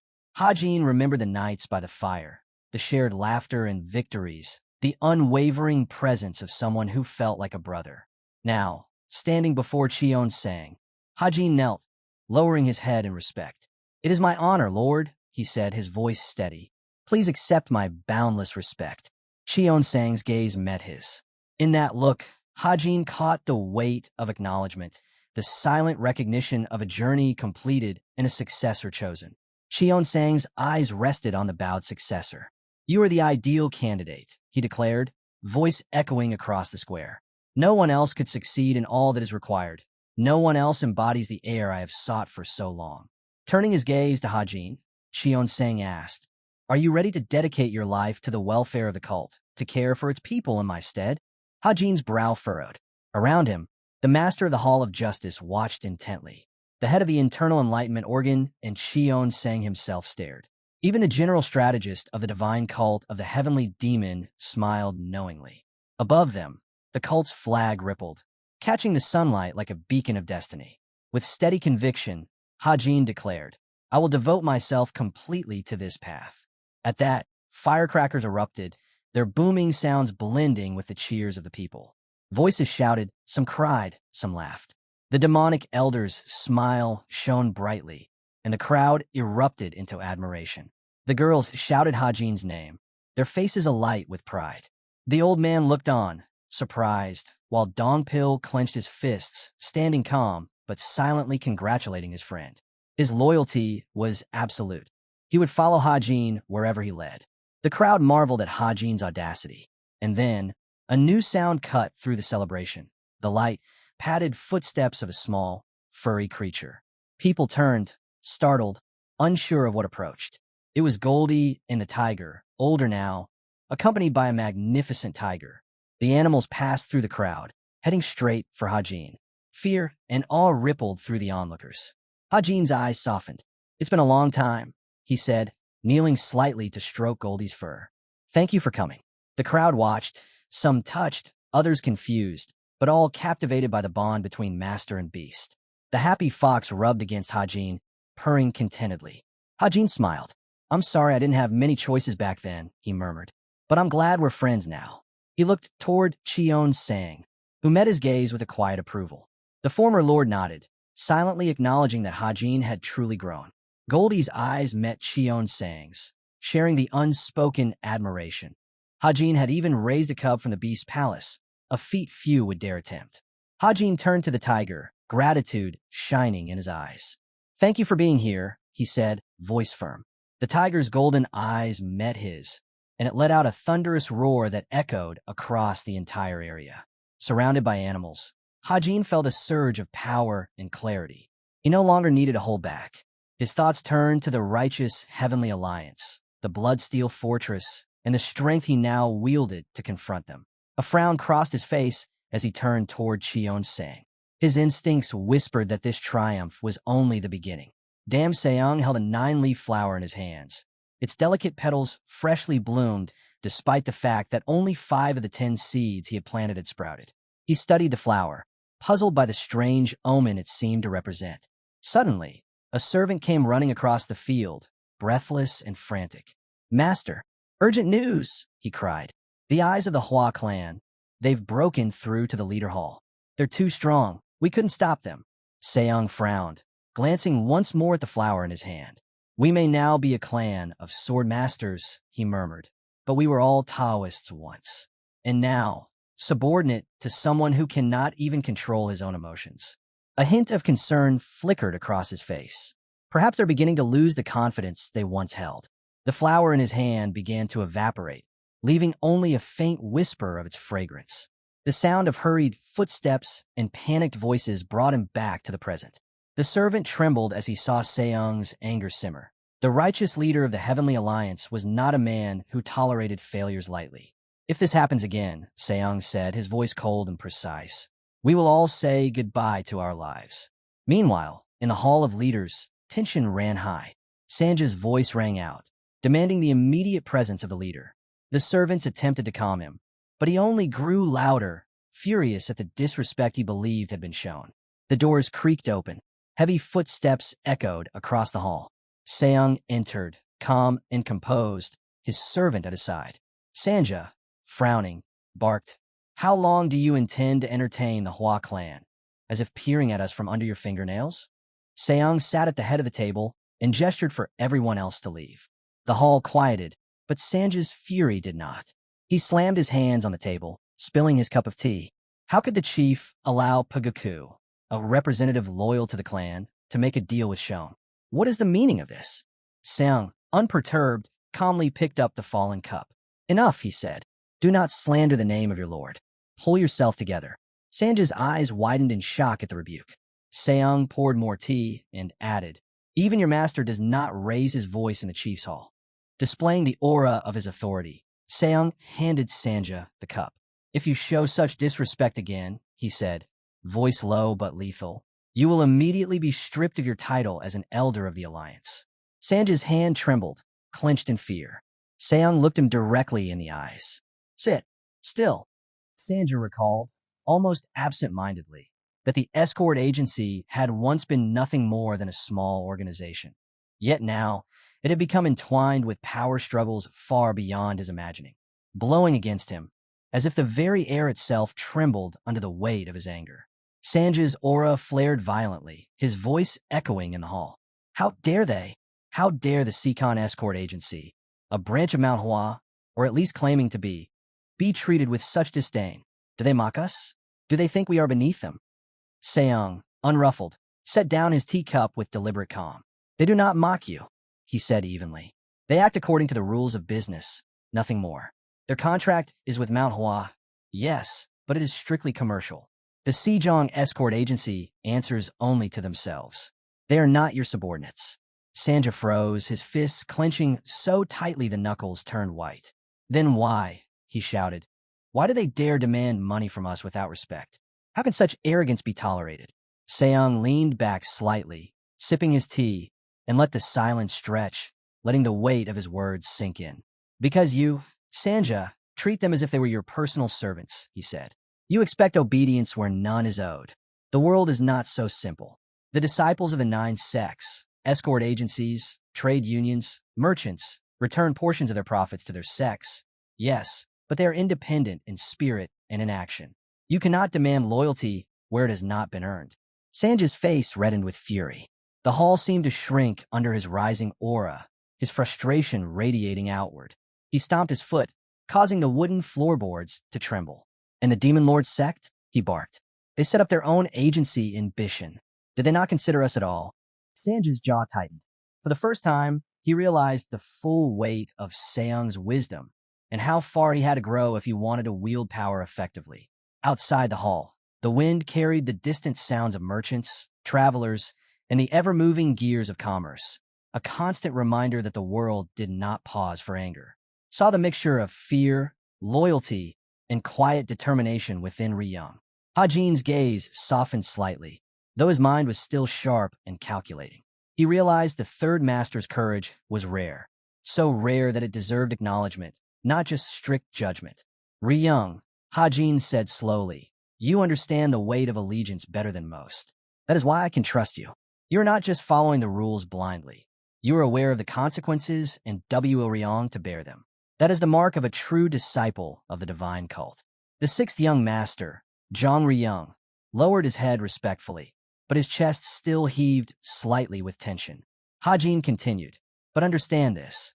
Loyalty does not absolve wrongdoing. If your family, or anyone else, acts against the cult's law must be upheld. There is no exception, no favoritism. You swore your allegiance. You swore to uphold its justice. That is the price of being part of this path. Ryung's shoulders slumped, a mix of relief and continued unease washing over him. I understand, he said quietly. I will accept whatever judgment you deem necessary. I will not ask for mercy. Hajin's expression hardened, but a faint trace of respect lingered in his eyes. Good. That is the spirit that will strengthen the divine cult. You will grow into someone capable of carrying that burden. But for now, continue your training. Prove your worth, not through fear, but through action and resolve. Ryung nodded firmly, a newfound determination shining through his earlier anxiety. Hajin turned, looking back at the clearing where the ceremony had taken place, the banners fluttering in the wind, the people celebrating, and the animals quietly loyal at his side. The weight of leadership pressed down on him, but he welcomed it. This was not the end of his trials. It was only the beginning. And Hajin knew, deep in his heart, that the decisions he made from here on would shape the fate of the divine cult, the clans, and the countless lives intertwined with his. He inhaled deeply, feeling the wind brush against his face, the power of his allies, and the expectations of those who believed in him. Hajin smiled faintly to himself. Let the future come, he whispered. I am ready. Hajin needed to understand that the patriarch of the Giojiang family was planning to break away from the divine cult of the heavenly demon. Standing across from each other, Rain asked for forgiveness, though even he wasn't sure what exactly he should say. Hajin recognized how heavy such a burden must feel at such a young age. His thoughts drifted back to the handshake with his own father, and he compared it to Ryung's situation. The responsibility for a family's actions rests with the head of the family. The rest are merely bound by blood. Watching the sixth young master clench his fists, Hajin felt a surge of pride. It was clear that it took immense courage for Ryung to share all of this, driven by unwavering determination. Whatever happened, Hajin would not regret asking him about it. Suddenly, Hajin's stomach growled. Ryung instinctively placed a hand over it, asking if Hajin was hungry, admitting he hadn't eaten since yesterday. Hajin smiled and suggested they eat together, joking that he wasn't too bad in the kitchen. Ryung's face flushed with embarrassment, unsure how Hajin could dare speak so casually, but Hajin just grinned and suggested he call him by his name in private. 6 glasses clinked together with a cheerful cheers. Around the table sat Hajin, Ryung, Dongpil, Yui, Manhwa, and Sangren. Hajin announced that tonight he would treat them, preparing dishes to perfectly accompany the 6 heavenly spirits' beer. Manhwa turned, ready to help, while Hajin poured a drink for Ryung. As the others drank and laughed, Hajin explained that he had never tried this particular dish before. Cheon Sang himself had prepared it, and it was called the drink of the 6 heavenly spirits. Nearby, Goldie nibbled on meat while the tiger watched silently. The moon hung high, casting silver light over the scene. Stepping outside, Hajin felt a rare, carefree smile.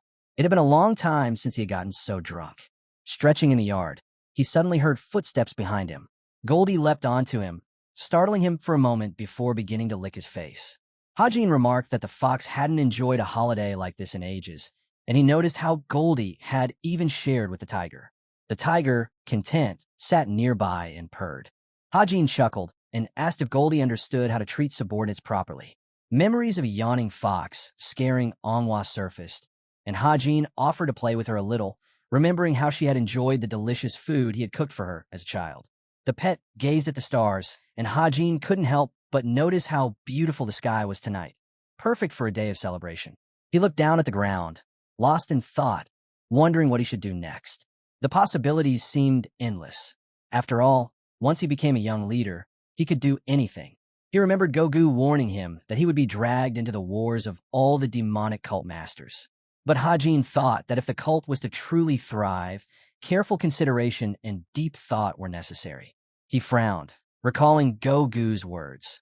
Things were completely different now from when he was merely the 3rd young lord. Being a young leader meant carrying the weight of responsibility. Standing up, Hajin lifted his gaze to the night sky. His pet mirrored him, sitting attentively as Hajin admitted aloud how difficult it all was. With a resigned chuckle, he decided another drink wouldn't hurt. Meanwhile, the military department of the divine cult of the heavenly demon was buzzing with activity. Yozong was startled by a visitor arriving in the dead of night. Hajin, bottle in hand, said he'd come for a drink, but thought it was time to leave. Yozong frowned, insisting it was perfect timing, and asked him to follow. Hajin raised an eyebrow, surprised by how unnerving this man could be. Passing one map after another, Hajin realized he had never even known this room existed.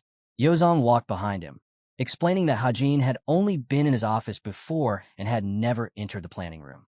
They studied another map, and Yozong's chief strategist remarked on the level of detail. Hajin nodded, confident that their map was the most accurate of the three that existed. Curious, Hajin asked what Yozong wanted to discuss. His eyes fell on a figure marked with the flag of the Heavenly Alliance, and Yozong explained that there had been unusual activity there lately. Hajin peered closer, asking for clarification, but Yozong paused. Before discussing that, there was something else pressing. Adjusting his glasses, Yozong asked, when Hajin had said he wanted to destroy the righteous Heavenly Alliance and the Bloodsteel Fortress, did he mean to annihilate them completely, or merely eliminate their leaders and senior officials? Without hesitation, Hajin replied, first the leaders and senior officials, then the entire forces would be crushed. Even if total destruction proved impossible, removing the leadership was non-negotiable. He folded his arms, asking if that answered Yozong's question. The chief strategist then handed Hajin a letter, slipping it from his pocket. Hajin opened it and froze, surprised by what he read. From the hidden pavilion of the military department, Hajin unfolded the letter and began reading. What he saw made his eyes widen. He looked up at the chief strategist, who stood calmly with his hands folded behind his back. The issue with the Orthodox Maroons is well known, Yozong said, but it's been a long time since such a major incident occurred. The leader of the Manhwa sect is planning a revolution after suffering defeat at the hands of the righteous Heavenly Alliance.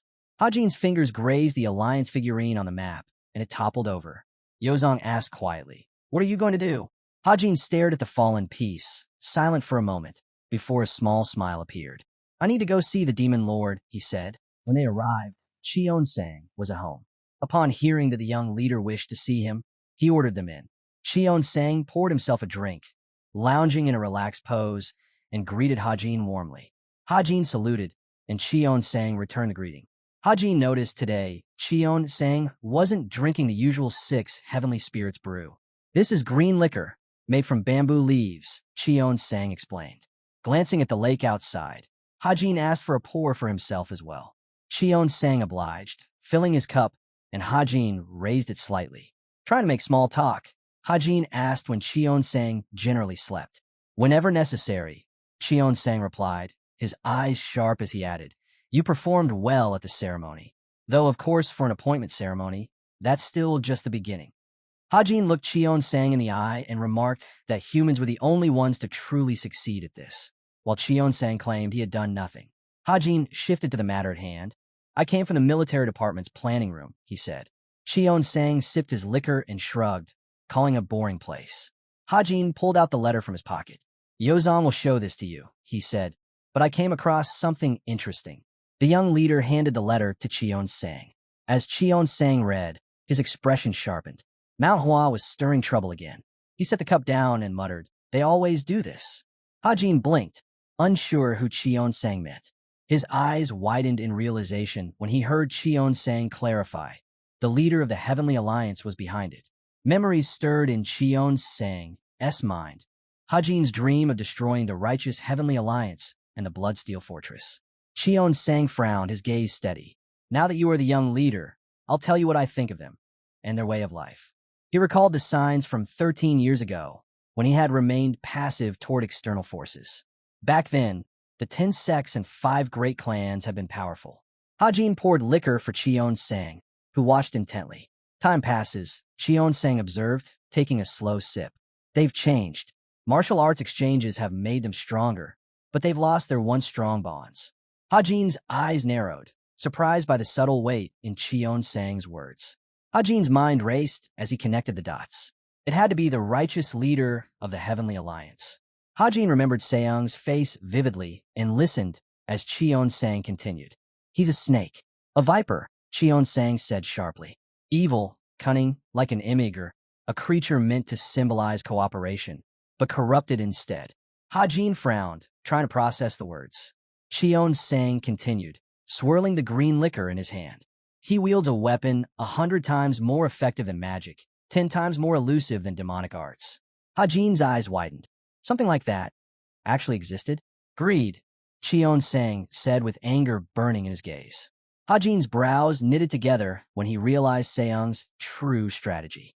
To control the sects and clans, he first had to shatter their minds, make them bow, make them obey. Qion Sang spread a map across the table, his finger tracing lines of influence. He fed them real greed, real power. It's like adding poison to a clear pond. Hajin's heartbeat quickened. How was it possible, he asked. Not why, but how. Qion Sang picked up a piece of meat and tossed it into a pond outside. Hajin blinked as he watched the fish swarm, fighting over the morsel. Competition, Qion Sang said simply. Hajin leaned closer, astonished. Competition. Yes, Qion Sang said, watching the pond. In a system that's strong, it can have a positive effect. But in a flawed organization, it destroys everything. The righteous leader sowed greed among them, and soon his circle fractured. Hajin's mind raced. He could almost feel the bloody sword in his hands, the faces of hired killers targeting rivals, the chaos bred by ruthless ambition.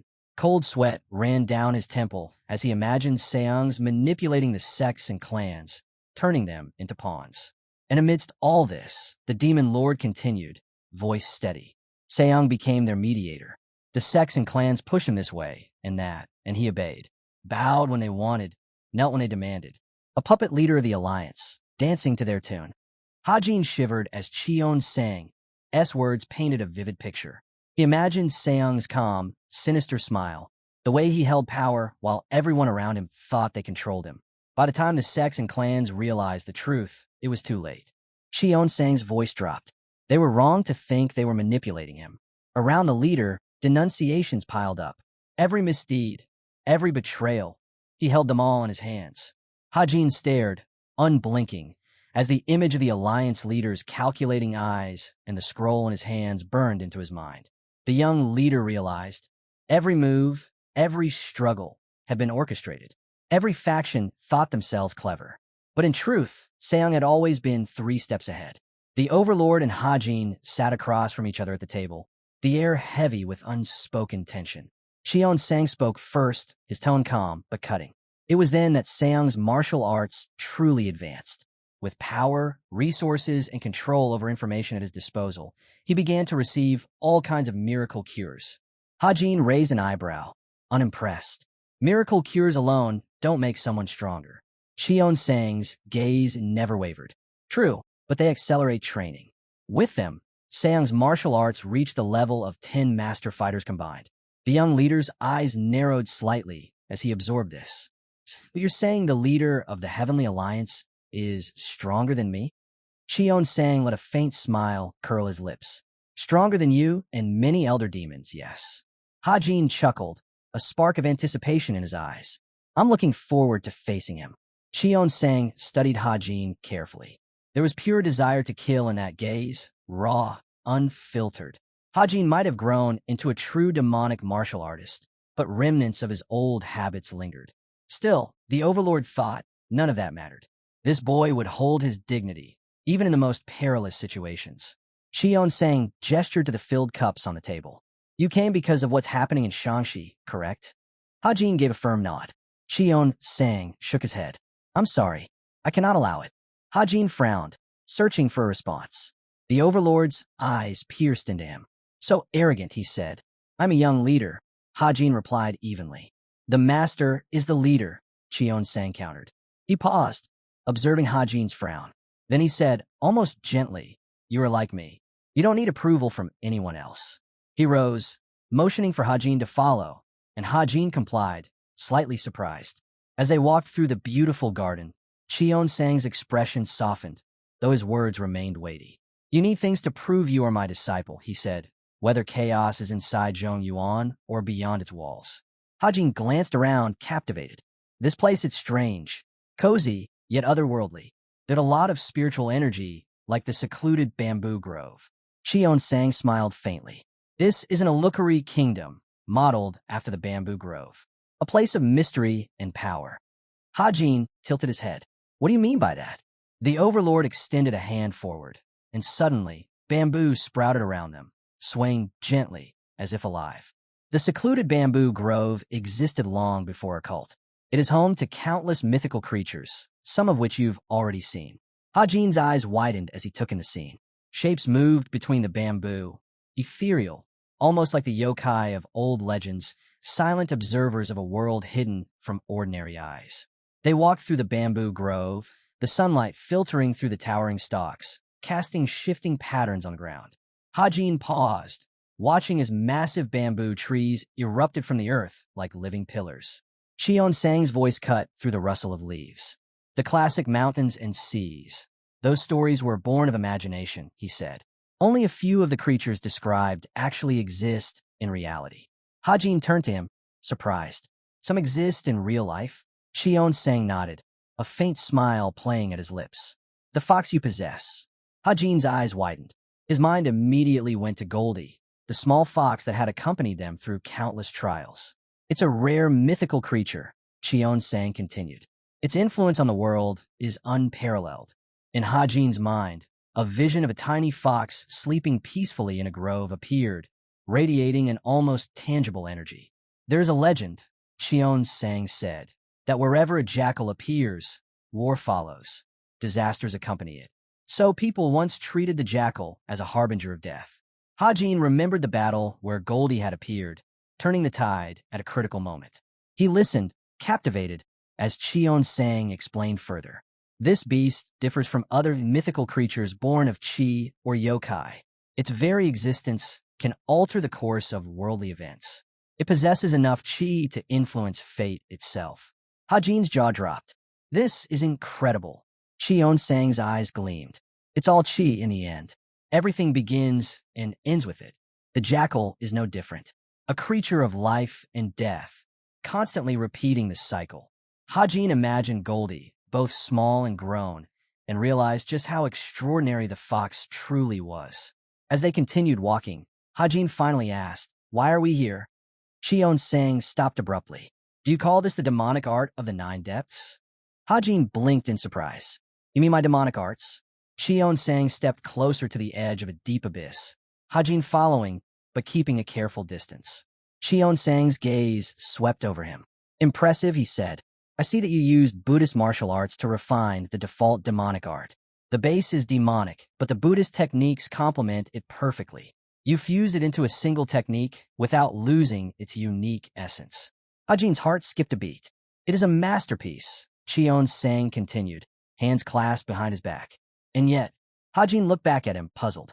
"And yet, the demonic art of the Nine Depths is complete," Cheon Sang said, frowning slightly. "You do not need to change a thing. But there is one major flaw. Do you know what it is?" Hajin frowned, unsure. "History."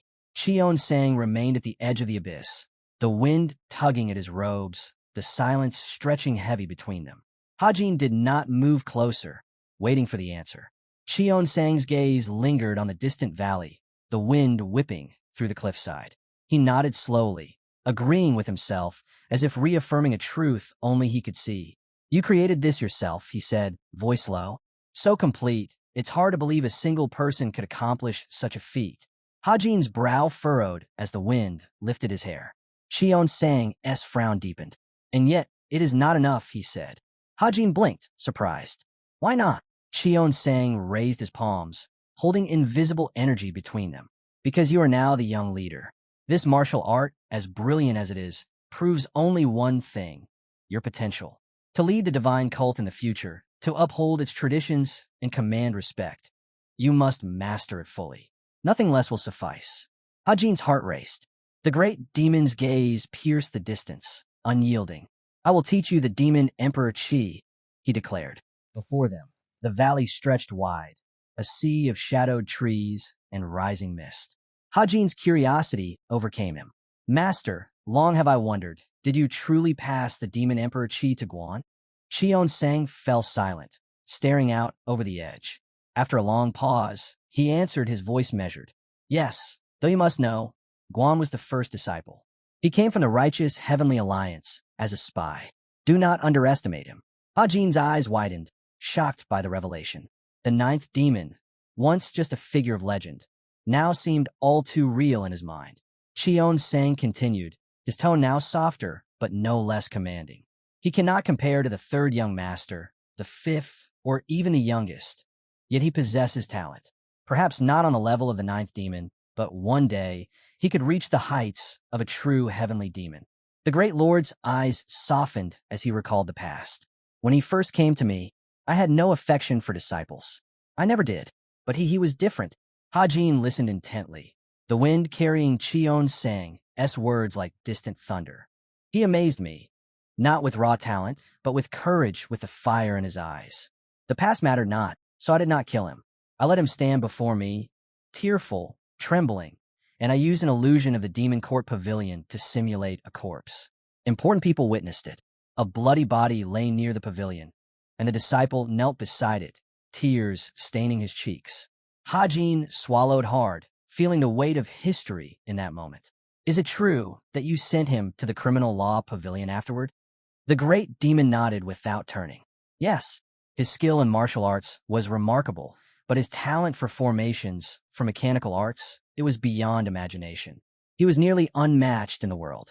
Hajin's mind conjured vivid images. Labyrinths twisting endlessly underground, vast buildings with secrets carved into their stone. The underground thunder prison of the criminal law hall, its a labyrinth. Cheon Sang's voice cut through the vision like steel. He built it himself. Every trap, every mechanism, a testament to his genius and his cunning. Hajin realized, in that moment, that the disciple was not merely skilled. He was a force of nature. And now, as the young leader, Hajin himself was being measured against such a standard. Completely different level. Hajin's eyes widened as the vortex of flames swirled around the four swords, each one glowing red-hot, the metal warping and cracking under the intensity of the demon emperor's energy. Sparks flew like meteors in the sky, illuminating the purple clouds above. The heaven-sing flames of calamity, Cheon Sang said, his voice calm, but carrying the weight of inevitability, is a power born from the demonic emperor's chi itself. Ordinary demonic hellfire cannot compare. Even the strongest warriors would be reduced to ash if exposed to it carelessly. Hajin's mouth went dry, but he forced himself to speak. "And master, you're going to melt these swords just like that?" Cheon Sang's eyes narrowed slightly. "Do not question what you cannot yet understand. The swords were tools, mere instruments. What I am forging now is the essence of your future path. You will no longer need 4 blades to fight, because one disciple of true skill should wield not only the blade, but the spirit behind it. You will grasp the full weight of demonic power itself." The flames grew brighter, hotter, the air shimmering with the unbearable heat. Hajin felt the pressure of the vortex, even from several steps back, as though reality itself was bending to the energy being released. He could see the hilts of the swords twisting and melting, silver and steel dripping like molten lava into the void below. "But the 9 depths technique, won't this interfere with it?" Hajin asked cautiously, a bead of sweat running down his temple. Cheon Sang shook his head, almost smiling, though the shadow of the abyss made his expression severe. "Foolish boy, if your 9 depths technique is truly complete, it will not conflict. It will harmonize. You are not simply learning to fight. You are learning to embody the very essence of martial and demonic arts combined. The flame will temper your spirit as much as the steel it melts." The vortex reached its climax, the flames twisting into a massive pillar that seemed to pierce the sky. Hajin could feel the demonic chi radiating off it like a storm, testing him, challenging him. He clenched his fists, heart pounding. "Do you understand now?" Cheon Sang asked, voice low and commanding, almost echoing with the thunderous heat of the flames. Hajin swallowed hard. I think so, master. This is beyond anything I imagined." Cheon Sang nodded, the dark energy receding as the pillar of fire collapsed inward, leaving only molten pools where the 4 legendary swords had once been. He turned to Hajin, his gaze sharp. "Good. From now on, there is no turning back. The path of the young leader, the successor of the demon Emperor Chi, begins here. Everything you were is gone. Everything you will become will be forged in fire." Hajin exhaled slowly, the reality of what had just occurred sinking in. The smell of molten metal and the heat of the flames lingered in the air. But more than that, the weight of responsibility pressed down on him. The master's words were clear. This was no longer merely training. It was a rebirth. The disciple looked up at Cheon Sang with a mixture of awe and determination. "I understand, master. I will not fail." Cheon Sang's expression softened ever so slightly, and for the first time, Hajin felt the faintest trace of approval from the Great Lord. "The path is long, boy," the master said, turning back to the cliff's edge, "and every step will test you. But remember this, the flame does not destroy those who endure it. It tempers them.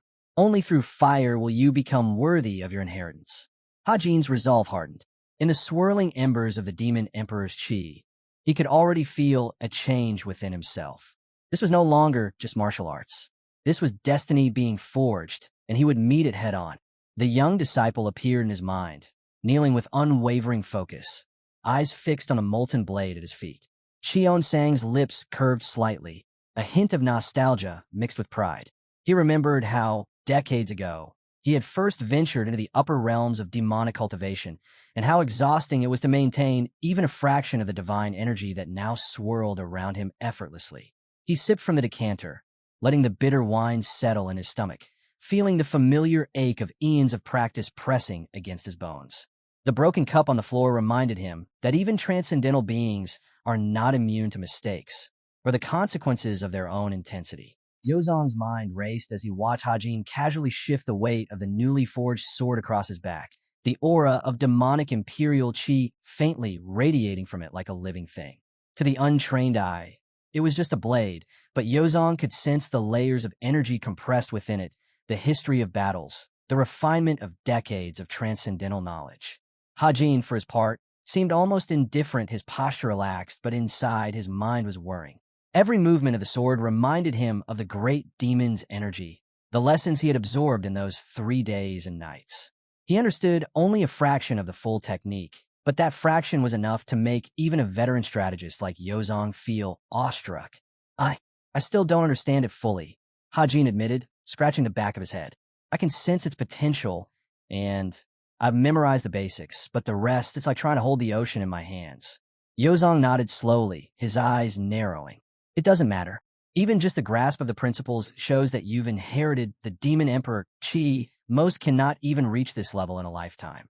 Your calmness now, it's the mark of someone who's begun to harmonize with that energy, not just wield it." Yozong's admiration was tempered with concern. "But the power you've inherited, it's not just for martial arts. It will change how the world sees you, how your enemies act. You can't treat it lightly." Hajin's gaze turned distant, recalling the bloody hands, the sacrifices, the masters who had passed, and those who had been broken. The weight of inheritance was not just about strength, it was about responsibility. "I know," he murmured. "I've seen what happens to those who abuse it, and what happens to those who fail to understand it." Yozong's mouth twitched slightly. "And yet, here you stand, calm, almost casual. Do you even realize what you're holding? The Demon Emperor Chi isn't just a technique. It's a legacy of 1,000 years of demonic history. And now it's in your hands." Hajin adjusted the sword on his back, feeling the faint pulse of the great demon's energy inside it. "I do," he said softly, almost to himself. "But I also know it's not mine. It belongs to whoever can wield it without fear, without hesitation. And right now, that's what I have to become." Yozong stepped closer, a faint smile breaking his usual stern expression. "Then let's see how far you can go, young successor. Not just in skill, but in understanding, in surviving the burdens that come with this power." Hajin nodded, and the two of them turned toward the horizon, where the sun shone brightly on the military division of the heavenly demon cult. The weight of the past, the legacy of the master, and the potential of the future all seemed to converge in that moment, marking the beginning of a path that would test both body and spirit. The blade on Hajin's back was no longer just a weapon. It was a key to power, to legacy, and to a destiny that few could even imagine. Laughed loudly, the sound echoing across the room, startling the quiet morning air. Hajin's smile grew wider as he watched her antics. It was a rare moment of levity after days of rigorous training and absorbing the immense burden of the Demon Emperor Chi. Hajin leaned back slightly, imagining the reactions of the Northern Yang officials when they realized that the so-called hostages were actually under his protection and that their presence could be leveraged strategically. "It's clever," he said quietly to himself. "If they expect fear, they'll be confused by calm." Yozong, still staring at him with a mix of admiration and disbelief, asked, "You're really planning to rely on them as your disguise?" Hajin nodded. "They're familiar faces. No one would expect my hostages to be orchestrating the movements of a cult heir. It's subtle, but effective. Yozong rubbed his chin, clearly both impressed and exasperated. You've changed so fast, Hajin. Even 3 days ago, I wouldn't have believed you could think like this under pressure. Hajin lifted the bowl to his lips, finishing the last sip, and set it down with a soft clink. 3 days of training with the Demon Emperor Qi, it doesn't just teach you techniques. It teaches perspective, strategy, and restraint. It forces you to anticipate every move before it happens. Sangrin tilted her head, clearly intrigued despite her laziness. You make it sound like a game. Is it really that simple? Hajin laughed lightly. Not simple, but when you understand the rules, the game becomes manageable. And if you have the right allies, even more so. Yozong, still looking slightly awed, pointed to the hidden map under Hajin's kimono. So, all of this, the north, the hostages, the escape routes, it's all part of your plan?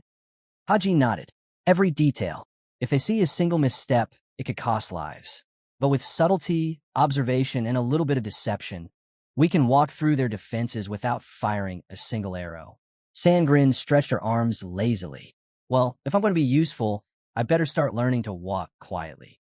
Hajin grinned, feeling the strange mix of relief and anticipation that came with the first signs of control over a situation so potentially catastrophic. Quiet steps can make the loudest impact, he said softly, almost to himself, as he folded the map carefully and tucked it closer. The room was calm again, the early sun casting long shadows over the military division. Yet in the minds of Hajin, Yozong, and Sangrin, a storm of strategy and hidden maneuvers was already beginning to take shape. Lowering herself, she sneezed loudly. Shivering slightly, she turned to Manhwa and asked if he was cold. Surprised at her reaction, Manhwa asked again, and he shook his head, saying it was fine. It was just the south. A small lamp flickered to life, and Yenizum eyed Hajin curiously. Are you really planning to use this trick to get a Shangshi? She asked. Is there a problem with that? He replied calmly. Her mouth opened in surprise. No, well, in a way, yes. But how did you even come up with this? Raising a mug to his lips, he shrugged. I didn't think it was anything special. Then, with a serious tone, he explained, the daughter of the Ice Palace was well known, but getting to Shangshi wouldn't be difficult. They could claim she had traveled to Zhongyuan, and they'd simply disguise themselves as her guards. The master's eyes narrowed slightly. It's certainly unique, but it could damage the cult's dignity. Hajin shook his head. A person's dignity isn't measured by rank. It's shown through actions. Sitting across from him, Yenizum leaned forward. Do you understand that if you're caught, it won't just endanger you? It would shock the demonic Miram. He nodded. Understand. She frowned, voice tense. Do you really understand? The consequences could reach even the demon Y. And even if you don't care, it would shatter the martial artist's spirit. Hajin smiled lightly. Isn't that wonderful? He went on, explaining that Xion Sang had already given permission. There was nothing left to do except get a strong carriage. Yenna's mouth fell open in surprise. He thanked her for her concern, but reminded her that none of this was really her business. The cups on the table caught the faint light as she absorbed his words. You haven't changed at all, she said quietly. Born this way, he replied with a shrug. On the roof, he spread out a cloth. This is shadow steel cloth, he said. I don't know its exact composition, but it can withstand even peak realm sword aura. It came from the heavenly storage, so you can wear it right over your underwear. As he helped Sangrin with a bracelet, he continued, this repels poison. In a way, it's more valuable than the shadow steel cloth. It'll protect you from the deadliest toxins. While helping her into the robe, he added, made from silicone blood. Even a cannon shot wouldn't harm it. It dissipates the shockwave. Sangrin stared at him. Do you really feel better just by giving me all this protection? She stared at him in shock, mouth wide open. You should have consulted me first, she shouted. What's the point of giving me all these gifts if you've already decided everything yourself? He bowed his head in apology. I got carried away, he admitted. Hands on her hips, she pressed on. Who else is coming with you? I'll take Dong Pill, Hajin replied. We shouldn't draw attention or bring too many people. Her eyes narrowed. Then Sangrin suggested, what about taking a maid? No, he answered firmly. The daughter of the Ice Palace paused, mouth slightly open. This is nonsense. Enjoy should come with you. Do you really plan to travel with 2 male guards and no maid? He blinked, mouth agape. I hadn't even considered that. But involving a maid could be dangerous on the trip. Sangrin shook her head. He already takes great care of you. Isn't that enough? He stayed quiet, listening as she asked whether there was another maid in the divine cult with internal energy as strong as hers, someone who could truly understand the atmosphere. Thinking of Manhwa, he realized she was right. She trained her chi diligently and probably had the strongest internal energy among all the servants. Sangrin nodded. This is a perfect chance for her too. Now, she can really train in martial arts. From the crown of a tree, a girl's voice called out for Manhwa.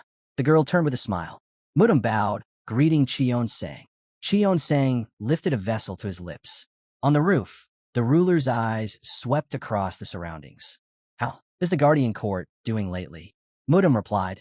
Everything's going smoothly. The first leader's skill is exceptional, so there are no complaints, and things keep improving. Cheon-sang closed his eyes. The man's name is Gunsung, correct? I've heard he's talented. Do you wish him to inherit your role? Mudam shook his head. It's too soon for that decision, though he is indeed suitable.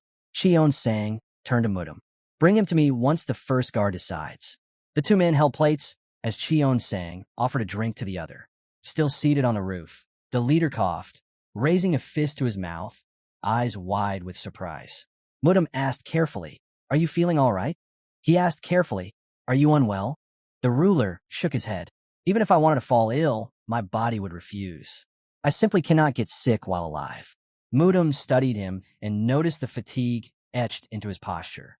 I've used up all my chi the first time I reached this kingdom, Cheon-sang admitted. So feeling tired is inevitable. The full moon rose behind him, casting a pale glow over the rooftop. He straightened and turned to the assistant. Do you know how I became the Demon Lord? I only know a little, Mudam admitted. Cheon-sang's eyes glinted. I was very young when it happened. The Guardian had not even seen it for himself. He took a deep breath and began. I earned this position through battle. The struggle for the throne back then was nothing like it is today. It was cruel, wild, and ruthless. Deception was expected. Hostages were taken from rival families, and internal conflicts were provoked when necessary. Mudam's eyes widened. I've heard that was the worst time in history. Cheon-sang nodded solemnly. Even the previous leader could do nothing. He lacked the power, while several candidates, including myself, surpassed him in martial arts. He paused, recalling that man's face. The problem wasn't martial skill. It was his personality.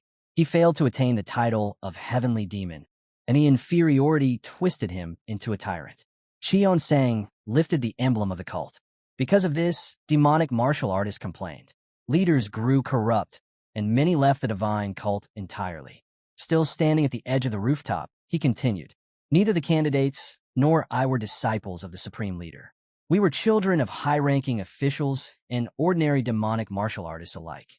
But status didn't matter, he explained. What mattered was the future. What we needed to do as those responsible for the next generation. He counted carefully. There were 13 young demonic martial artists with the right mindset and sufficient martial skill. Together, we formed a secret group, the Divine Demon Society. We secured forbidden martial arts techniques and miracle medicines in secret. His gaze hardened. After 5 years, we decided to fight to the death. Mudam's mouth fell open. No one recognized you as a worthy candidate. Cheon-sang's eyes were unyielding. No, but despite that, they pressed forward, memories heavy in Cheon-sang's mind. He recalled the day he had killed one of the cult members. How only after half of them had fallen in that brutal battle did they finally gain the support of the remaining cult members. It was a hellish stage, he said, voice low. A stage where we had to kill our own friends and prove our worth. He remembered the victim's smile. Hajin, even in death. None of them bore hatred toward their opponents. Even as they fell, they believed that if their rival was stronger, the divine cult could be restored to its true path. Mudam's mouth hung open in shock. This fight, it's still not over, Cheon-sang added, never turning his gaze from the horizon. But I intend to finish it soon. He turned slightly toward the assistant. Do you want to know why I minimized my activities outside the cult 30 years ago? Of course, the assistant said eagerly. The ruler's lips curled slightly. I knew you want to know. Everyone considers the consequences of such a choice. Stagnant water rots, he explained, eyes distant. An invisible enemy is like a fishbone stuck in your throat. At first, it irritates, but once you grow accustomed, it no longer bothers you. Like a dormant volcano, those without fear are often more curious about the enemy than afraid of it. Turning fully to face him, he asked, Is this the perfect time to strike? Mudam froze, realization dawning. He was speaking of the world under the rule of the demonic path. Cheon Sang's eyes gleamed. I've certainly found a great successor. A carriage wheel appeared, rolling along the road. Voices marveled at its size and beauty. They could even sleep inside. Hajin noted that he had never seen such a carriage before. He asked, raising a finger, if the others were aware that the master of the Poison Dragon Pavilion from the Tang clan was being held captive by a divine cult. This clan is skilled in all types of weapons and equipment, he explained. This carriage was built with that in mind. Originally designed for battle, it was obtained from a master of the Inner Enlightenment Center. Manhwa, Sang Gak, looked completely enchanted. She opened her mouth and asked, are we going straight? Sang Gak leaned toward Manhwa. Should we stop and see some tourist spots on the way to Shanxi? She asked. Hajin opened his mouth sharply. We're not on vacation. Sang Gak hugged Manhwa, insisting on taking a small break, and she quietly agreed. Hajin's cry rang out. Don't try to manipulate Manhwa. Yachi, slightly surprised, congratulated Hajin on becoming the young leader of the divine cult. Their carriage came to a halt under a large tree. It's been a long time since we last met, the leader said, standing in front of them. I've been looking for a way to help you, but I never thought the opportunity would come so soon. Hajin simply smiled. It happened after all. Let's get down to business. Yachi, his mouth slightly open, began explaining. There are 3 routes from here to Shanxi. Considering the carriage, 2 of them, those that require water travel, are impossible. The last option requires lifting her onto a ship. Hajin introduced Hua. We can go by land. Yachi spoke of the river route next. To reach Hube, we need to cross the Yang River. Assistance from a fortress on the river would be helpful. Hajin frowned. Do you mean a group of bandits? Yachi nodded. The fortress on the Yang River is home to a famous bandit organization. 72 strongholds in the Green Forest and 36 along the river. Their combined forces are comparable to a full combat sect. Most small and medium clans could not hope to resist them. Hajin turned to his comrade. Will these bandits cause any problems? Yachi opened his mouth confidently. I guarantee they won't. The guide shook his head. The issue could come from elsewhere, specifically the Steel Blood Fortress. The scene shifted to Hunan Province. The guide explained, the Quiet Wind Squad, the main force of the Steel Blood Fortress, is secretly moving west from the northeast. In the regions of Zhejiang, the Quiet Wind Squad was on the move. Over 300 members strong, Hajin couldn't help but ask why they were advancing so deliberately. A girl appeared, a luxurious necklace gleaming around her neck. She smiled, radiant. Today feels extraordinary, she said. Hajin listened intently as his comrade explained the squad's likely objective. They were probably heading to capture the mistress of the Steel Blood Fortress leader. The scene shifted to the province. The Steel Blood Fortress leader's mistress, so, wandered down the bustling street, imagining aloud, it would be wonderful to have a small castle here. The assistant frowned. Do you think the fortress leader would actually do something like that for you? He interjected calmly, suggesting she return. According to the doctor's orders, you shouldn't be exposed to the cold air. The wind is already harsh enough. So shot him a sharp glance. Have you no respect for me? He shook his head. Not at all. Raising a hand to her face, she said, apparently you've forgotten. I'm the fortress leader's mistress, technically his second wife. You can worry about me, but you must know your place. Looking over the bustling crowd, the assistant nodded. I'll keep that in mind. This is the provincial capital's market. Many people come and go. You could become a target. So's eyes widened. Your job is to protect me. And don't forget the other guards. They're here for the same reason. The man listened as she continued, confident in their ability to handle any enemy that might appear. The carriage rolled into the city. So asked if the guard was uncertain of himself. He replied that if she insisted on going out, she would have to wait 3 more days until the Quiet Wind Squad had arrived. She pursed her lips. I want to explore now. The guard's eyes widened as she shouted. When else will I have the chance to see such a grand, fashionable city? The carriage sped along the road. Suddenly, it halted in front of them. So peeked from behind the guard, observing the reckless display. These people, she whispered, acting so boldly in such a stylish place. The man asked cautiously, Are you all right?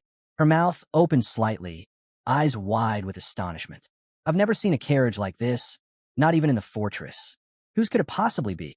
From afar, the pavilion of Along. Dawn broke, painting the sky with soft light. Hajin wiped his forehead and remarked how cool the morning air felt. Dongpil glanced at him and teased. You've been in the bath longer than all of us. I just fell asleep there, Hajin replied sheepishly. Their lodging came into view, and someone asked if the journey had been tiring for everyone. Manhwa smiled. This garden, it's beautiful. It's considered the best in Sang Gak, another voice added. Manhwa turned, inhaling the fresh air. Definitely less humid and cold than the divine cult. Hajin nodded. Still humid because it rains a lot, but overall, it's a good place to stay. Bringing a cup to his lips, Sang Gak asked, Have you been to Hua province before? You seem to know so much.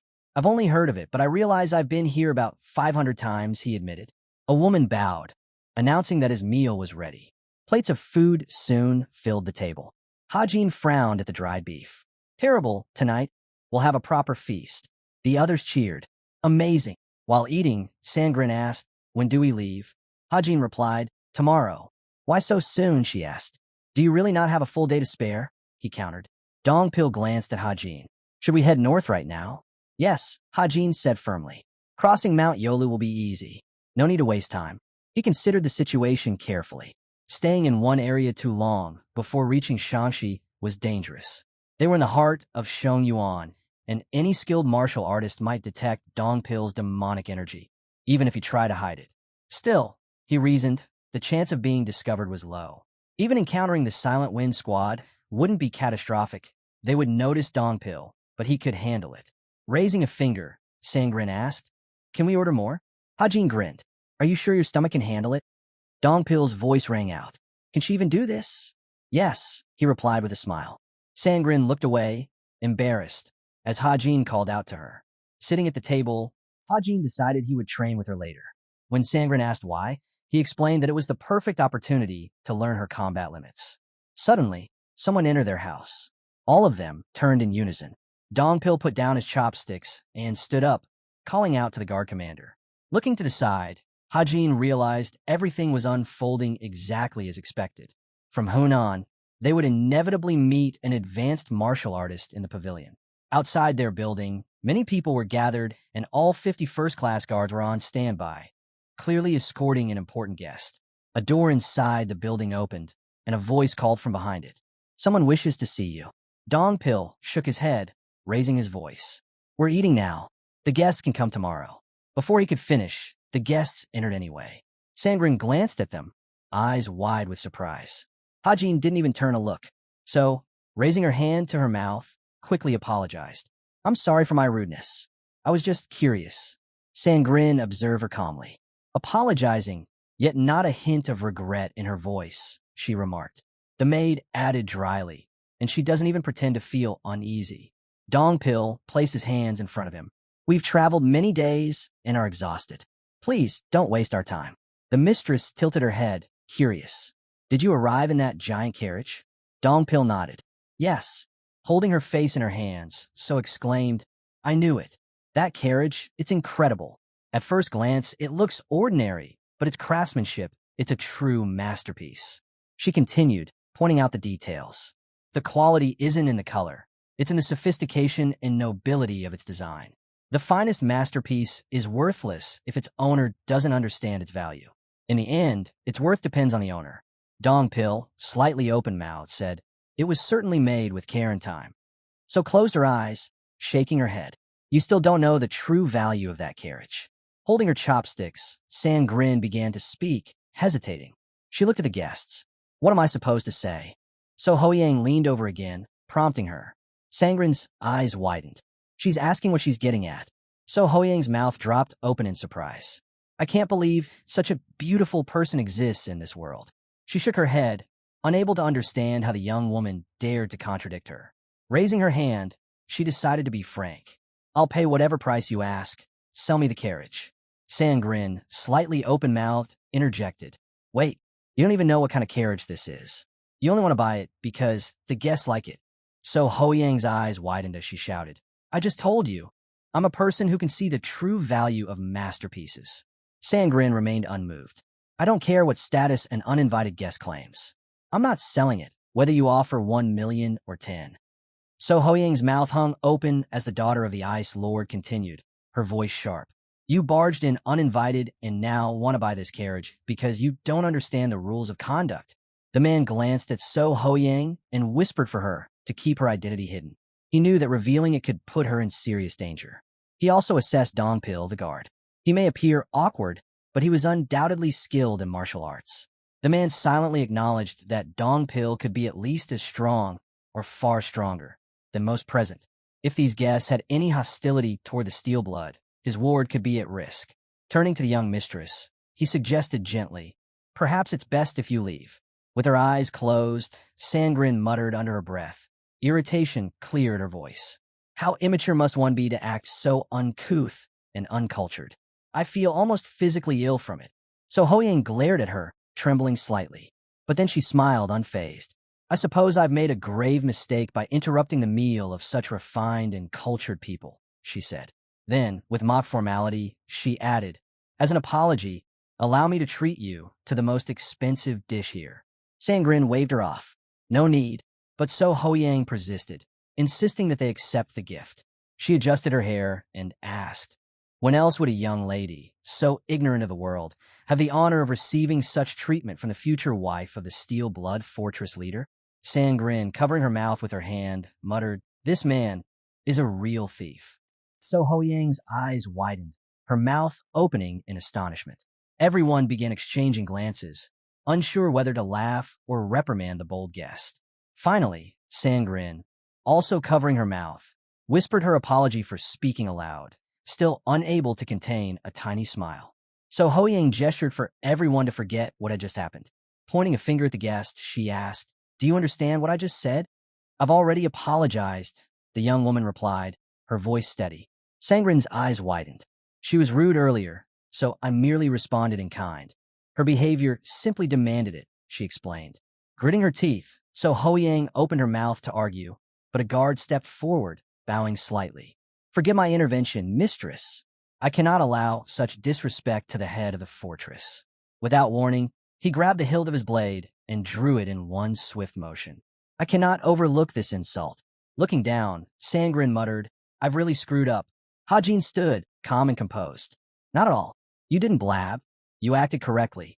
He turned his gaze toward the guard, trying to discern the man's strength. The guard, suddenly aware of Hajin, froze. His eyes widened as he realized the skill emanating from him. Hajin noted silently. It would be best if they didn't collide, but now that the confrontation had begun, there was no turning back. Who are you? The guard shouted, fury and disbelief in his voice. You will pay for insulting the leader of this fortress. Hajin's eyes flicked toward Dongpil. Deal with anyone hiding nearby, he ordered.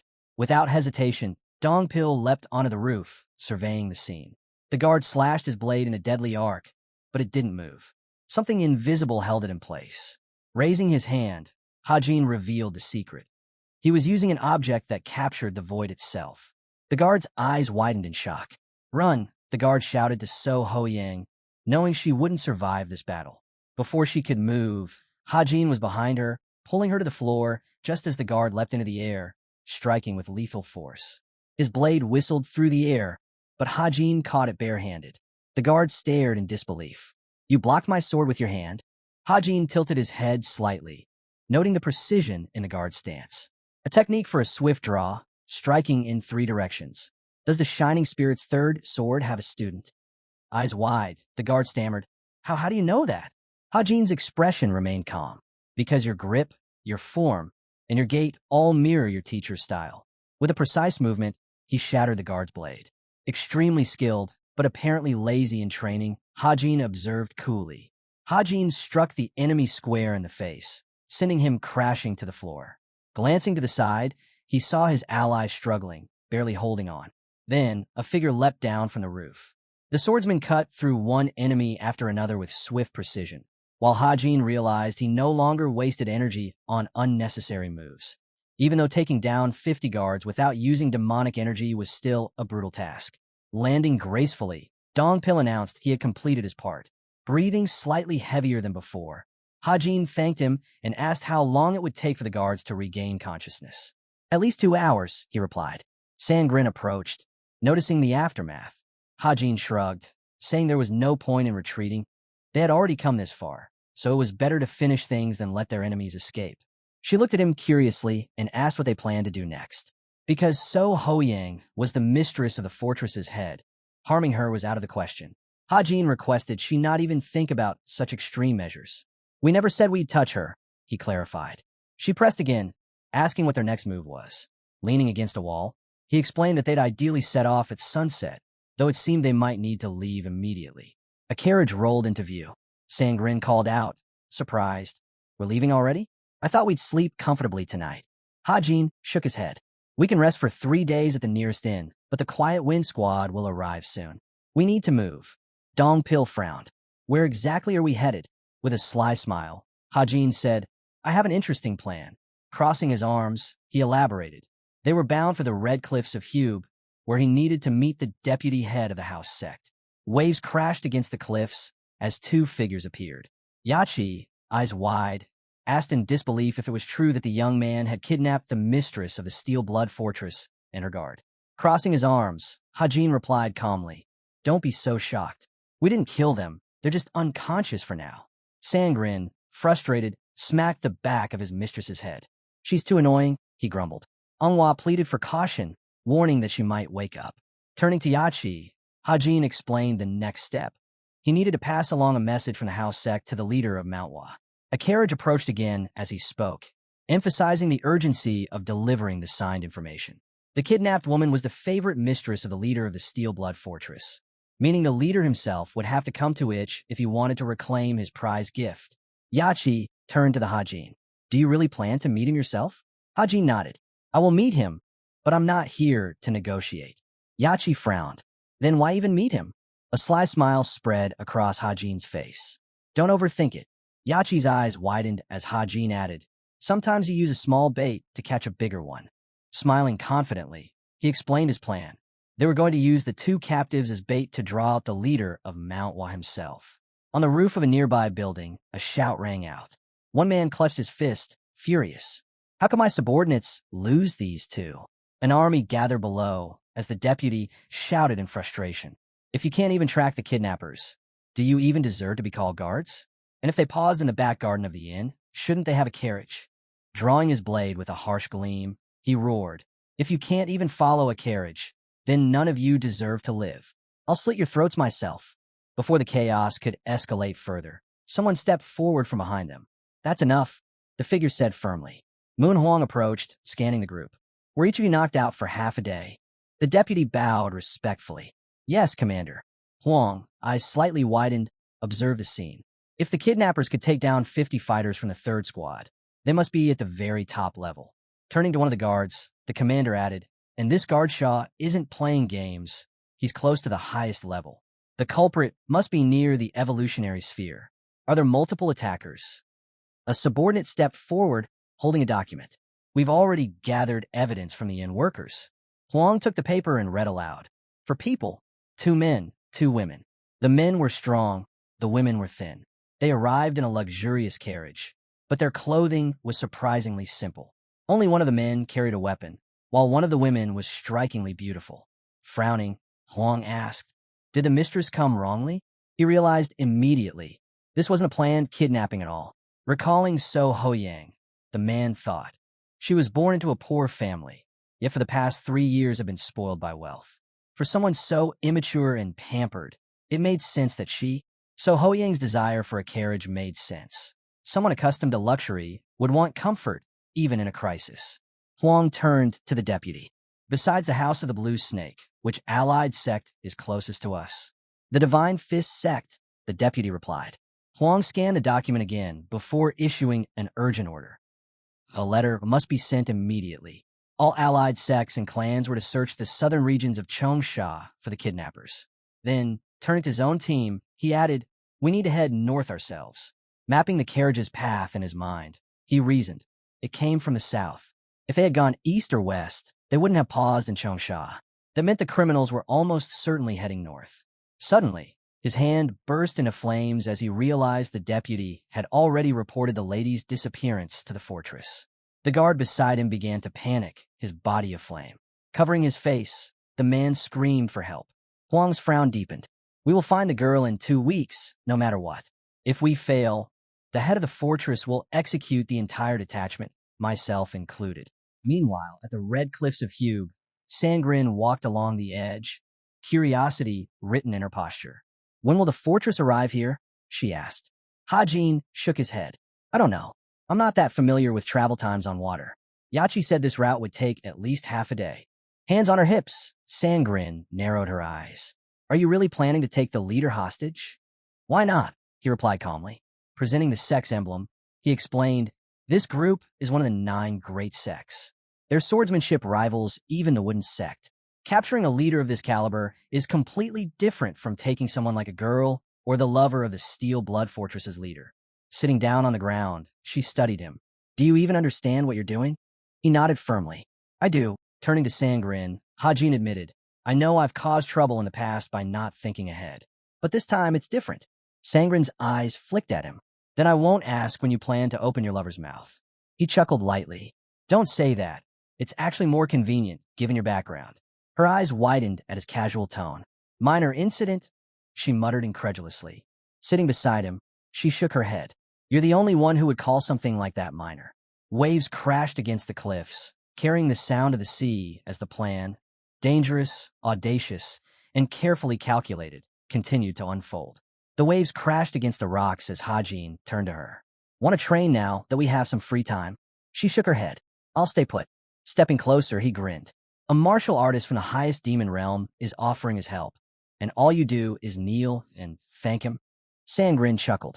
It's nice to hear you say that. He gestured toward the boat. Sweated out in training, then bored with fresh strength. Crossing her arms, she scoffed. I don't feel rested at all when I'm sweating. Hajin's voice boomed. Then attack me.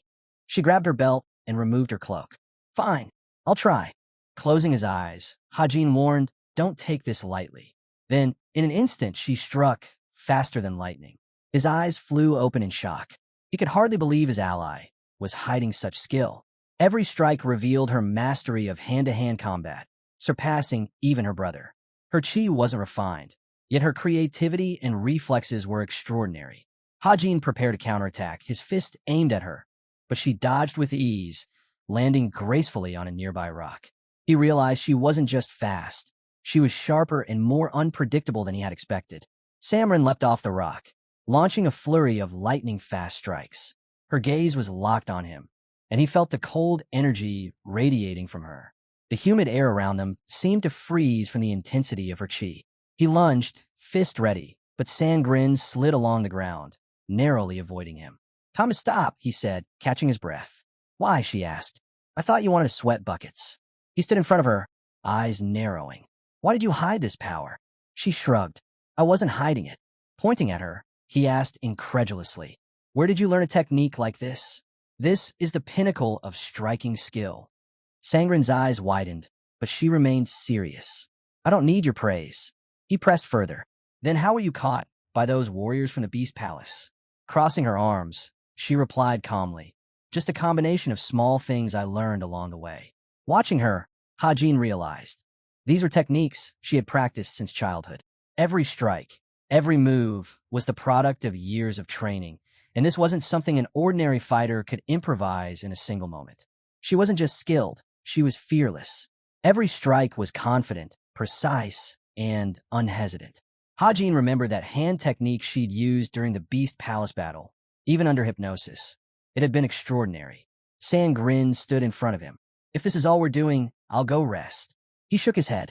I was going to teach you some self-defense, in case you ever failed, but it looks like there's no need. Her eyes widened.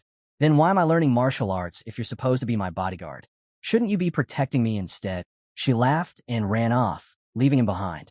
Hajin couldn't help but think. This girl might actually be more useful than he expected. A flag appeared on the horizon. Looking toward the ship, he asked, Is that all?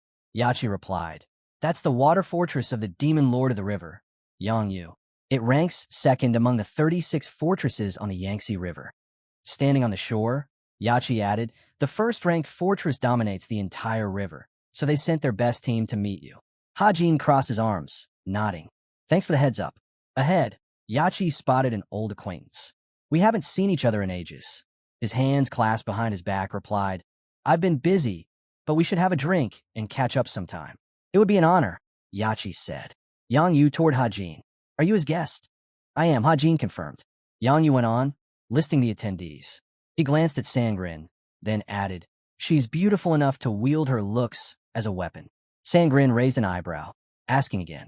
Yang Yu rubbed his chin apologetically. I've never seen someone quite like her before. Standing nearby, Yang Yu added, I was told these guests are important, but I still don't know who they are. Yachi explained that their identities were kept secret, as written in the letter. Yang Yu opened his mouth. I've changed my mind. I need to know who's entering the fortress. Yachi frowned. Apologies, but I've been doing this job for 32 years. I can tell at a glance who's a troublemaker and who isn't. Hajin smiled, frowning slightly. Yang Yu, noticing, asked, What's so funny? Crossing his arms, Hajin shook his head subtly, already sensing the complexities and politics about to unfold in the fortress. Crossing his arms, Hajin said bluntly, If you can't handle this, just admit it. Don't take the job.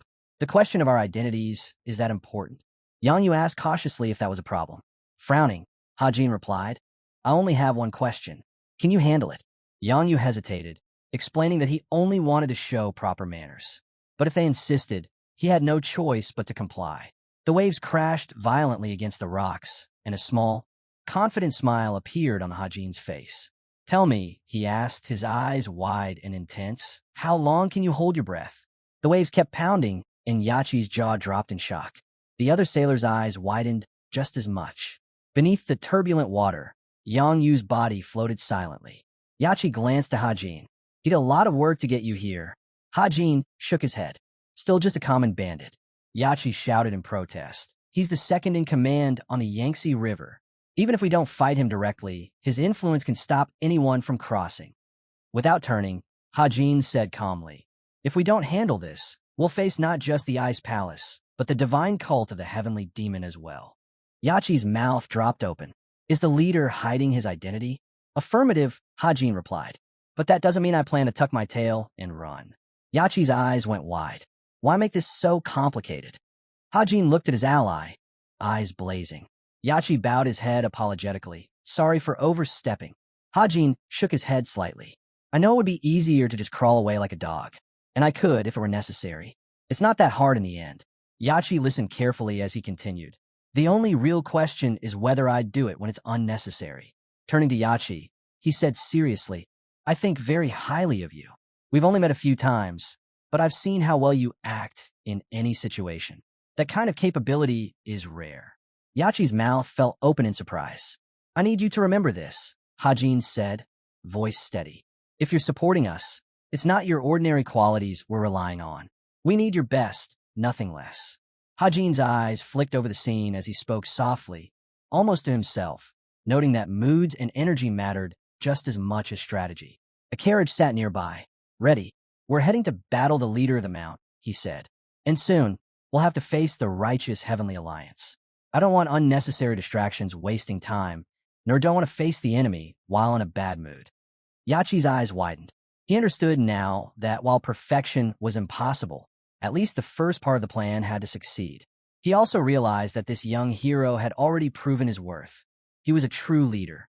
Folding his hands in front of him, Yachi admitted his mistake and apologized. You should rest now, he said. Hajin smiled in agreement. Yachi bowed, recognizing that Hajin's anger had been directed at him, not the deputy captain. Manhwa approached, calling out to Hajin. Pointing at the carriage, she said that the two captives had finally woken. A small smile appeared on Hajin's face. Let's go check on our precious guests, he said. Horses began pulling the carriage forward, while in the background, someone asked anxiously if the captives were awake yet. Crossing his arms, Hajin muttered, I didn't hit them that hard. I didn't expect them to sleep for 4 days. Inside the carriage, So Ho Yang and her guard were tied up. The guard nearby screamed, How dare you look at her with his ruined eyes? The guard stiffened nervously at his words. Hajin's frown deepened. She's not even my wife, he said coldly. So Ho Yang, still restrained, shouted, You're worse than a beast. Let me go at once. She comes from the Great Steel Blood Fortress.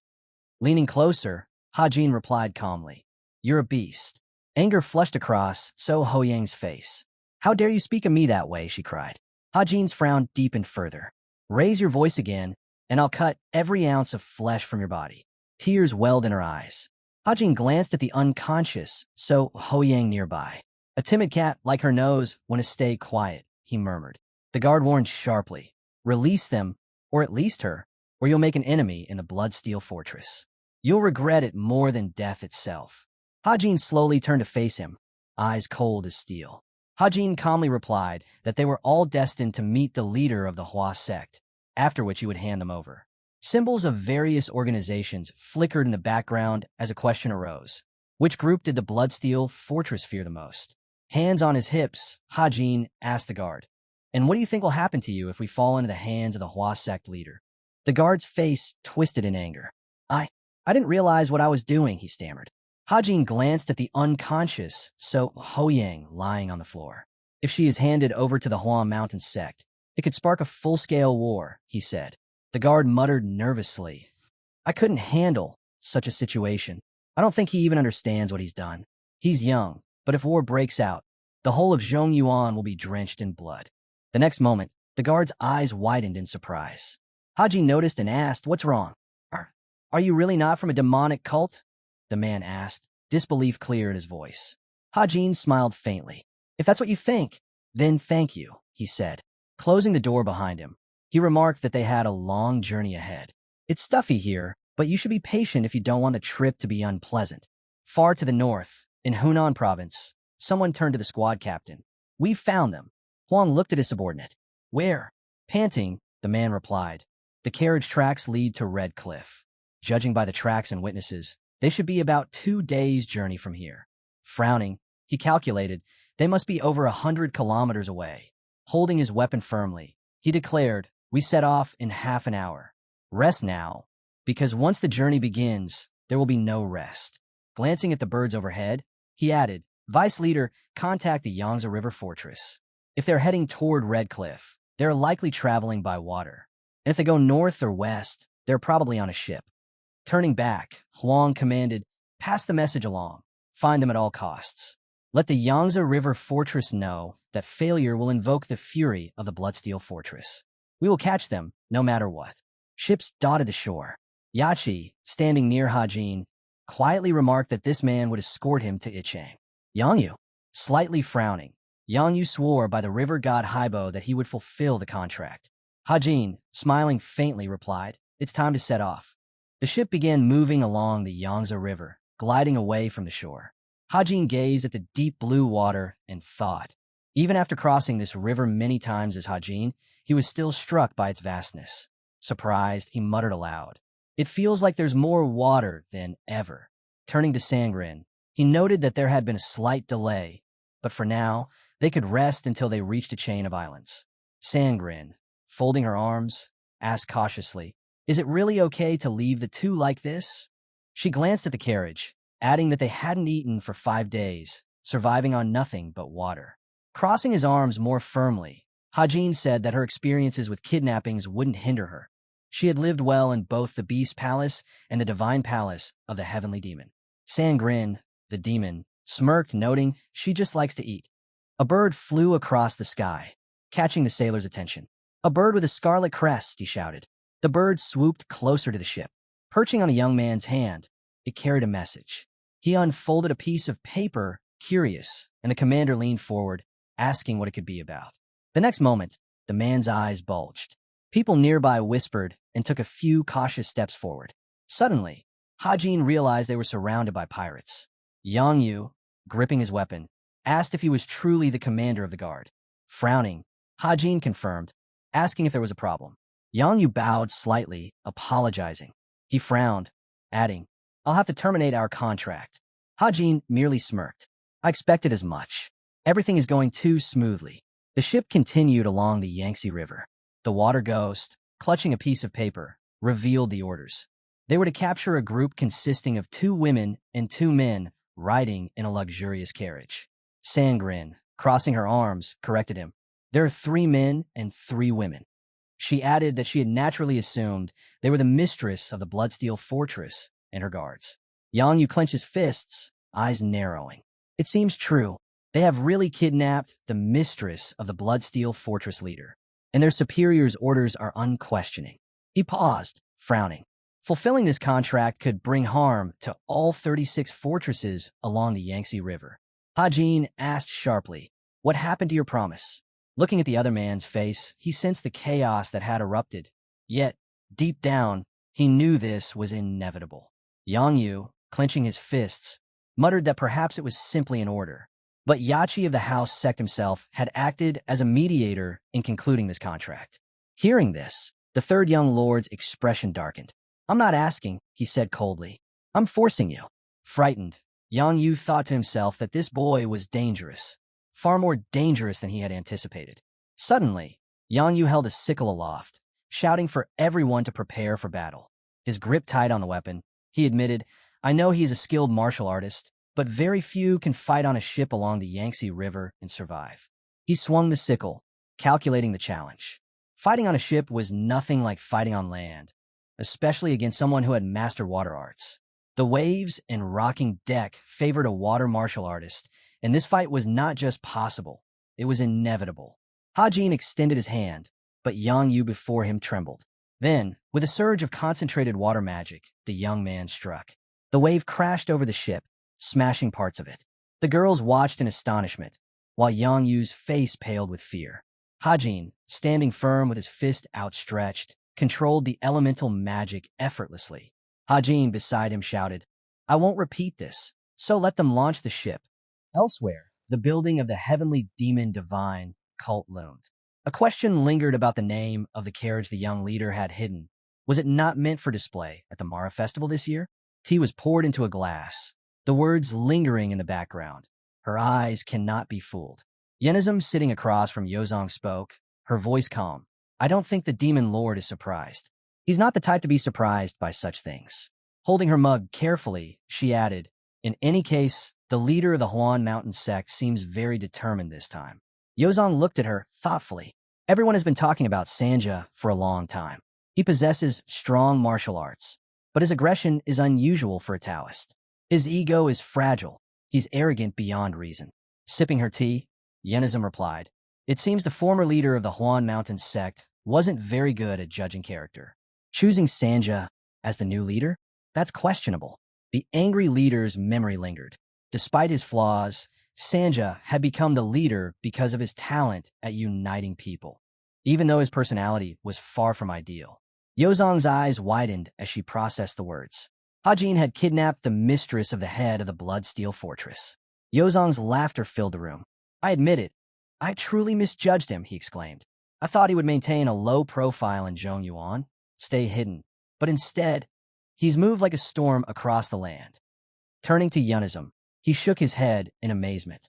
"And not only that, he's forcing the Bloodsteel Fortress itself to react. That's audacity beyond imagination." Yenizum, leaning back with the mug in his hand, spoke calmly. "I did not seek unnecessary conflict. But when the Murim rots from within, when its leaders are corrupt, the young cannot wait for the old to die politely. Change must be forced whether they like it or not." Yozong frowned. "But the ramifications. Kidnapping a mistress could spark war between the sects and the 5 great clans. It could destabilize the entire region." Yenizum's eyes narrowed slightly, a faint smile playing on her lips. "Then let them react. We will see who bends first, the corrupt or the righteous." She placed the mug on the table with a soft clink, and the room fell silent. Even the wind seemed to pause. Yozong swallowed, realizing that the calm confidence of the young leader masked a storm far larger than she had imagined. Turning slightly, Yenizum added, "If the tiger cub does not grow into a king, then the jungle will decay. But if the cub survives, then the jungle itself will bend to his will. That is the way of the world. The orthodox Murim believed they could dictate fate. They were wrong." Yozong chuckled again, shaking his head in disbelief. "So this is why he stopped interacting with the Murim, and now the young leader rises in their place. Brilliant, ruthless, and unstoppable." At that moment, the door opened, and a messenger appeared, bowing deeply. "A letter has arrived from our branch in Hunan province," he said, holding out a folded scroll. Yozong took it, breaking the seal, and scanned its contents. His expression remained calm, but the air around him seemed to tighten with quiet menace. "Zhongyuan is in turmoil," he said softly, almost to himself, "and we will be the spark that decides its future." The room was silent. Even the seasoned members of the Heavenly Demon Divine cult seemed to feel the weight of his words. Yozong leaned forward, eyes gleaming with excitement. And now, he has not only become a Murim, He is shaping the world to his will. This young leader, he is unlike anyone we have ever seen. Yenizum's gaze drifted to the window, where the sun cast long shadows across the courtyard. Let them underestimate him, she murmured. It will make their defeat all the sweeter. The man forced the head of the Hua Mountain sect to come to Chang. Smiling, he added that he enjoyed making everything so unpredictable. Suddenly, a massive wave smashed part of the ship. The girl stared in shock, while Yang Yu froze in fear. Hajin, standing firm with his fist extended, revealed that he had unleashed the wave using powerful magic, and warned that he wouldn't repeat it. Let them launch the ship, he commanded. Yang too stared at him, astonished. Clearly, he thought, this man must be at the peak of his power. Frowning, he declared that he would not bow to threats, but killing everyone was out of the question. Without the full crew, reaching their goal was impossible. The river churned dark and violent as others discussed the Yangtze's sharp turns and strong currents, fully aware that only this team could navigate it safely. Hajin, now enraged, insisted there were ways to move them along without resorting to killing. The demon of the rivers listened carefully. In an instant, lightning struck the ship. Frowning, Hajin demanded, "What are you planning?" Yang Yu's eyes widened. Even if he gave them a lift for free, the raw power of the steel blood would annihilate everyone aboard. Yang Yu's rage boiled over. "Attack them," he shouted. The sailors recoiled, surprised.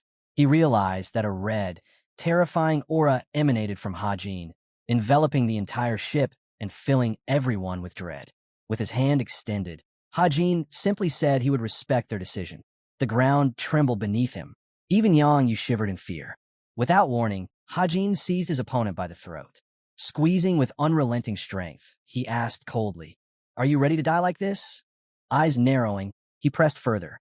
"And will you still go to Yichang?" Struggling for air, Yang Yu gasped out his answer, "Yes." Moments later, he collapsed to the floor. As the ship sailed down the Yangtze, conversations revealed that Hajin had infused his demonic energy into them, stripping them of control. Hajin looked ahead and remarked that they would be powerless for at least a day. "Keep an eye on them," he warned, "until I return." Closing his eyes, the Lord of the Rivers calculated his next move. With careful control over his demonic energy, he planned to lose their pursuers while remaining completely undetected. Dongpil closed his eyes, pondering the meaning behind the words. Meanwhile, Hajin boarded the ship, and Dongpil Youth couldn't shake the thought that it seemed like the entire Quiet Wind Squad was about to be wiped out. From a distance, the buildings atop Manhwa, Shangxi, came into view. Sanja clutched a letter, asking aloud about the Steel Blood Fortress leader's mistress. The Hua Mountain sect leader, Sanja, sat behind his desk, recalling a peculiar detail. 3 years ago, an obsessed old man had taken in a young woman, about a third his age. The man standing before Sanja questioned whether this information could be trusted. The paper bore the official seal of the sect, and Sanja scoffed, calling them all trash, but acknowledging that their intelligence rivaled even the beggar sect. A subordinate, still tense, asked which arrogant fool had demanded his presence in Yichang. Frowning, Sanja replied that it couldn't be the righteous Heavenly Alliance. They wouldn't act merely for power, and they certainly wouldn't give up the woman. The man nearby wondered if it might be the Steel Blood Fortress. It couldn't be the demon cult, he reasoned. Stepping aside, Sanja speculated that the first wife might have orchestrated a kidnapping. After all, no wife would tolerate a beautiful concubine standing beside her husband. Looking out the window, he added that it wasn't far, and he had already done enough. It was time to call the Plum Blossom Swordsman. Smiling, the Hua Mountain sect leader admitted he was starting to worry about the Steel Blood Fortress leader's mistress. But this could also be a golden opportunity. Above, a bird soared high. 3 ships drifted along the current. Sang Gak man spoke of double-checking, noting that the Riverlord Water Fortress leader's ship had set sail a day prior. A large, luxurious carriage was on board. The Quiet Wind Squad leader, Moon Huang, frowned. "Is it true the kidnappers are heading to Yichang?" The Dragon Fong Fortress leader, Sang Gak, standing nearby, replied, "All negotiations regarding the river fortresses go through the leader. Since this information comes from him, it has to be reliable." The old man, standing to the side, inquired about the squad members. They were asleep, and the man reassured him they didn't have time to rest on the journey. They'll be fine after about half a day. A subordinate approached Huang with urgent news. A letter from the Hue branch had arrived. The Steel Sword demons had landed nearby. The squad leader's eyes widened in shock. In the distance, a red light flared, and the master opened his eyes even wider, alarmed. Red magic surged across the water. In the next instant, it struck one of the ships. People began to tumble overboard as chaos erupted. Huang, stunned, shouted to the Quiet Wind squad, "Prepare for battle." He turned, scanning desperately for the source of the attack. Suddenly, the ship was encased in ice. Standing on the frozen deck near the targeted vessel, Hajin declared, "I've found you." "Who are you?" Huang demanded. Hajin stepped forward, a faint smile playing on his lips. "What's the point of telling you? Everyone here is going to die soon." Huang's eyes widened in alarm. Swinging his weapon, Hajin asked coolly, "Should I tell you I'm a Grim Reaper with a scythe?" Hajin advanced steadily. "Then call me a Grim Reaper," he said. Tension flared as Huang's frown deepened. He gripped his blade, bracing for the fight. Hajin attacked with lethal precision, and the clash of their weapons sent a massive explosion of energy rippling through the air. Huang raised his hand to shield himself, realizing the aura of the blades had vanished. In the blink of an eye, Hajin landed in front of the bandits. From a small hill, Hajin assessed the battlefield. 300 Quiet Wind squad members, 300 pirates. 600 in total, he said calmly. The men stared in disbelief. Huang's eyes widened. How could the enemy know their numbers? Hajin, composed, added, "The entire Quiet Wind squad is on board. At least we have 2 support ships on either side. That's a lot of targets, but manageable." Huang frowned, sensing something in the fog. "I feel demonic energy. Are you from a demon cult?" Hajin smiled. "You sense the energy I released just before using the Blade of Calamity technique. You might even think I'm the squad leader." Shock rippled through the fighters.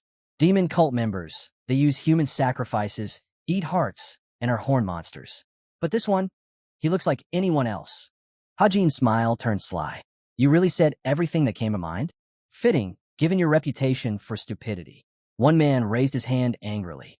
"That filthy demon cult member kidnapped the second wife." Before he could finish, Hajin struck. "You should have stayed on your land, like the rat you are." Suddenly, the man screamed in agony. His hand fell to the ground, a splatter marking the force of the strike. Blood spattered across the deck. Hajin raised his blade with deadly resolve. "You talk too much," he said coldly. "That pathetic pirate mocks us because he's afraid of the Steel Blood Fortress. But all 36 strongholds on the river are finished." Huang turned to his squad and barked an order. Instantly, the fighters surged forward toward Hajin. He frowned, eyes steely, and in seconds, several attackers fell beneath his strikes. Huang watched, stunned. The enemy's footwork was unlike anything he had ever seen. The fighters regrouped, standing shoulder to shoulder, and launched a synchronized assault on command. Waves of chopping attacks rushed toward Hajin. He glanced back in surprise. Attacks of such precision at such close range usually carried the risk of hitting allies, yet they were aimed at him perfectly. A deafening explosion erupted on the ship. Smoke curled into the air. Hajin smiled, unfazed. "Expected, coming from the elite squad of the Steel Blood Fortress," he said, raising a hand. "Not bad." Huang's eyebrows shot up in fear. Hajin had shattered the blade's aura with a single gesture. The pirate clutched his wound, his face contorted. He uses devilish sorcery. He's worse than a beast. Then, Hajin struck. In an instant, the pirate's head was torn from his shoulders. Silence fell as the remaining fighters and pirates stared, frozen. Hajin's voice was calm, almost bored. "You talk too much. Honestly, even if I killed all of you, it wouldn't make me feel better. But now," his smile twisted into something sinister. "Now, I'm going to have fun." One pirate ship fell silent. Dongpo looked back at the girl Anhwa. "What do you want?" he asked. Anhwa tilted her head, puzzled. "Will the head guard be okay?" "Don't worry. In this form, the head guard will not lose." A small smile spread across Anhwa's face. "Glad to hear it." Suddenly, he sensed danger from behind. With a swift motion, he pointed his blade at a pirate's neck. "Stop," he commanded. Dong Pil frowned. "If he does anything, it could put everyone at risk." He hesitated, then added, "Is he back to normal?" Yang Yu trembled. "I'm not here to fight," he stammered. "I only came to ask one thing." He looked up at Dongpil. "Who are they?" Dongpil's expression remained calm. "The contract doesn't require us to reveal our identities." Yang Yu swallowed hard. "I need to know. I have a hunch that they, or their superiors, are using." He trembled, voice shaking. "Demonic energy. Are you from the divine cult of heavenly demons?" Dongpil's gaze was sharp. "Don't dig too deep," he warned. Yang Yu's eyes widened in disbelief. He pictured the dark figure standing atop corpses and shivered. This was the worst organization in Jianghu, one that hadn't been seen in 30 years. A demonic cult, unmatched by any other, had torn open the gates of hell and stepped into the world. Meanwhile, Hajin didn't pause. He landed multiple precise slashes. Explosions ripped through the ship, screams echoing as pirates and squad fighters were thrown into the water. Huang stood amidst the carnage, unable to believe what he saw.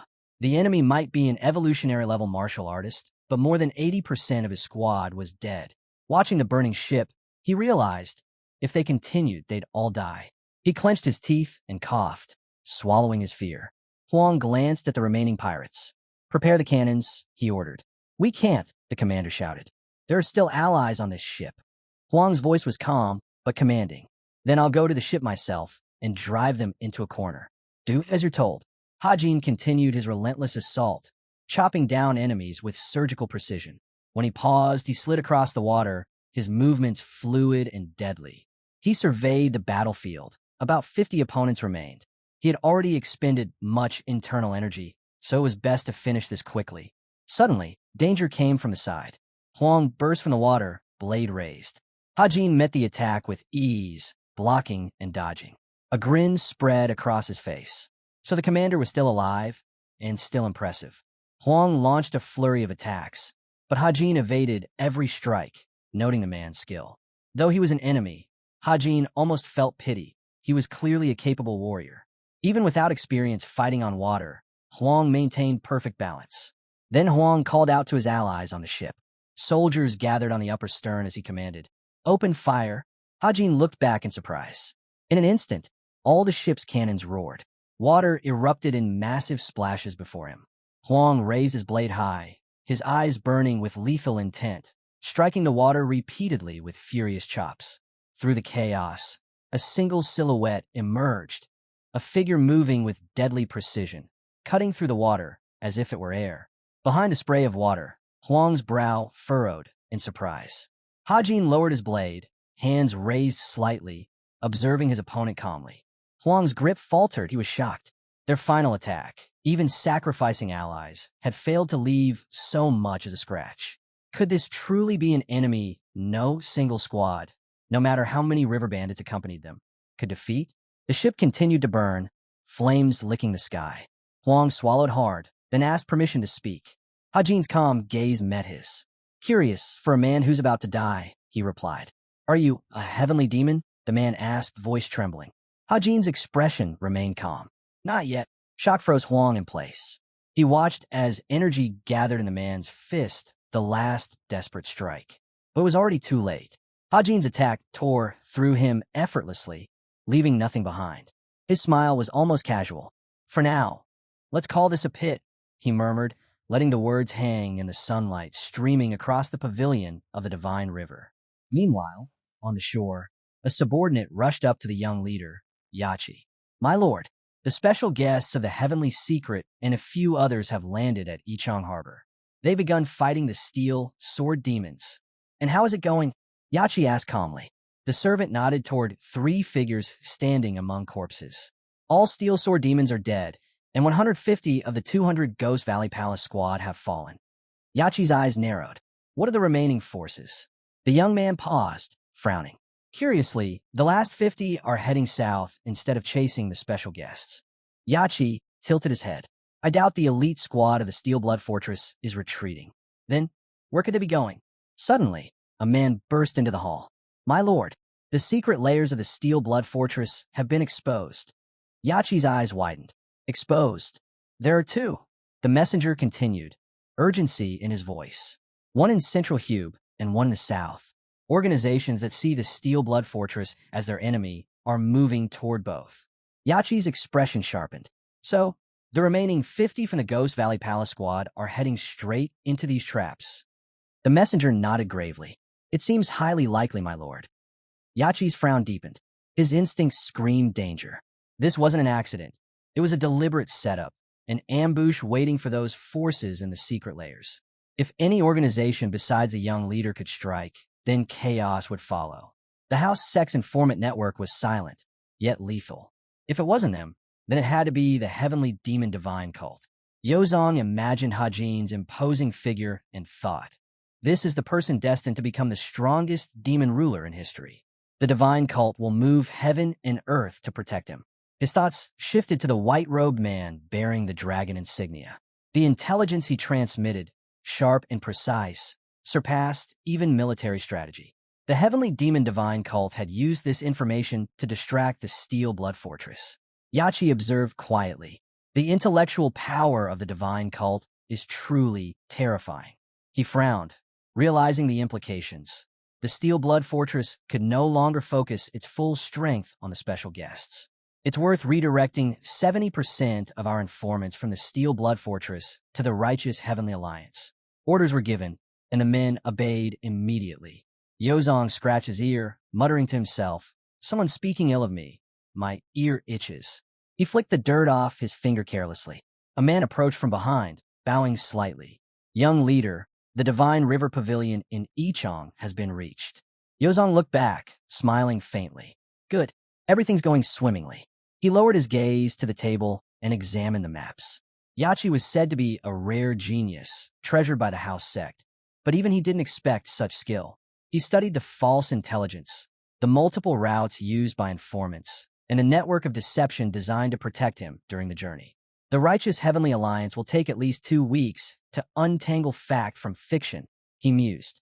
Executing a plan this complex in real life, it's difficult.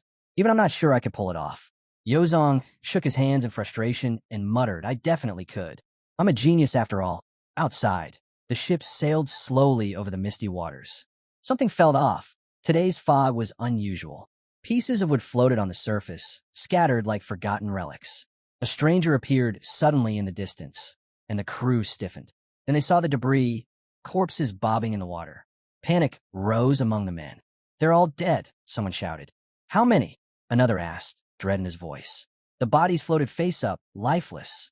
The squad looked on in horror, realizing that whatever had caused this destruction had not been human.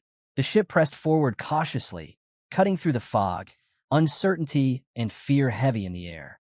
Manhwa blushed, embarrassed, her gaze dropping to the ground. She hadn't expected such a clear answer. Hajin's frown softened slightly, as though he had anticipated this reaction. Don't misunderstand, he said calmly. I won't refuse to teach you, but you need to understand your reason clearly. Survival is enough. Everything else is secondary. Manhwa looked up at him, her eyes shining with determination despite her flushed cheeks. Then, I want to learn for myself. Not to help you, not to impress anyone, just for me. So that if something happens, I won't be helpless. Hajin's lips curved into a small, approving smile. That's a good reason. Practical and honest. Martial arts aren't about vanity. They're about life. A gentle breeze rustled the grass, carrying with it the faint scent of dew and earth. The moonlight reflected in her eyes, giving her an almost ethereal glow. Hajin studied her carefully, as if weighing her potential. You have talent, he observed, but talent alone isn't enough. Discipline, patience, and endurance are what matter. Can you commit to that? Manhwa nodded firmly, her voice steady despite the shiver that ran down her spine from nervousness. Yes, I want to learn everything I can. He leaned back slightly, closing his eyes for a moment as if assessing the night air, the stars, and the rhythm of the world itself. Very well, he said finally. We'll start tomorrow. Be ready, and remember this. Martial arts aren't just about attacking or defending. They're about understanding your body, your mind, and your limits. Only by knowing yourself can you survive against those who don't care for limits. She nodded again, absorbing every word. The night seemed to stretch around them, silent but alive, as the two of them sat together on the cliff. A sense of calm settled over the Divine River Pavilion, yet beneath it, a quiet tension lingered, an unspoken knowledge that the world beyond this cliff was far more dangerous than either of them could fully comprehend. Manhwa let out a soft sigh, feeling both nervous and exhilarated. I'll do my best, she whispered. Hajin opened one eye and regarded her with a faint smile. Good. That's all anyone can ask of themselves. Now rest. Tomorrow, the Real training begins. Sangren's eyes widened in admiration, and she whispered softly, almost to herself, She's incredible. To reach this level without guidance is unheard of. Dongpil Man nodded subtly, his expression unreadable, but his eyes betrayed a glimmer of respect. Talent alone isn't enough. Discipline, perseverance, and a sharp mind. She has all three. That's why she's able to channel her internal energy into the Yimun demonic chi without external assistance. The two of them watched as Hajin demonstrated a series of fluid, precise movements, each one radiating energy and intent. Anhwa mirrored him carefully, her small frame glowing faintly with the transformation of her chi. With each motion, the Yimun energy responded to her, obeying her will as if it recognized her innate skill. Dongpil leaned slightly closer to Sangren, lowering his voice. Notice how she's not trying to copy him blindly. She's understanding the principles, the flow. That's the difference between a mere student and a true cultivator. Sangren nodded, biting her lip in awe. So she's not just talented, she's exceptional. From a distance, Dongpil and Sangren continued observing in silence. Dongpil finally said, "She has the potential to become a formidable fighter. If she continues like this, she might even surpass her teacher someday." Sangren's eyes widened, and she shook her head in disbelief. Surpass him? She's still just starting, and already she's this good? Dongpil's gaze remained fixed on the pair, unblinking. Talent like this doesn't come often, but raw talent without guidance is dangerous. Thankfully, she has the right mentor. The carriage behind them remained silent, the wheels slowly turning as the journey had paused to witness the beginning of what would clearly be a high-stakes negotiation, where respect, power, and strategy intertwined. Sangren glanced at Hajin, her eyes reflecting awe and a hint of worry. He truly is remarkable. Every step, every word, every glance. Hajin caught her gaze, his expression gentle yet unreadable. Observation and patience, Sangren. Always notice what is hidden between the words. That is how you survive and thrive. The sun dipped lower in the sky, casting long shadows over the pavilion and the arriving army. In the quiet before the discussion, each person measured the other, aware that a single misstep could tip the balance between diplomacy and conflict. Yachi also commented on the pleasant fragrance in the air. When Hajin suggested placing some incense sticks in their carriage, mentioning that the journey must have been long and hoping their meeting would go smoothly, Sanja extended his hand in thanks. He praised Yachi for his thoughtfulness, promising that he would visit them often. Yachi lowered his gaze and replied that it would be an honor, though he immediately considered it might be inconvenient for the man. With a faint frown, he added that a Taoist who favored luxury over honest simplicity, preferring incense to the natural scent of grass, was unfit to be called a pillar of orthodox miram. The men exchanged contented smiles. Yachi remarked that they were merely martial artists dressed like Taoists and suspected that most of the great nine leaders were similar. Slightly bowing, he declared it was time for him to leave. Before he could go, Sanja stopped him with a question. Frowning, he observed that Yachi's position in the house sect was high, and the person he was about to meet must also be influential if Yachi reported to him. He pressed to know who it was. Yachi didn't look up. He apologized, explaining that they were special guests of their sect and could not disclose their identities. He hoped the man would understand. Locking eyes, Sanja asked if he could share just with him. Yachi repeated his apology. Anger flickered across Sanja's face. An assistant smiled faintly. He reminded Sanja that Yachi had aided them many times before and suggested letting him go. In the future, they would need to deal extensively with the house sect, and he was confident they would repay this slight. Sanja nodded immediately. A slight smile touched his lips. He found the reasoning odd. He hadn't even done anything yet to warrant repayment, but he confirmed the assistant's guess. Outside, the plum blossom symbol fluttered in the wind. Soldiers stood in formation. Hajin realized these were the plum blossom swordsmen, the renowned face of Manhwa sect. He stepped onto the ground, prepared for war. Hajin and Dongpil moved forward. Hajin noted the impressive presence of this sect's forces. With the mountain sect's defenses weakened, perhaps a neutral sect leader would have been better, but this was excessive. His brow furrowed in seriousness, and he admitted he wasn't sure he needed a master. He thought it was ridiculous to assume he needed to master military strategies just because he was the sect leader. That kind of thinking was absurd. One of the soldiers, concern etched across his face, glanced at them and asked what Hajin had just said. Dongpil stepped forward calmly and instructed them to inform the leader that they had arrived. The soldier frowned, repeating his question, clearly unsettled. He pressed further, asking if Hajin had really spoken about their sect leader. Dongpil stepped in and repeated the request. The soldier erupted in anger, yelling at the coachman to stop entering the forest. He turned to Hajin and shouted that insulting the leader of the Great Mountain sect was unacceptable. They would not be allowed to proceed until an apology was made.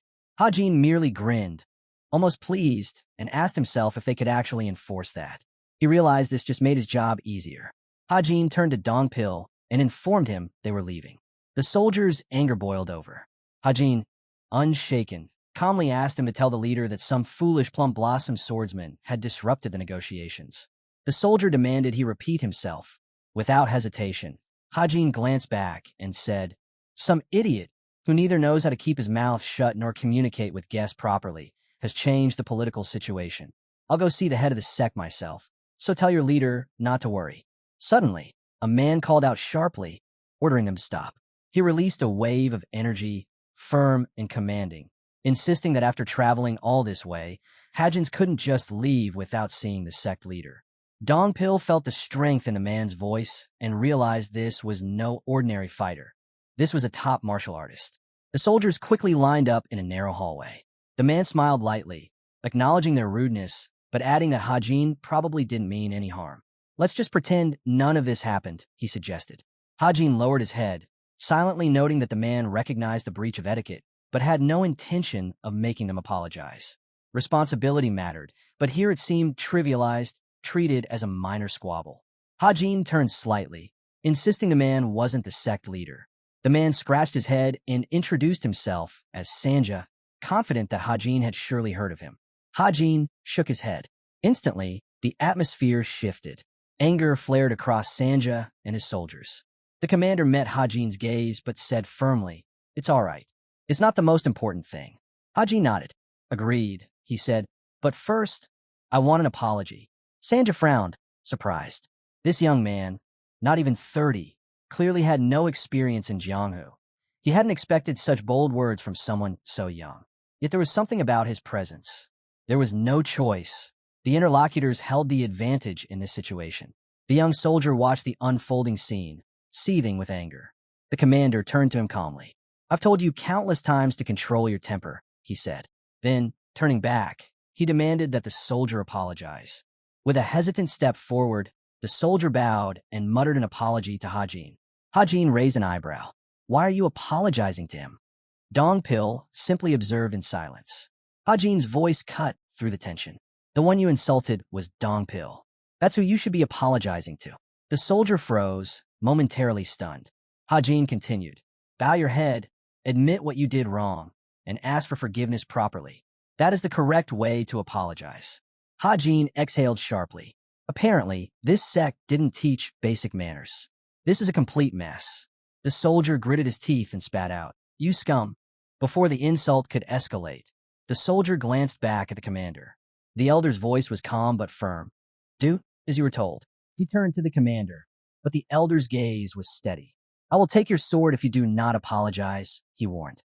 The words hit the warrior like a thunderclap. With a shaky bow, he turned back to Dongpil. "I asked for forgiveness. I was arrogant and failed to follow the proper rules." Hajin nodded slightly, immediately forgiving him. The commander looked toward Hajin. "That should settle this conflict." Hajin smiled faintly. "Not entirely satisfactory," he said, but he agreed nonetheless. Hajin stepped forward. "Take me to the leader," he demanded. The commander's hand rested on the hilt of his sword. "The Hua Mountain swordsmen have apologized, but we will take back that apology," he said firmly. Hajin's eyes narrowed. The man seated himself in the fading light, simmering with anger. He thought grimly that once this negotiation ended, many would not leave alive. Outside, the setting sun cast long rays across the palace entrance. A man reported to the leader. The guest had arrived. Sanja frowned. "The guest cannot be even 30, he noted, shaking his head at Hajin's age. Hajin's brow furrowed as he met Sanja's gaze. The man noticed that the atmosphere surrounding this new leader was very different from that of his predecessor, though the young man's martial skills seemed sufficient. Hajin approached the table across from the man. "The guest has poor manners," the sect leader said, eyeing him critically. Hajin leaned back slightly. "On the contrary, my manners are excellent," he replied. He pushed his chair back. If it weren't for that street conflict, I would have been polite. But that is past now. Let's move on to negotiations and finish this. Sanja glared at him. How dare you speak to me in such a tone? Hajin met his stare calmly. That's none of your concern. Let's get down to business. Fury flashed across Sanja's face at such audacity. Hajin, unfazed, imagined a carriage on the street. The Steel Blood Fortress leader's favorite companion is with us, he thought, and her guard too. But honestly, I don't think they're worth much. He looked up and asked bluntly, do you intend to buy them? Sanja's irritation deepened. What do you mean by that? You plan to just hand them over? Hajin smiled faintly. Do you know what negotiation means? Did you really think we'd give them away for free? That's naive. Sanja's aura flared. You are naive, he growled. The Great Mountain Sect is at the top of the 10 great sects. With a single hand, he cracked the table. I'm the sect leader. And you, daring to tell me to buy them? You don't know your place. Waves of energy radiated outward like storm. But then Sanja froze, frowning in surprise.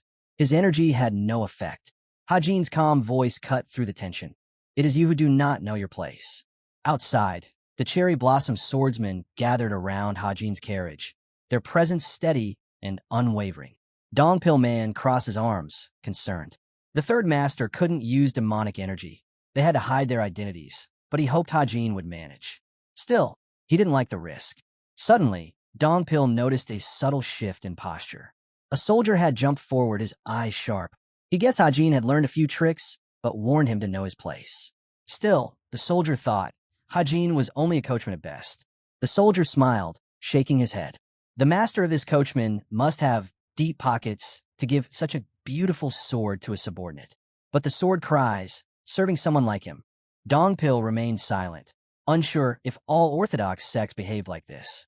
He frowned, observing that the soldiers seemed powerful, yet their demeanor suggested no real class.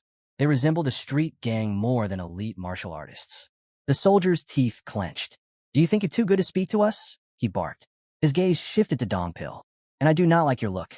He stepped forward, voice low but firm. Let me give you some advice. Jianghu is not some fantasy.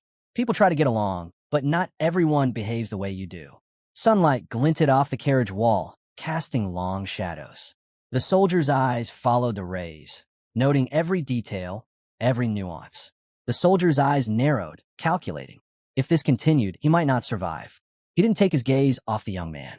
This is exactly the kind of place you've walked into, he thought grimly. And you'd better remember that. Suddenly, the carriage door creaked open. Sangrin stepped out, her presence immediate and commanding. Who do you think is being patient right now? She asked sharply. Dongpil turned in surprise. Why are you out here? The soldiers are annoying me, she replied simply, hands on her hips. The soldiers froze, caught off guard by her sudden boldness. Sangrin's gaze swept over them. You keep insulting him, she said, thinking your useless martial arts make you better than everyone else. I can't just sit here and watch this. Sangrin and Dongpil stepped closer, flanking him. Dongpil called out, Don't make this more complicated. I know, she said, but that doesn't mean we have to accept their insults. The soldier's eyebrow arched. Who is she? And what's she talking about? She crossed her arms. What do you mean by insults? You just insulted this unit, the soldier snapped. Sangrin tilted her head. Insult? I was simply stating the truth. The soldier frowned, noticing her poise. Clearly, she was a student of someone powerful, though inexperienced. He leaned in slightly, tried to assert control. Sangrin, unflinching, mimicked his earlier words about the mountain. Then she asked calmly, How much experience do you have to think you could teach us right now? Her eyes locked on his. You're bold, he muttered. She didn't falter. Do you even know who we are? My name? The organization I belong to? How I live? Her tone was steady, emotionless. How can you assume anything about my experience or the strength of my guard if you aren't a fortune teller? And if you are a fortune teller, well, modern talismans don't teach that. But if they do, I'll listen. A vein pulsed on the soldier's forehead. Watch your language, he snapped. She shrugged. You're polite with those you consider superior, but arrogant with anyone who seems like a coachman. Do you think that's right? He tensed. Social status is important. And yet, she interrupted, crossing her arms. Every person has value. Every person is important. Because we all come from nature itself. And that makes us equal in ways your titles can't measure. Sangren's gaze swept over the soldiers, unwavering. "We are all part of this world," she said, her voice steady. "No one is higher or lower. No male or female. No heaven or hell. When it comes to people, none of that matters." The soldiers stiffened, irritation flashing across their faces. Sangren raised one eyebrow, her tone sharp. "If you had ever read the Ta Ching, you'd understand just how terribly you've behaved. You don't even deserve to call yourselves Taoists." The soldier's face flushed with rage. "How dare you speak to us like that?" A pupil in Sangren's eye glinted, and her hand lifted slowly. "Watch your language," she said coldly. With a deliberate step forward, she unleashed her energy. Ice spread across the ground from where she stood, creeping outward like a living thing. Her voice cut through the freezing air. "Perhaps you behave this way because you have someone to rely on, someone to cover your arrogance. But that doesn't make it right." The soldiers froze, horror washing over them at the sheer strength radiating from her. Sangren furrowed her brows. "How dare you, a mere warrior of the sect, insult the daughter of the Ice Palace?" The sect leader, Hajin, bellowed, voice rolling through the hall. "Our sect is the pinnacle of the 9 great sects. I am its leader, and you dare speak of buying prisoners? You have no idea where you stand." Hajin watched silently as the man slammed his hand onto the table. Cracks spiderwebbed across its surface. Wind whirled into the incense bowl, and invisible pressure crushed everything around it. Hajin remained calm. "Your sect may lead in swordsmanship," he said evenly, "but it is still a tower sect, and your leader tries to subjugate others by force. That is not strength, it is arrogance." Sanja's frown deepened, eyes narrowing. Purple mist from his divine arts swirled around him, yet Hajin remained unshaken. "Who are you?" he demanded, voice rising. "How can someone so young withstand the pressure of divine arts? I've never heard of such a prodigy." Hajin tilted his head slightly. "No one is listening anyway. There's no point trying to explain." Sanja's brow knitted in anger. "Are you a secret disciple of the righteous Heavenly Alliance, or of a Steel Blood Fortress?" Hajin's eyes flickered at the mention of the righteous Heavenly Alliance. He placed his hand firmly on the table, recalling an image of his teacher from a past life, an echo from another time. "Pull yourself together," the teacher's voice whispered in his mind. "Your role is to eliminate those who oppose the Alliance. You have no friends, no comrades. Think of nothing else. Follow orders. Nothing more." Hajin lowered his gaze, taking the lesson deeply to heart. The man's stern expression sharpened as he prepared to speak again, unaware of the young man's resolve. Only then would Hajin survive. Hajin pursed his lips, releasing a faint aura. "Are you my disciple?" he asked, frowning, though the words carried weight beyond the question itself. The men stiffened, taken aback by the sheer presence of his energy. Hajin's hand glowed faintly as he contemplated what to do. "They're already in a terrible situation. Maybe I should let them destroy themselves," he thought. "Perhaps I could even toss the Steel Blood Fortress leader's mistress their way and see what chaos ensues." But then he shook his head. All of that is unnecessary. With that, energy surged from his palm. The table between them split in two with a deafening crack. Sanja lunged instinctively, ready to attack, and the elder braced himself. Hajin, however, stopped them both with ease. Barehanded, Sanja's eyes widened in shock. "My techniques, and even his allies, stopped by a single person?" Hajin's hair floated, charged with power, as he spoke calmly, almost amused. "You're fighting together, sect leader and elder, against one person. You don't care about rules or honor, like the so-called famous sections." Suddenly, a blinding light filled the room. Hajin unleashed mountain explosion, and both men were thrown back. Yet he held his hands steady, as if the world around him was nothing more than air. The elder and Sanja exchanged incredulous looks. His internal energy, it surpassed their own. Impossible, they thought. They attacked in unison, throwing every advanced technique at him. But he blocked them all. The elder's frown deepened. Who is this youth? Each strike he blocked was not a counter, but a simple, flawless reaction. He doesn't even know our martial arts. He's just observing and responding. Before the elder could process further, Hajin's foot shot forward, striking the back of his head. The elder flew backward, crashing into the wall meters away. The sect leader prepared his next move, fury etched across his face. "He's just a child. How dare he defy me?" Lunging with a flying fist, the leader cracked the ground beneath them. Hajin effortlessly dodged, his calm precision infuriating his opponents. The elder recovered, grabbing the back of his head, and realized something critical. Hajin was holding back. Every technique, every ounce of power was restrained. He wasn't using standard forms. He was simply reacting, improvising, and dominating. Even the man watching from the sidelines noted the impossibility of it all. He's defeating the leader without unleashing his full power. If he truly fought, they'd all be finished already. Hajin's next movement was a blur. His leg snapped forward in a precise, punishing kick aimed to end the confrontation without unnecessary violence. Sanga flew backward, crashing into the wall, leaving a trail of debris in his wake. Yet Hajin remained rooted, calm as if the chaos around him were nothing more than a breeze. The elder muttered under his breath, "He's a real monster." Sanga darted toward the hole that had opened, seeking escape. Hajin's eyes narrowed, and he shifted, preparing to intercept. "I won't let this rat slip away," he murmured, his tone cold and precise. Suddenly, movement caught his attention.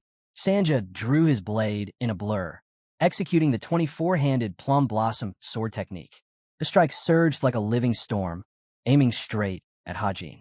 Smoke and energy twisted through the air as the old man gripped the blade, but Hajin, ever composed, activated his demonic art at the last moment.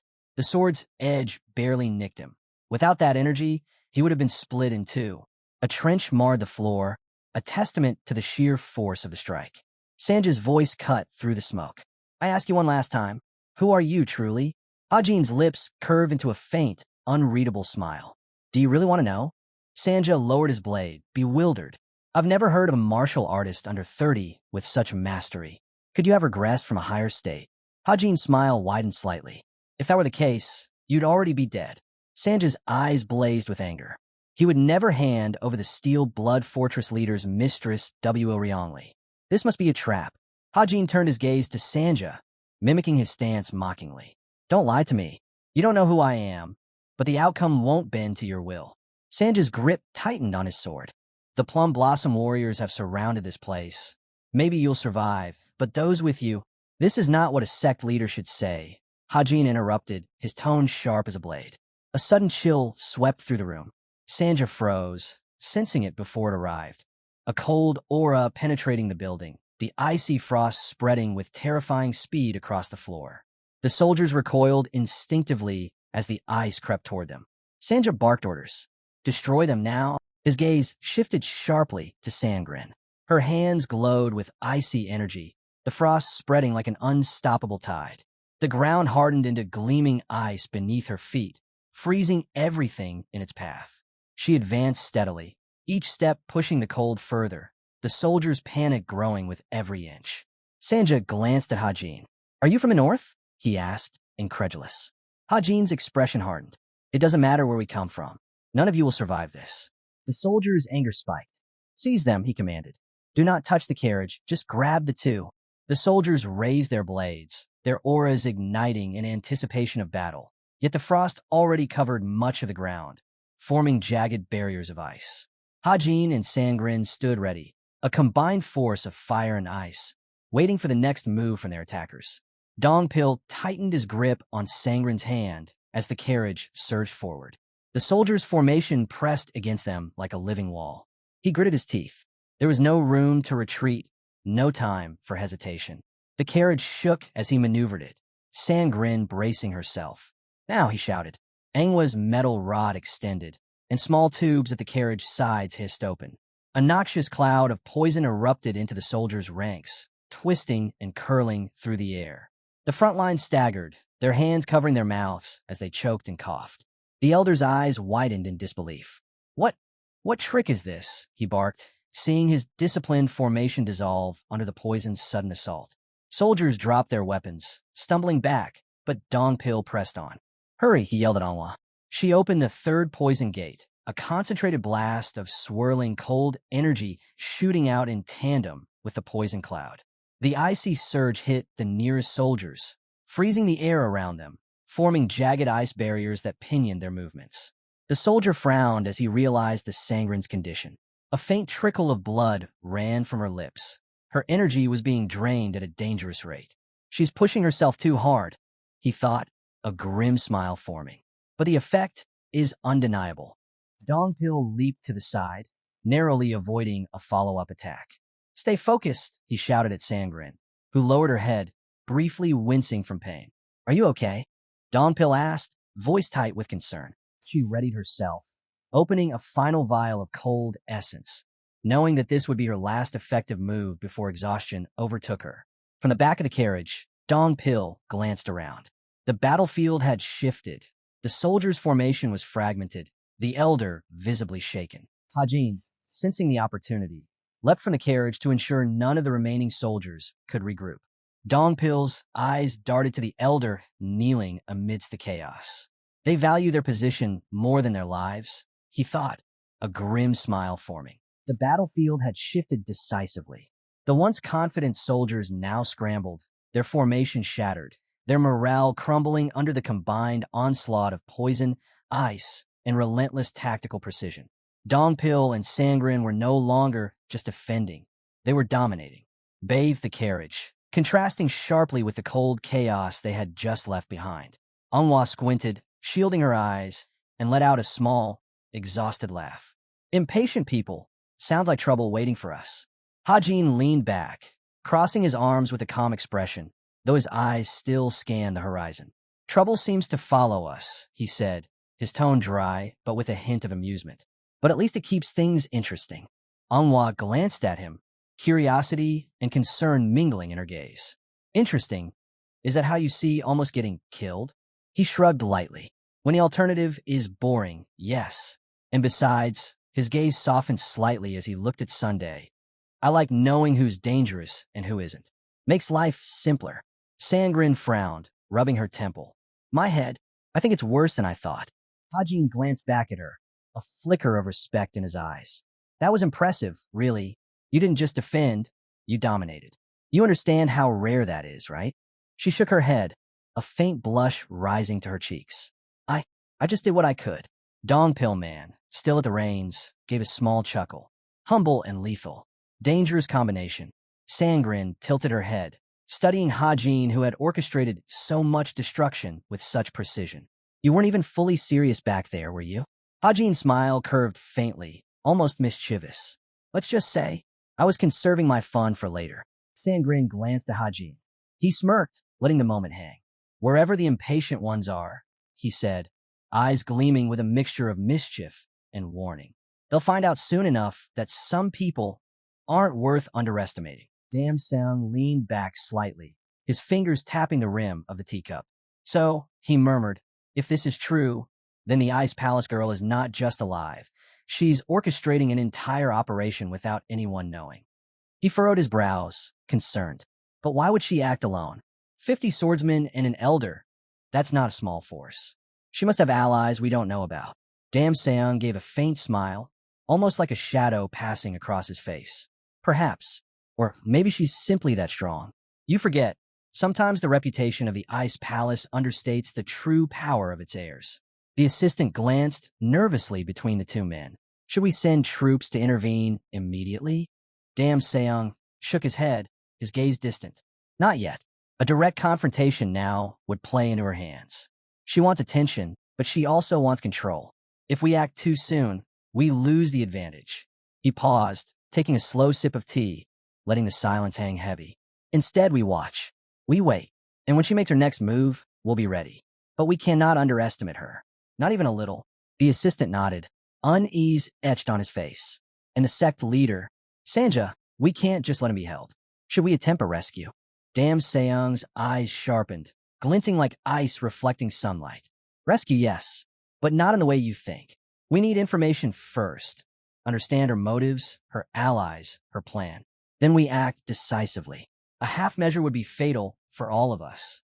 The assistant swallowed hard, feeling the weight of the strategy laid out before him. The room fell silent. The only sounds the faint clink of teacups and the rustle of papers as everyone absorbed the implications. Prepare the messages. Alert only the trusted few. And keep your eyes open. Ice Palace techniques are not to be underestimated. If she is involved, this will not be a simple skirmish. It will be war. A heavy tension settled over the room, the kind that precedes action, when every heartbeat could mark the beginning of chaos. The Ice Palace girl had returned, and with her, the scales of power were about to shift dramatically. He handed over a slip of paper. Dam Sung scanned it quickly, his eyes narrowing as he absorbed the contents. A carriage equipped with poisonous gas and hidden weapons had been used. 3, maybe 4 attackers were involved, and the guard had been highly skilled. Gak's surprise was evident when Dam Seung's gaze lifted. The attackers were likely heading towards Shangxi.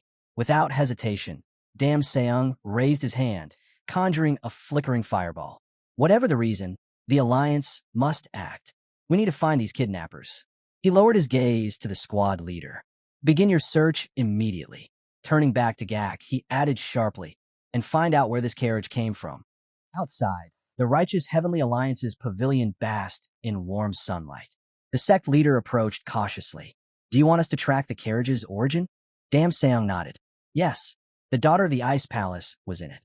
Poison and hidden weapons were used. I can't even imagine what kind of carriage it was. Few organizations in the world could craft such a thing. He stared at his hand, recalling that the woman captured by the Beast Palace had suddenly appeared in Hue Province. She was surrounded by skilled martial artists, narrowing the list of potential culprits. Sang Gak's forehead glistened with sweat. Could it be a demonic cult? A teapot sat quietly on the table, undisturbed. Dam Seung shook his head. Your Jumak Bing ahead. Only traces of ice arts were present. If demonic arts had been used, I would have sensed them.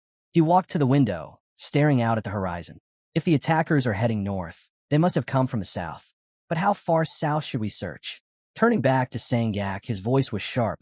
What do you think? Would you like to see the trade alliance Sanja established on the border of these provinces?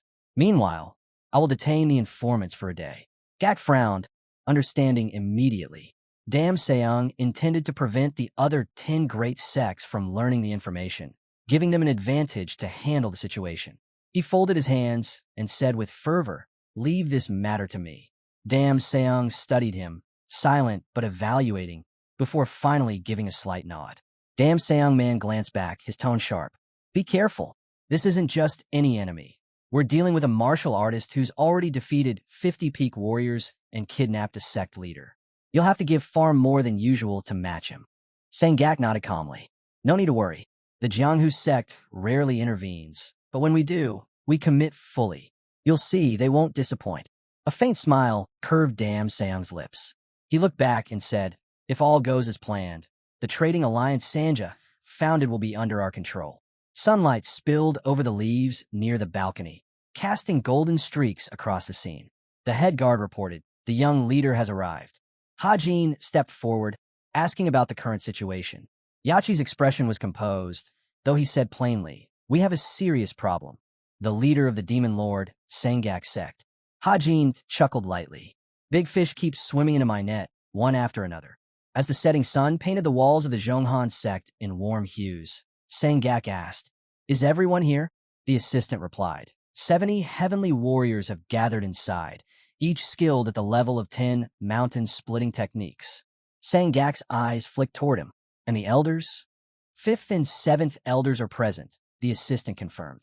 A smile spread across Sang Gak's face. Has the 7th elder finished his training? With a subtle grin, the assistant answered, yes. He wanted to find a worthy use for his skills, so the decision was made in haste.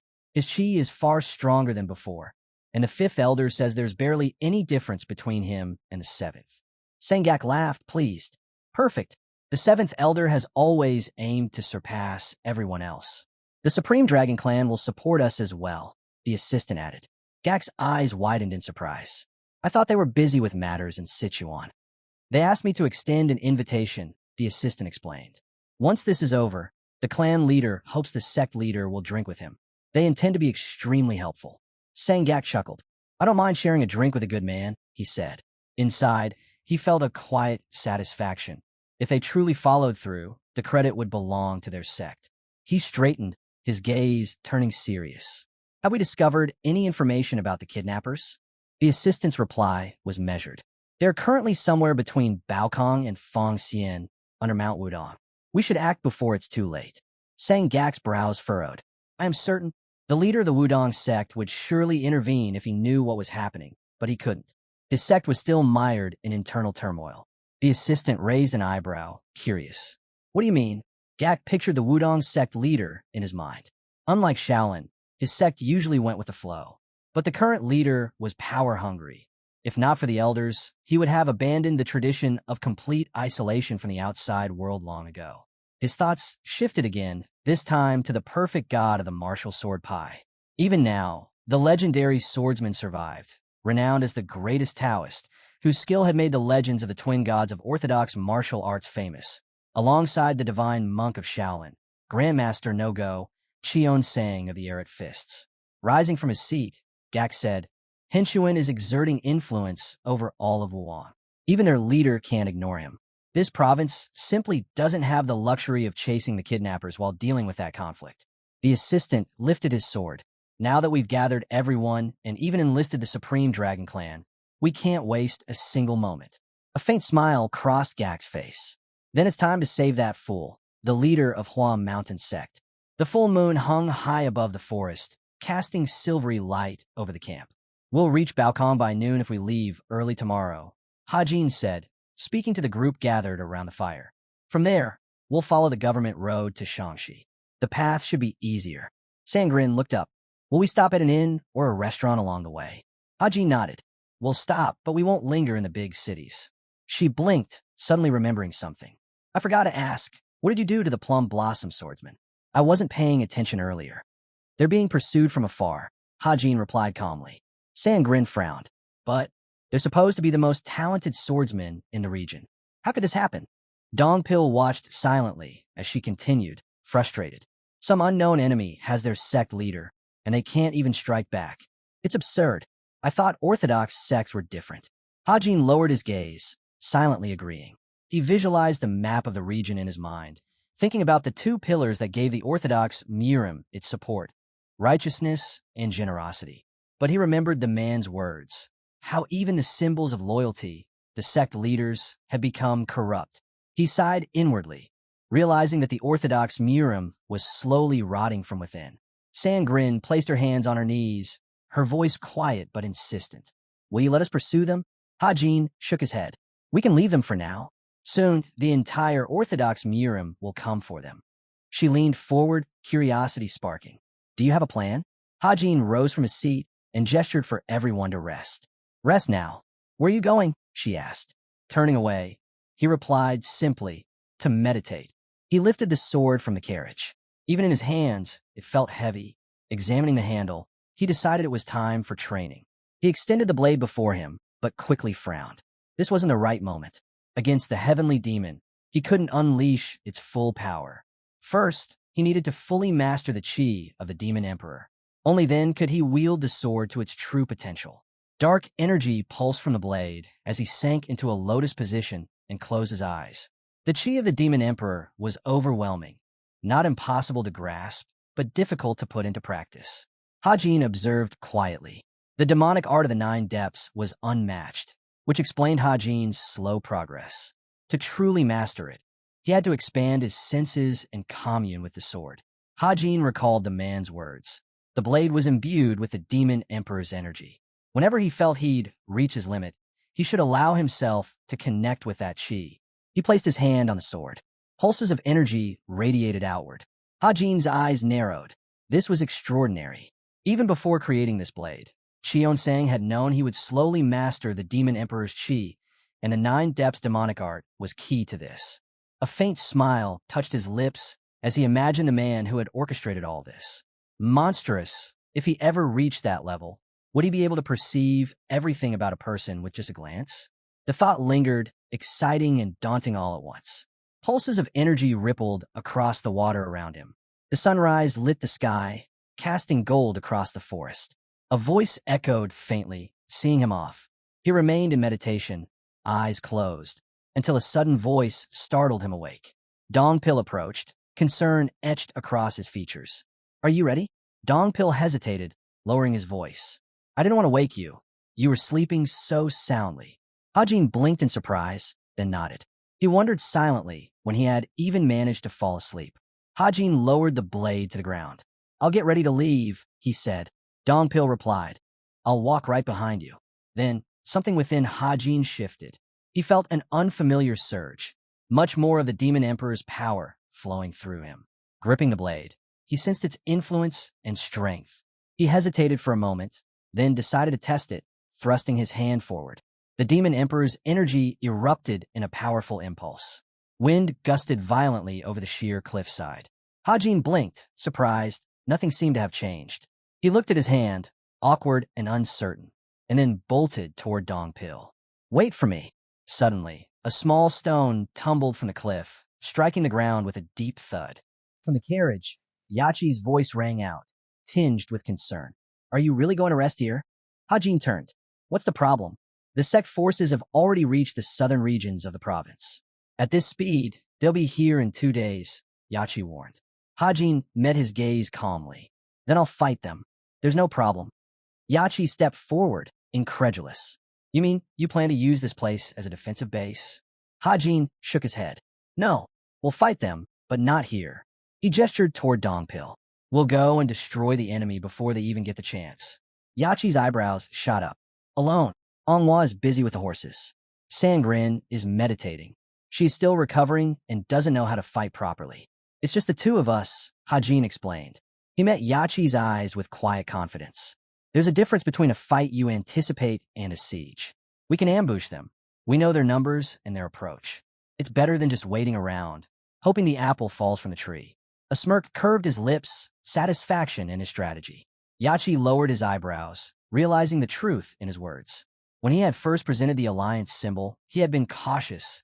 After all, they were in righteous heavenly alliance territory. But caution didn't mean passivity. He looked at Dongpil beside him and understood. Sometimes you had to take the fight to them. He also realized how powerful it was to gain the upper hand, even while deep in enemy territory. No wonder Hajin had risen to such a position so quickly. Above them, birds darted through the snowstorm, their wings cutting through the biting wind. Hajin turned to Yachi. "Did you send a letter to the Ice Palace?" Yachi nodded. "While we were on the Yangtze River, I sent 5 of the fastest messenger birds. By now, they should have reached the Northern Sea." Hajin crossed his arms. "And the Steel Blood Fortress?" "They've already sent their elite troops to Hube," Yachi replied. Hajin frowned. "They're probably trying to rescue the mistress first, then act." Hajin's gaze hardened. "Then we'll hunt them down."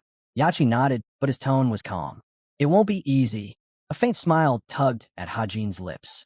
He noticed the number of Plum Blossom swordsmen had decreased. Clearly, the plan was working.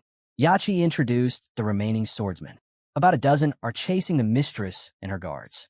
The man fled quickly with the girl, but we've leaked information at the right times. The two groups should collide soon, somewhere near the Steel Blood Fortress. Hajin's curiosity piqued. "What exactly did you tell them?"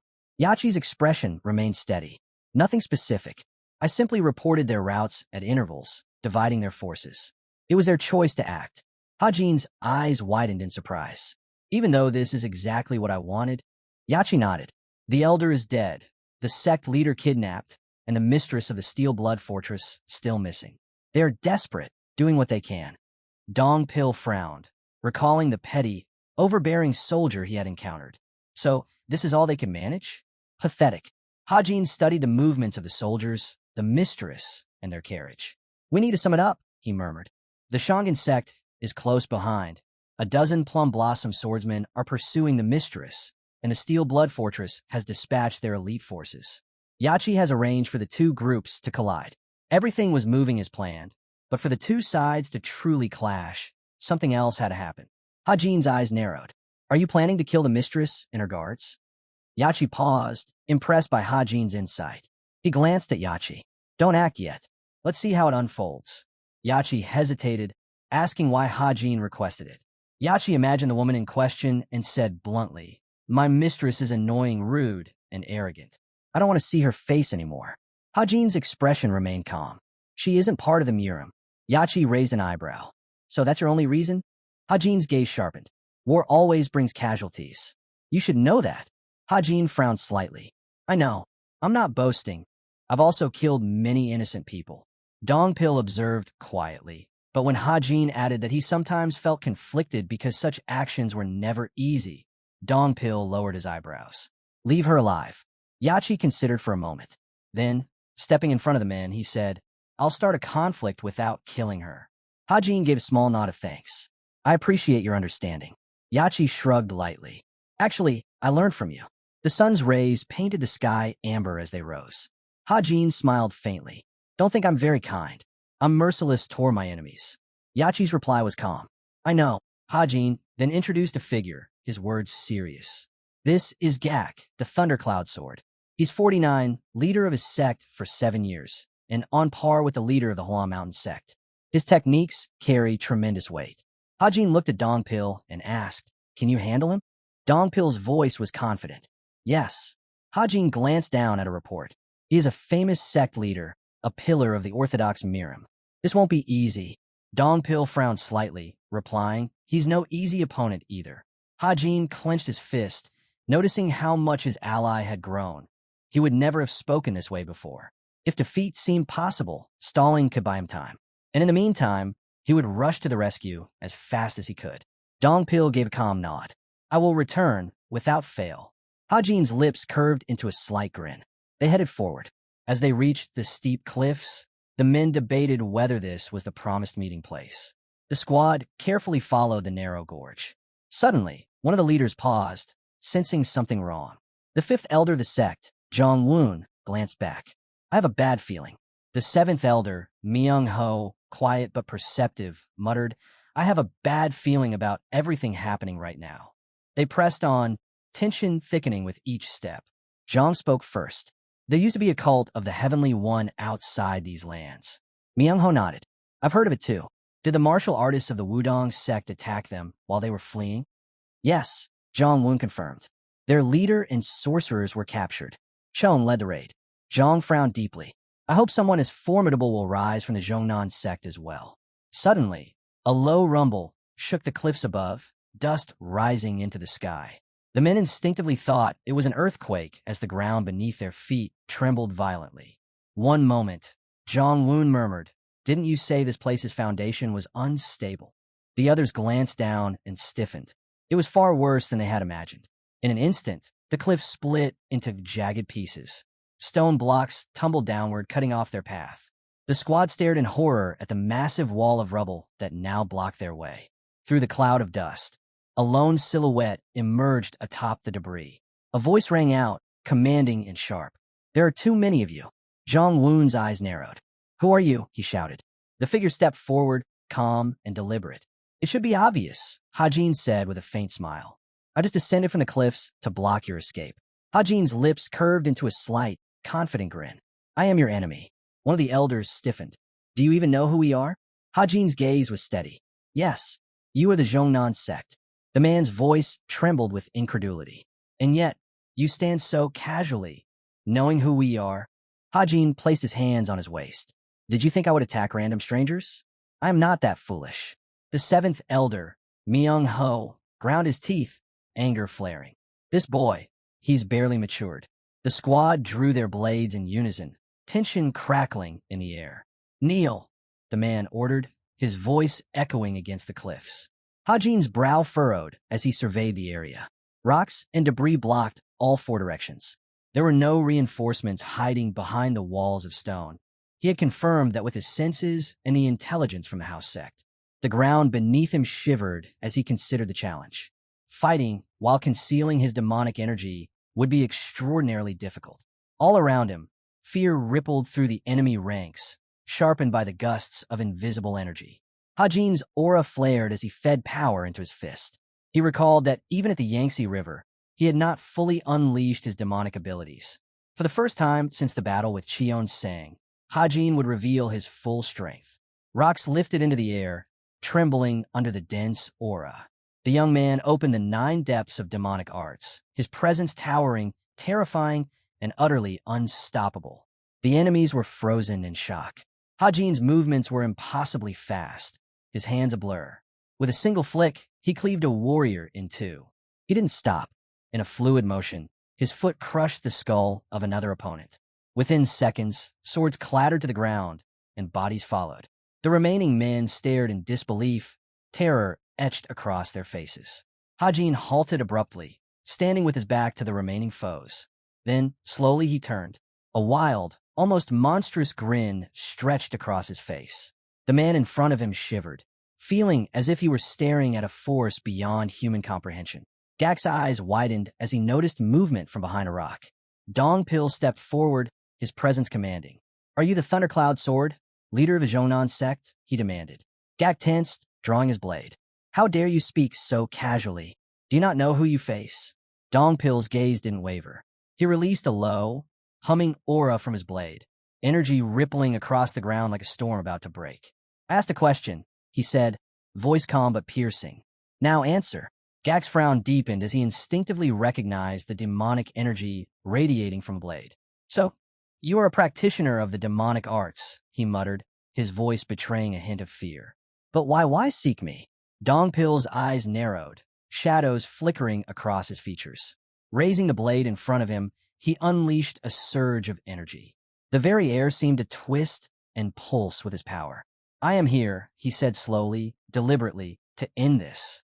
Small fragments of stone began dropping from the cliffside, but Sang Gak didn't even flinch. The celestial swordsman beside him muttered that the mountains here were unstable. Yet Sang Gak shook his head slowly. "That's not why," he said, gaze lifting toward the sky. Something was wrong. He couldn't sense it clearly. Too faint, too distant. But the atmosphere itself felt disturbed, like a battle was happening far above the range of ordinary perception. His expression sharpened. "Enough hiding," he called out, voice echoing across the ridge. "Come out. Stop lurking like a rat." Footsteps answered him. From behind the cliff, Dongpil stepped forward at last. His expression was ice-cold as his eyes locked onto Sang Gak. "So you're Sang Gak," he said, "the Thundercloud Blade, leader of the Zhongnan sect." The celestial swordsman commander stiffened, stunned by the man's tone. Was this fool unaware of who he was speaking to? But Sang Gak didn't rise to the provocation. His eyes narrowed instead, because the moment he saw Dongpil, he understood. It's just as the young master warned. Dongpil's presence alone felt unnatural. Heavy, oppressive. The unmistakable pressure of a peak stage, supreme, martial master rolled across the mountaintop. Dongpil didn't bother hiding it either. "I came here for one reason," he said, aura erupting like a storm. "To defeat you." Sang Gak's voice dropped. "So you're the one who kidnapped the manhua leader." Dongpil cut him off with steel. No warning. No answer. He simply moved. His sword shot forward like lightning, forcing Sang Gak to block on instinct. Their blades collided, and the impact detonated across the mountainside with a thunderous roar. Sang Gak's eyes flew wide. Even with his reflective sword technique, the force punched straight through and rattled his bones. He slid back, boots grinding against shattered rock. Dongpil didn't stop. He kept advancing, each thrust sharper, faster, more violent than the last. A blade grazed Sang Gak's side, tearing cloth and skin. "TCH." Sang Gak snarled under his breath, barely slipping past the next attack as he launched a counterstrike. His blade surged with a fierce chi wave. But Dongpil simply redirected it, twisting the energy aside like it was nothing. The resulting collision tore through the ridge, blasting stone and dust into the sky. The celestial swordsman commander could only stand frozen, eyes trembling. Who is this monster? The two fighters blurred across the battlefield, their speed now far beyond anything he could track. Techniques clashed and vanished in the same instant, every exchange erupting with destructive force. At that level, even as the commander of the celestial swordsman, he couldn't interfere. He couldn't even see their movements anymore.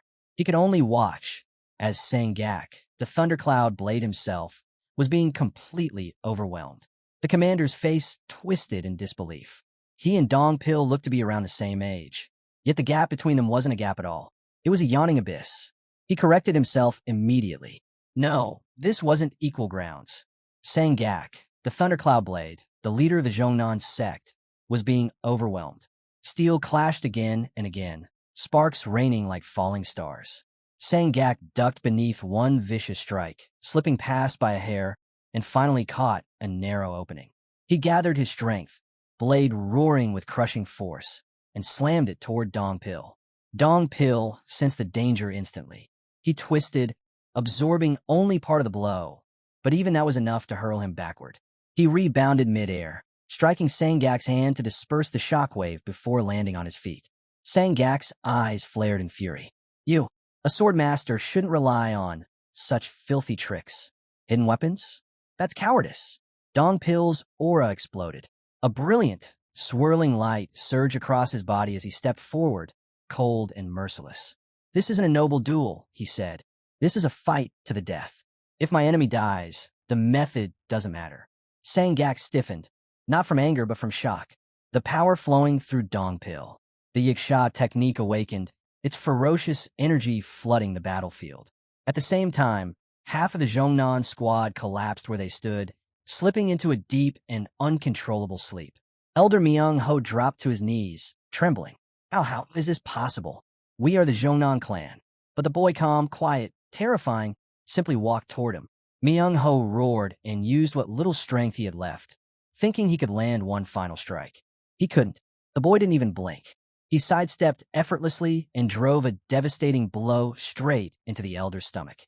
The impact folded Myung-ho in half, blood erupting from his mouth. The boy lifted his blade and pressed it to the elder's throat.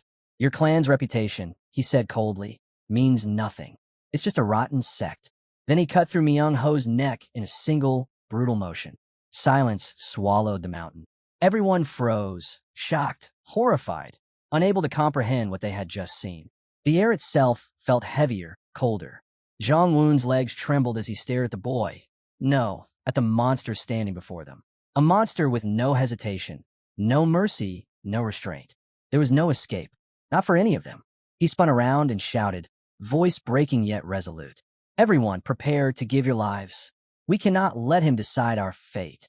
The main character let out a faint smirk as the carnage unfolded. If anything, they were lucky. There was a time when he had been far more merciless toward his enemies. Brutality without restraint, slaughter without hesitation. He understood their desperation. He understood their instinct to cling to life. But followers of ancient martial arts never turned their backs. Their pride wouldn't allow it. And because they refused to retreat, he accepted what had to come next. He would wipe them out, every last one of them. And he had no objection to that. Zhang Wun watched in horror as head after head fell, rolling across the ground while the protagonist carved through them like death incarnate. The massacre felt endless, relentless, inevitable. It was time for all of them to sink into eternal sleep. When the protagonist finally reached him, Zhang Wun's mind snapped. Hope died inside him. He realized there was no future left, only the inescapable present, soaked in blood and despair. The attack that followed nearly tore him apart, leaving him broken and gasping. Then came a question, calm, casual, terrifying. Is Seo Riang truly the head of the heavenly demon's divine cult? Seo Riang chuckled mockingly. Do you think our Lord is so free that he'd waste time on people like you? Zhang Wun tried to muster defiance, shouting that the heavens would punish him for such atrocities. The protagonist simply shrugged. I don't care.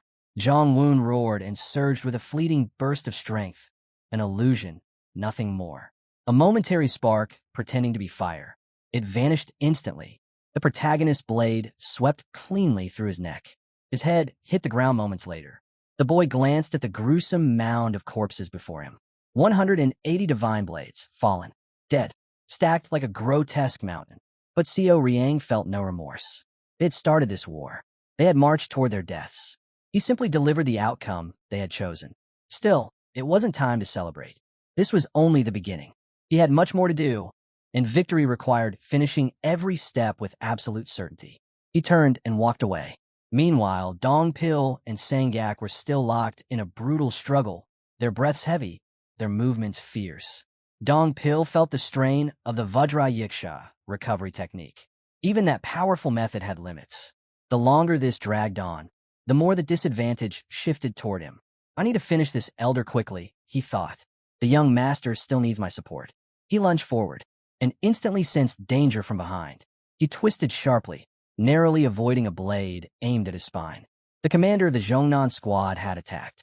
Dong Pil raised an eyebrow. So you've finally grown a spine? But he was wrong. It wasn't courage. It was bait. Now, sect leader, the commander roared. A trap had been sprung. Sang Gak struck from behind, a clean, merciless slash, and his blade cut straight through Dong Pil's body. Dong Pil hadn't been able to dodge. The trap had landed perfectly. The sect leader let out a triumphant, mocking laugh. Demonic spawn, your death will be agonizing. But fate disagreed. Before Sang Gak could even finish savoring his victory, Dong Pil moved. Not weakly, not desperately, but with the cold precision of a seasoned warrior who had faced death too many times to fear it. His blade thrust forward and stabbed Sang Gak in return. The sect leader froze, eyes trembling in disbelief. How? You shouldn't be able to move. The celestial arts. His voice faltered. Dong Pil met his gaze with chilling calm. You made a mistake, he said coldly. If you wanted to kill me, you should have kept your distance.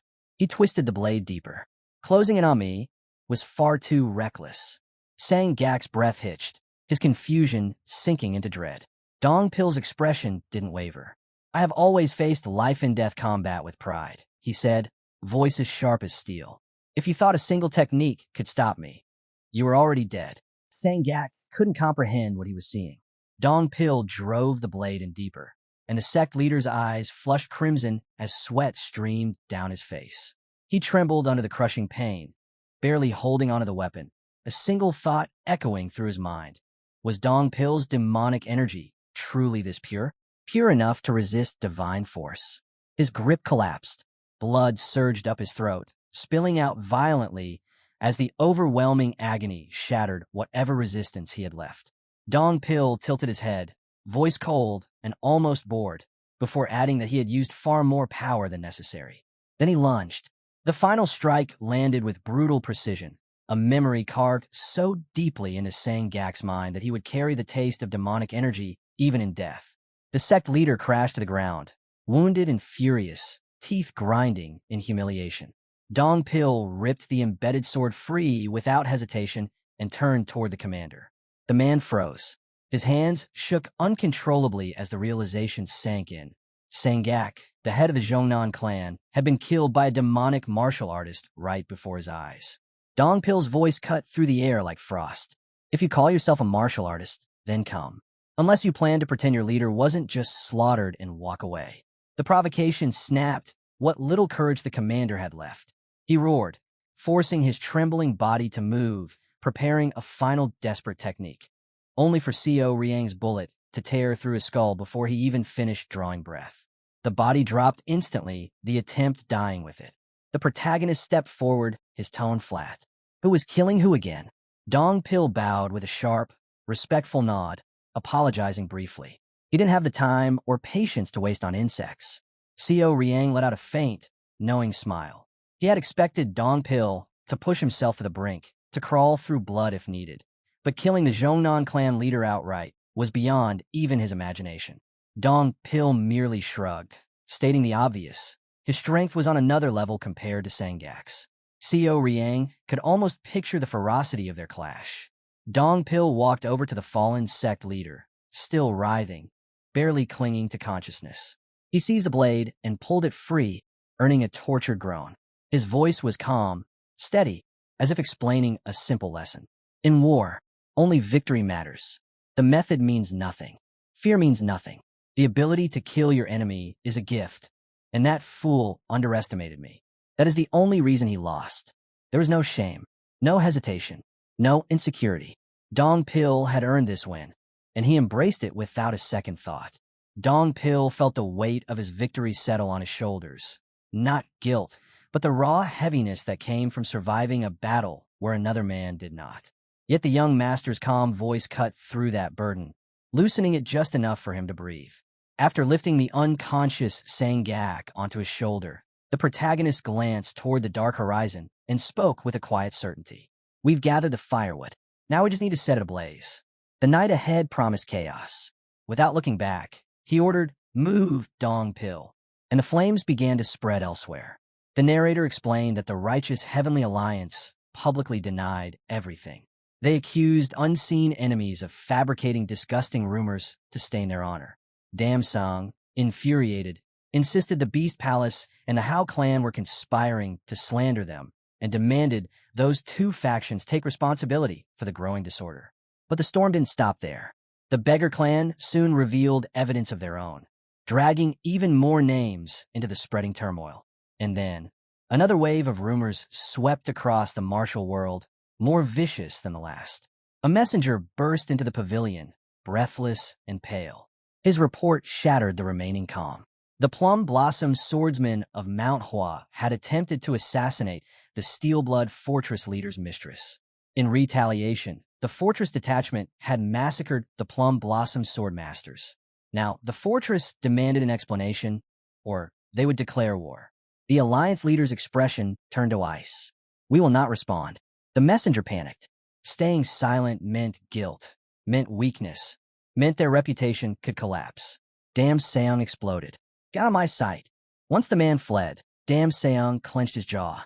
Someone was stirring chaos in the Zhongnan region on purpose. But who? No one could determine the mastermind. Deep inside the shadows of the Hao clan's secret base, Gong Yachi delivered yet another revelation. He spoke of the Dragon Emblazoned Yama, a title bestowed by none other than the righteous Heavenly Alliance leader. It referred to the unknown martial artist who had single-handedly wiped out both the elite combat squad of the Bloodsteel Fortress and the Yangtze River Fortress. Rumor had already spread like wildfire up the river. All of Hubei was talking about it. Within 10 days, Gong Yachi predicted the Dragon Emblazoned Yama's fame would reach the far northern banks of the Yangtze. Xiao Riang stared at him in disbelief. To think his reputation was exploding because of exaggerated tales. Gong Yachi shook his head. In ancient martial arts, destroying the Bloodsteel Fortress's elite squad and sweeping a river fortress alone, that's enough to shake the world. This was bound to happen. Xiao Riang leaned in slightly. "Then have you ever wondered who the hostage was?" Gong Yachi insisted they had acted correctly. But Xiao Riang wasn't convinced. The Manhua clan and the Zhongnan clan weren't minor sections. Their enemies had crossed a line that should never have been touched. And the worst-case scenario loomed over him like a shadow. The righteous Heavenly Alliance and the Bloodsteel Fortress could join forces to hunt him down. The fire had already been sparked, and soon the entire martial world would burn. Gong Yachi hesitated for a moment, then voiced an idea bold enough to freeze the air between them. He suggested revealing Xiao Riang's true identity. Xiao Riang snapped his head toward him, stunned. "Are you insane?" he barked. "Do you understand why I've been hiding all this time?" But Gong Yachi didn't flinch. "The truth doesn't need to reach the whole world," he said calmly. "Only the fortress leader needs to know." Xiao Riang frowned, unconvinced, but Gong Yachi pressed on. The righteous Heavenly Alliance and the Bloodsteel Fortress, despite their public unity, had clashed repeatedly behind closed doors. Conflict sharp enough that war nearly broke out more than once. That caught Xiao Riang's interest. He leaned back, expression shifting. "Is that so?" Gong Yachi nodded. "While the world is unaware of their tensions, both factions operate under harsh limitations. The more chaos spreads, the greater the risks. Not to you, young master, but to those around you." Xiao Riang's gaze darkened at that. Gong Yachi continued, firm and unwavering. "You've already accomplished far more than expected. At this point, you can afford to act boldly." But Xiao Riang countered immediately. "The fortress leader could betray me. Easily. Not this time," Gong Yachi replied without hesitation. "And why is that?" Gong Yachi lowered his voice. "Because the Hao clan knows secrets the Bloodsteel Fortress cannot allow to surface.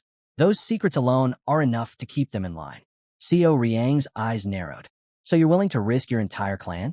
Force the Bloodsteel Fortress to treat you as an enemy?" "They would never dare," Gong Yachi said confidently. "We are allies of the Heavenly Demon Divine cult. That alone guarantees our survival. And besides," he exhaled softly, "the balance we've maintained among the three major powers, Zhongnan, Manhua, and the Demon cult, won't last forever." That admission told Xiao Riang everything he needed to know. Gong Yachi wasn't acting purely out of loyalty. He had other motives, deeper and unspoken. And sooner or later, Xiao Riang would discover them. The protagonist finally sighed. "I'll think about it." Gong Yachi nodded. "Good. But remember, we don't have much time." He promised to return the next day and slipped out into the night. Left alone, Xiao Riang sank into silence. Exhaustion washed over him, but his thoughts refused to rest. Despite everything, gratitude welled up within him. Without Gong Yachi's presence, he would have been drowning in uncertainty. He let out a faint, bitter laugh at himself. He always chose the hardest path, always reached for the steepest road when an easier one sat right in front of him.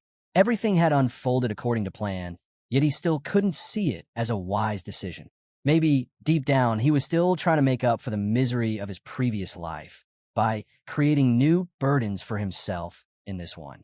The night pressed in around him, and Co Riang carried its weight alone. Co Riang's thoughts shattered in an instant. Yeo Sang-rin was suddenly standing in front of him, silent, composed, and far too close. He hadn't sensed her presence at all. His heart lurched. "I knocked," she said, expression firm. "You just didn't answer." Her gaze was sharp, serious enough to drain the blood from his face. "We need to talk." For a moment, he truly thought he'd seen a ghost. Sang-rin crossed her arms. "Because of you, the Ice Palace is now at a disadvantage." Co Riang blinked, completely lost. What do you mean? Why did you use me as a shield?" she demanded. "Why didn't you tell me beforehand? If you needed my help, I would have offered it. But you should at least inform me." Co Riang exhaled slowly. He had genuinely believed she had already understood. Back in the Divine Cult, he'd clearly stated he intended to use the Ice Palace as cover. "I might be bold," he muttered, "but I'm not stupid. I thought you knew." Sang-rin only stared at him, frustration written plainly across her face. He rubbed his forehead, guilt washing over him. "I meant to tell you before anything happened, but things spiraled too fast. I forgot. I'm sorry. I'll do better." Her expression softened only slightly before she asked, "And did you tell my brother?" Co Riang paused. "I thought Gong Yachi handled all that. If Yachi had been delivering messages on time, surely he had informed her brother as well. But then, why was she here personally?" Sang-rin drew a quiet breath. "There's something I want to ask from you." That startled him even more. She had scolded him first just to break the ice. Whatever she wanted must be serious. "It won't be easy," she admitted. "But if you agree, I will be grateful." Unease crept up his spine. What was she planning? Finally, she looked him straight in the eyes and spoke with unwavering resolve. "I want to become your disciple." Co Riang froze. Of all the possibilities he imagined, this was the one he never expected. Inside the Hao clan's hidden cave, deep enough that even sound seemed afraid to enter, Sang Gak still couldn't comprehend how his perfectly constructed world had collapsed. Shackled, humiliated, and forced to face the one man he should never have provoked, he sat trembling before Co Riang.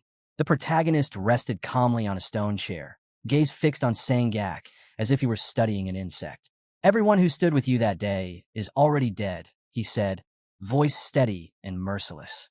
"You're the only one left. Be grateful for that much. If you weren't still useful, you'd have joined them long ago." Those words sliced deeper than any blade. Sang Gak's jaw quivered, rage and fear twisting together. "Do you cultists truly intend to start a war?" he snapped.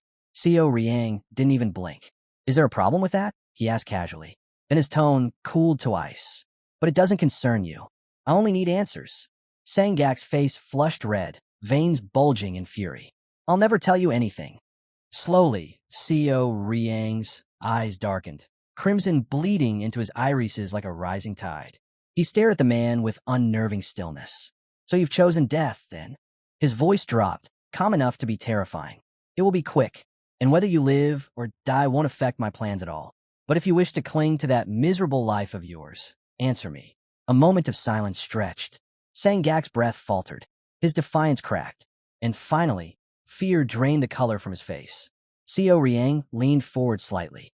"Where is the key to the Cave of Repentance? The place you locked away the old Zhongnan clan elders?" The question hit Sang Gak like a strike to the chest.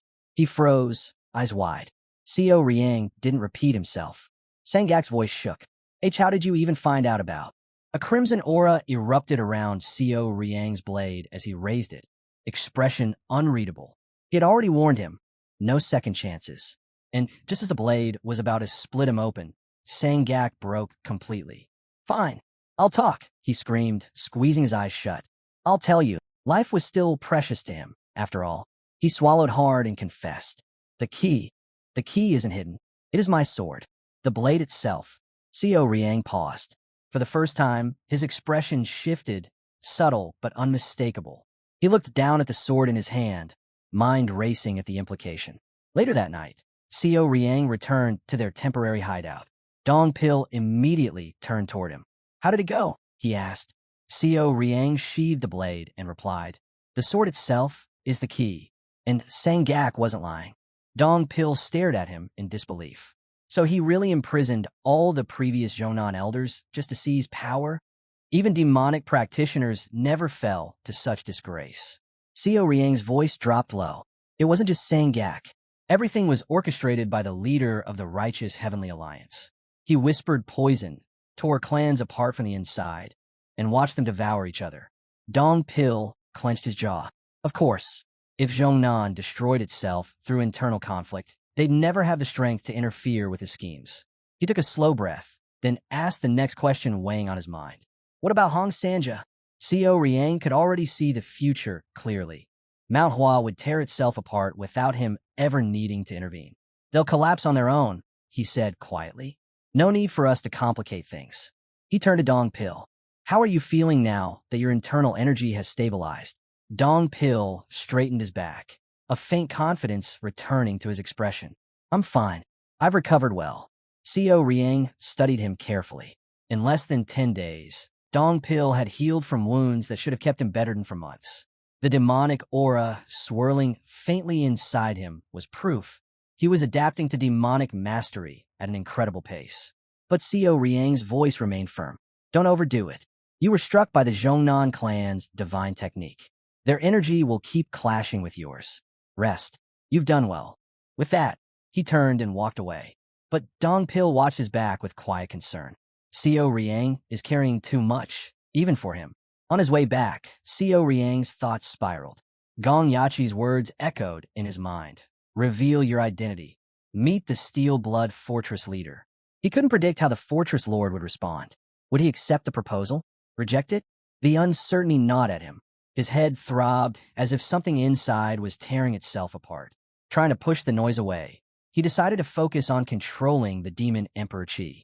He needed a quiet place to practice, but when he arrived at the training grounds, someone was already there. Yeo Sang-rin. She stood alone, her palms raised, pulling the ice essence within her core.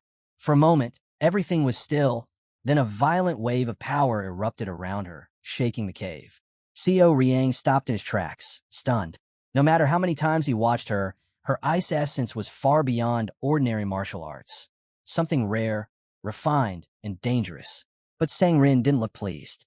She clenched her fists, biting her lip in frustration. Why can't I activate it again? No matter what I do. She exhaled sharply. I can't do this alone. Yet some people refuse to help. Xiao Riang raised an eyebrow. He had definitely heard that. He stepped closer, voice casual. I heard everything, you know. Sang-rin jolted, whipping around in shock. How long have you been standing there? Long enough, he replied with a faint smile. Your progress is impressive. Her reaction was immediate, sharp, fiery, and wounded. And your manners are terrible. Who spies on someone during training? Xiao Riang blinked, genuinely confused. Are you still angry? Still angry, she snapped. That's the mild version. If I were you, I'd at least pretend to consider my request. Her voice rose, eyes burning with humiliation. I even kneel for you. Do you know how many people have dared to turn me away like that? She stepped closer, glaring up at him.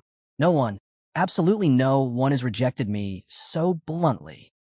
Xiao Riang stood there, momentarily silent, remembering the moment he refused her without hesitation. This was not going to be a simple conversation. Xiao Riang let out a quiet breath, trying to steady the mood before it spiraled any further. I already told you, he said, rubbing his brow. I'm just a young leader, not a cult master. I can't take disciples whenever someone demands it. And besides, you're already learning the Ice Palace's techniques. Isn't that enough? Yeo Sang-rin's answer came like a thrown blade. I don't care, she snapped. If you're not going to teach me, then just leave. Her voice cracked, not with weakness, but with anger held too long. You used my name whenever it benefited you. But when I asked for help, you refuse immediately. Xiao Riang exhaled and sat down, gesturing for her to do the same. Fine. Then answer me honestly. Why are you so desperate to become my disciple? Before I even consider your request, I need the truth. Yeo Sang-rin stared at him for a long moment, then sighed. I can't tell you. Then I absolutely cannot accept you, Xiao Riang replied without hesitation. She looked away bitterly. You'd probably refuse even if I told you everything. She's right, he thought to himself. He tried to reason with her, keeping his tone calm. We trained together before, didn't we? You can grow stronger without me.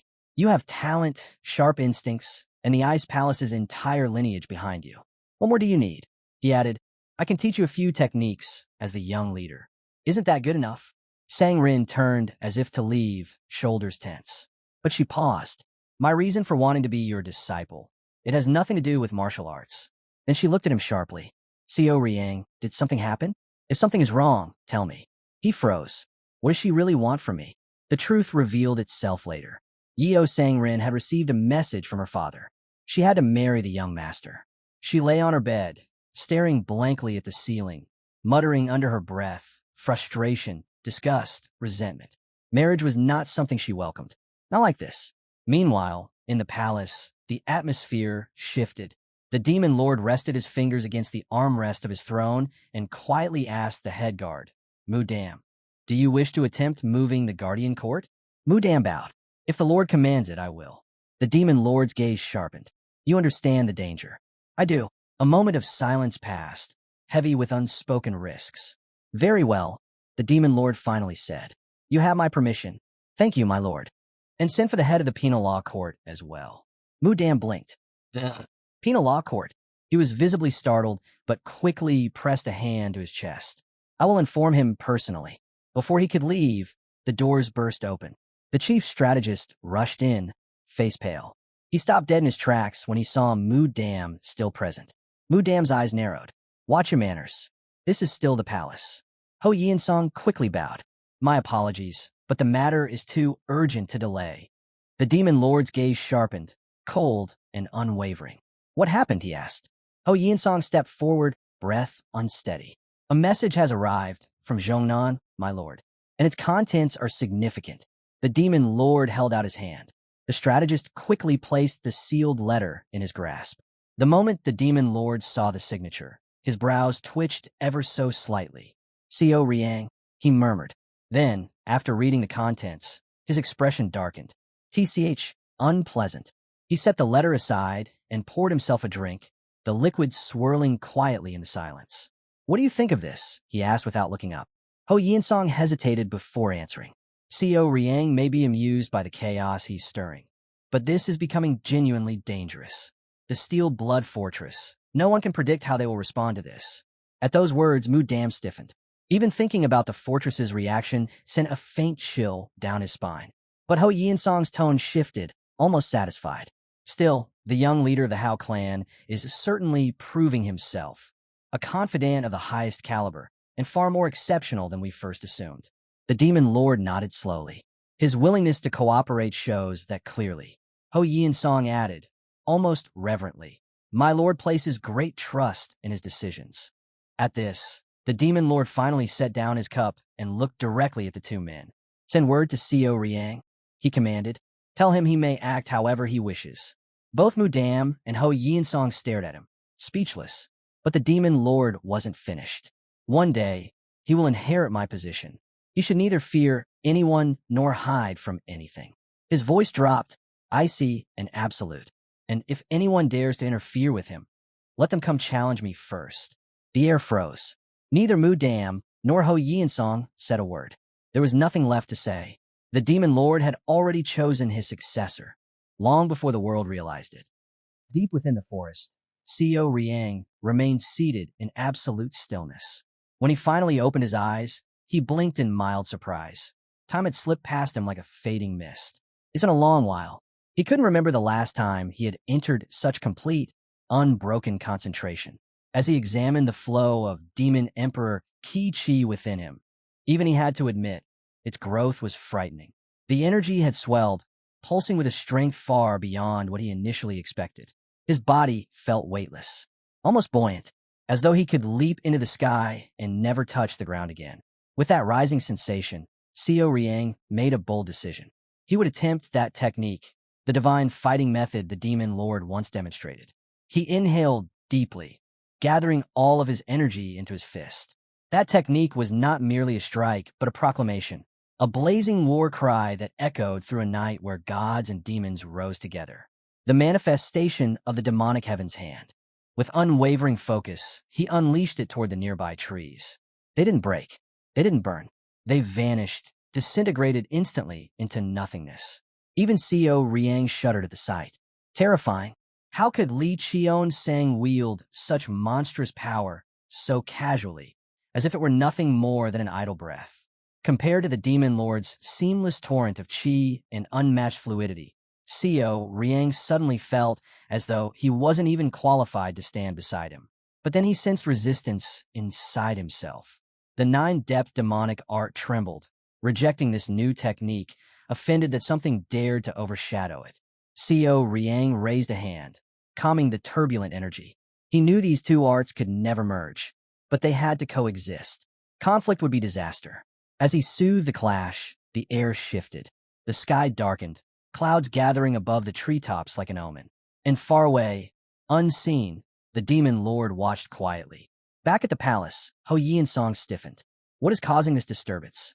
The Demon Lord did not seem alarmed. It comes from someone who is learning at an extraordinary pace, he replied. But such rapid growth requires vigilance. The strategist blinked. And who might that be? Xiao Riang. The Demon Lord answered calmly. He has opened the sixth heaven of the realm of desires. Hou Yinsong froze. What does that even mean? The Demon Lord's eyes glinted faintly. It is the true origin of the Demon Emperor Qi. The strategist swallowed hard, unsure if he should speak further. Yet curiosity drove him forward. So this achievement, the sixth heaven, I've been waiting for this stage to ignite, the Demon Lord said. And now it has finally begun. Hou Yinsong still couldn't comprehend how the sovereign possessed such knowledge. How could he know so precisely what Xiao Riang was experiencing? The Demon Lord finally turned toward him.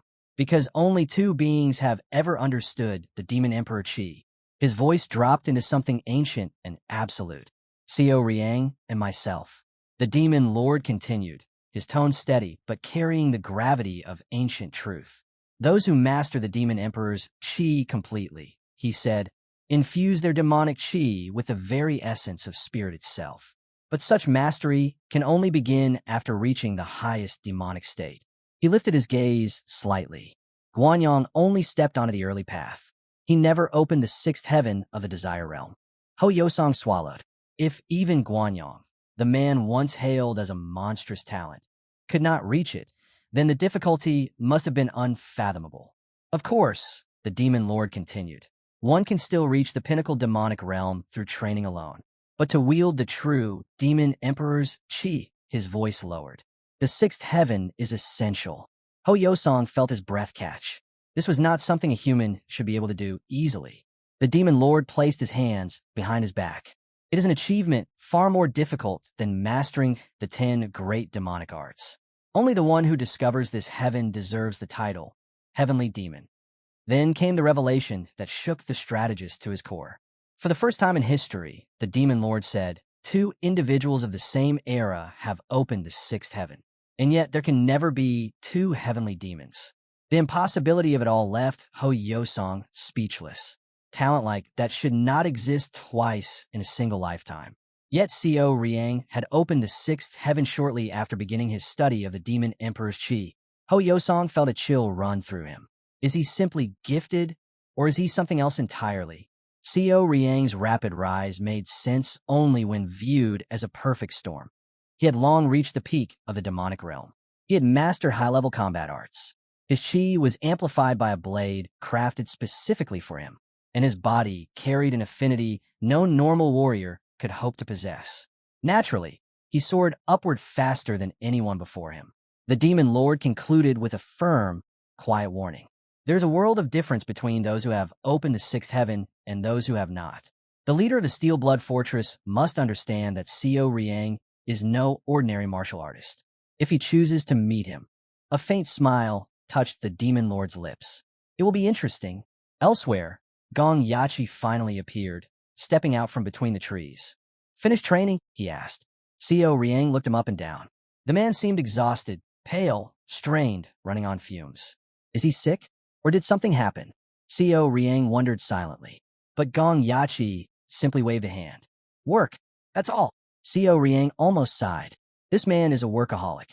One of those irritating prodigies who push themselves until they break, then keep going anyway. Gong Yachi handed him a sealed message. It came from the divine cult. Xiao Riang opened it, scanning the contents. A humorless smirk tugged at the corner of his lips. They're unbelievably confident, as always. What does it say? Gong Yachi asked. Xiao Riang handed the letter back. See for yourself. Gong Yachi read it carefully, then nodded. So the plan can move forward. They haven't changed their stance since the beginning, Co Riang replied. In the end, the final decision rests with me. So you still haven't decided? Gong Yachi asked quietly. Co Riang looked ahead, expression unreadable. No, not yet. I'll decide after we've discussed it properly. I only choose the most efficient path.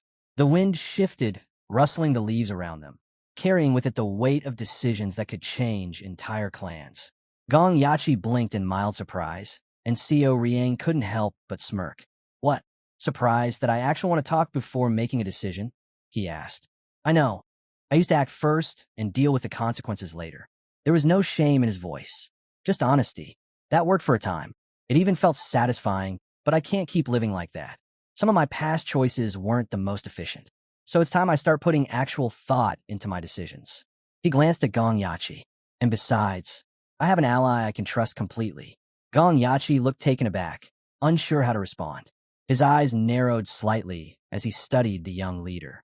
Most people destined to rule the heavenly demon divine cult were unshakable, unyielding in their beliefs, dismissive of others' opinions, convinced that their will alone shaped the world.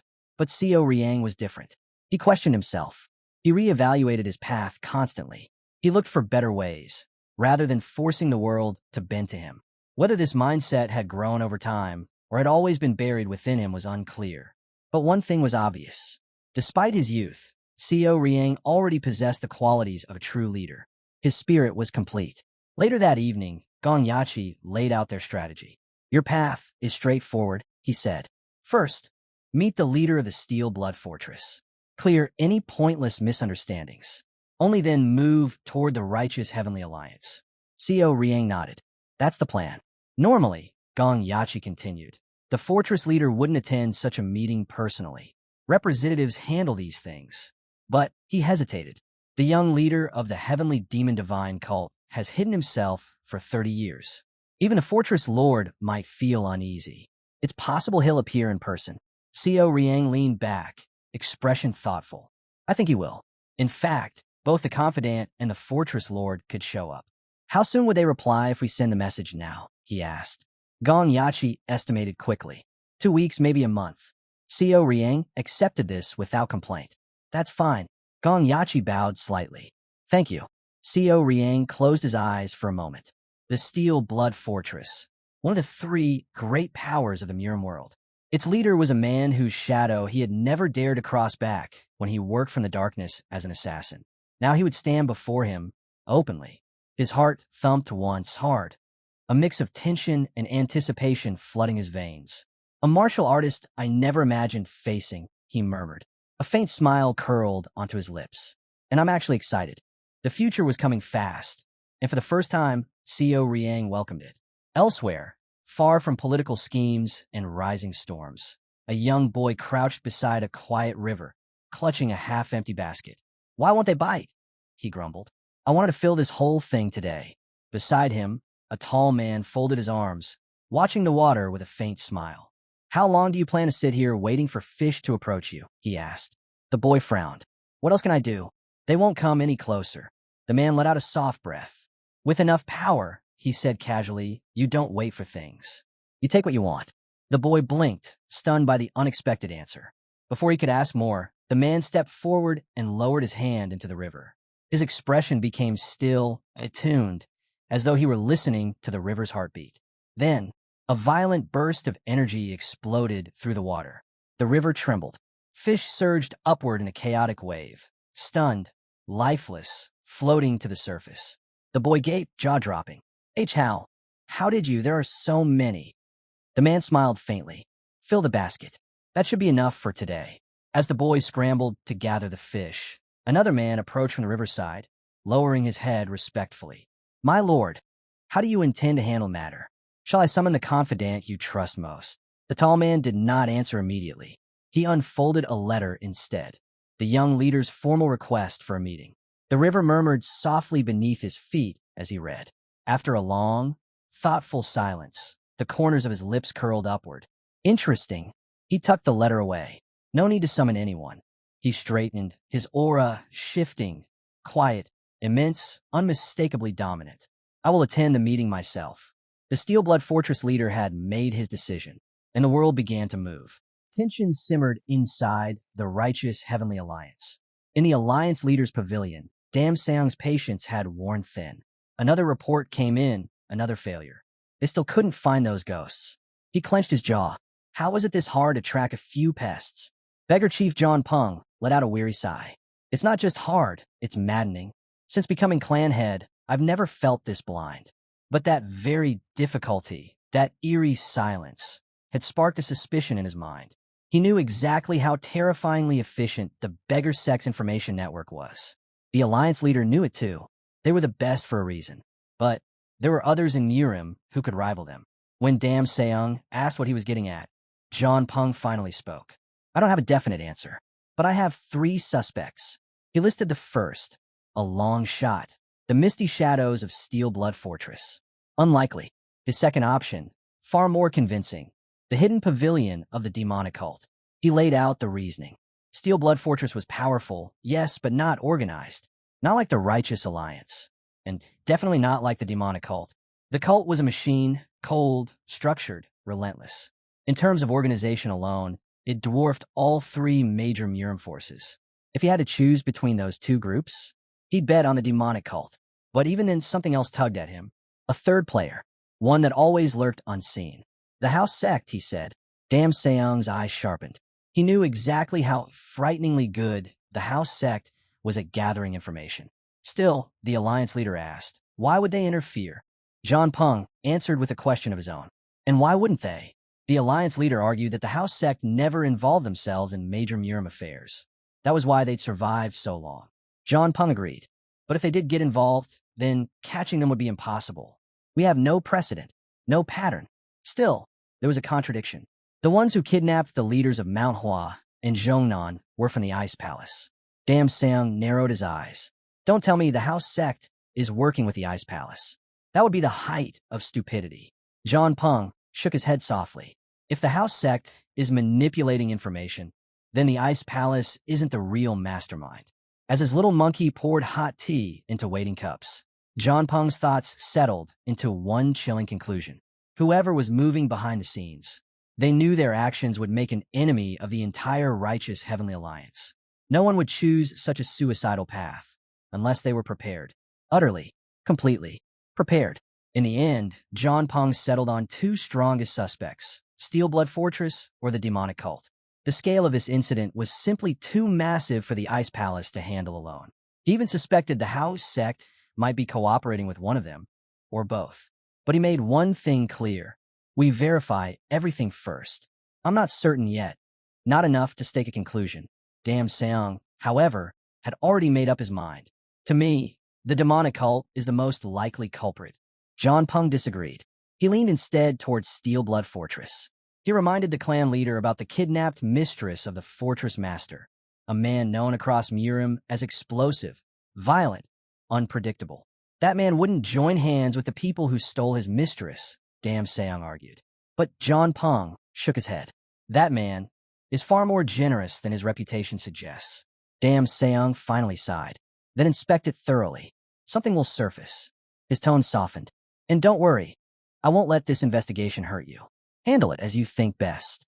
Meanwhile, the carriage wheels groaned as it rolled across the uneven trail. Inside, Yeo Sang-rin watched Co Riang a little too closely. He wasn't the most handsome man in the world, but there was something undeniably bold about him. That sturdy frame, the calm strength in his posture. He had a presence that drew the eye. When Co Riang opened his eyes and caught her staring, he frowned. Why are you looking at me like that? Flustered, she blurted, I was just looking at your face. He blinked. Why? She hesitated, cheeks warming. You look like the type who's broken quite a few hearts.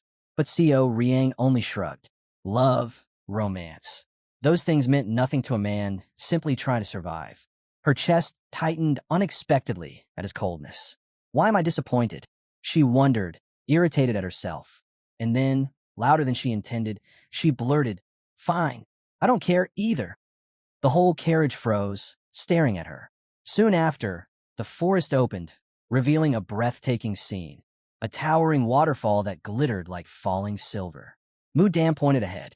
This is where the Steel Blood Fortress leader resides. Just then, someone appeared before them without a single sound. Co Riang stiffened. He hadn't sensed the approach at all. The stranger bowed politely. News from the house sect. We expect the young leader to arrive around noon. The letter was accurate. Co Riang's eyes widened. I didn't even feel him. And then he saw it. A massive formation enveloping the waterfall, countless patterns interwoven like living currents of qi. Even with his sharp instincts, Co Riang couldn't decipher it fully. This place was more dangerous than he'd expected. The man stepped forward with calm confidence, bowing lightly. Huang Gan, chief strategist of Steel Blood Fortress. Co Riang's eyes narrowed. Huang Gan, the evil brain, a strategist who had climbed to the top in just 2 years. The opposite of the previous chief strategist who died quietly of illness. This one was young, sharp, and terrifyingly capable. Huang Gan studied him. So you recognize me? His tone carried the faintest hint of amusement. Co Riang hadn't expected someone of this rank to greet them personally. But Huang Gan only shrugged. I had no choice. He gestured toward the path. You may proceed, but only 2. The formation won't allow more. Co Riang turned to Yeo Sangrin. Will you come with me? She blinked, startled, but nodded. I'll go. They followed Huang Gan, walking barely 10 steps past the cave when the world opened up. A breathtaking landscape more beautiful than anything Sangrin had seen in Zhongnan. She froze in awe. Is this the manor? She whispered. One of several, Huang Gan replied. We built many across Zhongnan. Co Riang frowned. And you bring outsiders here? Huang Gan smiled lightly. It won't exist after today. Co Riang exhaled. Then we'll wait. Just as Huang Gan was about to warn them, he noticed their reactions. They already sensed it. The strategist nodded approvingly. Good. If you cross that stream without permission, the formation triggers. A swamp of death. Even the 10 greatest masters of Murim wouldn't survive.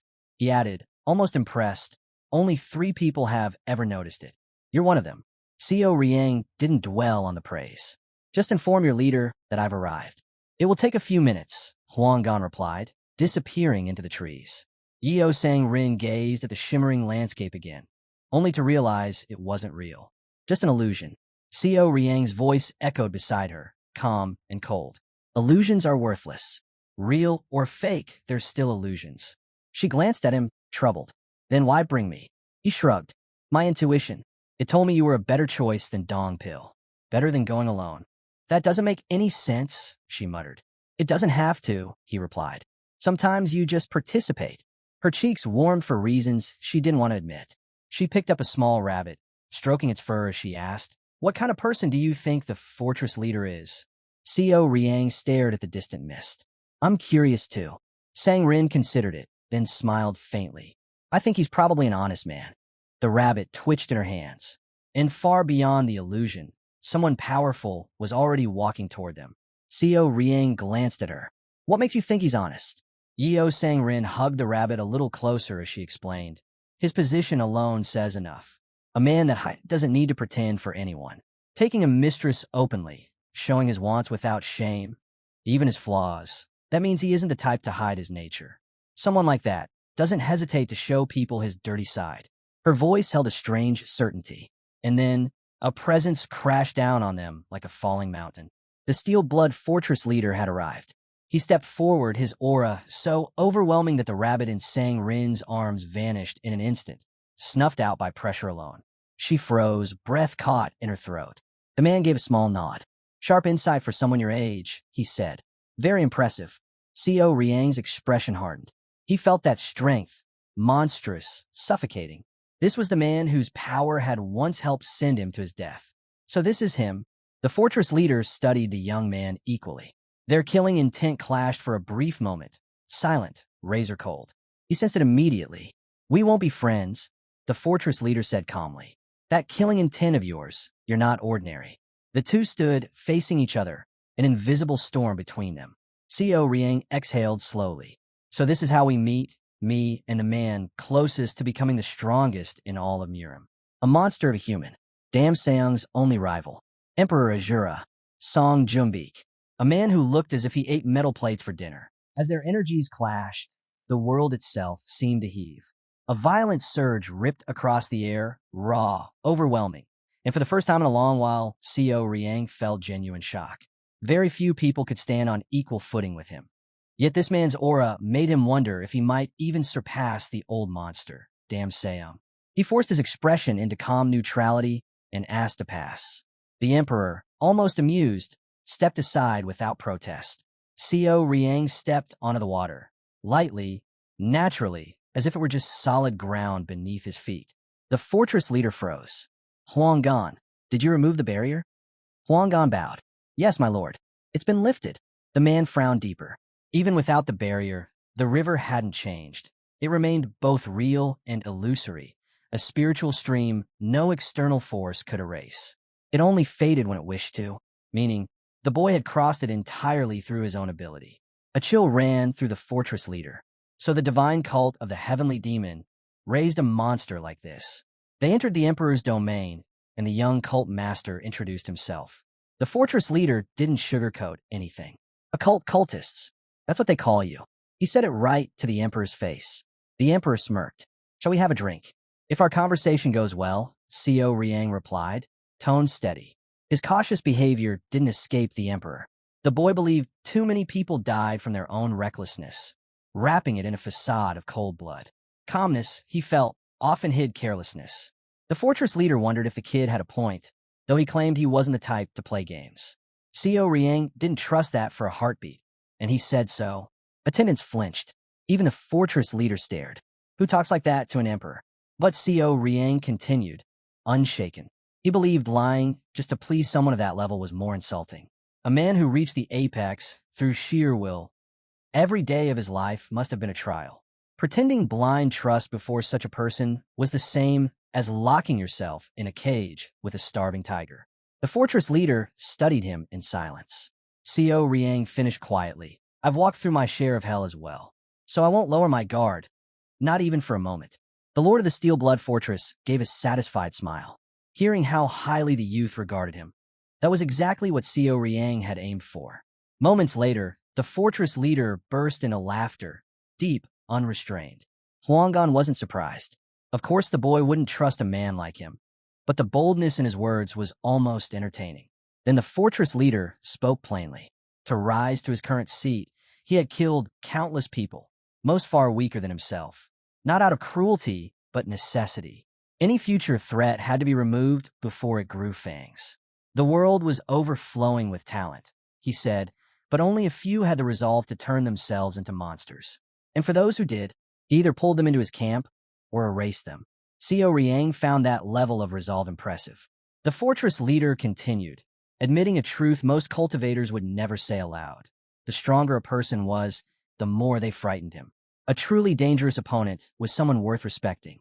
He could have killed Co Riang easily if he'd relied on the alliance of the three forces. Yet the future heir chose to suppress his strength instead. That level of honesty caught Co Riang completely off guard. Honesty, the fortress leader said, is the root of real power. He pointed toward Yeo Sang-rin. The girl was right. I have no reason to lie.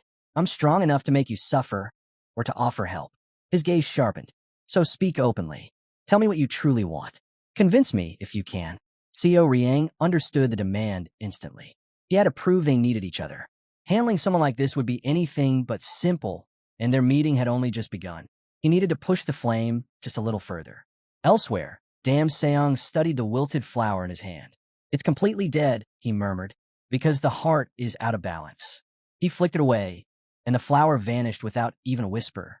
The next stage of martial arts was riddled with flaws, yet the practitioners of the ancient path could still stir the emotions of ordinary people, drawing answers from deep within the soul. Even those who claimed all martial artists were the same would inevitably side with those who inherited the oldest mastery, because it carried both unwavering resolve and righteousness. These virtues existed thanks to the Vagabond clan.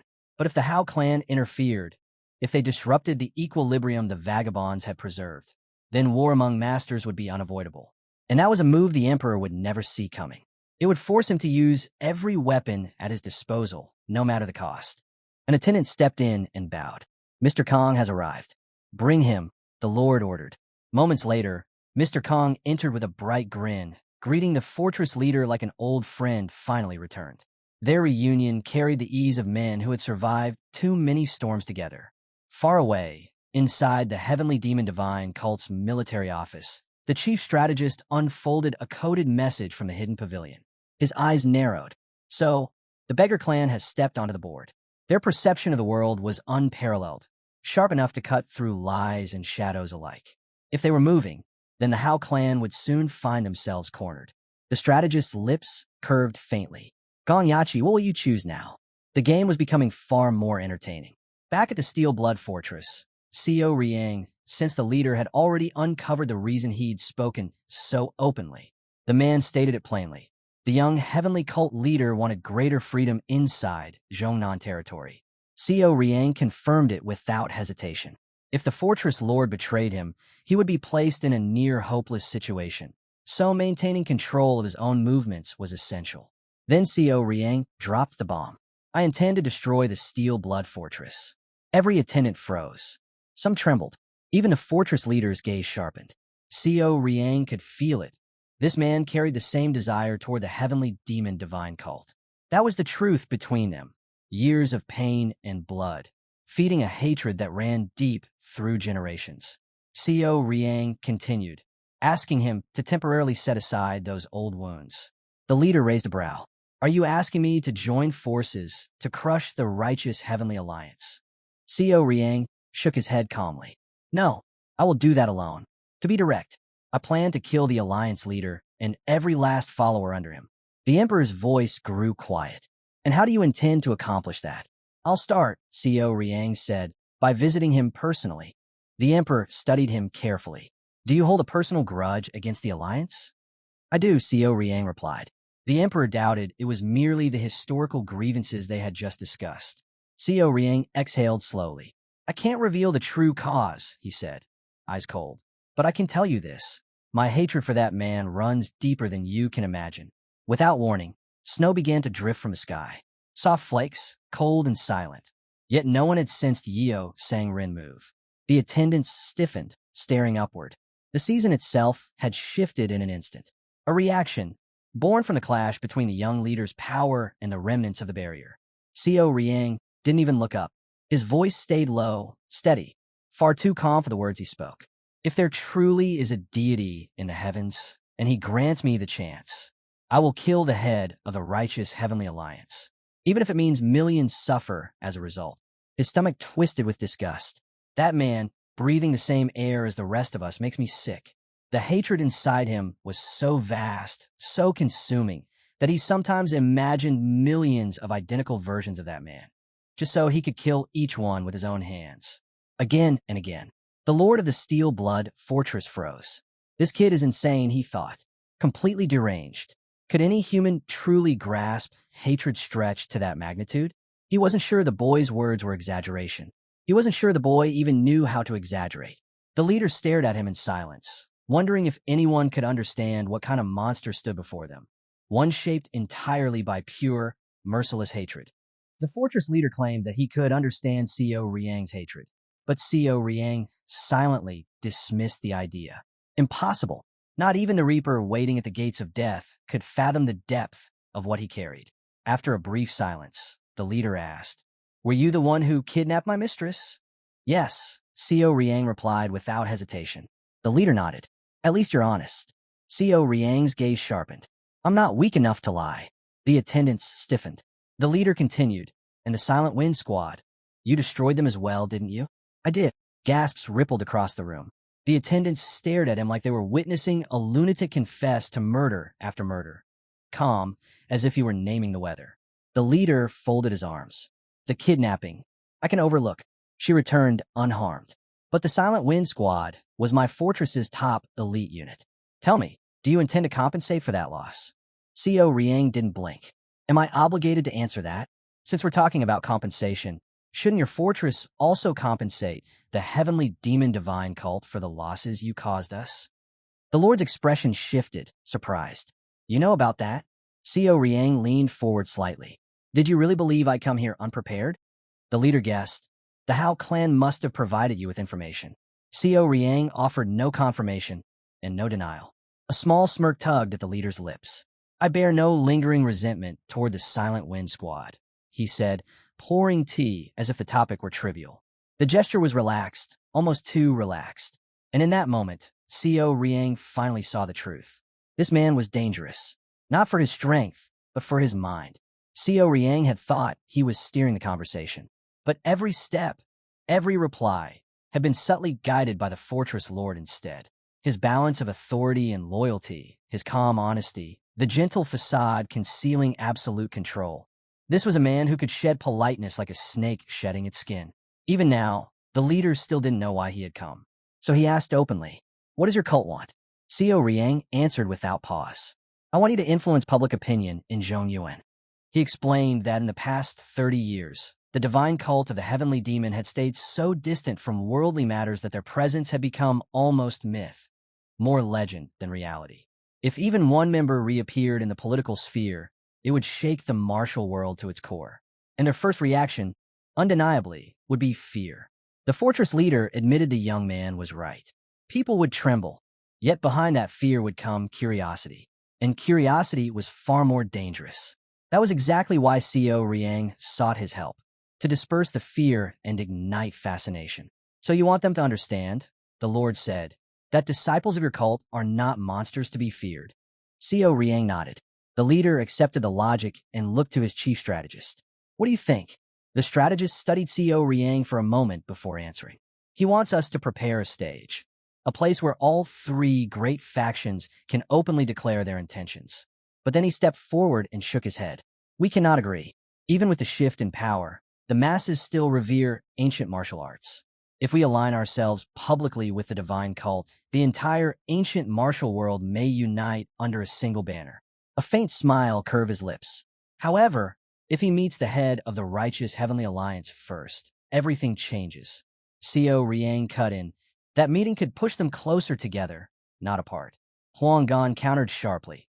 "If both paths lead to unity, then we should remove the main threat early." Co Riang felt the chill in the strategist's logic. Brutal, but not wrong. The strategist answered calmly. "The alliance leader already holds the people's hearts with fear. If he unites the ancient factions, the difficulty of the battle doubles. That's why meeting him immediately is the lesser risk." "It isn't simply meeting him," Huang Gan insisted. "He must be removed from the board entirely. Though killing someone at that level is far from simple." The strategist admitted the idea was tempting but warned, "An alliance formed now, between us and the cult, may only inflame fear and hand the advantage to our enemy." The fortress lord turned to Co Riang. "What do you think?" Co Riang remained silent. His eyes stayed fixed on the floor, thinking, dissecting, calculating. The leader shifted the topic with a sudden spark of curiosity. He looked at the woman from the ice palace. "What was your name again?" She answered politely, and his eyes brightened with recognition. "Ah, yes. You're the one who called me an old pervert." Sang Rin flushed. It slipped out. "I apologize." The leader said. "And has your opinion of me improved?" "No." He laughed. "Good. You were right anyway. After turning 60, I've only gained more ambitions." His gaze slid back to Co Riang. "My goal has always been to unify the world. Yet even with age, I haven't achieved it. At this point, I don't care who succeeds, whether through negotiation or through bloodshed. What matters is that someone takes action." Co Riang finally spoke, saying he had spent years planning every step. Yet true clarity only came after that brief exchange with Sang Rin. The fortress lord nodded. "Then I'll help you. But don't misunderstand. We're not allies." He smirked. "You're using me, and I'm using you." Co Riang appreciated that honesty more than any oath. The lord continued. "Flattery wouldn't have moved me anyway. But seeing that the cult's leader raised a disciple like you, I admit I'm envious." His gaze sharpened. "Reveal yourself to the world. Make the ancient martial arts tremble. I'll guard your back." Co Riang accepted the offer with a calm bow. The chief strategist watched him closely. This boy, fearless, unshaken, was extremely dangerous. The lord laughed softly. "Every man in the Murim carries danger within. But it's been a long time since someone left a mark like this." He doubted Co Riang would act recklessly, but he also knew the young man's actions would never follow convention. Though undeniably weaker and lacking polish, Co Riang reminded him of someone he met during his rise as Lord of the Steel Blood Fortress. the first and last true demonic martial artist he ever saw, the heavenly demon, Li Qion sang, and he assumed that man still ruled at the top. Inside the demon god's palace, Ho Yosong arrived with news. The meeting ended well, he reported. But beneath his composed expression, unease twisted. The beggar clan is moving. Li Qion sang raised a brow. And that worries you? Yes. The Hao clan is vulnerable. The beggar clan has already handled Mount Hao and the Zhongnan clan with frightening precision. Li Qion sang chuckled. That simply means they're confident. The strategist bowed slightly. Then allow me to intervene. You may, the demon lord said. The hidden pavilion exists to follow my orders. Ho Yosong shook his head. I don't want to limit myself to the hidden pavilion alone. I plan to kill the Dragonhead clan's leader. Li Qion sang's eyes narrowed. You intend to kill the leader of the beggars. It will send shockwaves across the land. Zhongnan's northern region is already unstable because of Xiao Riang. If we eliminate their allies now, our advantage grows. Li Qion sang nodded. If your mind is set, go. Ho Yosong bowed deeply. Thank you. He hesitated, staring at his lord, then said softly, I wish you a long and healthy life. He left, promising to report again tomorrow. Li Qion sang watched him go, exhaling through his nose. His palace was filled with eccentrics, strange, brilliant minds who never walked the same path as ordinary men. But geniuses always viewed the world differently, and he had lived long enough to witness how such people could reshape the heavens themselves. They set off again, and Xiao Riang exhaled heavily. I'm tired, he muttered. Yeo Sang Rin blinked at him. You look like you just fought for your life. Sweat rolled down his cheek. Considering who I was up against, it might have been easier to draw my sword. That conversation drained me more than battle. But you only exchanged a few words, Yeo Sang Rin said. Manhwa handed him water. Here. Thanks, he replied, taking a sip. From the outside, it looked like a simple discussion. But in truth, it was a clash of internal strength. Xiao Riang replayed the encounter in his mind. Song Junbeek's power was beyond imagination.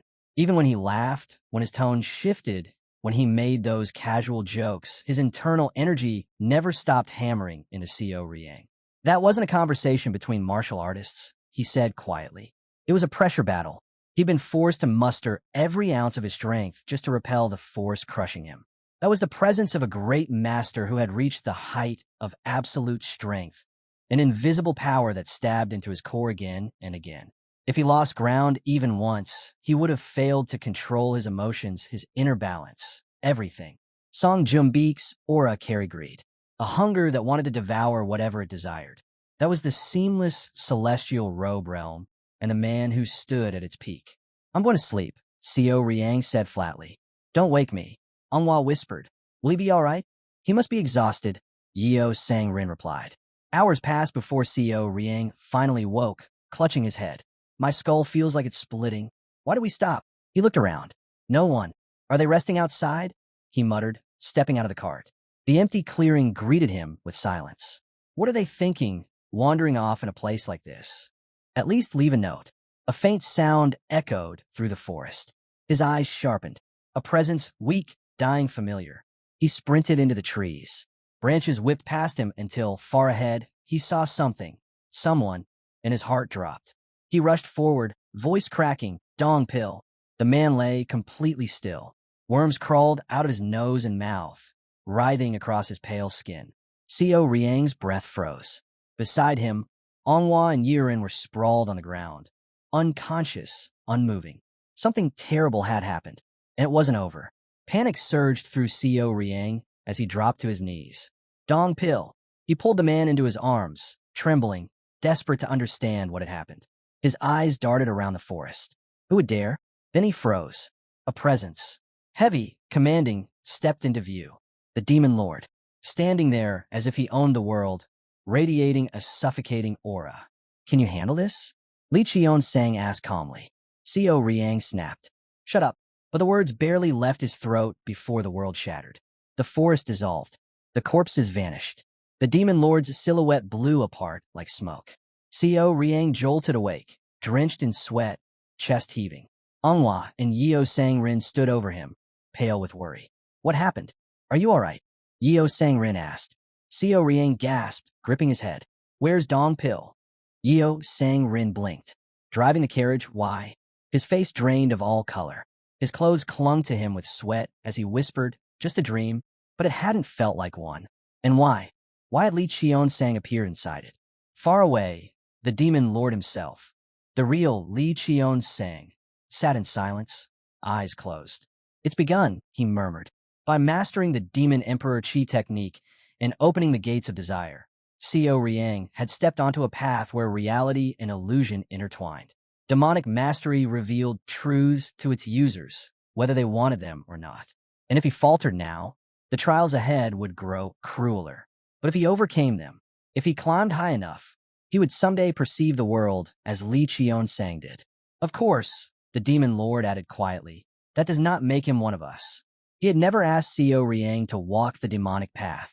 The peak he himself had reached was too merciless, too barren, a place he would never send his disciple.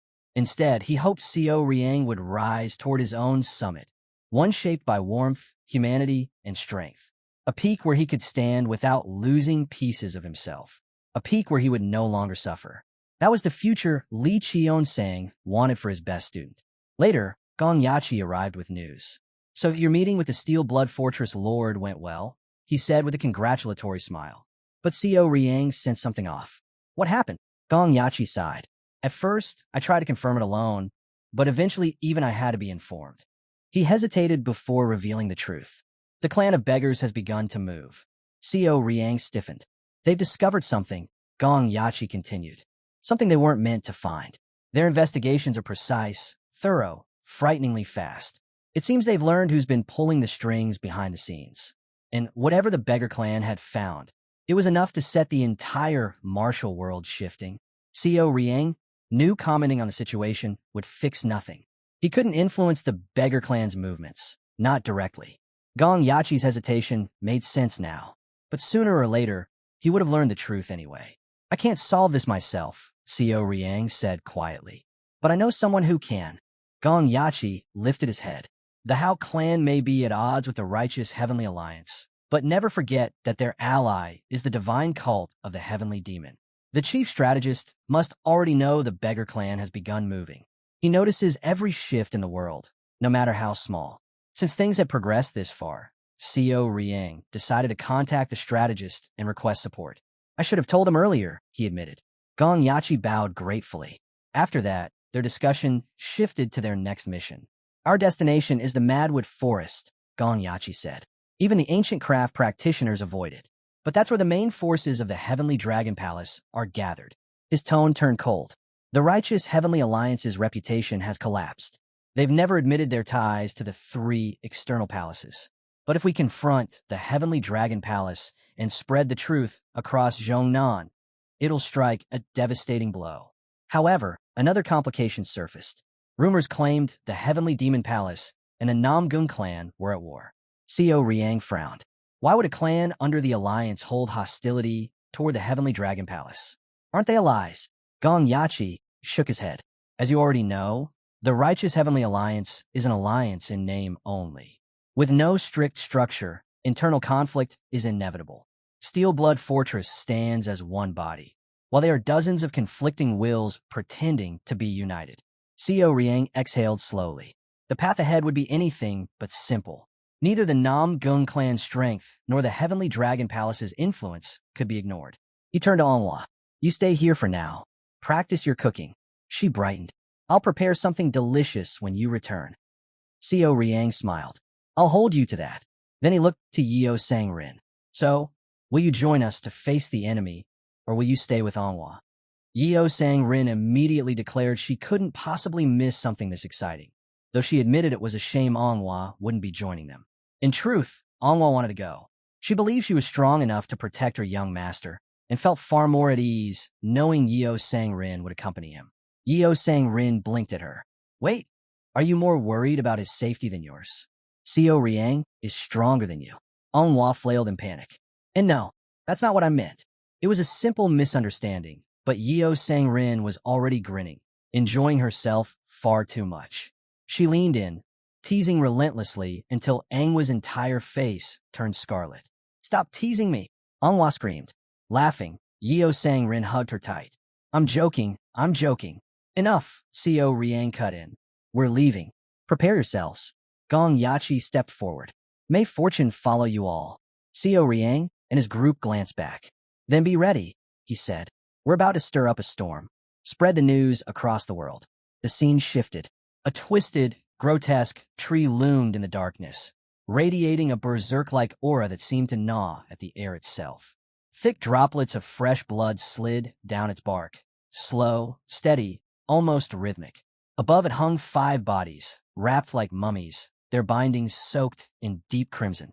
Blood dripped from them continuously, painting the ground beneath in spreading pools. Then, without warning, a figure materialized before the tree. A strange man in a dark cloak, unnaturally still, unnaturally cold. His presence alone felt wrong, as though something ancient had peeled open its eyes. He began speaking in a bizarre, guttural language, each word scraping at the silence. Behind him, the monstrous tree groaned. The bark split open. A cave-like passage yawned from within its trunk, breathing out a wave of damp, suffocating darkness. The cloaked man stood guard before it, motionless as stone. Before him, a crude wooden stand held the 5 half-bodies, blood still dripping, still warm. They looked like offerings, human sacrifices being fed to a living nightmare. And the tree accepted them. As they pressed deeper into Jing Mountain of Anhui, the Madwood Forest finally came into view, and the group froze. This was no ordinary forest. The trees weren't simply growing. They were clinging to one another, packed so tightly that almost no light escaped between them. The entire woodland felt unnatural, suffocating, like something alive was watching from every direction. Co Riang narrowed his eyes. This forest, it's exactly like the one from my dream. He forced the thought away. It had been just a dream. If he let trivial anxieties drag him down, he would never move forward. Still, something was wrong. Why would the Heavenly Dragon Palace choose this place? Unlike the Sword Palace, their techniques were sinister, steeped in magic dangerous enough to threaten even experienced demonic masters. And now they were at war with the Namgung clan, one of the 5 great clans. The forest stretched endlessly in all directions, its oppressive weight settling over them. We need to find the Heavenly Dragon Palace forces, Co Riang said. She swirled beneath him. The trees trembled with the pressure, bending under a force far beyond nature. He felt his senses expand, sharper, further, almost predatory. The demonic emperor's chi had widened his detection range. Move, he ordered. We capture our target before they disappear. But the people approaching them, they weren't Heavenly Dragon Palace. Their internal flow was far too disciplined, terrifyingly organized. A sharp blade-like aura cut through the forest, carrying the tension of warriors who could erupt into battle at the slightest breath. They've detected us, Co Riang muttered as that ominous energy turned toward them. Every single presence was locked onto their group. Then, boom, the monstrous trees around them exploded, splintering apart as a voice echoed through the forest. Who is radiating such overwhelming energy? Co Riang lifted his hand, crimson energy spiraling violently around his arm. Show yourself before asking questions, he snapped. Stop hiding. The crimson aura flared, an oppressive force ripping through the forest. The trees groaned, parted, and figures emerged. Warriors stepped forward in organized formation, weapons drawn, eyes cold. And at their head, Co Riang's breath stopped. 5 years. 5 long years. Yet he recognized him instantly. Leading the Namgung warrior squad was the patriarch of the Namgung clan, Namgung Dan. Namgung Dan had rejected the alliance leader's offer once before. Co Riang had seen it with his own eyes, watching from a rooftop as Namgung Dan walked out of the pavilion without a second thought. They called him Namgung, the Absolute Blade, acting head of the Namgung clan. The kind of man who couldn't be swayed by sweet words or political flattery. Warm, fair, sharp, someone who understood right and wrong without bending. Co Riang had been impressed even then. Now, in the present, he confirmed, Are you the head of the Namgung clan? The man studied him. And who are you? Co Riang didn't hesitate. Co Riang, of the divine cult of the heavenly demon. The young head. A wave of displeasure moved through the warriors behind Namgung Dan. Hands drifted toward hilts. But Namgung Dan immediately raised a hand. Sheathe your swords, he ordered calmly. Then, just as firmly, but stay alert. The mixed command made Co Riang blink. Why lower weapons only to warn them to prepare for sudden violence? Nam Gung Dan answered before he asked. I don't know who you truly are. I won't force my men to stand unprotected in front of someone radiating this much power. But there's no reason for tension if we can avoid it. Dong Pil quietly noted the strangeness of it. One of the great clan heads greeting the young leader of the divine cult with respectful formality, even though they technically stood as enemies. Co Riang realized the man hadn't changed at all. He bowed lightly. My apologies for earlier. Allow me to introduce myself properly. Nam Gung Dan returned the courtesy. Co Riang added, I heard rumors your clan members were nearby, but I didn't expect to meet the clan head himself. Nam Gung Dan replied honestly, and I never imagined I'd run into the divine cult's young leader. For 30 years, your cult vanished from the politics of Murim. When did that change? Recently, Co Riang said. Our actions are my own, and the decision of those who travel with me. He noticed something else. Unlike others, Nam Gung Dan didn't spit the word cultist. He used the proper title, divine cult, with genuine respect. Co Riang spoke plainly. To be honest, I prepared myself for a fight. If things escalated, I wouldn't back down. But since our meeting is going this smoothly, I prefer to avoid pointless bloodshed. Nam Gung Dan let out a faint breath. No rational man would willingly provoke a master from the divine cult. But if our goals collide, then conflict will be unavoidable. Co Riang understood instantly, and Dong Pil quietly acknowledged it too. Even in a situation where a clash could erupt at any moment, Nam Gung Dan remained composed, steady, dignified. It reminded them that even among those tied to old traditions, there were still people worthy of respect. Nam Gung Dan stated their purpose plainly. They were here to deal with the forces hiding in the region. Co Riang assumed it meant the Heavenly Dragon Palace forces. If so, they were chasing the same enemy. Nam Gung Dan then asked why the young head of the divine cult was after the Heavenly Dragon Palace. Co Riang answered coolly, ask the palace itself. The righteous Heavenly Alliance works with 3 external palaces, except the Ice Palace. They left the alliance long ago. Nam Gung Dan gave a brief explanation. Though he disagreed with the world's current leadership, he still upheld righteousness. Their philosophies differed, so he couldn't act rashly. He suspected Co Riang simply struggled to reveal his true intentions. Co Riang shook his head. I hide almost nothing. You want to know why I'm here? The answer is simple. I want to crush the enemy as quickly as possible. Nam Gung Dan's eyes flickered with surprise. Their goals aligned, but not perfectly. Co Riang continued. Destroying the Heavenly Dragon Palace removes a threat, but fighting your clan ignites a full war. That war will happen eventually, but I have no interest in starting it today. Nam Gung Dan appreciated that honesty, so he suggested they part ways without conflict. As Co Riang's group began to walk off, Nam Gung Dan's daughter spoke up, uneasy. Father, are we really letting them go? He nodded. The situation is far more dangerous than you realize. She hesitated. But is it safe to let them move freely? Nam Gung Dan's gaze hardened. At our current strength, attacking them would be unforgivably foolish. Even if you, the Lightning Shadow Squad, and the Blade of the God of Thunder joined forces, I doubt we could win. His daughter froze in shock. There were only 3 of them. He clarified. Those 3 carry the strength of 300 or 3,000. At that age, to reach the level of an indestructible demon, Co Riang, is terrifying. He could defeat 10 great masters on his own. What unsettled Nam Gung Dan even more wasn't just the power, it was the character behind it. The young head of the divine cult of the heavenly demon, a man who, sooner or later, would plunge all of Zhongyan into chaos. Meanwhile, a brutal fight was erupting nearby. A bald man laughed as he parried strike. So this is the Namgong clan? The so-called greatest blade masters of Murim. His mockery ignited the warrior's fury. With a sharp roar, the Namgong warrior drove his blade straight into the bald man's arm. Steel tore through flesh. Blood sprayed. Only then did the bald man's expression shift. So, it's true, he muttered, eyes widening. The Namgong clan is different. He'd heard rumors that their clan chief was too soft-hearted, but clearly, that softness didn't extend to their training. His disciples were monsters in their own right. The Namgong warrior stepped in, eyes blazing. Insult our leader again, he snarled, and I'll take your head next. But then, something impossible happened. The wound on the bald man's arm began sealing itself. flesh wriggled. The torn skin knit back together, as if nothing had touched him. The warrior staggered back, stunned. What are you?" he whispered. The bald man turned, grinning as his arm finished healing. "Don't worry," he said calmly. "Your body will soon make excellent fertilizer for this forest." The chilling promise hung in the air as the forest itself seemed to darken around them. On their way out, Yeo Sang Rin couldn't understand it. Why simply leave? An alliance with the Namgung clan would have benefited the divine cult tremendously.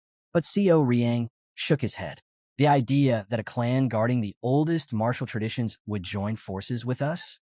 Nonsense. Yeo Sang Rin sighed. In truth, the matter had never really bothered him. He understood what Seo Riang meant. The problem wasn't the young head himself. It was the Namgung clan. After 30 silent years, the clan that people mockingly called cultists had suddenly resurfaced and re-entered Miram's political sphere. If anything happened to their young leader, the clan's image would shatter instantly, and even the Lord's authority would crumble. Seo Riang spoke calmly. There's no benefit in uniting with them, and no benefit in fighting them either. So we walk our own path.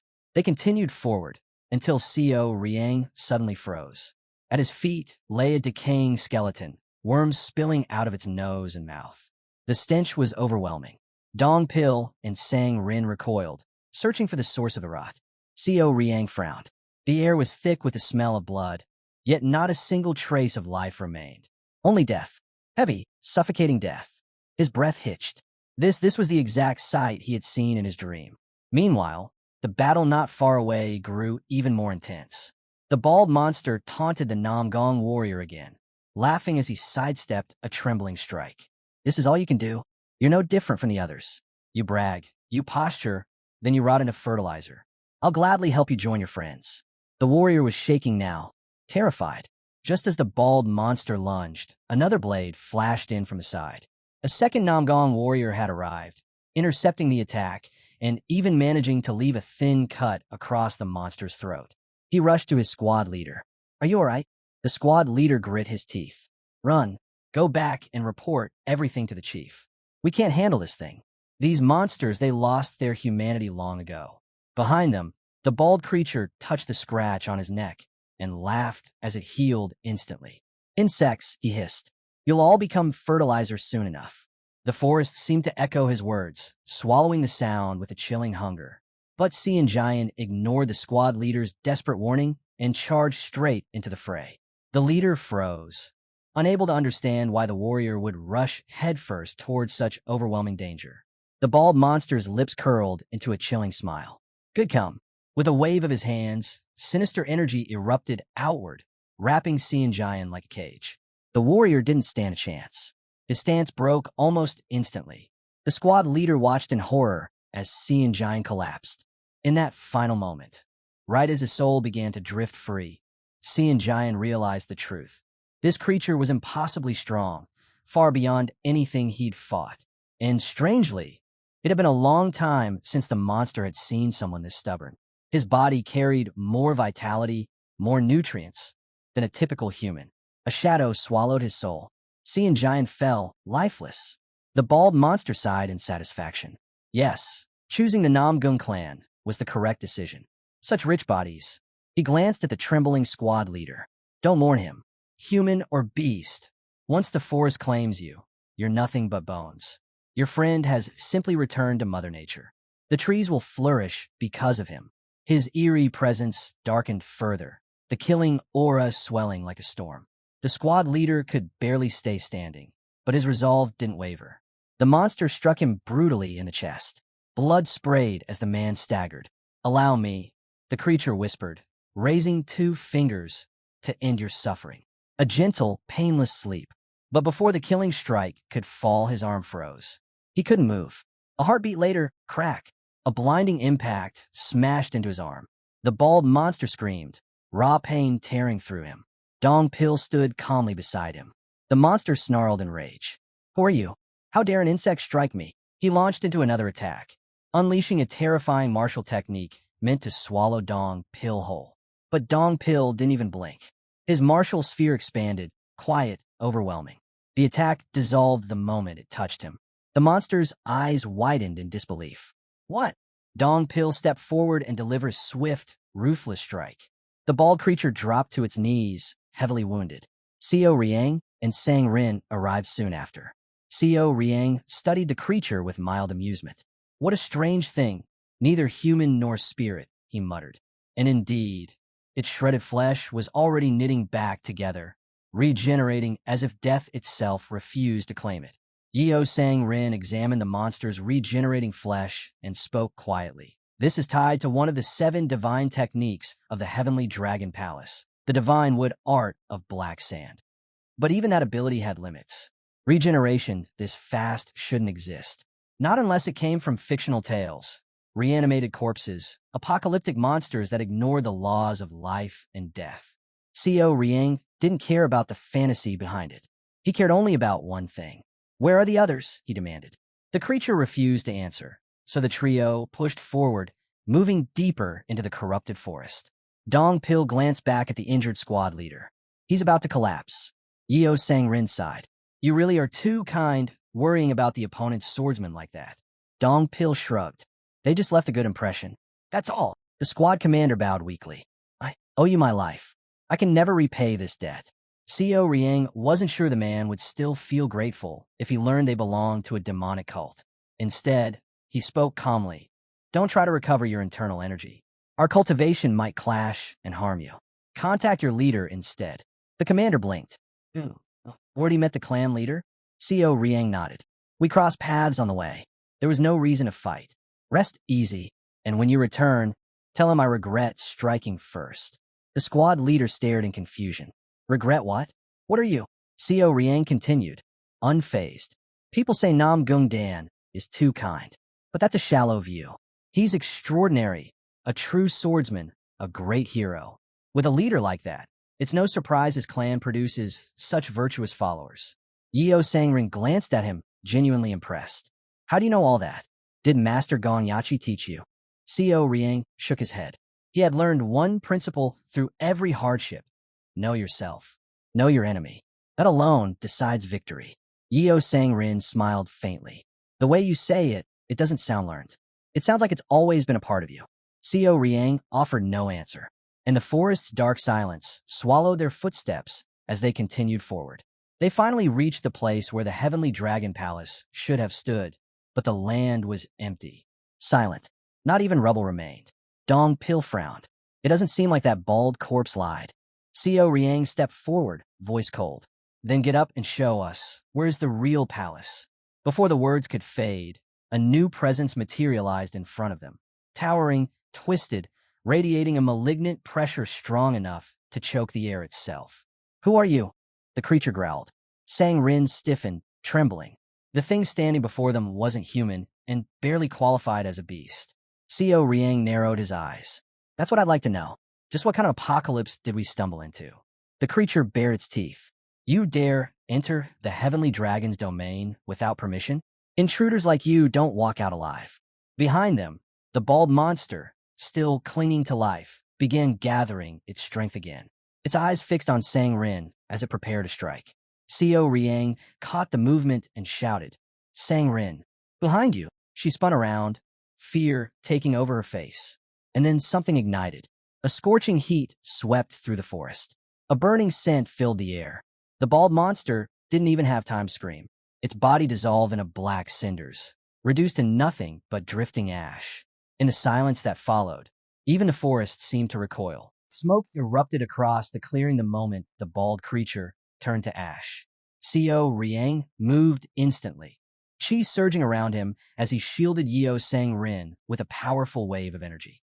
Without hesitation, he gathered a swirling orb of force in his palm. Lightning crackled across his knuckles as he unleashed a heavenly demon punch straight at the monstrous figure ahead. But the blow tore through nothing. The creature dissolved like mist. It wasn't real. It was an illusion so vivid it carried traces of genuine life force. Whoever crafted it had incredible skill and a clear purpose. If this much effort went into deceiving outsiders, then the real entrance to the Heavenly Dragon Palace had to be hidden right here. The forest paths, the winding routes, all of it was part of a grand, illusionary formation. The entire forest was under the palace's spiritual domain, the power saturating each tree and root. Seo Riang exhaled slowly. He had underestimated them. As they approached a dark opening in the ground, Dong Pil peered in. This is very deep. Seo Riang frowned. What are they doing down there? Yeo Sang Rin stepped forward. Father told me. This is where they study and refine the art of creating the 7 luminaries. Seo Riang looked at her. Explain. She nodded. The 7 divine techniques of the Heavenly Dragon Palace come from the 5 elements: water, wood, fire, earth, metal. Added to that are the forces of yin and yang, the sun and the moon. But every element and every polarity has a weakness. A technique leaning too far to one side always carries a flaw. She continued, the art that balances growth and destruction, the art that suppresses all extremes, is the art of creating the 7 luminaries. Seo Riang's gaze sharpened, and the divine wood art of black sand. If reanimated corpses are using it here, it means a mist infused with what energy must be hidden somewhere in this forest. Yeo Sangrin straightened her shoulders.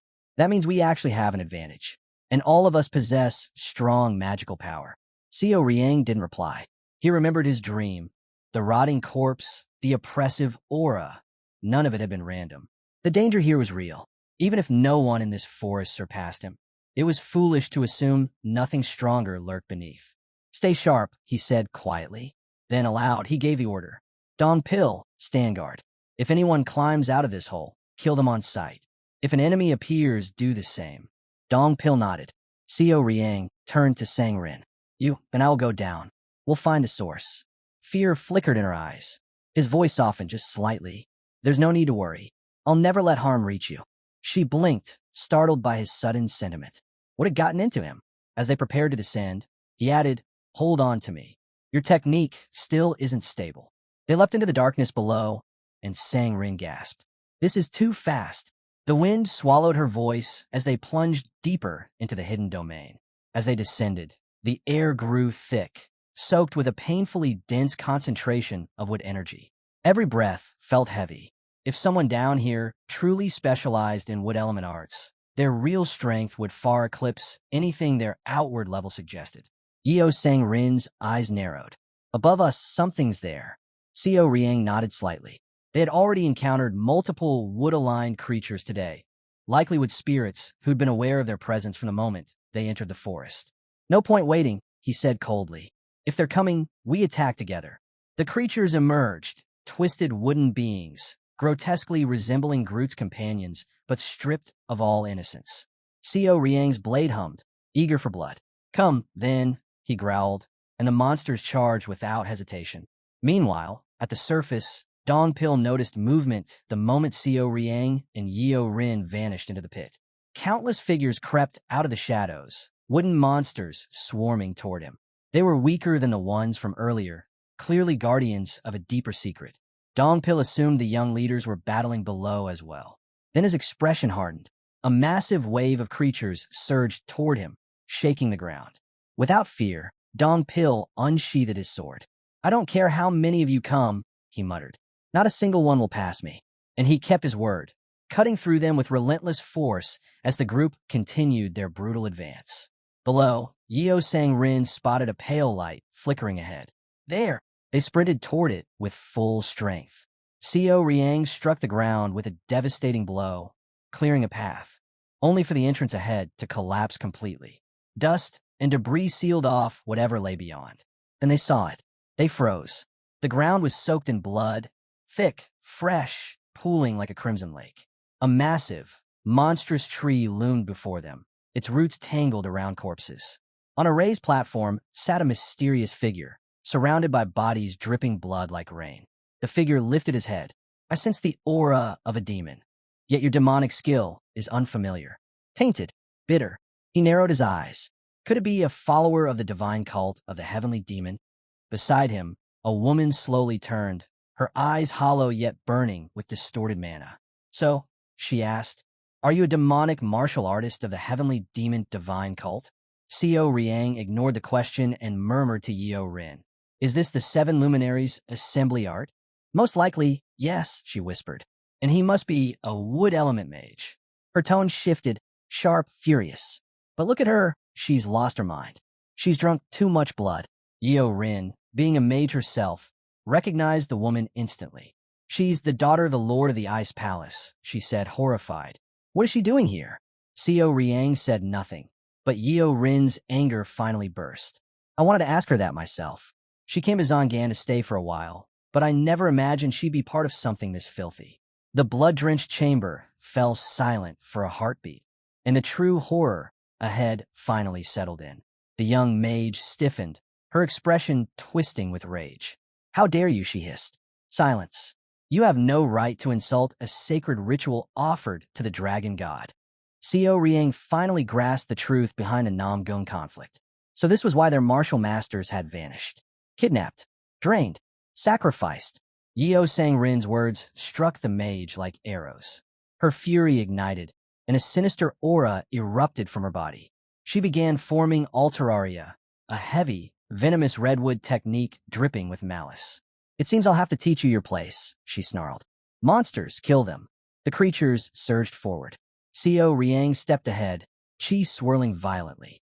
"I'll end them with one blow." But before his fist could land, he noticed something: tentacles. Wooden ones, emerging from the monsters and roots beneath their feet. Something was wrong. In the next instant, they were trapped. The forest itself wrapped around them, massive wooden bindings tightening like living restraints. The mage girl floated above, drowning in malicious energy. "You underestimated me," she said coldly. "Even a martial master at the peak of perfection cannot break my bindings. You two will make excellent fertilizer." The roots constricted, crushing in from all sides. Yirin gasped as the pressure intensified. The bindings sealed completely, swallowing both of them. But the mage had no idea what she had provoked. A faint crimson glow pulsed from inside the bindings. Her eyes widened. "What is that?" The glow intensified. A surge of overwhelming demonic energy erupted outward. Crack! The bindings shattered like brittle twigs. Xiao Riang stepped out from the explosion of splintered wood, an immense crimson aura flooding the chamber. His voice thundered through the blood-soaked cavern. "I'll annihilate every last one of you." The monsters froze. Even the forest itself seemed to recoil. He knew they needed to escape this cursed place, now. Xiao Riang moved with ruthless precision, his blade slicing through the air and leaving behind a blazing arc of crimson light. One clean strike, and a massive tree monster standing over them split apart, freeing Yeo Sang-rin. From a distance, the hooded high sorcerer let out an annoyed grunt as the two stood back to back, red and blue energy swirling into a violent storm. Together, they cut down the creatures, closing in from every direction. "There's no end to them," Sang-rin muttered, eyes sharp with worry. Xiao Riang didn't respond, his focus razor-sharp. He could obliterate every tree spirit with one overwhelming technique, but doing so would level the entire cavern and everything above it. He held back, but at a cost. The more he restrained his true strength, the more internal energy he burned through. Elsewhere, the high sorcerer stood triumphantly atop piles of corpses, fury radiating off her in waves. "Damn you all," she spat. A glowing yellow aura wrapped around her as she raised her hands. She refused to let them run free. The moment her power surged, the tree spirits responded. The bark of nearby trees darkened, slowly turning blood red. The wood element energy intensified as the creatures absorbed the blood spilled across the battlefield. Xiao Riang narrowed his eyes. The great mage's sorcery thickened the bark, hardened the roots, strengthened the spirits. They were evolving in real time. The scene widened. The high sorcerer stood like a queen of corruption atop a grotesque tree altar, with a legion of empowered wooden monsters gathering below her. Xiao Riang glanced at Sang-rin. "Can you handle this alone?" She whipped her head toward him. "Are you insane? There are over 100 of them. Do you want me to become fertilizer?" He shook his head calmly. "It's not the trees. It's her. The longer we fight, the stronger they grow. We must sever the source." He pointed toward the monstrous altar. "I'll deal with the wooden grotto. You face the high sorcerer." Sang-rin stared at him as if he'd lost all sense, but she also understood his logic. "I'll finish in 15 minutes, he added firmly. "Just hold on until then." She exhaled sharply, frustration and trust mixing in her gaze. "Fine. 15 minutes, she said. Not a breath longer." They split apart, the storm of red and blue tearing through the battlefield as the forest roared in response. Co Riang immediately dove into the fray, cutting down with spirits one after another. His sword carved through them with flawless precision, never striking a single tree that wasn't an enemy. Flames danced along his blade, scorching the wooden spirits with frightening efficiency. Fire against wood. He wielded the counter-element as if it were second nature. The High Sorcerer watched in disbelief. Such precision, such affinity with fire. Where did this monster come from? But she forced her shock down. No matter how powerful he was, no warrior could handle an infinite swarm. She pressed her palms together, gathering a massive surge of her own sorcery. Her eyes narrowed in cold resolve. Just as she prepared to unleash her next technique, boom, a blast of icy blue energy slammed into the ground at her feet. Frost exploded upward, startling her and twisting her expression with rage. From a swirling mist, Yeo Sang Rin stepped forward, elegant, composed, her palms glowing with blue mana. I'll be your opponent. The mage's lips curled into a venomous sneer. So the daughter of the supreme star of the northern sky wishes to die? Try me, Sang Rin said calmly, her gaze unwavering. Their energies crackled against each other, biting frost against poisonous wood. Not far away, the Namgung clan scrambled across the chaotic battlefield, aiding the wounded. A man beside Namgung Dan urged the commander to stabilize his internal energy, but the clan head barely heard him. His heart was heavy. The entire Lightning Shadow squad gone. Annihilated. He clenched his fists. I gravely underestimated the enemy hidden within the Heavenly Dragon Palace. His loyal subordinates had followed him into hell and died for it. The weight of guilt dug into his chest. Then, a wave of overwhelming demonic energy rolled across the land. Nam Gung Dan stiffened. This power, is it the young head? He hesitated. It didn't feel quite like Co Riang's chi. It was controlled, condensed, sharp like tempered steel rather than the flowing intensity of internal cultivation. Then he remembered that swordsman who stood at Co Riang's side. He focused on the aura and realized something impossible. This energy, it's not human chi at all. It was demonic, yet stabilized through metal chi, vibrating with an ancient metallic rhythm. And then it hit him. This aura, it's coming from a sword. The revelation chilled him more than any enemy technique could. A demonic blade had awakened. Sensing something catastrophic unfolding in the depths of the forest, Namgung Dan made his decision instantly. Everyone, stand by, he commanded. Before anyone could question him, he sprinted toward the surging demonic power. His subordinates called after him in panic, but he didn't look back. Whatever was happening, he needed to witness it himself.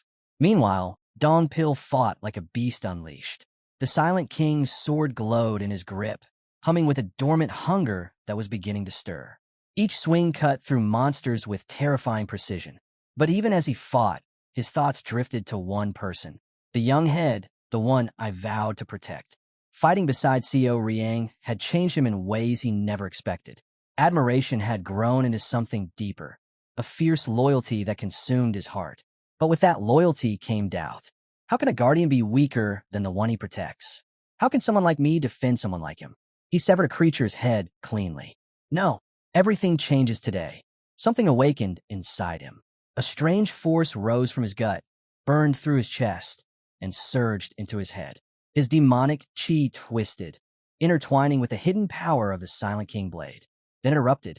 Dong Pil became a whirlwind of pure slaughter, the blade singing with demonic resonance as he tore through dozens of foes. When the massacre finally halted, he stood alone, surrounded by dismembered corpses and blackened wood. He looked down at the sword. The Silent King was no longer silent. He had awakened the absolute demonic blade, something no one in history had ever mastered. Its power grew with each drop of spilled blood. The infamous demonic blade of black blood pulsed violently in his hand. Dong Pil glared at the remaining monsters, confidence burning in his eyes. Come at me all you want. As long as I draw breath, no one will interrupt the young leader. Far below, Co Riang felt the shift. The Silent King's sword's aura had risen dramatically. Ma Dong Pil had awakened it. But his own situation was dire. No matter how many wood spirits he annihilated, more kept appearing, like an endless tide. He darted a glance toward Yeo Sang Rin, who held her ground against the High Sorcerer. Frost crackled around her fist as she landed a powerful blow, briefly staggering the mage. But the advantage was fleeting. Blood trickled down the high sorceress's lips as she snarled with venomous hatred. I despise the bloodline of the Northern Heaven Pinnacle Star. She lunged, her legs snapping forward in a vicious kick. Yeo Sang Rin raised her arms to block it. Crack! The impact blasted her backward, her breath ripping from her lungs. She skidded across the ground, fighting to stay upright. Even with her ice essence chi reinforcing her guard, the sheer power behind the strike rattled through her bones. Her arms trembled. Her balance wavered. She realized with growing dread, if this continued, she wouldn't last much longer. The high sorceress pressed forward like a storm, stomping down with enough force to crack the earth. Yeo Sang Rin barely slipped away, landing unsteadily on a twisted root. Her breath hitched. How long am I supposed to survive this? Her thoughts shattered when the ground stirred beneath her. A crooked root snapped upward, coiling around her leg before she could blink. Another followed, then another. In seconds, a barrage of living tendrils wrapped around her torso, arms, and ankles, dragging her off the ground. She gasped as the bonds tightened, hoisting her into the air. Below her, the high sorceress, now free, smirked with vicious satisfaction. So fragile, she hissed, golden energy crackling across her hand. I'll tear you apart myself. Sang Rin grit her teeth, a strangled breath escaping her as the tendrils constricted. The mage lunged for the kill, but a single slash shattered the entire technique. A roar of dark energy tore through the altar as Seo Riang cut the tendrils clean. The high sorceress froze, stunned. The forest around him had already been reduced to scorched wasteland. Every tree burned away so he could focus solely on her. His demonic blade bled a heavy, ominous aura. Hundreds of monsters had already died beneath it. A young demonic master? She muttered, horror creeping into her eyes. Has he already reached heavenly demon level? She had approached them thinking they'd be easy prey. Now fear took over. She needed to escape. Immediately. He's running. Yeo Sang Rin shouted from the ground. I know, Seo Riang growled, eyes locked on the sorceress. His weapon surged with menacing red light as the altar's roots twisted upward, wrapping around her as she tried to flee. You fools, the sorceress screeched. You don't understand what you've interfered with. I'll remember this. I'll make you pay. Her final threat never finished. Seo Riang moved, a blur of lethal intent. His massive, bandaged weapon smashed straight into her face with a brutal, bone-splitting crack, slamming her out of the air. She hit the ground hard and didn't resist anymore. Seo Riang planted his weapon atop her chest, pinning her like a crushed insect. His voice dropped to a cold, razor-edged tone. What did you give damn Seong in exchange for expanding into Zhongyuan? The high sorceress scoffed weakly, refusing to answer a demonic martial artist. But as she lifted her eyes to glare at him, her expression shattered. Terror swallowed her whole, and whatever she saw stole the defiance straight out of her soul. Seo Riang stiffened.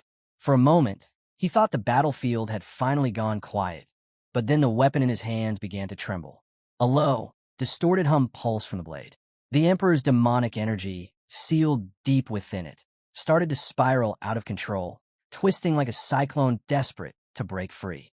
Dark streams of death chi bled into the weapon on their own, even though he wasn't channeling a single thread into it. What? Seo Riang's eyes narrowed. The blade was absorbing everything. He immediately pressed his palm to the bandaged hilt, forcing the 9 depths technique outward in a surge to contain it. The air crackled. His muscles locked. Even suppressed, the weapon fought him, greedily devouring the death energy in the air. All around them, the tree spirits began collapsing, their bodies withering into dust. Roots shriveled, branches curled inward like dying fingers. Yet the blade of the heavenly demon only grew hungrier. It continued pulling in the wood element chi, saturating the forest, slowly, methodically draining every pocket of concentrated energy. If he let this continue, the entire place would collapse into an empty husk. Seo Riang felt his pulse spike. He had cut down monsters, crushed roots, shattered spells. But this was something he had never expected. A weapon acting on its own. A weapon that refused to stop. He grit his teeth, tightening his grip as the blade vibrated violently beneath his hand. If the heavenly demon's relic kept devouring everything, What in the world was he supposed to do now? The high sorceress lay crumpled on the ground, barely conscious, her face streaked with dirt and blood. Yet her eyes were wide, horrifically wide, as she watched the scene unfolding before her. "No, this can't be," she whispered, voice trembling. A violent torrent of energy was being ripped from her body and the forest around them, spiraling straight into Co Riang's weapon. The heavenly demon blade drank it all, the divine bloodwood chi, the lingering spirits, even the ambient life force, devouring it and twisting it into demonic chi. The blade was getting stronger, and she realized with dawning terror that she had just witnessed a forbidden truth. Co Riang's grip shook violently. The weapon pulsed in his hand like a living beast straining against its chains. Flames burst from the bandaged hilt as the old sealing charms ignited one by one, burning away into ashes. They weren't being broken. They were being consumed. His eyes narrowed sharply. So this was why the Emperor's power had spiraled. The blade itself was starving. It wasn't just absorbing chi. It was hunting for control. It sought to force open the path to Li Qionsang's internal energy by drawing in an external source, Bloodwood Divine Chi, the purest wood element force in the region. "This damn thing has a will of its own," Co Riang growled. He plunged the burning blade into a nearby corpse, hoping to halt the flow for even a heartbeat. But the moment it pierced flesh, the blade's flames flared brighter, as if mocking him. He knew the truth. No one could command this sword except the man who forged it, Li Qionsang, the original heavenly demon. And Co Riang was nowhere near that level. His jaw tightened until his teeth creaked. He wasn't ready. He wasn't warned. He had no means to handle this monstrous relic. And yet here he was, with a cavern collapsing around them like a dying beast. Stones cracked overhead. Chunks of the ceiling rained down. "Leader," Yeo Sang Rin shouted. "The ceiling. The whole place is falling." Only one path remained. One narrow escape route. And it was closing. Co Riang inhaled sharply. There was only one solution left. He had to absorb the Bloodwood Divine Chi himself. Not through technique. He didn't possess the mastery for that. But through the heavenly demon blade, which was still connected to the 9 depths demonic chi inside his body. If he allowed the divine chi to enter him directly instead of funneling through the sword, the blade would stop rampaging. The destruction would halt. The cavern might hold long enough for them to escape. But a final problem stood before him. Where in the world would he find a vessel capable of holding the divine chi of the Bloodwood tree? And more importantly, could his own body survive even a single breath of it? Co Riang forcefully unleashed the demonic emperor's chi, and the world answered with chaos. Far above the dungeon, the sky split into streaks of red and blue energy as Namgung Patriarch Dan tore through the distorted air.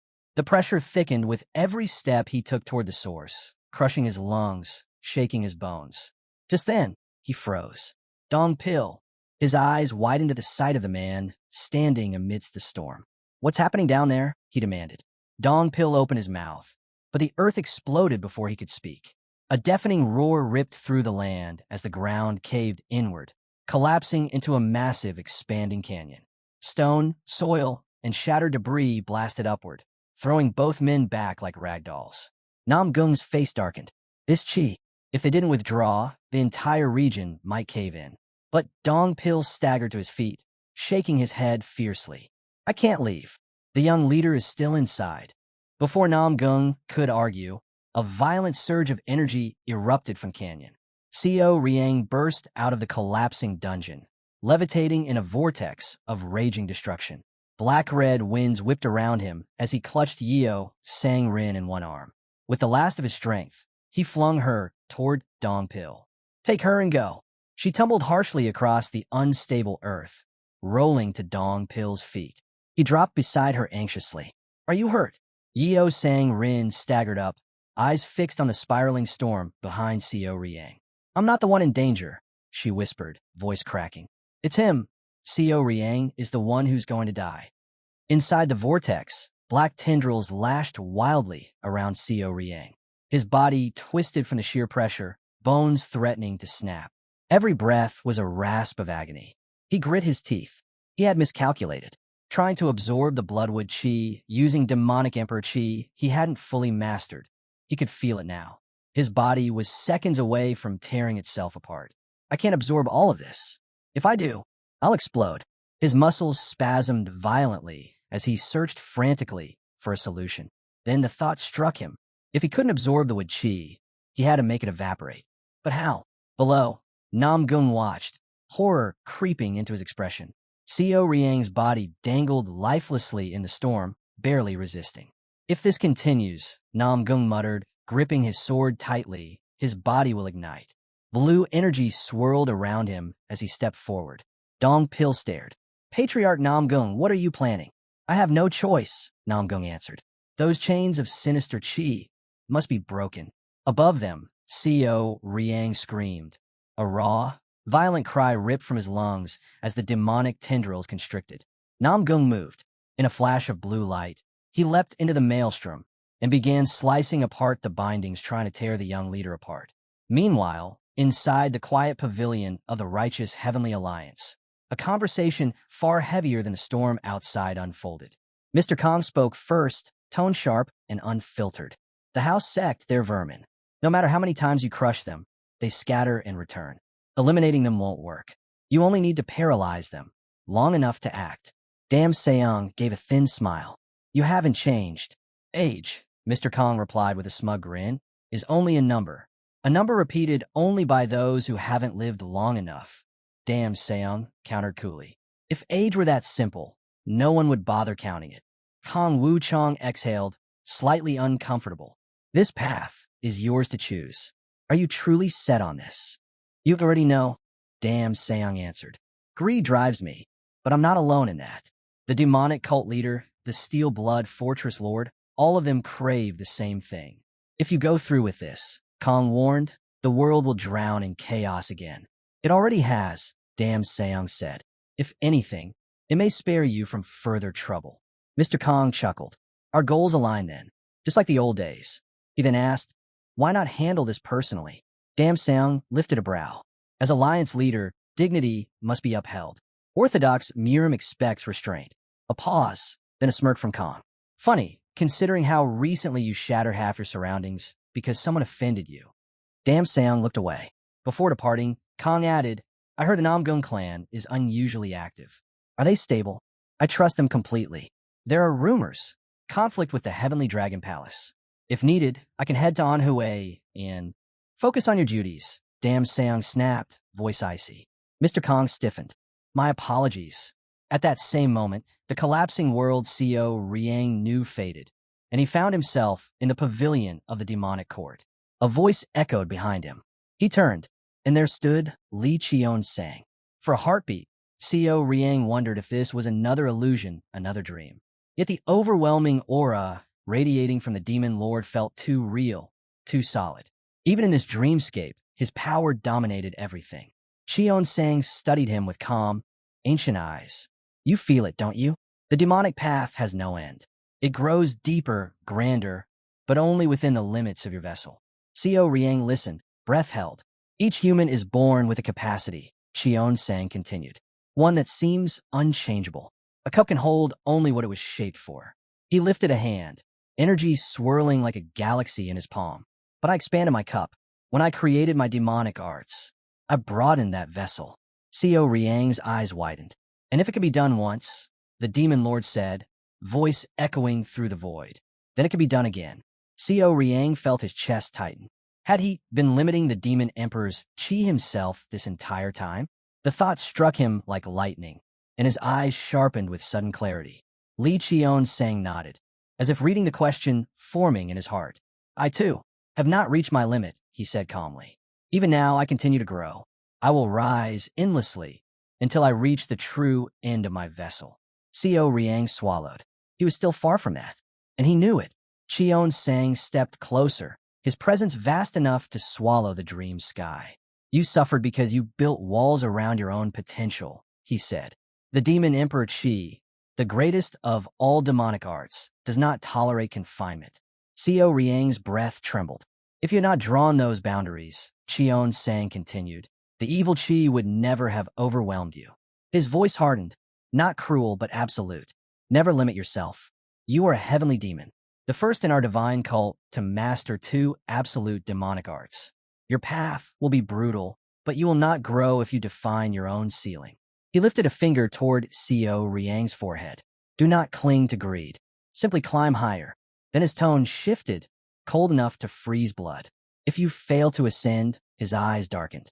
Those you cherish will die because of you. A haunting vision flooded Co Riang's mind.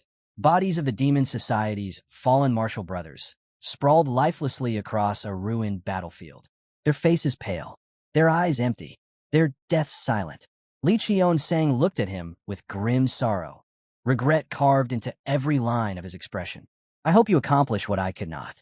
And with that, his presence dissolved, leaving only silence. Co Riang stood alone on a crumbling peak as the dream world fractured.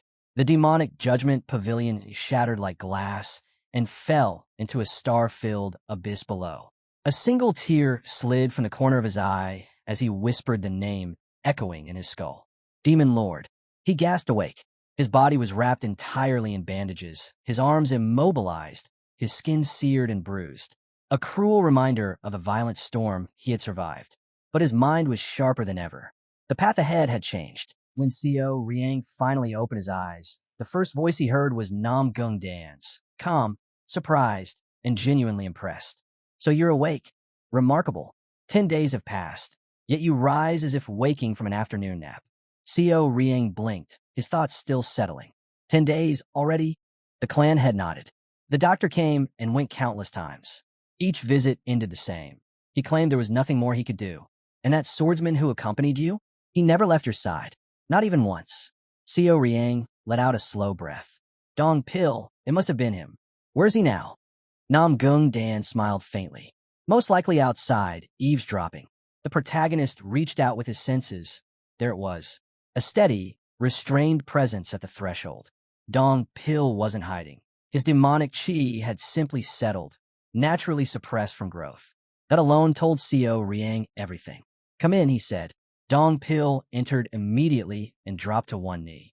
Co Riang sighed. You must have been worried. Dong Pil didn't deny it. But I knew you'd stand again. Co Riang gave a tired, amused nod.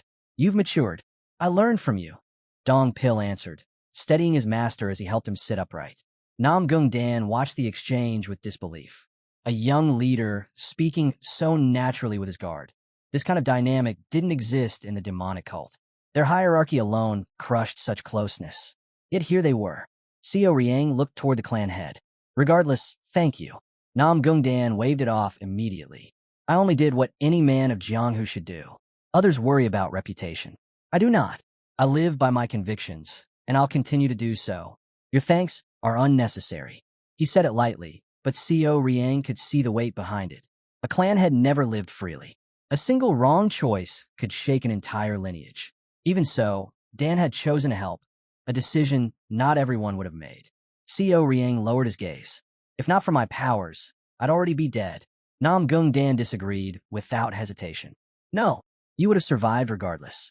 You trained harder than anyone, even if you haven't reached the peak you once touched. I trusted my judgment, and my judgment said you could withstand that evil chi. He let out a slow breath. That demonic energy, it could have harmed anyone here, even my own men.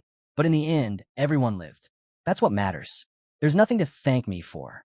Co Riang didn't argue, but the gratitude remained in his eyes all the same. Co Riang exhaled slowly, feeling the lingering heaviness in his limbs. His body was nowhere near recovery. Well, since I've come this far, he said, I should stay until I'm fully healed. Nam Gung Dan simply nodded, but Co Riang added quietly, I won't forget your kindness. A dull ache ran through him, enough that Dong Pil immediately stepped forward. Lie down, young master. I'll bring food. Co Riang managed a faint smile. Even through the pain, one thought stood out. The patriarch of the Nam Gung clan truly was an exceptional man. Dong Pil once believed there was nothing greater than martial arts. But after meeting Nam Gung Dan, that belief had wavered. Seeing such a man, it changed something in him. Co Riang wondered aloud. If fate placed him on opposite sides someday, would he truly have a heart to raise his blade against the man who saved him? That, he thought, was the essence of an orthodox Murim hero. Power wasn't just about strength. It was the ability to break an opponent's fighting spirit before the first strike was even made. As long as a figure like him existed, the Namgung clan would rise again. Dong Pil felt something different too, a strange urge to test his strength against the clan head someday. Co Riang chuckled. He'd be a good training partner. Then he noticed something. Dong Pil had drawn the Silent King's sword. It just happened, Dong Pil admitted awkwardly. That suits you, Co Riang replied. But he knew better. A demonic weapon forged in the heavenly treasury didn't awaken by accident. Its true nature only surfaced when its wielder took a step forward. Co Riang glanced at his own heavenly demonic blade. Somehow, the balance of internal and external chi had returned to perfect alignment. A quiet shift, but undeniable.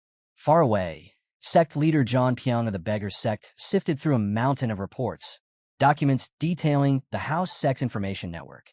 Even for him, someone who'd seen the world's darkest corners, this level of intricacy appeared only a handful of times in his life. His assistant asked, "Do you think the House Sect's leader is behind this?" John Pyong shook his head. No, the old man is already nearing his final days. This reeks of the heir's work. There was a prodigy within the House Sect, Gong Yachi, a genius personally favored by the sect leader. No one else could have engineered such precision. But the real question was, where did they get the courage to attempt something so bold? Then a messenger arrived, breathless. "Leader, a report from the south." John Pyong broke the seal and froze. 100 figures moving like ghosts. A sinister aura following them like a living shadow. Witnesses described a chill burrowing into their bones just from seeing them. His expression hardened. A demonic sect. He shot to his feet. Notify the Alliance immediately. Have the 30 elders dispatch the Steady Eye unit. Track their movements and report to me at once. He grabbed his staff and headed out. I'll visit the House Sect's leader myself, and I'm bringing that little monkey with me. The tides of Miram were shifting, and everyone felt it. A messenger arrived at the Namgung estate, bowing deeply before speaking. All compensation for the families of the fallen has been prepared. Namgung Dan nodded. Tell them I will visit when I can spare the time. The guard accepted the order and withdrew. But Namgung Dan's expression darkened. The Heavenly Dragon Palace hadn't been abducting people across Anhui because they thought they could hide. They simply did not care whether they were exposed. That meant someone powerful stood behind them. The righteous Heavenly Alliance. Could it be them? What was their leader planning? Did he want to crush every faction that refused to walk his path? Across the courtyard, he paused, watching Dong Pil train alone. Every swing, every step, every breath carried brutal intention. Even Nam Gung Dan, who had spent his entire life on the path of the sword, had never trained with such unyielding force. How much suffering must one endure to forge a body like that? Dong Pil looked as if he breathed martial arts in his sleep. A man who had discarded everything except the blade. Dong Pil suddenly stopped and bowed. Clan head, Nam Gung Dan, let out a quiet laugh. Forgive me. Your training was mesmerizing. I couldn't look away. He stepped closer. How is the young leader? Recovering steadily, Dong Pil replied. He's strong. He'll be fine. The clan head hesitated for a moment, then spoke. You seem troubled. Do you have time to talk? Dong Pil blinked, surprised, but nodded silently. Nam Gung Dan continued. Serving someone gifted can become a burden, especially someone like him. Dong Pil lowered his gaze. Co Riang is the most gifted person I've ever seen, he said softly. He doesn't feel like a young man. He feels like watching a grandmaster take his first steps. What shocked the clan head most was not Co Riang's monstrous potential, but the lack of arrogance in him. Dong Pil nodded. He has never been arrogant. Not once. That kind of humility, you don't see it in Miram. Nam Gung Dan crossed his arms, exhaling. I can't help wondering what kind of impact he'll have on Zhong Yuan. Dong Pil stiffened. Clan head, that's not something you should speak of. Our clan and the Heavenly Demon sect are enemies. Nam Gung Dan chuckled. There's no rule saying I can't admire an enemy. If we ever cross blades, I'll simply give everything I have. That's enough. Dong Pil stared at him quietly. And in that moment, the patriarch of Nam Gung clan felt certain. This young demon heir would shake the world. Nam Gung Dan spoke with the calm certainty of a man who had already weighed his own soul. The measure of a great person lies only in what they're capable of and in what their soul reflects. I've lived without shame. So even if I must one day face your young leader in battle, I feel no fear. Dong Pil studied him quietly. One extraordinary man, a mind that never bent, a spirit that never cracked. Fearless confidence wrapped in unshakable courage. There was truly nothing in the world this clan head feared. Nam Gung chuckled. Of course, I doubt I'd last even 10 seconds against him. Dong Pil shook his head. 5. They both laughed, and in that shared moment, something softened. But then the clan head's smile faded. My conviction was shaken recently. Dong Pil tilted his head. What? Nam Gung looked off into the distance, his voice quieter than before. I've been meeting with the families of the swordsmen who died in that mad forest. Money couldn't bring back a life. But reality was cruel. Gold was the only help he could offer. Even if I approached each one personally, even if I begged for forgiveness, it still wouldn't be enough. No truth, no apology could ever repay what was lost. Dong Pil spoke gently. Those swordsmen would never blame you. I understand that, Nam Gung said. But this burden hasn't lightened in decades. Still, Dong Pil shook his head. You don't seem like someone whose convictions would break so easily. Nam Gung let out a slow sigh. This isn't about conviction anymore. It's about whether the path I walk is truly the right one. He glanced at Dong Pil.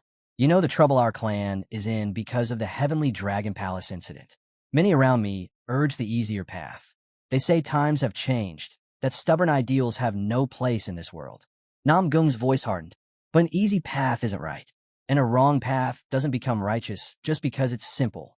I know that, and yet the pressure remains. Dong Pil frowned. Why does it trouble you so deeply? Because people will die, Nam Gung answered. My clan suffers, all because I refuse to bend. A bit of dirty work wouldn't ruin my life, but harming my own people for the sake of my pride? The thought disgusts me.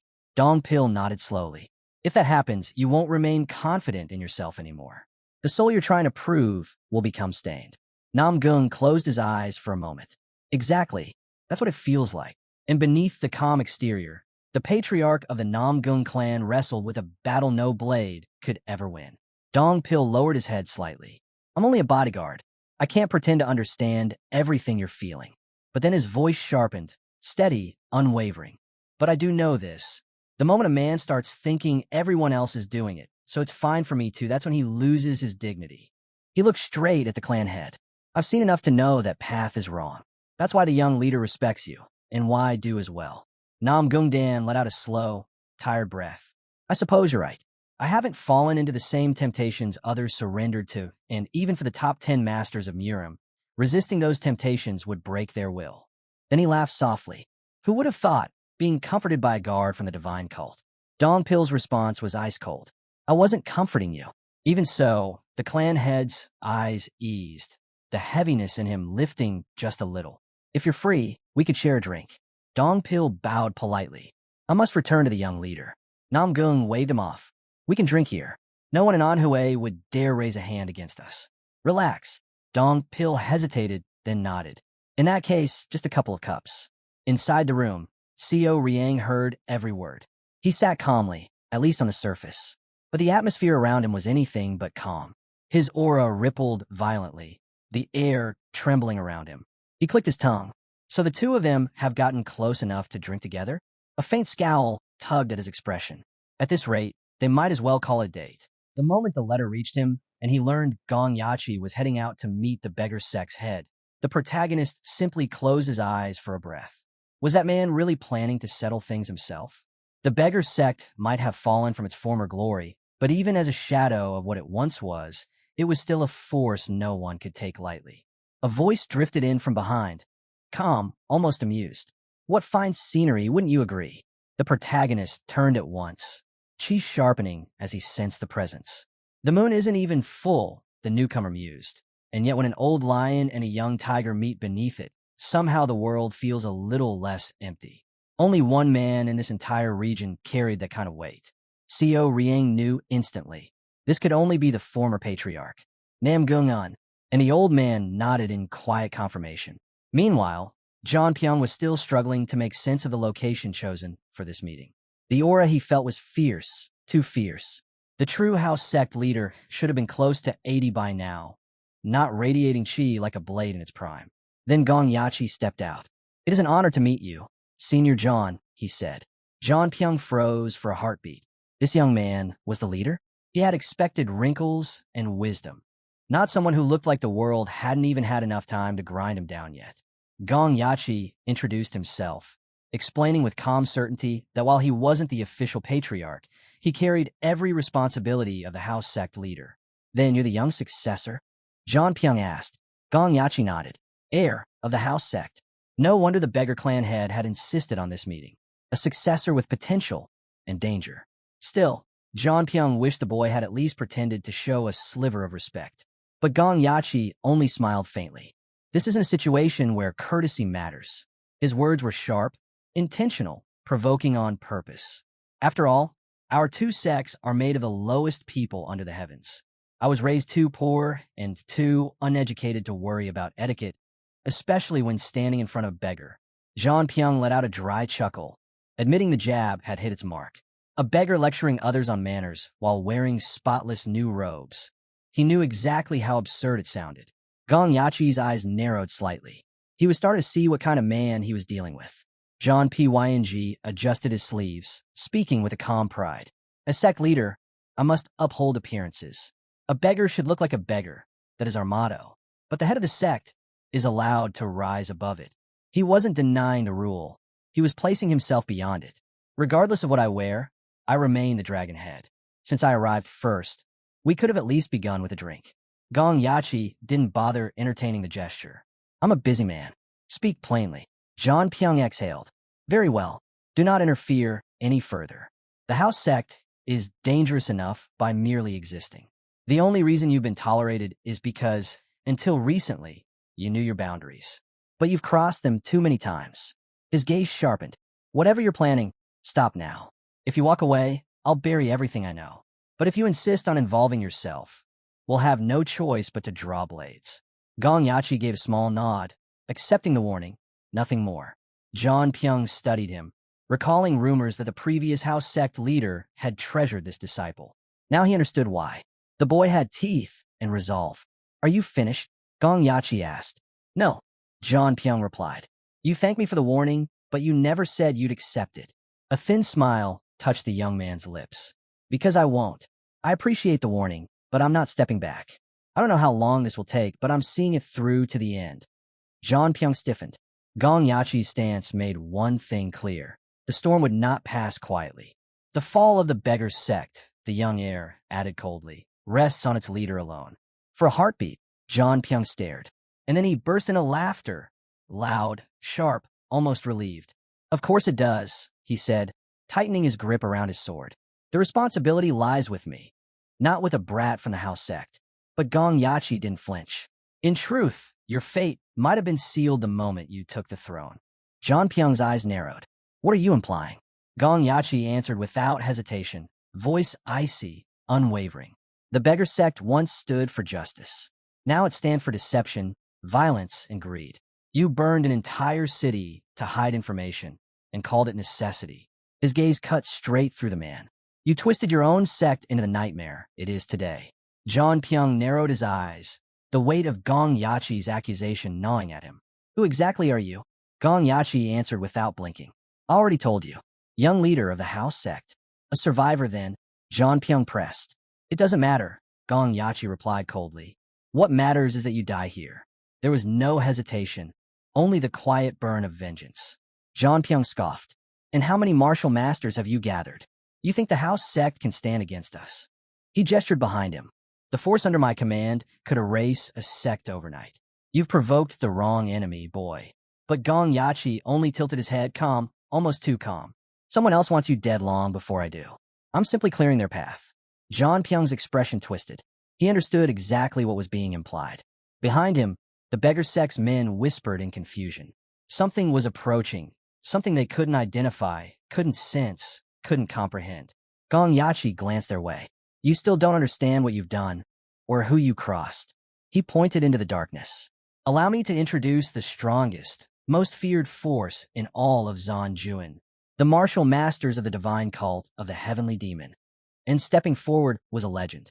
The former patriarch of the Namgung clan, father of the current patriarch, one of the 10 greatest under heaven. Namgung-un, the king of swords. There may exist warriors stronger overall, but in swordsmanship, None could surpass this man. Yet the elder himself looked stunned. That boy, barely 20, possessed an aura and fighting spirit beyond anything he had expected. A talent like his, the world would not see again for a century. Co Rieng quietly bowed his head in gratitude. The elder's kindness warmed him more than he expected. His own body was no longer what it once was, so he hesitated before asking if he could sit beside him. The protagonist allowed it without even blinking. Nam Gung unraised a brow. He expected resistance, maybe pride, maybe wariness, but the young man neither flinched nor minded him entering his personal space. Was it confidence that deep, or respect that sincere? Co Rieng spoke first, admiration clear in his voice. I've long admired the patriarch of the Namgung clan. Both father and son, remarkable men. The elder looked genuinely curious. And why do you think so? Co Rieng answered without hesitation. In this world, many are called heroes, but very few are heroes. Despite my path, I consider you one of the true ones. The elder's breath caught for a moment. Praise like this, from someone of Co Rieng's stature, was not easily earned. And for the first time in a long while, Nam Gung felt proud of the son he had raised. Co Rieng spoke with quiet certainty. No one in the world had accomplished as much as the patriarch before him. Nam Gung chuckled at the compliment, then tilted his head. And why exactly am I great? Co Rieng answered just as calmly. Because you weren't shocked. The elder blinked. I was shocked, more than ever in my life. But that wasn't what Co Rieng meant. Even with the sudden arrival of the divine cult's young leader, someone who hadn't revealed himself to the world in 30 years, the patriarch still looked composed, almost relaxed. Co Rieng pointed out that if the elder truly disliked the situation, he would have stepped in long before now. But Co Rieng shook his head. No, even if you disliked it, you trust your son. Nam Gung burst into laughter, rich, unrestrained. This child had seen straight through him. He had trusted every decision his son made, past, present, and the future yet to come. Co Rieng couldn't hide the admiration on his face. That warmth between father and son, it was rare. The elder's eyes softened. What about you? What kind of person is your mentor, the cult leader? Co Rieng hesitated. His mentor, describing him was nearly impossible. Incomprehensible, he finally said. Nam Gung nodded knowingly. Then he must be extraordinary. Only an extraordinary master could raise someone like you. Li Qion sang. Even among demonic legends, he was something else. The elder recalled the demonic masters he'd fought in his youth. Fierce, relentless, impossible to summarize. But if one word fit, it was indomitable. Their paths had clashed countless times. Yet through it all he learned one truth. Even the followers of the divine cult were still human. Co Rieng looked down. I may have been the only one who didn't understand that. When I first entered the cult, I wanted nothing but to escape. I never tried to learn anything. I simply believed they were monsters, just as everyone else said. Nam Gung unsmiled faintly. And yet that frightened child is now the heir of the divine cult. Life truly is strange. His gaze shifted. You'll be leaving tomorrow, won't you? Co Rieng blinked. How did you? Intuition, the elder replied. People like you hate being indebted. And you wouldn't want rumors spreading about ties to the Namgung clan.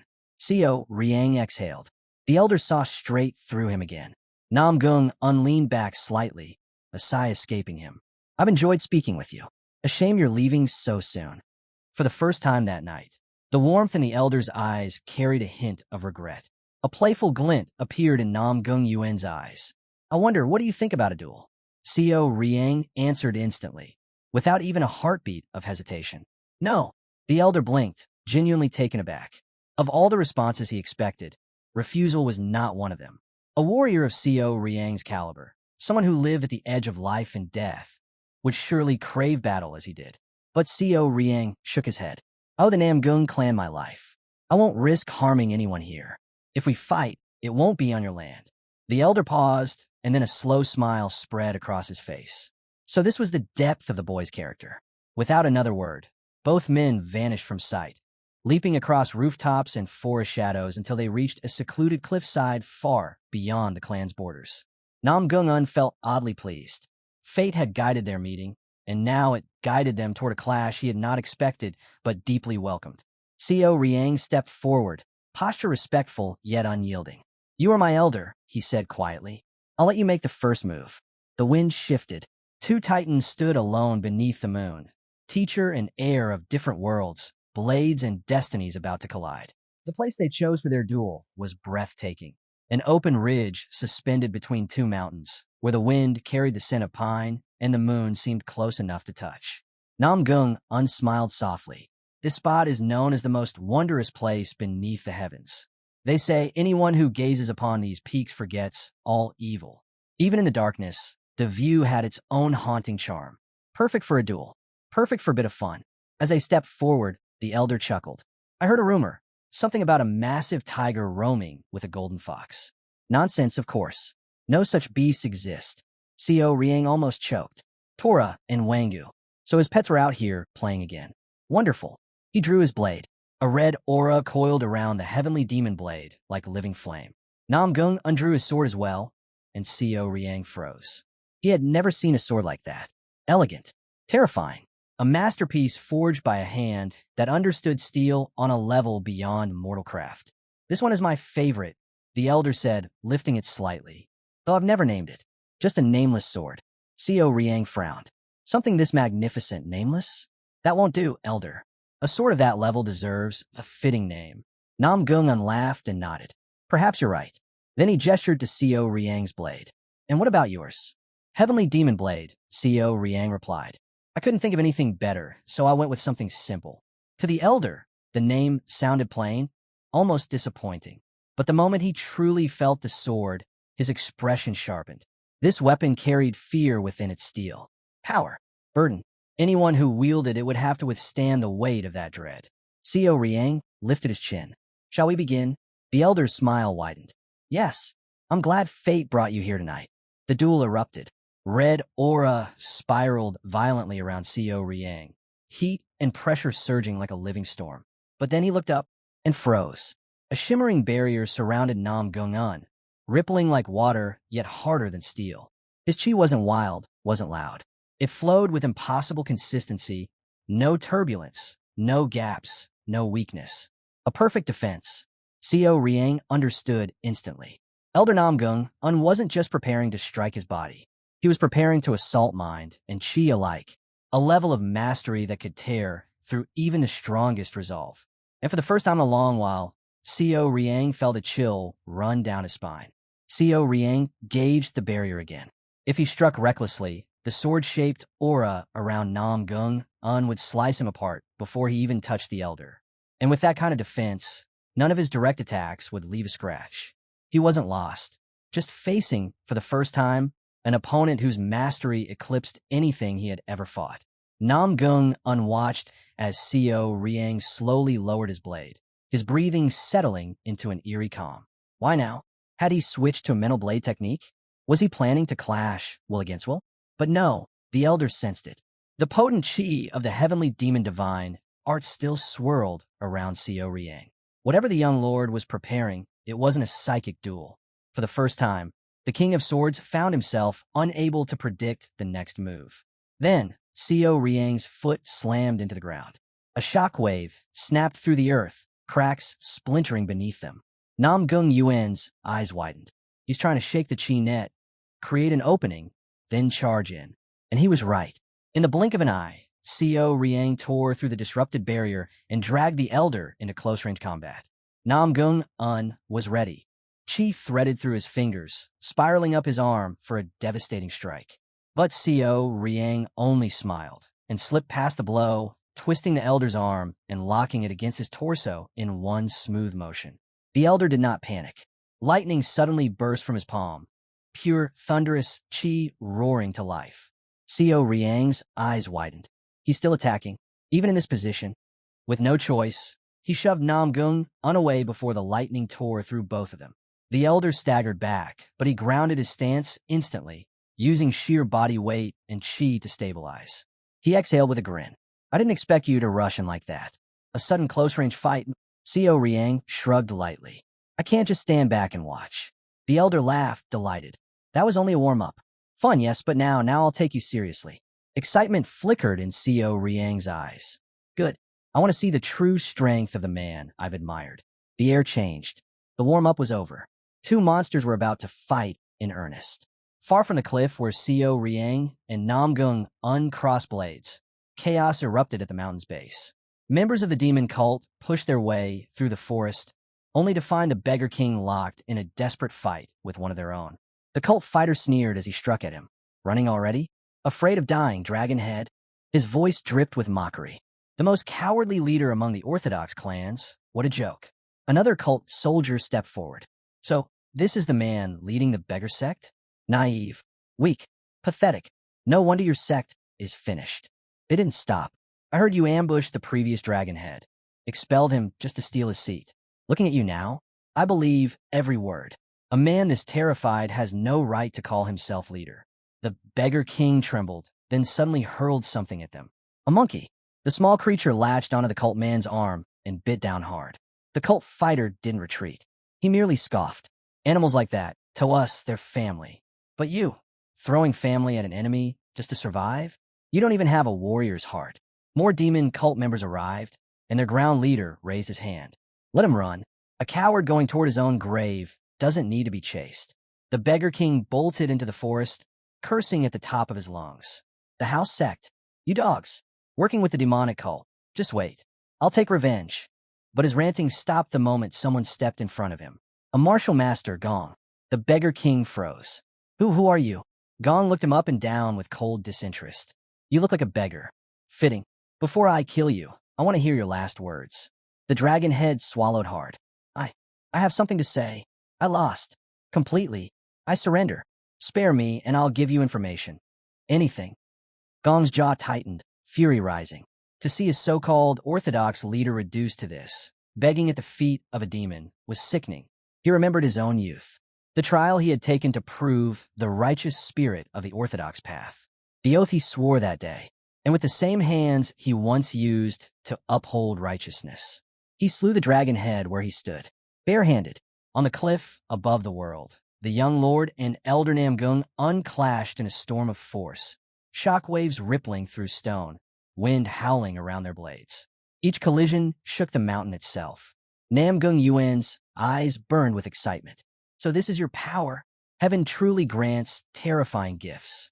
Even your steel-like body withstands your own chi. Remarkable. He had witnessed countless martial techniques across his lifetime, yet none resembled the demonic force Seo Riang wielded. Every time the elder struck, the young lord didn't merely block. He returned the force back at him, as if the attack belonged to him all along. Namgung unsurged forward, thunder erupting along his sword. Lightning crackled around the blade as he swung, but Seo Riang dashed in faster than the elder expected. The elder blinked. Another counterattack? But in the next instant, he recognized it. The invincible sword path, the signature technique of the Namgung clan, used against him. He halted his step and raised his blade, redirecting the force with perfect control. But no sooner had he pushed one attack back than another descended. The Emperor's sword form, a colossal sword net that shredded the air itself. Trees split, stone cracked. The world seemed to collapse under the technique. Yet the young lord blocked it. Namgung unfroze, genuinely speechless. No one had ever taken that strike head-on and survived, much less stopped it. Seo Riang lowered his blade slightly. You show me incredible techniques, elder. Now allow me to show some of my own. He leapt into the sky. Namgung unsteadied himself. Good. Show me if you can keep up with my next strike. But Seo Riang didn't attack immediately. He landed and drove his fist into the ground with terrifying precision. Namgung Yuan's expression shifted. He saw my next move and redirected the force before I even executed it. The ground tore apart, exploding in chunks of rock. And in that moment of chaos, the elder felt his legs sink between the shattered stones, pinned for just an instant. His eyes widened. The young lord wasn't just reacting. His body moved ahead of the elder's thoughts, instincts sharpening into pure combat intuition. A monster, a born fighter who created openings even where none existed. Both warriors launched themselves toward each other one last time. Seo Riang swung with everything he had, aiming to cleave through the elder's guard. The result? A flash, a shockwave, a step back. Seo Riang stopped, his breath steadying. Namgung unglanced at his sleeve, torn cleanly along the arm. The duel ended there. They both relaxed, the air finally settling around them. Seo Riang exhaled, turning his head toward the elder. With calm respect, he acknowledged the outcome. I lost. When the dust finally settled, Co Riang glanced at the torn sleeve on the elder's arm and asked quietly, "Why didn't you cut my arm off when you had the chance?" Namgung unchuckled. "First, I aimed for your heart and your throat." Then he shook his head. "But from the beginning, I never intended to kill you. And I already knew you wouldn't harm me either." He lifted his sword slightly, admiration in his eyes. "We fought seriously, yes, but it wasn't a battle of life and death. And your blade, magnificent. I had no desire to end its wielder." Co Riang lowered his gaze. "Still, I lost." The elder frowned. "Lost? That was barely a warm-up. There are dozens of tactics I want to try on you. And you, don't pretend you didn't hold back. I saw techniques you never used." Co Riang blinked. "This old man still wanted more?" Namgung unhuffed. "You're leaving tomorrow. This is the only time I get to fight you." Co Riang was speechless. An elder, one of the 10 greatest, begging for more fight time. He sighed, then nodded. "Fine, I'll continue. This time, I'll show you a different demonic art." Namgung Yuan's face lit up like a child seeing fireworks. "Amazing. Show me. Show me everything." Co Riang smirked. "I won't be as fresh as in the first round, but I'll still give you a good show." He drew a deep breath. Then the demonic Emperor Qi erupted. Waves blasted outward, the air tearing as murderous intent rolled off him like a tidal wave. Even Namgung felt a chill run down his spine. "This art," Co Riang warned, "is filled with killing intent." Meanwhile, at the base of the mountain, demon cult warriors stepped into the clearing where Gong Yachi stood over the captured dragon head. Gong Yachi didn't hesitate. "Chop off his head." The cult men obeyed instantly, blades rising. "Thanks to you, it'll be easy to finish him," one said. A house sect fighter added, "Sect leader, you held no grudge against him. Why let us handle it?" Gong Yachi's eyes hardened. "I did have a grudge." The men paused, confused. "Then why ask us to kill him? Why not take revenge yourself?" Their voices trembled. They had stolen their leader's rightful kill without realizing it, and shame washed over them. Gong answered calmly, saying the house sect and the divine cult still had a long road ahead, filled with hurdles they couldn't avoid. Zhang Piang might have been someone he hated, but the man's skill was undeniable, and ending him here was the most practical choice. Even then, Gong added, killing Zhang Piang wouldn't complete his vengeance. It wouldn't soothe anything inside him. His revenge would only be complete when the righteous Heavenly Alliance collapsed, and when the house sect finally rose above them all. He said revenge meant nothing unless he could lift the house sect to the very peak with his own hands. And if he were the type to mindlessly kill a beggar just to feel satisfied, then he didn't deserve to lead the house sect in the first place. The leader of the demonic cult let out a low breath, genuinely impressed. He'd seen countless men lose their minds after tasting revenge, but Gong, despite everything he'd suffered, stood firm. Gong bowed slightly, thanking him for the praise. He claimed he wasn't special, just a man trying to live with morals and ethics in a world that had none. A demonic master suddenly asked where the young leader was. Gong replied that he was currently with the Namgung clan. The officers exchanged tense looks, still trying to grasp why he had gone there. Gong admitted he'd been shocked too, but it became clear later that they were actually on good terms. One officer scoffed. The strongest swordsman family in Orthodox Murim, sworn enemies of the cult. On good terms? And Elder Namgung, himself, was there as well. Another officer stepped forward, reassuring them. There was no need to panic. Among all of them, the young leader had the greatest instincts for survival. If he willingly stepped into a place like that, then he must have felt safer there. Still, not having seen him for so long made their hearts tighten, and they burst in emotion, rushing toward the young lord. Meanwhile, far away, 2 men discussed the missing Dragonhead clan leader. They also worried about the lack of any message from Senior Khan. With no news arriving, unease settled heavily on them. The old man standing there simmered with frustration. His senses had dulled. He hadn't even detected the danger creeping around him. For decades, no one had dared lay a hand on him. Yet now, shadows he couldn't see lurked close, enemies he hadn't even sensed tightening around him like a noose. Both Co Riang and Elder Namgung stood in the middle of their duel, exhausted, clothes heavy with dust and torn earth. Co Riang exhaled deeply and admitted that Elder Namgung truly lived up to the title of Hong Yurin's greatest swordsman. Fighting him had opened his eyes. But Elder Namgung laughed breathlessly. saying those words should have been his. At first, he'd assumed the young master was nothing more than a ridiculous genius, an accident created by the heavens. Yet after crossing blades with him, he realized Xiao Riang was someone far more familiar with real combat than anyone he had ever faced. Elder Namgung unadmitted he was stronger overall, but even he couldn't confidently say who would survive if this duel had been a true life-and-death struggle. Xiao Riang simply replied that in such a scenario, he would have died 8 times out of 10. The elder frowned and asked why he thought that. Xiao Riang explained the technique he had used earlier. Elder Namgung shook his head. It was only a performance. He had never used mind chi. In fact, he couldn't.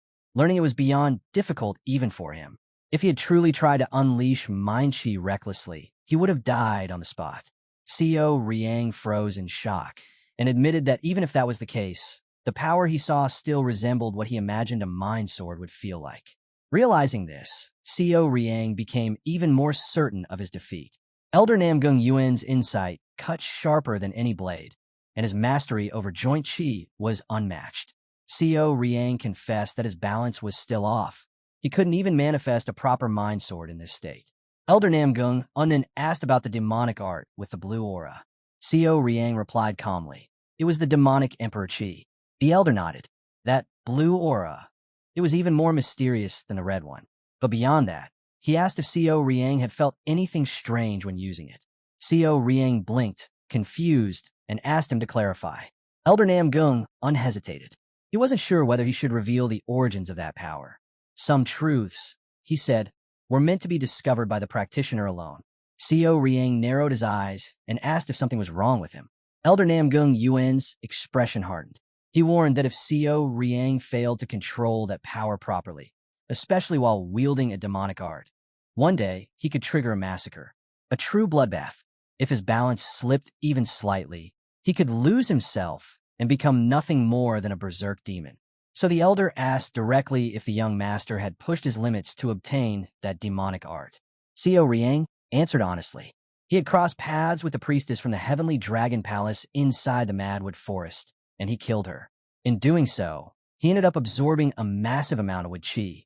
Elder Namgung let out a slow breath. It was only because it was with chi that he survived. Had there been even a trace of another element mixed in, Xiao Riang's body wouldn't have endured it. Wood chi belonged to one of the 5 elemental forces of the Azure Dragon of the East. It represented spring, vitality flourishing, life awakening, that made it uniquely suited for restoring and rejuvenating the body. He added that the evil chi Xiao Riang struggled with was oddly similar to his own demonic chi, which might be another reason he survived. But then came the real problem. Even if he controlled the evil chi perfectly, remnants of wood chi would still remain in him. Xiao Riang asked what that would do. Elder Namgung replied that it would grow over time, until the demonic art eventually swallowed his mind and soul. A human body was never meant to contain unlimited power, and mastering one demonic art was already close to impossible. Mastering 2 of equal magnitude was something that could shatter a person entirely. Xiao Riang fell silent, remembering the demon lord's words from his dream. Do not limit yourself. He had been told he was the first heavenly demon to learn 2 absolute demonic arts, and the road ahead would be filled with trials. If he set boundaries for himself, he would never reach true greatness. Elder Namgung exhaled slowly. As someone from a clan that stood as the young master's enemy, he admitted he shouldn't be offering him guidance or mercy. Yet personally, he didn't want to watch someone as gifted as Xiao Riang collapse. More than that, he didn't wish to see innocent people become victims if the young master ever lost control. Xiao Riang nodded firmly. He understood. But Elder Namgung frowned, asking what he meant. Xiao Riang answered with quiet certainty. He was confident he would master the demonic emperor chi. And even if his vessel wasn't enough now, he would expand it. He wasn't someone who backed away from hardship. Just then, a massive white tiger and a golden fox leapt into the clearing. Xiao Riang continued speaking calmly, saying he had already chosen to walk this demonic path. The elder's eyes widened. So the rumors were true. The mythical creatures actually existed. Xiao Riang told him that if his vessel wasn't strong enough alone, he would lean on his companions. With them at his side, he had nothing to fear. He knelt and wrapped his arms around the tiger and fox with genuine affection. Elder Namgung unwatched in awe. A young demonic leader with two mythical beasts, perhaps protecting himself would never be an issue. Even more shocking, the fox's gentle lick caused Co Riang's wounds to knit back together instantly. The elder told him to sense the demonic chi gathering nearby. His subordinates had arrived to escort him.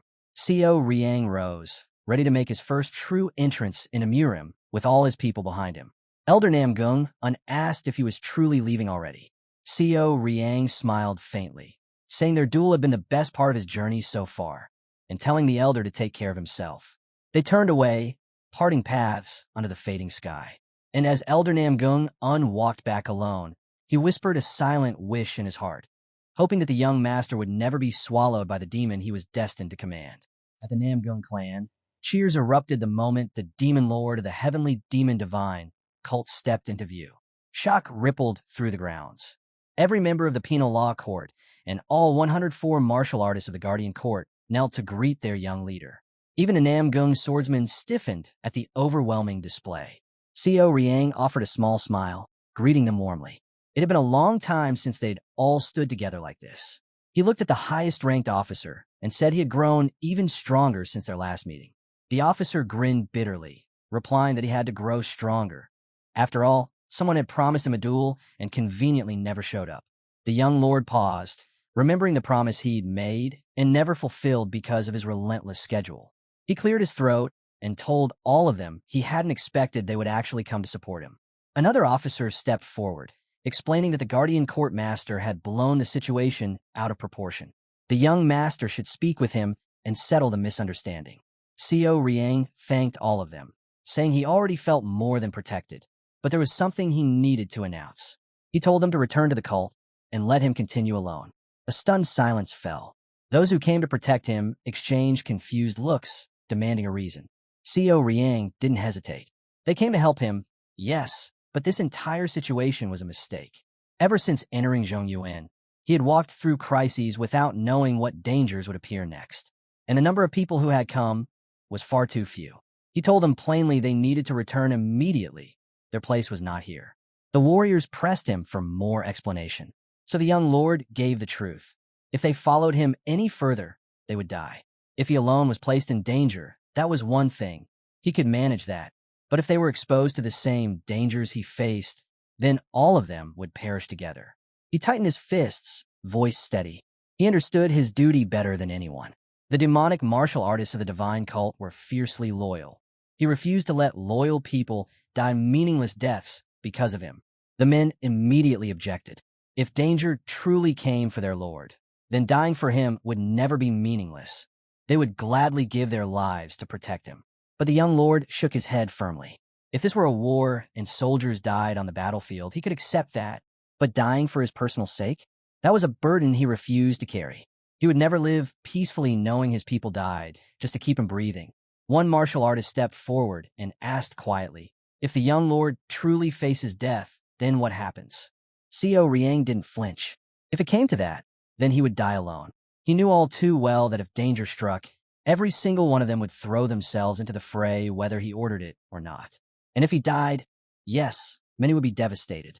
But he promised them clearly he had no intention of dying. Before he could finish speaking, the massive white tiger and golden fox landed beside him with a soft thud, startling everyone present.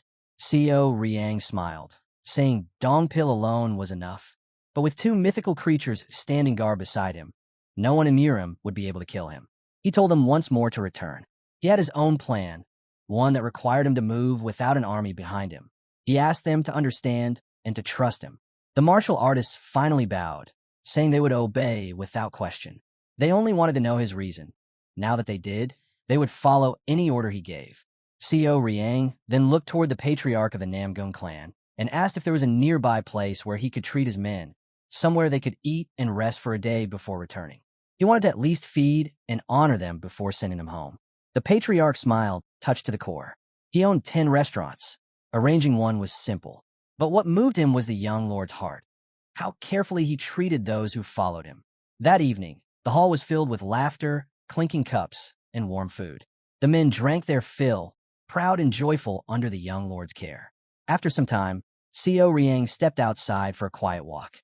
There, he spotted Gong Yachi standing alone in the night breeze. He approached him with a small smile and asked why he wasn't inside enjoying the drinks. Gong was stunned. He never expected the young lord to come looking for him.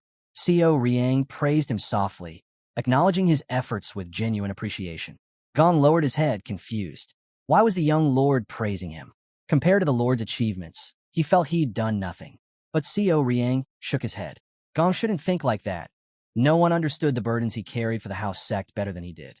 His work spoke louder than he realized. Moved by those words, Gong pulled a folded paper from his pocket. He handed it over with both hands. It was an upcoming schedule, one meticulously prepared. As the young lord scanned it, his eyes caught the name Gong Sun Clan. Gong explained that he had arranged everything carefully, creating a stage the young lord could step onto with complete confidence.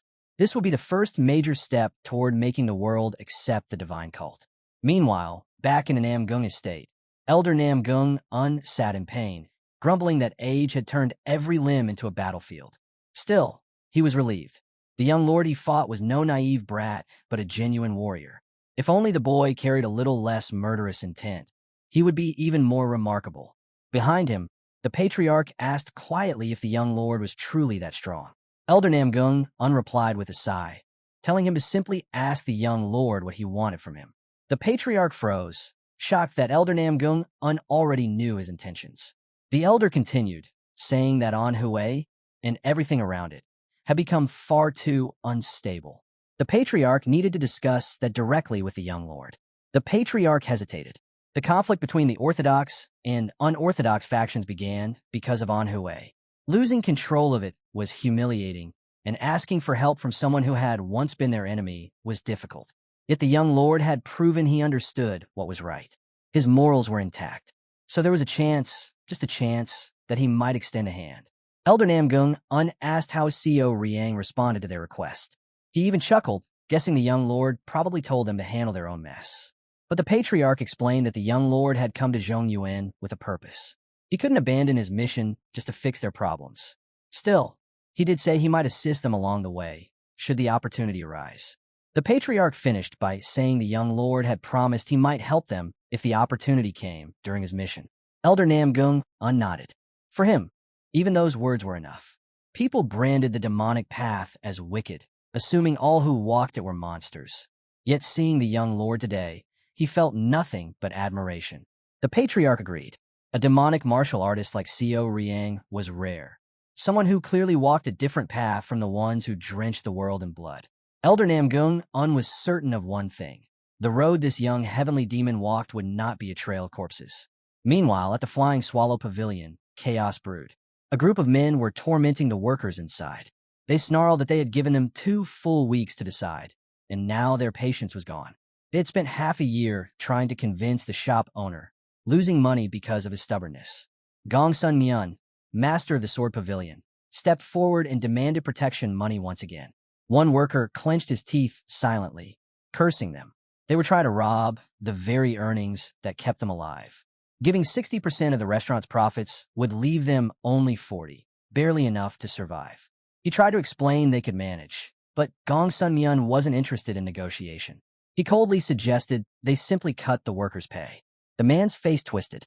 If they lowered wages, the long-serving staff would leave. And without enough workers, they couldn't maintain the quality of their dishes. Without quality, customers would disappear, and eventually they wouldn't even have money left to give as protection. If that happened, everyone would lose. Yet the pavilion master showed no concern beyond filling his pockets. The pavilion master's temper snapped. He called the worker a thief, accusing him of trying to rob them. He claimed he was only asking for money in exchange for protection, insisting that with their help, the business would run smoothly, so all they needed to do was pay. Then his voice dropped cold. If the worker refused to sign the papers, the men were to cut off his hand.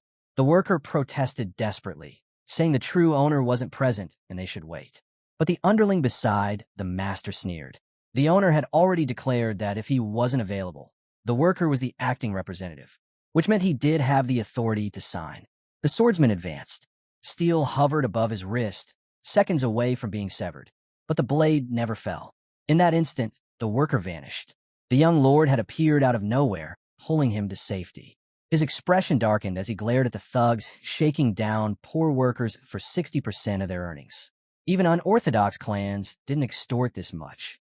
He cursed them openly. The pavilion master barked at him to back away, warning him not to interfere with the Gongsun clan's business. Xiao Riang's eyes narrowed. So this was the pavilion master. The man, unaware of his true identity, insulted him and called him a brat. Xiao Riang didn't bother responding. Instead, he ordered Dong Pil, handle it. Dong Pil stepped forward without hesitation. The pavilion master's men scoffed when the servant addressed the young lord as Demon Lord, cursing him for daring to use such a title. But before they could finish their insults, their swords shattered, crushed instantly in Dong Pil's hands. None of them even saw him move. Coldly, he warned them to watch their tongues. And then he corrected them. It's not the demonic cult. It's the heavenly demon divine cult. That's where we'll leave it for now. If you want to catch the next part, make sure to like the video and subscribe so you don't miss it.